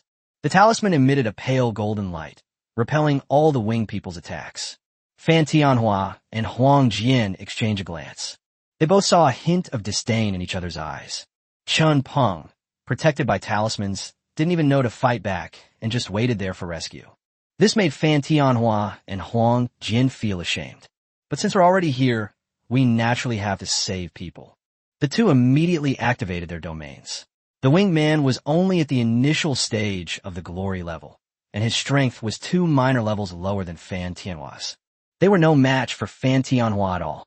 The domains collided, and the winged man's domain shattered instantly. The moment the winged human's domain shattered, Fan Tianhua's crimson domain rapidly expanded, enveloping it. Immediately afterwards, chains formed from dense blood energy blocked all escape routes for the winged people. At the same time, Fan Tianhua cut his palm again, and the blood formed chains that blocked all the winged people's movements. At last, the winged man was taken away by Fan Tianhua with a single sword strike. After rescuing Chun Peng, Fan Tianhua and Huang Jian immediately rushed to the next battlefield. Duan Fei unleashed his domain and confronted the winged man. This winged being is as strong as Duan Fei, both being mid-level glory rank. Although they are both mid-tier glory level, there is a difference in their strength. Duan Fei is already at the peak of the mid-level glory rank, just one step away from stepping into the high-level glory rank. In contrast, the winged people have only just entered the mid-level of the glory rank. If Duan Fei hadn't been so exhausted from the previous battle, he would have already killed the winged man by now. Fan Tianhua and Huang Jian arrived. Without saying a word, the two immediately attacked from both sides. The winged being's domain was attacked from 3 sides and could not withstand it at all. The domain shattered. Duan Fei seized the opportunity. Their territory expanded rapidly, enveloping the winged people within it. Within this realm, Duan Fei is a god, the creator of all rules. Seal up. Duan Fei uttered a single word, and a vast amount of righteous energy condensed, forming a giant seal character. The word seal struck the winged man. The winged man, who had been trying to struggle, felt his power sealed. Zhao Ku wears a silk tassel, and Wu Go, a type of hook, shines like frost and snow. A silver saddle shines on a white horse, swift as a shooting star. He can kill one person in 10 steps and leave no trace for 1,000 miles. Duan Fei had only recited the first few lines of the knight's journey when a swordsman phantom formed from righteous energy appeared out of thin air. A flash of sword light. The winged man was already decapitated. After helping Duan Fei defeat the enemy, the 3 of them rushed together towards the last battlefield. They had just arrived on the battlefield. The 3 of them almost lost their eyes. The main problem is that what Wei Ran did was too outrageous. Within Wei Ran's domain, The winged man was found bound hand and foot and thrown to the ground. Wei Ran was holding a dagger. They kept cutting between the winged man's legs. As for what it cut, it was of course the winged man's third leg. Wei Ran's approach to cutting his hair was different from others. He actually cut the other person's thing like it was a piece of meat. That kind of soul-piercing pain can only be known by those who have experienced it. No wonder the winged man was foaming at the mouth and convulsing. In addition, Fan Tianhua, Huang Jian, and Wei Ran also saw it. A large pool of blood was flowing from the winged man's buttocks, clearly indicating that Wei Ran had captured the winged man some time ago. Wei Ran showed that he had blown up the other person's anus. Fan Tianhua, Huang Jian, and Duan Fei exchanged glances but did not stop Wei Ran. The three of them retreated simultaneously. As long as Wei Ran is safe, that's enough. What Wei Ran does is his private matter. Certainly, it wouldn't be good if this got out. Fan Tianhua summoned Huang Tao and ordered the Vanguard Battalion to temporarily seal off the area. After doing all this, only then did Fan Tianhua have time to check the casualties of the garrison. Upon seeing those bloody numbers, Fan Tianhua almost couldn't catch his breath and fainted. After a series of major battles, the garrison has suffered more than half casualties. Brother Fan, please accept my condolences. Duan Fei also saw the number, patted Fan Tianhua on the shoulder, and comforted him. Fan Tianhua took a deep breath. He knew he couldn't fall. If he did, the garrison would be finished. I'm Fina. Fan Tianhua forced out a smile that looked more like a grimace. On the other side, the Abyss army returned empty-handed once again. Not only did they lose a large number of cannon fodder, but more importantly, they also lost 7 glory-level winged beings. On the side of the Abyss, there are only 30 glory-level combatants at most. 7 have been lost, leaving 23. Lilith, you failed again. Just follow my plan. Everyone swarm in. How can they possibly resist? The feared demon approached, and Lilith was the succubus's name. The succubus glanced at the feared demon with her emotionless eyes. Jack, if you lead the charge, I'll agree to your plan. Jack is the name of the feared demon. You. Lilith's words rendered the feared demon Jack speechless.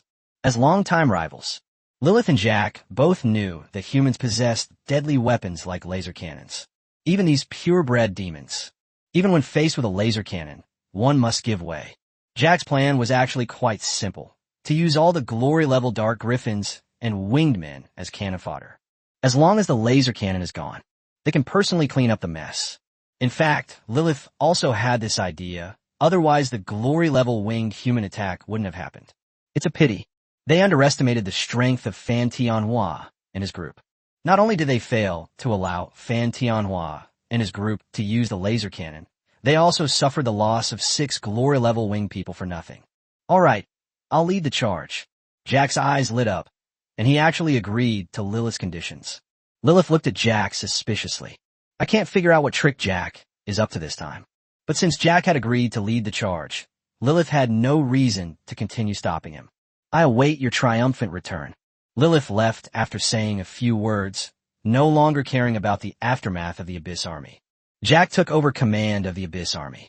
Chapter 141, The Battle to Defend Donghai City, Part 7. Another day has passed in the blink of an eye. A bunch of useless trash. Get up and prepare for battle. Before dawn, Jack's booming voice was already shouting and cursing at the Abyss army's encampment. Faced with pure demons, this army of abyssal creatures, composed of goblins, fallen demons, night cat demons, and minotaurs, has no human rights whatsoever. Even the Dark Griffin and the Winged Man are considered lowly races by the Abyss demons. The Abyss army began packing up their equipment. Prepare to continue the attack on Donghai City. As the sun rose above the horizon, the Abyss army, led by Jack, launched an attack on Donghai City. The commotion immediately attracted the attention of the garrison. Loud alarms blared throughout Donghai City. At that moment, the garrison soldiers were having breakfast when they heard the alarm. They all dropped their food and rushed to their respective posts. By the time the garrison was ready, the Abyss army had already besieged the city. Fortunately, Fan Tianhua had already dispatched Earth Elemental mages yesterday to clear away the mountains of rubble piled up outside the city walls. The Abyss army wants to attack the city. We had to climb up from below the city wall. In addition, there is good news. The city's protective formation has been repaired by Fan Nin once again. Attack! Jack didn't care whether the Abyss army could invade Donghai City or not, and immediately shouted for an attack. Boom! Boom! Jack raised his hand and fired an energy blast. Before the energy projectiles could even hit the city walls, they were immediately blocked by the city's protective array. Let's work together and break through the city's protective formation first. Jack roared, and all the Dark Griffin Legion and Wingman Legion, including all glory-level combatants, attacked together. The defensive array protecting Donghai City is quite strong. However, it also faced attacks from nearly 900,000 diamond-level combatants and more than 20 glory-level combatants. The city's protective formation lasted for less than a quarter of an hour. The city shattered instantly, losing the protection of the city's defensive array, and Donghai City was once again exposed to the Abyss army. Domain open. Seeing that the city's protective formation had been broken, Fan Tianhua and his men immediately tried to repeat their old trick. The 6 men each guarded a section of the city wall. 6 domains unfold, encompassing the entire city wall. Pity. Fan Tianhua and his team miscalculated. The Abyss army has a new commander this time. Seeing Fan Tianhua and others unfold their domain, Jack let out a cold laugh and waved his hand behind him. 21 glory-level Dark Griffins and winged men attacked together. They all expanded their domains. They crushed into the territory of Fan Tianhua and the others. Upon seeing that the Abyss had dispatched a full 21 glory-level combatants, Fan Tianhua and the others unanimously took out their laser cannons. The laser cannon can be rapidly recharged. It was aimed at the glory-class Dark Griffin and Wingman. Boom! Boom! Boom! Laser cannons fired in succession, and the 21 Dark Griffins and Winged people kept dodging. But the laser cannon is too fast. Each launch can take away a glory-level Dark Griffin or Wingman. Unfortunately, Fan Tianhua and his team wanted to use the laser cannon to sweep across and kill more enemies. At their speed, the Dark Griffin and Wingman can easily dodge it. Fan Tianhua and his companions were also helpless and could only keep releasing laser cannons to kill the enemy as much as possible. When the last energy crystal is used up, there are still 4 glory-level Dark Griffins in the sky that have not been killed. In addition, and then there's Jack, that purebred devil. 5 against 7, it seems the human side has the advantage. However, all the surviving glory-level Dark Griffins were high-ranking glory-level. Jack is also a high-ranking glory-level player. On the human side, only Fan Tianhua is at the high-ranking glory level. The other 5 are mid-level glory ranked, and there's also Fan Bei, who is a beginner-level glory ranked. Kill. The threat of laser cannons is gone. Jack roared excitedly and charged towards Fan Tianhua first. The realm of fear clashed with the realm of blood. It makes a creaking sound, a sound that can be quite irritating. Receive. A small spatial crack has appeared between the 2 areas. Fan Tianhua immediately shrank his territory. Engaging Jack in a direct firefight on the city walls is not a wise choice. Even if we win, the city walls of Donghai will be destroyed. Seeing Fan Tianhua's concerns, Jack smiled coldly, turned around, and charged towards the ordinary garrison soldiers. Fan Tianhua never expected that Jack would be so unethical. He originally intended to lure Jack away. That's impossible now. Withdraw. Fan Tianhua roared and ordered the garrison troops to move away from the city wall.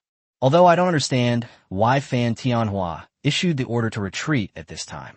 But the responsibilities of the military are what they are. They had no choice but to retreat reluctantly. Once you reach the city wall, there are ropes available for a quick retreat.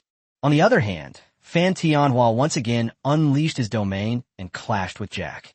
However, spatial cracks are generated each time. Fan Tianhua immediately shrank the area of his domain until the spatial rift disappeared. The 2 fields collided once again.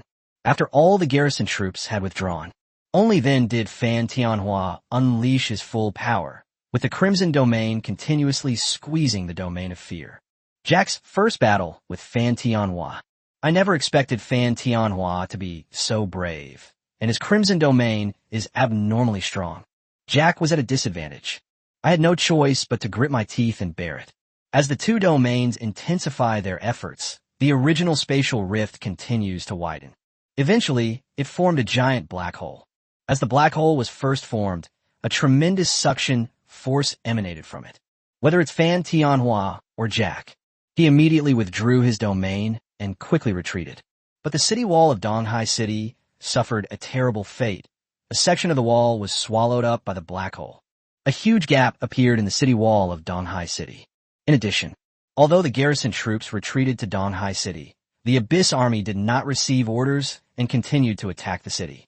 The immense swallowing power of a black hole. Not only were the city walls destroyed, but a large portion of the Abyss Army was also swallowed by the black hole. Their fate was naturally to die without leaving a trace. Once the black hole disappeared, Fan Tianhua and Jack charged at each other again. The opponent cannot be completely overwhelmed in the field. Close combat is the only option. Jack is a powerful warrior who survived the harsh environment of the Abyss. Fan Tianhua was also a general who rose through the ranks. Both sides had roughly equal combat experience, and when they clashed, every move seemed extremely dangerous. But they were all able to resolve the situation easily. The battle between the two was unlikely to end anytime soon. On the other side, 4 Dark Griffins confronted Huang Jian, Yuan Shuai, and others. Both sides expanded into their respective areas. 4 against 6. Originally, the human side should have had the advantage, but their cultivation level was 1 level lower than that of the Dark Griffin. Instead, they were suppressed by the Dark Griffin. Fan Bei has only recently made a breakthrough, and the field has not yet been fully developed. His domain was the first to crumble and break apart. Without Fan Bei's assistance, Huang Jian and the others immediately felt the pressure increase. The scope of the field is being continuously squeezed and shrunken. If this continues, they will eventually be enveloped by the Dark Griffin's domain. But they do not resist. Now he will be enveloped by the other party's domain. They would be in even greater danger once they entered the other party's territory. Chapter 142, The Battle to Defend Donghai City, Part 8. Huang Jian and the other 4 were forced to retreat continuously by the Dark Griffin. Chirp! Chirp! Having gained the upper hand, the Dark Griffin was extremely excited, let out a cry, and exerted its strength once more. Huang Jian and the other 4 immediately felt a surge of pressure. He kept retreating, walking a full 10 meters backward until his back touched the battlements, at which point he stopped. If he continued to back away, they were then pushed off the city wall. Drink! Fan Bei shouted and once again expanded his domain to join the battle against the Dark Griffin.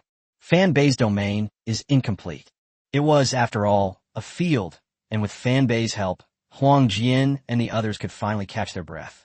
Fan Bei, don't fight head-on. If you can't hold out, immediately shrink the area you're in. Huang Jian transmitted his voice to Fan Bei. If the domain is shattered, the user will not be injured, but will consume a large amount of magic power and mental energy. It coalesced again. It will take a while to recover before it can be done. Therefore, after Fan Bei's domain was shattered, he did not immediately condense a domain to continue fighting. Huang Jian's idea was that if they couldn't withstand the attack, they should temporarily retreat and let others take the brunt of it, and then launch another attack after they had recovered. This can effectively protect one's territory from being destroyed. With Huang Jian's guidance, Fan Bei found it much easier to apply. It erupts from time to time. The pressure was fluctuating, making Huang Jian and the others feel uncomfortable, as was the Dark Griffin. The way the Dark Griffin looked at Fan Bei had slowly changed. The anger in his eyes was impossible to hide. He wished he could tear Fan Bei to pieces. But Huang Jian and others were there. No matter how angry they are, they can't kill Fan Bei. On the other hand, Fan Bei is becoming more and more adept at using the domain, and as his understanding of the domain deepens, not only is the stability of the domain improved, but its range also increases significantly. Drink, perhaps because the field is becoming more and more complete. Fan Bei's confidence has greatly increased. After a loud shout, the territory expanded rapidly, crashing heavily into the Dark Griffin's domain. Crunch, crunch. The impact caused spatial turbulence and produced a piercing sound. Fan Bei's confidence increased greatly. But he's not a brainless, big dummy. Having failed to achieve their goal with their first attack, they immediately and decisively retreated. The Dark Griffin wasn't in good shape either after being hit by Fan Bei. They were already in a stalemate, and Fan Bei's move almost caused it to capsize in the ditch. Take a break, then continue. Huang Jian sent another telepathic message to Fan Bei. Just now, Huang Jian clearly felt that there was a chance to turn the tide. Fanbei nodded subtly. He took a few deep breaths, gathered his strength, and prepared to deliver a powerful blow to the Dark Griffin. D. Fanbei shouted and slammed his domain hard against the Dark Griffin domain. Click! Fanbei used excessive force, causing some small cracks to appear on the surface of the area. Fanbei immediately reclaimed the territory. If the domain breaks again, it will take time to recover and solidify. Chirp chirp. The Dark Griffin was a whole realm stronger than Huang Jian and the others. But in a 4-against-5 situation, although the Dark Griffin had the upper hand, the difference wasn't significant. Fanbei did this. This disrupted the balance. The territory of the Dark Griffin on the far right was suppressed by Huang Jian. Continue. Huang Jian sent another telepathic message to Fanbei. Seeing the situation on the battlefield, Fanbei no longer cared whether the domain would be destroyed. They mustered all their strength once more and charged toward the Dark Griffin's territory. Bam! Fanbei's domain once again shattered and disappeared, along with the Dark Griffin's domain. Not only that, the Dark Griffin on the far right is still enveloped by Huang Jian's domain. The balance of 4-against-5 has been completely broken. Now it's 3-against-5. The Dark Griffin, which had initially held the upper hand, is now at a disadvantage.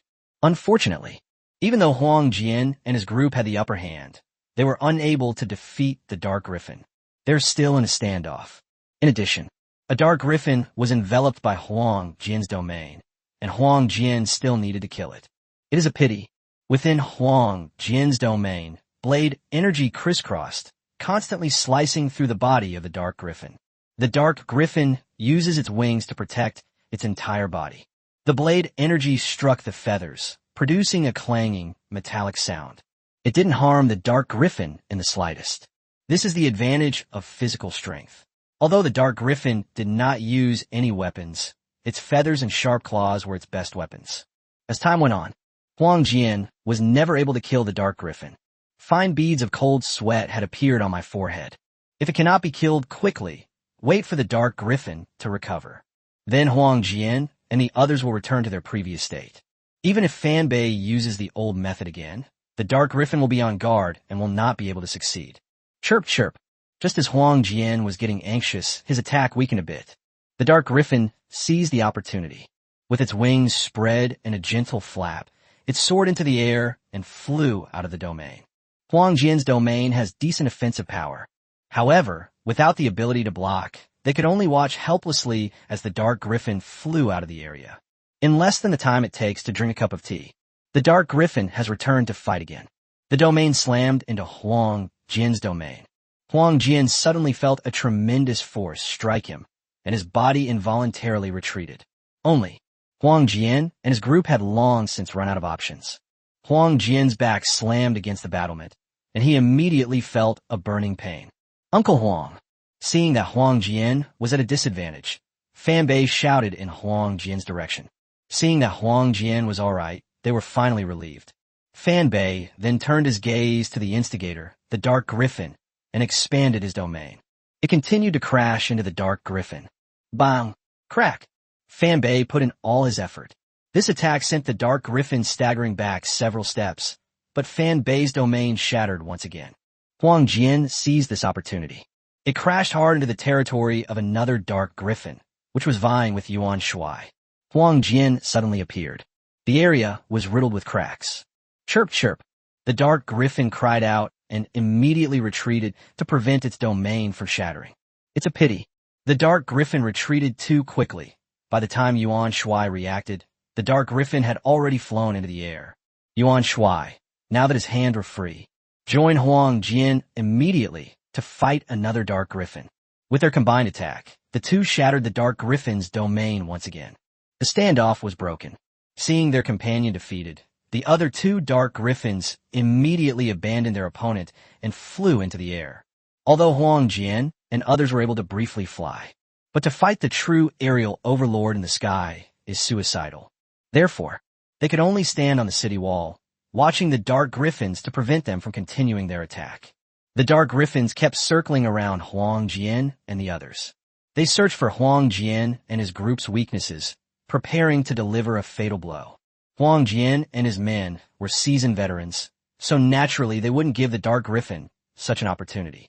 At last, the Dark Griffin fixed its gaze on Fanbei. Fanbei is a newly promoted Glory level player, and he has not yet fully mastered the methods of the Glory level. Start with Fanbei. For the Dark Griffin, this is the best breakthrough point. Hey, everyone's here. Just then, a stunningly beautiful woman with a hot figure flew through the air. Chapter 143, The Battle to Defend Donghai City, Part 9. The newcomer was none other than the succubus Lilith. She descended from the air step by step with graceful steps and a swaying waist like a water snake. Finally, he stood on the battlements. Lilith's arrival caused both sides to cease fighting. Fear Demon Jack is anger. Lilith is furious that she lacks martial ethics and tries to steal the fruits of others' labor. Fan Tianhua was solemn, already possessing a terrifying demon, and dealing with it would require using all his skills. Let's have another Lilith. This is Heaven's will to destroy Donghai City. Huang Jian and the others were no exception. Fighting 4 Dark Griffins at the same time had already exhausted them. But they were able to maintain the situation. Now that another succubus has appeared, the balance has been broken, and they have completely lost. Their loss means that Donghai City has fallen into the biggest crisis since its founding. If you can't think of a way to break the deadlock, today Donghai City will be transformed into a hellish place. Lilith, what are you doing here, you filthy bitch? Fear Demon Jack was very unhappy with Lilith's sudden appearance and immediately started cursing. Lilith glanced at Jack with disdain. Big oaf, your mission is complete. From this moment on, I'm in charge here. Lilith's voice wasn't loud, but her tone conveyed a domineering and uncompromising attitude. The demon of fear was furious and wanted to continue cursing. But considering the power of the succubus race, Jack swallowed back the insults that were about to come out of his mouth. He just stared at Lilith with those vicious eyes, wishing he could devour her alive. Jack, your mission is to eliminate all the enemies in front of you. Lilith completely ignored the enraged Jack, treating him as nothing more than a dog beside her, and directly gave the order. Yes, I understand. Jack wanted to argue a bit more, but when he met Lilith's alluring gaze, he swallowed his words and finally lowered his proud head, accepting Lilith's command. The battle continues. The Fear Demon Jack unleashed all his fury on Fan Tianhua. Every move, every style is powerful and heavy. Fan Tianhua had no choice but to rely on his special professional skills to fight Jack relentlessly. The 4 dark creatures stopped circling. Instead, they used their ability to fly to different altitudes to continuously swoop down and attack Huang Jian and the others. If the first attack fails, retreat immediately. To guard against a sneak attack from the Dark Griffin, Huang Jian and the others had to stand back to back. You can't guard against thieves forever if you're a thief for 1,000 days. Faced with the relentless swooping attacks of the Dark Griffin, Huang Jian and his companions could only passively defend themselves. Over time, Huang Jian and the others all suffered injuries of varying degrees. Although these injuries were not fatal, the excessive blood loss still caused them to feel dizzy. For the lives of millions of people behind him, Huang Jian and the others could only grit their teeth and persevere. As for Lilith, she remained gracefully atop the battlements, enjoying the fierce battle between the two sides. I saw some exciting parts. He would also occasionally offer a few comments. Only, every move she makes touches the hearts of Fan Tianhua, Huang Jian, and others. They were afraid that Lilith would suddenly launch a sneak attack. This also made them more hesitant in their fighting. They were no match for the Fear Demon and the Dark Griffin to begin with, and now they had to be on guard against Lilith. They found it increasingly difficult to fight. The battle lasted for an hour. Fan Tianhua, Huang Jian, and others were already teetering on the brink of collapse under such intense fighting. What a bunch of useless people. They can't even catch a few small bugs after all this time. Lilith stretched and then unleashed a torrent of abuse on the Fear Demon and the Dark Griffin. At the same time, Lilith took a step forward and instantly appeared behind Fan Tianhua. Snap! Lilith snapped her fingers, and Fan Tianhua felt dizzy. His hand movements were even a beat slower. The Fear Demon wouldn't let this golden opportunity slip by, and with a punch, it struck Fan Tianhua directly in the chest. Click! The sound of bones breaking rang out, and the intense pain brought Fan Tianhua back to his senses. But by then it was too late to wake up. Having taken a direct hit from the Fear Demon Jack, Fan Tianhua's body was flung away like a broken sack. Bam! His back slammed against the battlements with a dull thud. Vomit! Upon landing, Fan Tianhua immediately coughed up a mouthful of blood to check his physical condition. He broke at least 3 ribs. He also suffered serious internal injuries. Fan Tianhua gave a wry smile. In his current state, he was no longer able to protect Donghai City. After Fan Tianhua lost his fighting ability, Lilith didn't even glance at Fan Tianhua before taking another step forward. His figure was like a ghost. They reappeared beside Huang Jian and the others. He snapped his fingers lightly, and Huang Jian and the others immediately felt dizzy and fell to the ground. The Dark Griffin seized the opportunity. It swooped down rapidly from the sky, its target being the heads of Huang Jian and the others. The sharp claws gleamed with a cold light. If we can catch them red-handed, Huang Jian and the others will surely become corpses. After doing all this, Lilith took another step forward as if she hadn't done anything. They reappeared, already standing atop the battlements. His gaze fell upon the garrison troops within the city, a cruel smile playing on his lips. Boom!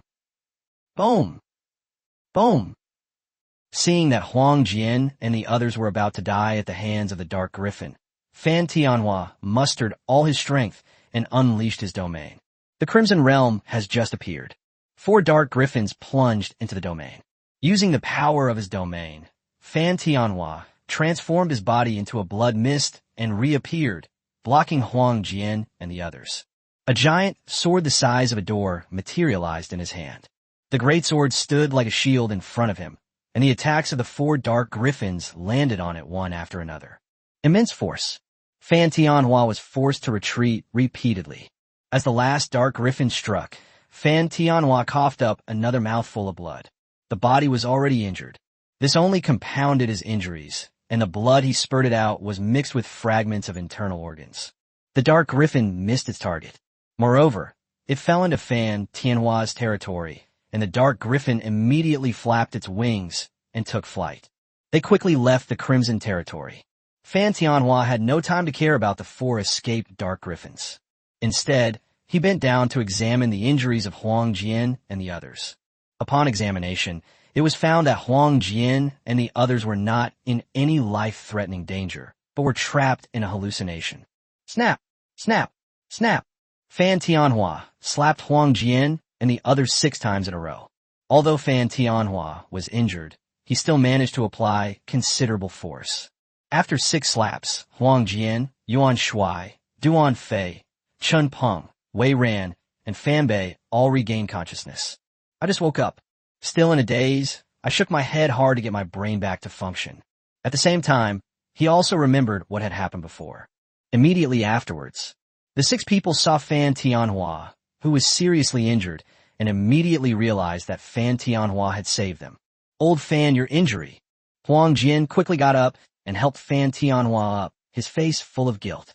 He believed that Fan Tianhua was so badly injured because he was saving them. Chapter 144, The Battle to Defend Donghai City, Part 10. Don't worry, I'm fine, I won't die anytime soon. Despite his internal injuries, Fan Tianhua forced himself to swallow the blood that was stuck in his throat. Look around. They then realized that although Huang Jian and the others had not suffered any serious injuries, Lilith's mental attack had still had a significant impact on them. Originally, at full strength, I can probably only use 80% now. Now that I've said my last words, it's time to send you on your way. Every word Lilith uttered, and every movement she made exuded allure. Huang Jian and the others bit their tongues. This cleared his mind and prevented Lilith from dragging him back into the illusion. Fan Tianhua was injured. His resistance to Lilith's mental attacks was also much weaker than before, and he bit his tongue as well. I forced myself to calm down. Jack, what are you waiting for? Seeing that her charm had no effect, Lilith snapped at Jack in a completely emotionless voice. Jack was unwilling to be manipulated by Lilith. But the succubus race was stronger than the fear demon race, so it had to submit. They charged towards Fan Tianhua and the others first. Even Jack didn't dare to defy Lilith, let alone the Dark Griffin. 4 Dark Griffins followed closely behind, swooping down towards Fan Tianhua and his group. The sharp claws gleamed with a cold, icy light. That claw strike would surely take a life. Fan Tianhua, Huang Jian, and the others naturally wouldn't sit idly by and wait to die. They immediately dispersed. Immediately afterwards, the area was expanded to fully defend against a surprise attack from Jack and the Dark Griffin. Bam! Jack and the Dark Griffin were not going to be foolish enough to venture into each other's territory. They immediately expanded their territory. 5 fields and 7 fields collide. Fan Tianhua, Huang Jian, and the others were no match for Jack and the Dark Griffin because of their injuries. The domain held firm for a moment, then shattered completely. Jack and the Dark Griffin immediately expanded their territory, intending to encompass Fan Tianhua, Huang Jian, and the others. Whoosh! Bang! At this critical moment, 8 dead griffins descended from the sky. The speed was so fast that it caused the air to explode. The moment the Death Griffin landed, it immediately deployed its domain. The 8 fields are integrated. It forms the prototype of an independent little world. The fusion domain expanded rapidly, sweeping away everything in its path and directly destroying the domains of Jack and the Dark Griffin. Not only that, Jack and the Dark Griffin tried to escape, but the fusion domain expanded too quickly. They had barely turned around when they were already enveloped by it. A tremendous pressure weighed on Jack and the Dark Griffin. This slows down their movements. Only Lilith, standing at a distance, saw the fusion field approaching and quickly retreated. Only when the expansion of the fusion domain ceased did Lilith stop her retreat. You finally arrived, kid. If you had been any later, you would have been collecting my corpse. Fan Tianhua exhaled a breath of stale air, looking at the 8 majestic death griffins beside Chen Tao, his eyes shining with hope. They each suffered injuries of varying degrees. If Chen Tao hadn't arrived in time, they would be corpses by now. Donghai City has no glory-level guardians. It's only a matter of time before they are destroyed. Even if they die, and Chen Tao leads the undead army back, there will be no glory-level combat power to support him. They probably won't be able to hold out for very long. Unexpectedly, Chen Tao has grown to this level, with 8 glory-level death griffins by his side. There are 8 dead griffins. This directly filled the gap in top-tier combat power. Wait a minute. Let me deal with these small fry first. Under the pressure of the fusion field, Jack and the Dark Griffin moved at a snail's pace. But he also took this opportunity to climb several hundred meters. If left unattended, they really will escape. Go ahead and let us see your true strength. With Huang Jian's help, Fan Tianhua sat on the city wall and waved at Chen Tao. Yuan Shuai and Duan Fei both looked at Chen Tao with admiration. In contrast, Chen Peng and Wei Ran. The two were somewhat embarrassed at this moment, on the one hand wishing Chen Tao were dead. Chen Tao has gained momentum. If he doesn't die, the Chen and Wei families will be in danger. On the other hand, they didn't want Chen Tao to die. If Chen Tao dies, who will protect them? Chen Tao didn't take the 2 men seriously at all, and nodded amicably to Fan Tianhua, Huang Jian, Yuan Shuai, Duan Fei, and Fan Bei. The land of the dead. As the skill was unleashed, a bronze gate rose from the ground and slowly opened. 5 lizardman zombies rushed out first. Judging from their size alone, the 5 lizardmen are also at the glory level.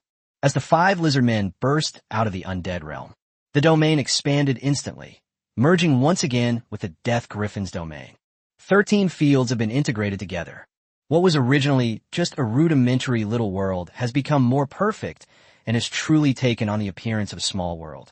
Jack and the Dark Griffin were originally still able to move. But after the domains merged again, the immense pressure had already crushed them to the ground. They became nothing more than fish on Chen Tao's chopping board. Chen Tao could dispose of them at any time. Just after the 5 lizardman undead rushed out, Chen Do and Chen Jia followed closely behind, stepping out of the undead kingdom.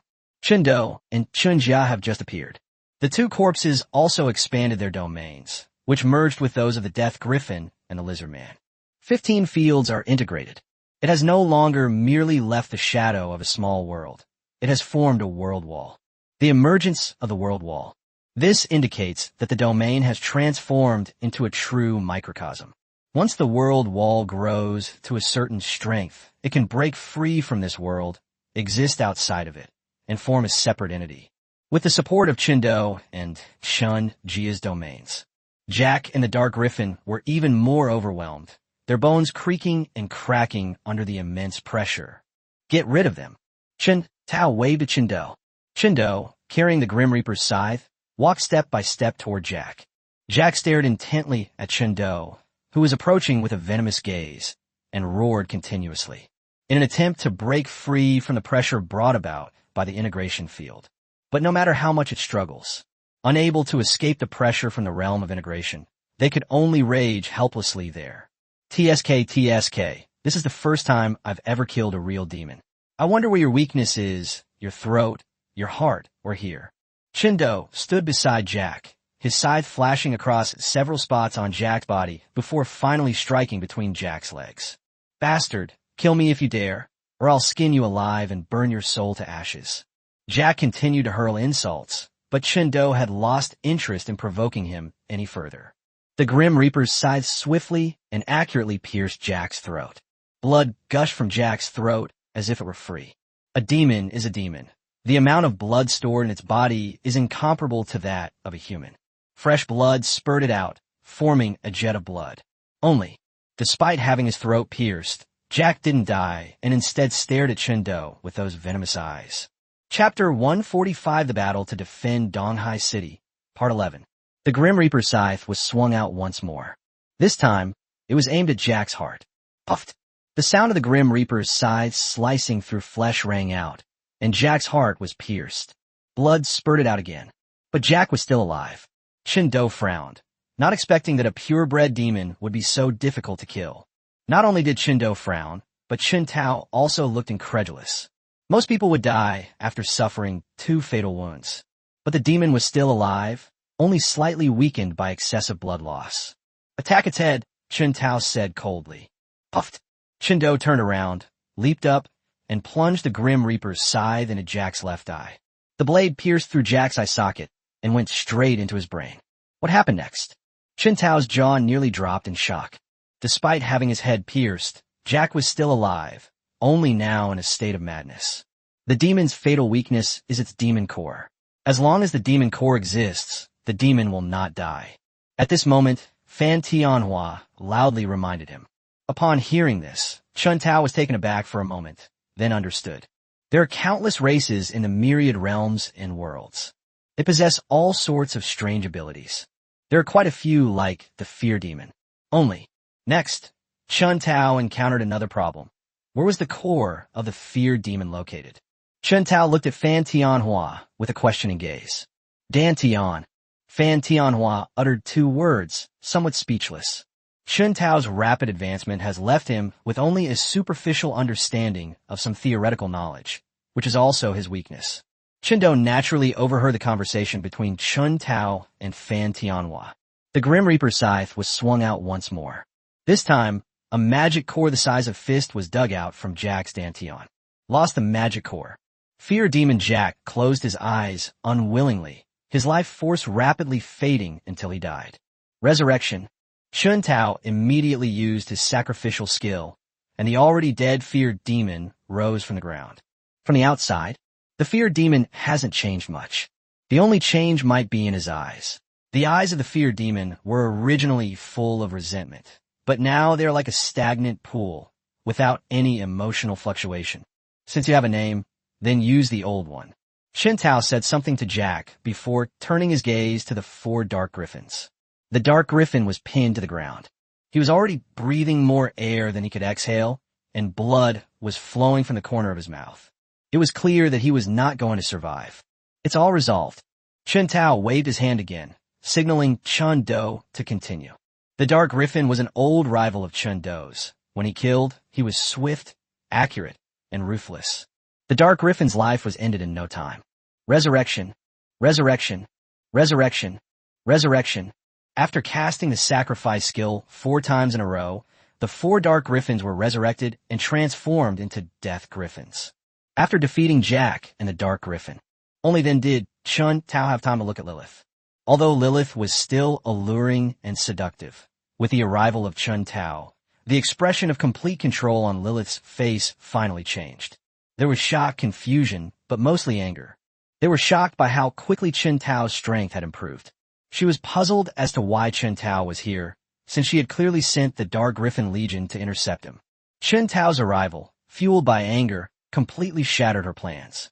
It's no longer possible to take over Donghai City, which was once within our grasp. More importantly, after this great battle, she is the only glory-level character left on the Abyss's side. The tide has turned. We have no choice but to retreat temporarily and find another way. Withdraw. Upon realizing this, Lilith immediately ordered a retreat. You want to leave? Isn't it too late? Chen Tao said dismissively, his voice full of disdain for Lilith. When has Lilith ever suffered such humiliation? He wanted to get angry, but seeing the zombies surrounding Chen Tao, he changed his mind. It turned and flew south. 100 demons parade at night. Lilith had just turned around when Chen Tao's cold voice came from behind her. Swish! The domain expands to include Lilith directly. More importantly, the previous 15 integration areas were also included. What happened next? Chen Tao was stunned. The product of the fusion of 15 fields was once again merged with the night parade of 100 demons. The area covered by the night parade of 100 demons instantly expanded to a radius of 200,000 meters. The entire Donghai City, along with the Abyss Army, was shrouded in the night parade of 100 ghosts. Originally grayish-white, it resembled an eggshell-like domain light shield. It actually materialized, evolving into a world wall as thick as a palm. The world wall is very stable. There are already signs that it has broken away from the main world. At this moment, Lilith wanted to leave Chen Tao's territory. It's impossible now, unless Lilith can tear space apart. However, she, at the glory level, clearly lacked this ability. Kill. With a wave of his arm, Chen Tao sent the undead army charging towards the Abyss army like wild horses. Compared to the army of the undead, the army of the Abyss is vast. In terms of both quantity and quality, they cannot compare to the undead army. In addition, the night parade of 100 demons amplifies the undead army. The army of the Abyss was no match for them. The undead army swept through as easily as cutting melons and vegetables. The only ones still capable of resistance are the Dark Griffin Legion and the Wingman Legion. However, they lost their supernatural powers. The Dark Griffin Legion and the Winged Legion faced 500,000 skeleton griffins. They too became lambs to the slaughter. Although they had the ability to fight back, they didn't have much. It's only a matter of time before the undead army wipes out the Abyss army. Chen Tao stopped paying attention to the battle between the undead army and the Abyss army. He turned to look at Lilith. Lilith tried to escape, but all her attempts failed. Let's all attack together and end this battle as soon as possible. Chen Tao had no intention of engaging in a one-on-one duel with Lilith. Even if there were, it would be Lilith taking on Chen Tao and his group all by herself. Corpse 1 through Corpse 5 are lizardmen who burrow directly underground, ready to ambush Lilith at any moment. Corpse 6 to Corpse 17 are death griffins. They spread their wings and soar high, constantly circling around Lilith. Only Jack, Chendo, and Qinjia remain beside Chen Tao. Jack, it's your turn to shine. Jack and Lilith are both pure-blooded demons, and both are high-ranking glory-level demons in terms of strength. The only difference is that Lilith is a veteran glory-level high-ranking combatant. In contrast, Jack had only recently broken through to the high-level glory rank. However, it also belongs to the high-level glory tier. That slight difference in strength has already been erased by the amplification from Chen Tao's Heart of the Dead. In addition, Jack also received a boost from the Night Parade of 100 demons. When it comes to sheer power, Jack has surpassed Lilith. Furthermore, since this is Chen Tao's home turf, Lilith will definitely be hesitant and timid in her fight. Only then did Chen Tao feel relieved enough to send Jack out. Boom! Jack stomped his feet hard on the ground, creating a shallow crater. At the same time, Jack's body shot towards Lilith like a cannonball. Snap! Lilith snapped her fingers, and a surge of mental energy silently entered Jack's mind. Chapter 146, The Battle to Defend Donghai City, Part 12. Unfortunately, Lilith miscalculated.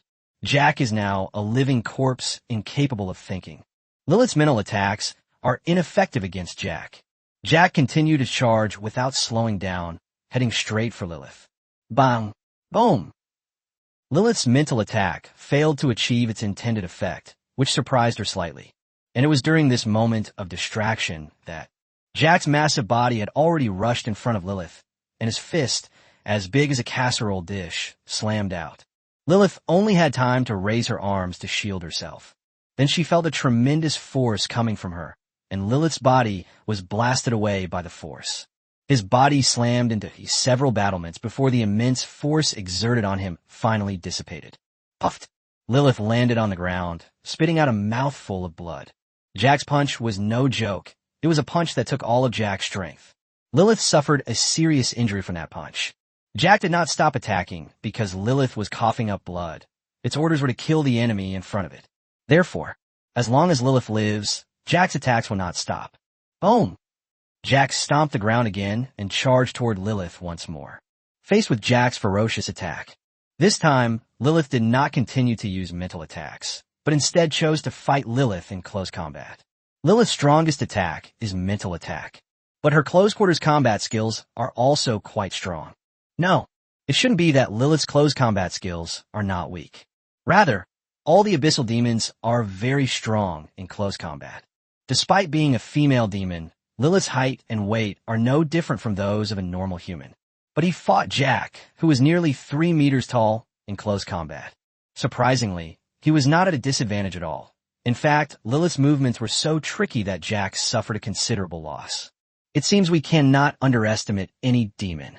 Watching the battle between the zombies and the demons, Chun Tao couldn't help but marvel at the power of the Abyss demons. Stop wasting time, let's all attack together. Testing Jack's combat ability is enough. Chun Tao didn't expect Jack to be able to kill Lilith in a one-on-one fight. Whoosh, whoosh, whoosh. Lilith is engaged in a fierce battle with Jack, and the Death Griffins, upon receiving orders, swooped down one after another. The sharp claws gleamed with a cold light. It went straight for Lilith's head. Bow! Faced with the sudden attack of the Death Griffin, Lilith tried to dodge, but with Jack entangled with her, she couldn't do it at all. He could only take a punch from Jack. Using the force of the punch, Lilith flew backward. They escaped the attack of the Death Griffin. There are not only Jack and the Death Griffin on the battlefield, but also 5 lizard man undead hiding underground.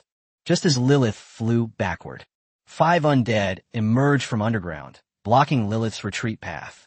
Lilith discovered the corpses. They immediately tried to stop retreating, but it was too late. Lilith's retreat was not voluntary. She was pushed back by Jack's force. To stop, you have to dissipate Jack's force.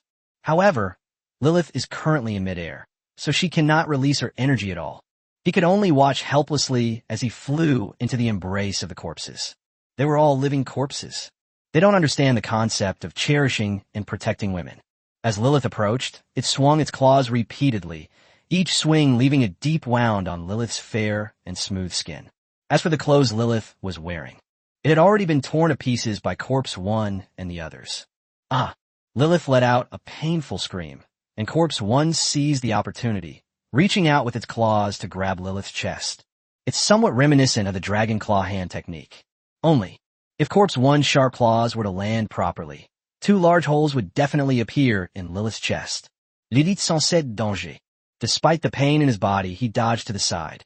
He barely dodged Corpse 1's fatal attack, but his arm was still scratched by Corpse 1. Chinjia, add some ingredients to her food.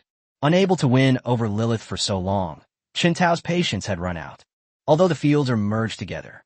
However, this does not mean that Chunjia is unable to mobilize the power of the domain. However, it can only draw upon the power of its own domain. Only after the domains merge, the domain power is amplified many times over. Gravity. Chunjia simply uttered 2 words. The power of the domain was mobilized and directly pressed down on Lilith. It was originally as agile as a slippery loach, but the moment gravity was applied to it, Lilith felt as if she had fallen into a swamp. It's extremely difficult to even move around. Puffed, puffed. They wouldn't let this golden opportunity slip by, their sharp claws waving incessantly. He poked several holes in Lilith's body. Despite suffering severe physical damage, Lilith's aura had diminished considerably, but her spirit remained strong. Remove her magic core. As Chun Tao gave the order, Shi-Yi stabbed Lilith's dantian with his claws. When retracting its claws, a pink magic core was held in Shi-Yi's hand. Lilith's life force plummeted, and within just a few breaths, she was completely dead. Resurrection. Chun Tao walked to Lilith's corpse and used his sacrifice skill. A grayish-white force of death entered Lilith's brow. Lilith, who had been dead, came back to life. Adding another great general is excellent. Chen Tao was very satisfied with Lilith's combat strength, and even more satisfied with her attack methods. Spiritual Mage. This is a very rare profession in this world. Their rarity is comparable to that of God-level professionals. Of course, this doesn't mean that people in mental health professions are particularly strong. The main problem is that mentally based professionals use extremely unpredictable attack methods, making them difficult to defend against. Legal professionals can still put up some resistance. If you're attacked by a warrior, archer, assassin, or other class, this is a serious problem, although not enough to cause immediate death. However, psychological attacks can also cause them unbearable pain. Chen Tao took out a piece of Shui Bing's clothing from a storage ring and threw it to Lilith. This gave us time to watch the battle between the Undead Army and the Abyss Army. There was no suspense whatsoever. The Abyss Army has been divided and surrounded by the Undead Army and can be completely annihilated at any time. You all go and help. Let's finish this quickly. Chen Tao gave instructions to the group of living corpses. Fan Tianhua, Huang Jian, and others suffered injuries of varying degrees. It takes time to recover. Chen Tao needs to eliminate the Abyss Army as quickly as possible and restore peace to Donghai City. Corpse 1, Corpse 2, and a group of other living corpses immediately rushed into the battlefield. The Abyss Army was like lambs to the slaughter when facing Corpse 1 and Corpse 2. Every attack, they can clear a large area. However, the sheer number of the Abyss Army was overwhelming, and it took a full 6 hours. When the last Dark Griffin died, this epic battle has finally come to an end. Clean up the battlefield. Chen Tao gave orders to the Undead Army, while he himself walked to the side alone. Perform the skeleton creation technique. All the corpses of platinum level or higher among the Dark Griffins, Winged Men, and Abyss armies were transformed into undead skeletons. Chapter 147 Post-War Work. Name, Chen Tao. Class, Necromancer. Rank, High-Level Diamond. Talents, Realm of the Dead, Heart of the Necromancer. Skills, Divine Meditation, Skeleton Creation, 9 Nether Corpse Refining, 100 Ghost Parade, Damage Transfer, Teleportation, Skeleton Domination, Corpse Explosion, Bone Arrow, Bone Shield, Bone Spear, Bone Prison Curse. Sacrifice Skills, Rebirth Devour. Undead. Gold Tier Skeleton Warriors 1 million. Gold Tier Skeleton Archers 500,000. Gold Tier Skeleton Mages 500,000. Gold Tier Skeleton Knights 300,000. Platinum Tier Skeleton Warriors 500,000. Platinum Tier Skeleton Archers 200,000. Platinum Tier Skeleton Mages 200,000. Diamond Tier Skeleton Warriors 200,000. Diamond Tier Skeleton Archers 100,000.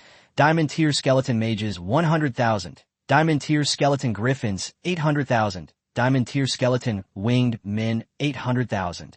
Mutant Undead, Giant Hammer, Giant Axe. 9 Netherworld Corpse Refining Technique.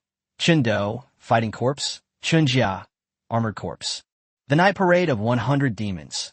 Hang Ghost, Water Ghost, Knife-Wielding Ghost, Starving Ghost, Mountain Ghost, Mountain Lord's Ghost, Soul-Capturing Ghost, Headless Ghost, Lustful Ghost, and Coin Ghost. Glory Level Undead. 19 out of 20. Lizardmen /5. Death Griffins /12. Demons /2. King Level Zombie. 0/1. Chen Tao opened his career panel and looked at all his achievements over this period of time. The Undead Army numbered 5.2 million. This includes 800,000 skeleton griffins and 800,000 skeleton winged men. These are all diamond-level combatants. The total number is 1.6 million, not counting the rest of the Undead Army. This army of 1.6 million diamond-level undead alone is enough to sweep across the entire Dongshan province. The land of the dead. The war was over. Chen Tao opened the Bronze Gate, and the Undead Army, in neat rows, returned to the Undead Kingdom in an orderly manner. Chen Tao was left with only Chendo and Chun Jia as his bodyguards. Leaving the two of them was a decision Chen Tao made after careful consideration. As Chen Tao accomplished more and more significant tasks, each one bigger than the last, he has already come into the public eye. Some people hope that Chen Tao will grow up and become a hero who protects the world. Others hope that Shan Tao will disappear from the scene to prevent his rise and the taking away of their share of the pie. Although Qindo and Chunjia were only at the high-level diamond rank, but their combat power is no weaker than some ordinary Glora-level characters, and they have them protecting them. This can prevent malicious individuals from using insidious methods to target Shan Tao. In addition, although Qindo and Chunjia are zombies, Chindo's normal state is not much different from that of a human, and he still has the ability to think independently, so he will not cause panic as a guard. As for Chunjia, although he looked somewhat frightening, he was completely protected by armor, and outsiders could not see Chunjia's true face at all. And like Qindo, he also has independent thinking ability and can communicate normally with people. It's just a bit odd that he wears armor all the time. Certainly, this applies to ordinary people. Although Qindo and Chunjia do not appear to be different from other strong individuals like Fan Tianhua, Huang Jian, and Yuan Shuai on the surface. However, you can tell whether Qindo and Chunjia are breathing. This led to the conclusion that Qindo and Chunjia were not human. Certainly, if someone's strength reaches the level of Fan Tianhua and his ilk, they wouldn't care if Chun Tao had 2 zombies following him around at all times. As long as it doesn't cause unrest, it's fine. After the undead army returned to the undead realm, Chun Tao withdrew his domain. He quickly walked to Fan Tianhua's side. "Commander, I have not failed you." Chun Tao gave a standard military salute and said in a low voice. Fan Tianhua looked at Chun Tao and nodded in satisfaction, a smile creeping onto his face, clearly in a good mood. Cough, cough. Fan Tianhua reached out and braced himself on his knees, trying to stand up, but the moment he made a movement, he aggravated his wound and began to cough incessantly. Huang Jian immediately patted Fan Tianhua on the back. Once Fan Tianhua stopped coughing, Chun Tao immediately called for a medic. After an initial examination by the medic, Fan Tianhua suffered 3 broken ribs and injuries to his internal organs of varying degrees. Ribs are easy to deal with. The medic immediately used his healing skills, and the 3 ribs were healed in just a few breaths. The injuries to the remaining internal organs are more difficult to treat. It requires not only the medical skills of a medic, but also the use of medication. The battle is over. Fan Tianhua has plenty of time to recover and is not too concerned about his injuries. Next, the medics then examined Huang Jian, Yuan Shuai, Duan Fei, Chun Peng, and Wei Ran again. They only had some superficial injuries, healed in the blink of an eye thanks to the medics' healing skills. The most troublesome thing is that they received psychological attacks. The mental consciousness has been damaged to varying degrees, which is beyond the treatment of medics. I want a quick cure. There are only 2 solutions. One approach is to find rare and precious natural materials that can treat the spiritual sea of consciousness. Secondly, with proper cultivation for about 6 months, it can recover on its own. Chun Tao's Xian Yin Nourishing Soul Fruit is such a rare and precious material. However, the profound Yin Soul Nourishing Fruit was too precious, so Chun Tao did not intend to take it out. It's not that Chun Tao is cold-blooded. The main reason is that the profound Yin Soul Nourishing Fruit is too precious, and once people find out that they possess it, this will definitely cause some unnecessary trouble. Those with a moral bottom line will only try to buy or barter. However, there are still some lawless people who will definitely try every means to snatch the Xian Yin Nourishing Soul Fruit from Chun Tao.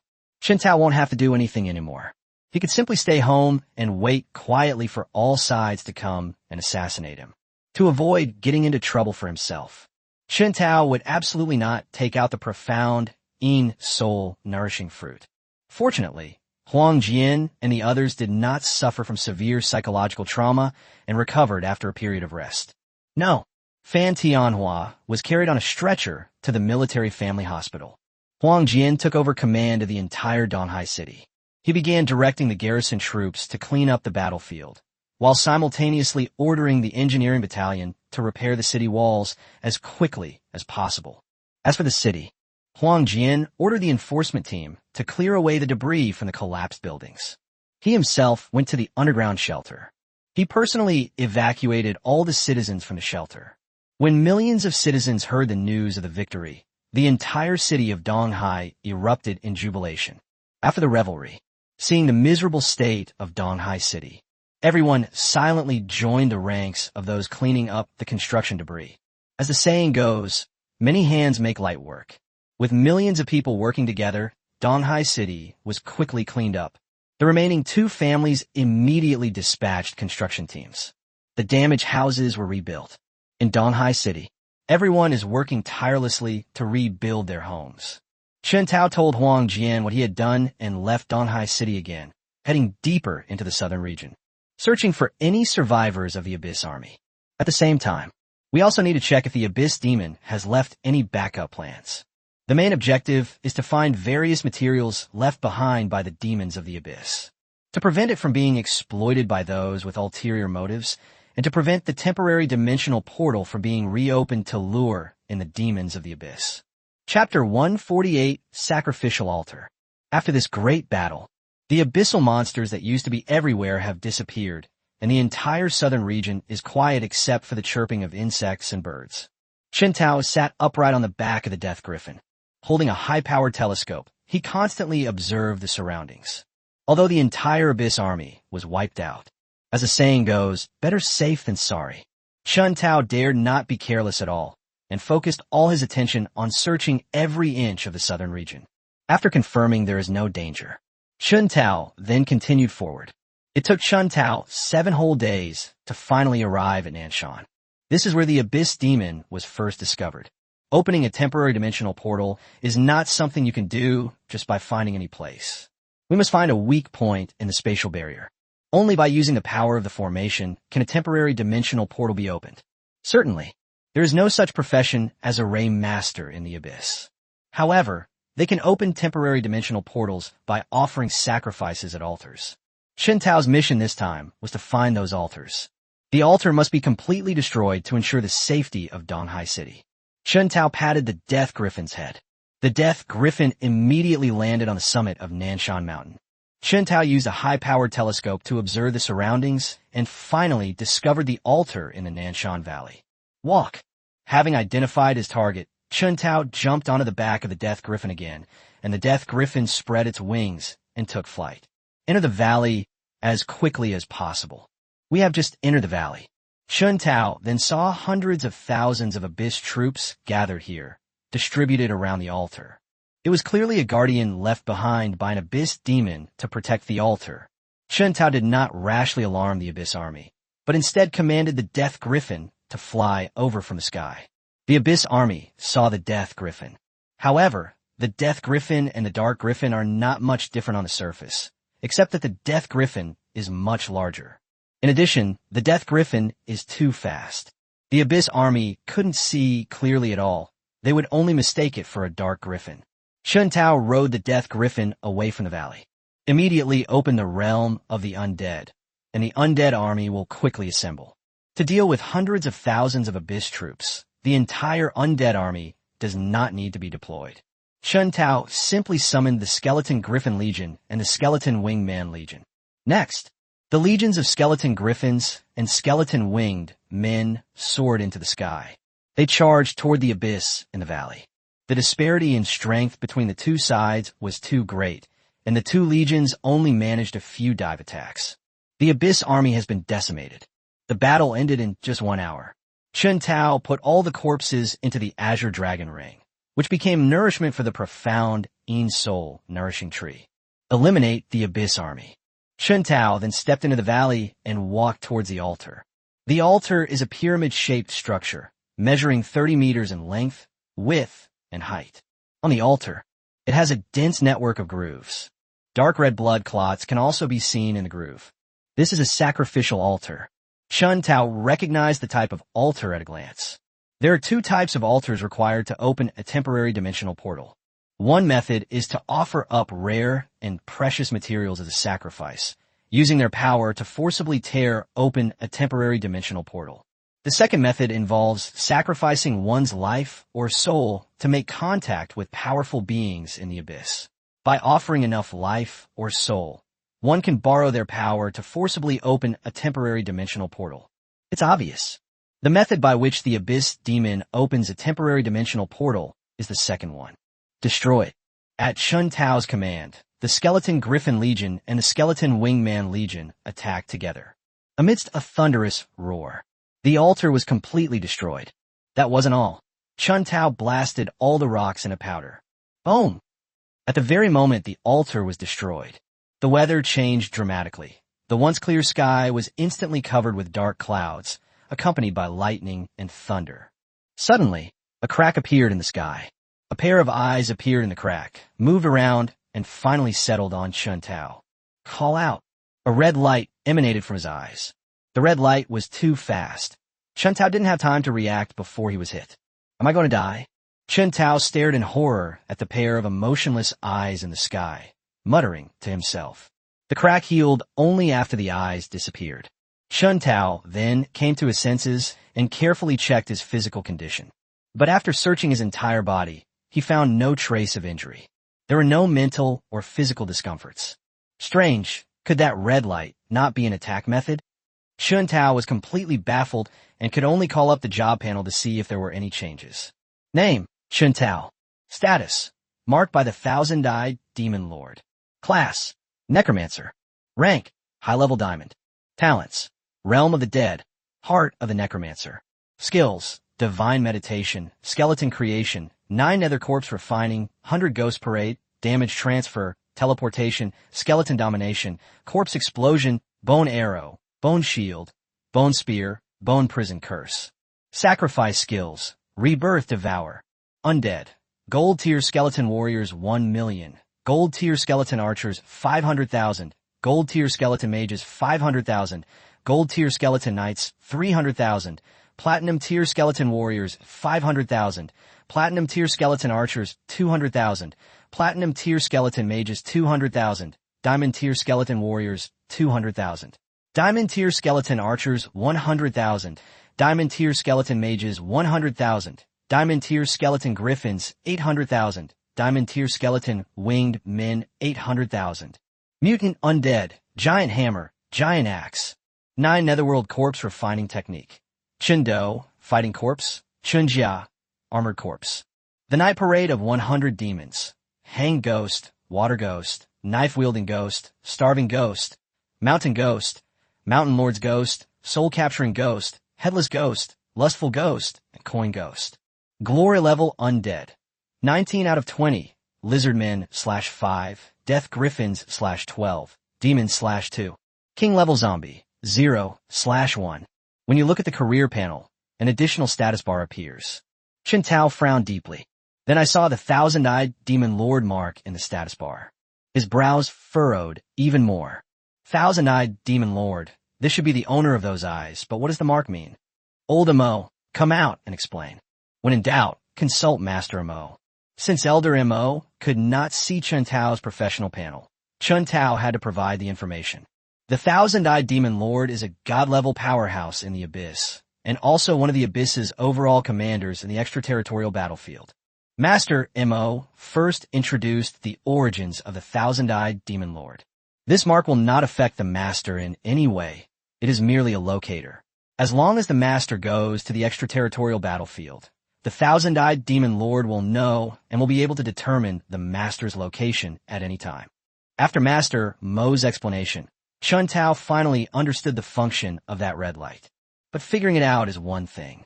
How to remove the marks from the body is another matter entirely.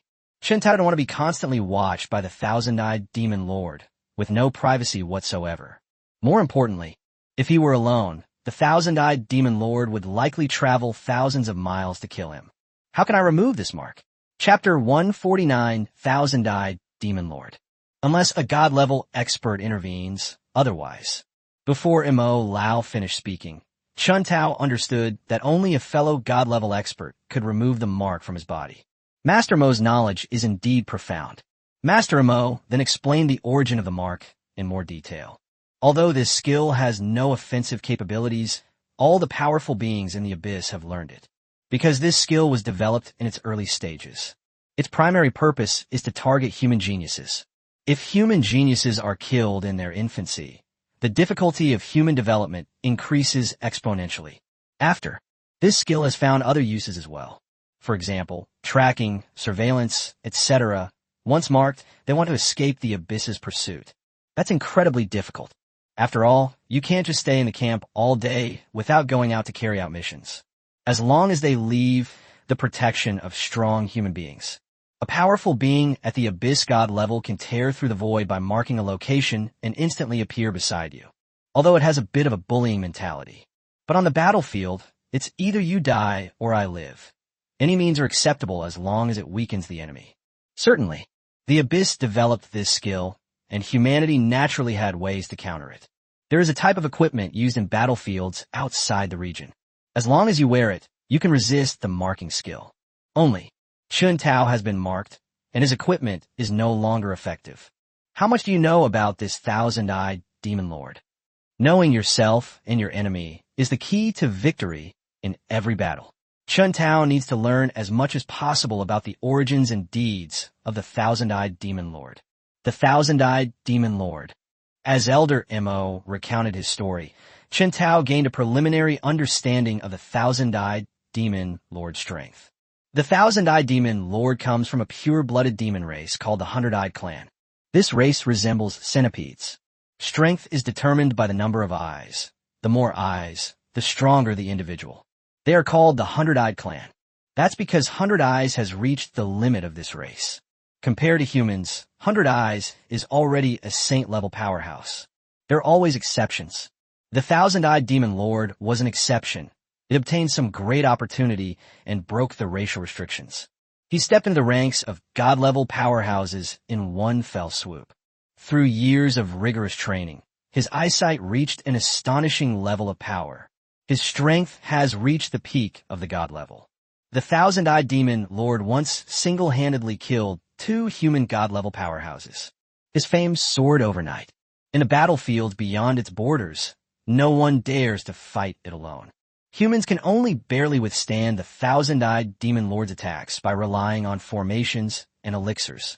The more you learn about the thousand-eyed demon lord, Chun Tao had a feeling that his life was in danger. Chun Tao was no longer in such a hurry to go to the battlefield outside the region. If I get killed by the thousand-eyed demon lord as soon as I enter the extraterritorial battlefield, then I'm done for. It seems we can only ask the commander for advice. Chun Tao may not know any god-level experts, but Fan Tianhua might. If we could get a god-level expert to help, this is the best option. If you can't find a god-level expert, then you can only continue to play it safe and develop your strength. Once you have the strength, then you can enter the battlefield outside the region. Let's finish the task first. Chun Tao brought Mo Lao back into the kingdom of the dead. He flipped and leaped onto the Death Griffin, then carefully searched the entire South Mountain. Nothing suspicious was found. Chun Tao then continued flying south, searching for any contingency plans left behind by the Abyss Demon. Another 7 days have passed. Finding nothing, Chun Tao changed direction and returned to Donghai City. You need to search for directions when you arrive. It would take a lot of time, but going back wouldn't be so troublesome. The Death Griffin is flying at full speed. In just 3 days, they have returned to Donghai City. I just returned to Donghai City, and it has changed dramatically. Originally, due to the war, the city walls had collapsed, and the city was in ruins.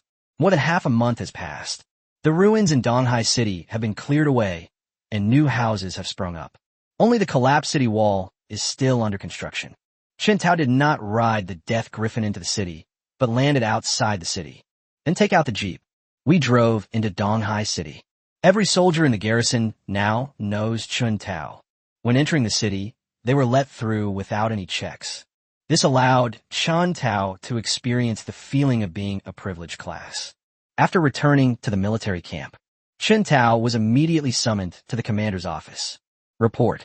Chun Tao stood ramrod straight and shouted loudly from outside the door. Enter. A slightly tired voice came from the office, but it wasn't Fan Tianhua's voice. Click. Chun Tao pushed open the door and walked into the office.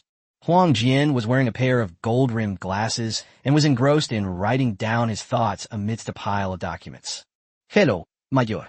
Upon seeing Huang Jian in the office, Chun Tao immediately understood that Fan Tianhua's injuries had not yet healed. Huang Jian will temporarily take over the work. You're back, kid. Tell me how your harvest was this time. When Huang Jian looked up and saw Chun Tao, a hint of joy immediately appeared on his originally serious face. He quickly stood up from the chair. He pulled Chun Tao to sit on the sofa, instructing his secretary to make tea while asking questions. Chen Tao told the whole story. This includes the fact that he was marked by the thousand-eyed demon lord. As mayor, Huang Jian's position is no lower than Fan Tianhua's, so talking to him is the same. After listening to Chen Tao's account, Huang Jian frowned deeply. He naturally knew what the marking skill was. However, it's very troublesome to remove it. Only a god-level expert could do it, but he was just the mayor of a prefecture-level city and came from a poor family, so he didn't have such a network of connections. Don't worry about this. As long as you don't leave this world, there will be no danger. We will also try our best to eliminate this hidden danger in you as soon as possible. Huang Jian planned to discuss it with Fan Tianhua. He can't do it alone. If they need the central government to intervene, the best approach would be for the two of them to jointly submit a petition. Clear. Chen Tao nodded. I wasn't as panicked as I was when I was hit by the mark skill. The worst outcome is nothing more than this. To stay in this world forever and never leave. Anyway, you can cultivate anywhere. You don't necessarily have to go to the outer battlefield. At worst, I'll lead an army of undead and wipe out all the abyssal monsters in this world.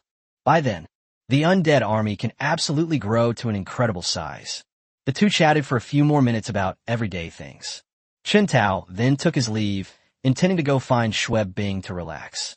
Certainly, he didn't come away empty-handed from meeting Huang Jian this time either.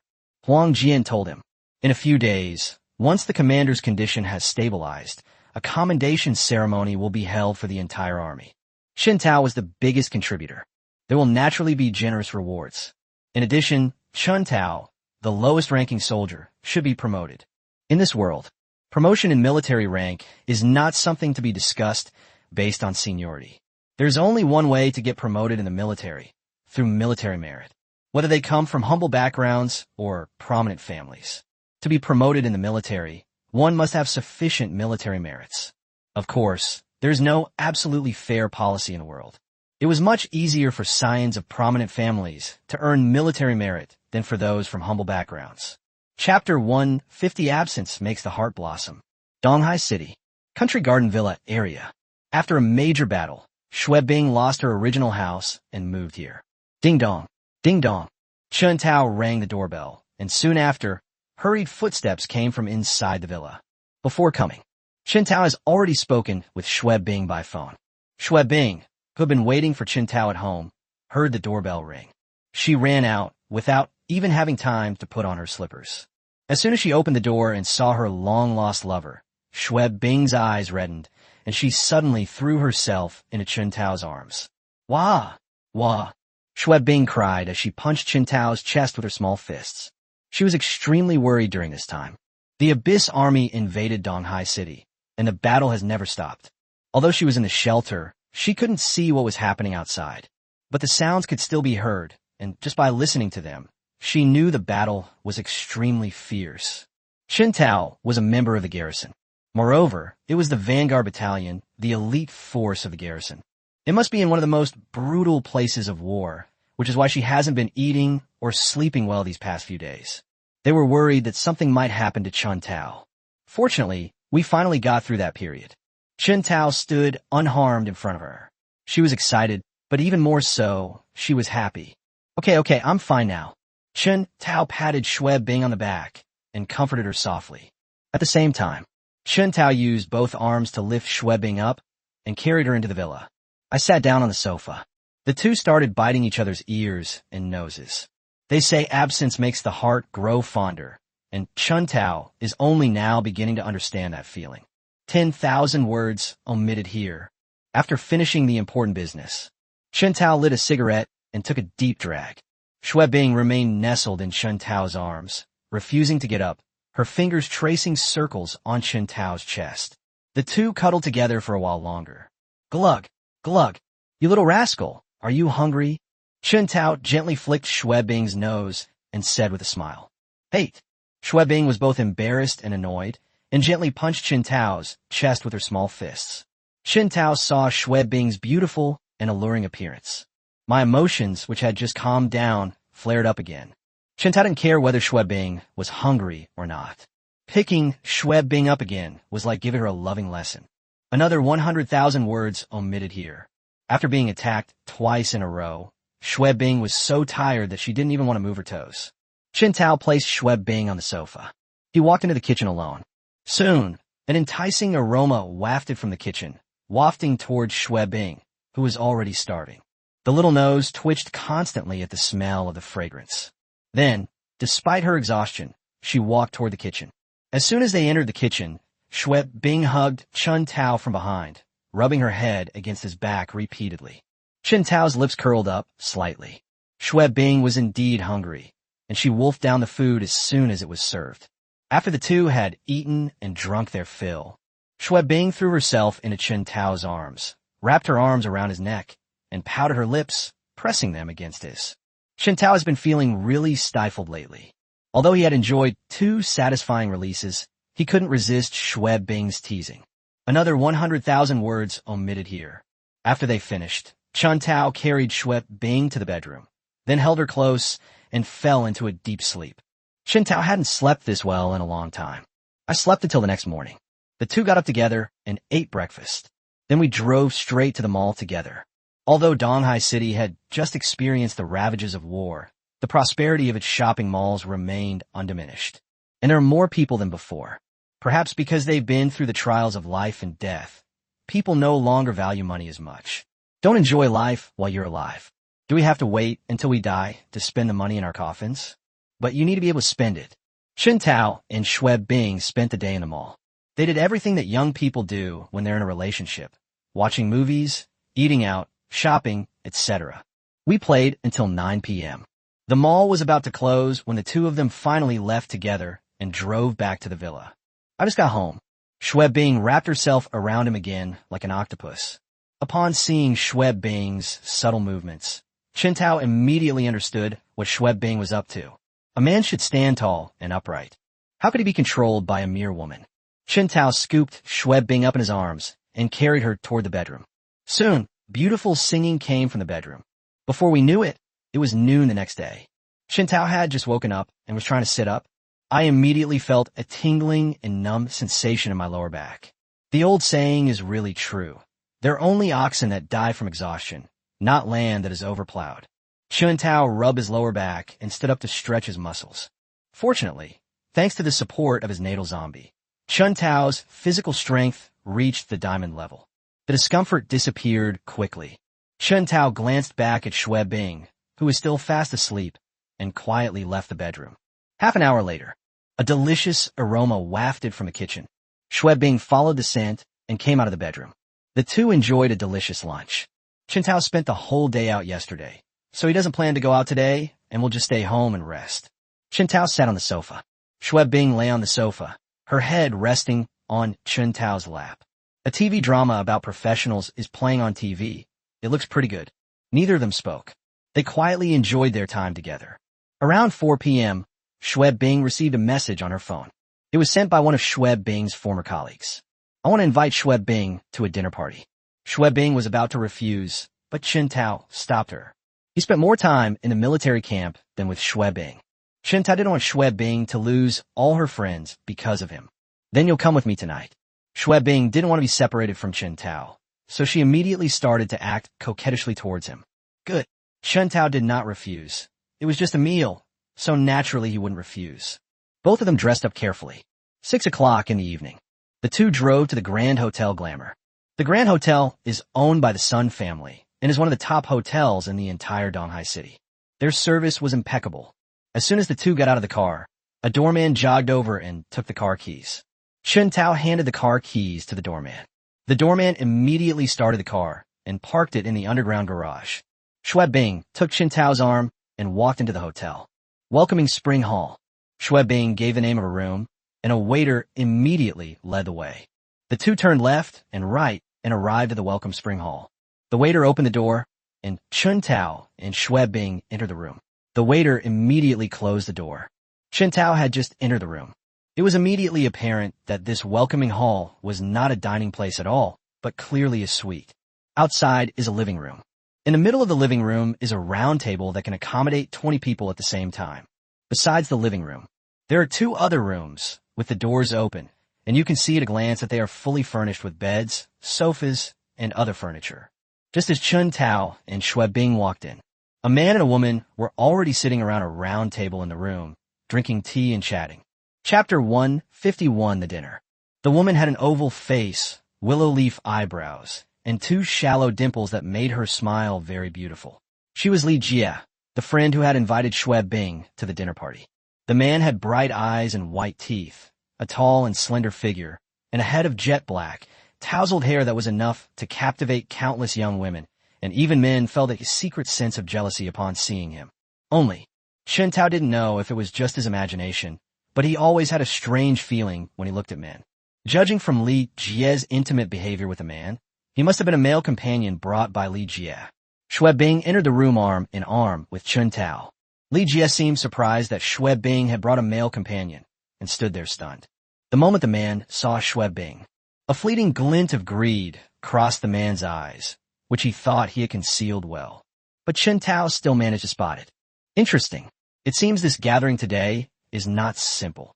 Chen Tao maintained a polite smile throughout, but inwardly he was sneering. Honey, this is my friend Li Jie. Because Li Jie was in a daze, there was a slight, awkward silence. So, Xue Bing immediately introduced Li Jie to Chen Tao. Xue Bing's voice startled Li Jie awake. Li Jie smiled and extended her hand to shake hands politely with Chen Tao. I am Li Jie, Xue Bing's best friend, and this is my boyfriend, Wei Qianjun. Hello. Wei Qianjun smiled and extended his hand. Chen Tao reached out to shake hands with the other person, but Xue Bing, holding Chen Tao's arm, didn't even glance at Wei Qianjun. This made Wei Qianjun somewhat embarrassed. At the same time, a cold glint flashed in his eyes, but he concealed it well, and no one noticed. Honey, Xiaobing, you're married? Li Jie came to Xue Bing's side and whispered something in her ear. Not yet. How could I not invite you to my wedding? Xue Bing let go of Chen Tao's arm and pulled Li Jie to a corner to whisper. Chen Tao and Wei Qianjun each found a seat and sat down. Chen Tao had a strange feeling, not about the fleeting greed in Wei Qianjun's eyes. But Chen Tao couldn't quite put his finger on what was strange about it. Then, the doors to the Spring Festival Hall opened again. A pair of twin sisters walked in. They were about 165 centimeters tall, with sweet looks and curvaceous figures. The two headlights in front of them were dazzling. Kursin, Karen, you've arrived. Upon seeing the twin sisters, Xue Bing immediately greeted them. Another round of introductions ensued. Chen Tao also learned their full names. The older sister Qin Kursin and the younger sister Qin Karen. Since the two sisters walked in, Wei Qianjun's eyes never left the two sisters. The greedy desire in his eyes was almost impossible to suppress, which Chen Tao found amusing to himself. He's clearly a lecherous scoundrel, but he insists on putting on the act of a gentleman. But Chen Tao didn't expose it. This is someone else's business, and Chen Tao has no time to concern himself with it. I am Li Jie's boyfriend, Wei Qianjun. I run a materials processing company that provides materials to the Sun family. When Wei Qianjun introduced himself, every word he uttered was a boast about how capable he was. And they even brought up the Sun family's name. Upon hearing this, Chen Tao almost burst out laughing. Hello. The two sisters, Qin Kursin and Qin Karen, seemed to be used to this kind of scene. They simply greeted each other politely, and then went to chat with Xue Bing and Li Jie about matters between women. Wei Qianjun remained unperturbed and continued to smile. Then 4 more people arrived, all of them stunningly beautiful women. Everyone's here, let's eat, Li Jie said with a smile, and then called the waiter to prepare the dishes. Grand hotels are just different. The food was served very quickly. In less than 15 minutes, the table was filled with all kinds of delicious food. The women chattered amongst themselves as they found seats. After everyone was seated, they started chatting and drinking. Wei Qianjun was the most active during this time, constantly telling jokes that made everyone laugh out loud from time to time. More importantly, Wei Qianjun is like a peacock. Some seemingly unconscious actions always reveal how wealthy he is. For example, when he reached out to pick up some food for Li Jie, he rolled up his sleeves to reveal his $1 million watch, worried that his sleeves would get dirty with the food. They can tell the origins and stories behind all kinds of food and wine. This demonstrates how talented he is. His efforts were not in vain. Chen Tao had already noticed that someone was starting to flirt with him, but Chen Tao still felt something was off. Wei Qianjun is like a person shrouded in mystery. It's hard to understand. It's possible that he's lustful. After all, A mix of truth and falsehood is more likely to confuse people. But based on Chen Tao's observations, Wei Qianjun is definitely not that simple. Especially this dinner party. It was supposed to be a get-together, but if Chen Tao hadn't come, then Wei Qianjun would have been the only man present. This doesn't look like a dinner party. It looks more likely Jie is building a harem for Wei Qianjun. Brother Chen Tao, where are you working? After showcasing his wealth and talent, Wei Qianjun was still not satisfied and set his sights on Chen Tao. They want to use Chen Tao as a stepping stone to elevate themselves. It can also create conflict between Chen Tao and Xue Bing. This was Wei Qianjun's plan, but Chen Tao was not used to being trampled on. The garrison. The moment those three words were uttered, everyone froze on the spot. The garrison troops were the guardians of Donghai City, and Wei Qianjun's original idea of stepping on Chen Tao to rise to power was immediately extinguished. Wei Qianjun was somewhat embarrassed. But when the two sisters, Qin Kursin and Qin Karen, heard about the garrison, their eyes lit up. The way she looked at Chen Tao was also a little strange. Dinner ended quickly, but no one left. Perhaps under the influence of alcohol, Wei Qianjun kept flitting between various beautiful women. The women did not refuse. They were all laughing heartily. Xue Bing was also pulled to a corner by Qin Kursin and Qin Karen, and the three women were talking about something. She glanced in Chen Tao's direction every now and then. The banquet lasted until 11 p.m. before it ended. Wei Qianjun has obtained the phone numbers of everyone except Xue Bing, Qin Kursin, and Qin Karen. Bill, please. Wei Qianjun pressed the call button, and a waiter quickly knocked on the door and entered the private room. Sir, here's the bill. With a flourish, Wei Qianjun signed his name on the bill with great flair. Signed the contract. This final signed deal further elevated Wei Qianjun's status and position. Sir, we do not accept signed receipts here. The waiter's words poured cold water on Wei Qianjun's smuggness. I'm a material supplier for the Sun family. Can't I even sign a contract? Wei Qianjun looked incredulous.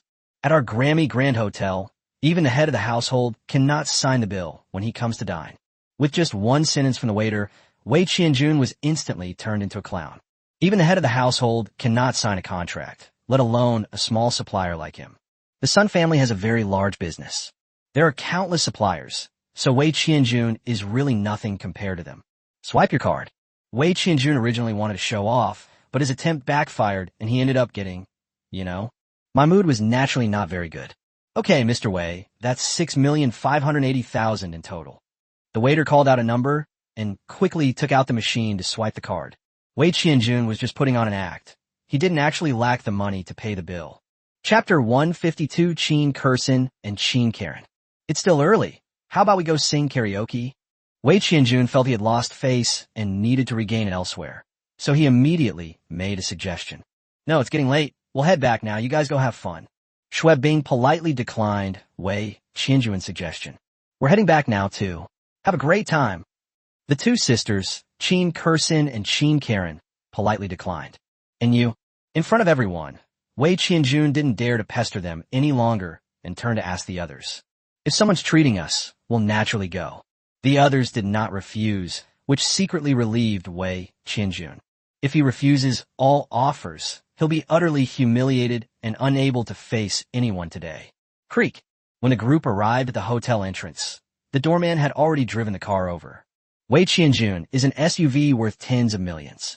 In contrast, Chen Tao's vehicle was just an ordinary military jeep. Furthermore, the jeep's body was riddled with potholes and dents. But no one dared to laugh at the vehicle. It was a military vehicle, and its value couldn't be measured by price. After Wei Qianjun led everyone away. Kursin, Karen, it's been a long time since we last met. Would you like to come over to my place for a visit? Xue Bing extended an invitation. Chen Tao originally thought the two would refuse, but to his surprise, they actually nodded in agreement. Chen Tao looked at Xue Bing with a resentful expression. With two light bulbs in the air, how can they possibly conquer new territories? Xue Bing ignored Chen Tao and pulled Qin Kursin and Qin Karen into the car. Chen Tao gave a wry smile. Getting in and starting the engine was a seamless process, and the jeep roared loudly. He darted away quickly. The saying, 3 women make a drama, is absolutely true. The 3 of them chattered incessantly the whole way, sometimes laughing heartily. They didn't even notice when their clothes were exposed. Chen Tao had no choice but to speed up and quickly returned to the country garden villa. I just parked the car. The three women entered the villa hand in hand. Chun Tao shook his head helplessly and gave a wry smile before entering the villa. I just entered.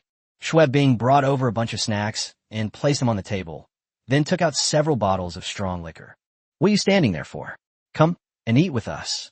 Chun Tao had no choice but to change his shoes and sit down at the table. For some unknown reason, the three women all tried to find various excuses to get Chun Tao to drink. Although Chun Tao's physical strength has reached the diamond level. But alcohol is a very strange thing. No matter how good or bad you are, someone who gets drunk after one drink will always be drunk after one drink.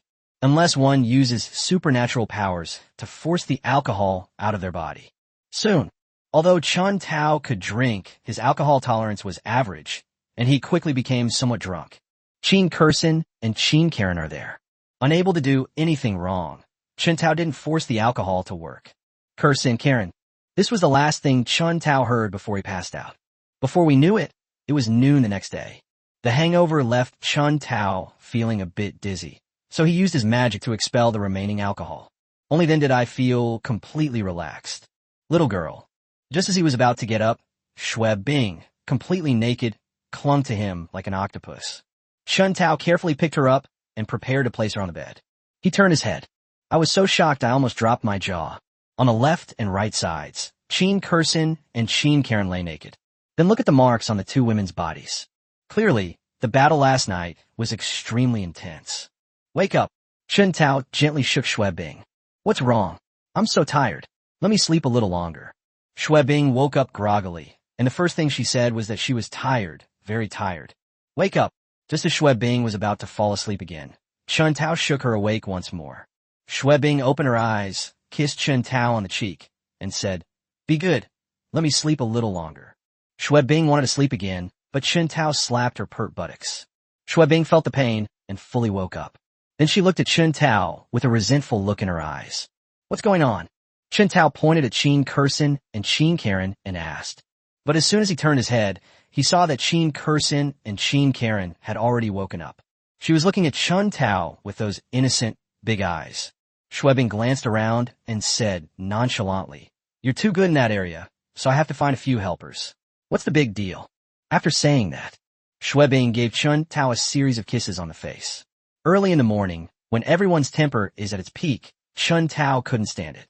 Xiao Chun Tao has already reacted. 300,000 words omitted here. Some say the best way to conquer a woman is to sleep with her, and vice versa, the best way to conquer a man is also to sleep with him. After a fierce and exhilarating battle, the slight awkwardness between Chun Tao, Qin Kursin, and Qin Karen completely disappeared. Since one can enjoy the blessings of having multiple wives, only a fool would refuse. In addition, judging from a situation, after learning that Chun Tao was a member of the garrison at last night's banquet, the two of them had already started to have ulterior motives. Xue Bing did not refuse. The rest was a natural progression. As for why Qin Kursin and Qin Karen made such a choice, it's all this shitty world's fault. Before the invasion of the Abyss, this world practiced monogamy. But after the Abyss invaded, the world has undergone a major transformation, becoming a world where the strong rule and the weak are preyed upon by the law of the jungle. Beautiful women, thus, became a commodity for the powerful to demonstrate their status. If you are too beautiful, they lacked both the strength to protect themselves and a strong family background. In the end, you'll only become someone else's plaything. Qin Kursin and Qin Karen both understood this principle. They usually dress themselves up to look ugly, which helps them avoid a lot of trouble. The reason I dressed up so nicely last night was that Li Jie told them that she had found them a powerful backer. This powerful backer is enough to protect them. When they arrived at the scene, there were only two men. Chun Tao was dressed plainly, clearly not a scion of a prominent family, and being so young, his abilities were probably not that great. Wei Qianjun, on the other hand, acted like a big shot. But it becomes clear that Wei Qianjun is just a small supplier to the Sun family. The two of them then lost interest in him. They would consider it if it were a member of the Sun family. A supplier that falls into his hands will likely be sold to someone else by Wei Qianjun in the end. The two were very disappointed. But when they heard that Chun Tao was a member of the garrison, their hopes were rekindled.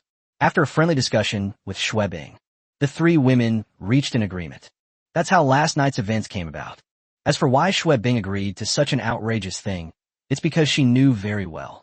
As Chun Tao's strength grew stronger, you'll find yourself surrounded by more and more beautiful women. Rather than letting others benefit, she might as well take matters into her own hands and find a few people Chun Tao knew well. After listening to Xue Bing's explanation, what else could Chun Tao say but smile helplessly? He told the three of them to rest for a while, then went into the kitchen to start cooking. Get up, eat, and then go back to sleep. Chun Tao pulled the three women out of bed. After a fierce battle, it was already noon, and Chun Tao woke the three women up for lunch. The three women were indeed hungry. Soon all the food was gone. Then, Chun Tao accompanied the three women back to their room to rest. Chapter 153 Battle Formation. The next 3 days, Chun Tao accompanies the three women to start a new company. Furthermore, a portion of the spoils acquired during this period will be allocated as startup capital for the company. The news that Xue Bing, Qin Kersin, and Qin Karen had started a company quickly spread within their small circle. As the saying goes, when you're poor, no one cares even in the bustling city. When you're rich, even distant relatives come to visit. The company was founded not long ago. Those distant relatives and friends, like cats drawn by the smell of fish, eagerly approached. One of them caught Chun Tao's attention. This person was none other than Wei Qianjun, with whom he had shared meal. His purpose was simple. That means they want to seek cooperation. Chun Tao is currently facing a bottleneck in his strength and is trying to find ways to enhance the power of the undead army. This made me think of the time before the invasion of the Abyss. In ancient times, generals would use various battle formations when leading troops into battle. If the undead army had the added advantage of war, its strength would definitely reach a new level. Chun Tao, of course, didn't understand any of this, so we can only ask Elder Mo. If Elder Mo doesn't know either, then we'll have to find another way. Upon asking, Old Mo really does understand battle formations. It wasn't that Master Mo was exceptionally learned, but rather that Chun Tao was able to conceive of battle formations. How could anyone else not have thought of that? Without exception, all legions capable of fighting on battlefields outside the region are elite legions that have mastered battle formations. Certainly, deploying battle formations is not so simple. It requires years of training. The soldiers achieved a certain level of tacit understanding. In addition, to set up a battle formation, you also need to learn battle formation skills. For example, the long, single-line formation. To form a long, straight line, the soldiers must first have a high level of teamwork, and each soldier must understand and learn the formation. All soldiers unleash their battle formation skills in unison. It can summon the phantom of the ancient devouring python to fight. The phantom of the devouring python not only enhances the strength of all soldiers, but also attacks enemies autonomously. What Chun Tao needs to learn now are these battle formations. Just as Chun Tao was humbly learning from Master Mo, Wei Qianjun came to his door. Chun Tao always felt that Wei Qianjun was a bit strange. Therefore, I did not see him and instead hid in my office to study military tactics. Vampire. Master, do you know that person? He is a vampire. Just as Chun Tao was immersed in the ocean of knowledge about battle formations, Old Mo suddenly said something. Chun Tao looked at Elder Mo with a puzzled expression. Vampires? Where are their vampires? That person is a vampire. Mo Lao pointed at Wei Qianjun and said with absolute certainty. Following the direction pointed out by Elder Mo, one could see Wei Qianjun sitting in a chair, organizing materials. Wei Qianjun. When Chun Tao saw that it was Wei Qianjun, a flash of inspiration struck him, and he immediately thought of the vampire he had captured. He felt exactly the same way about the two of them. Now Chun Tao finally understood why Wei Qianjun gave him a strange feeling. The reason actually lies here. Chun Tao did not alert Wei Qianjun, but immediately notified Chen Do to closely monitor his every move. The vampire's embrace ability is still quite troublesome. No one knows how many downlines Wei Qianjun has recruited, but Chun Tao is certain of one. Xue Bing's friend, Li Jie, is definitely a vampire. As for the few people who left with Wei Qianjun that night, whether they will also become vampires remains to be seen. Chun Tao didn't dare to delay and immediately notified Huang Jian that the matter fell under the jurisdiction of the law enforcement team. He was a garrison soldier, so it wasn't appropriate for him to interfere too much. Ring ring, ring ring. I had just sent the message when Huang Jian called. Chen Tao, are you telling the truth? After the last major cleanup, Huang Jian was certain that there were no more vampires in Donghai City. Now another one has suddenly appeared. It's normal for Huang Jian to be somewhat skeptical, especially since it was Chen Tao who told him this. If anyone else had told him, it would have been different. He had already retorted with a curse. Absolutely true. Old Mo has been associated with vampires for hundreds of years, so he certainly wouldn't be mistaken. Okay, send me your location and I'll have Zhang Tian come find you right away. After saying that, Huang Jian hurriedly hung up the phone. Chen Tao sent Huang Jian the coordinates and observed Wei Qianjuan's every move through the office's floor-to-ceiling windows. Half an hour later, Zhang Tian rushed into Chen Tao's office. Chen Tao, where are the vampires? Fortunately, the office had excellent soundproofing, otherwise Zhang Tian's loud voice would have definitely alerted Wei Qianjun. Keep your voice down. Chen Tao pulled Zhang Tian to the floor-to-ceiling window in an annoyed manner, pointing at Zhang Tian sitting in the conference room next door. That's right, but we don't know how many people he bit. Zhang Tian nodded, without doubting whether Chen Tao's words were true or false. He immediately took out his phone and made the call. We must begin deploying manpower to monitor and locate Wei Qianjun's hideout. Furthermore, they also intend to capture Wei Qianjun and all his subordinates in one fell swoop. Chen Tao also sent a message to Xue Bing. Tell her to get rid of Wei Qianjun as soon as possible.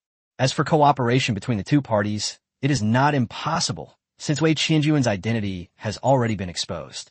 Chen Tao wouldn't mind taking a piece of flesh from him. With Chen Tao's instructions, the cooperation between the two parties went very smoothly. Wei Qianjun wanted to invite Xue Bing to dinner, but Xue Bing refused outright. The objective was not achieved. Wei Qianjun showed no anger whatsoever and repeatedly apologized with a smile. I was too abrupt. I'll treat you and Brother Chen to a meal another day. Okay, I'll tell my husband. When Chen Tao was mentioned, Xue Bing agreed this time. However, it's unclear when that another day will be. Wei Qianjun left with the signed contract. Chen Tao stood in his office, looking out the window. She only looked away after watching Wei Qianjun's car drive away. Chen Tao, how did you find out he was a vampire? Chen Tao naturally wouldn't tell him that it was Elder Mo who discovered it, so he just made up an excuse. I've dealt with vampires before, so their scent can't be hidden from me. Zhang Tian nodded, exchanged information with Chen Tao, and then quickly left.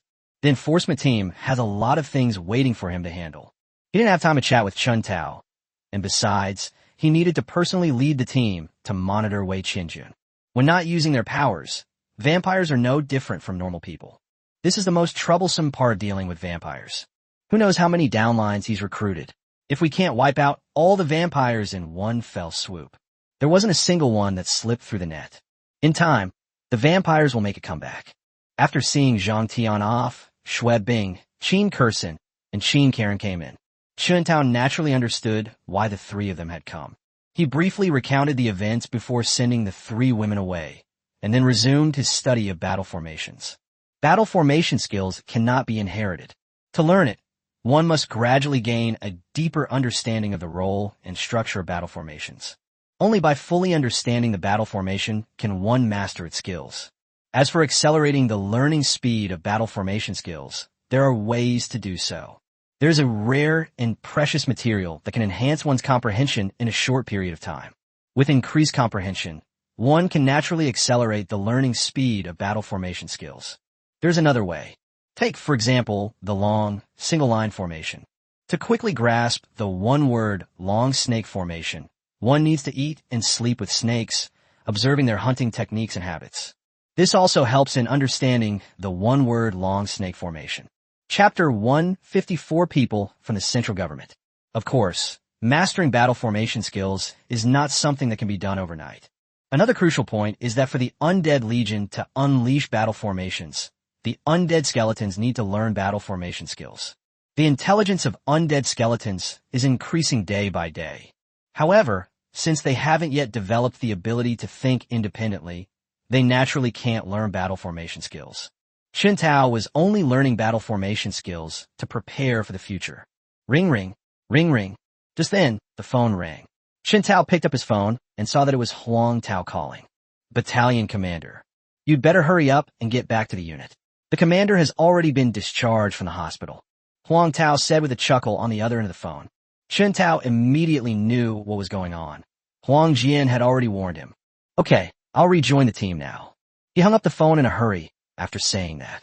He then called Xue Bing and the other two women over and gave them a few instructions before rushing off to the military camp. Squeak. The journey wasn't long to begin with, and Chen Tao soon drove into the Vanguard camp's encampment. Huang Tao was already there waiting for him. Let's go. Huang Tao opened the car door, sat in the passenger seat, and gave Chen Tao directions. The two soon arrived at Fan Tianhua's office. Report. The two called out from outside the door. Come in. Fan Tianhua's voice came from inside the office, and Chen Tao and Huang Tao then pushed open the door and went in. Fan Tianhua wasn't the only one in the office. Huang Jian, Yuan Shui, Duan Fei, Chen Peng, and Wei Ran were all present. Greetings, Commander. The two men saluted at the same time. All right, come and sit down. Fan Tianhua waved to the two of them, gesturing for them to sit down on the sofa. Chen Tao didn't refuse and sat down on the sofa in a very casual manner. Huang Tao, on the other hand, seemed a bit hesitant. With generals present, he dared not be as impolite as Chen Tao. Actually, it's not surprising that Chen Tao acted this way. This world is a dog-eat-dog world. As long as you have strength, you will be respected wherever you go. Although Chen Tao is a high-level diamond. However, quite a few glory-level characters have already died at Chen Tao's hands, so Chen Tao no longer has much reverence for glory-level characters. That's why they treated Fan Tianhua with such respect. That wasn't because of Fan Tianhua's abilities, but because of Fan Tianhua's help and tolerance towards me. In a couple of days, the central government will send someone to assess and reward those who have made contributions. You two should prepare yourselves and not embarrass our garrison. Fan Tianhua got straight to the point and stated the purpose of calling the two over. Someone from the Central Command? Chen Tao never expected that this reward system would be led by the central government. The central power structure is complex and intertwined. Especially since Chen Tao offended the Chen and Wei families in Kyoto, he might very well be targeted and retaliated against. Understood, I guarantee I will complete the mission. Chen Tao and Huang Tao responded in unison. This is not something they could decide. Even if the people who come are from the Chen and Wei families, they will deal with them as they come. Things will work themselves out. There's nothing to worry about. Huang Tao, you go and prepare the details for welcoming the special envoy from the central government. Chen Tao, you stay here. Fan Tianhua spoke slowly to Huang Tao. Yes. Huang Tao had long wanted to leave this place, mainly because the pressure of dealing with these big shots was too much. Huang Tao had just left when Wei Ran's distinctive voice rang out in the office, carrying a hint of schadenfreude. I heard you've been targeted by the thousand-eyed demon lord. Chen Tao didn't even bother to acknowledge Wei Ran's gloating expression. But out of politeness, I still said something in a lukewarm way. There's no need for Lord Wei to trouble himself with that. You'd be better off thinking about how to explain things to your family. I was just trying to be nice to you. What kind of attitude is this? What do you mean I need to explain to my family? At Chen Tao's words, Wei Ran reacted like a cat whose tail had been stepped on, baring his teeth and snarling at Chen Tao. Huang Gun, Chen Tianyi. Chen Tao didn't say much. He just casually mentioned two names. When Wei Ran heard Huang Gun, he was stunned for a moment, then stared at Chen Tao with fire in his eyes. The murderous intent emanating from his eyes. It's almost solidified, and even the surrounding temperature has dropped several degrees. Wei Ran was not the only one like this. Chen Peng was in no better shape, glaring at Chen Tao with eyes blazing with fury. In order to assassinate Chen Tao, the Chen family and the Wei family each sent a glory-level expert. However, after the two went to find Chen Tao, they could no longer contact him, and they immediately realized that something had happened. I heard these two names from Chen Tao today. They were 100% certain that Chen Tianyi and Huang Gun had met with misfortune. Huang Gun was a retainer of the Wei family, and even if he died, they could still recruit him as long as they had money. But Chen Tianyi is different. He is a true member of the Chen family, and he is even related to Chen Peng from the same clan. These families are not all harmonious. They were divided into many small groups based on their closeness or distance, and Chen Tianyi was one of the members of this small group. Now he's dead at Chen Tao's hands. Their status within the family will also decline considerably. Therefore, Chen Peng now wishes he could tear Chen Tao apart to avenge Chen Tianyi. All right, You're all seniors now. Aren't you ashamed to argue with a junior like this? At this point, Duan Fei stepped in to smooth things over, launching into a long, rambling tirade at Chun Peng and Wei Ran. Exactly, you two are so shameless. Yuan Shuai followed closely behind and spoke to Chen Tao. No way. They all owed Chun Tao their lives. If Chun Tao hadn't arrived in time, they had long been killed by the demons of the abyss. Fan Tianhua and Huang Jian crossed their arms and glared at Chen Peng and Wei Ran, although he didn't say anything. But it was very obvious that they didn't like Chun Peng and Wei Ran. Chen Tao was a member of the Donghai City Garrison and a soldier under Fan Tianhua. Chen Peng and Wei Ran actually used their family influence to plot against Chen Tao. The two men had always disapproved of Chun Peng and Wei Ran's behavior, but they still needed their help to prevent a complete falling out. Although Chun Tao did not say it explicitly, but everyone present was shrewd and could easily see through the trick, since they dared to assassinate the garrison soldiers.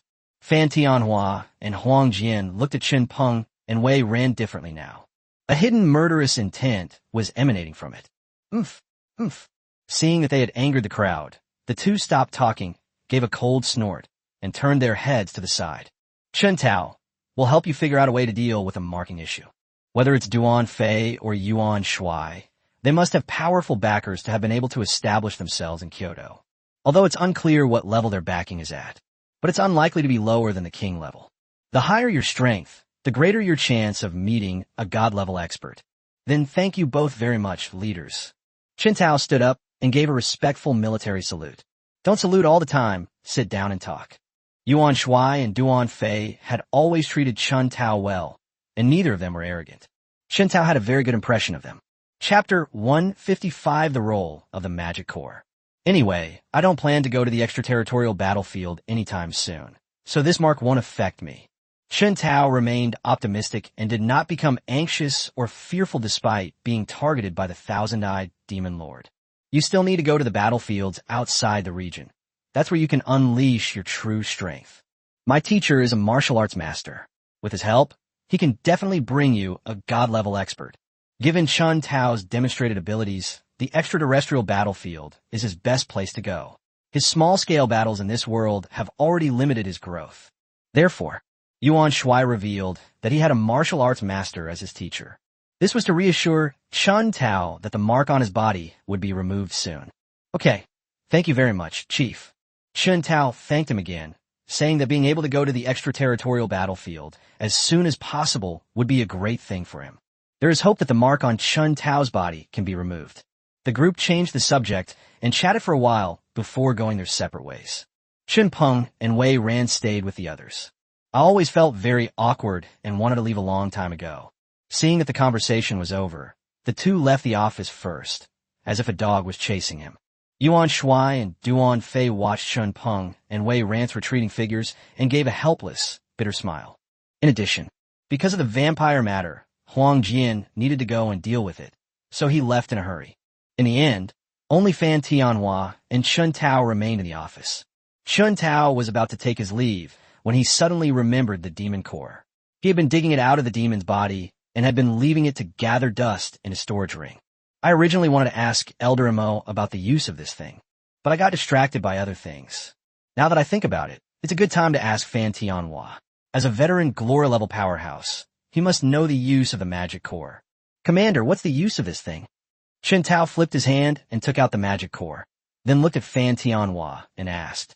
Upon seeing the magic core in Chen Tao's hand, Fan Tianhua reached out and took it, smiling as he explained in detail the uses of the magic core. Chen Tao finally figured out the use of the magic core. Magic stones and magic cores are, on the surface, vessels that store the power of hell. But magic stones are a type of energy or found in the abyss. The demon core is the core of demonic power, much like the Dantian in humans. At the beginning of the abyss invasion, after obtaining the magic core, humans did not know how to use it. However, with the flourishing development of the inherited profession, magic cores have been developed for many uses. The most common of these is forging equipment. You can embed magic cores into equipment and use formations to draw out the power within the magic cores, thereby enhancing the equipment's power. The second is alchemy. In many elixir and potion recipes, magic cores are an important ingredient. Another aspect is formation. The formation requires energy to operate, so the magic core becomes one of the materials for the formation. It is precisely because the magic core has a wide range of uses. In the outer battlefields, magic cores replaced money and became the new currency. Can a magic core cause undead creatures to mutate? Chen Tao asked the question that concerned him most. Since magic stones can mutate undead skeletons, can magic cores do the same? I'm not sure about that. However, the beasts tamed by beast masters will become stronger and stronger by consuming magic cores. Some of the beasts have also mutated. However, this mutation is uncontrollable. Some mutations make the beast stronger, while others make the mutated beasts weaker than before. Is that so? I understand. Chen Tao nodded thoughtfully. Since beasts can mutate by consuming magic cores, can undead skeletons do the same? This answer requires experimentation. After all, there are very few undead summoners. Fan Tianhua has only seen them in the outer battlefield. As for the secrets of the necromancer, naturally, he wouldn't publicize it, so Fan Tianhua had no way of knowing. After saying goodbye to Fan Tianhua, Chen Tao returned to his dormitory and summoned a skeleton warrior. Place the magic core in your palm. The skeleton warriors didn't react at all, which puzzled Chen Tao. I still remember the first time I saw the magic stone. All the undead showed a look of longing, yet remained unmoved in the face of the magic core. This was something Chen Tao hadn't expected. Absorb it. Chen Tao had no choice but to issue a mandatory order to see what would happen to the skeleton warriors after they absorbed the energy from the magic core. The skeleton warrior grabbed the magic core, and a small ball of undead fire split off. The fire of the dead fell upon the demon core. Crackling sounds. The magic core crackled as it burned in the undead fire, but no energy within it was absorbed by the fire. This puzzled Chen Tao greatly. But since it was an experiment, Chen Tao could only wait patiently to see if anything would change in the end. Time slipped away second by second as we waited. An hour passed quickly, and the magic core was still crackling, but the entire magic core remained unharmed, with not a single trace of energy being consumed by the undead fire. Could I have been wrong? Chen Tao began to doubt himself, wondering if he had gone wrong from the start in his experiment, and whether the energy in the magic core could not be absorbed. Since magic cores can enhance the power of equipment, could embedding magic cores into bone armor also enhance the strength of skeleton warriors? Chen Tao had this idea. The reason is skeleton mastery, a skill that allows a skeleton warrior to condense a full set of armor on its body. The magic core can be embedded in the bone armor. Without hesitation, Chen Tao was about to give the order to stop the skeleton warriors from continuing to devour the creatures. But the order has not yet been issued. The magic core, which had remained unchanged, had suddenly changed. It was originally very hard, and Chen Tao had personally tested it. Now there are even signs of it melting. Since things had changed, Chen Tao had no choice but to abandon his previous plan and order the skeleton warriors to continue devouring the magic cores. Another hour passed quickly. After being tempered by the fires of the dead, the magic core has undergone a complete transformation. The originally hard magic core actually turned into a pool of viscous liquid. And as the fire of the dead continues to burn, a wisp of hellish power drifted out from the demon core, but as soon as it left the core, it was immediately devoured by the fire of the dead. The undead fire, which was originally only the size of a thumb, suddenly doubled in size. The fire of the dead grew larger, and its speed in consuming the power of hell increased. This creates a virtuous cycle. When the magic core completely disappeared, the undead fire had turned into a huge fireball the size of a basketball. The skeleton warrior approached the undead. Within the empty eye sockets, the flames of the dead flickered continuously, and a wisp of the flames transformed into threads. It is connected to a basketball-sized undead fire. Streams of pure energy flowed along this thread into the skeleton warrior's undead fire. As the skeleton warrior continued to absorb the energy, the skeleton warrior's strength began to increase steadily. Gold level beginner, gold level intermediate, gold level advanced. When one's strength reaches the peak of the gold level, the undead flame beats continuously like a heart. The originally light blue undead fire slowly turned dark blue. The skeleton warrior's strength has also reached the Platinum level. Chapter 156, Devouring the Demon Core. After the skeleton warrior reaches the Platinum level, the level progression doesn't stop there. There are Platinum level beginner, Platinum level intermediate, and Platinum level advanced. He broke through 2 minor realms in succession. Finally, I've reached the pinnacle of Platinum level, just 1 step away from stepping into Diamond level. The fires of the dead flickered once more. This time the pulse was noticeably faster than before, and the color of the undead fire also changed. The color of the fire of the dead. Chen Tao couldn't really explain it in a short time. It's black, but you can see a hint of blue. It's blue, but it's definitely more like black. Anyway, this color is somewhere between dark blue and black. Boom! A powerful aura erupted from the skeleton warrior, crushing the air and creating a booming sound. The skeleton warrior's strength also broke through from the high-level platinum to the low-level diamond. After reaching the diamond level beginner, the skeleton warrior's strength has not stopped growing. Diamond level intermediate, diamond level advanced. He reached the peak of the diamond level before his cultivation level stopped improving. The undead fire, originally the size of a basketball, shrank by 2/3. 1/3 of it is still undigested. Originally, Chen Tao seemed to be planning to let the remaining undead fire be consumed by the other skeleton warriors. But I didn't expect that. The skeleton warrior, whose strength had already reached the high-level diamond rank, did not stop absorbing. What happened next? Even Chen Tao was stunned when he saw it. The remaining third of the undead fire did not further enhance the skeleton warrior's power level. Instead, it kept moving around on the skeleton warrior. Wherever the fire of the dead passed, it left traces, and all the traces strung together formed a mysterious pattern. The pattern shimmered. There's an energy flowing within it. Is this the power of hell? After carefully examining the area with his mental power, Chen Tao came to this conclusion. The power that flows within the patterns is the power of hell. The power of hell is unique to the demons of the abyss. No other race can wield it. Unexpectedly, a skeleton warrior actually possessed the power of hell. Bam! When all the patterns on the skeleton warrior's body are linked together, they form a huge loop. A burst of blood-red flames suddenly erupted from the skeleton warrior's body. The flame temperature was extremely high. The temperature in a room rose rapidly, and some of the wooden furniture began to emit blue smoke. If this is not stopped, the entire room will be set on fire. Come with me. At Chen Tao's command, the skeleton warriors followed behind him and quickly arrived at the dormitory building. Danger has passed. Only then did Chen Tao have time to carefully study the skeleton warrior. Judging from appearance, the originally white bones, bone armor, and bone knives all turned blood red. The surface of its body was ablaze with hellfire. In other aspects, there were no major changes. Owner. Just then, a voice suddenly echoed in Chen Tao's mind. The sound came so suddenly that Chen Tao was startled and almost jumped up. Owner. The sound appeared again, but this time Chen Tao was prepared and didn't make a fuss. Immediately release your spiritual energy. The source of the sound was quickly found. You've developed sentience. Chen Tao looked at the source of the sound, which was the skeleton warrior in front of him. Yes, master. We must also thank our master for his kindness in recreating us. As the sound came, the skeleton warrior knelt down on one knee before Chen Tao. The magic core actually has this function.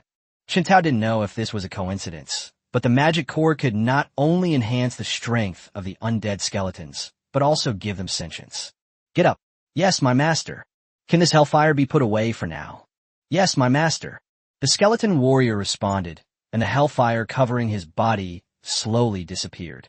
It shouldn't be said that it disappeared, but rather that it entered into the pattern. From now on, your name will be Bone Warrior. All skeleton warriors are under your command. Chen Tao discovered that the Bone Warrior's intelligence was exceptionally high. It could communicate with Chen Tao without any barriers, even though it had just developed intelligence. Furthermore, this is the first skeleton warrior to develop sentience. Therefore, Chen Tao granted it more rights. Thank you for the name bestowed upon me by my master. I will serve my master faithfully for life, until I die in battle. Bone Warrior knelt on one knee, his excited voice echoing in his mind. All right, go back and integrate your troops. Chen Tao opened the gates of the netherworld, and Bone Warrior bowed to Chen Tao once again. Only then did they enter through the bronze gate. Chen Tao put away the bronze door and fell into deep thought once again. Bone battle awakened his intelligence. Was this a coincidence or inevitable? These questions will only be answered by further experiments conducted by Chun Tao. Chun Tao currently only has 2 magic cores left. He just used one and has 1 left. Chun Tao was hesitating. Should it be embedded in the skeleton warrior, or should another skeleton warrior devour it? With the skeleton warriors in the mix, the skeleton mages and skeleton archers can't be left behind. Chun Tao ultimately decided to let the undead skeletons devour him. But instead of skeleton warriors, he chose skeleton mages. The development of sentience is an inevitable outcome. Finding a leader for the skeleton mages wouldn't be bad. With this in mind, Chun Tao summoned a skeleton mage. Devour it. After handing the last magic core to the skeleton mage, it will take a long time for the absorption to be completed. Chun Tao had no choice but to stand by and protect him. Time passed slowly, but Chun Tao had not yet witnessed the skeleton mage's transformation. This attracted the attention of the other members of the Vanguard Battalion.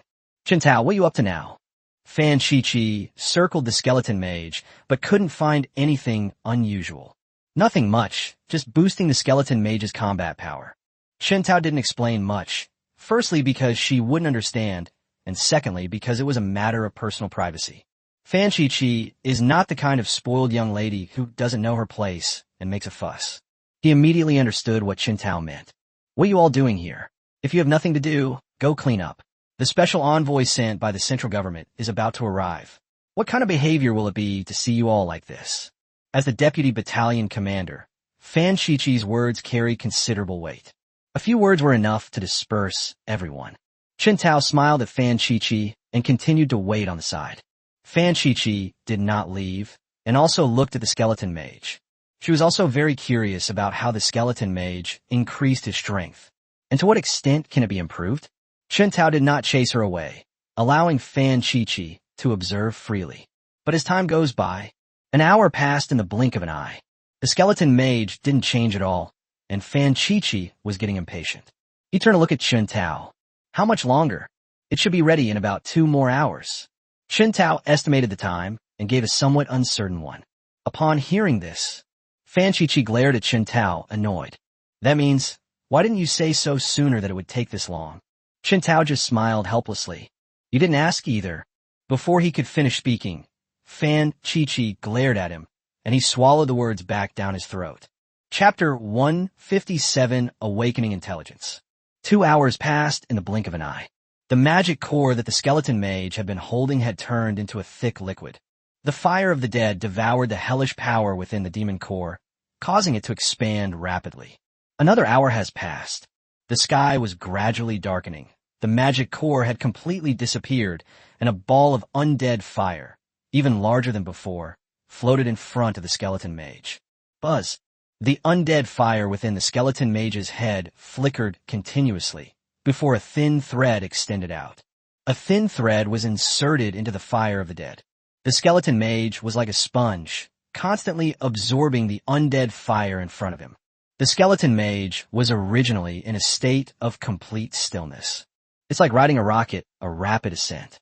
Starting from the initial stage of the gold level, he broke through one realm after another, and then broke through 2 more major realms along the way. Finally, his strength stabilized at the high-level diamond rank. They were just 1 step away from reaching the glory level. Unfortunately, Chun Tao is currently only at the high-level diamond rank, and the skeleton mage's realm cannot surpass Chun Tao's. The remaining energy was not wasted. As before, undead fire danced across the skeleton mage's body, etching deep patterns. Patterns cover the skeleton mage's bones, armor, and staff. The power of hell coursed through the patterns, constantly strengthening the skeleton mage's body. This process lasted for a full hour. It was completely dark by then. Chun Tao and Fan Chi-Chi remained silent, simply standing aside and quietly observing the changes in the skeleton mage. When all the patterns finally form a closed loop, blood-red flames suddenly erupted from the skeleton mage's body. Hellfire has returned. How similar they are to the skeleton warriors. The surrounding temperature rose rapidly, causing Chun Tao and Fan Chi-Chi to take a few steps back. This has reached the diamond level. Fan Shichi sensed the fluctuations in the aura emanating from the skeleton mage and immediately discovered that the skeleton mage, who was originally at the gold level, had actually reached the diamond level in the blink of an eye. This was the most outrageous thing she had ever seen in her life. But before she could recover from her shock, a burst of crimson flames erupted from the skeleton mage's body. She recognized this kind of flame. Hellfire. This is a power that only demons of the abyss can wield. I actually saw it on a skeleton mage today. Owner. The skeleton mage's shout echoed in Chun Tao's mind. Chun Tao was prepared and wasn't startled by the sound. This also proves a fact. That is, the magic core can not only enhance the strength of the undead army, but also enable the undead army to awaken their intelligence ahead of time. From now on, you'll be called Bone Demon. Since we've named the skeleton warriors, we can't favor one over the other. Thank you for bestowing this name upon me, Master. The Bone Demon knelt on one knee, showing his submission to Chun Tao. Get up. From now on, you will lead the Skeleton Mage Legion. Chun Tao also granted the Bone Demon enormous authority. It could be said that if Chun Tao were not present, all skeleton mages must obey its commands. Certainly, with such enormous power being delegated, both Bone Warrior and Bone Demon would need corresponding command capabilities. Fortunately, they are intelligent enough and have a strong learning ability. For now, place them in the realm of the dead and let Elder Imo teach them how to deploy troops. What a pity, there are only 2 magic cores. Both magic cores are used up, leaving only the Skeleton Archer, Skeleton Knight, Skeleton Griffin, and Skeleton Wingman.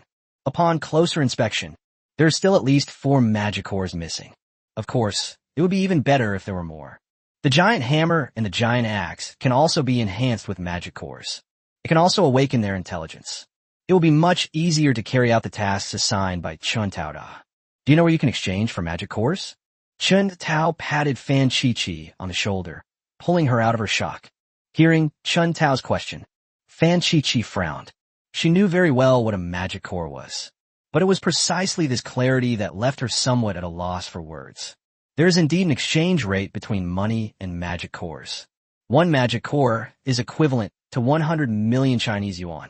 The demand for magic cores is too high, and they are available but not in the market. Perhaps they can be bought in a big city like Kyoto. Donghai City is in a state of having prices, but no market. If you want to buy magic cores, Kyoto might have them, but you can't find them in Donghai City. Fan Chi-Chi's words were like a bucket of cold water poured over his head. This completely extinguished Chun Tao's desire to buy magic cores. The simplest way to obtain magic cores was to go to the outer battlefield and hunt them himself. Kyoto?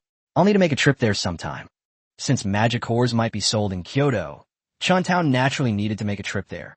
The main reason is that the magic core is too important for the undead army. Let's not even talk about how it can enhance the strength of the undead army. The fact that he could awaken the intelligence of the undead army alone was enough to make Chun Tao make the trip. The skeleton mage is now in your hands. Go back to the land of the dead and study hard. Since the magic core couldn't be obtained in the short term, Chun Tao had no choice but to put it aside. Chun Tao gave the Bone Demon a few instructions. Only then was it taken back to the land of the dead. Let's go, it's lunchtime, let's go to the cafeteria together. After watching the skeleton mage disappear, Fan Chi made a suggestion to Chun Tao. Walk. Chun Tao nodded in agreement, and the 2 walked side by side toward the cafeteria. On the other side, following Chun Tao's orders, Chindo secretly monitored Wei Qianjun's every move. After leaving Xue Bing's company, Wei Qianjun returned to his own company. Donghai City is divided into 5 districts. They are the city center, the East District, the South District, the West District, and the North District. Wei Qianjun's company is located in the Western District. Here, Wei Qianjun established a material processing plant covering approximately 10 acres. The office building is located within the factory. Wei Qianjun had just parked his car when Li Jia, dressed as a secretary, walked out of the office building. Was the cooperation agreement reached? It's done. Wei Qianjun waved the contract in his hand, put his arm around Li Jia's waist, and kissed her on the cheek. The 2 walked into the office building, laughing and joking. Neither of them noticed that Chun Do was watching them from the shadows, not far away. The 2 arrived at the office. Wei Qianjun casually tossed the contract onto his desk. Then a live sex show unfolded right there in the office. Chen Dou climbed up the wall and used his phone to film the scene. 2 minutes later, Wei Qianjun and Li Jie tidied their clothes and went to the desk to talk about business. How's your investigation into Chun Tao going? Wei Qianjun asked. No useful information was found, except that he graduated this year and joined the garrison after graduation. Li Jie shook her head and briefly explained the information she had found. As for Chun Tao's position in the garrison, this is information that an ordinary person like Li Jie would not have access to. Continue the investigation. I need to know all of Chun Tao's information, especially his current position in the garrison. Wei Qianjun was not interested in Chun Tao. His goal was simple, to plant a spy within the garrison. This will make it easier for him to act in the future. He had this idea when he learned that Chun Tao was serving in the garrison at the banquet that night. Little did they know, Chen Dou filmed all of his plans. Chapter 1, 58 Death of Society. When Li Jie left Wei Qianjun's office, Chen Dou then packaged the video and sent it to Chun Tao. At this moment, Chun Tao was still waiting for the skeleton mage's transformation and didn't check his phone. Until Chun Tao arrived at the cafeteria. Only after sitting down in his seat did I have time to take out my phone to check messages. I just opened the video. A soft, seductive sound came from the phone. Upon hearing this sound, the vanguard soldiers who were eating immediately stopped what they were doing and turned to look in the direction from which the sound came. Everyone looked at Chun Tao with strange eyes. Fan Qiqi quickly distanced herself from Chun Tao, as if Chun Tao were a dirty thing. Chen Tao himself was also shocked by the sound. After regaining my senses, I immediately wanted to turn off the video, but that's how people are. The more nervous they are, the less they can control their hands and feet. After a flurry of frantic actions by Chun Tao, the video was finally turned off. However, turning off the video at this point is pointless. I'm dead. Chun Tao covered his face, not daring to make eye contact with anyone. At the same time, he mentally killed Chen Dou 1,000 times and blamed all the mistakes on Chen Dou. Chen Tao knew that he couldn't let things develop unchecked at this point. He had to explain things clearly. Otherwise, no need for the next day. The news that Chun Tao was watching short videos in the canteen tonight will spread throughout the entire garrison. His lifelong reputation will also be ruined in an instant. Thinking of this, Chun Tao suddenly stood up from his seat. Please don't misunderstand. This is evidence of a crime that I had someone keep an eye on. Chen Tao held up his phone and explained loudly. Unfortunately, everyone's gaze was still strange. It's like saying, see if we believe you or not. Overcome with excitement, Chun Tao immediately opened the video again, and the seductive music started playing once more. Snap! Although Fan Qiqi is a soldier, she's also a woman. I heard that sound. She couldn't hold back any longer. She rushed to Chen Tao's side and slapped the phone to the ground.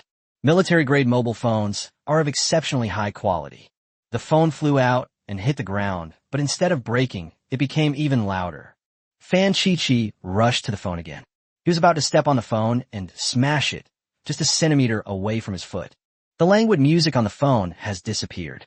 The phone rang with a conversation between Wei Qianjun and Li Jie. It was this conversation that made Fan Qiqi stop in her tracks. The content of Wei Qianjun's conversation with Li Jie proved that Chen Tao was not lying. This is truly evidence of the criminal gang's crimes. Fan Qiqi bent down to pick up the phone and watch the entire video carefully. Call. Chen Tao let out a long breath. Finally proving his innocence was more tiring than Chun Tao eliminating several Abyss legions. Chen Tao looked around. They noticed that the gazes of all the Vanguard Battalion soldiers had finally returned to normal.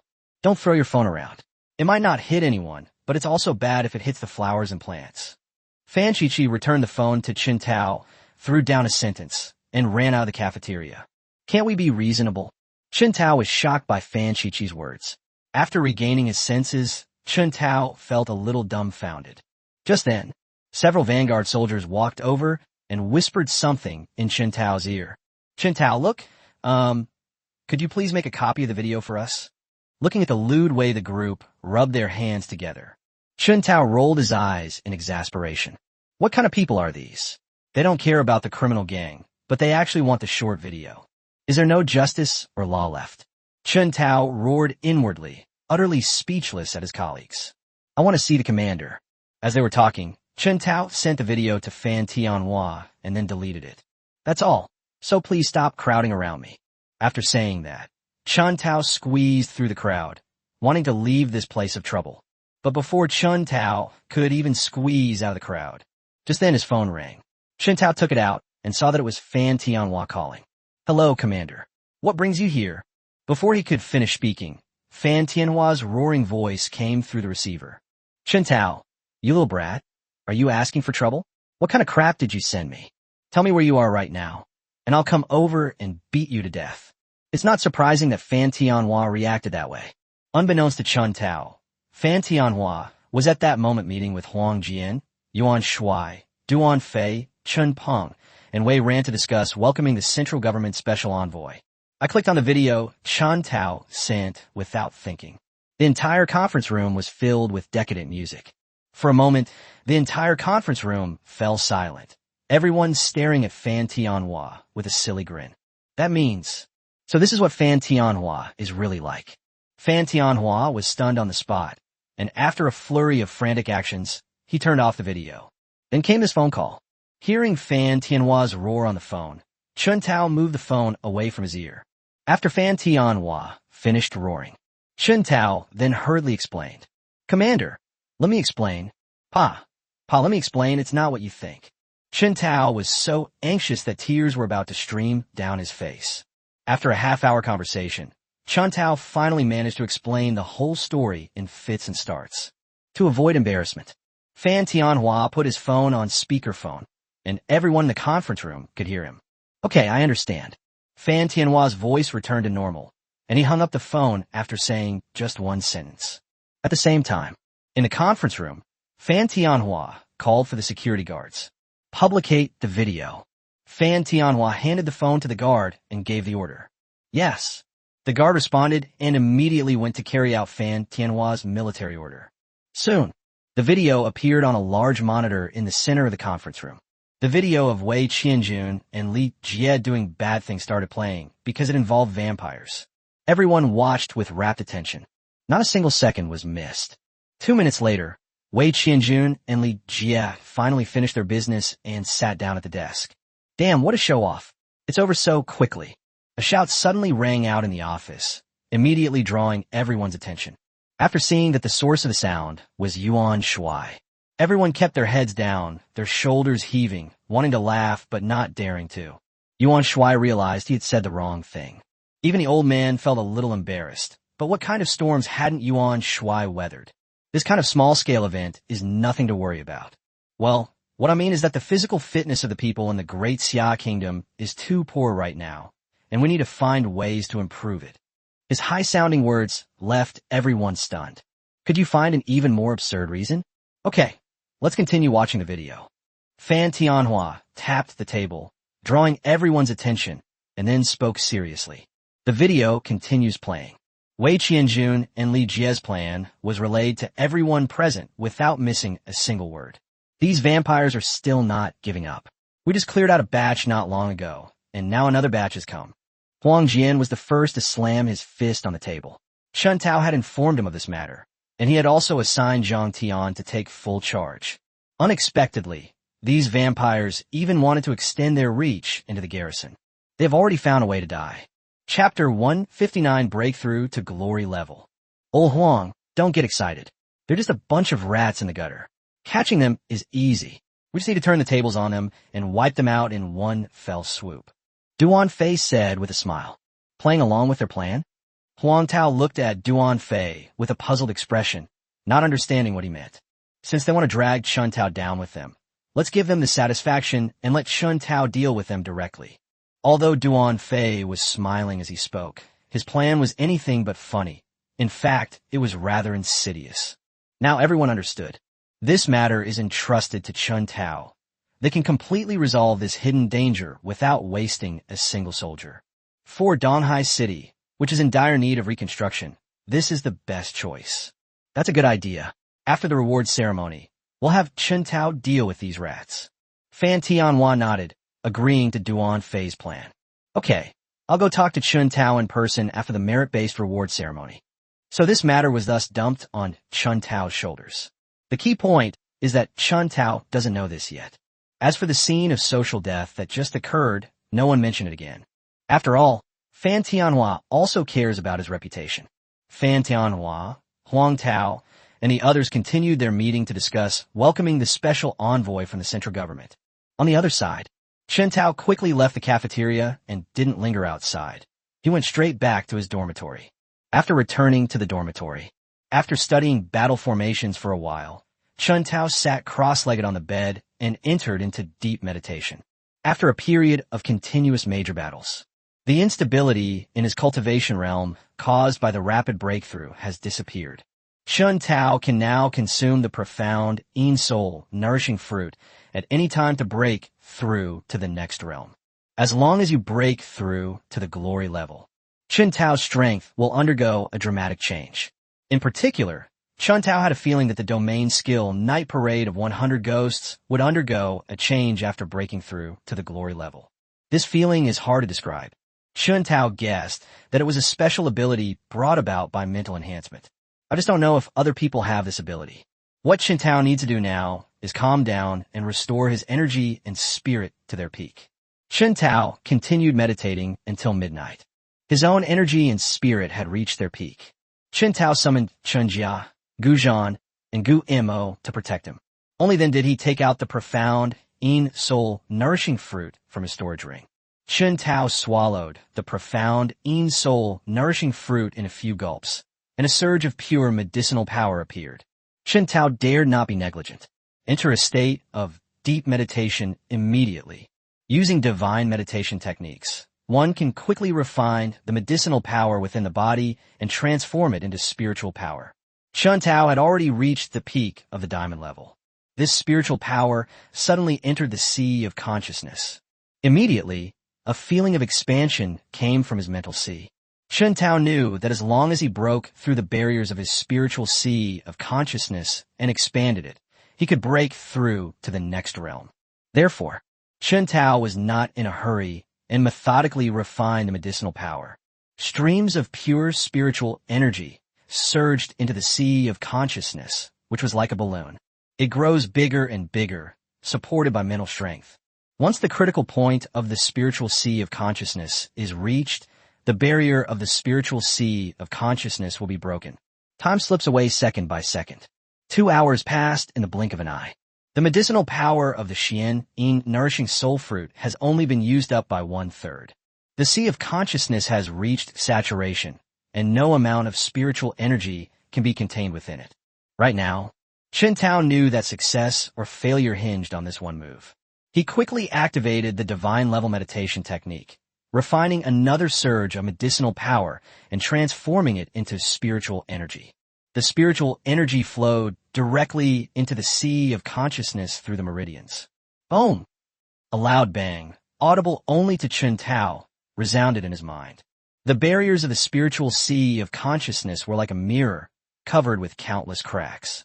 This barrier is indeed not so easy to break through. Chen Tao refined another dose of medicinal power and continued to pour his spiritual energy into his spiritual sea. As a second surge of spiritual energy entered, the barriers of the spiritual sea of consciousness finally gave way. The mental barrier shattered, and the sea of consciousness rapidly expanded outward. When the sea of consciousness stopped expanding, it was already 100 times larger than before. Seeing such a vast sea of consciousness, Chen Tao didn't know whether to be happy or depressed. The larger one's spiritual sea, the more spiritual power one can store. The more spiritual power one has, the stronger one becomes. This should have been a happy thing. However, having too large a mental sea of consciousness also has its drawbacks. That means breaking through to a higher realm becomes much more difficult. Just imagine it. Originally, it took 100 mental energy to break through from the initial stage of the glory level to the intermediate stage. Based on the size of Chen Tao's spiritual sea of consciousness, it is definitely more than 10 times larger than the ordinary glory level sea of consciousness. Therefore, the mental strength required for a breakthrough is 10 times that of an ordinary glory level individual. This would normally be a good thing for other legal professionals, but it's not necessarily the case for Chen Tao, whose combat power mainly comes from the undead army. The faster Chen Tao breaks through his cultivation level, the stronger the undead army becomes, and the stronger his combat power will be. Chen Tao didn't care at all about the strength of his mental power. But it's too late now. Chen Tao had no choice but to accept it. Having successfully broken through to the initial stage of the glory level, Chen Tao did not let his guard down. There is still 2/3 of the medicinal power of the Xian Yin nourishing soul fruit in his body that has not been digested. If it is not refined as soon as possible, the effects of these medicines will dissipate on their own. Chen Tao continued to use his divine-level meditation technique to refine the medicinal power. Streams of spiritual energy surged into his mental sea like a river. The spiritual sea, which had been empty due to the breakthrough in his cultivation realm. With the influx of this spiritual energy, it became full again. Chen Tao not only solidified his initial glory level realm, moreover, his cultivation level is constantly improving, and he is striving to reach the mid-level of the glory rank. 2 more hours passed, when mental energy once again fills the entire sea of consciousness. This was a breakthrough in a minor realm, which wasn't difficult. With a slight push, Chen Tao broke through the barrier of the mid-level glory realm and successfully entered the mid-level glory realm. Once Chen Tao stabilized his cultivation level, the medicinal power of the Xian Yin nourishing soul fruit in his body was completely exhausted. Call. Chen Tao let out a long breath. After getting up and moving my hands and feet, my body, which had been stiff from sitting cross-legged for a long time, became flexible again. At the same time, just after Chen Tao broke through to the glory level, Chen Do, who was monitoring Wei Qianjun, immediately sensed something and quickly left the spot, rushing towards the military camp. In Chen Tao's dormitory, Chun Jia was enveloped in a golden cocoon of light, and his strength steadily increased. Boom! In just a few breaths, Chun Jia broke through the barrier of the glory level and reached the initial stage of the glory level. Chun Jia's strength did not stop improving after his breakthrough. Chen Tao didn't have to wait long before Chun Jia broke through to the mid-level of the glory rank again. Bam!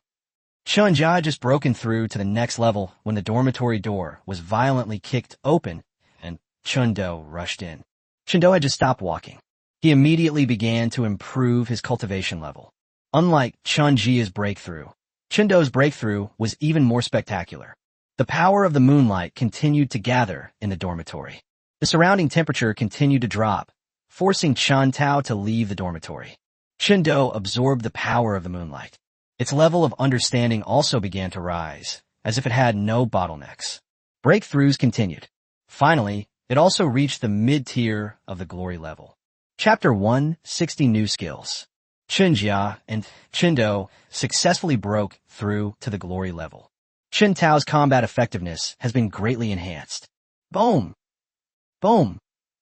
Just then, the auras of Bone Warrior and Bone Demon, who were originally standing to the side to protect the Dharma, suddenly erupted. Their strength began to increase. In just a few breaths, he broke through the barrier of his cultivation realm. Successfully broke through from the diamond level peak to the glory level. He's already broken through? Chen Tao rubbed his eyes, unable to believe what he was seeing. The main problem is that Bone Warrior and Bone Demon have gained sentience. However, the original form remains unchanged. It is still a skeleton warrior and a skeleton mage. The skeleton warrior and skeleton mage want to level up. The only way is to store energy and level up by devouring corpses. Could it be because they have developed sentience? This was the only possibility Chen Tao could think of. Although Bone Warrior and Bone Demon have broken through to the glory level, their cultivation level is still at the initial stage of the glory level. Think along these lines. The reason why Bone Warriors and Bone Demons can level up is because it's likely that the power of hell within the demon core wasn't fully digested. Chen Tao has achieved a breakthrough to the glory level. The level cap for the skeleton creation skill has been broken. Furthermore, Bone Warrior and Bone Demon have gained sentience and have learned to cultivate independently. The power that survived thanks to the power of hell. That's how he broke through to the initial stage of the glory level. Actually, the method to verify whether this conjecture is correct is very simple. Chen Tao arrived at the training ground. At the same time, it opened the bronze gate to the realm of the dead. A giant iron hammer and a giant axe emerged from the bronze door, and the ground trembled slightly with each step they took. Just as I expected, The giant hammer and the giant axe are undead that have mutated by absorbing abyssal magic stones. They're currently at the peak of the diamond level. There are no signs of any attempt to break through. This proves that Chun Tao's guess was correct. The reason why Bone Warrior and Bone Demon were able to break through is twofold. First, they still had and used hellish power within their bodies. Second, they gained sentience and learned to cultivate autonomously. Both of these points are indispensable. This breakthrough to the glory level is a huge win.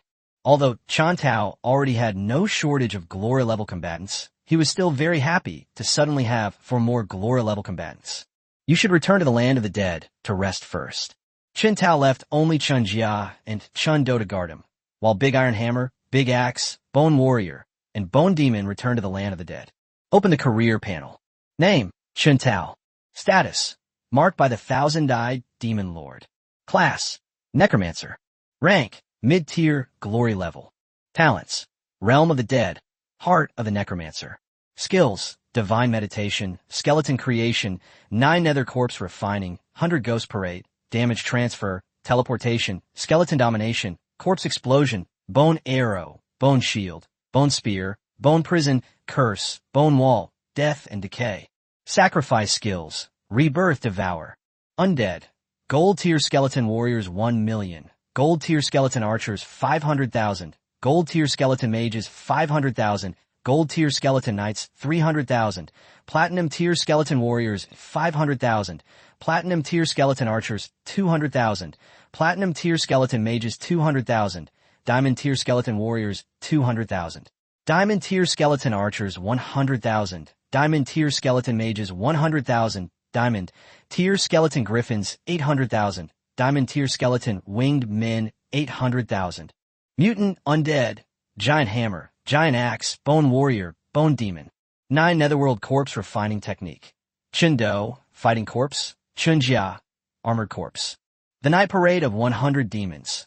Hang Ghost, Water Ghost, Knife-Wielding Ghost, Starving Ghost, Mountain Ghost, Mountain Lord's Ghost, Soul-Capturing Ghost, Headless Ghost, Lustful Ghost, and Coin Ghost. Glory Level Undead. 19 out of 20. Lizardmen /5. Death Griffins /12. Demons /2. King Level Zombie. 0/1.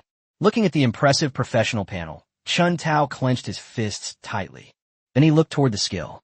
Breaking through the glory level, 2 more ordinary skills have been added. Skill, Bone Wall Technique.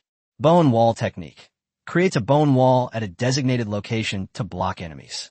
Chun Tao considered this skill somewhat useless. Not only does it lack offensive capabilities, but even when used as a support skill, it is easily dodged by enemies. Just imagine it. If you fight a glory level expert, and the enemy is no match for you and wants to escape, erect a wall of bones along the enemy's inevitable route. The other party could easily fly over using their aerial abilities. If you're a melee class, you might be able to skip it entirely. Chun Tao was very dissatisfied with this skill. Fortunately, besides this skill, there is another skill. Skill, Death and Decay. Death is decay. Transforms a designated area into a death swamp, devouring all enemies within its boundaries. This skill is pretty good. It is an all-around skill that can both attack and support. The only downside is that it takes a lot of corpses. The death swamp is more than just a swamp. It contains the word death. The swamp was filled with corrosive liquid. As enemies are swallowed by the swamp, they will also suffer from corrosive attacks. Use this skill as needed. Chun Tao's main fighting force was still the undead army, and he didn't have many opportunities to personally take action. This skill can still be used as a trump card. After reviewing the 2 ordinary skills, Chun Tao wanted to test the Night Parade of 100 Demons. See if your feeling is correct. But looking around, I decided to abandon that idea for now. This is a military camp after all. It wouldn't be good to make too much noise and disturb our comrades' rest. In addition, the training ground is too small.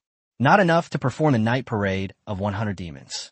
The best place to verify this is outside the city. Although he couldn't verify the changes in the Night Parade of 100 Demons, Chun Tao wasn't without things to do. Then, Chun Tao turned his attention to the sacrificial skill. Chun Tao was very satisfied with these 2 skills after breaking through to the glory level.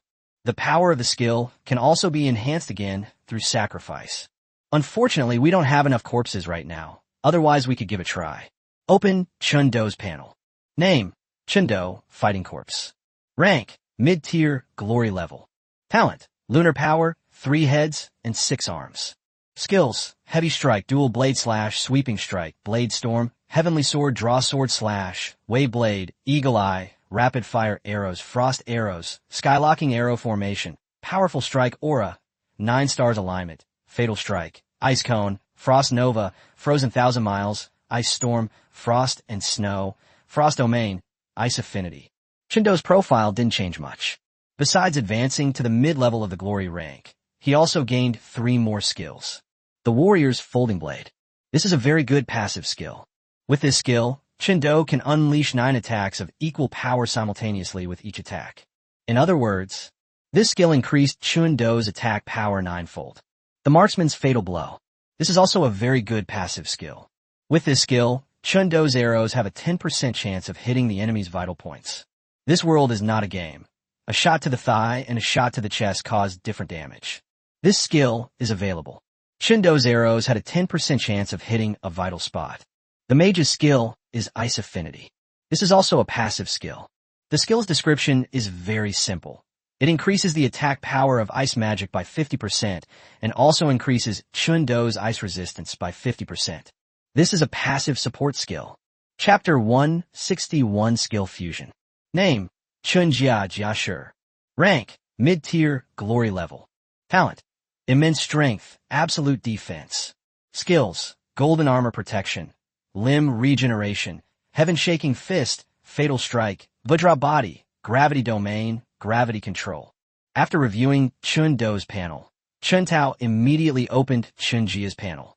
90% of Chun Jia's skills are passive skills, and he only has 1 offensive skill. Chun Tao hoped that Chun Jia could awaken another attack skill. But after seeing the name of the skill, Chun Tao frowned. Judging from a name alone, it doesn't seem like an attack skill. It looks more like a support skill. Chun Tao opened the skill description. Gravity Control. Manipulate gravity to attack enemies, while amplifying the power of the gravity field 10-fold. The skill descriptions are very simple. However, the skills are very practical. Not only can it amplify the strength of the gravity field, but gravity has also become Chun Jia's long-term attack method. In other words, Chun Jia can control the domain without activating it. Of course, the gravity attack will be even more powerful after the domain is expanded. Good. Chun Tao was very satisfied with this skill. After closing Chun Jia's panel, Chun Tao then returned to his dormitory to rest. The next day arrived in the blink of an eye. Chun Tao asked Huang Tao for a day off before driving out of the city. Chun Tao arrived at a valley 100 kilometers away from Donghai City. 100 demons parade at night. With a low shout from Chun Tao, his domain skill was instantly activated, and the gray-white light shield rapidly expanded outward, covering an area of 10,000 meters in the blink of an eye. Chun Tao did not continue to expand the scope of his work. Because the moment Chun Tao unleashed his domain, a mysterious guidance kept urging him to use another skill. The Land of the Dead. This is the skill that Chun Tao felt he needed to use. The Bronze Gate did not appear immediately after the Undead Kingdom skill was activated. Instead, Chun Tao's surroundings underwent a dramatic change. The lush green hills and clear waters of the valley have disappeared. What appeared before Chun Tao was an endless expanse of white bones. These bones covered the entire ground. Where's this place? Just as Chun Tao was wondering, a series of mental fluctuations came from afar. Chun Tao was very familiar with these mental fluctuations. They were from his army of the undead. Click, click. The sound of bones grinding together grew closer. Chun Tao could already see the orderly and imposing army of undead charging towards him. The army of the undead stopped 100 meters away from Chun Tao. They then knelt down on one knee in unison in front of Chun Tao. Imagine the feeling of millions of undead kneeling before you. It's incredibly exhilarating. Chun Tao felt as if he had drunk an ice-cold beverage on a hot summer day. Get up, everyone. Chun Tao has now figured it out. Since the undead army has appeared here, this place must be the world of the Undead Kingdom. Only, Chun Tao couldn't understand how he had entered the realm of the dead simply by using a skill. Wah! Just then, a memory suddenly appeared in his mind, catching Chun Tao off guard, and he almost lost his balance and fell to the ground. After a while, Chen Tao finally came to his senses, and he sorted out the memory that had suddenly appeared. This memory is neither the possession of some old monster nor the acquisition of a new inheritance. Instead, it tells the story of the changes in the land of the dead and the night parade of 100 demons. Domain skills are powers that can only be mastered by those at the glory level. Although Chen Tao had prior knowledge of the night parade of 100 demons. However, the abilities of the 100 Ghost Parade are not fully developed until it breaks through to the glory level. Some features are not yet activated. After breaking through to the glory level, the night parade of 100 demons has been largely perfected, is not only more powerful, but also possesses other hidden abilities. I've said that before. A field of expertise is not something that can be grasped out of thin air. It is closely related to one's own skills. One could say that one's domain is built upon all of one's own skills. In addition, the ultimate direction of a domain's evolution is to create its own unique little world. The realm of the dead is itself a small world. Now that Chen Tao has broken through to the glory level, the night parade of 100 ghosts is in its initial stages of completion, although the night parade of 100 ghosts is not yet a true small world. But the two skills actually merged.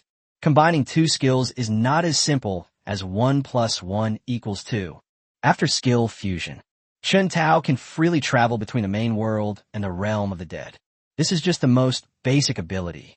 The key point is that the realm of the dead has become Chen Tao's territory, and the night parade of 100 ghosts is the way to open the gates to the realm of the dead. Previously, Chen Tao had summoned an army of undead. The bronze gate needs to be opened. The undead army is too large, and it will take a considerable amount of time for them to assemble. It's convenient now. Like Chen Tao, the undead army can freely travel between the main world and the undead realm through the night parade of 100 ghosts. To put it simply, as long as he is within the range of the night parade of 100 ghosts, Chen Tao can summon the entire army of the undead with just a thought. In addition, according to the memories obtained by Chen Tao, the area covered by the domain has been replaced by the size of the undead realm. In other words, Chen Tao can expand his territory to the same extent as the undead realm. Most importantly, because of the fusion of the two skills, Chen Tao's domain can no longer be called a domain. It has completely transformed into a small world. At the glory level, you can control a small world. Chen Tao is probably the first person to do so since the Abyss invasion, because only saint-level experts can upgrade a domain to a small world. You could say that. Whether or not someone has their own independent little world is also a sign of whether they're a saint-level powerhouse. I have mastered saint-level techniques at the glory level. Chen Tao was stunned by this information. He had mastered a small world and could even use its power to fight. Chen Tao can say this with absolute certainty. Unrivaled in the glory tier, and capable of trading blows even in the king tier. Chen Tao rubbed his hands together excitedly, his heart pounding wildly. No, I need to calm down.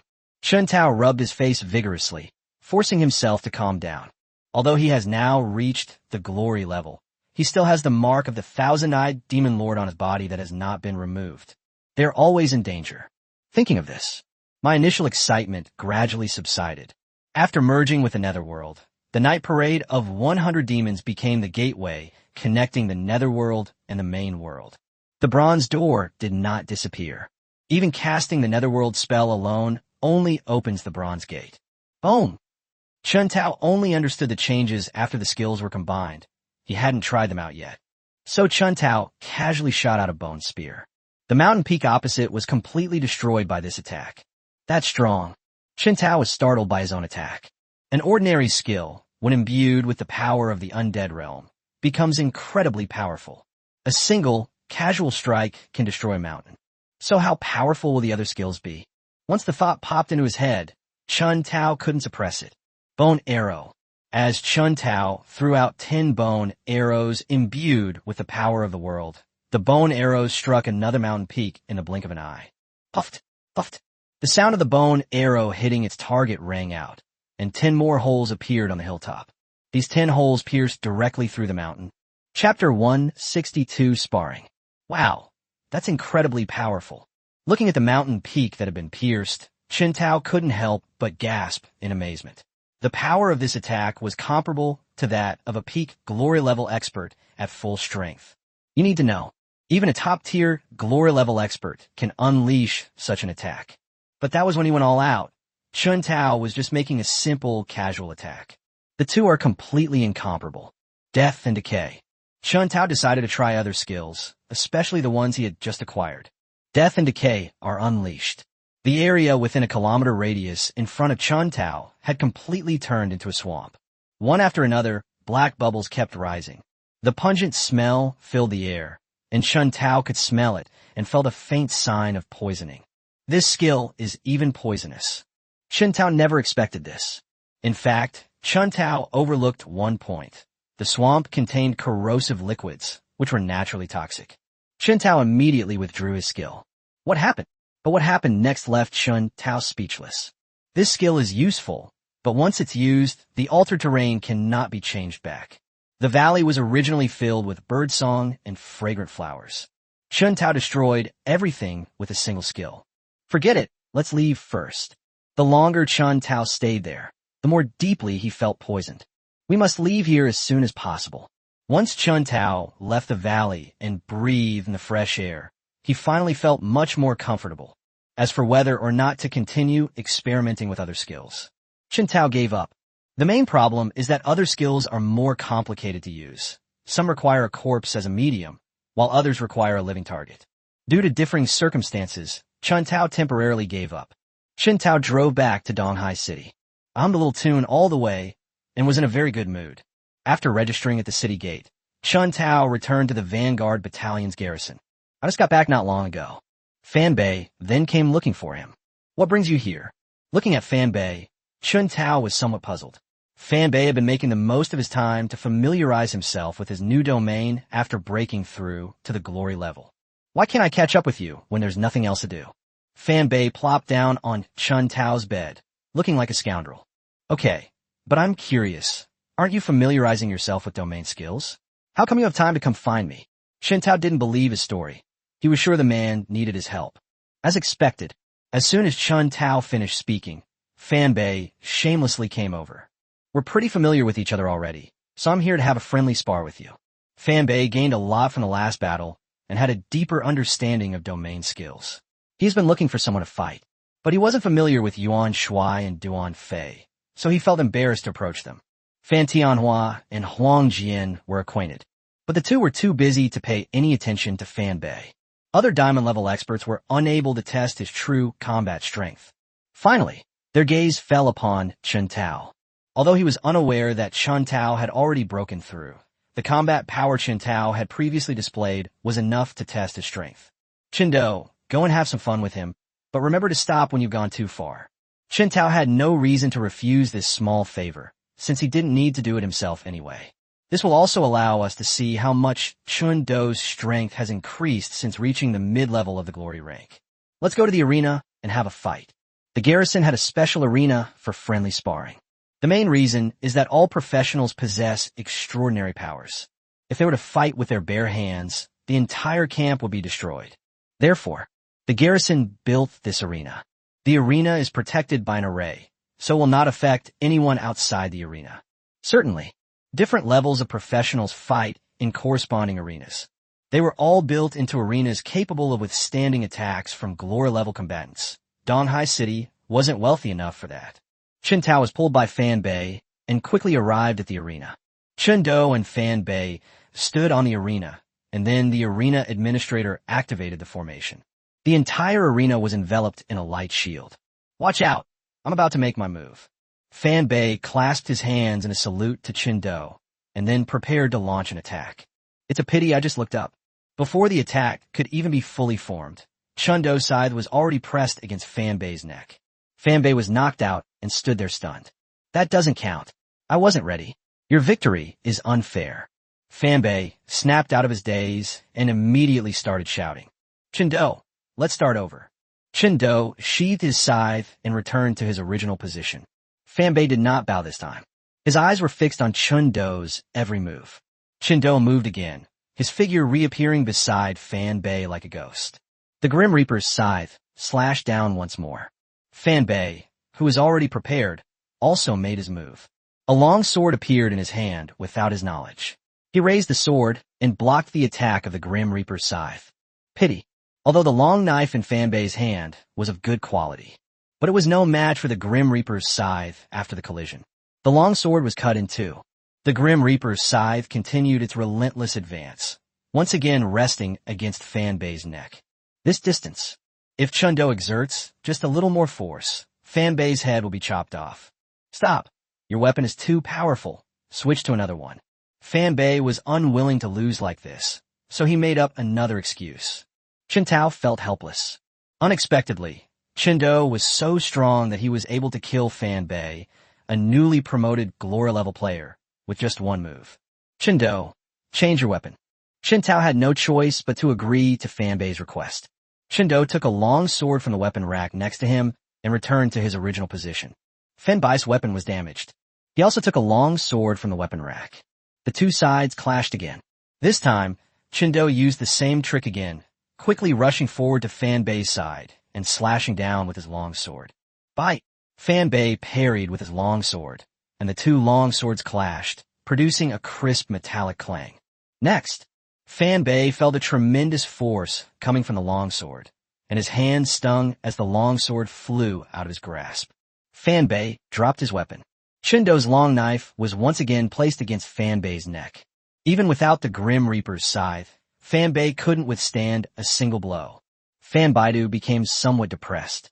He had no chance against Qindo. Again, the battle ended, and Qindo prepared to leave the arena, but Fanbei shouted, "Domain skills development." The territory continued to expand, enveloping Qindo. Domain open. Qindo immediately used his domain skills. Just as Fanbei's domain was about to envelop Qindo, Qindo's domain unfolded. The two fields collided. Fanbei's territory was immediately suppressed. Splash. Fanbei used all his strength to resist, but he couldn't stop Qindo's domain from expanding outwards, until Fanbei's territory was shattered. Qindo then withdrew his domain.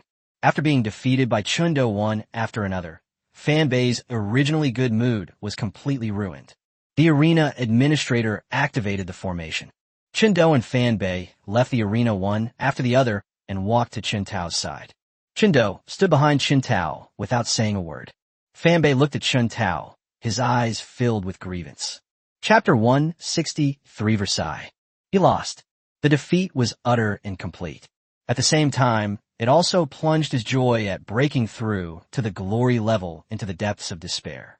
All right, you just broken through to the glory level, while Qindo is already at the mid-level of the glory level. Qintao offered words of comfort. Upon hearing this, Fanbei then carefully sensed Qindo's realm, and as Qintao had said, Qindo was already at the mid-level of the glory rank. This made him feel a little better. But before he could even be happy for 2 seconds, he sensed the aura emanating from Qintao. I immediately lost my composure. You've broken through to the mid-level of the glory rank. Upon hearing Fanbei's words, the arena administrator stared at Qintao in shock, although he was just a ring manager. But as soldiers of the garrison, they had long heard of Qintao's great name. A freshman who just graduated this year. His strength has reached the mid-level of the glory rank. This breakthrough speed, which is like riding a rocket, is truly unprecedented and will never be repeated. The way the arena manager looked at Qintao changed. When I first met Qintao, my eyes were filled with awe. Now, other emotions have appeared in his eyes. Monster, pervert. That look sent a chill down Qintao's spine. It's only been a short time since the breakthrough. There's no need to make such a fuss. Qintao's words nearly choked Fanbei and the arena administrator to death. What does it mean to make a fuss over nothing? Is this even human language you're speaking?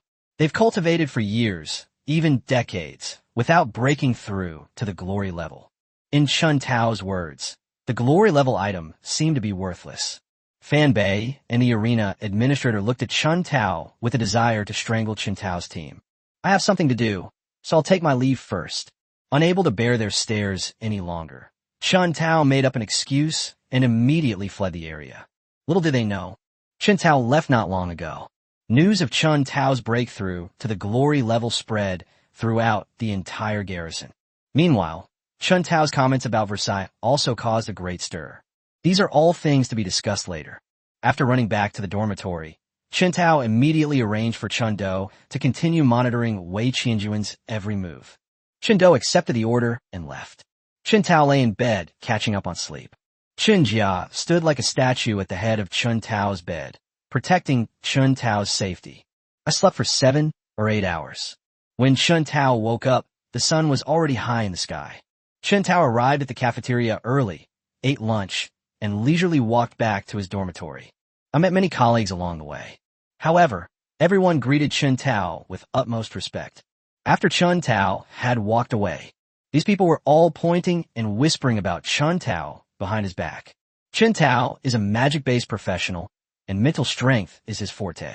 His colleagues gossiped about him.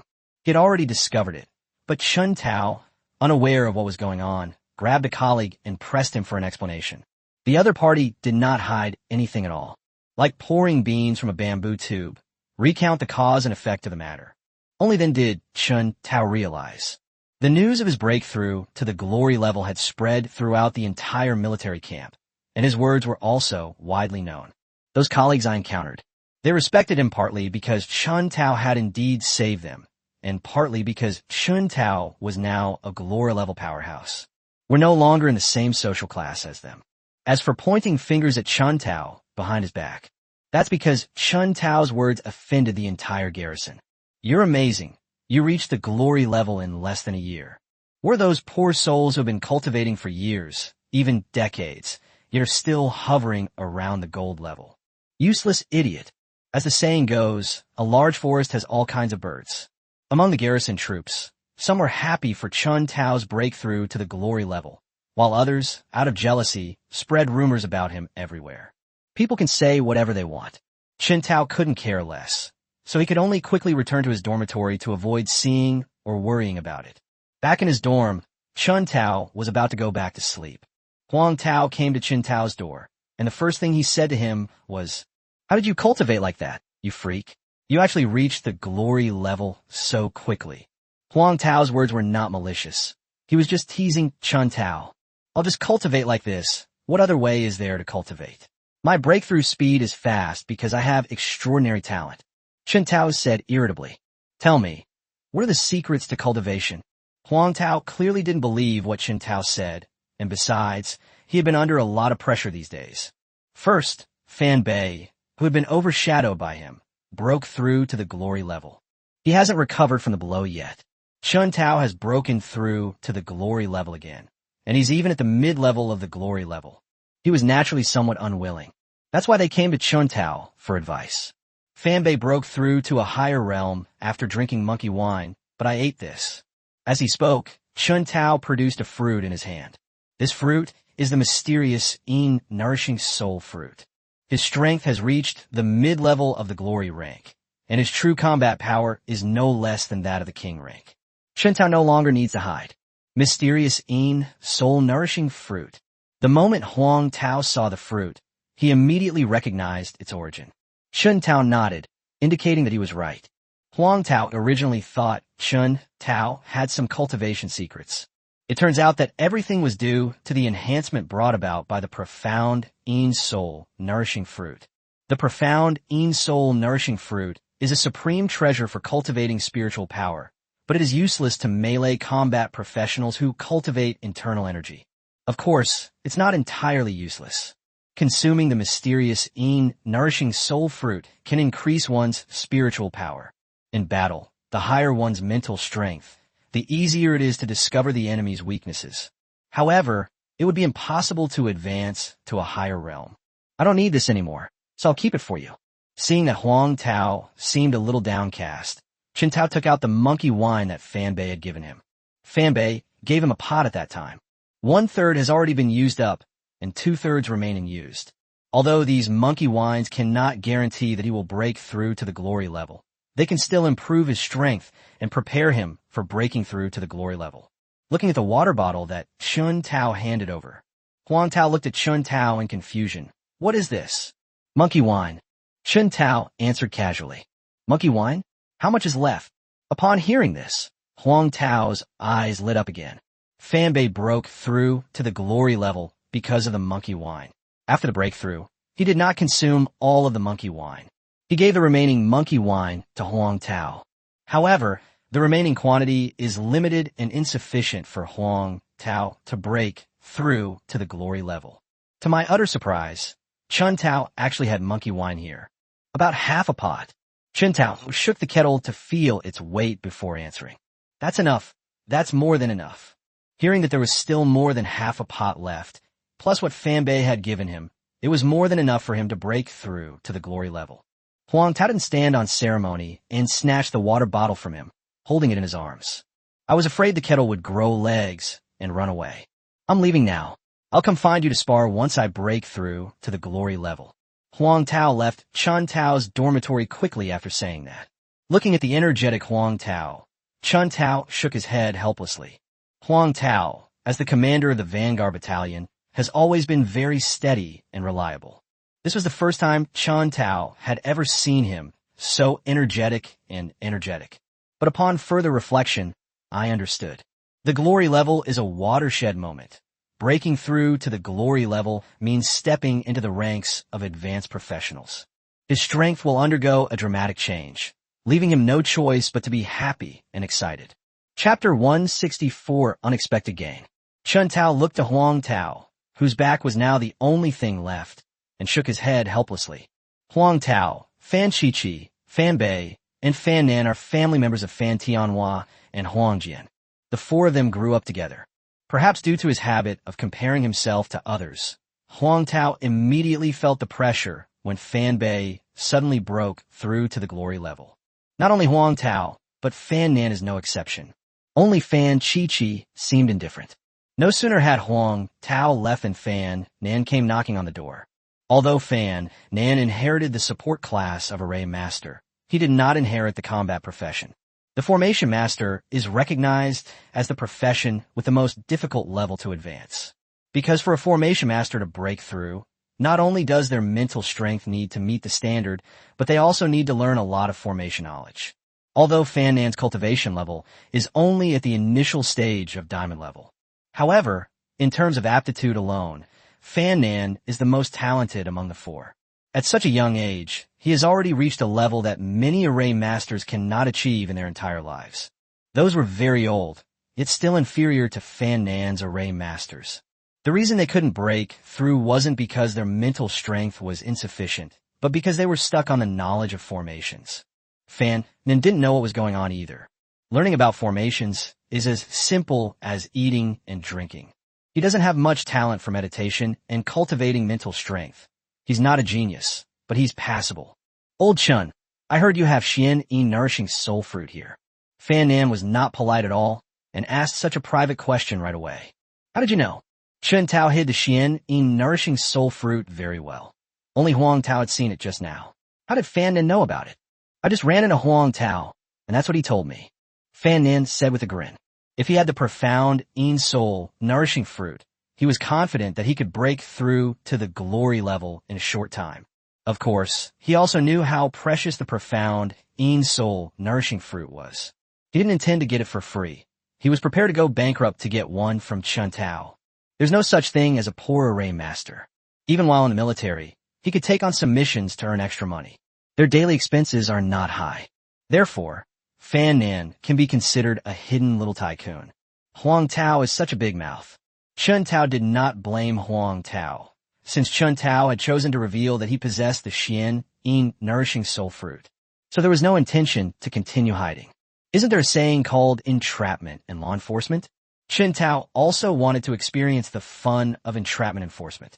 Fan Nan was a comrade in arms who fought side by side, and Chun Tao did not make things difficult for him. I have 2 more profound Yin soul nourishing fruits here. I'll give you one and keep one for myself. Chun Tao did not lower his voice when he spoke. This is in the dormitory, and there are quite a few people coming and going. Chun Tao was certain that news of the Xian Yin nourishing soul fruit would soon spread throughout the entire garrison. That won't do. I'm quite wealthy. Name your price, and I'll pay for it. Fan Nan speaks very arrogantly, so it seems his slush fund is indeed quite large.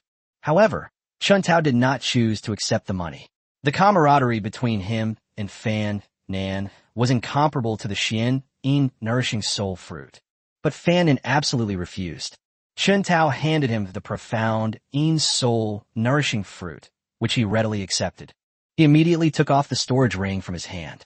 "This is all I have, and it's yours now." He tossed the storage ring to Chen Tao, then turned and disappeared in a flash. Chen Tao held the storage ring, speechless. "I originally intended to give it to Fan Nen, but he insisted on paying me." Chen Tao had no choice but to accept it. Fan Nen had already erased the mental imprint when he took off the storage ring. Chen Tao probed his mind into the storage ring. When Chen Tao saw what was inside the storage ring, his mouth dropped open in surprise. There are too many things in the storage ring. 70% of it consists of materials, and the remaining 30% consists of rare and precious materials and Chinese currency, especially the Huaxia coin. It is piled up into a small mountain. Based on volume estimates, it is estimated to be in the billions. The Xian nourishing soul fruit has a market value of 1 billion Chinese yuan, but it is a rare find. Once it appears on the market, it was snapped up by those big families long ago. Fan Nen was actually willing to give all his family's wealth to Chen Tao for the sake of the Xian nourishing soul fruit. This is a magic core. When Chen Tao checked the storage ring, he found a magic core in a jade box. This magic core was only slightly smaller than the two I had obtained. The owner of this magic core was likely at the mid-level of the glory rank during his lifetime. Of course, these are all just Chen Tao's guesses. It's impossible to prove it now. This is a good thing. In this way, the undead army can gain another glory-level combatant. Since Fan Nen had given him his entire fortune, Chen Tao didn't stand on ceremony and immediately took out the magic core. "Skeleton Archer, come out." Chen Tao opened the bronze door and summoned a gold-level skeleton archer. "Devour it." As soon as the skeleton archer appeared, Chen Tao threw the magic core to it and gave the order. The skeleton archer meticulously carried out Chen Tao's orders. The necromantic fire within the skull pulsed rapidly, splitting off a wisp of it. Undead fire floated from the skull of the skeleton archer. It landed on the magic core, and the undead fire continuously burned the magic core. The magic core crackled and popped. Chen Tao once again entered a long period of waiting. 3 hours later, the magic core finally turned into a thick liquid under the burning of the undead fire. The power of hell was constantly being consumed by the fires of the dead. The undead fire grew rapidly, and after another hour, the magic core had disappeared. Only a basketball-sized undead fire remained, floating in midair. The undead fire within the skeleton archer's head flickered once more. A thin line shot out, connecting to a basketball-sized necromantic fire. The power of the undead fire flowed along the thin thread into the skull of the skeleton archer. The skeleton archer's skill level began to improve. He made rapid progress from the initial gold level to the platinum level. Immediately afterwards, he then broke through from the platinum beginner level to the diamond beginner level with lightning speed. After breaking through to the diamond level beginner stage, the speed of his realm advancement did not slow down. On the contrary, he broke through to the initial stage of the glory level at an even faster pace. After reaching the initial stage of the glory level, the skeleton archer's level no longer improved, and the remaining undead fire continued to circulate around the skeleton archer. The skeleton archer's bones, bone armor, and bone bow, forged in the fires of the dead, bear intricate patterns. When the last bit of undead fire was exhausted, all the patterns form a perfect closed loop. The power of hell flowed along the patterns, and hellfire covered his entire body. Put away the fires of hell. To prevent the dormitory from suffering an undeserved disaster, Chen Tao immediately gave the order the moment the hellfire appeared. The skeleton archers were absolutely obedient to Chen Tao's orders. The patterns on his body shimmered, and the hellfire vanished. "Owner." As the skeleton archer put away hellfire, he knelt on one knee in front of Chen Tao. "Get up. From now on, you will be called Bone Arrow. All the skeleton archers will be under your command. Your subordinate obeys." "Thank you, Master, for bestowing upon me a name." The land of the dead. Chen Tao summoned the bronze gate once again. Bone Arrow disappeared through the bronze gate, heading to join Bone Warrior and Bone Demon to learn how to lead troops in a battle. Chapter 165, Unexpected Incident. Another key general has been added. Chen Tao was in a good mood and continued to examine the items in his storage ring. However, the items were too cluttered. Chen Tao could only examine it little by little. Soon, Chen Tao found something else that interested him in the corner. Those were two abyssal demon stones. Although abyss magic stones are not as useful as magic cores, they're the finest materials for setting up formations. Certainly, it is even more useful to Chen Tao. It is extremely difficult for the undead to mutate, but the abyss magic stone can make it happen. So for Chen Tao, the value of the abyss magic stone is even greater than the mountain of array materials. With these two abyss magic stones, we can add 2 more mutated skeletons. Chen Tao couldn't wait to take out the abyss demon stone. The important thing now is to give these 2 abyss magic stones to that kind of undead. Based on previous experience, skeletons mutated by the abyss magic stone have one thing in common. They are large. The larger the size, the more advantageous it is for close quarters combat. Therefore, skeleton archers and skeleton mages can be ruled out. The only unit types available are skeleton warriors, skeleton knights, skeleton griffins, and skeleton wingmen. They are all melee type units. Skull griffin and skeleton wingman can be ruled out for now. After much deliberation, Chen Tao ruled out the 2 air-based unit types.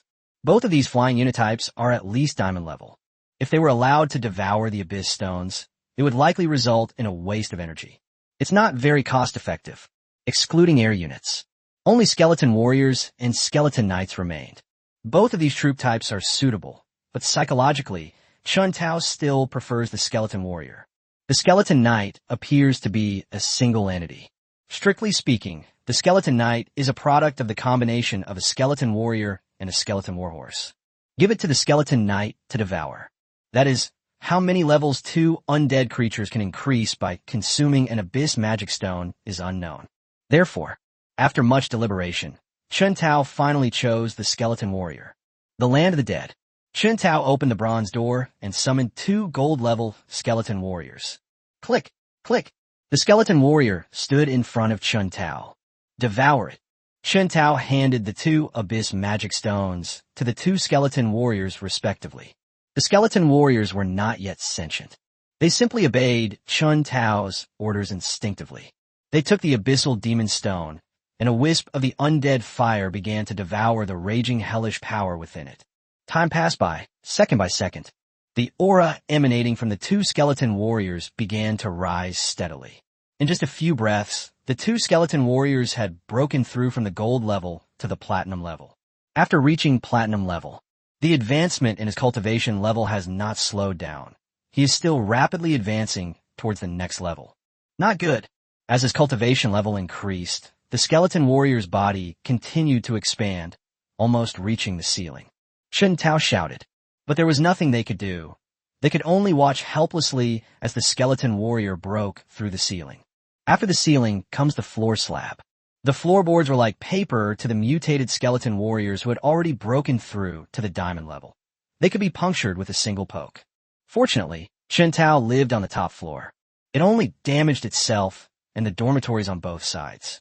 If this were on the first floor, given the size of the skeleton warrior, the whole building would be destroyed. Until the skeleton warrior breaks through to the diamond tier. His cultivation level then stopped improving and his body stopped growing. Immediately afterwards, the remaining power of the abyss magic stone continued to gather in the skeleton warrior's hands. A skeleton warrior conjured 2 halberds in his hands. The other skeleton warrior conjured 2 maces in his hands. Good heavens, there are 2 brand new weapons here. Looking at the double halberds and double maces, Chen Tao had a premonition that they would continue to mutate. Will they be able to gather all 18 kinds of weapons? Another half hour passed. The abyss magic stone has completely disappeared, and the mutation of the skeleton warriors has stopped. Great bone halberd, great bone mace, these names are awful. Chen Tao originally planned to name them according to their order in the weapons, but after reading the names aloud, he felt they didn't sound good. How about calling it the Great Double Halberds or the Great Double Maces? No, this name is a bit awkward. It's not as good as the Great Iron Halberd or the Great Bronze Mace. This name is alright. Let's go with it then. Chen Tao finally pointed to the 2 mutated skeleton warriors and confirmed their names. The land of the dead. Chen Tao immediately opened the bronze door and stepped out with his large iron halberd and bronze mace, returning to the realm of the dead. Chen Tao stood alone in the dormitory room, which had no roof. At the same time, Chun Tao's actions had caused such a commotion that they had already attracted the attention of everyone in the Vanguard Battalion. Now, outside Chun Tao's dormitory, officers from the Vanguard Battalion were gathered, and downstairs stood a dense crowd of Vanguard Battalion soldiers. "Old Huang, what's Chun Tao up to now?" Fan Shiqi looked at Huang Tao with a dark expression and asked. Whenever Chun Tao caused too much trouble, he always disrupted the Vanguard Battalion soldiers' rest.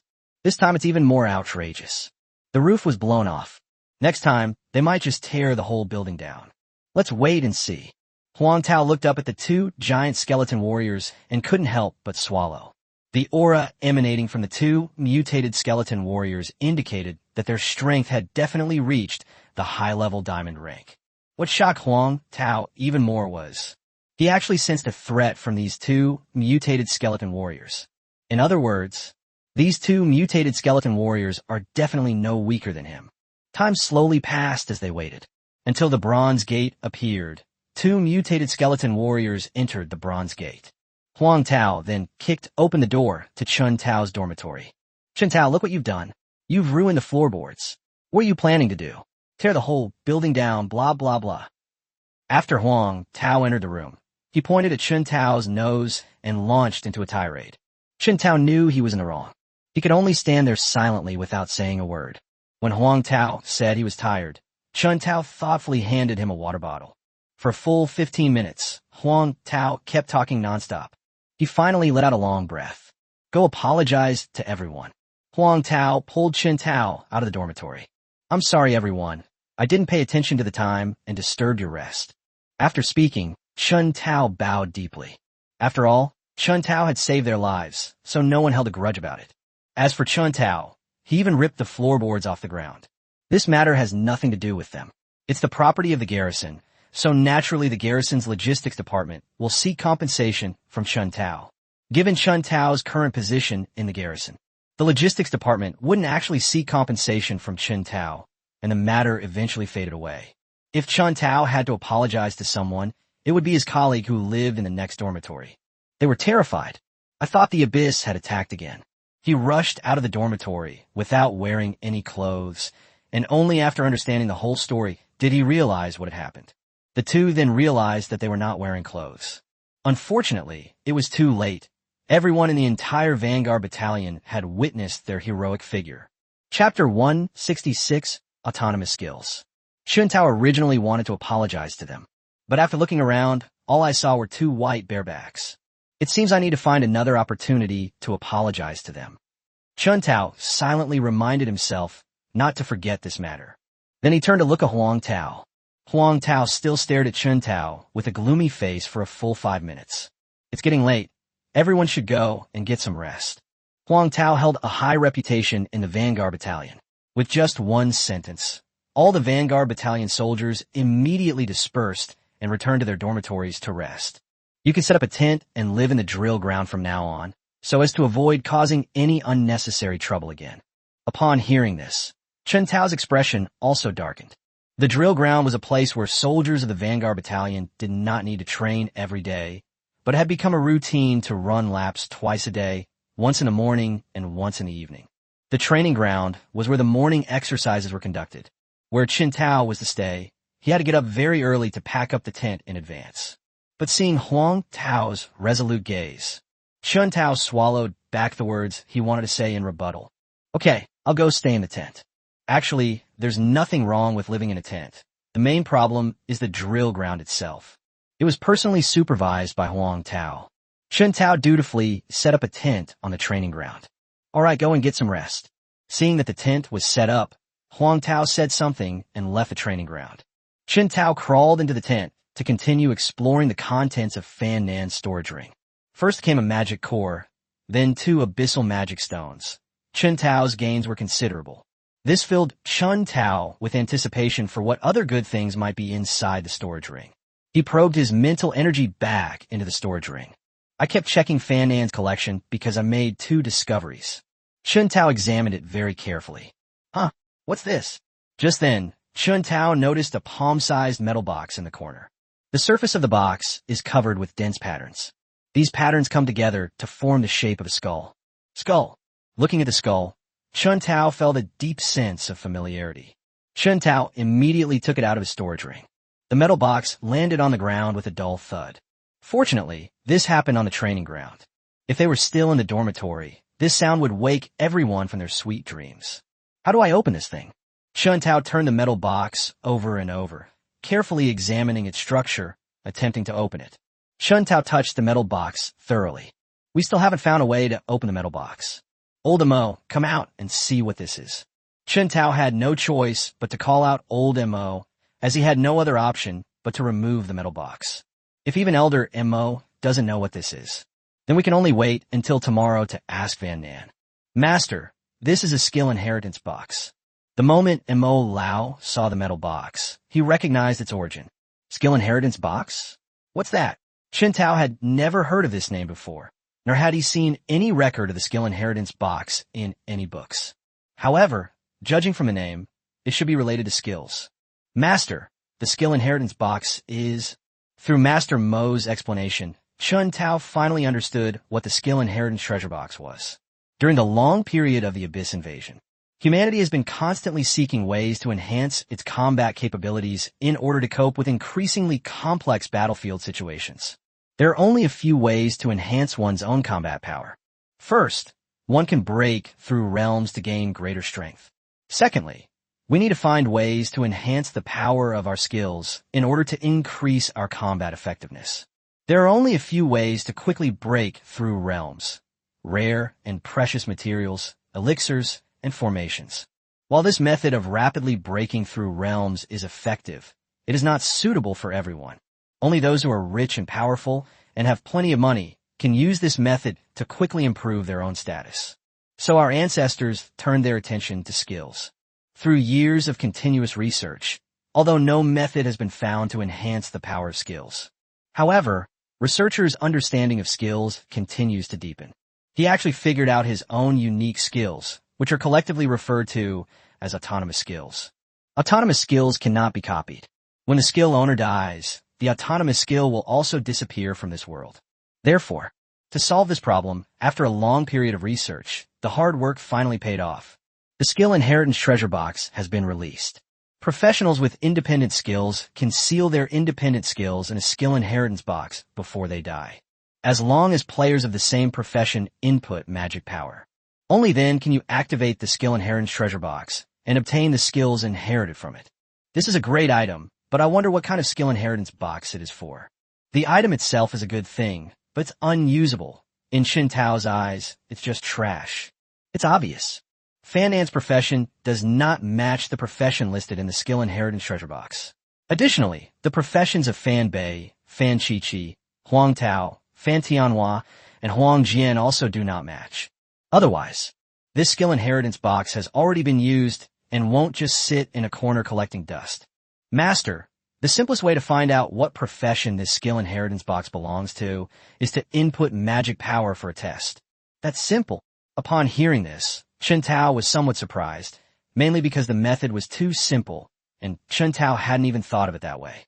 Okay, I'll give it a try. Chun Tao concentrated his magic power in his hand, then smeared his palm toward the skill inheritance box. Buzz. When Chun Tao's magic touched the skill inheritance box, the skill inheritance box, which had been completely still, emitted a hazy gray light. The light was not dazzling. Huh, what's going on? Just then, Chun Tao suddenly felt a suction force coming from the skill inheritance treasure box. His own magic power uncontrollably surged into the skill inheritance box. This phenomenon startled Chun Tao. Magic is closely related to his profession, and Chun Tao doesn't want any accidents to happen.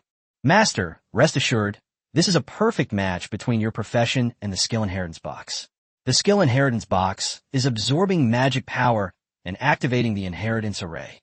Old Master Mo immediately reminded him from the side. Upon hearing this, Chun Tao's frightened mood finally calmed down. Then he stood there, letting the skill inheritance box continuously absorb his magic power. Click, click. When about 1/3 of the magic power was lost, the skill inheritance box started to move again. The sound of machinery turning came from inside the treasure box. Immediately afterwards, the skill inheritance treasure box blossoms like a blooming flower. It then slowly formed a circular array plate on which a lifelike skull was carved. A ghostly blue flame suddenly shot out from the empty eye sockets of the skull. Is this the fire of the dead? The moment Chun Tao saw the flames, he recognized their origin. Swoosh! Swoosh! Before Chun Tao could react, 2 balls of undead fire struck him between the eyebrows. Chun Tao felt a slight pain between his eyebrows. The 2 wisps of undead fire had entered Chun Tao's brow and disappeared. Immediately afterwards, a strange memory suddenly appeared in Chun Tao's mind. Chapter 167 Skeleton en lancement technique. Memories play like a slideshow in the ocean of consciousness. When all the memory images have finished playing, all memories are like a torrent, mingling with one's own memories. Chun Tao immediately sensed it. This memory has become part of his own, as if Chun Tao had personally experienced it. Open the career panel. Name, Chun Tao. Status, marked by the 1,000-eyed demon lord. Class, necromancer. Rank, mid-tier, glory level. Talents, realm of the dead, heart of the necromancer. Skills, divine meditation, skeleton creation, 9 nether corpse refining, 100 ghost parade, damage transfer, teleportation, skeleton domination, corpse explosion, bone arrow, bone shield, bone spear, bone prison, curse, bone wall, death and decay. Sacrifice skills, rebirth devour. Autonomous skill, skeleton enhancement. Undead, gold tier skeleton warriors 1 million, gold tier skeleton archers 500,000, gold tier skeleton mages 500,000, gold tier skeleton knights 300,000, platinum tier skeleton warriors 500,000, platinum tier skeleton archers 200,000, platinum tier skeleton mages 200,000, diamond tier skeleton warriors 200,000, diamond tier skeleton archers 100,000, diamond tier skeleton mages 100,000, diamond tier skeleton griffins 800,000, diamond tier skeleton winged men 800,000. Mutant undead, giant hammer, giant axe, giant halberd, giant bronze mace, bone warrior, bone demon, bone arrow. 9 netherworld corpse refining technique. Chun Do, fighting corpse. Chun Jia, armored corpse. The night parade of 100 demons. Hang ghost, water ghost, knife wielding ghost, starving ghost, mountain lord's ghost, soul capturing ghost, headless ghost, lustful ghost, and coin ghost. Glory level undead. 19 out of 20. Lizardmen /5. Death griffins /12. Demons /2. King level zombie. 0/1. To find out if you have received skill inheritance, simply open the class panel. Really? Chun Tao saw the words autonomous skills on the job panel, followed by the skill's name. Skill, skeleton enhancement. Skeleton enhancement technique. Strengthens the skeleton by fusing various metals. The skill descriptions are very simple. However, the skill is very practical and can greatly enhance the combat power of the undead skeleton.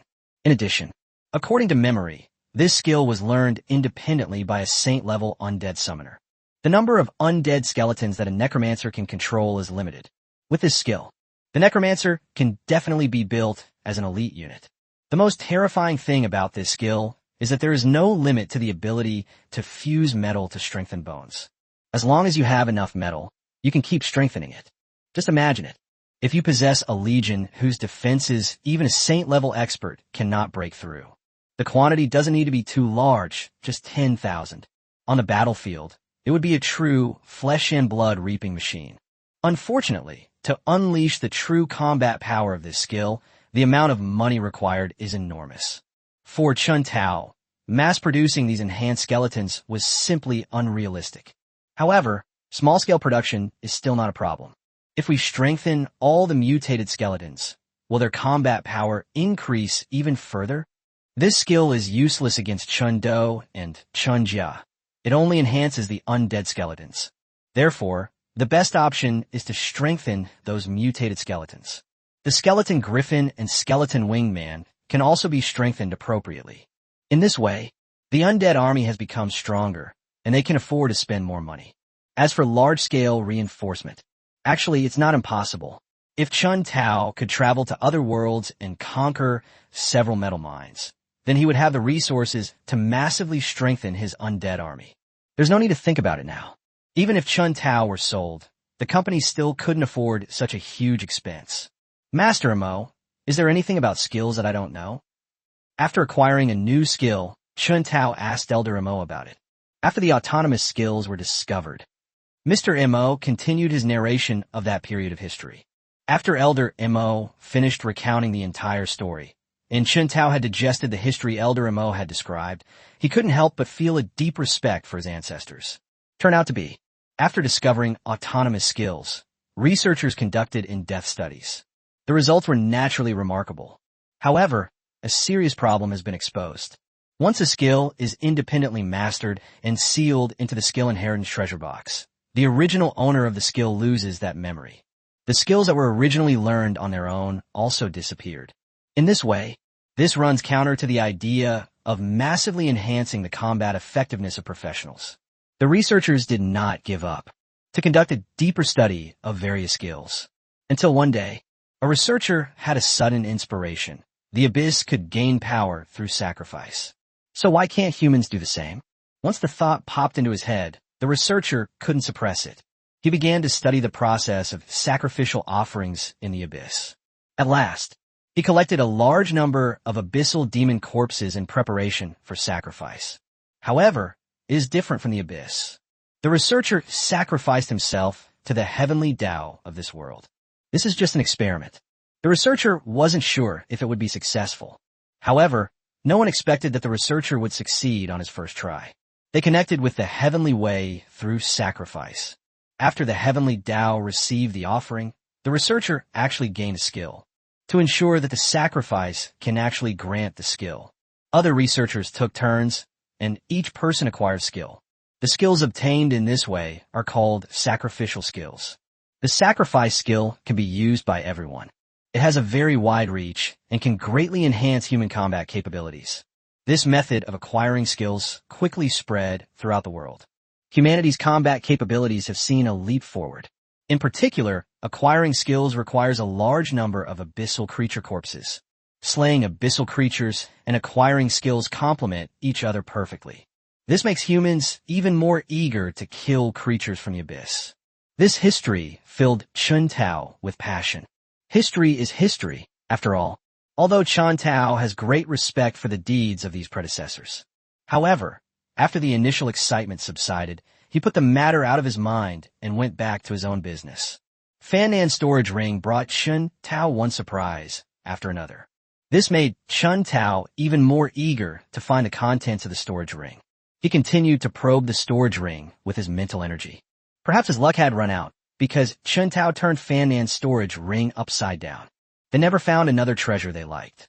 Having received such a great benefit, shouldn't we give Fan Nan a few more Xian Yin nourishing soul fruits? Chun Tao had gotten a great deal and felt a little embarrassed towards Fan Nan. Forget it. I still have more than 20 Xian Yin nourishing soul fruits. Giving him a few more won't hurt. After making the decision, without the slightest hesitation, Chun Tao took out 3 profound Yin soul nourishing fruits and placed them in a jade box. Then, all the money, array materials, and other miscellaneous items were transferred to the Azure Dragon Ring. Next, Chun Tao put the 3 Xian Yin nourishing soul fruits into Fan Nan's storage ring, intending to give them to him the next time they met. Chapter 168 Special Envoy. The next day, Chun Tao got up early to get ready. It's embarrassing if the Vanguard Battalion sees him now, since he's currently staying at the drill ground. Actually, Chun Tao was overthinking it. The things he did yesterday have already spread throughout the entire Vanguard Battalion. As for the fact that he was living on the training ground, no one knows who spread the word. Chun Tao quickly packed his personal belongings. He then stored the tent in his storage ring before quickly leaving the area and heading to the dormitory building to wash up. I encountered many colleagues along the way. These colleagues saw that Chun Tao not only did not distance himself from him, but instead approached him with smiles. The group chatted and laughed as they went to wash up. Then came the morning exercises, and after that, everyone headed towards the cafeteria. Chun Tao had just stepped into the cafeteria. Immediately feeling 2 gazes fixed on him, Chun Tao realized he had broken through to the mid-level of the glory rank. How keen his perception is. Following the source of the gaze, I saw my 2 good neighbors looking at me with a resentful gaze. The 2 of them are quite famous. The 2 men were running naked in the Vanguard camp because of Chun Tao which was the first time such a thing had happened since the establishment of the Vanguard camp.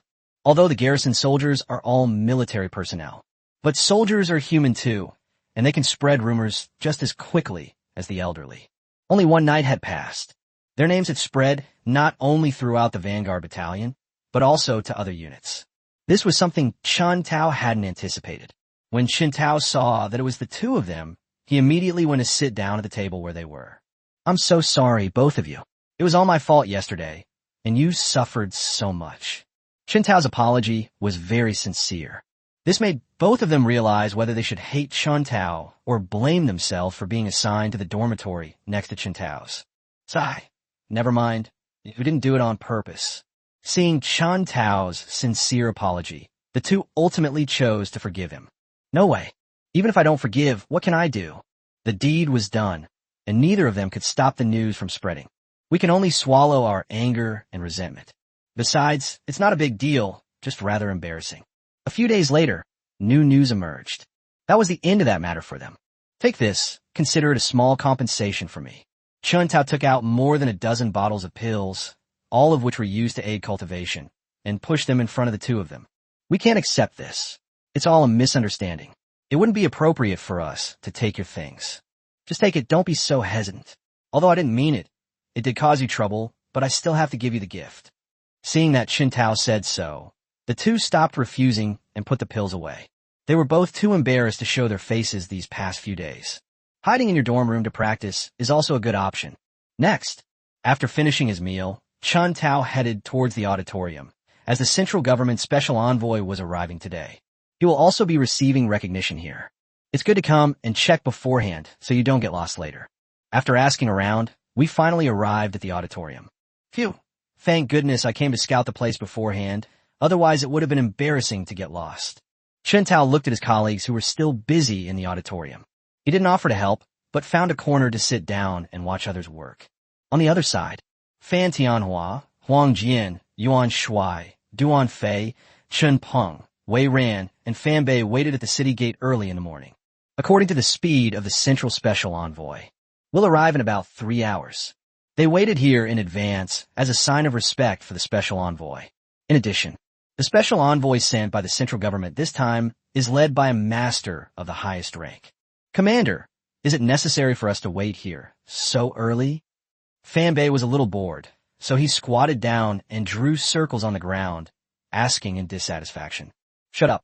Fan Tianhua glared at Fan Bei and shouted. Among the crowd present were Chen Peng and Wei Ran. If those two were to spread this message, how will the Central Special Envoy view them? Faced with Fan Tianhua's warning look, Fan Bei had no choice but to shut his mouth in a huff. Time slipped away quietly as everyone waited. Finally, a convoy appeared on the distant horizon, judging by its size. It can be confirmed that this is the special vehicle sent by the central government's special envoy. The vehicle was moving very fast, and in the time it takes to drink a cup of tea, they had already arrived at the city gate of Donghai. Welcome, special envoy, to come and guide our work. Fan Tianhua walked at the front, followed by the others, and quickly arrived at the car door. Fan Tianhua opened the car door and greeted him with a warm welcome. The others were also bowing and scraping, their faces beaming with smiles, looking exactly like lackeys. Even Chen Peng and Wei Ran were no exception. Their family has many king-level experts and even a saint-level expert. However, they were not arrogant enough to provoke a master of the highest level. After all, reaching the king level requires support from behind. And you are.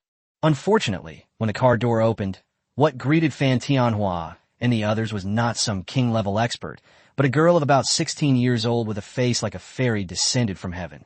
The girl's expression was somewhat indifferent. She didn't even glance at Fan Tianhua before getting out of the car. The people behind them also saw the full appearance of the person getting off the bus. Fan Tianhua and Huang Jian did not know her. But when Yuan Shuai, Duan Fei, Chen Peng, and Wei Ran saw the newcomer, their legs went weak and they collapsed to the ground. Old Duan, what's going on here? Fan Tianhua and Huang Jian immediately stepped forward to help her up, eager to know what was going on and who this girl was. Unfortunately, Yuan Shuai and Duan Fei were already trembling when they saw the newcomer, and they could barely speak. As for Chen Peng and Wei Ran, they were even worse off. When they saw the newcomer, Their faces were filled with terror, and a strange smell was faintly emanating from between their legs. The smell spreads through the air. Upon smelling it, Fan Tianhua and Huang Jian frowned slightly, waved their hands, and unleashed a gust of wind to dispel the odor. So it's you two old men here. I was wondering why I hadn't seen you in Beijing.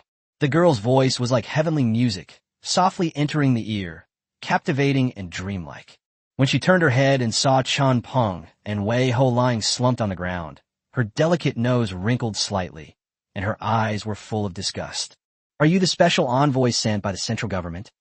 Seeing this scene, Fan Tianhua realized he had underestimated others. Hello, my name is Wang Wenshu, and I'm the special envoy you mentioned. Wang Wenshu reached out and shook hands with Fan Tianhua, introducing herself with a smile. Hello, welcome, special envoy, to guide our work. After confirming the other party's identity, Fan Tianhua greeted him with a smile once again. Special envoy, your accommodations have been prepared.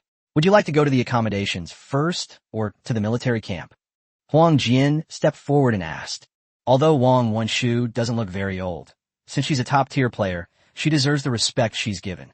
Otherwise, if the special envoy leaves a bad impression and then says a few bad things about her when she returns to Kyoto, the funding allocated by the central government the following year will be significantly reduced. Chapter 169, Wang Wenshu. Let's go check on the accommodations first. Wang Wenshu nodded, indicating that she was satisfied with Fan Tianhua and Huang Jian's arrangements. This way, please. Huang Jian led the way to a luxury RV and guided Wang Wenshu inside. Then Fan Tianhua drove ahead to lead the way. The convoy followed closely behind, heading towards the city center of Donghai. Huang Jian, Yuan Shuai, Duan Fei, Chun Peng, and Wei Ran stayed in another car. You know the special envoy. Although Huang Jian was asking a question, his tone already indicated his certainty. Yes, of course I know him. Next, the four of them took turns recounting Wang Wenshu's background and all the things she had done. Huang Jian was dumbfounded. Our Donghai city has received a great ancestor. Upon learning about Wang Wenshu's background, Huang Jian couldn't help but blurt it out. Wang Wenshu comes from the Wang family in Kyoto.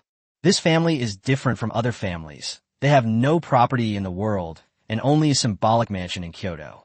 In terms of wealth, the Wang family ranks last among the families in Kyoto. In terms of the number of clan members, the entire family, including both direct and collateral branches, consists of only a dozen or so people. You could say that. Compared to the major families in Kyoto, the Wang family had neither money nor manpower. Logically speaking, the Wang family doesn't even qualify as a clan. However, the Wang family is not only a large family, but also the largest family in Kyoto, without exception. No other family dared to provoke the Wang family. The reason is actually quite simple. All members of the Wang family must go to fight on battlefields outside the territory after they reach adulthood. What kind of place is the extraterritorial battlefield? That was the front line of the war, where many people died every day. Members of the Wang family do not have any special privileges when entering battlefields outside their territory. Instead, they would be assigned to the most arduous places on the battlefield, slowly climbing up step by step. If he dies midway, their ashes will be enshrined in the Wang family ancestral hall. However, if someone deserts, the Wang family will personally execute them. Therefore, despite the small size of the Wang family, each member is a high-ranking military officer. More importantly, the Wang family boasts 2 war gods. This is the only family in the entire Great Xia Kingdom with 2 war gods. Moreover, both of these god-level powerhouses are still alive. They are now stationed on battlefields outside the region. Therefore, who dares to provoke the Wang family in Kyoto? The spoiled sons of the major families in Kyoto would avoid the Wang family whenever they saw them. Chun Peng and Wei Ran's grandsons are both notorious playboys in Kyoto. However, he was often punished by Wang Wenshu. Wang Wenshu believes that the father is to blame for not teaching his son properly, so she not only disciplines her grandson, but also her father and grandfather. Chun Peng and Wei Ran were bullied by Wang Wenshu quite a bit. In the most serious incident, Wang Wenshu stormed into the Chun family home and broke Chun Peng's leg in front of the family head. Instead of retaliating, the head of the Chun family greeted Wang Wenshu with a smile and respectfully escorted her out. As for family face, what is that? I never heard of it. Therefore, Chun Peng and Wei Ran's legs trembled when they saw Wang Wenshu, genuinely worried that she would break their legs again. As for Yuan Shuai and Duan Fei, their situation was even more tragic. It wasn't that they had offended Wang Wenshu. It was mainly because they had once been Wang Wenshu's superiors. Wang Wenshu is a god-level professional sword immortal. After receiving the inheritance, she joined the army, and Yuan Shuai was her immediate superior. She's a real troublemaker. Yuan Shuai was behind her wiping her bottom. This made Yuan Shuai feel like he wanted to die, and more importantly, some people were bullied by Wang Wenshu. They didn't dare to provoke Wang Wenshu, so they took their anger out on Yuan Shuai. Yuan Shuai was targeted by others a lot during that period, but he had no way to fight back. They could only endure it silently, until Wang Wenshu was recruited into the Special Operations Battalion. Yuan Shuai sent Wang Wenshu off with great fanfare, banging drums and gongs. After entering the Special Operations Battalion, Duan Fei, that unlucky guy, became Wang Wenshu's instructor. It's because Duan Fei has no powerful connections. They had no choice but to take on this hot potato. At first, nothing much happened. Wang Wenshu spent her days training, studying, and cultivating. But over time, Wang Wenshu's true nature was then revealed. She would interfere in anything she disapproved of, causing chaos throughout the Special Operations Battalion. Every day, Duan Fei receives a whole bunch of complaint letters. Because Wang Wenshu doesn't care about any legal regulations, she'll do whatever she thinks is right. Duan Fei almost shaved his head trying to solve the problems caused by Wang Wenshu, until Wang Wenshu broke through to the king level. After leaving the Special Operations Battalion, Duan Fei felt like he had come back to life. In the days that followed, Wang Wenshu often visits Yuan Shuai and Duan Fei. He would find various excuses to spar with the two of them, often leaving Yuan Shuai and Duan Fei looking humiliated. But it's not without its advantages. Because Wang Wenshu frequently used their connections, she inadvertently avoided a lot of trouble for them. Otherwise, when Chun Tao first met them, Wei Ran would not let Chun Tao off the hook just because of a few words from Yuan Shuai and Duan Fei. Wei Ran was wary of the two men's strength. At the same time, he didn't want to indirectly provoke Wang Wenshu. So how do we take care of this little tyrant from now on? Huang Jian raised a key question. Upon hearing this, Chun Peng and Wei Ran immediately shrank back and waved their hands hurriedly. You are the mayor, and Fan Tianhua is the commander. This is your business, don't come to us. Huang Jian then turned his gaze to Yuan Shuai and Duan Fei. Actually, this little girl is just a bit mischievous, but she doesn't have any bad intentions. Just greet her normally. Only Huang Jian is most afraid of the words but and only. But what?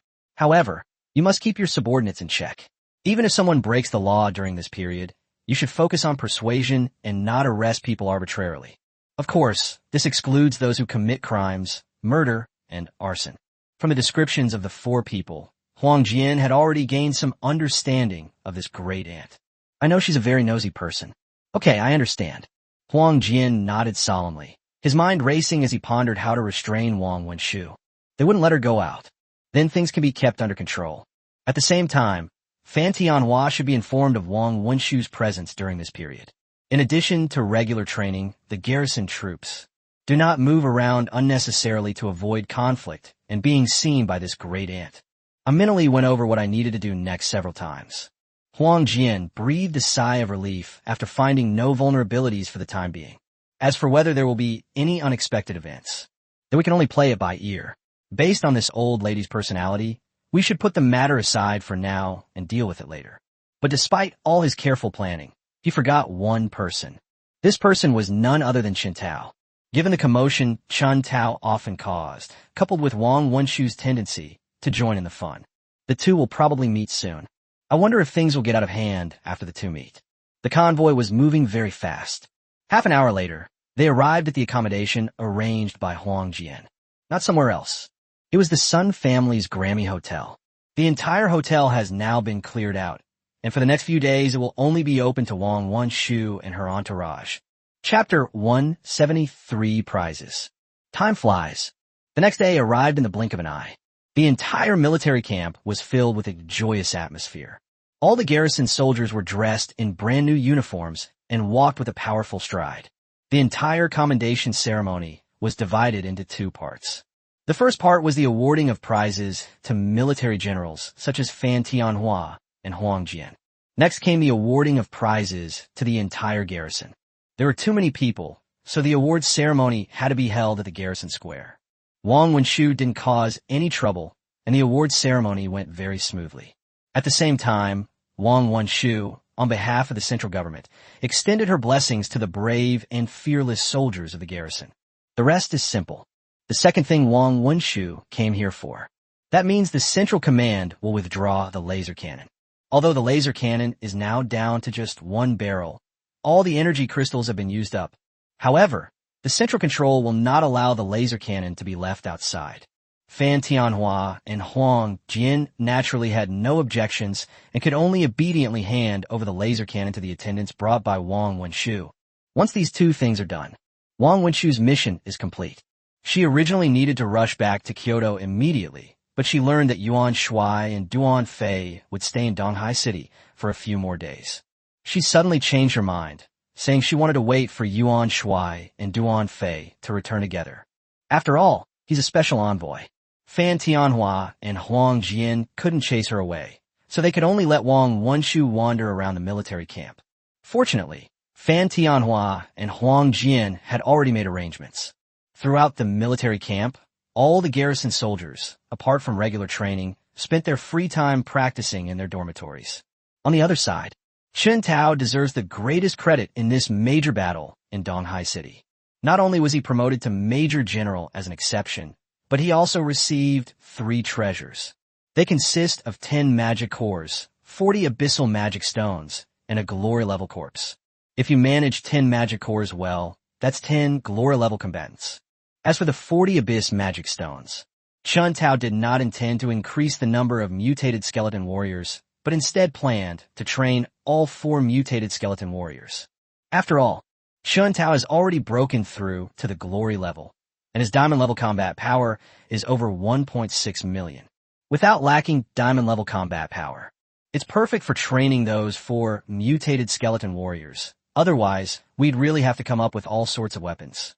As for the last one, the corpse of a glory level demon, Chen Tao didn't pay much attention at first, but after the body was removed, the 9 nether corpse refining technique has actually started to move. What's so special about this corpse that it can trigger a reaction from the 9 nether corpse refining technique?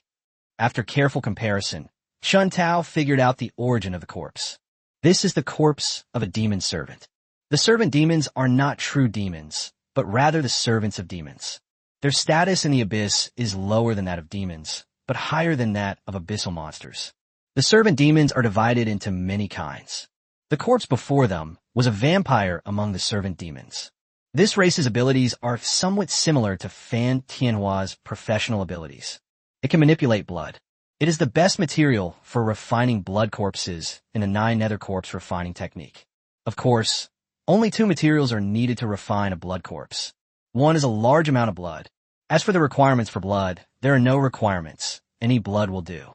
Secondly, there is a large amount of poison. Similarly, there are no requirements for the poison. Any poison will do. However, there must be a wide variety of poisons. The poison issue is easy to resolve. We can simply hand it over to Schweb Bing's company for acquisition. The most difficult thing to handle is blood. Collecting blood was easy before the Battle of Donghai City. Chen Tao can collect them all by taking a trip in the wild. However, the abyssal monsters around Donghai City have now disappeared, so Chen Tao can only collect blood by going to other cities or the outer battlefield. Is it feasible to ask those families for help in acquiring assets in other cities? Chen Tao muttered to himself. Schwebing's company is just starting out and has not yet established trade with other cities. However, the 4 major families, now it should be 2 major families, which are different. They had trading caravans traveling between the cities every day. Acquiring blood is not impossible. If you offer them enough benefits, they probably won't refuse. It seems I need to find some time to talk to them. Chen Tao placed the corpse in a coffin made of locust wood, then entered the realm of the dead and found it a propitious spot.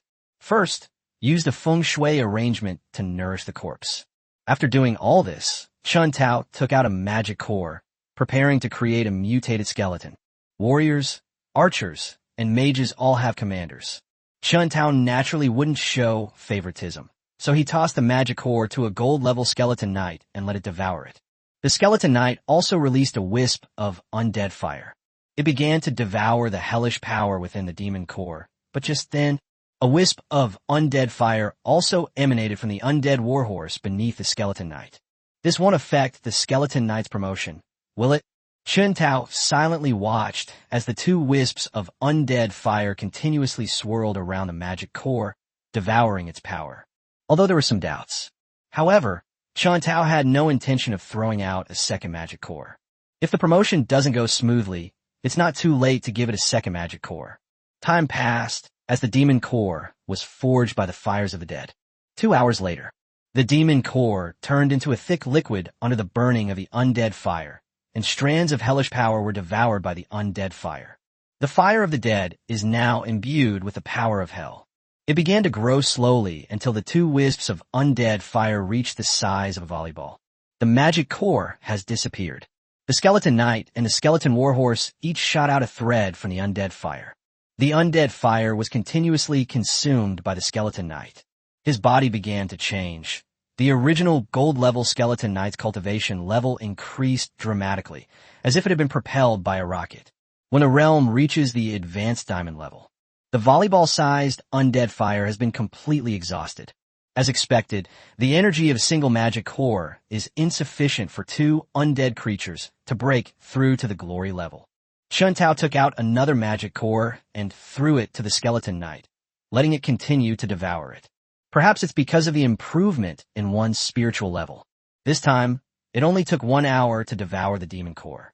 The power of hell within the magic core was once again completely devoured, and the skeleton knight's strength successfully broke through to the glory level. Not only the skeleton knight has broken through to the glory level, even the skeletal warhorse beneath him had broken through to the glory level. It's just a pity. The skeletal warhorse did not awaken any intelligence. On the contrary, the skeletal knights were clearly more intelligent than the bone warriors, bone demons, and bone arrows. Could it be that there is some substance in a magic core that can enhance the intelligence of the undead army? The reason why the skeleton warhorse has not developed intelligence is because that substance has been completely devoured by the skeleton knight. Chen Tao made this guess. However, Chen Tao had a feeling that his guess was the truth of the matter.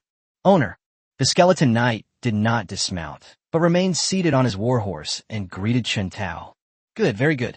From now on, you will be called Bone Knight, and all the skeleton knights will be under your command. The name retains the same style as before. In the eyes of the Bone Riders, a name is nothing more than a label.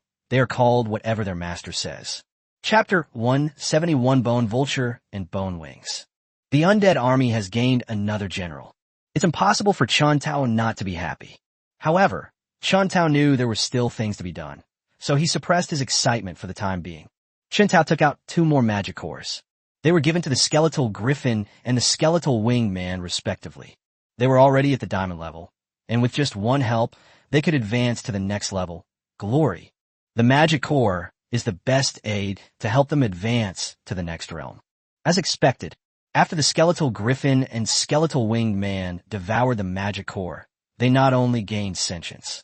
At the same time, his cultivation level had reached the peak of the glory level. He's just one step away from entering the next level, the king level. Actually, according to the amount of hellish power stored within a magic core, the skull griffin and the skull winged man have a high probability of directly breaking through to the king level. However, Chen Tao is currently only at the mid-level of the glory rank. The undead army's cultivation level could not surpass Chen Tao's, which is why they were stuck at the peak of the glory level. From now on, you will be called Bone Vulture and Bone Wing. Yes, my master. Chen Tao's naming process was as simple and quick as ever. With 2 more generals added to the list, Chen Tao's previously suppressed excitement finally erupted. Chen Tao stood in the center of the training ground. He laughed like a complete fool. Fortunately, Chen Tao was on the training ground. Otherwise, who knows how many people would have been alarmed. I still have 6 magic cores in my possession, which is enough to create 6 more glory-level powerhouses. After his initial excitement, Chen Tao silently plotted how to use the remaining 6 magic cores. Logically speaking, the best way is to select 6 devouring magic cores from either the skeleton griffin or the skeleton winged man. But Chun Tao thought of the 4 mutated skeleton warriors. Although their strength is only at the diamond level, their destructive power on the battlefield is no less than that of the glory level. Chun Tao originally planned to let them devour the Abyss Magic Stones to advance to the glory level. However, Abyss Magic Stones can only increase levels, not unlock intelligence. If the 4 mutated skeleton warriors could gain sentience, their combat power would definitely see a qualitative leap. Forget it. Let's try to awaken their intelligence first. Chun Tao summoned the 4 mutated skeleton warriors, who stood side by side on the training ground. Even without any movement, one could feel a heavy sense of oppression. Devour it. Chun Tao then took out 4 more magic cores and handed them to the 4 mutated skeleton warriors. The mutated skeleton warrior did not develop intelligence. They only mechanically followed Chun Tao's orders. Upon acquiring the demon core, they immediately devoured the hellish power within it. 1 hour later, the 4 mutated skeleton warriors devoured all the hellish power within the magic core. The 4 mutated skeleton warriors have advanced from the peak of the diamond level to the peak of the glory level. It represents a significant leap forward. Its body has more than doubled in size again. Its original massive body, which was over 3 meters tall, grew to 8 meters tall. At the same time, the 4 mutated skeleton warriors have already gained sentience, and Chun Tao had already given them names, so he didn't change them. Let's go back. Chun Tao opened the bronze gate, and the 4 mutated skeleton warriors entered the realm of the dead one by one. These magic cores are really useless. We've already run out of 2 magic cores and 40 Abyss Magic Stones. The highest level that the Abyss Magic Stone can raise a skeleton warrior to is the diamond level. Compared to magic cores, Abyssal Magic Stones are becoming less and less effective against the undead army. Should we add 2 more mutated skeleton warriors? After the 4 mutated skeleton warriors were upgraded to the glory level, the oppressive aura emanating from them became even greater. If you put on a battlefield, it can absolutely unleash unimaginable destructive power. We still have 2 magic cores left, enough to create 2 more mutated skeleton warriors. Let's get right to it. Chun Tao had watched the same steps many times before, and then he handed the Abyss Magic Stone to the 2 skeleton warriors. I stopped paying attention to them. The gold-level skeleton warrior was devouring Abyss Magic Stones too slowly, so Chun Tao took out his tent and planned to rest for a while. An hour passed in the blink of an eye. The skeleton warrior has already devoured the Abyssal Magic Stone. His strength reached the peak of the diamond level, and his body grew to be over 3 meters tall. Then, Chun Tao gave the last 2 magic cores to them to devour. 2 more hours passed, and the mutated skeleton warrior finished devouring the magic core, growing to a height of over 8 meters. At the same time, their strength reached the peak of the glory level. Unlike the previous 4 mutated skeleton warriors, the weapons in the hands of these 2 mutated skeleton warriors have changed again.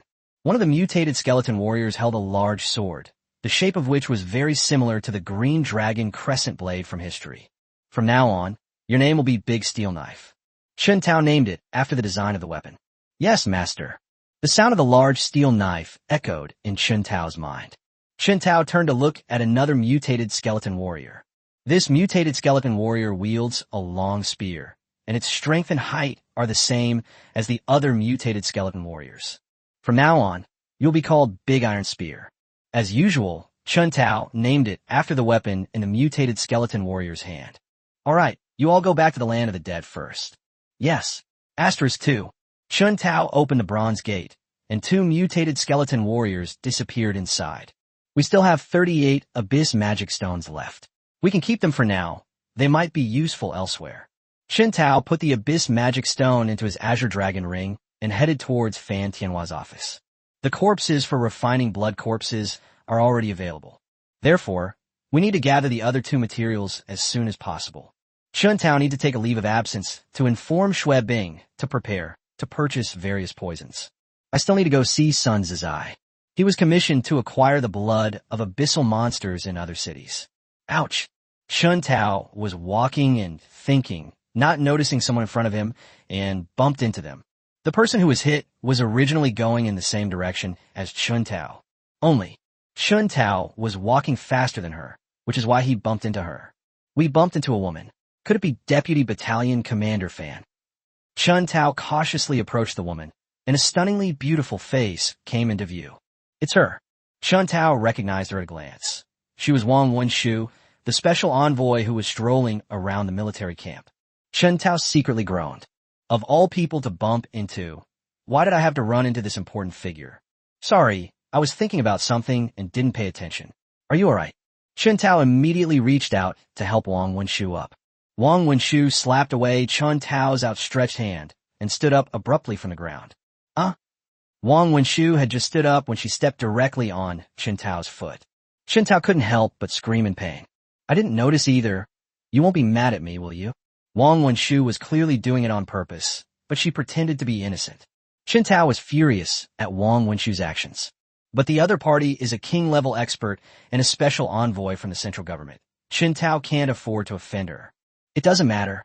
Chun Tao could only grit his teeth and utter 3 words. Then, Chun Tao endured the pain in his foot and prepared to leave. But before Chun Tao could turn around and leave, a sharp pain shot through his other foot as well. With both feet injured, Chun Tao lost his balance and fell to the ground with a thud. Chapter 172, The Spoiled Young Lady. Chun Tao was so angry that he couldn't speak. He could only point at Wang Wenshu, his whole body trembling. Sorry, I didn't notice. Wang Wenshu's words almost made Chun Tao spit out a mouthful of blood. This is outrageous. I didn't know what I had done to offend this old lady. I had only bumped into her. She actually treated herself like that. I'll endure it. Chun Tao thought to himself, gritting his teeth. Then, Chun Tao stood up, supporting himself with his hands on the ground, intending to leave. But it's only the first step. Suddenly feeling something trip him up, Chun Tao lost his balance and made intimate contact with the ground. Only, in the instant he fell, Chun Tao saw Wang Wenshu retract her right leg. Chun Tao knew perfectly well. Wang Wenshu did this on purpose. Creak, creak. Chun Tao gritted his teeth in hatred, but on the surface he could only put on a bitter smile. Commander, how can you let me go? Chun Tao was extremely frustrated. If he hadn't been unable to beat her, he would have already gone up and taught her a lesson. What did you say? I don't understand. Wang Wenshu feigned innocence, her large, bright eyes fixed on Chun Tao. It was as if she hadn't done what happened before. It's all right, as long as you're happy. Chun Tao couldn't reason with her at all, so he could only suppress his frustration once again. Chun Tao got up from the ground and ran quickly into the distance. As his 2 natal zombies leveled up, Chun Tao received a power feedback. His physical strength has reached the glory level. With his full power unleashed, Su Du vanished from Wang Wenshu's sight in a blur. Call out. Bam. Ouch. Chun Tao rushed out about 10 meters and immediately felt a pain in the back of his left leg. My left leg was weak, and I could no longer stand steadily, even while running. Because of inertia, Chun Tao was sent flying into the air, crashing heavily to the ground and kicking up clouds of dust. What exactly do you want to do? Chun Tao completely erupted, sprang to his feet with a bang, his eyes blazing with fury. If Wang Wenshu doesn't give him a satisfactory explanation. So today I'm going to fight her to the death. Sorry, I didn't notice there was a small stone on my feet and accidentally kicked it. Wang Wenshu still maintained an innocent expression. Moreover, the tone of his voice was incredibly infuriating. You are unreasonable. Wang Wenshu shut him down again with her words, and Chun Tao felt a tightness in his chest, as if he had an urge to vomit blood. However, Chun Tao forcefully suppressed it. Chun Jia, stop her. Helpless, Chun Tao could only order Chun Jia to stop him. 10 times gravity. Chun Jia extended his right hand and aimed it at Wang Wenshu, directly applying 10 times the force of gravity to her body. The instant Wang Wenshu was subjected to gravity, it felt as if a huge mountain was pressing down on my body, and before I knew it, I was forced to kneel on one knee. As the only eldest daughter of the Wang family in this generation, Wang Wenshu had never suffered such a loss before. A kingli aura érupté instantly. The tenfold gravity that Chun Jia had applied to her was immediately neutralized. Increased gravity. Just as Wang Wenshu was about to break free from gravity, Chun Tao gritted his teeth and gave the order. Chun Jia didn't care who the other party was or how powerful they were. What Chun Tao said was like an imperial edict. Chun Jia raised his left hand as well, applying gravity with both hands simultaneously. Wang Wenshu has just broken through the suppression of gravity. Before she could even stand up, she immediately felt an even stronger weight pressing down on her. A trivial skill. Wang Wenshu uttered a disdainful remark, and immediately afterward, a sharp sword formed entirely of sword energy appeared out of thin air behind her. The moment the sword appeared, Chen Jia's gravity was immediately shattered by the sword energy. Wang Wenshu stood up, lightly stepped on the ground with her right foot, and appeared in front of Chen Tao like a ghost. A soft, boneless hand was placed on Chen Jia's chest. Boom! Chen Jia was struck, and his body was thrown out of the air. Don't underestimate Wang Wenshu's attack. Any glory-level expert would be severely injured if they didn't die from it. However, Chen Jia's greatest strength lies in his defense. Unless Wang Wenshu goes all out, she cannot harm Chen Jia. Swish! After landing, Chen Jia slapped the ground with both hands. His body leaped into the air and rushed straight towards Wang Wenshu, while his hands stretched out again, adding 100 times the force of gravity to Wang Wenshu. Boom! Wang Wenshu never expected that Chen Jia would be completely unharmed after taking her blow. Not only was it unharmed, it was also able to unleash even stronger attacks. Wang Wenshu was caught off guard once again. The force of gravity pressed down on Wang Wenshu, causing her to sink deep into the ground below the knees. Drink! Wang Wenshu let out a sharp shout, and another sharp sword materialized behind her. The moment the sword appeared, the gravity that had been binding him was shattered once again. Wang Wenshu unleashed her aura and pulled her legs directly out of the ground. At the same time, Wang Wenshu leaped into the air, looking down at Chen Tao and Chen Jia. Fine, very well, you've angered me. Wang Wenshu is completely unreasonable. She's the one who's been causing trouble, yet she's now trying to pin the blame on Chen Tao. Sword, come. Wang Wenshu extended her sword finger, and dozens of sharp swords materialized, pointing at Chen Tao and Chen Jia. Go! Then Wang Wenshu pointed her sword at Chen Tao, and dozens of sharp swords came flying through the air. They aimed straight for Chen Tao's vital points. Chen Jia, defend with all your might. Chen Tao dared not underestimate Wang Wenshu and immediately gave orders to Chen Jia. At the same time, Chen Tao wasn't idle either. A bronze door appeared out of thin air behind him. The Death Griffin flew out of the bronze door. Chen Tao flipped over and jumped onto the back of the Death Griffin, which then spread its wings and flew into the air. And at the same time that Chen Tao was doing all this, Wang Wenshu's attack had already landed. Chen Jia stood in front, unleashing all his defensive skills. The sword struck Chen Jia, producing a series of metallic clanging sounds. After the attack, Wang Wenshu's attack did not cause Chen Jia the slightest damage. Heaven-shaking fist. Chen Jia unleashed his only attack skill, but the charging time was too short. Its attack power has just barely reached the threshold of the king level. Boom! A huge fist-shaped shadow shot into the sky, heading straight for Wang Wenshu. I felt the power of that punch. Two sharp swords swirled rapidly around Wang Wenshu behind her, like two dragons soaring up and down. The instant the fist was about to strike, the sword and the fist collided, producing a deafening explosion. Wang Wenshu quickly retreated to prevent the blast wave from damaging her clothes. The fist shadow disappeared into the air, but Wang Wenshu's two sharp swords did not disappear. Only the light on her body dimmed slightly. The sword flew back behind Wang Wenshu once more. Interesting. A glory-level player can actually unleash the attack power of a king-level player. I underestimated you. Wang Wenshu seemed even more interested. His gaze toward Chen Tao was filled with fighting spirit. At that moment, Chen Tao rode the Death Griffin and flew into the air. A bone spear materialized in his hand.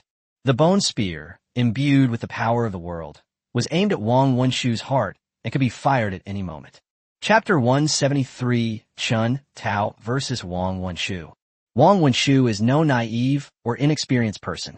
Sensing the power of the world on the bone spear, his previously playful gaze finally changed, becoming solemn and shocked. The power of the world is the exclusive domain of saint-level experts. Today, she actually felt the power of the world from a glory-level being, even if she is knowledgeable and well-informed. I've never seen anything so outrageous. Stop now, and I'll pretend this never happened. Chen Tao didn't want things to get too tense with the other party. After all, They were sent by the central government. In addition, the mark of the thousand-eyed demon lord on Chun Tao's body has not yet been removed. The central control needs to help to do so. Therefore, you shouldn't offend people too much. Arrogant. However, Wang Wenshu clearly didn't appreciate it. After letting out a sharp shout, a third sword began to materialize behind her, followed by a fourth. At last, 7 sharp swords materialized behind Wang Wenshu. Each sword exuded a kingly aura, its sword energy soaring straight into the sky. Is the king-level skill really that strong? Chen Tao even began to doubt whether the books he was reading were genuine. According to records, the difference in strength between the king-level and glory-level players is between 10 and 100 times, even if it's 100 times stronger than the glory level. Chen Tao also had a way to deal with it, but he sensed the aura emanating from Wang Wenshu.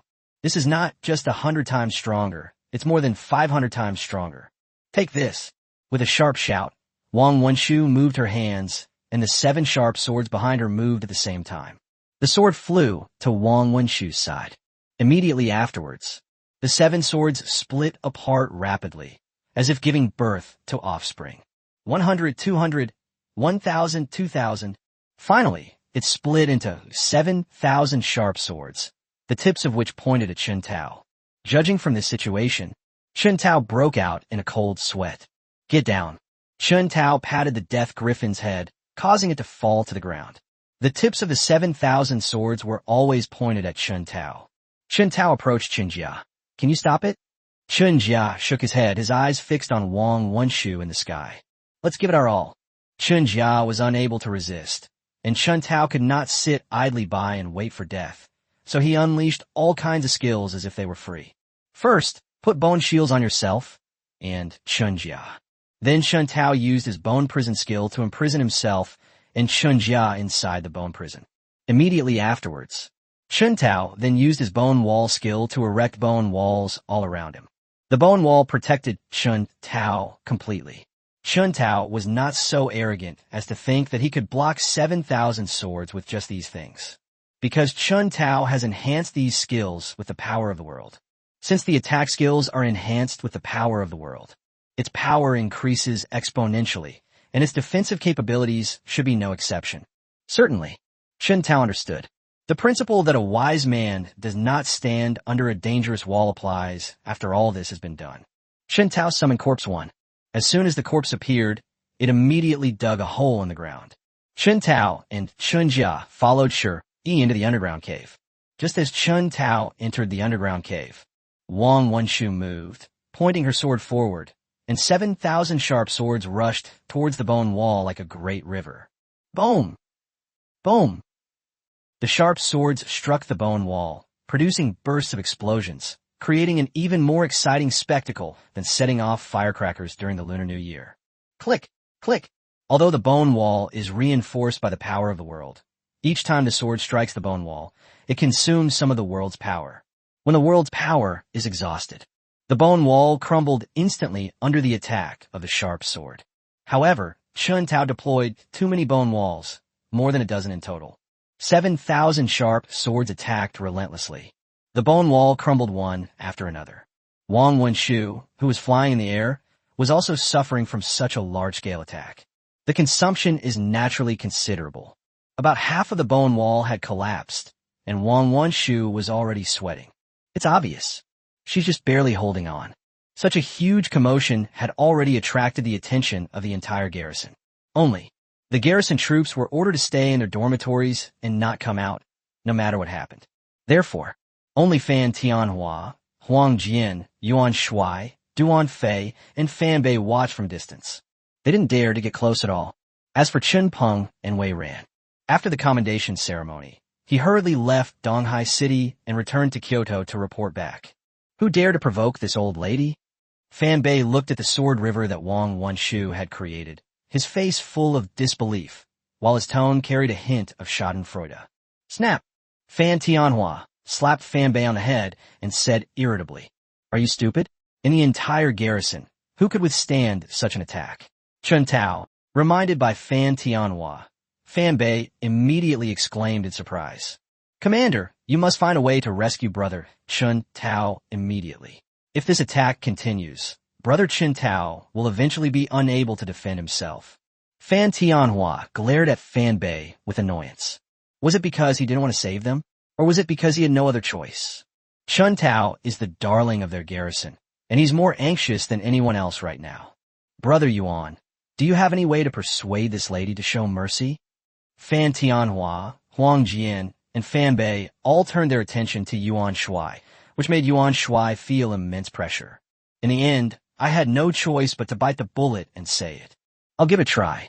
He agreed, partly out of respect for Fan Tianhua and the others. On the other hand, they also didn't want anything to happen to Chen Tao. Chen Tao is not only important to Donghai City, but also an invaluable talent to the great Xia Kingdom. Old Duan, let's go take a look. Yuan Shuai didn't forget to include Duan Fei, because in his opinion, two people have more face than one. Duan Fei did not refuse and nodded in agreement.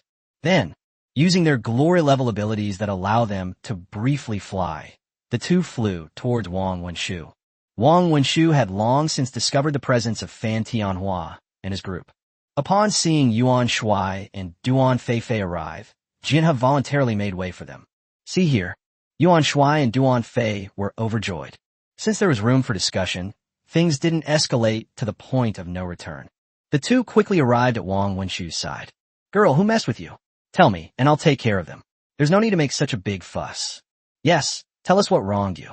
Yuan Shuai and Duan Fei immediately tried to appeal to the woman's emotions, hoping she would stop for the sake of their age. Okay, you said it yourself. That scoundrel Chen Tao, you guys better teach him a lesson later. Wang Wenshu's words completely baffled Yuan Shuai and Duan Fei. Rogue? This word is not to be used carelessly. If Chen Tao were to act inappropriately towards this lady, things would get very serious. Those two stationed on the extraterritorial battlefield might just come back to fight. Girl, isn't there some misunderstanding here? Yuan Shuai asked cautiously, wanting to know the cause and effect of the matter. But the words had barely left his mouth when Duan Fei grabbed him, and Duan Fei said angrily, Okay, I'll definitely take care of this for you. You should stop attacking for now. Yuan Shuai, that roughneck, didn't notice. But as soon as Duan Fei arrived, he noticed the fine sweat on Wang Wenshu's face.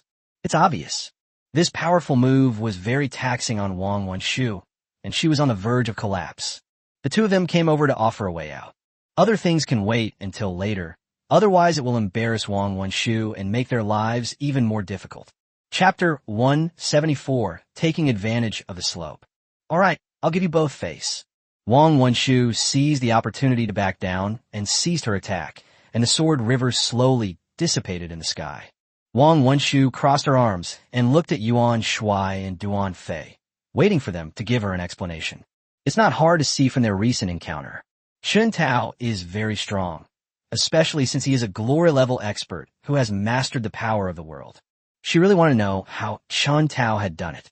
Okay, let's go down first and talk about it later. Yuan Shuai and Duan Fei are barely holding on. It's true that glory-level characters can fly, but only for short periods of time. At this point, they were already finding it difficult to cope. If they don't go down soon, they're going to fall. Of course, as a veteran glory-level expert, falling from this height wouldn't cause him any injury. But it will be embarrassing not to get hurt. Wang Wenshu is a king-level expert, and king-level experts already possess the ability to fly. Let's go. After Wang Wenshu released the pressure, Yuan Shuai and Duan Fei immediately flew towards the ground. Just landed. Seeing the devastated ground, the two couldn't help but twitch at the corners of their mouths. Then he turned to look at the bone wall. Most of the bone wall was destroyed, but a dozen or so bone walls still stood firmly there. Is Chen Tao's backbone really that tough? Yuan Shuai was very curious as to how the bone wall had survived such an attack. Boom! Yuan Shuai threw a punch that slammed into the bone wall. The bone wall was nowhere to be found. On the contrary, Yuan Shuai himself was struck so hard that his fist went numb. This is the power of the world. There's no mistake. This is the power of the world. Duan Fei hadn't noticed it before, but after Yuan Shuai's punch, Duan Fei discovered something extraordinary. Chen Tao, you get out here right now. With the main character absent, Duan Fei, despite discovering that Chen Tao could actually wield the power of the world, planned to ask him about it later. The main task now is to get Chen Tao out. Just then, Fan Tianhua, Huang Jian, and Fan Bei rushed over after discovering that the sword had disappeared. They need to confirm whether Chun Tao is injured. But when we arrived, we saw a dozen or so bone walls standing there. It was clear that Wang Wenshu had not broken through Chun Tao's defenses. Fan Tianhua, Huang Jian, and the others breathed a long sigh of relief. Since the defenses weren't breached, Chun Tao naturally wouldn't get hurt. However, no matter how much they shouted outside, they never received a response from Chun Tao. "Commander, do you think Brother Chun Tao might be stunned?" Upon hearing this, everyone was taken aback at first, and then they realized what was happening. The possibility that Fan Bei mentioned cannot be ruled out. If she really faints, no matter how much they shout outside, it won't help. We joined forces to blast open the bone wall. Huang Jian suggested it, but Duan Fei immediately stopped him. "It's no use. The bone wall is reinforced by the power of the world. With our strength, we can't break through it." Of all those present, only Wang Wenshu could do that. However, the two clearly have a conflict, and whether Wang Wenshu will take action is another matter entirely. Or we can dig it in from underground. At this moment, Fan Bei once again offered his suggestion. "Good lad, when did your brain become so sharp?" Fan Tianhua couldn't help but praise Fan Bei. "If the bone wall can't be opened, then dig a tunnel underground to get in. Fan Bei, since you came up with the idea, the task of digging the tunnel is now yours." Fan Tianhua directly handed this arduous task over to Fan Bei, who slapped his lips in disapproval. He thought to himself, "It's all your fault for being so talkative." Although he was unwilling, military orders were absolute, and he had no choice but to carry out Fan Tianhua's orders. Boom! Boom! Fan Bei approached the bone wall and began slashing repeatedly with his military knife. For a moment, soil and rocks flew everywhere, but the digging was very fast. It didn't take half an hour. Fan Tianhua finally dug a tunnel, the other end of which led directly into the bone prison. Brother Chun Tao, having just crawled out of the tunnel, Fan Bei immediately called out softly. But no one answered after I called out several times. Where did they go? Fan Bei paced back and forth in the bone prison when suddenly his foot slipped and he plummeted downwards. After a dizzying spin, Fan Bei found himself trapped in a tunnel. This tunnel extends deep underground, and it is clearly not the tunnel he came from. Brother Chun Tao. Fan Bei continued shouting, and his voice could travel a long distance through the tunnel. As long as Chun Tao is still in the tunnel, they could definitely hear him, but Fan Bei called out several times without receiving a response. Left with no other choice, Fan Bei could only follow the tunnel deeper into the tunnel. After walking about 3 kilometers, a point of light appeared at the end of the tunnel. Brother Chun Tao has already run away. Fan Bei was utterly impressed by Chun Tao's outrageous actions. Using the bone wall as cover, they escaped directly underground. If Wang Wenshu completely destroyed the bone wall and found that everyone had already escaped, what would her expression be? Fan Bei is very fast. The closer to the exit, the brighter the light in the tunnel. Fan Bei walked out of the tunnel. Fan Bei searched the surrounding area, but couldn't find Chun Tao, so he had to go back and report. "Where did you go? Why are you behind us?" Yuan Shuai looked at Fan Bei, who was walking up behind him, with a puzzled expression. "No need to look, there's no one inside. Brother Chun Tao has already escaped through a tunnel."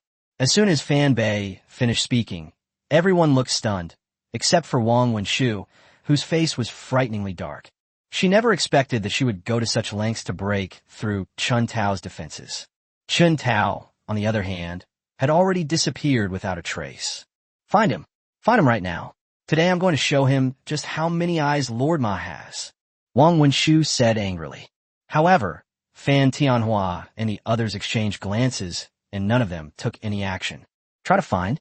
Let's not even talk about where to find it. Even if they find him, they won't hand Chun Tao over. Judging from Wang Wenshu's attitude, handing Chun Tao over to her will definitely not end well. But we can't disrespect Wang Wenshu. Don't worry, Special Envoy. We'll send someone to look for it right away. Huang Jian's eyes darted around, and he immediately responded before running off into the distance, disappearing from sight in no time. Fan Tianhua watched as Huang Jian actually ran away. He immediately yelled at Fan Bei. "What are you still standing here for? Hurry up and go find it." Fan Bei glanced at Fan Tianhua with a bitter expression. Then they disappeared without a trace. "How about we go to my office for some tea first?" Fan Tianhua suggested in a low voice. All right. After thinking about it for a moment, Wang Wenshu realized that standing there wasn't going to make a difference, so she agreed. Little did they know. Upon hearing Wang Wenshu agree, Fan Tianhua was filled with regret. It was just a polite remark, but he never expected her to take it seriously. No way.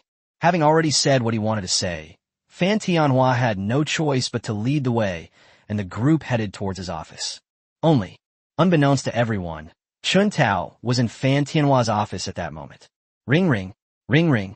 Just then, Chun Tao's phone rang. He took it out and saw that it was Huang Jian. Hello, Mayor. Is there something you need? You better get out of the military camp and hide in the city center. Everyone's looking for you right now. That brat is so petty. I just bumped into her, and she retaliated, still holding a grudge. As Chun Tao spoke, he quickly left the office and drove towards the city center. Chapter 175 Tracking. Perfect timing. You should take the initiative to contact Wei Qianjun, find all his hideouts, and wipe them out. Huang Jian's voice came through the receiver again, cold and piercing, clearly showing his extreme hatred for Wei Qianjun and the forces behind him. 2. As mayor, the livelihood, stability, and public security of millions of people in Donghai City rest on his shoulders. First, they purged a group of vampires, and then they uprooted the anti-human organization. I thought Donghai City was finally clean. Unexpectedly, another vampire has appeared, trying to cause trouble in Donghai City. Huang Jian was indeed furious. If we don't scare and hurt these rats in the gutter, they'll still think Donghai City is a lawless place where they can come and go as they please. Okay, I understand. They were already planning to find Xue Bing, so they figured they might as well take care of Wei Qianjun while they were at it. Hang up the phone. Chun Tao unconsciously quickened his pace and ran towards the exit of the military camp. At the same time, Fan Tianhua, Yuan Shuai, Duan Fei, and others led Wang Wenshu into the office. I just stepped into the office. Fan Tianhua immediately noticed the steaming teacup on the coffee table. It's obvious without even thinking about it. This must be Chun Tao's doing, but I don't know where he's hiding. Fan Tianhua secretly sent a message to Huang Jian. He briefly described what happened in the office. Soon he received a message from Huang Jian informing him that Chun Tao had left the military camp. Since Chun Tao is not in the office, Fan Tianhua finally felt relieved and began to make tea and serve Wang Wenshu, his young mistress. At the same time, Fan Tianhua kept trying to extract information from Wang Wenshu. He really wanted to know how Chun Tao had provoked her to make her so angry. Yuan Shuai and Duan Fei listened attentively from the side.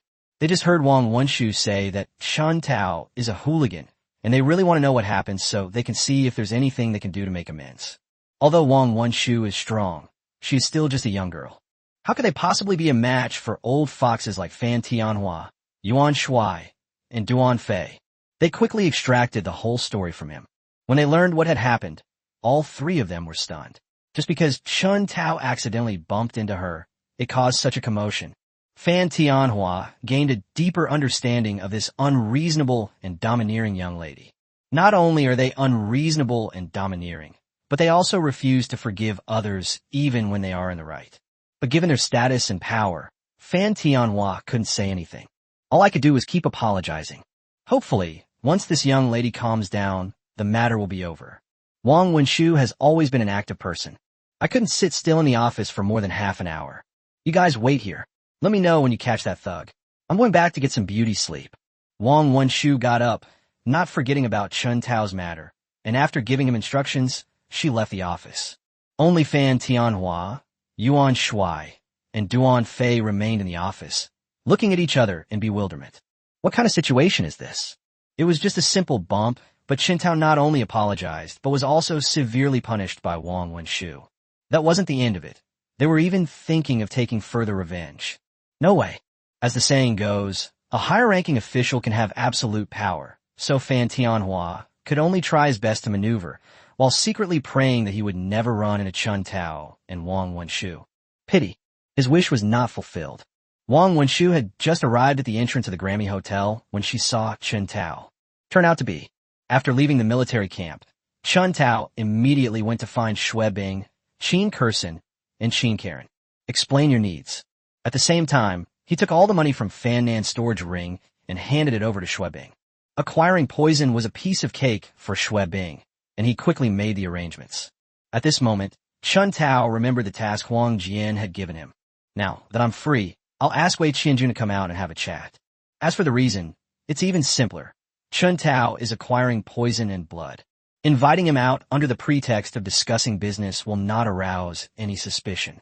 Then, after Xue Bing contacted Wei Qianjun, they decided to stay at the Grammy Hotel. When Chun Tao and Xue Bing arrived, they learned that the Grammy Hotel had been entirely booked by a special envoy from Kyoto. Chun Tao felt a headache coming on whenever he thought of Wang Wenshu. Immediately take Xue Bing away from this troublesome place and arranged to meet at another location. Xue Bing naturally had no objections. Just as the two arrived at the car, Wang Wenshu returned to the Grammy Hotel. I happened to see Chun Tao. However, Chun Tao did not find Wang Wenshu. Although Wang Wenshu was quite unreasonable, she knew that this was the city center, surrounded by ordinary residents, and she couldn't make a move here. So Wang Wenshu didn't know what she was thinking. They actually hailed a taxi and followed Chun Tao. Taxis were everywhere, and Chun Tao didn't notice the little tail following him. That's all. Chun Tao and Xue Bing arrived at another large hotel, Yingbinla. The reputation of Yingbinla is in no way inferior to that of the Grammy Hotel. The only difference is the owners behind them. The Grammys are owned by the Sun family, while the Yingbinla is owned by the Zhang family. I just arrived at the entrance of the welcoming building. Wei Qianjun was already waiting there. Mr. Wei arrived so early. Chun Tao changed the location at the last minute, thinking it would take Wei Qianjun some time to arrive. I didn't expect him to arrive even earlier than me. Hey, I happen to be not far from here when you called. It's partly my fault. The Grammy Hotel has been closed for several days. I should have reminded you. Wei Qianjun behaved very humbly, without any airs of a boss. It's unclear whether it was to curry favor with Xue Bing or Chun Tao, or perhaps both. After exchanging a few words outside the door, the three of them entered the welcoming building together. It might be because the Grammy Hotel is closed. When Chun Tao and his group entered, there were no private rooms left in the Yingbin building. President Chun, President Xue, look, it's fine. We could just stay in the lobby. We're talking about legitimate business. There's no need to hide anything. Chun Tao didn't care at all. Chun Tao had everything under control. This was just a test of Wei Qianjun's abilities. Chun Tao originally planned to hand over the acquisition of blood to the two major families. But considering Wei Qianjun's identity, for a vampire, blood is the source of their power, so they're probably more adept at acquiring blood. Wouldn't it be better to balance work and business? The three took their seats according to their status as host and guest, and none of them mentioned the matter of the sound. After we've eaten and drunk our fill, Chun Tao gave Xue Bing a wink, and Xue Bing took out a list from her bag. Mr. Wei, these are the things we need. See how much you can provide. The list is long. Wei Qianjun read it for a long time before he finished. How much does Mr. Xue need? The list contained the names of various poisons, as well as the blood of abyssal monsters that were needed. The quantity was not specified. The more the better, Mr. Wei. Don't worry. I'll take as many as you have. Wei Qianjun pondered for a moment. He then slowly spoke, saying, although I don't have all of these poisons here, I can ask my friend for help and gather them all. However, this blood. Chapter 176, Despicable Methods. Mr. Wei, please speak frankly. We are partners. There's no need for intrigue. Chun Tao speaks very frankly, which may be due to the influence of the military. Then I'll get straight to the point. Can you tell me what you're buying so much monster blood for? Upon hearing this, Chun Tao narrowed his eyes, and a chill seemed to emanate from his body. Upon seeing Chun Tao's expression, Wei Qianjun immediately offered an explanation. Don't misunderstand. I noticed that some of the blood on the list you provided is completely useless, which is why I asked this question. Monster blood is also a type of array material, but not all monster blood can be used as an array material. Only blood imbued with magical power can become materials for array formations. Blood without magic is utterly worthless. It's nothing. I'm a necromancer. I recently acquired a mutated zombie that needs a lot of blood to feed it. Chun Tao's words were half true and half false, and no matter how cautious Wei Qianjun was, he couldn't find any fault with them. In fact, when Chun Tao said he was a necromancer, Wei Qianjun already knew what Chun Tao wanted to do with the blood. I can find the blood here that was used as a material for the formation, but Wei Qianjun didn't continue speaking, But Chen Tao already understood. Wei Qianjun has a stockpile of blood that can be used as materials for formations. But there was no other blood. Chen Tao kept his eyes fixed on Wei Qianjun's, and when he spoke, his eyes revealed no flaw whatsoever. For vampires, the blood they need doesn't depend on whether it contains magic, but rather on the strength of the demon. The stronger the monster's blood, the greater the benefit to the vampire.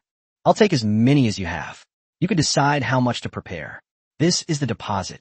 Chen Tao pushed an anonymous bank card in front of Wei Qianjun. Chen Tao didn't care whether Wei Qianjun was lying to him or not. Anyway, Chen Do was watching him from the shadows at all times. As long as he found his blood bank, it would all be his. Wei Qianjun put away the bank card. Okay, I don't know when Mr. Chen needs it. I will arrange for someone to prepare it as soon as possible. 3 days. I have other things to do after 3 days, so I may be away for a while. 3 days. Okay, 3 days it is. Once the things are ready, I will personally deliver them to you. Wei Qianjun thought for a moment and nodded in agreement. Then I'll be waiting for Mr. Wei's arrival in 3 days. After the matter was settled, Wei Qianjun left under the pretext of having something to do. You go back to the company first. I have an appointment with the Sun family head and the Zhang family head to discuss some matters. Okay, I'll head back to the company now. Xue Bing kissed Chen Tao on the cheek before turning and leaving. Little did they know, their every move was seen clearly by Wang Wenshu at the next table. You filthy scoundrel. Seeing Xue Bing kiss Chen Tao, Wang Wenshu muttered a curse under her breath. Then, Wang Wenshu left her seat and walked towards the restroom. Just as I entered the restroom, I bumped into Wei Qianjun. Wei Qianjun didn't know who Wang Wenshu was at first glance. Wei Qianjun's eyes widened in disbelief. You filthy scoundrel. Seeing Wei Qianjun's lecherous expression, Wang Wenshu cursed him and walked past him toward the bathroom. Wei Qianjun was originally going to leave, but after seeing Wang Wenshu, he immediately changed his mind. Then I saw his eyes dart around. She hurriedly ran to the car and took out a bottle of pink powder from inside. Then he quickly ran back. Wei Qianjun stood at the bathroom door, waiting for Wang Wenshu to come out. 10 minutes later, Wang Wenshu came out of the bathroom and saw that Wei Qianjun was still there. Wang Wenshu wrinkled her nose and looked at him with disgust. Wei Qianjun quietly followed behind Wang Wenshu. After confirming Wang Wenshu's seat, he summoned a servant. He then whispered a few words in the servant's ear. At the same time, he secretly slipped a bank card into the servant's hand. Along with the bank card was a bottle of pink powder. The attendant, who had worked at the hotel for many years, had seen this kind of thing many times. Without any hesitation, he took the bank card and pink powder and turned to leave. It didn't take long. A servant brought a cup of coffee to Wang Wenshu's table. Miss, this is a complimentary drink from our store. Please enjoy it. The waiter put down the coffee and left. Whether Wang Wenshu will drink or not is not something he can decide. Wei Qianjun watched from a distance. He kept praying in his heart that Wang Wenshu would drink the coffee quickly. Whether it was Wei Qianjun's prayers that worked or Wang Wenshu was genuinely thirsty, she actually picked up her cup and took a sip. Perhaps it was because the coffee tasted pretty good. Wang Wenshu took another big gulp.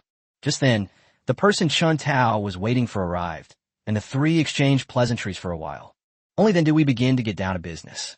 Chen Tao prepared a list for each of them. After reviewing the list, Sun Zizai and Zhang Mao agreed without any hesitation. They all knew Chen Tao's current identity. Chen Tao was a rising star in the garrison, and there was no reason for him to refuse. Besides, Chen Tao didn't take them for free. He paid them well. Then there's even less reason to refuse. As expected of a prominent family in Donghai City, they promised to deliver everything to Xue Bing's company the next day. The three chatted for a few more minutes before parting ways. As soon as Chen Tao got into the car, the passenger door was suddenly opened, and Wang Wenshu sat down without any hesitation. Wang Wenshu stared intently at Chen Tao with her icy eyes. Yo, how did you get here? When Chen Tao saw Wang Wenshu, he could hardly speak. At the same time, Wei Qianjun followed Wang Wenshu out of the hotel and saw her get into a car. He was about to go up and strike up a conversation with her. After seeing the license plate, they immediately stopped. Do they know each other? He recognized Chen Tao's car, and it was precisely because he recognized it that he became even angrier. To do something for someone else's benefit. This was the first time Wei Qianjun had encountered something like this. Chen Tao was someone he couldn't afford to offend for the time being, so he could only turn around and leave, hoping to avoid seeing him and getting annoyed. At this moment, the atmosphere inside Chen Tao's car became somewhat strange. He faced Wang Wenshu's angry eyes. Chen Tao had an urge to abandon the car and run away. But then he thought again. Wang Wenshu is a champion-level player, and he wasn't confident he could outrun her. "Where are you going? I'll take you." Finally, Chen Tao sighed helplessly and asked bitterly. "Grammy Grand Hotel." Wang Wenshu gave a name, and Chen Tao started the car and drove towards the Grammy Hotel. The distance wasn't very far to begin with. We arrived at the Grammy Hotel in less than 10 minutes. "Come up with me." Wang Wenshu still spoke with a tone that suggested she wished she could kill Chen Tao.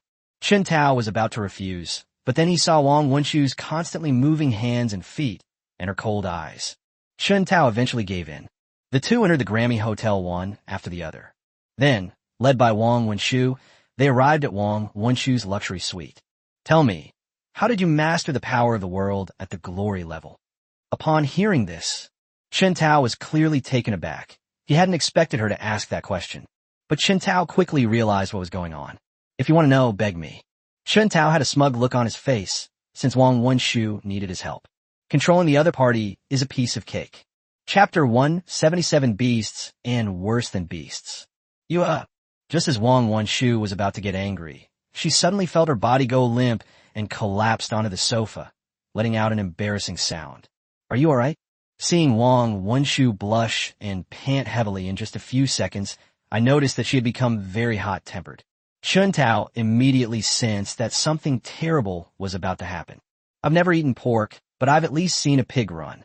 Wang Wenshu's condition clearly indicates that she has been drugged. It's baffling who would be so audacious as to drug this young lady. It's as if they want to die too slowly. Just when Chen Tao didn't know what to do, Wang Wenshu, with strength she didn't know she possessed, suddenly lunged at Chen Tao. Next, Wang Wenshu treated Chen Tao like a pig's trotter, constantly gnawing on him. Stop right now." Faced with such a sensual scene, Xiao Chen Tao could no longer contain himself. Only, Chen Tao hadn't lost his mind yet. The woman in front of him was a special envoy from the central government and the only little princess of the Wang family. If I were to take care of her, Chen Tao's fate will likely be nothing but endless pursuit. "No, I need to calm down. I'm not an animal." Chen Tao forced himself to calm down, determined not to risk his life for his lower body. With a beauty in your arms, if you don't do something, you'd be worse than an animal. The anger that had just been suppressed crumbled again under Wang Wenshu's provocation. It felt as if two little people were arguing in Chen Tao's mind. A petty person advised Chen Tao to calm down, saying that if he took one wrong step, he would be plunged into an abyss, and no one could save him. Another villain was also trying to persuade Chen Tao. To die under the peony flower is to die a romantic death, even as a ghost. The two little people argued back and forth, giving Chen Tao a real headache. Just then, Wang Wenshu seized upon Chen Tao's Achilles heel. "Never mind, the sooner I die, the sooner I'll be reborn. If I don't die, I'll live forever." Chen Tao's vital point was attacked, and he could no longer endure it, so he immediately launched a counterattack. 10,000 words omitted here. After the battle, Wang Wenshu had fainted, and Chen Tao wasn't much better off. He felt completely drained. He was lying diagonally on the headboard, smoking. Just then, Wang Wenshu's eyelids twitched as she made a sound through her nose. Then, Wang Wenshu opened her eyes, and what she saw was Chen Tao's pale body. Wang Wenshu shouted and immediately covered her body completely with the blanket. "I'm going to kill you." Wang Wenshu roared at Chen Tao like a furious tiger. "Stop yelling. You're the one who provoked me first." Chen Tao's words immediately brought Wang Wenshu back to reality. Even though he was drugged, he didn't forget that shameful memory. Damn it, there's something wrong with that servant. After going through the whole story, Wang Wenshu immediately realized how she had been ambushed. "Get out of here." 2 streams of tears flowed down Wang Wenshu's face as she picked up a pillow and threw it at Chen Tao. Chen Tao dared not further provoke this old lady. He quickly dressed, using both hands and feet, and rushed out as if fleeing. Upon seeing Chen Tao, he actually ran away. Wang Wenshu cried even harder, cursing as she cried. "You bastard, you scoundrel, I told you to leave, and you actually did." Chen Tao hadn't actually gone far.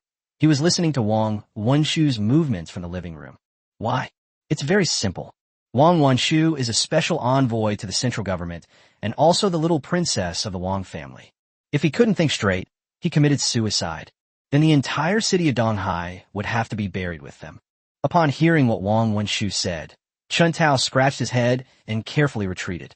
Then he summoned a servant and asked him to prepare a bowl of nourishing porridge to replenish qi and blood. It didn't take 5 minutes. A bowl of nourishing porridge to replenish qi and blood was brought over. Chen Tao carefully pushed open the door and walked in, carrying a bowl. Have some porridge first to regain your strength. Seeing Chen Tao return, Wang Wenshu felt a mix of emotions. On one hand, she didn't know how to face the guy who took away her most precious thing. On the other hand, she was also very curious about Chen Tao. Seeing that Wang Wenshu hadn't made a move, Chen Tao sighed and placed the bowl on the bedside table. Then he forcibly helped Wang Wenshu to lie half reclined on the headboard. Only then did he pick up the nutritious porridge again and feed it to Wang Wenshu spoonful by spoonful. But as they were feeding each other, the atmosphere between them became a little strange. Wang Wenshu had never been taken care of like this by a strange man before, and she felt very shy. While feeding Wang Wenshu porridge, Chen Tao accidentally caught a glimpse of a certain exposed part of her body, and his little Chen Tao became aroused again. I finished the bowl of porridge. Wang Wenshu also stopped crying. You.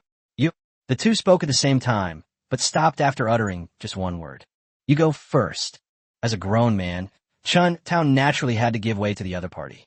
How did you cultivate your world power? Even after all this, Wang Wenshu still hadn't forgotten to ask Chen Tao about the power of the world. This left Chen Tao speechless. What are you trying to say? At this point, Wang Wenshu probably realized that asking this question at this time was a bit abrupt, so she immediately changed the subject. You didn't cover it properly.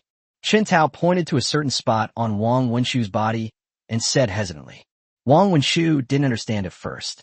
Looking down, I realized I had exposed myself. Wang Wenshu was initially a little shy, but after seeing the teeth marks on it, he stared directly at Chen Tao and said, "This is all you're doing." Seeing that Wang Wenshu wasn't covering herself, Chen Tao couldn't stand it anymore. He pounced straight at it. Suddenly, beautiful music filled the room once again. Another 100,000 words omitted here. Without the support of the medicine, Wang Wenshu succumbed to the effects after an hour. Who was that woman today? Wang Wenshu looked into Chen Tao's eyes and asked about Xue Bing. Chen Tao is not the kind of scumbag who cheats on 2 women. He went straight to the point and recounted the details of Xue Bing, Qin Kersen, and Qin Karen. This world is no longer the monogamous world it once was. Wang Wenshu listened to Chen Tao's story. There was no hysterical outburst. He simply nodded calmly. As for what she's thinking right now, Chen Tao wasn't a mind reader, so naturally he didn't know. Ring ring, ring ring. Just then, Chen Tao's phone rang. Chen Tao picked it up and saw that it was a call from Chen Do. It must be that something happened to Wei Qianjun. Chen Tao answered the phone immediately. Tell me what happened. On the other end of the phone, Chen Do's cheeky voice immediately came through. We found Wei Qianjun's blood bank. Should we take them all out? Chen Tao pondered for a moment. He hadn't figured out Wei Qianjun's power distribution yet, and making a move now would easily expose him. There's no need for now. It's not too late to take action after we've fully grasped all of his influence. Clear. Chen Tao hung up the phone and turned around to see Wang Wenshu looking at him. What's wrong? Are you still not full? Do you want to have another one? As they were talking, Chen Tao had once again transformed into a hungry wolf, pouncing towards Wang Wenshu. Although Wang Wenshu is a top-tier player, she is still a woman at heart, and one who has just tasted the sweetness of success. The two soon engaged in another fierce battle.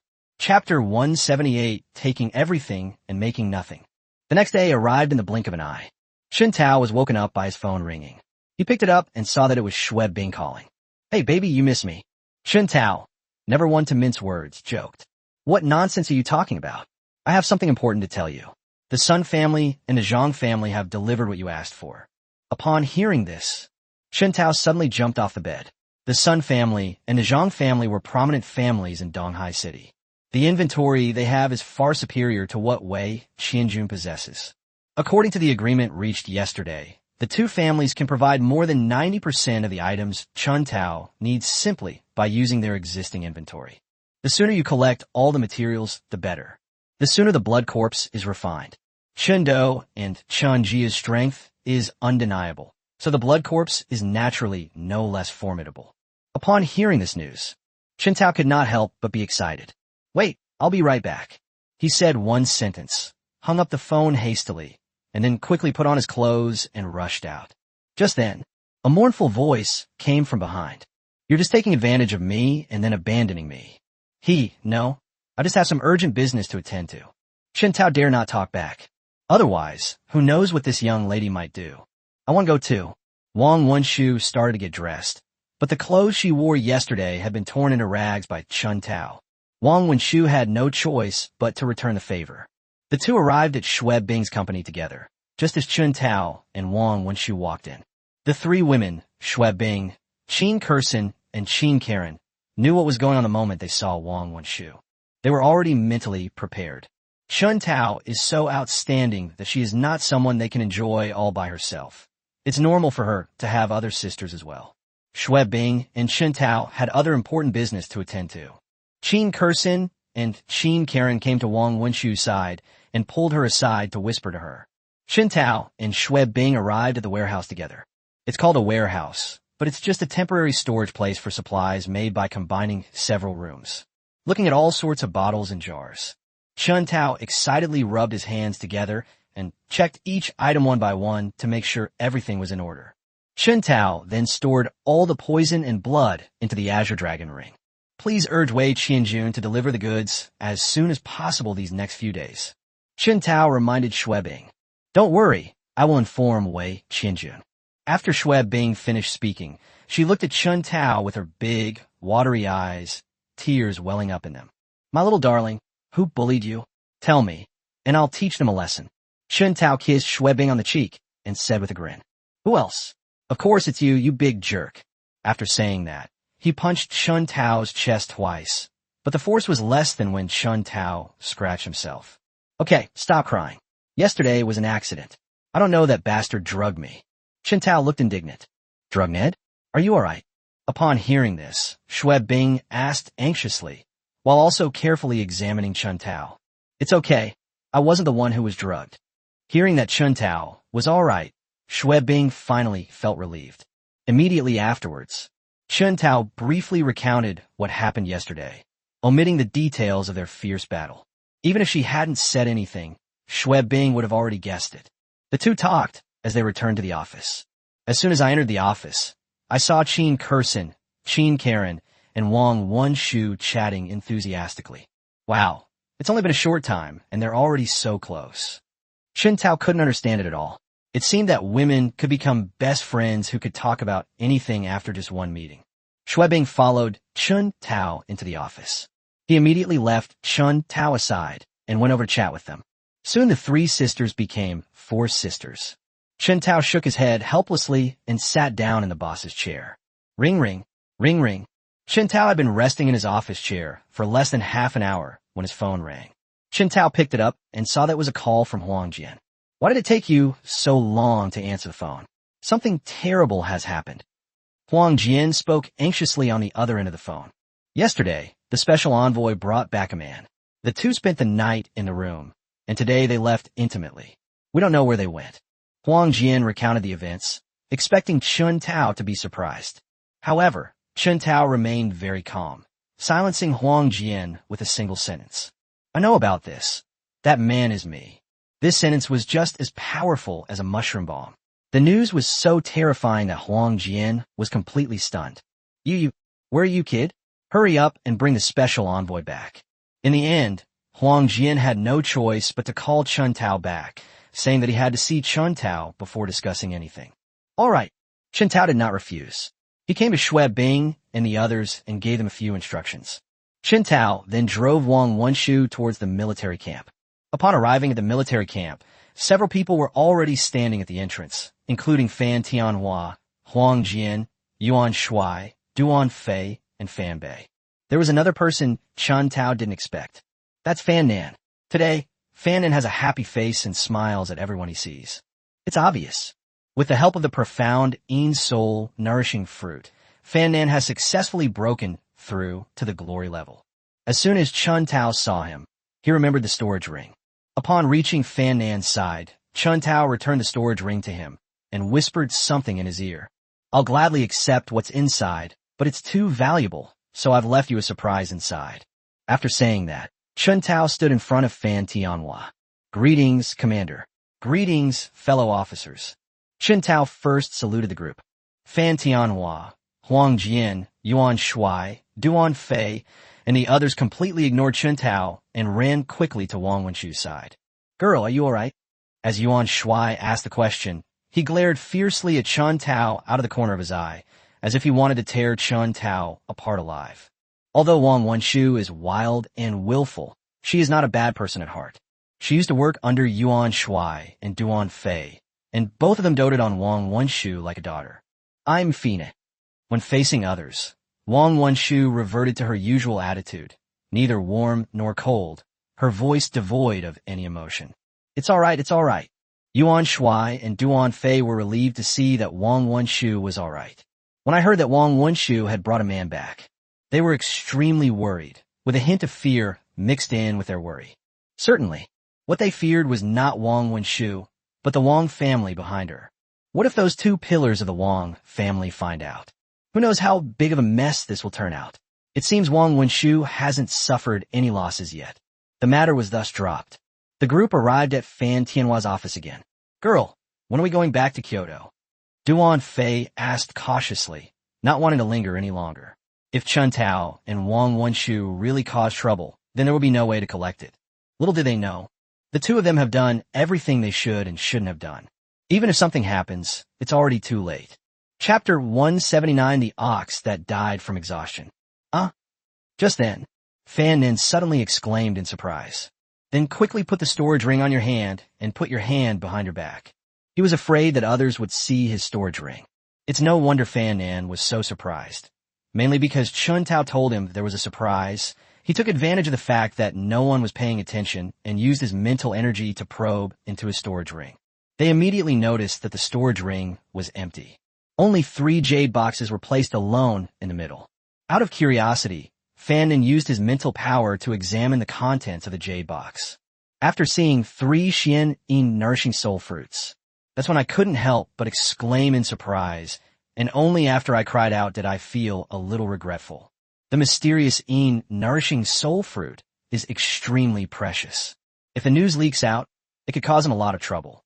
What are you doing, you little rascal, making such a fuss? Although Fan Tianhua didn't know what had happened, he didn't have time to care about Fan Nan right now, so he gave him a scolding. Fan Nan stuck out his tongue. Seeing that Fan Nan had quieted down, all eyes were once again on Wang Wenshu, wondering when she planned to return to Kyoto. Donghai City is nice. I'll stay here a few more days. Wang Wenshu spoke calmly and unhurriedly. I just don't know if she meant the city of Donghai was nice, or the people were nice. No specific answer was received. Yuan Shuai and Duan Fei did not press the matter further. They exchanged a glance. They also moved into the Grammy Hotel that day. You guys talk first. I have something to do, and I'll have to go now. Seeing that he had nothing to do, Chen Tao told Fan Tianhua and Huang Jian and immediately made a hasty escape. Pity. How could Wang Wenshu let Chen Tao get away so easily? Stop. With a sharp shout from Wang Wenshu, Chen Tao had no choice but to stop and look at her innocently. Is there anything else, Special Envoy? Chen Tao didn't want to expose their relationship in front of everyone. Weren't you going to track vampires? I'll go with you. Clearly, Wang Wenshu had already heard about Wei Qianjun from Xuebing. Now is the perfect time to use it as an excuse. Chen Tao dared not make the decision himself, so he turned his attention to Fan Tianhua, Huang Jian, Yuan Shuai, and Duan Fei. Unfortunately, the 4 of them made eye contact with Chen Tao. Chen Tao, the girl's safety is in your hands. If she loses even a single hair, I'll hold you accountable. Yuan Shuai and Duan Fei knew they couldn't change Wang Wenshu's decision, so they warned Chen Tao. Chen Tao reluctantly led Wang Wenshu away from the military camp. I called Xuebing halfway through. Upon learning that the 3 women had returned to the villa, Chen Tao turned around and drove towards it. Soon, Chen Tao's car was already parked in front of the villa. As soon as she parked the car, Wang Wenshu got out and went into the villa. When Chen Tao walked in, the 4 women were huddled together, whispering to each other. Chen Tao ignored them. He walked straight past them towards the bedroom. He had been exhausted from giving Wang Wenshu the antidote yesterday. It's a good time to take a break. Perhaps he was really too tired, because as soon as Chun Tao's head hit the pillow, he immediately fell into a deep sleep. I don't know how long I slept. Chun Tao didn't wake up until he felt something wriggling on his body. I just woke up. The four women had somehow entered the bedroom. And the four women groped Chun Tao's chest indiscriminately. Chun Tao's temper was immediately ignited. With a single flip, he pinned Xue Bing beneath him. 400,000 words omitted here. After a fierce battle, Chun Tao had just recovered when he was completely drained again. He lay motionless in bed. Fortunately, the four women weren't much better off. They were all as soft as noodles. Even moving a finger is difficult. Soon, it was evening. Chun Tao rubbed his aching back and walked toward the kitchen. Soon a table of fragrant dishes was served. The four women came out of the bedroom, drawn by the aroma of food, and saw a table laden with delicious dishes. The four women immediately washed their hands quickly. Then he sat down at the table. What would you like to drink? Chun Tao looked at the four ants and asked them with a speechless expression. Tea, beer, coffee, wine. Wow. For people suggested 4 different drinks. Chun Tao was helpless, but he still turned around and prepared. Fortunately, he had all these things at home. It wasn't difficult for Chun Tao to prepare. It only took a few minutes. After the drinks were brought out, the 5 of them began to eat. Because of the battle, the 5 of them hadn't eaten lunch, and they were indeed hungry at this point. Not a single dish was left on the table. Honey, I'm not full yet. Xue Bing stared at Chun Tao with her innocent, big eyes, blinking repeatedly. And you? We weren't full either. Chun Tao is about to become a servant, specifically to serve these 4 ladies. Chun Tao went to the kitchen and made 5 bowls of noodles, which he then brought up. The 5 of them finished their noodles and were finally full. On the other side, Chun Do secretly followed Wei Qinjun. There has been no progress in the past few days. No, it wasn't without its gains. We discovered the location of the enemy's blood bank. Nothing else was found. This guy is either picking up girls or on his way to pick up girls. Chun Do followed Wei Qinjun as they left the company. Walking towards a KTV, Wei Qinjun was clearly a regular there. I just came in. Immediately, someone came forward to greet them. Mr. Wei, you're here. Is it the same as always? Okay, let's do it the same way as before. Wei Qinjun strode towards the private room on the 3rd floor with an air of indifference. This kind of place is a mixed bag. Chun Do blended in very easily. I just passed by Wei Qinjun's private room, and I could hear suppressed sounds coming from inside. Is this guy a teddy bear? Just by listening to the sounds, Chun Do knew what was happening inside without even looking. Chun Do was about to enter the private room opposite Wei Qinjun's. But at that moment, a sudden inspiration struck me. Chun Do thought of a problem he had overlooked. After the last major purge, there should theoretically be no vampires left in Donghai City. Wei Qinjun had just arrived from a nearby city not long ago. To develop influence without arousing suspicion from others, the best solution was to recruit the bar hostesses into their service. It is entirely possible to do it without anyone noticing. I was careless. Chun Do cursed under his breath and looked around to make sure no one was paying attention. Chun Do opened Wei Qinjun's door crack, peering through the gap into the private room. A hostess was lying on the ground with 2 clear teeth marks on her neck. Another hostess had her neck bitten by Wei Qinjun. The hostess did not feel any pain. Instead, it looked like it was enjoying itself, making whimpering sounds that sounded exactly like those during a major battle. This is troublesome. After confirming his guess, Chun Do was at a loss for what to do. During this period of time, Wei Qinjun spends his days in bars, KTVs, and other mixed-race places. Everywhere she goes, she flaunts her beauty like a peacock spreading its tail feathers. In addition, he had an air of wealth and arrogance. Countless women fluttered around him like butterflies. Were the women he came into contact with turned into vampires? The answer is yes. Chapter 180 Home Delivery. Chun Do dared not waste any time. He immediately took out his phone, edited a text message, and sent it to Chun Tao. After doing all this, Chun Do entered the KTV private room. Through the narrow glass window above the private room door, he stared intently at the private room opposite. As long as Wei Qinjun leaves, nothing can escape his eyes. Time passed slowly during the long wait. 2 hours later, Wei Qinjun, dressed in a sharp suit, pushed open the door to the private room and came out. And just as the door was pushed open, Chun Do saw what was happening in the private room.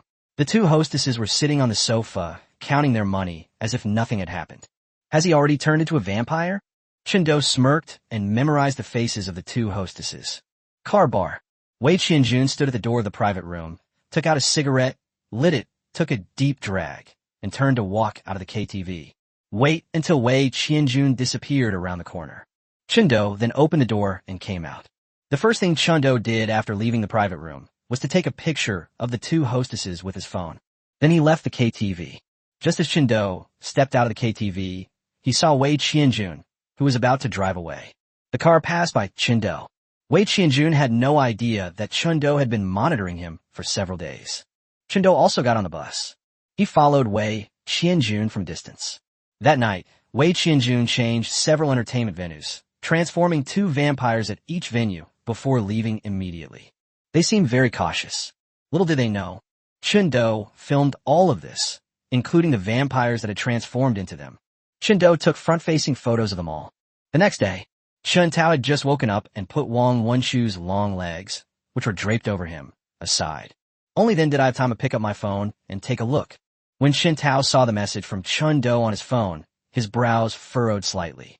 Chen-tao originally planned to play the long game and catch a big fish. Even if things go wrong and the two become close, Wei Qianjun will definitely make a move on him. We'll deal with him then. After seeing the message from Chen-do, Chen-tao changed his mind. If Wei Qianjun is left unattended, if this trend continues, more victims will emerge. The fact that all the victims were young and beautiful women made Chen-tao even angrier. If we take action now, will we be able to get the whereabouts of all the vampires out of Wei Qianjun? The world is full of all sorts of professions, and there really are professions related to interrogation. I just don't know if the Donghai City Law Enforcement Team has such talent. Chen-tao didn't know, but others did. He took out his phone and dialed the number of Zhang Tian, the head of the law enforcement team. The call was answered shortly after it was made, and a hearty laugh came from the other end. Aha, Brother Chen, what brings you to call me? I've run into a little trouble and need your help, brother.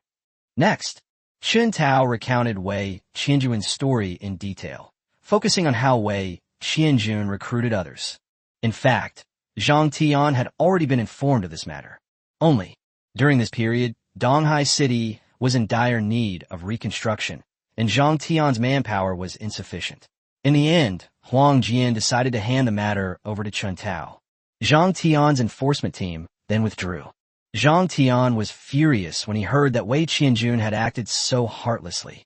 Brother Chen, if you need any help from me, just say the word and I'll definitely do it for you. It's not that exaggerated.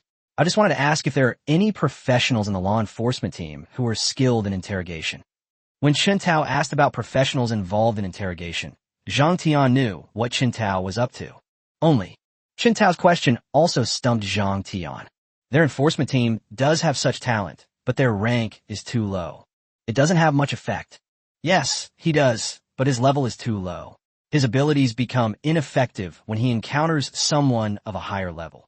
Upon hearing this, Chen-tao also frowned. Wei Qianjun was able to discover more than a dozen vampire servants in one night, so his strength must be considerable. The interrogation team from the law enforcement team was somewhat inadequate. Okay, I'll think of other ways. Chen-tao and Zhang Tian exchanged a few more pleasantries before hanging up the phone and falling into deep thought. Just then, Wang Wenshu had woken up at some point. This is easy to handle. I have an illusion array that can be used for interrogation. Real? What do you mean real? It's cooked. Well, have I ever lied to you? That's true. Although Wang Wenshu is barbaric and unreasonable, her word is her bond. Okay, I'll notify Chen-do to arrest them right away. Now that a solution had been found, Chen-tao no longer hesitated and immediately dialed Chen-do's number. Capture them alive. As soon as the call connected, Chen-tao immediately issued the arrest order. Clear. Chen-do responded on the phone and then hung up. On the other side, Chen-do followed Wei Qianjun back to his materials processing plant. Many workers in the factory are packing bottles and jars into wooden crates. The contents of these boxes. It was the very batch that Chen-tao had ordered that Wei Qianjun had taken out all of his own inventory and also ordered a batch of good from other factories to make up the quantity Chen-tao needed. We agreed on 3 days. It's all done in 2 days. Now, once it's packed up, it can be stored in a storage ring and delivered to Chen-tao. These materials have already been paid for. It's better to wait until he delivers them before making a move. Chen-do sat in his car, looking at the busy workers through the factory gate. It was approaching evening. All the blood and poison were packed into boxes, and Wei Qianjun walked over with his arm around Li Jie's waist. With a wave of the hand, dozens of wooden crates were stored in the storage ring. You can all go home now. Wei Qianjun gave the order and drove Li Jie toward the office building where Xue Bing's company was located. Halfway, Wei Qianjun dialed Chen Tao's number. Upon seeing Wei Qianjun's call, Chen Tao immediately knew that Chen-do had not yet made a move. Mr. Wei, the goods are ready. Don't worry, Mr. Chen, everything is ready. I'll deliver it to your company right now. When not at the office, I'll send you a location later, and you can bring the goods over. No problem. After hanging up the phone, Chen Tao sent the location of the Country Garden Villa to Wei Qianjun. Wei Qianjun saw the location sent by Chen Tao. Without a doubt, he knew this place was one of the top villa districts in Donghai City. Those who can live there all either very rich or very powerful. Wei Qianjun whistled as he sped along, arriving at the entrance of the Country Garden Villa area in less than an hour. The security here is no joke. Wei Qianjun was kept outside. No one answered when I called Chen Tao. Just as Wei Qianjun was wondering what was going on, Chen-do got out of the car. Mr. Wei, there's no need to make a call. Just give me the goods. Chen-do walked to Wei Qianjun's side and patted Wei Qianjun on the shoulder. Who are you? Wei Qianjun didn't know Chen-do and hadn't received a call from Chen Tao, so he naturally wouldn't easily send the goods out. Remember, my name is Chen-do. As Chen-do introduced himself, he grabbed Wei Qianjun by the neck. Chapter 181 Wei Qianjun's death. With his neck locked, Wei Qianjun remained completely calm. How did you find out about me? Or where did I give myself away? Wei Qianjun's expression was very calm, as if Chen-do hadn't captured him at all. You know Mr. Mo, right? When Chen-do mentioned Elder Mo's name, Wei Qianjun immediately showed a look of sudden realization. Vampires have two forms. One is its battle form, in which two bat wings grow from its back. The other is the human form, in which they are no different from ordinary people. You could say that. Even a saint-level expert cannot distinguish a vampire in human form. Certainly, except for those professionals who are skilled at perception. Therefore, vampires hide in human society and are difficult to detect. The reason why Master Mo could see through the vampire's true form at a glance. The main reason is that they have lived with vampires for a long time and know too much about them. Only then can one recognize the other party from some subtle clues. He's not dead. Wei Qianjun asked another question, this time about Elder Mo. Dead or alive? In the hands of a necromancer, it makes no difference. Chen-do looked at Wei Qianjun with a mocking gaze. I understand. Thank you for telling me that. Bow. As soon as Wei Qianjun finished speaking, his body exploded, transforming into countless bats that flew in all directions. Gravity. Just as Wei Qianjun was about to escape, a deep voice rang out from not far away. Immediately afterwards, the bats in the sky seemed to be frozen in place. Their wings stopped flapping, and they fell to the ground. The bat let out a hiss, and then all the bats in the sky gathered again, transforming into the appearance of Wei Qianjun. Only, when he transformed back into Wei Qianjun, the gravity on his body did not disappear. Dozens of times the weight of their body were pressing down on them. This rendered Wei Qianjun unable to move. Not only was escaping impossible, but even moving a finger was extremely difficult. Now that we know you're a vampire, do you think we'd be foolish enough not to have a backup plan? Chen-do walked to Wei Qianjun's side, stepped on Wei Qianjun's head, and the mockery in his eyes had turned into disdain. Pity. With the weight of gravity immobilizing him, Wei Qianjun was also unable to move his mouth, so he was naturally unable to answer Chen-do's question. Let's go. Chen Jia called out to Chen-do. As Chen-do removed his foot from Wei Qianjun's head, Chen Jia gently raised his right hand upwards.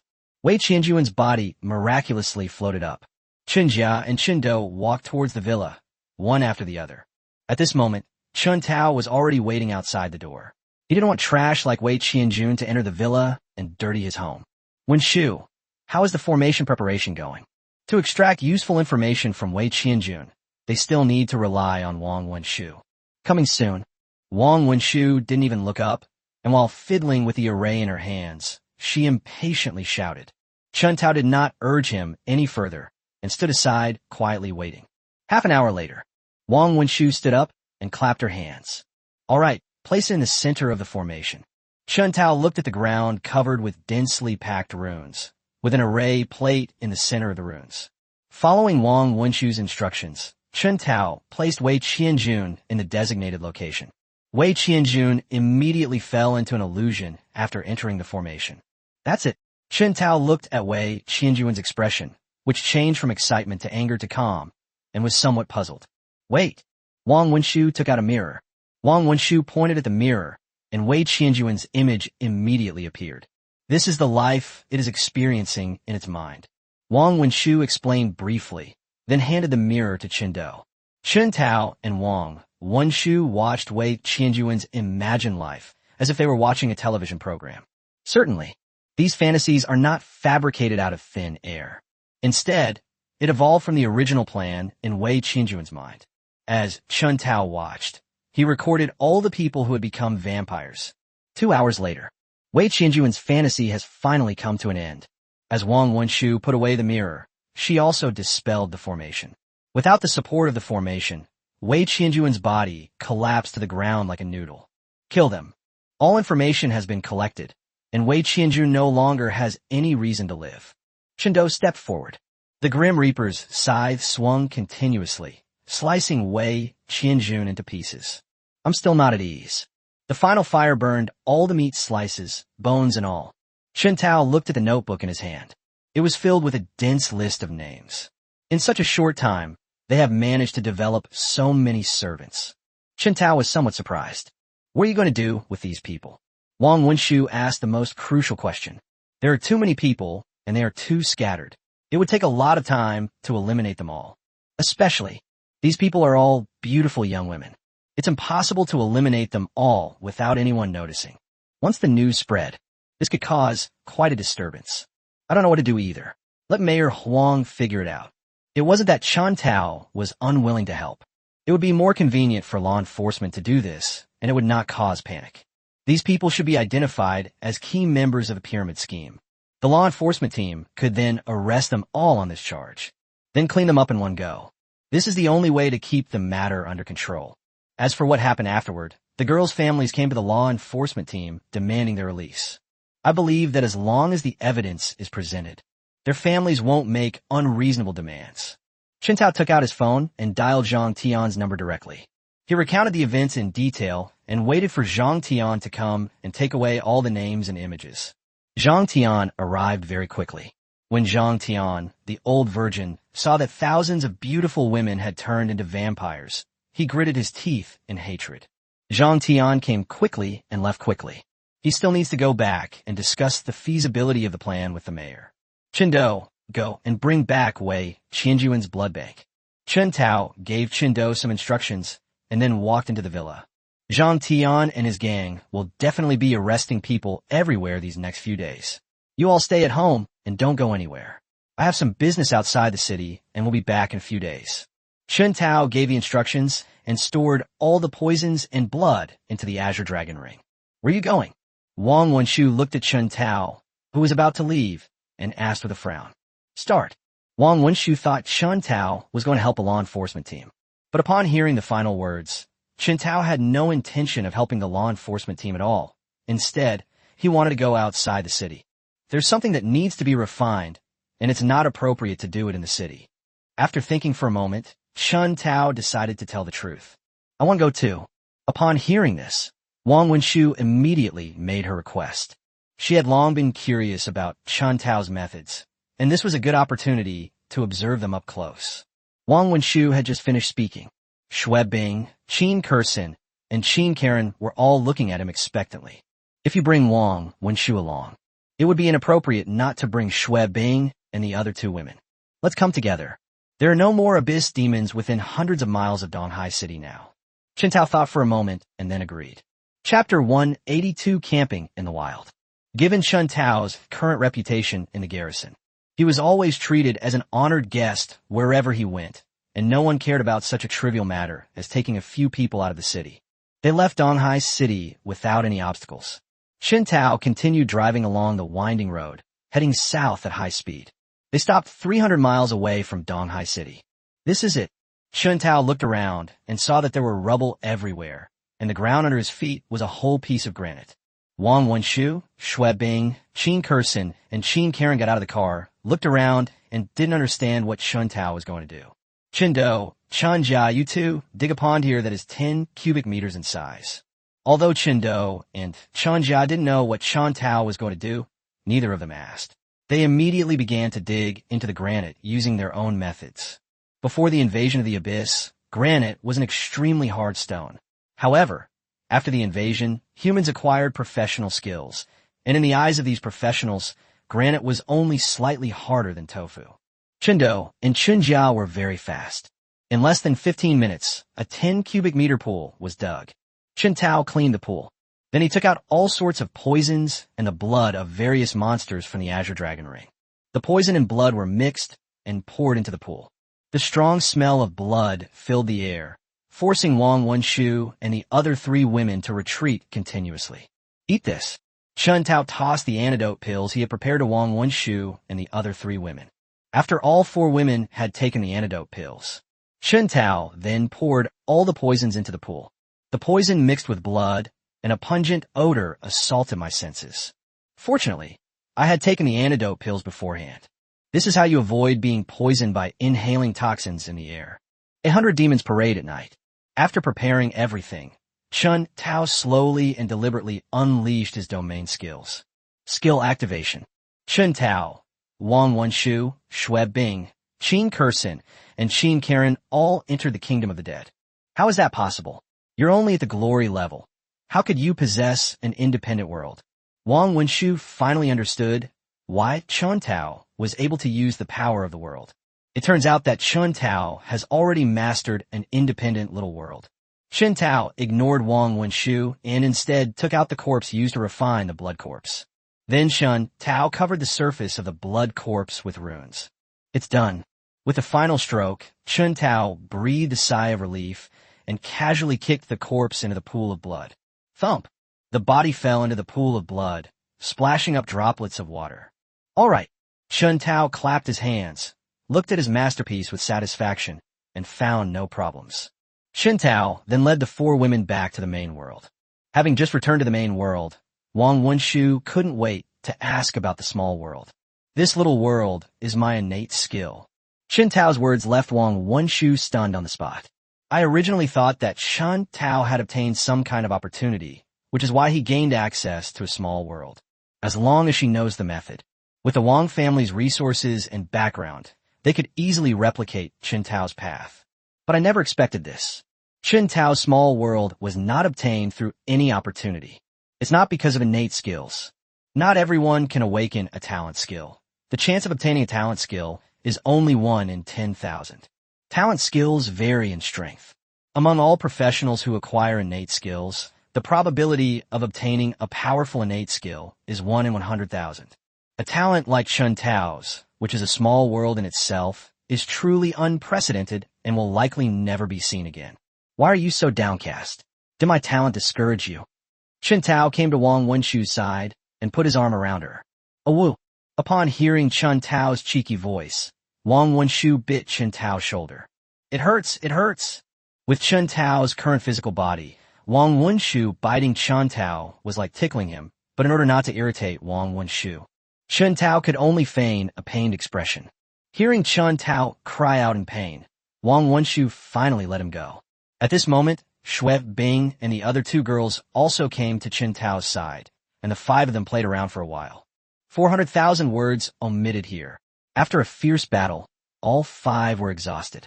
Especially Chen Tao. He kept rubbing his lower back with both hands. His whole body felt limp and powerless.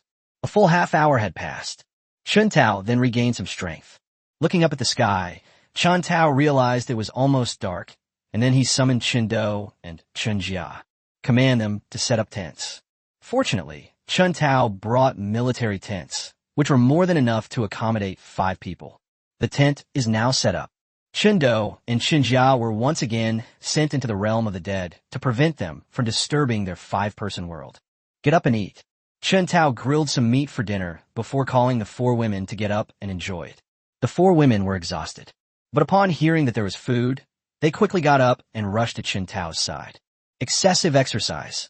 They were starving, and now that they saw the roasted meat, they were all eating with their mouths full of oil. After we've eaten and drunk our fill, the 5 people crawled into the tent.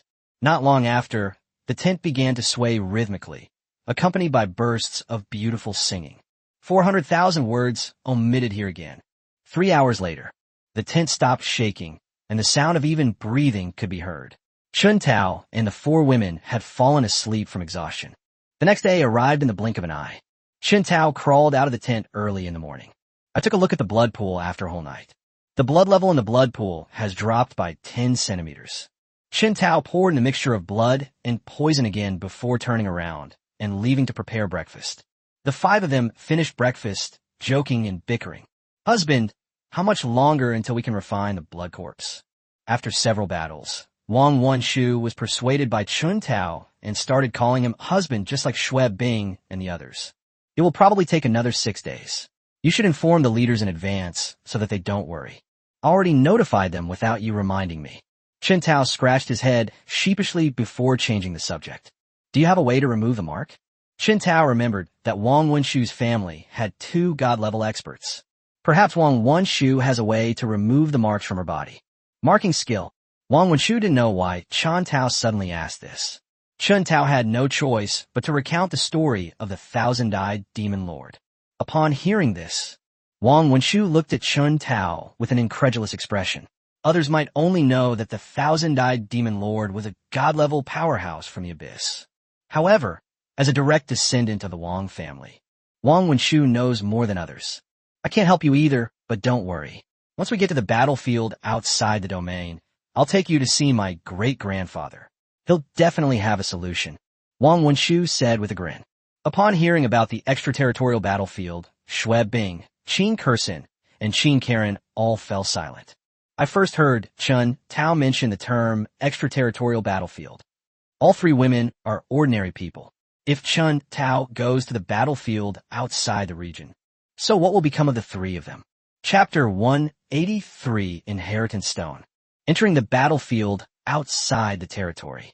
It's impossible for them to come back anytime soon. They have to stay there for at least 5 years, and who knows what will happen after that.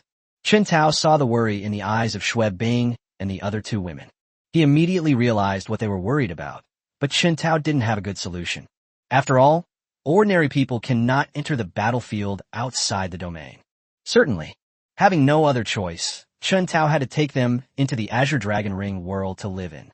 In this way, Xue Bing, Qin Kersin, and Qin Karen will become unregistered residents. This will have a significant impact on their future lives. The problems you're worried about are not unsolvable. Just then, Wang Wenshu suddenly blurted out a sentence, which stunned everyone who did not understand what she meant.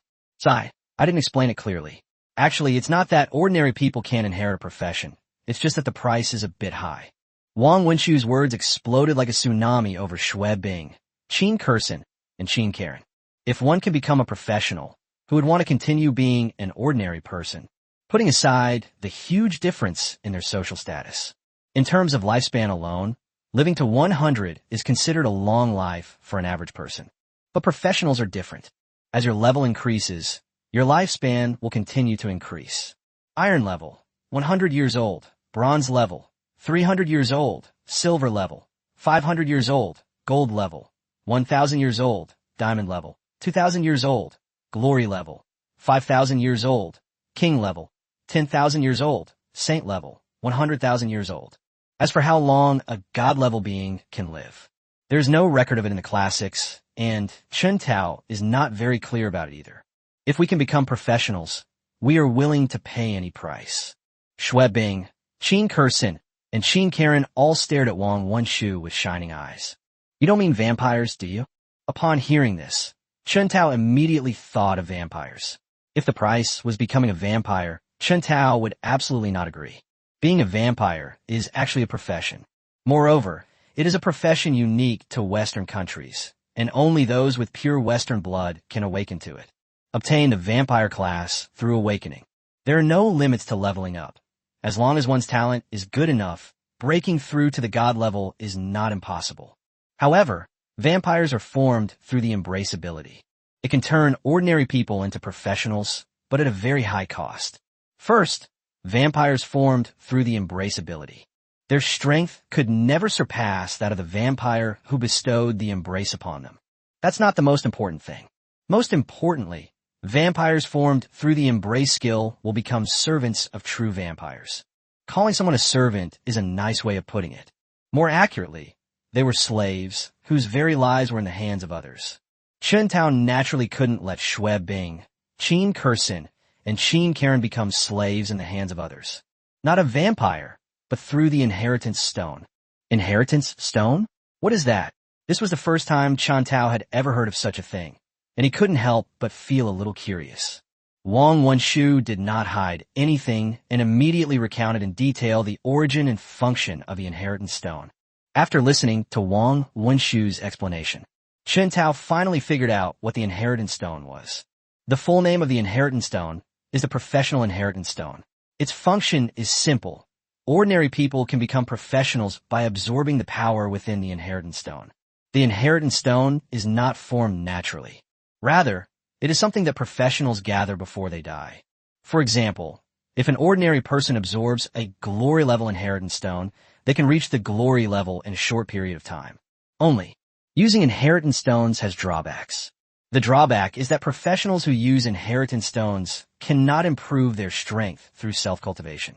Consuming rare and precious herbs and elixirs will not increase your level.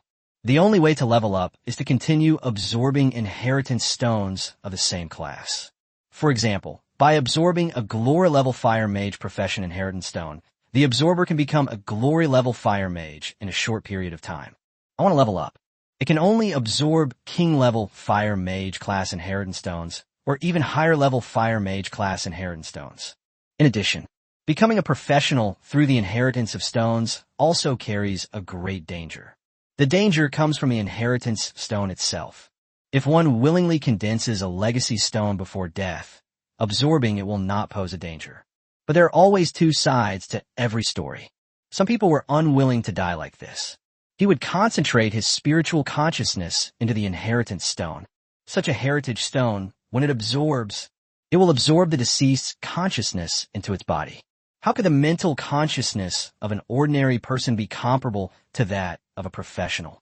There's a very high probability that the other party will possess and regenerate them. Perhaps because they have died once, these people who have been reborn through possession will have drastically changed personalities in the second life. Their emotions will be uncontrollable and will erupt at any time. Therefore, inheritance stones are rarely used, and even if they are, someone must vouch for them. If it causes unnecessary trouble, the guarantor will be held accountable. I'm curious to see something like this.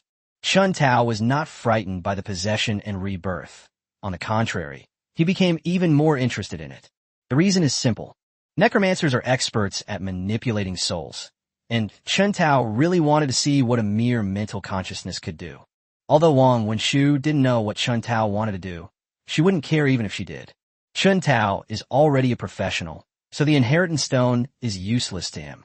We're willing to give it a try.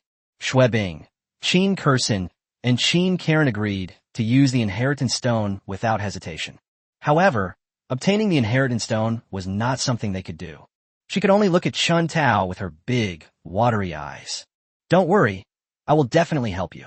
Chen Tao reassured the three women before turning to look at Wang Wenshu.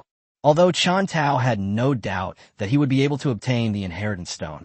But you also need to know where you can obtain inheritance stones. Military merits can be redeemed in overseas battlefields. Wang Wenshu gave Chen Tao an annoyed look and directly told him how to obtain the inheritance stone. I heard it was earned through military merit. Chen Tao asked with some surprise. It's that simple? It's no wonder Chen Tao was so surprised. Although the inheritance stone has its drawbacks, its effects are still very significant. If it can be distributed to ordinary people in large quantities, the number of professionals will then increase exponentially. It's simple. You think military merits are like cabbages, so easy to obtain.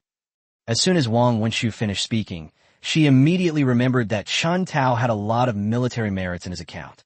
But she still didn't want to see Chen Tao smug, so she immediately changed the subject. Didn't you understand? Even with the inheritance stone, you still need a guarantee. Chun Tao originally wanted to show off his military achievements, but upon hearing the guarantee, Chun Tao immediately understood why he had never heard of such a thing as a heritage stone before. Military merit plus guarantee. This has cut off the vast majority of people. Especially with this guarantee, who would be willing to take on the risk for no reason if the relationship wasn't close enough? Can I exchange it in Kyoto? Since Xue Bing, Qin Kursin, and Qin Karen are his women, Chun Tao naturally hopes to go to the extraterritorial battlefield with them. Chapter 184 Blood Corpse. Can. That's good. We'll go to Kyoto with you in a few days. Chun Tao nodded. Since Kyoto could exchange for inheritance stones, Chun Tao had to make Xue Bing, Qin Kursin, and Qin Karen stronger before heading to the outer battlefield. You want to come to Kyoto with me? Wang Wenshu clearly did not expect Chun Tao to say that.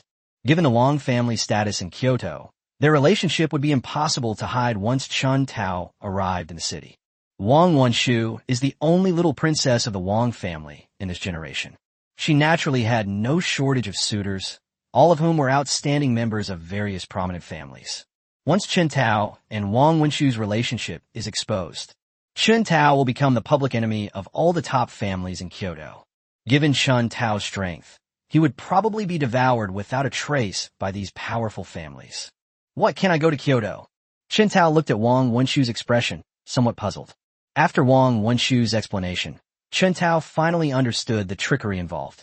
The major families of Kyoto, they are all excellent whetstones. I admit you are quite strong, but don't underestimate the major families. They all have at least one saint-level expert in their ranks. Don't worry, I know what I'm doing. Chun Tao looked completely confident, which puzzled Wang Wenshu. She couldn't understand where Chun Tao's confidence came from. I really don't know where your confidence comes from. Wang Wenshu was very dissatisfied with Chun Tao's state of mind. It's nothing. We've already offended the Chun and Wei families to death. A few more wouldn't make a big deal. Chun Tao had a completely, we'll deal with whatever comes our way mentality. The relationships between the various families in Kyoto are complex and intertwined. On the surface, Chun Tao only offended the Chun family and the Wei family of Kyoto. However, they offended the families that were on good terms with the Chun and Wei families. It doesn't matter if we add a few more. As the saying goes, when you have a lot of debt, you don't worry. When you have a lot of lice, they don't bite. Never mind. Once we get to Kyoto, you'll feel like you're right next to me. Wang Wenshu was amused and exasperated by Chun Tao's laissez-faire attitude and could only protect Chun Tao in her own way. It's all right. I'm not that easy to deal with either. Chun Tao gave Chun Tao a mysterious smile, completely disregarding the various families. No matter how much Wang Wenshu tried to persuade him, Chun Tao remained indifferent to the major families, leaving Wang Wenshu with no choice but to give up. 6 days passed in this way. On the evening of the 6th day, the blood corpse consumed all of Chun Tao's poison and blood. Finally, the final transformation has arrived. As the first rays of moonlight shone down, the blood corpse that had been lying in the pool of blood suddenly opened its eyes. His eyes, like rubies, radiated an astonishingly fierce aura. The blood corpse flew out of the blood pool and came to Chun Tao's side. Owner. The blood corpse bowed and kowtowed to Chun Tao. From now on, your name will be Chun Xue. Chun Tao stared at the blood-soaked corpse before him. The blood zombie looks no different from a human, is over 2 meters tall, and has bulging muscles all over its body, making it the image of a muscular giant. If there's one minor flaw, that is the blood corpse's skin is dark red all over, looking like a cooked shrimp. Chun Tao then checked the blood corpse's panel. Name, Chun Xue, blood corpse. Rank, mid-tier, glory level. Talents, corpse poison, blood sea. Skills, blood handprint, blood devouring technique, physical enhancement, blood control, blood regeneration, boundless blood sea, blood waves soaring to the heavens. Unsurprisingly, the blood corpse also possesses 2 innate skills. Corpse poison. All normal attacks and skills will be inflicted with corpse poison. This talent skill is a passive skill, and its effect is simple. The blood corpse will inflict corpse poison with each attack. In other words, you will be poisoned as soon as you come into contact with the blood corpse. Although the potency of this corpse poison is still unknown, Chun Tao will need to conduct experiments later. Blood Sea increases the power of blood skills by 200%. This skill is also a passive skill. Its main function is to amplify the power of ordinary skills. 200% is twice as much. This increase is moderate, which is not bad. After reviewing the talent skills, Chun Tao continued to examine the ordinary skills. Because the Blood Corpse had reached the mid-level of the Glory rank, 7 of its ordinary skills had been awakened. The Blood Handprint forms a giant blood hand to attack the enemy. This skill is an attack and support skill that can be used for precise strikes. It can also be used to control enemies with a blood red hand. Blood Devouring Technique absorbs the enemy's blood from a distance. This skill is an attack skill that absorbs blood from a distance. In other words, as long as the enemy has any wound, it can drain the enemy dry from a distance. Physical enhancement is achieved by absorbing essence and blood to strengthen the physical body. This skill is a passive skill. As long as you have enough essence blood, the physical strength of the Blood Corpse can continuously increase. When the physical strength becomes strong enough, it can completely ignore the level and fight against opponents of higher levels. However, the amount of essence and blood that needs to be absorbed is enormous. Blood Control, the ability to freely manipulate blood for defense or attack. This is a passive skill, and it's incredibly powerful. It not only allows the Blood Corpse to manipulate its own blood, but also the blood of its enemies. Against enemies weaker than itself, the Blood Corpse can use this ability to instantly kill them. The downside is that this ability is ineffective against enemies of a higher level. Blood can be reborn from a drop of blood. As long as there is a single drop of blood left, the Blood Corpse can be resurrected indefinitely. This skill is a passive skill that grants the Blood Corpse immortality. An endless sea of blood unfolds, creating a realm entirely formed of blood. This skill is an area of effect skill. The area is filled with blood. Once an enemy is enveloped in it, they will be immediately surrounded by blood. Even if they are not poisoned to death, they may drown. The blood waves surge to the heavens, transforming into a sea of blood to launch a continuous attack on the enemy. This skill is an attack skill, but its power is unclear without testing. After reviewing all the skills, Chun Tao was quite satisfied. 100 Demons Parade at night. Chun Tao used his domain skills to reopen the gates of the undead realm. Chun Tao, Wang Wenshu, Xue Bing, Qin Kursin, and Qin Karen reappear in the land of the dead. However, this time, unlike last time, there is an extra Chun Shui. I have just entered the realm of the dead. The surrounding ground of white bones trembled continuously as the undead army rapidly assembled. The army of millions of undead stretched as far as the eye could see. They stood in perfect unison before Chun Tao, bowing to him as if worshipping a monarch. Especially the mutated skeleton standing at the very front of the undead army. Its single head alone looks menacing. Wang Wenshu had only known from battle reports that Chun Tao possessed a large undead army. The number and strength of the undead army are unknown. She thought Chun Tao's army of the dead was only tens of thousands. To everyone's surprise, there were millions of them. What's even more terrifying is that the weakest of these millions of undead were at least gold level. You pervert. Wang Wenshu's gaze towards Chun Tao changed. Previously, Wang Wenshu had worried that Chun Tao would be disliked by his family. But after seeing this army of millions of undead, she dispelled that thought. Chapter 185 Physical Feedback. Wang Wenshu was shocked. Chun Tao had no time to worry about that at this point. Because at this point, the backlash from the Blood Corpse had already begun. A stream of crimson energy flowed into Chun Tao's body through the contract. The crimson energy continued to circulate within Chun Tao's body, and Chun Tao's physical strength began to increase once again. Through the feeding back of the fighting corpses and armor corpses, Chun Tao's physical strength has reached the limit of the glory level, and he is just one step away from stepping into the king level. The king level physical body, mentioned here, does not simply refer to the physical strength of a king level expert. Instead, he can fight against a king-level expert with just his physical strength. Kaba, Kaba. The sound of bones breaking and reforming came from inside Chun Tao's body. Intense pain swept through my entire body. Chun Tao slowly laid down on the ground, sweat mixed with impurities in his body, constantly being expelled from his pores. Husband, what's wrong with you? Upon seeing Chun Tao's condition, Wang Wenshu, Xue Bing, Qin Kursin, and Qin Karen immediately called out Chun Tao's name anxiously. I'm fine. I'll be right in a bit. Chun Tao said something intermittently before gritting his teeth and forcing himself to keep going. Wang Wenshu comes from a prominent family. Previously, I was just worried and confused, but now that I see Chun Tao's condition, I immediately think of the marrow cleansing method. Different natural treasures have different uses. Among them are many rare and precious herbs whose function is to cleanse the meridians and marrow. Chun Tao's condition is extremely similar to the washing tendons and marrow method. Don't panic, everyone. My husband is undergoing a process of cleansing and rejuvenating his body. Upon hearing this, Xue Bing, Qin Kersin, and Qin Karen immediately stopped crying and looked at Wang Wenshu with curiosity, not understanding what washing the marrow and cleansing the meridians meant. Wang Wenshu offered an explanation.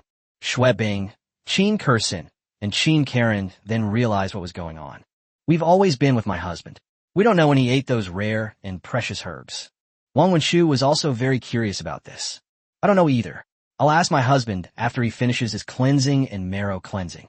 3 hours later, Chun Tao finally digested the backlash from the blood corpse, and his original glory-level physical body successfully broke through to the king-level physical body. Chun Tao was about to stand up. Its body surface was covered with a layer of black oil and emitted an unpleasant odor. The stench almost made Chun Tao vomit. Wait a moment, I'll be right back. Chun Tao left a message and then flashed into the Azure Dragon Ring. Next, Chun Tao thoroughly cleaned himself up in the Azure Dragon Ring world and changed his clothes. Only then did he reappear in front of Wang Wenshu, Xue Bing, and the others. Honey, what happened to you just now? You scared us to death.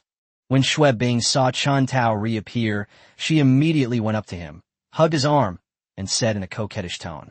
Chun Tao recounted his story of giving back to his family. Feedback.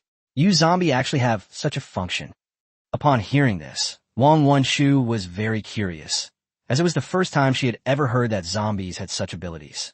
It's my destined zombie, not comparable to those trash zombies in the underworld. Chun Tao recounted the story of his mortal zombie in detail.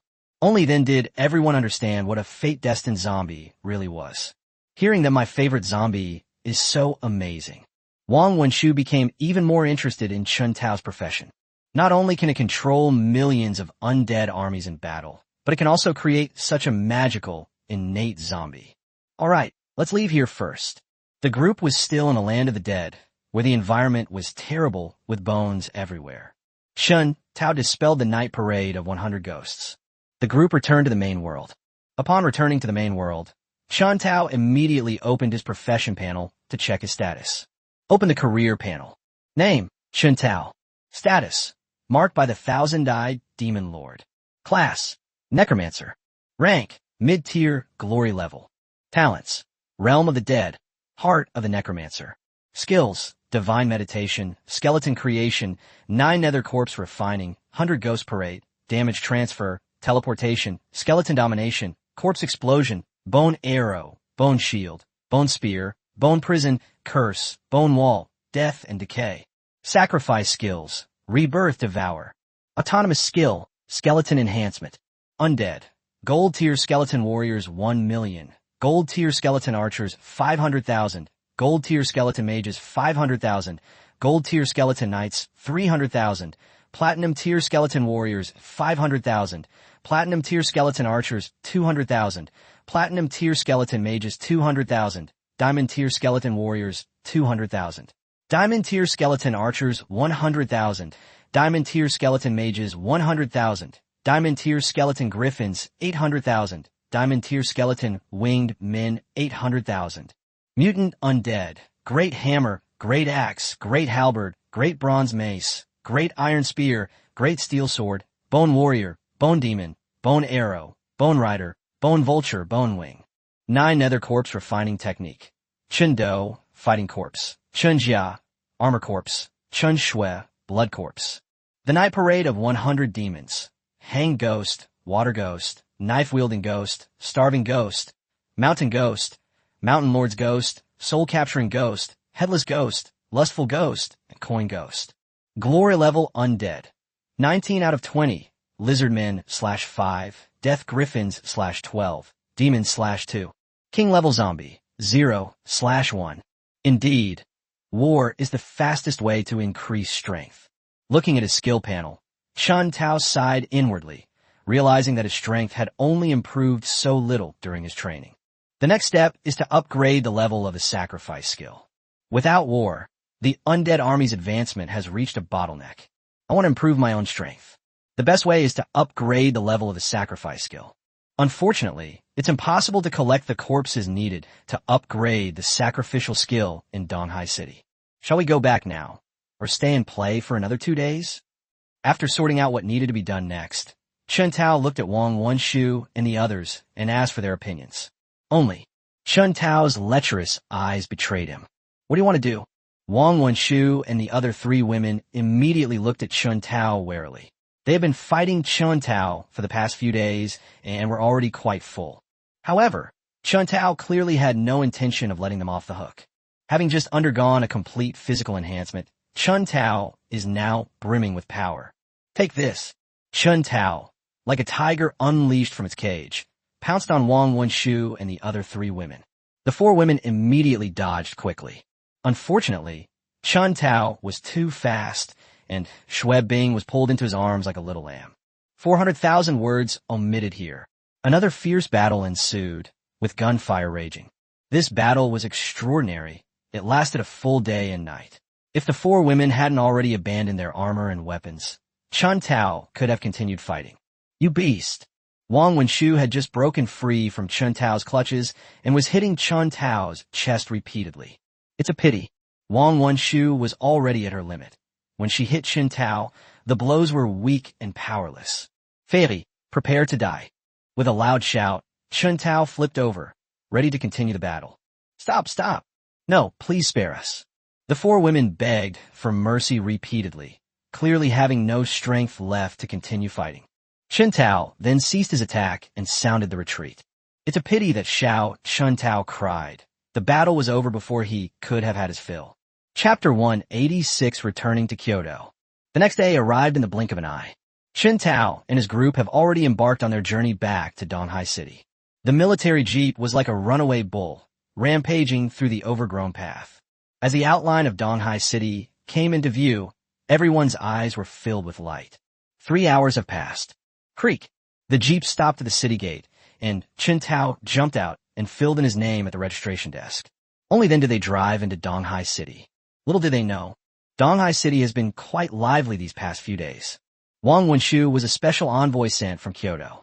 Her sudden disappearance drove Yuan Shuai and Duan Fei crazy with worry. The garrison searched the entire city of Donghai, but found nothing, until I looked up the records of leaving the city. Only then did they realize that Wang Wenshu had actually left the city with Chun Tao. With Chun Tao, the local bigwig, around, Yuan Shuai and Duan Fei finally felt relieved.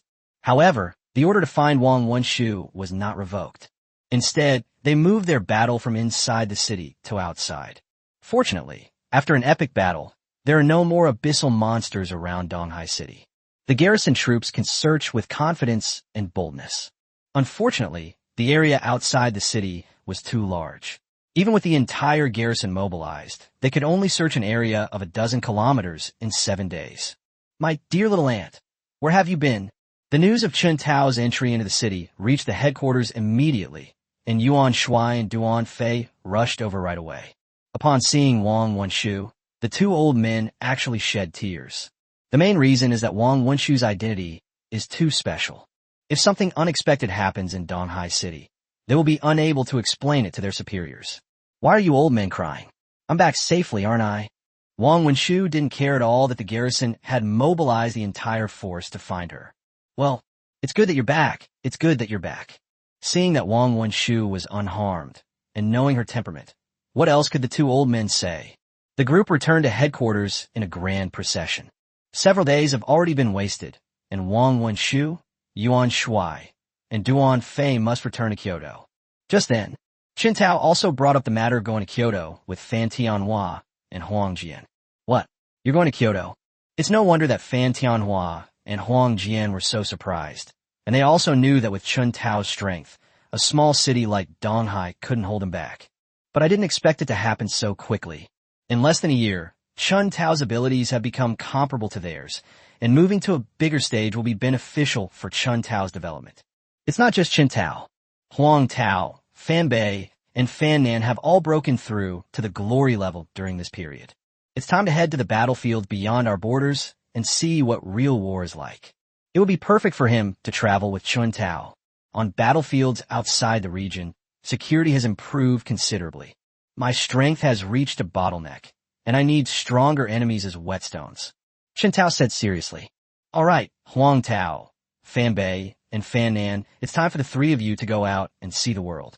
Looking at the others, Fan Tianhua felt a pang of reluctance, but mostly a sense of relief. Yes, the group responded in unison. That evening, everyone had a reunion dinner. The next day, Chun Tao, Huang Tao, Fan Bei, Fan Nan, and others followed Wang Wenshu's convoy and left Donghai City, heading towards Kyoto. There are more than a dozen entrances connecting the outer battlefield to the main world. The Great Xia Kingdom occupies three-dimensional portals. These three-dimensional portals are located in Kyoto, Shanghai, and Shanghai, respectively. Chun Tao needs to take care of some things in Kyoto. Huang Tao, Fan Bei, and Fan Nan can also experience Kyoto before heading to the extraterritorial battlefield with Chun Tao. Tokai City is more than 1,200 kilometers away from Kyoto. The journey involves traversing areas controlled by abyssal monsters, making battles inevitable. It took more than 20 days to complete the journey. Chun Tao finally saw the outline of Kyoto. As the capital of the Great Xia Kingdom, Kyoto was armed to the teeth. The city walls are hundreds of meters high and cover an area dozens of times larger than Donghai City. In particular, there are dozens of laser cannons on the city walls. You need to know, Donghai City needs to use laser cannons, and it needs to apply to the central government. But on this Kyoto City wall, there are dozens of gates standing out conspicuously. Parking! Chun Tao shouted into the walkie-talkie. The convoy stopped just a dozen kilometers from Kyoto. Honey, what's wrong? Wang Wenshu looked at Chun Tao curiously. They were about to enter the city, so why was he stopping the car at this time? More importantly, it's not safe outside Kyoto. Countless abyssal monsters still roam here. Perhaps it's because of the access to the outer battlefield. The strength of the abyssal monsters around Kyoto is incomparable to that of the abyssal monsters around Tokai City. Here, even a random abyssal monster is at the silver level. Gold-level abyss monsters are commonplace, and even platinum-level monsters are just small squad leaders among abyss monsters. Nothing much, just leveling up my skills, Chun Tao said casually. At the same time, after getting out of the car, Chun Tao continued working, taking out all the corpses of the abyssal monsters he had hunted along the way. Arrange them according to the style of the altar. Are you out of your mind? You're trying to level up your skills here. Aren't you afraid of being ambushed by abyssal monsters? Yuan Shuai came to Chun Tao's side and started spouting nonsense. Previously, both Yuan Shuai and Duan Fei had a very good impression of Chun Tao and believed that Chun Tao's future achievements would definitely be great. However, after hearing Wang Wenshu call Chun Tao husband, the two men's attitudes took a complete 180-degree turn, and the way they looked at Chun Tao changed. It was no longer the kindness and friendliness of the past, but rather pity and regret. In order not to let Chun Tao implicate him, she was no longer enthusiastic towards Chun Tao. Chun Tao saw all this but said nothing. Yuan Shuai and Duan Fei are the pinnacle of combat power in Donghai City, but they are no match for Kyoto. Seeking good fortune and avoiding misfortune is a human instinct. Chun Tao could completely understand the change in their attitudes. There is a sacrificial temple in the city. It will be more effective to improve your skill level there. At this moment, Wang Wenshu, Xue Bing, Qin Kersen, and Qin Karen also came over. Chun Tao was aware of this as well. The sacrifice temple provides a certain boost to the sacrifice skill, allowing you to increase the skill level within the sacrifice temple. It can increase the probability of increasing skill power. Only, Chun Tao didn't care about the slight boost from sacrificing to the temple. Every time Chun Tao upgrades a skill level, he maximizes the number of corpses. The number of corpses can completely compensate for the slight increase from the sacrificial temple. Don't worry, I know what I'm doing. Chun Tao replied and continued with his work. As the number of corpses increased, those in the know, such as Wang Wenshu, Yuan Shuai, and Duan Fei, stopped saying anything. The main problem is that there are too many corpses. The corpses Chun Tao retrieved were enough to power thousands of people's sacrificial skills. Enough, you spendthrift. Isn't this a waste? Seeing that Chun Tao was still taking out the corpse, Yuan Shuai couldn't stand it any longer and immediately spoke up to remind him. Not enough. The quality of the corpses is poor, so we can only make up for it with quantity. Chun Tao simply replied with a faint sound and continued with what he was doing. Chapitre 187 Prodigal Son. After Chun Tao removed all the corpses, a full 100,000 corpses were laid out before one's eyes. The scene was extremely jarring. Seeing that he could not persuade Chun Tao, Yuan Shuai and Duan Fei remained silent, only frowning as they watched Chun Tao proceed with his next move. This isn't the first time I've done something like this. Chun Tao did it with ease, and the entire ceremony was completed in no time. A spatial rift appeared in the sky. The eye of heaven flew out from the crack, glanced at the mountain of corpses, and then shot out a purple light that entered Chun Tao's brow. Chun Tao felt as if a strange memory had appeared in his mind. This memory quickly merged with Chun Tao's original memory, and a magic power in his body circulated once according to the cultivation method in this memory. Chun Tao has fully digested this memory. The sacrifice skill has also been successfully upgraded to the glory level. At the same time, the eye of heaven emitted streaks of blood-red light, which shone onto the corpse. All the corpses rapidly dissolved, seeped into the ground, and disappeared. Open the career panel. Name, Chun Tao. Status, marked by the thousand-eyed demon lord. Class, necromancer. Rank, mid-tier, glory level. Talents, realm of the dead, heart of the necromancer. Skills, divine meditation, skeleton creation, 9 nether corpse refining, 100 ghost parade, damage transfer, teleportation, skeleton domination, corpse explosion, bone arrow, bone shield, bone spear, bone prison, curse, bone wall, death and decay. Sacrifice skills, rebirth devour. Autonomous skill, skeleton enhancement.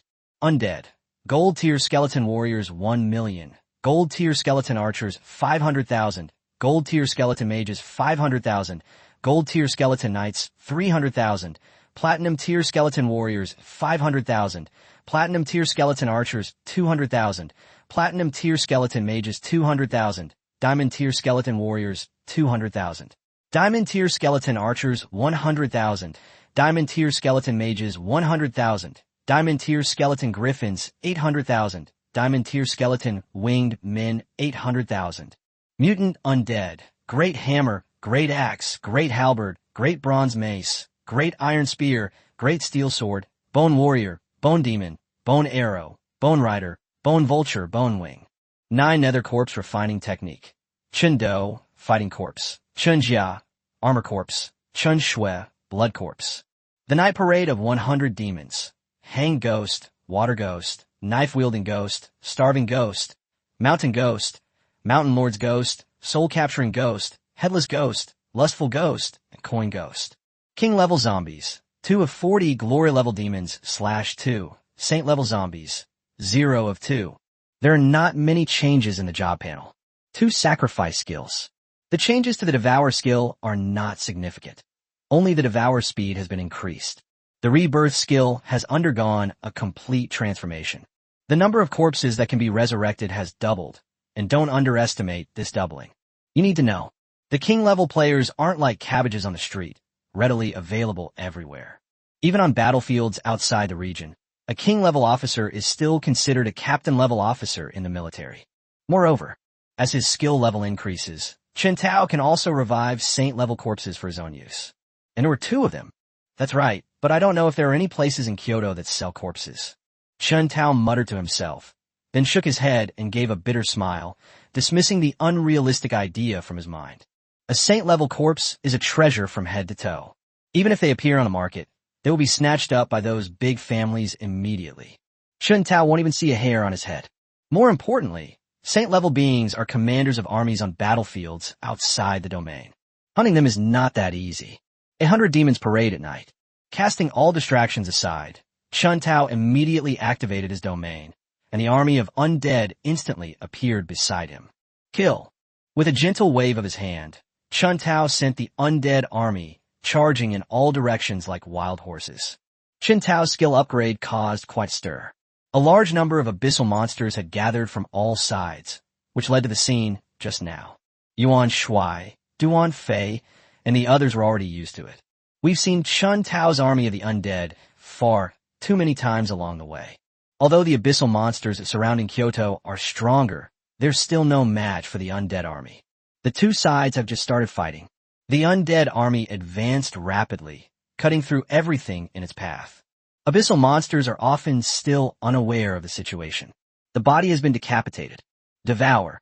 Chun Tao took this opportunity to see how much his devouring skill had improved. According to Chun Tao's estimate, it has increased by about 100%. But what happened next was completely beyond Chun Tao's expectations. Wherever the undead army goes, all the corpses of the abyssal monsters have vanished. It cannot be said that they disappeared. Instead, it was devoured by the undead army. After the devour skill level reached the glory level, a tremendous change occurred. The biggest change is the undead army can instantly devour any corpse whose strength is inferior to that of the undead army. The lowest level of strength among the undead army is gold, and the highest is glory. Therefore, the strength of the abyssal monsters varies, and there are quite a few platinum-level abyssal monsters among them. But they were all instantly killed by the undead army and devoured to enhance themselves. A strange scene unfolded on the battlefield. A skeleton warrior slew an abyssal monster with a single strike. Before the monster's corpse could even fall, it was instantly transformed into pure energy and devoured by the skeleton warrior. Certainly, the devour skill is not without its limitations. The undead army was still slow in devouring the corpses of abyssal monsters whose strength surpassed that of the undead army. For example, a gold-level skeleton warrior wants to devour a platinum-level corpse. The speed is only twice as fast as before. Only, Chun Tao doesn't need to worry about this minor flaw at all. Among the undead army are even stronger skeleton warriors. Just let them devour them. The battle lasted for an hour before it ended. Apart from some bloodstains, no bodies were left on the battlefield. We can continue on our way. After dealing with these troublesome abyssal monsters, Chun Tao recalled the undead army to the undead kingdom and stepped to Wang Wenshu and the others. Get on the bus, let's go. Yuan Shuai and the others were already used to seeing Chun Tao do outrageous things. See the end of the war. After giving a shout, Yuan Shuai jumped into the car. The others gradually returned to their cars, and the convoy continued its journey towards Kyoto. It's only a dozen kilometers away. Half an hour later, the convoy had already stopped outside the city gate. Chun Tao, Xue Bing, Qin Kersen, Qin Karen, Huang Tao, Fan Bei, Fan Nan, and other irritable people, all of whom were visiting Kyoto for the first time, peeked out to look around. When I saw the city gate, which was over 50 meters high, there are also heavily armed gatekeepers, whose minimum strength is at least diamond level. This alone shows how big the gap is between Tokai City and Kyoto. Even more impressive was the long queue at the city gate. Judging from their clothing, it was clear that these were merchant caravans from various prominent families. Chapter 188 Military Merit Exchange Center. Wang Wenshu's trip out of Beijing was on official business, so she naturally didn't need to queue like other merchant caravans. After the documents were presented, the convoy sped into the city. Certainly, during their stay in the city, Chun Tao and the others also completed the registration process. After entering the city, the convoy split into two groups. Wang Wenshu led Chun Tao and the others to their lodgings, while Yuan Shuai and Duan Fei led the rest of the group to report back. This task originally belonged to Wang Wenshu. But when Wang Wenshu gets angry, no one dares to order her around. Leaving aside Yuan Shuai, Duan Fei, and the others, Chun Tao, led by Wang Wenshu, arrive at the entrance of a quaint and antique hotel. A plaque hangs above the hotel that reads, "Welcome guests. You can stay here for the next few days. I'll go home for a visit, and then I'll show you around Kyoto properly." Wang Wenshu held Chun Tao's arm and arranged everything. Let's not rush to go shopping. There are no shops selling corpses in Kyoto. Chun Tao asked the question he cared about most. As for shopping, any man would probably instinctively resist it. It's not that Chun Tao is afraid of spending money. The main reason is something that most men can attest to. Yes, there are, but the high-grade corpses have already been reserved and cannot be bought on the market. After witnessing Chun Tao's army of the undead, Wang Wenshu naturally knew what Chun Tao wanted to do by buying the corpses. However, the high-level corpses were divided up by various families before they could even be put on shelves. As for low-level corpses, buying them is not as cost-effective as Chun Tao hunting them himself. Are there any other ways to purchase it?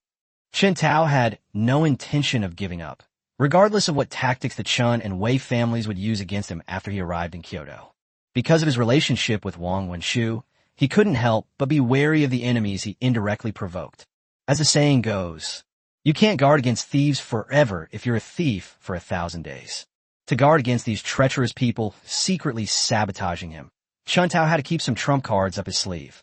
What kind of corpse do you need? I'll think of a way to get it for you. No need. Just tell me what other ways there are to obtain high-level corpses. The Wang family doesn't belong to Wang Wenshu alone. Chun Tao hasn't gained the Wang family's approval yet, and he doesn't want to rely on their power at this time. Otherwise, Chun Tao is no longer someone who lives off a woman.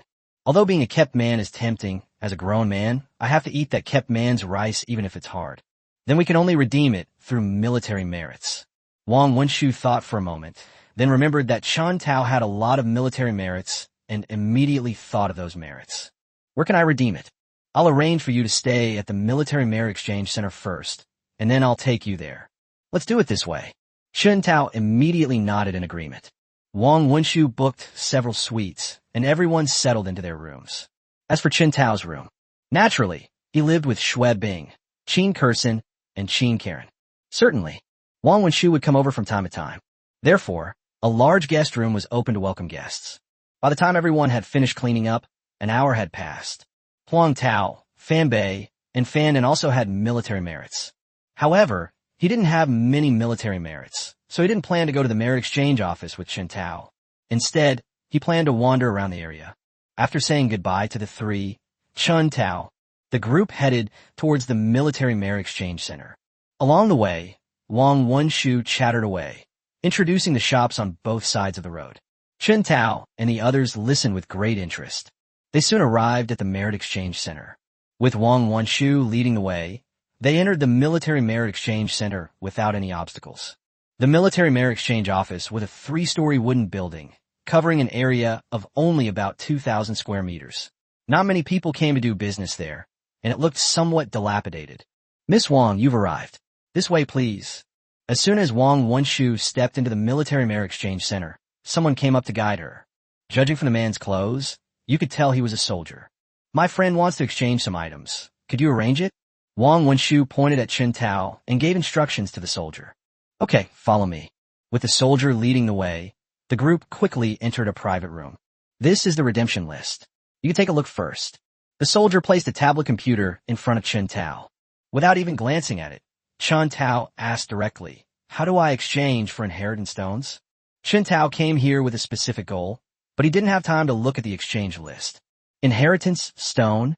The soldier glanced at Chun Tao, then at Xue Bing and the other 2 women, and immediately understood. I picked up the tablet and started using it. These are all the inheritance stones that can be exchanged. So much.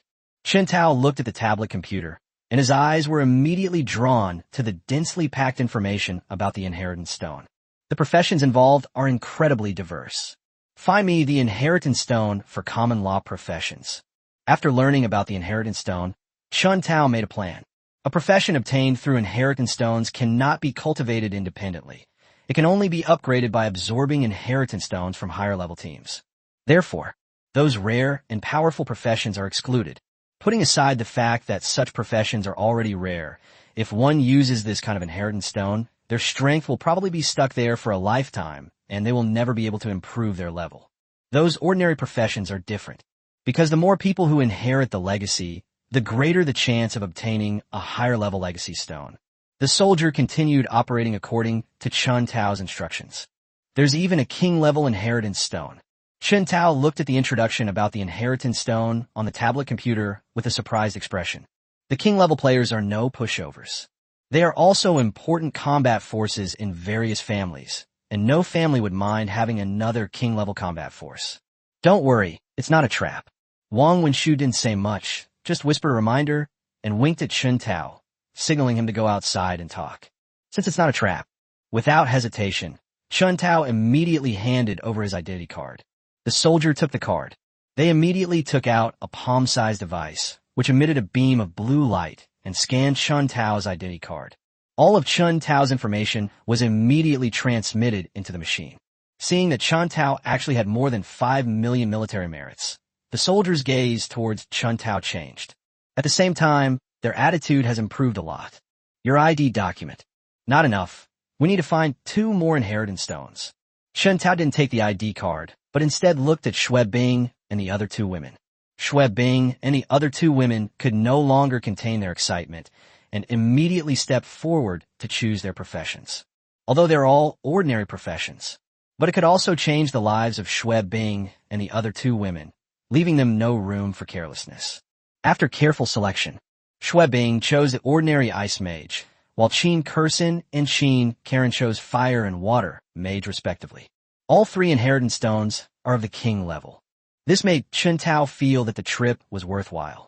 Each king-level inheritance stone cost 100,000 military merits, instantly consuming 300,000 of Chun Tao's military merits. Do we have any saint-level corpses here? How many military merits are needed to exchange for one? Chun Tao then asked about the second purpose of his visit. The words had barely left his mouth. The room was so quiet you could hear a pin drop. Everyone was stunned by Chun Tao's words. Wang Wenshu, the little princess of the Wang family, was also shocked. She never expected that the high-level corpse Chun Tao mentioned was actually a saint-level corpse. Chapter 189, The Pioneer Team. Saint-level corpses are not common.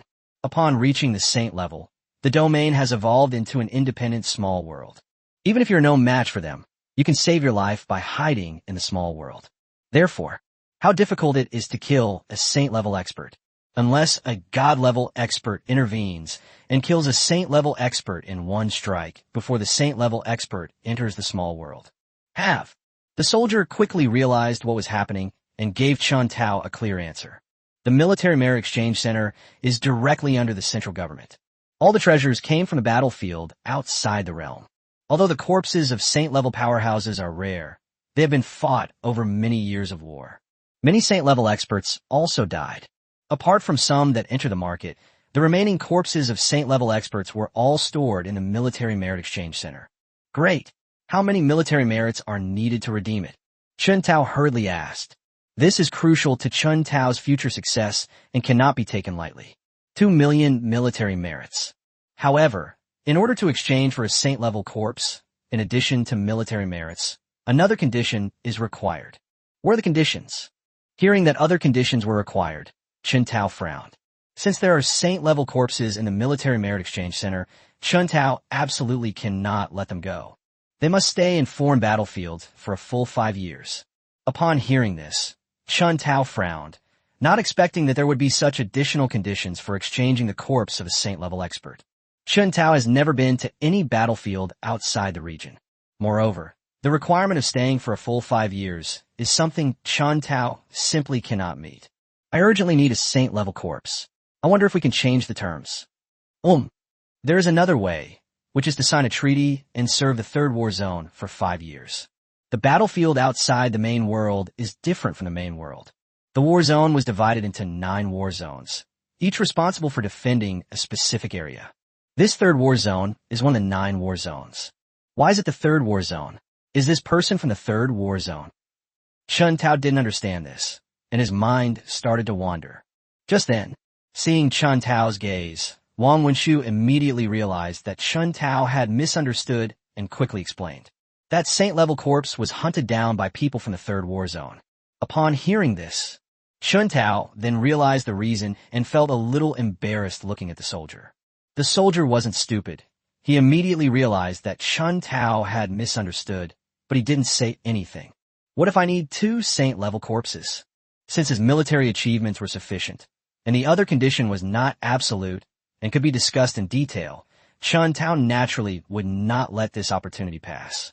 There's a body, but the soldier was also caught in a dilemma when he saw that Chun Tao actually wanted 2 corpses. She wondered whether she should tell Chun Tao that there was another way. There are a total of 5 saint-level corpses in the Military Merit Exchange Center. However, all 5 corpses came from different war zones. Chun Tao wanted 2, so the second condition could not be met. After much deliberation, the soldier decided to tell the truth, since Chun Tao would ultimately make the decision anyway. It has little to do with him. If you don't join a war zone, then you can only join a pioneering group.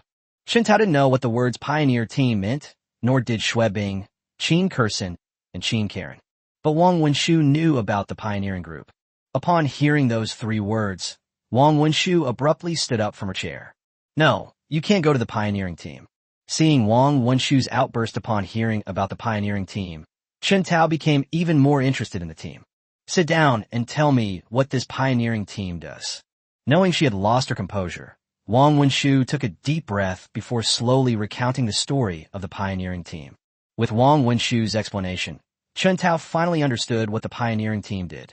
The term pioneer group was used when humanity launched a counterattack against the Abyss. It would be more appropriate to call it the Vanguard Regiment now. The 9 war zones serve as humanity's defense against the invasion of the Abyss, with their primary responsibility being defense. This pioneering group, on the other hand, was the complete opposite. The pioneering team did not have a fixed base. Their mission was to expand the territory. It can be said that the pioneering team is constantly fighting against the army of the Abyss. The mortality rate is as high as 90%. None of those who survived in the pioneering group were weak. A pioneering group? That sounds like a good place. Others may be terrified of raiding groups, but in Chen Tao's view, the environment of raiding groups is what allows him to improve the most. In addition, another advantage of pioneering groups is that they're not affiliated with any war zone, giving them a high degree of freedom. More importantly, the reason why the reclamation team is organized into a regiment rather than an army is that anyone with the rank of Major General can form a reclamation team on their own. Chen Tao's current rank in the army is just right. By creating his own pioneering team and relying on the undead army, Chen Tao can gain the greatest benefits in the outer battlefield. Is it okay if I create a raid group now? Chen Tao asked his question again. As long as the soldier agrees, Chen Tao will immediately create his own pioneering team. The soldier was also stumped by Chen Tao's question. He had never encountered such a question before. I need to ask for instructions. Finally, after much hesitation, the soldier handed the decision over to his superior. Tell your boss that I will vouch for this matter. Just then, before the soldier had left, Wang Wenshu spoke. Although she was unwilling for Chen Tao to join the pioneering team. However, since Chen Tao had made his decision, and considering the army of the undead, Wang Wenshu ultimately decided to support him. She had just reached that age. It's time to enter the battlefield beyond our borders. This is a perfect opportunity to join Chen Tao's pioneering team. The soldier gave Chen Tao a deep look, though he didn't know why the Wang family's little princess was so protective of him. But these are not things he should worry about. Simply report the situation truthfully. The soldier left quickly and returned quickly. However, when they returned, an elderly man with white hair was following behind them. Don't be fooled by the fact that the old man has white hair and beard, but he walks with a brisk pace, showing no signs of being an elderly person. The aura emanating from him made Chen Tao feel a chill run down his spine. Saint level? Or God level? Just as Chen Tao was speculating about the old man's exact strength, the old man sat down opposite Chen Tao. Let me introduce myself first. My name is Hu Wei, and I am the director of the Military Merit Exchange Center. As the old man introduced himself, his gaze never left Wang Wenshu. It's obvious. Given Chen Tao's abilities and status, he was simply not good enough for the other party. That's why Hu Wei came out in person. It's all because of Wang Wenshu. Greetings, Commander. Hu Wei is also an active duty soldier. After Chen Tao saluted, he shouted good. This is basic respect. Since the young lady from the Wang family is here to vouch for me, I agree to this matter. As they were talking, Hu Wei took out a form. Please fill in the details. Chen Tao took the form and glanced at it briefly. It contained only basic information. This includes one's own name, occupation, rank, etc., as well as the name and flag of the pioneering group. After filling out the form and uploading it, the pioneering team created by Chen Tao was thus initially established. Chapter 190 Hu Wei. First, Chen Tao first filled in his basic information. Then they started filling in the information for the pioneering team, with the first option being the name. What name should we choose? Chen Tao kept thinking, names flashing through his mind, and finally his eyes lit up. It's you. Chen Tao muttered to himself and wrote down the words Undead Catastrophe on the form. After choosing a name, next is the flag, which can also be called the group emblem. All the pioneering groups had the same flag design. The only difference was the pattern printed on the flag. I'm a necromancer, so let's use a skull as our emblem. Chen Tao wasn't good at painting, so he could only teach Xue Bing. Xue Bing drew a lifelike skull pattern in the place of the group emblem. Finally, there are the members of the pioneering team. This is something Chen Tao will need to fill out when he hires people later. It doesn't need to be filled out now. Fill in all the information. The soldier collected the form and scanned its contents into the system for filing. That's all. The creation of the pioneering team has come to an end. Is it possible to exchange for a saint-level corpse now? Chen Tao asked the question he was most concerned about. Can. The soldier glanced at Hu Wei first, and only after Hu Wei nodded slightly did the soldier reply. Swipe your card. The soldier still had his ID, so he could deduct his military merit. Chen Tao took the ID card. Where do I pick up the goods? Chen Tao looked around. This place didn't look like a place for storing goods. Hold on. The soldier responded and quickly walked out. About half an hour later, the soldier returned to the room. A storage ring flashed on the soldier's hand. 3 wooden boxes, each the size of a volleyball, appeared on the table. These are 3 inheritance stones. Chen Tao had never seen the actual item before, and since this was a military merit exchange center, he didn't check it and simply put it away. Without knowing whether the inheritance stone contained any spiritual consciousness, Chen Tao dared not let Xue Bing and the others use it. I can only keep it with me for now. Now comes the main event. The storage ring in the soldier's hand flashed again, and 2 crystal coffins, each 5 meters long and 2 meters wide, appeared on the ground. Chen Tao couldn't wait to get to the coffin. Looking through the crystal coffin at the corpse inside, what came into view was a flame demon with 2 horns on its head, 2 wings on its back, a pointed snout and monkey-like face, a height of 4 meters, dark red skin, and a robust skeleton. The Balrog is a mid-level demon among the abyssal demon race. They possess the ability to control flames and are also extremely skilled in melee combat. Good. Chen Tao nodded in satisfaction before turning his gaze to the other coffin. The coffin also contained a wind demon with 2 horns on its head, robust bones, a pointed mouth and monkey-like face, a height of 4 meters, and bluish-purple skin. Both the wind demon and the flame demon belong to the mediocre demon category. However, the only difference between the wind demon and the flame demon is that the wind demon does not have wings on its back. Instead, its legs are replaced by a small tornado. Because the wind demon is already dead, the small tornado has disappeared, replaced by an empty lower half. Very good. With these 2 saint-level demon corpses, Chen Tao's strength will increase significantly once again. Only, this is a military merit exchange center. It's not appropriate to use resurrection skills here. By the way, how do you exchange for a king-level corpse here? It costs 300,000 military merits to exchange for 3 inheritance stones, and 4 million military merits to exchange for 2 saint-level corpses. Of the 5 million military merits, only 700,000 remained. If he has enough military merits, Chen Tao wouldn't mind exchanging them for a few king-level corpses. 500,000 military merits are needed. This time, it was Hu Wei who spoke. He had clearly seen Chen Tao filling out the form. Chen Tao was a glory-level necromancer, although I've never heard of the necromancer class. However, the necromancer still knew this, and in his view, the necromancer was likely a variant of the necromancer. It makes sense that Chen Tao needed the body. Give me another king-level corpse. The remaining military merits can only be used to purchase 1 king-level corpse, which is somewhat regrettable. The soldier took Chen Tao's ID again to deduct his military merits, then leave the room. This time it was faster than last time.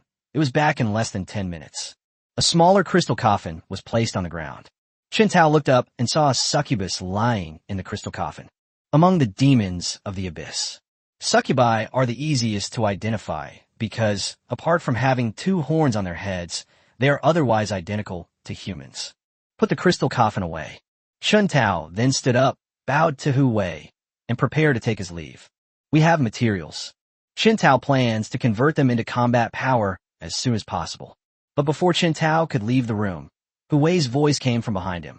Chen Tao, right? Don't you want to remove the marks from your body? Upon hearing this, Chen Tao immediately stopped and turned to look at Hu Wei. How did the commander know that I had been marked? Hu Wei remained silent, but released a trace of his aura, a deep and overwhelming pressure pressing down on Chen Tao. God level. Chen Tao finally confirmed that the old man in front of him was actually a god-level expert. That momentum came and went quickly. What are the conditions, sir? Chen Tao naturally wanted to remove the mar from his body as soon as possible. As long as it remained, he would always feel uneasy.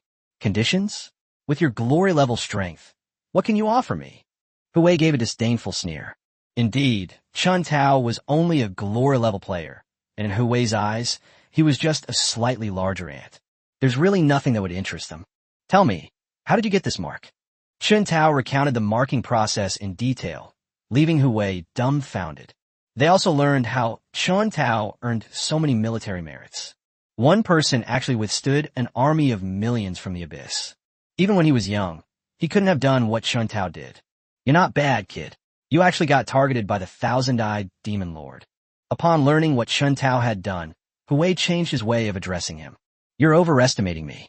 I'd rather not be targeted by it. Chen Tao gave a wry smile. He certainly didn't want to experience this again. Come with me. Hu Wei stood up and led the way.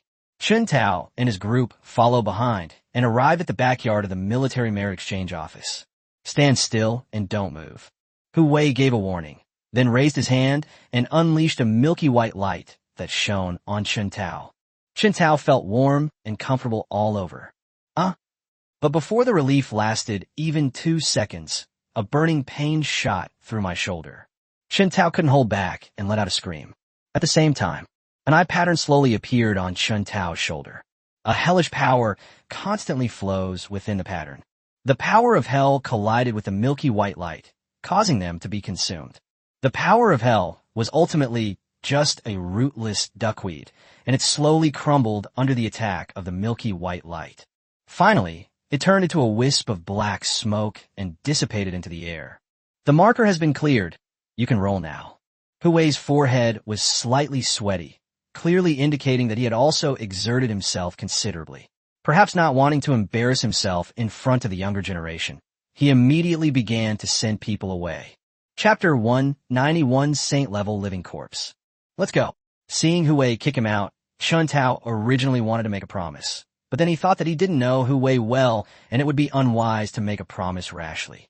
It's not too late to repay Hu Wei after we understand his character. Led by the soldier, the group left the Merit Exchange Center. I just left the Military Merit Exchange Center. The treasures that are in high demand on the market are actually available in the Military Merit Exchange. These families have been operating for hundreds of years. Chen Tao didn't believe that there weren't enough military merits to exchange for these treasures. Why don't you big families exchange military merits for treasures at the Military Merit Exchange Center? Who told you we're not here to exchange things? Wang Wenshu looked at Chen Tao with an idiotic gaze. This completely stunned Chen Tao. Since you've also come here to exchange for treasures, why does the Military Merit Exchange still have so much stock? The reason is simple. Because of military merit. Wang Wenshu explained in detail all the regulations regarding military merits. Chen Tao finally understood. Military merits are not currency and cannot be traded privately, but they have 2 uses. One is to raise military rank. Needless to say, whether before or after the Abyss invasion, the fastest way to get promoted was to gain military merit. Secondly, it can be used to exchange for rare and precious materials for cultivation. These are the rules and regulations that were gradually improved after the Abyss invasion. At the same time, it is also to provide a channel for children from poor families to quickly improve their own abilities. I want to exchange military merits for treasures. There are many restrictions and rules, and even the major families cannot escape these restrictions. There is only one way to earn military merit. That is obtained by slaying abyssal creatures. The strength of the abyssal creatures varies, and the military merits they receive also differ. Their identification documents can record these details. Military merits cannot be traded or inherited. To exchange for treasures at the Military Merit Exchange, you can only use your own military merit. These are the signs of large families. They have fewer military merits than those from poor families, which has led to the current situation. As for why the elders of the various families didn't come to exchange their money, the reason is quite simple. These items were originally obtained by the elders of various families in the outer battlefields. However, it was handed over to the Military Merit Exchange Center. That's why we did it. It is precisely to provide a way for children from poor families to climb upwards. Otherwise, Where did all those soldiers come from in the overseas battlefield?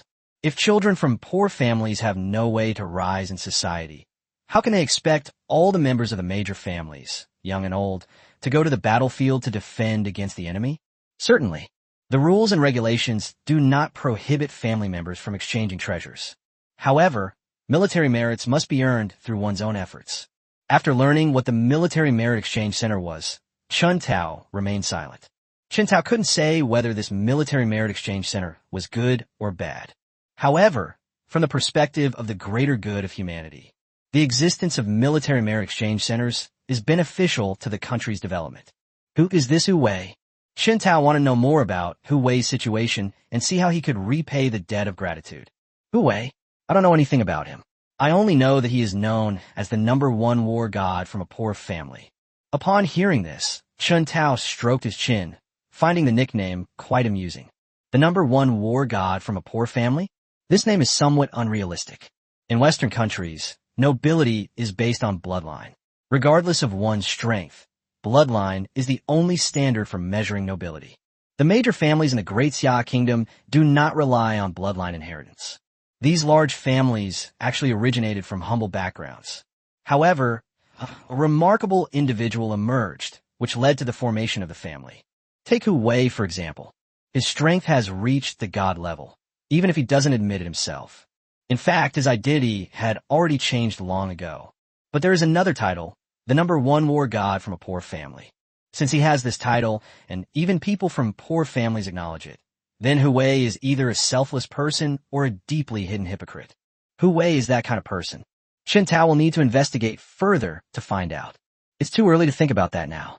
With my glory level combat power, I can't help Hu Wei much. Now that you finish your business, go home and let us know you're safe. We can go back on our own.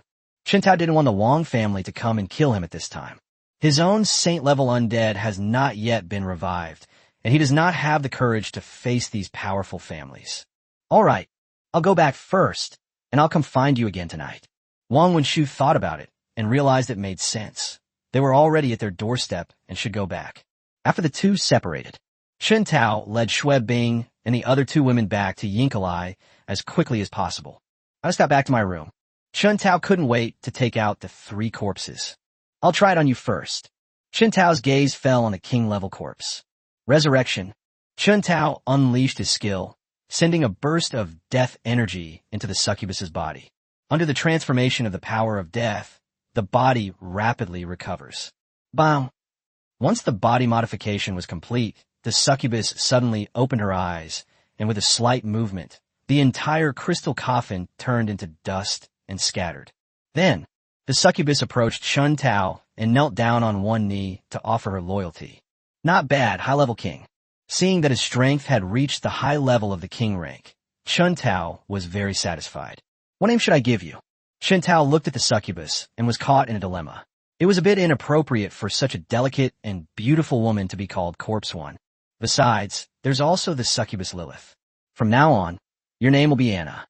Anna has no intelligence, so she naturally cannot judge whether a name is good or bad. Since it was a gift from her master, Anna obeyed unconditionally. Next, Chun Tao asked Anna to stay in the quiet zone while he sat cross-legged to recover his depleted magic power.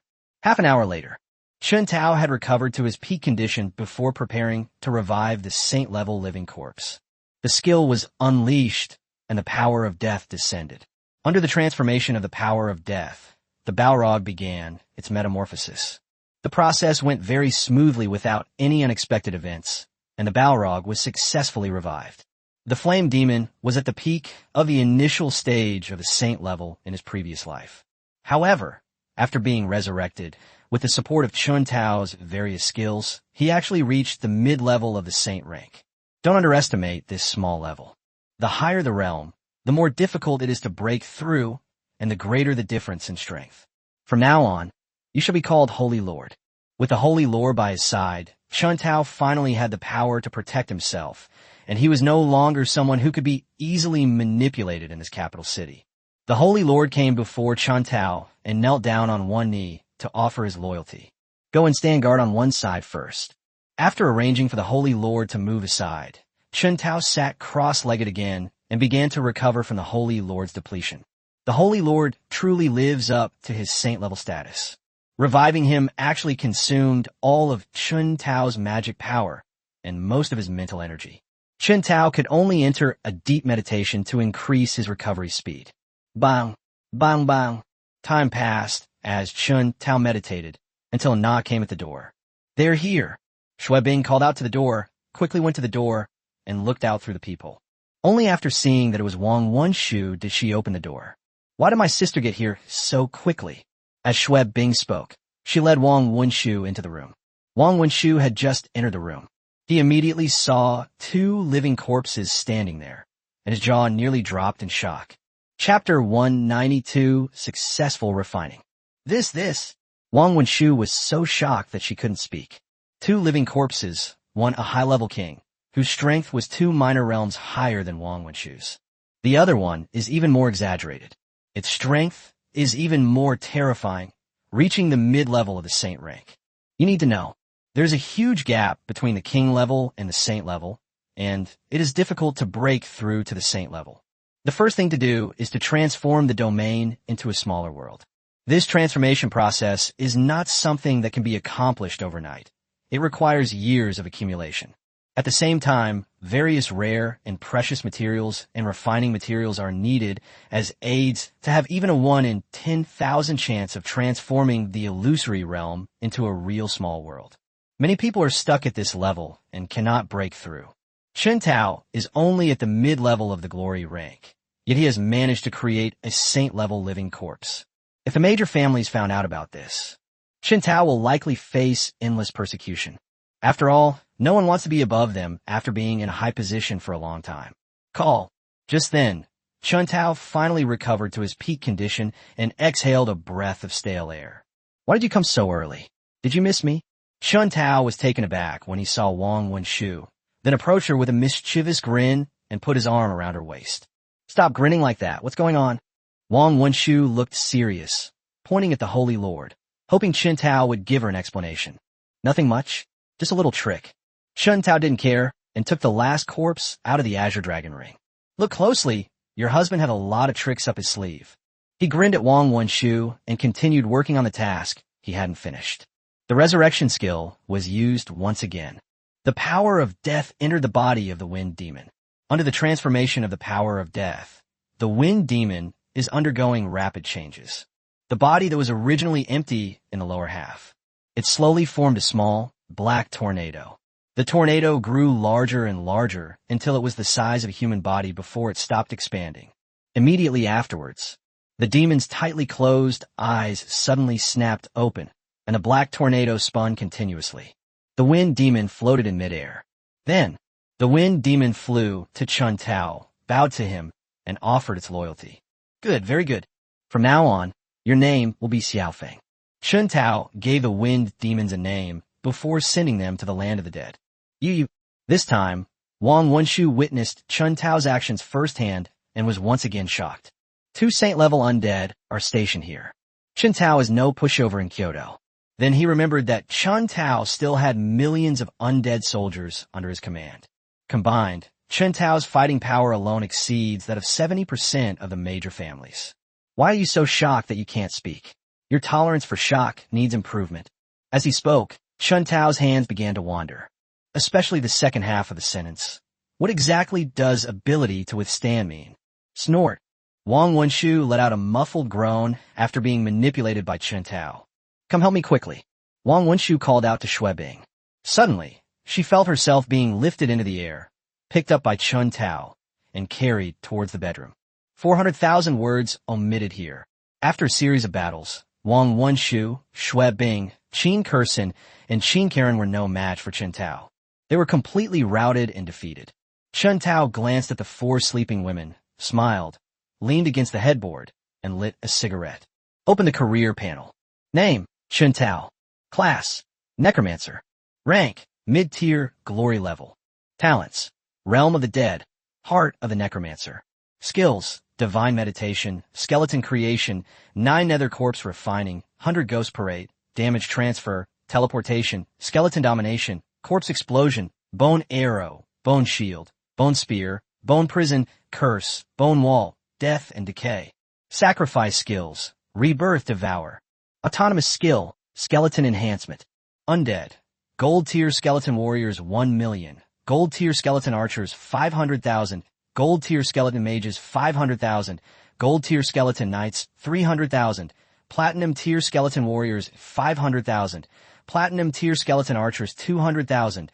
Platinum tier skeleton mages 200,000. Diamond tier skeleton warriors 200,000. Diamond tier skeleton archers 100,000. Diamond tier skeleton mages 100,000. Diamond tier skeleton griffins 800,000. Diamond tier skeleton winged men 800,000.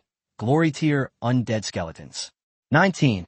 Mutant undead. Great hammer, great axe, great halberd, great bronze mace, great iron spear, great steel sword, bone warrior, bone demon, bone arrow, bone rider, bone vulture, bone wing.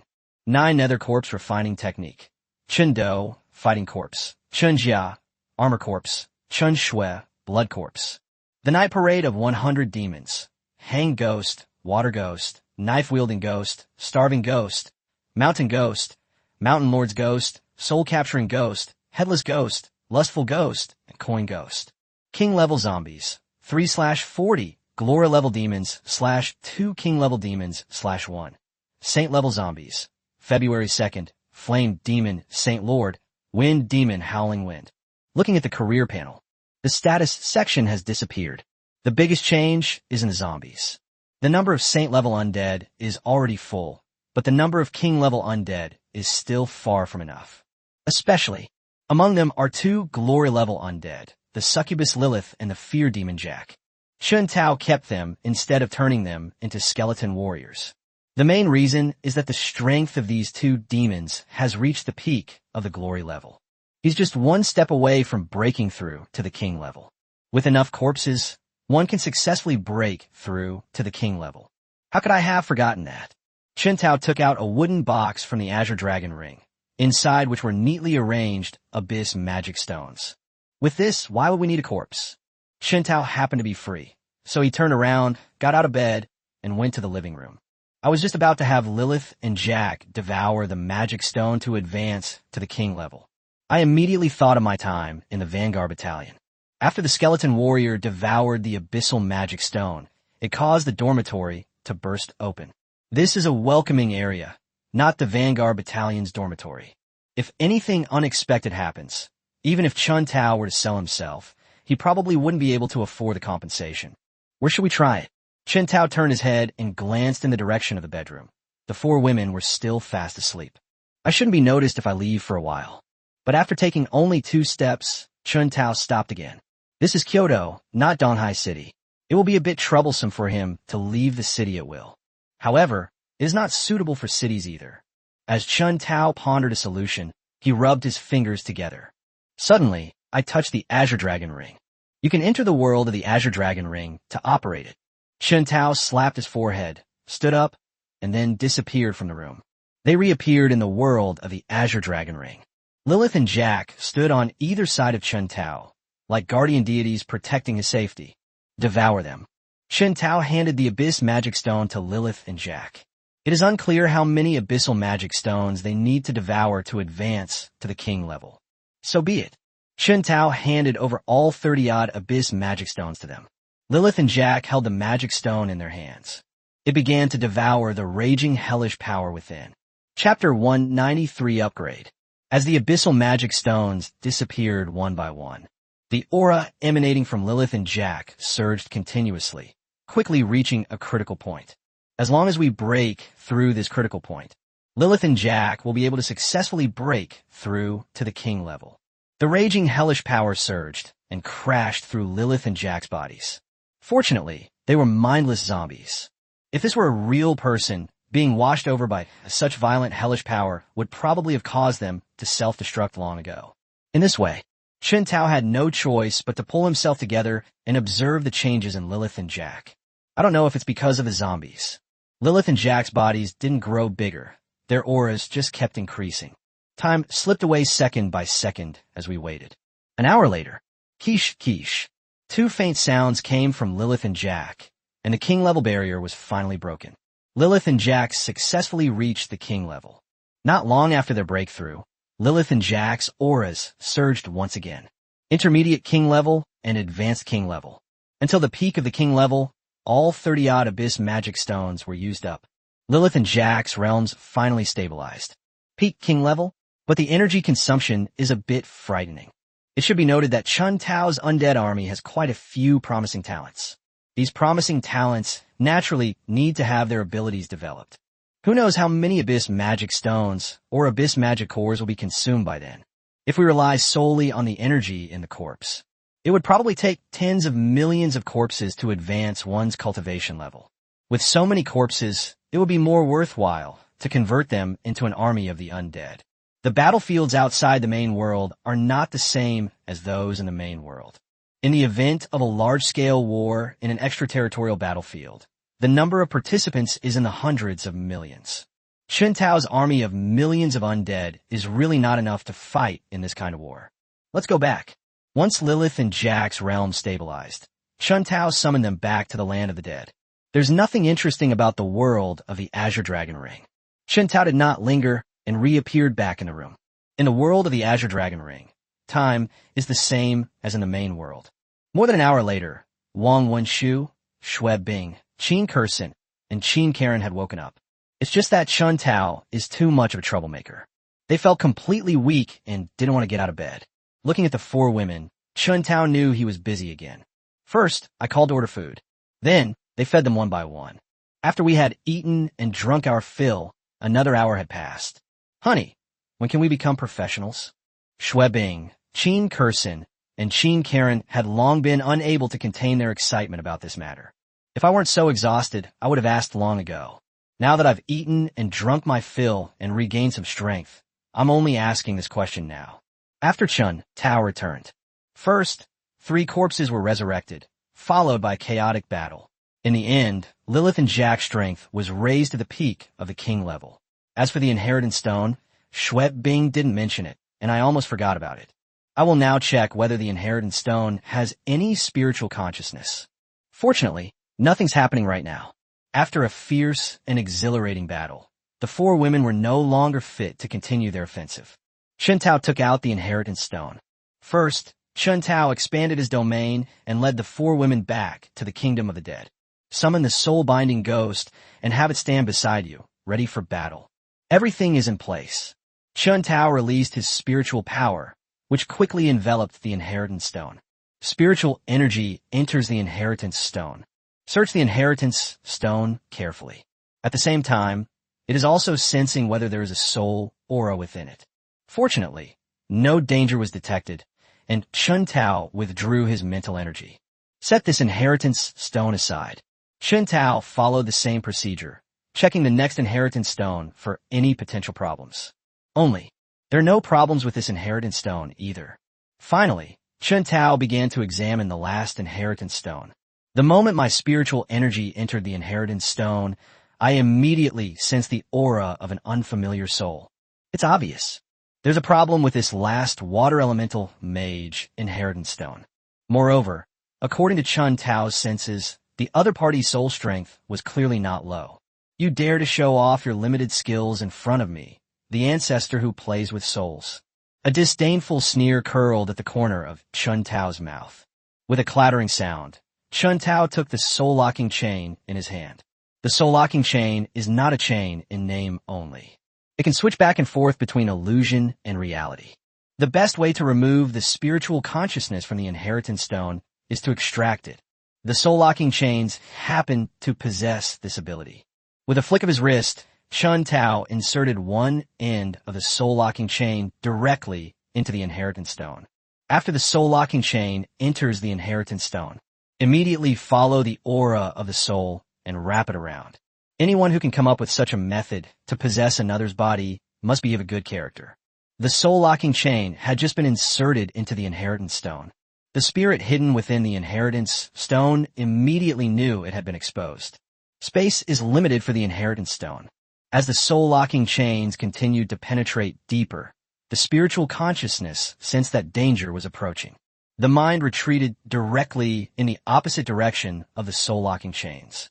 Finally, Chun Tao expelled his consciousness directly from the inheritance stone. Just then, Before his mind could react, he heard the sound of chains rattling beside him again. The mind and consciousness had not yet reacted. He was immediately and tightly bound by the soul-locking chains. Chun Tao raised his hand and shot out a bow and arrow, which struck the forehead of the spiritual consciousness.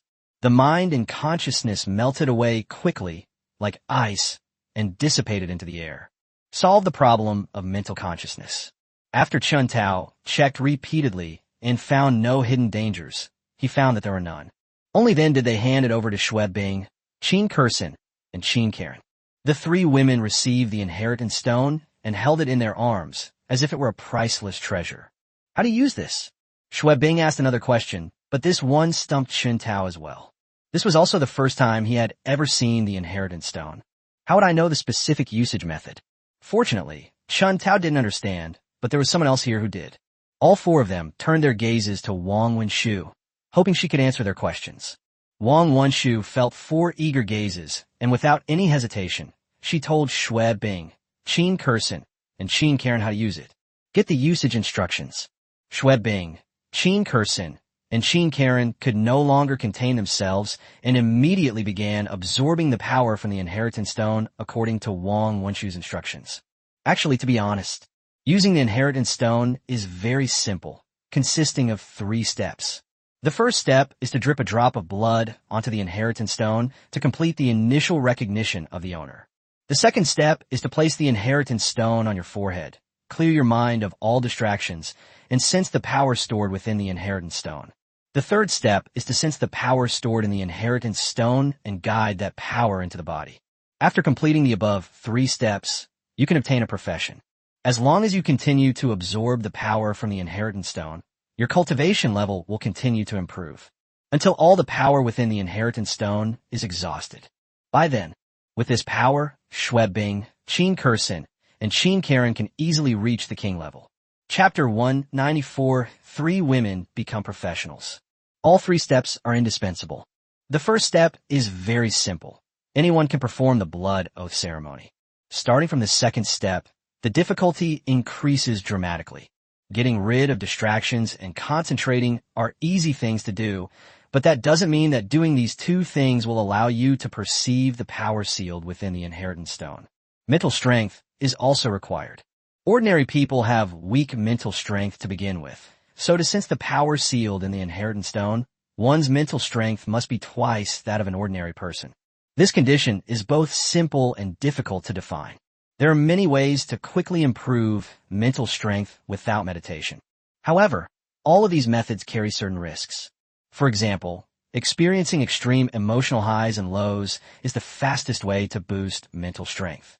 To experience dramatic emotional highs and lows, one must be stimulated by external factors. If we can't get through it, it's easy to turn into a madman.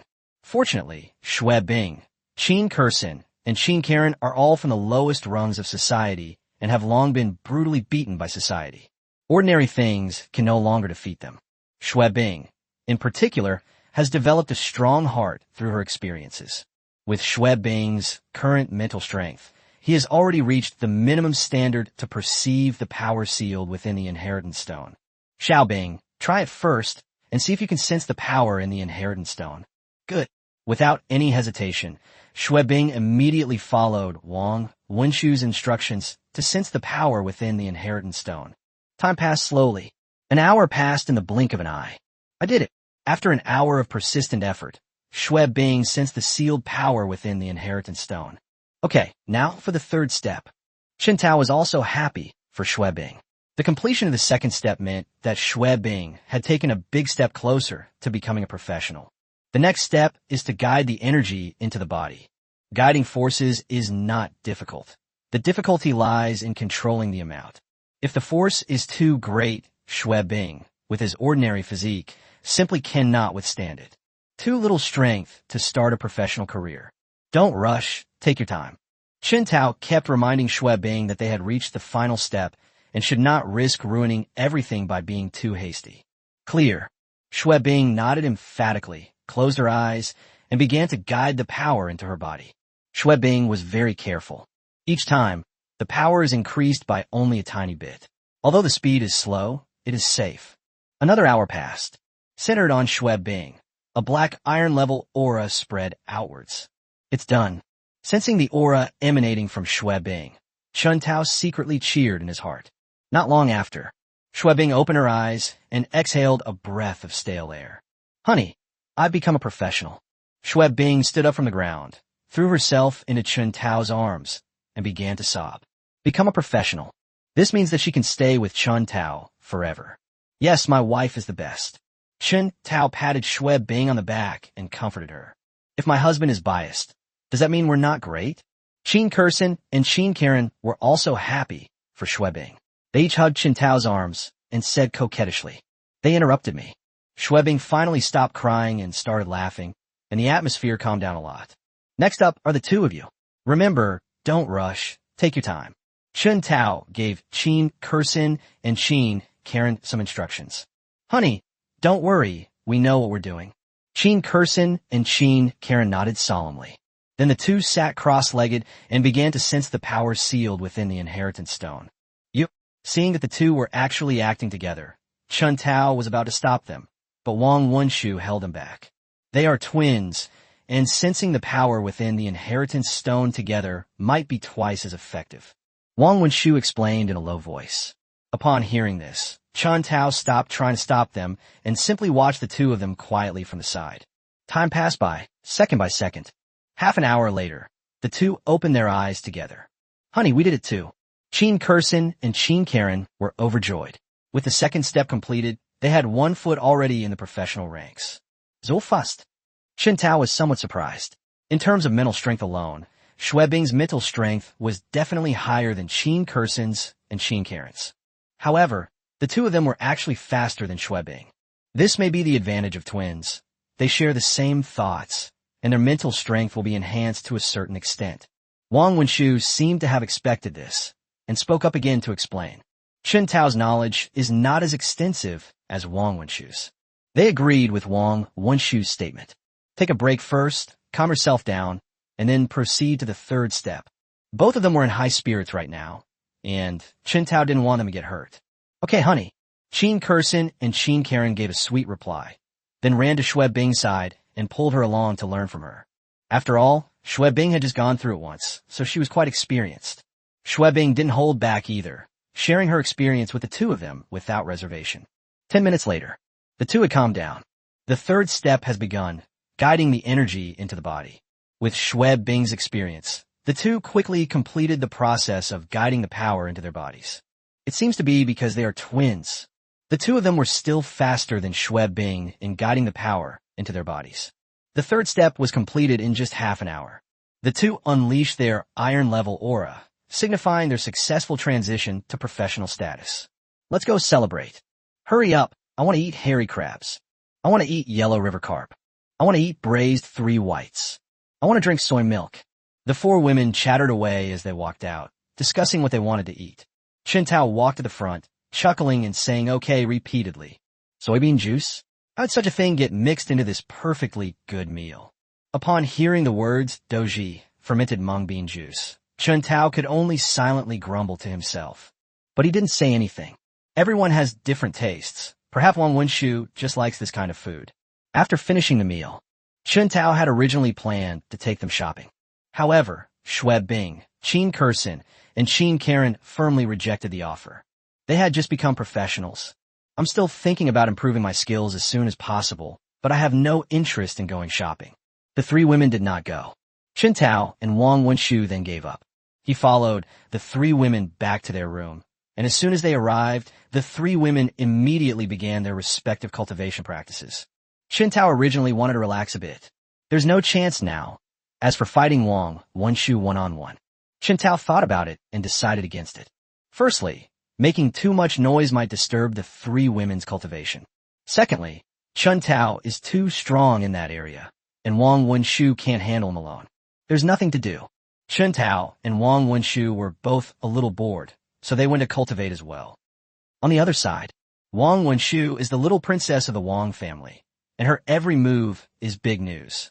Therefore, Chun Tao and Wang Wenshu's frequent appearances together have already attracted the attention of various powerful families, especially those second-generation rich kids. They already considered Chun Tao a thorn in their side. All of Chun Tao's information has already been put into the hands of various major families.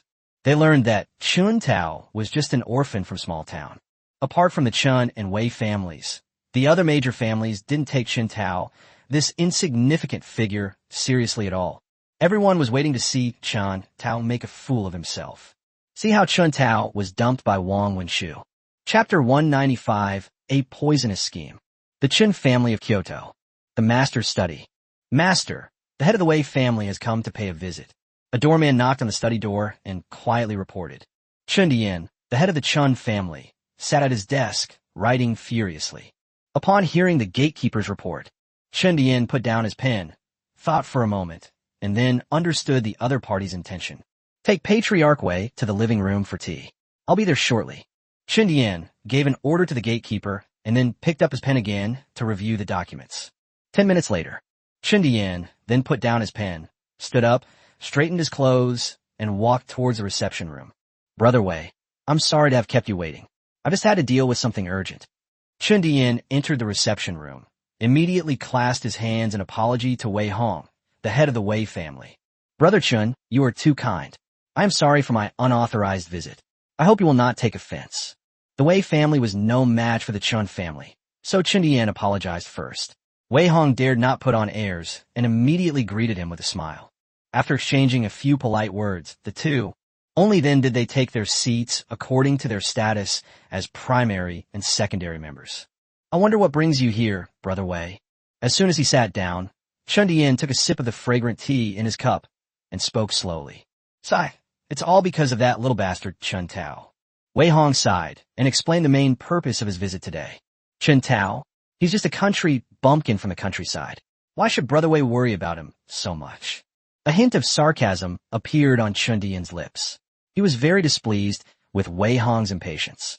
Brother Chun, you may not know this, but Chun Tao has become allied with the Wang family. If we don't find a way to resolve this soon, I'm afraid our two families might. Although Wei Hong hadn't finished speaking, Chun Dian had already understood. Wei Hong came here to join forces with the Chun family to deal with Chun Tao. Pity. Chun Dian is a cunning old fox. He won't make a move unless he's absolutely certain. Brother Wei, you are overthinking it. Although we have grudges against Chun Tao, it has not reached the point of being irreconcilable. Chun Dian naturally wouldn't make any promises without any benefit to himself. Wei Hong, being the head of the family, immediately understood the meaning behind Chun Dian's words. Brother Chun, it's been a long time since I've seen Elder Chun Tianyi. Has he gone out on official business? Wei Hong's words were completely irrelevant, but Chun Dian had already grasped the meaning behind them. Chun Tianyi went to intercept and kill Chun Tao, but disappeared without a trace. He is probably in grave danger, and Chun Tao likely already knows that they were the ones who did it. What does Brother Wei intend to do? When Wei Hong brought up Chun Tianyi, there was no longer any need for Chun Dian to pretend to be confused. Now I need to see what Wei Hong is planning. With the Wang family protecting him, we can't touch him, but we can ruin his reputation. In that case, will the Wang family girl abandon him? Wei Hong had a sinister look on his face, appearing confident and assured. It seems that following his method will definitely cause Wang Wenshu and Chun Tao to fall out. Tell me the specific plan. Chun Dian pondered for a moment. If things really got done, it's quite possible that we can get rid of Chun Tao, this major threat.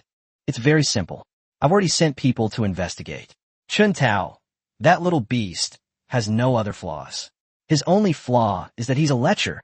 At this point, Wei Hong picked up his teacup and took a sip. We just need to find a few young models to seduce her. We'll lie in ambush beforehand, take photos as evidence, and then spread the news throughout Kyoto. Even if the Wang family's little girl doesn't agree to break up, the Wang family will never acknowledge Chun Tao as a little beast. Without the Wang family's protection, Chun Tao is still at our mercy. After Wei Hong finished speaking, he drank his tea and waited for Chun Dian's reply. This is a thankless task. If things go wrong, it could easily provoke the Wang family. If the Wang family were to personally intervene, their bodies wouldn't be able to withstand it. After one incense stick is burned, Chun Dian did not respond. I've heard that little beast Chun Tao has some Xian nourishing soul fruit in his possession. I wonder if Brother Chun is interested. Seeing that Chun Dian had not responded for a long time, Wei Hong threw out another bait. The mysterious nourishing soul fruit is extremely precious. In the market, it has a price but no market demand. Brother Wei, where did you learn about this? Is your source reliable? Upon hearing about the profound soul nourishing fruit, Chen Dian's spirits lifted and he immediately pressed for details. The ancestor of the Chen family was a god-level powerhouse. After being injured in the extraterrestrial battlefield, he returned to the main world and founded the Chen family. Because his vital organs were damaged, he died not long afterward. The residual power of the god-level expert was still present, and no petty person dared to provoke the Chen family. After a century of development, with 2 saint-level experts emerging in succession, the Chen family status has finally been stabilized. However, in recent years, the Chen family is facing a generational gap, with very few promising young members. If you have the mysterious nourishing soul fruit, the Chen family can produce a genius in a short period of time to solidify their position in the capital. The information is absolutely accurate. I discovered it by chance when I sent people to Donghai City to investigate Chen Tao. The news came from Donghai City. Chen Dian pondered for a moment, then summoned a servant and whispered an instruction in his ear. The attendant quickly left. Chen Dian refused Wei Hong's conditions and kept chatting about trivial family matters. Wei Hong wasn't in a hurry. Wei Hong had witnessed the entire scene just now, which is why Chen Dian did not agree. I just wanted to confirm the accuracy of the information. In the time it takes to drink a cup of tea, the attendant quickly came to Chen Dian's side and whispered a few words in his ear. Okay, I understand. You can go now. After dismissing the servants, Chen Dian looked at Wei Hong and said in a deep voice, Your plan is good, but how do you lure him out? Chen Tao was surrounded by 4 women, including Wang Wenshu. These 4 women would be stunning anywhere. Even if Chen Tao is a womanizer, why would he leave these for delicate flowers untouched and go looking for those worthless women outside? Brother Chen, have you ever heard of Li Shih? Is that Li Shih, who is known as the most beautiful woman in Kyoto? Although Chen Dian had never met her, he had heard of her name. Li Shih is no simple person. When she was passing on her profession, she received a support profession as a musician. This profession is purely support-oriented. Having no offensive capabilities of its own, this profession might still be useful within a large clan. But Li Shih was just a commoner. Having obtained such a job, the future looks bleak. However, Li Shih was unwilling to fall into depravity. She actually combined her beauty with her profession as a musician and forged a different path, becoming a hot star in the capital. Li Shih owes my Wei family a favor.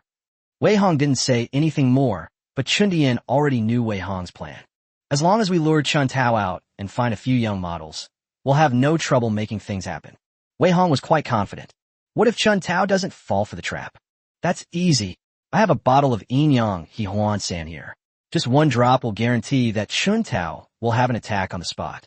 Upon hearing this, Chen Dian seemed to have seen that scene. Chen Tao was poisoned by the Yin Harmony powder and forcibly hugged Li Shih and those young models in public. They don't need to promote it themselves. This news will spread throughout Kyoto in less than an hour, and Chen Tao will become a rat in the street, hated by everyone. Chapter 196, Wei Hongjun. Li Shih is a famous celebrity. However, he has a lot of brainless fans, so if Chen Tao really does such a thing, it won't just be a matter of losing one's reputation. They might even be assassinated by those brainless fans. The Chen and Wei families can simply remain hidden in the background and reap the benefits. Brother Wei has already planned this matter and can handle it himself. Why come to me? Chen Dian was not blinded by profit. Wei Hong laid out his plan in detail, regardless of whether the Chen family was involved. Then Wei Hong came to find him. What is the real reason? This needs to be carefully considered. To be honest, that little bastard Chen Tao is quite powerful. We will need the Chen family's full support to capture him later. Wei Hong spoke with genuine emotion, and Chen Dian did not notice the slightest flaw. But he had a feeling. This matter is not as simple as Wei Hong made it out to be.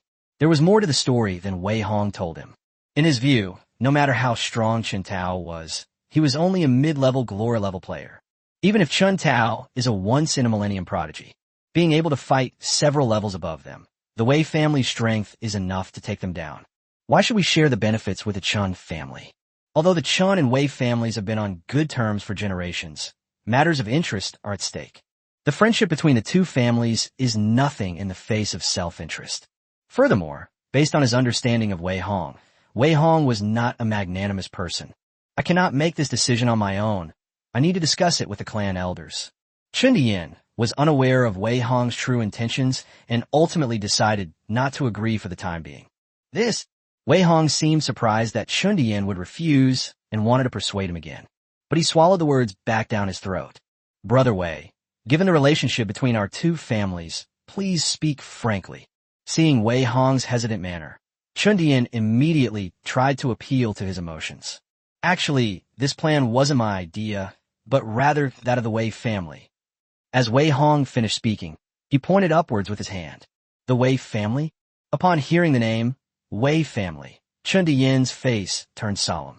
The Wei family is different from the other two families.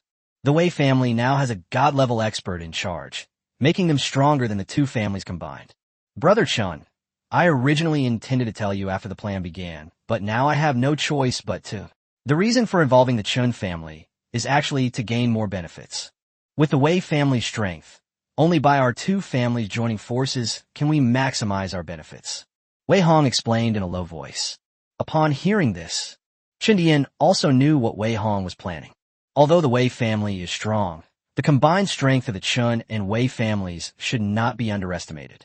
As long as the Wei family isn't prepared for a fight to the death. Therefore, the Chen and Wei families must be given sufficient benefits. However, considering that the Wei family alone received even a 10% of the total, it was already considered generous of the Wei family. This concerns the Wei family, so I cannot give you an answer right now. I will give you an answer after I convene a meeting of the elders. Chen Dian still did not agree. Brother Chen, are you blaming me for not telling you the truth at the beginning? Wei Hong wore a bitter expression and kept bowing to Chen Dian. It would be a lie to say Chen Dian wasn't angry. Wei Hong hadn't told him at first that the Wei family had intervened.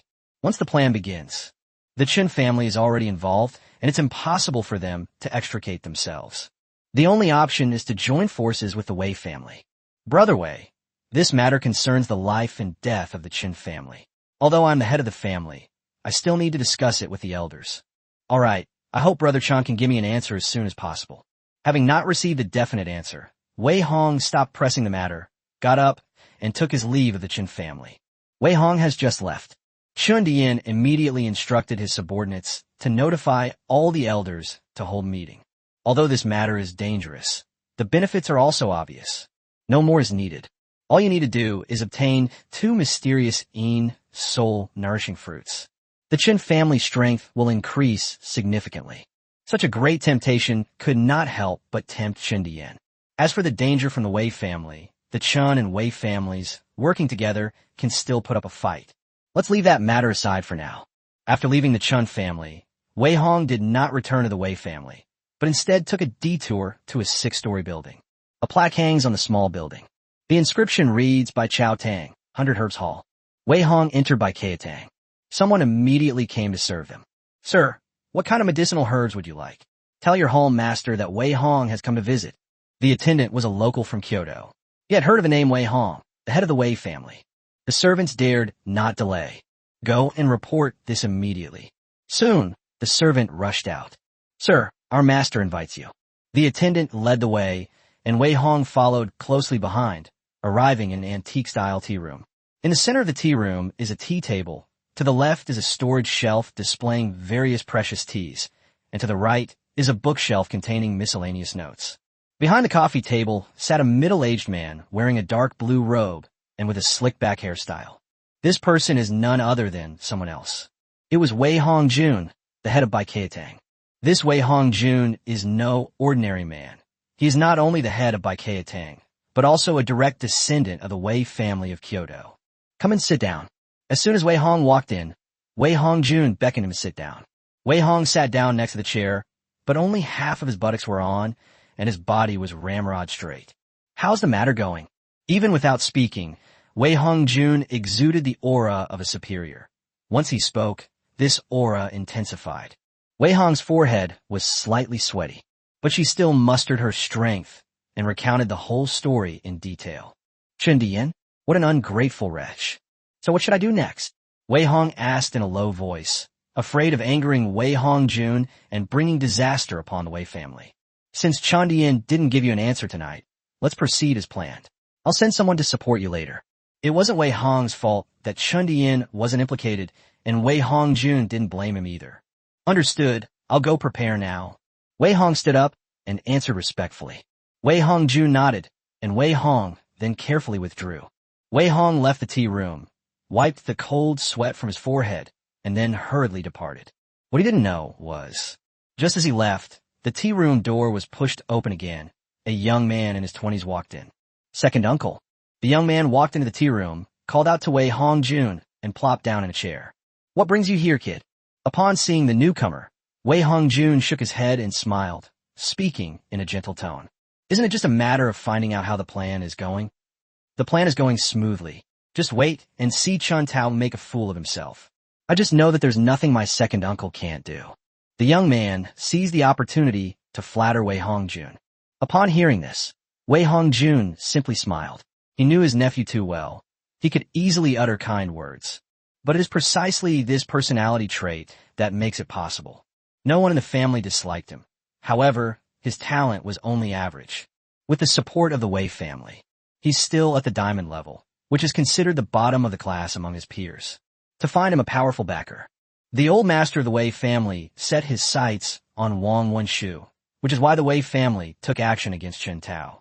Certainly, the Wei family also has a sense of shame. For a prestigious family to actively target a poor boy would damage its reputation. Therefore, the Wei family approached Wei Hong. Originally, according to the plan, the Wei family and the Chen family joined forces to carry out this plan, which would have been absolutely foolproof in dealing with Chen Tao.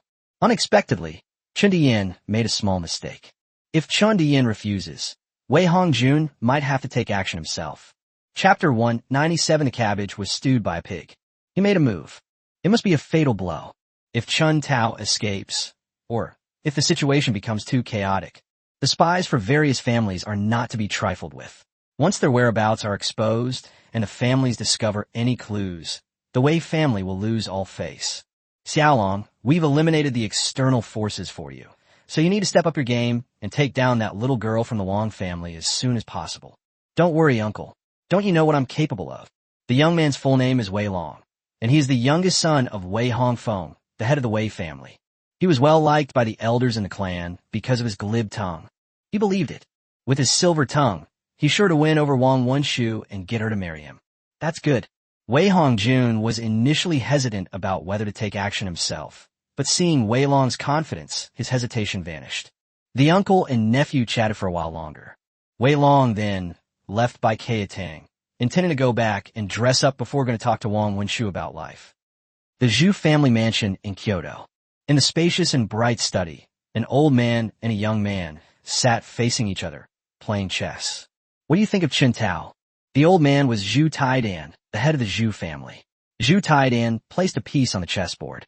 Dare to provoke the young princess of the royal family and offend all the major families at the same time? This person is either a fool or has a trump card that we don't know about. The young man was Zhu Yang, the old man's grandson. Zhu Yang casually answered Zhu Tiedan's question and also placed a piece on the chessboard. You think he's that kind of person? The old man continued to inquire. While it may seem like an inquiry, it's more of a test of his eldest grandson. The latter, the young man, his eyes fixed on the chessboard, answered without even looking up. Tell me the reason. Upon hearing this, Zhu Yang threw down the chess piece, clapped his hands, and said with a serious expression, according to reports from our spies, Chen Tao and Wang Wenshu have already crossed that line in their relationship. We were able to receive the message, and so were the other families. The safest way now is to move into the Wang family's house. With the Wang family blocking the way, the other families can only acquiesce. But Chen Tao did not move into the Wang family's house. In my opinion, Chen Tao is fishing, but I wonder which fish he will catch. After Zhu Yang finished explaining his analysis, Zhu Taidan nodded in satisfaction. That's right. You have a very accurate judgment. Don't underestimate Chen Tao. He's a genius who reached the glory level in less than a year. A prodigy who single-handedly wiped out millions of Abyss troops at a young age. You can only befriend such people. Even if you can't befriend them, don't make enemies with them. Zhu Taidan was also shocked when he saw Chen Tao's deeds. Having accomplished so much at such a young age, he is destined for greatness, provided he doesn't die young. Grandpa, don't worry, I know what I'm doing. Zhu Taidan nodded, put his hands behind his back, and looked out the window at the sky. Kyoto is going to be lively from now on. A lively atmosphere is great. I love watching lively scenes the most. Zhu Yang handed over a cup of fragrant tea with a smile and said with a grin, "You?" Zhu Taidan knew his grandson all too well. Although he was incredibly clever, he had one flaw. He loved watching the excitement. The royal residence in Kyoto. Wang Wenchu's father, Wang Mingzhong, hurriedly entered the Wang family compound. Bam! I had just entered the living room when I saw my wife drinking tea and eating sunflower seeds. Wang Mingzhong was furious. He grabbed the teacup from a coffee table and smashed it on the ground. Our cabbages have all been eaten by pigs, and you still have the leisure to sit here and eat sunflower seeds. Snap! Snap! You damn devil! What are you doing here, causing such a scene? It's just a few cabbages that were ruined. Why are you getting so angry? Wang Wenchu's mother, Meng Wan, slapped Wang Mingzhong twice, leaving him completely stunned. Ew, you are unreasonable. Wang Mingzhong was so angry that he could barely speak. Wait a minute, weren't you on the front lines? Why are you back? Meng Wan belatedly realized that something was wrong. My husband stays on the front lines directing the battle and only comes home a few times a year. Let's calculate the time. Wang Mingzhong should be on the front lines at this time. Upon hearing this, Wang Mingzhong was so angry with his tigress that he didn't want to talk anymore. Are you mute? Meng Wan's words made Wang Mingzhong roll his eyes in anger. Think back to how gentle and kind Meng Wan was before she got married. Wang Mingzhong felt that he must have saved the galaxy in his past life to have such a gentle and kind wife in this life. But after getting married, Meng Wan changed. She was no longer gentle and kind, but a shrew. In the stillness of the night, Wang Mingzhong silently shed tears while complaining about the injustice of fate. What sins did I commit in my past life to marry Meng Wan in this one? Sit down and let me finish what I have to say. Wang Mingzhong took a deep breath, knowing he couldn't confront his own women head-on, so he explained in a soft voice. What? Xiaoshu is in a relationship? That's great news. After listening to Wang Mingzhong's account, Meng Wan was not angry at all. On the contrary, she was overjoyed. What's wrong with you? Your girl is in a relationship. Don't you want to know what kind of person the guy is? Wang Mingzhong was furious. But faced with the unreasonable Meng Wan, he could only suppress his temper and try to communicate properly. Those things don't matter, as long as Xiaoshu is happy. Upon hearing Meng Wan's words, Wang Mingzhong had already given up hope. This matter requires his personal intervention. After all, they had been married for decades, and Meng Wan immediately guessed what Wang Mingzhong wanted to do. You now, immediately, right now, get back to your front line. I'll take care of Xiaoshu's matter. Meng Wan pointed at Wang Mingzhong's nose and gave the order. Wang Mingzhong wanted to meet Chen Tao, but he died before he could even begin. Before they could even take action, they were immediately suppressed by their own tiger sisters. What's it to you?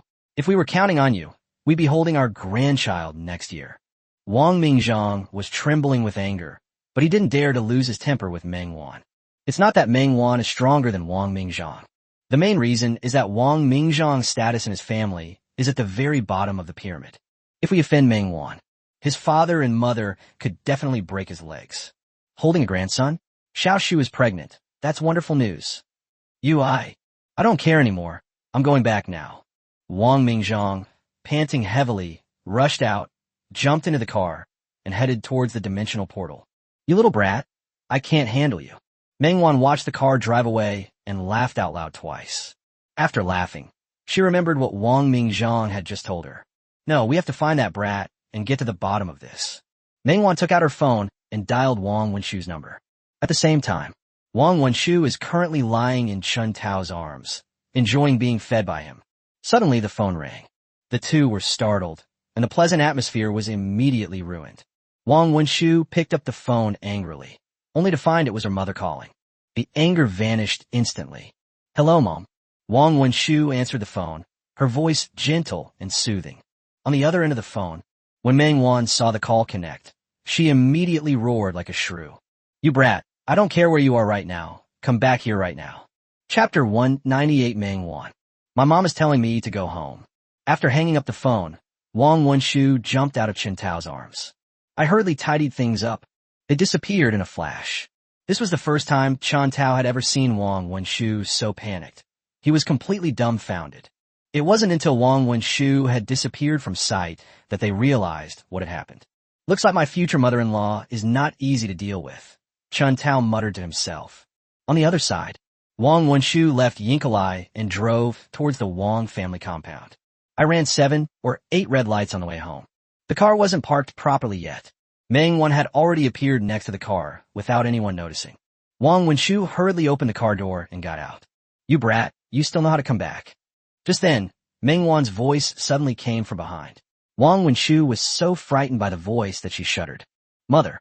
Wang Wenshu held the hem of her clothes with both hands and called out softly. "You brat, you've really grown up. Don't give me that crap. Tell me, who is this Chen Tao?" Meng Wan grabbed Wang Wenshu's ear and asked, cursing. Wang Wenshu hesitated and dared not speak. She knew her mother too well. When it came to being unreasonable, 10 Wang Wenshus couldn't compare. "Speak quickly."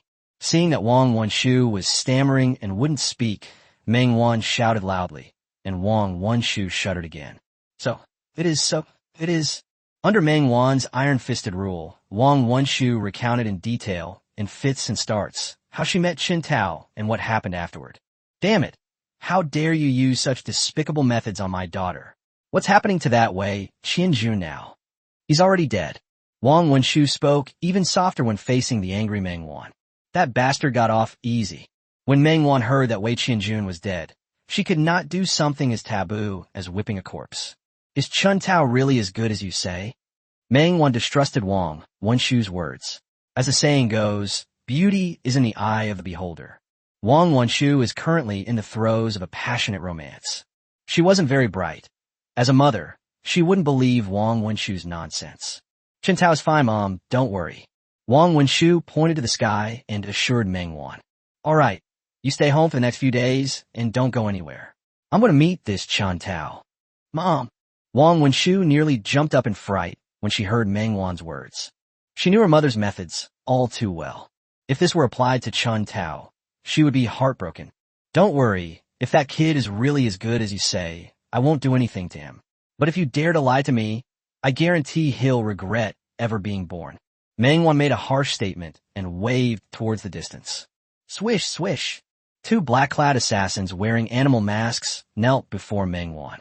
"Keep an eye on the young lady. If she gets away, you'd better kill yourselves." "Yes, ma'am." The 2 stopped about a meter behind Wang Wenshu. Seeing that her mother was serious, Wang Wenshu dared not resist. Because she knew, if she resists now, Chen Tao probably won't survive the night. "Even if I die, even his soul can be extracted and used to light sky lanterns. Meng Wan is absolutely capable of doing something like that. Take the young lady back to rest." Meng Wan gave the order again, and Wang Wenshu had no choice but to walk towards her boudoir under the watchful eyes of the assassins. "Butler Wang." "Lady."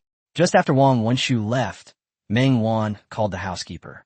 "Go and check Chen Tao's specific information. Remember, I need all his information from childhood to adulthood, what he has done, and who he knows." "Clear." The butler responded and immediately went to investigate Chen Tao's information. At the same time, welcome to the Grand Hotel. Not long after Wang Wenshu left, Chen Tao received an invitation. Who is this Li Shi? Chen Tao had only been in Kyoto for a short time and knew only a limited number of people. He not only didn't know this Li Shi, but he was also hearing her name for the first time. "A stranger sent me an invitation. There's nothing fishy going on here. Chen Tao would never believe it, not even if you beat him to death." "Honey, what are you looking at?" Just as Chen Tao was pondering Li Shi's purpose, Xue Bing, Qin Kersen, and Qin Karen finished their cultivation. "It's nothing. I'll take you somewhere later.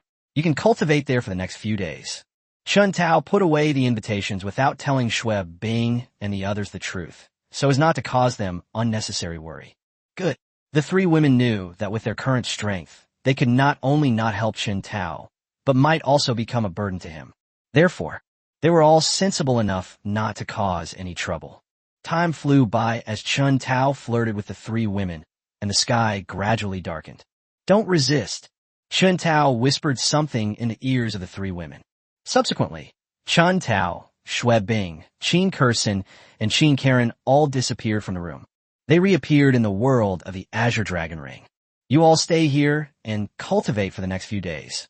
I'll come find you after I've finished dealing with my business. Although the three women were curious about where they were, they didn't ask Chen Tao unless he told them. After settling the three women in, Chen Tao left the world of the Azure Dragon Ring and went to the next room.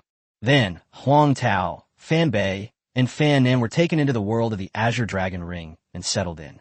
Chen Tao then returned to his room. I carefully checked all my equipment. Only then did they leave the Yinkalai Hotel and drive there according to the address on the invitation. The car has just passed 2 traffic lights. A series of wailing sounds rang out. Chen Tao turned his head and saw that he was surrounded by motorcycle police. One of the motorcycle police waved to Chen Tao to pull over. What happened? Chen Tao hadn't figured out the situation yet, so he could only temporarily pull over and stop as instructed by the motorcycle police. Sir, your car is not allowed on the road. The motorcycle police knocked on the car window, and as soon as Chen Tao rolled down the window, the police officer threw a ticket at him. The gist of it is that these outdated military vehicles are prohibited from being driven on the roads in Kyoto. Really, Chen Tao was somewhat incredulous. Apart from being a bit noisy, the car was perfectly fine in every other way, so why couldn't it be driven on the road? Are you from out of town? Iron Cavalry did not get angry because of Chen Tao's suspicion. Although this is an old-fashioned military vehicle, it is still in use in many places. Chen Tao is from out of town. Their identities are naturally those of active-duty military personnel, and they have great respect for soldiers. Yes. Chen Tao nodded. Kechi operated his phone for a while and then handed it to Chen Tao. These are the traffic penalty regulations of Kyoto City. Chen Tao looked at his phone and saw that it indeed contained traffic penalty regulations, which were clearly stated. Okay, what are you going to do with this car? You can put it back in your storage ring. If there isn't enough space in your storage ring, we'll have to take it away. Iron Cavalry explained patiently. Upon hearing this, Chen Tao nodded, and with a wave of his hand, he put the car back into his storage ring. Is it okay now? Thank you for your cooperation, sir. The cavalryman saluted before turning and leaving. Watching the departing cavalry, Chen Tao felt both heartbroken and helpless, and could only sigh silently. Chapter 199, Looking Down on People. Chen Tao's vehicle is among the most advanced in the Donghai City garrison. After arriving in Kyoto, it has become an outdated military vehicle and is now prohibited from being driven on the road. We're going to go to seek justice.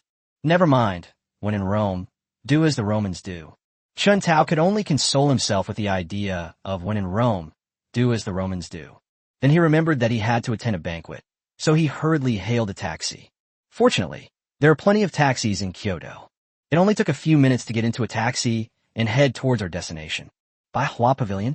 This name sounds a bit like an ancient brothel. Chen Tao looked up at the name on the plaque and muttered something under his breath. Halt! This is a members-only area. No one is allowed to enter without a membership.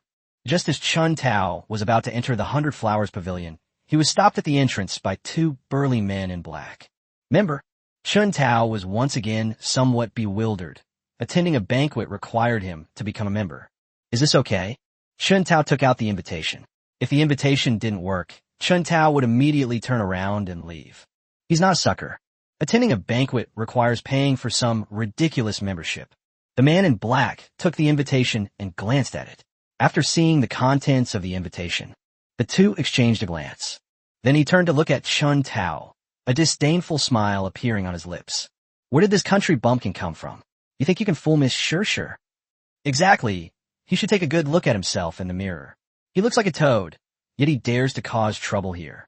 The 2 men in black worked together to make Chen Tao sound utterly worthless. When speaking, their nostrils are practically pointing to the sky.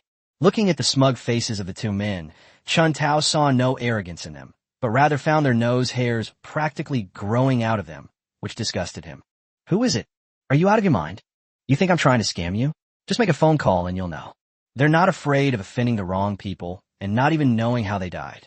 Although Chen Tao's voice wasn't loud, both men in black were professionals, and every word he said reached their ears.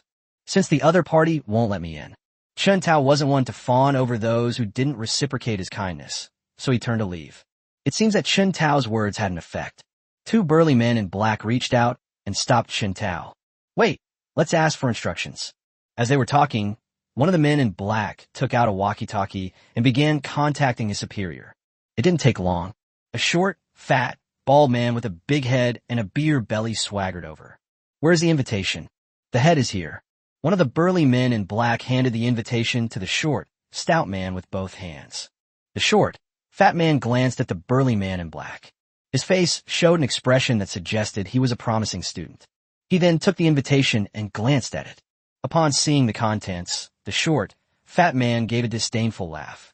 He then threw the invitation directly at Chen Tao's face. How dare he forge Shu's invitation? Arrest him! The short, fat man gave the order. Two burly men in black seemed eager to show off their skills in front of their superior and quickly pounced on Chen Tao. Bang! Bang! The burly man in black arrived quickly and left even faster. Chen Tao quickly kicked out twice, sending the burly men in black flying before they could get close. Chen Tao's physical body has reached the king level. Without using his domain power, Chen Tao could contend with a king-level expert using only his physical strength. Besides, they're just two platinum-level watchdogs. Ouch! The two burly men in black flew backward and crashed directly into the short, fat man. The short, fat man was pinned down by two burly men in black, letting out screams that sounded like pigs. Click! Just then, Chen Tao exerted a little force with his feet, and his body appeared in front of the black-clad man like a ghost. He lifted his foot and stomped heavily on their chests. The sound of bones breaking rang out, and the two burly men in black immediately fainted. Only then did Chen Tao notice the short, fat man being pinned down by the burly man in black. Although the short, fat man did not directly take Chen Tao's attack, but the immense force almost made him faint. "Where has everyone gone? Get everyone together immediately." The short, fat man, having just caught his breath, immediately shouted into the walkie-talkie. The sound, like a pig being slaughtered, reached Chen Tao's ears. This made Chen Tao's ears feel uncomfortable, so he couldn't help but pick at them. Noisy, Chen Tao grabbed the short, fat man by the collar and lifted him up. Snap! Snap! After a dozen or so slaps, the short, fat man's pig-like screams finally stopped. Only, the price paid was quite high. Chen Tao knocked out all of his teeth. Its head was already chubby. It's even bigger than before. Talp, talp, talp. Stop. Just then, a series of orderly footsteps came from afar, and a bald, burly man led more than a dozen men dressed in black as they rushed over. "Who are you? How dare you cause trouble at 100 Flowers Pavilion?" The bald, burly man was 2 meters tall, with bulging muscles all over his body, and spoke in a deep, muffled voice. "If you want to know who I am, first see if you have the ability." Chen Tao was already having a bad day, and then he got provoked by these three idiots. Now he was full of anger and had nowhere to vent it. "I wasn't satisfied with just dealing with those 3 pieces of trash." Another person stepped forward. Chen Tao spoke in an unfriendly tone, and at the same time used the short, fat man as a cannonball to hurl at the bald, burly man. The bald, burly man sensed that Chen Tao was only at the mid-level of the glory rank. They didn't take Chen Tao seriously at all. He reached out to catch the short, fat man, and then dealt with Chen Tao. However, the moment the bald, burly man's palm touched the short, fat man, a tremendous force came from the short, fat man's body. The bald, burly man was subjected to this immense force. My body involuntarily flew backward. On the other hand, the short and fat man was in a much worse situation. Under Chen Tao's immense force, the short, fat man's bones shattered, and he slammed into the bald, burly man's chest like a pile of mud. Puffed! Although the bald, burly man was a king-level expert, he was caught completely off guard and was directly hit by the short, fat man, resulting in internal injuries. It wasn't actually the bald, burly man who was careless. The main reason is Chen Tao, who is ostensibly a mid-level glory rank player, but his physical strength is at a king level. If Chen Tao uses magic, the fluctuations in magic power will definitely not escape the notice of the bald, burly man. Unfortunately, Chen Tao did not use any magic power throughout the entire process. The power attached to the short, fat man was pure physical strength. Physical strength does not generate energy fluctuations. That's why Chen Tao tricked him, and he suffered serious internal injuries. Chen Tao lacked the noble virtue of forgiving others when possible. His focus was on taking advantage of the situation to kill him. The bald, burly man had just coughed up blood. Chen Tao had already rushed over and kicked the bald man hard between the legs. Click! The sound of a testicle cracking rang out. The bald, burly man clutched his groin with both hands, his eyes wide open, his face flushed red. About half a minute later, the bald, burly man fell straight to the ground, letting out a roar that sounded inhuman. Stop calling your mother. You're driving me crazy. Chen Tao stepped forward and kicked the bald man in the mouth. That kick was no light one. It knocked out all the bald man's teeth. The bald, burly man took the blow squarely, his scream turning into a whimper. Chapter 200: The Monkey Steals the Peach. Who has the audacity to cause trouble at Baiwa Pavilion? After dealing with the bald giant, Chen Tao turned his attention to the dozen or so men in black. But before he could make a move, an angry voice came from behind him. Damn it, this is like playing a tower defense game. You take down one wave, and another one comes. Chen Tao's anger intensified, and he turned to look at the newcomer. The first thing that came into view was a young man wearing a red suit, with hair as shiny as if a cow had licked it, and a face full of arrogance, who led two old men over. The young man glanced at the bald, burly man lying on the ground, convulsing. He turned and glared angrily at Chen Tao. As the saying goes, even when beating a dog, you have to consider its owner. Chen Tao wasn't just beating the bald, burly man. He was beating up the reputation of the 100 Flowers Pavilion. Who are you? To let you out because they weren't watching their crotch properly? Chen Tao spoke without any politeness. Even a clay figure has a temper, let alone Chen Tao. Whoever it is, if they're not happy, let's fight. Anyway, this banquet is bound to end badly. Chen Tao simply brought things forward. You're asking for death, elders. Seize this arrogant bastard. The young man was almost furious at Chen Tao's words. Who is he? He was Li Wudao, the eldest son of the Li family, one of the most prestigious families in Kyoto. He had never been treated like this before. Don't worry, young master, we'll show this kid that not just anyone can mess with him. Two elderly men stepped forward, their hands clenching so tightly they cracked, and looked at Chen Tao as if he were a dead man. Damn it, they're just two king-level players, yet they're so arrogant. Chen Tao didn't hold back and took the initiative, stomping his feet hard on the ground. His body shot towards the two old men like a cannonball. As they rushed out, Chen Tao had already conjured 2 bone arrows in his hand. The bone arrows were not imbued with the power of the world. They were just ordinary bone arrows. The 2 old men had already discerned Chen Tao's level of cultivation. It's only a mid-tier glory level weapon. Both bone arrows were just normal attacks. It's just that its attack speed is very fast. There's nothing else particularly noteworthy about it. A trivial skill. The 2 old men clearly didn't take Chen Tao seriously. With a flick of their sleeves, they sent the 2 bone arrows flying. That's it. Before the 2 old men could speak, Chen Tao had already arrived in front of them. He used the monkey steals the peach trick directly. He grabbed the 2 old men's legs with both hands. Click, click. Chen Tao exerted a little force, and the familiar sound of eggs cracking rang out again. The 2 old men, who were so imposing just a second ago, were now lying on the ground, foaming at the mouth and convulsing. You lack martial ethics. One of the elderly men stared wide-eyed at Chen Tao, said something, and then fainted. That's fucking disgusting. Chen Tao wiped his hands on the clothes of the 2 old men with a look of disgust. It's not surprising that Chen Tao resorted to such underhanded tactics. The goal is to quickly defeat 2 top-tier players without revealing your hand. The best approach is to attack its vital points. That part is the most vulnerable part of a human body, although it will not kill a person immediately. However, even a god-level expert would immediately lose their fighting ability if they took a direct hit. Your turn. After dealing with the 2 elderly men, Chen Tao turned to look at the young man. The young man had never seen such a brutal scene before. He was terrified and stood there staring at the 2 old men, motionless. Bam! Chen Tao strode forward and punched the young man in the stomach. A sharp, agonizing pain shot through me. The young man only realized what was happening at that moment, but it was too late. Chen Tao punched him, sending him flying.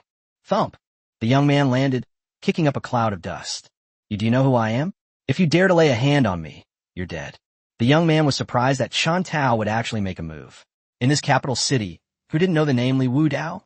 I actually ran into a clueless kid today. I don't care who you are. If you dare to lay a hand on me, then be prepared to die. Chen Tao sneered and walked step by step toward Li Wudao, completely ignoring Li Wudao's shouts. "You are Qin Tao." Although Li Wudao was reckless, he wasn't stupid. He immediately thought of Chun Tao. Throughout Kyoto, the only person who would dare to attack him so recklessly is Chun Tao, who has only recently arrived in Kyoto. "Oh, you know me." Chun Tao stopped and looked at Li Wudao with interest. Li Wudao felt like dying right now. He had only come over to watch the show after hearing that someone was setting a trap to deal with Qin Tao. I didn't expect to see the excitement before I even got to see it. Instead, he was the one who got beaten up first. "Stop, let's talk this out. We're all here for the banquet, not enemies. There's no need to cause a death." Seeing how ruthless Chun Tao was, Li Wudao had already backed down. Mainly, only Chun Tao and his men are here, so the matter is still within a certain controllable range. There's no need for him to fight Chun Tao to the death here. Besides, someone has already made a move, and he doesn't want to be the one to stick his neck out. Chun Tao stared at Li Wudao intently for a while. "All right, I'll let you off for now. But if you dare to mess with me again, I won't hesitate to cripple you."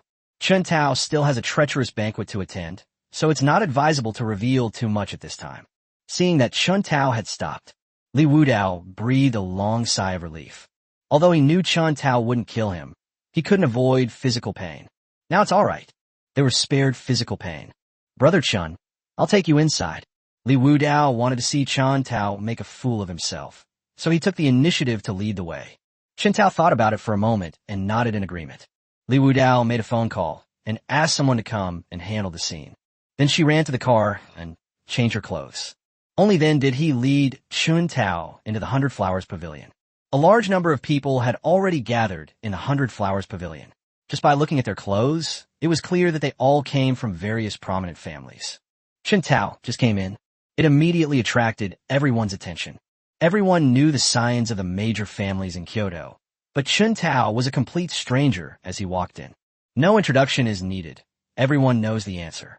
Qin Tao wanted Li Wudao to introduce him to everyone present. I turned my head and looked. Li Wudao has disappeared without a trace. Qin Tao was somewhat helpless, so he walked to a table, sat down, and waited to see how things would develop. Everyone saw Qin Tao sit down. He withdrew all his attention and continued his quiet conversation with his close friend. Time passed slowly in this eerie atmosphere. Half an hour later, Qin Tao was getting impatient when a servant came to his side. "You must be Mr. Qin Tao. My young lady invites you in." "Who is your young lady?" Qin Tao looked up at the servant, his voice filled with anger, and retorted without any politeness. "Young master, please don't make things difficult for me. I'm just a messenger." The murderous aura emanating from Qin Tao caused the surrounding temperature to drop several degrees. The servant had a certain feeling. If he doesn't answer well, this person in front of him will definitely kill him. She could only cry and complain to Qin Tao.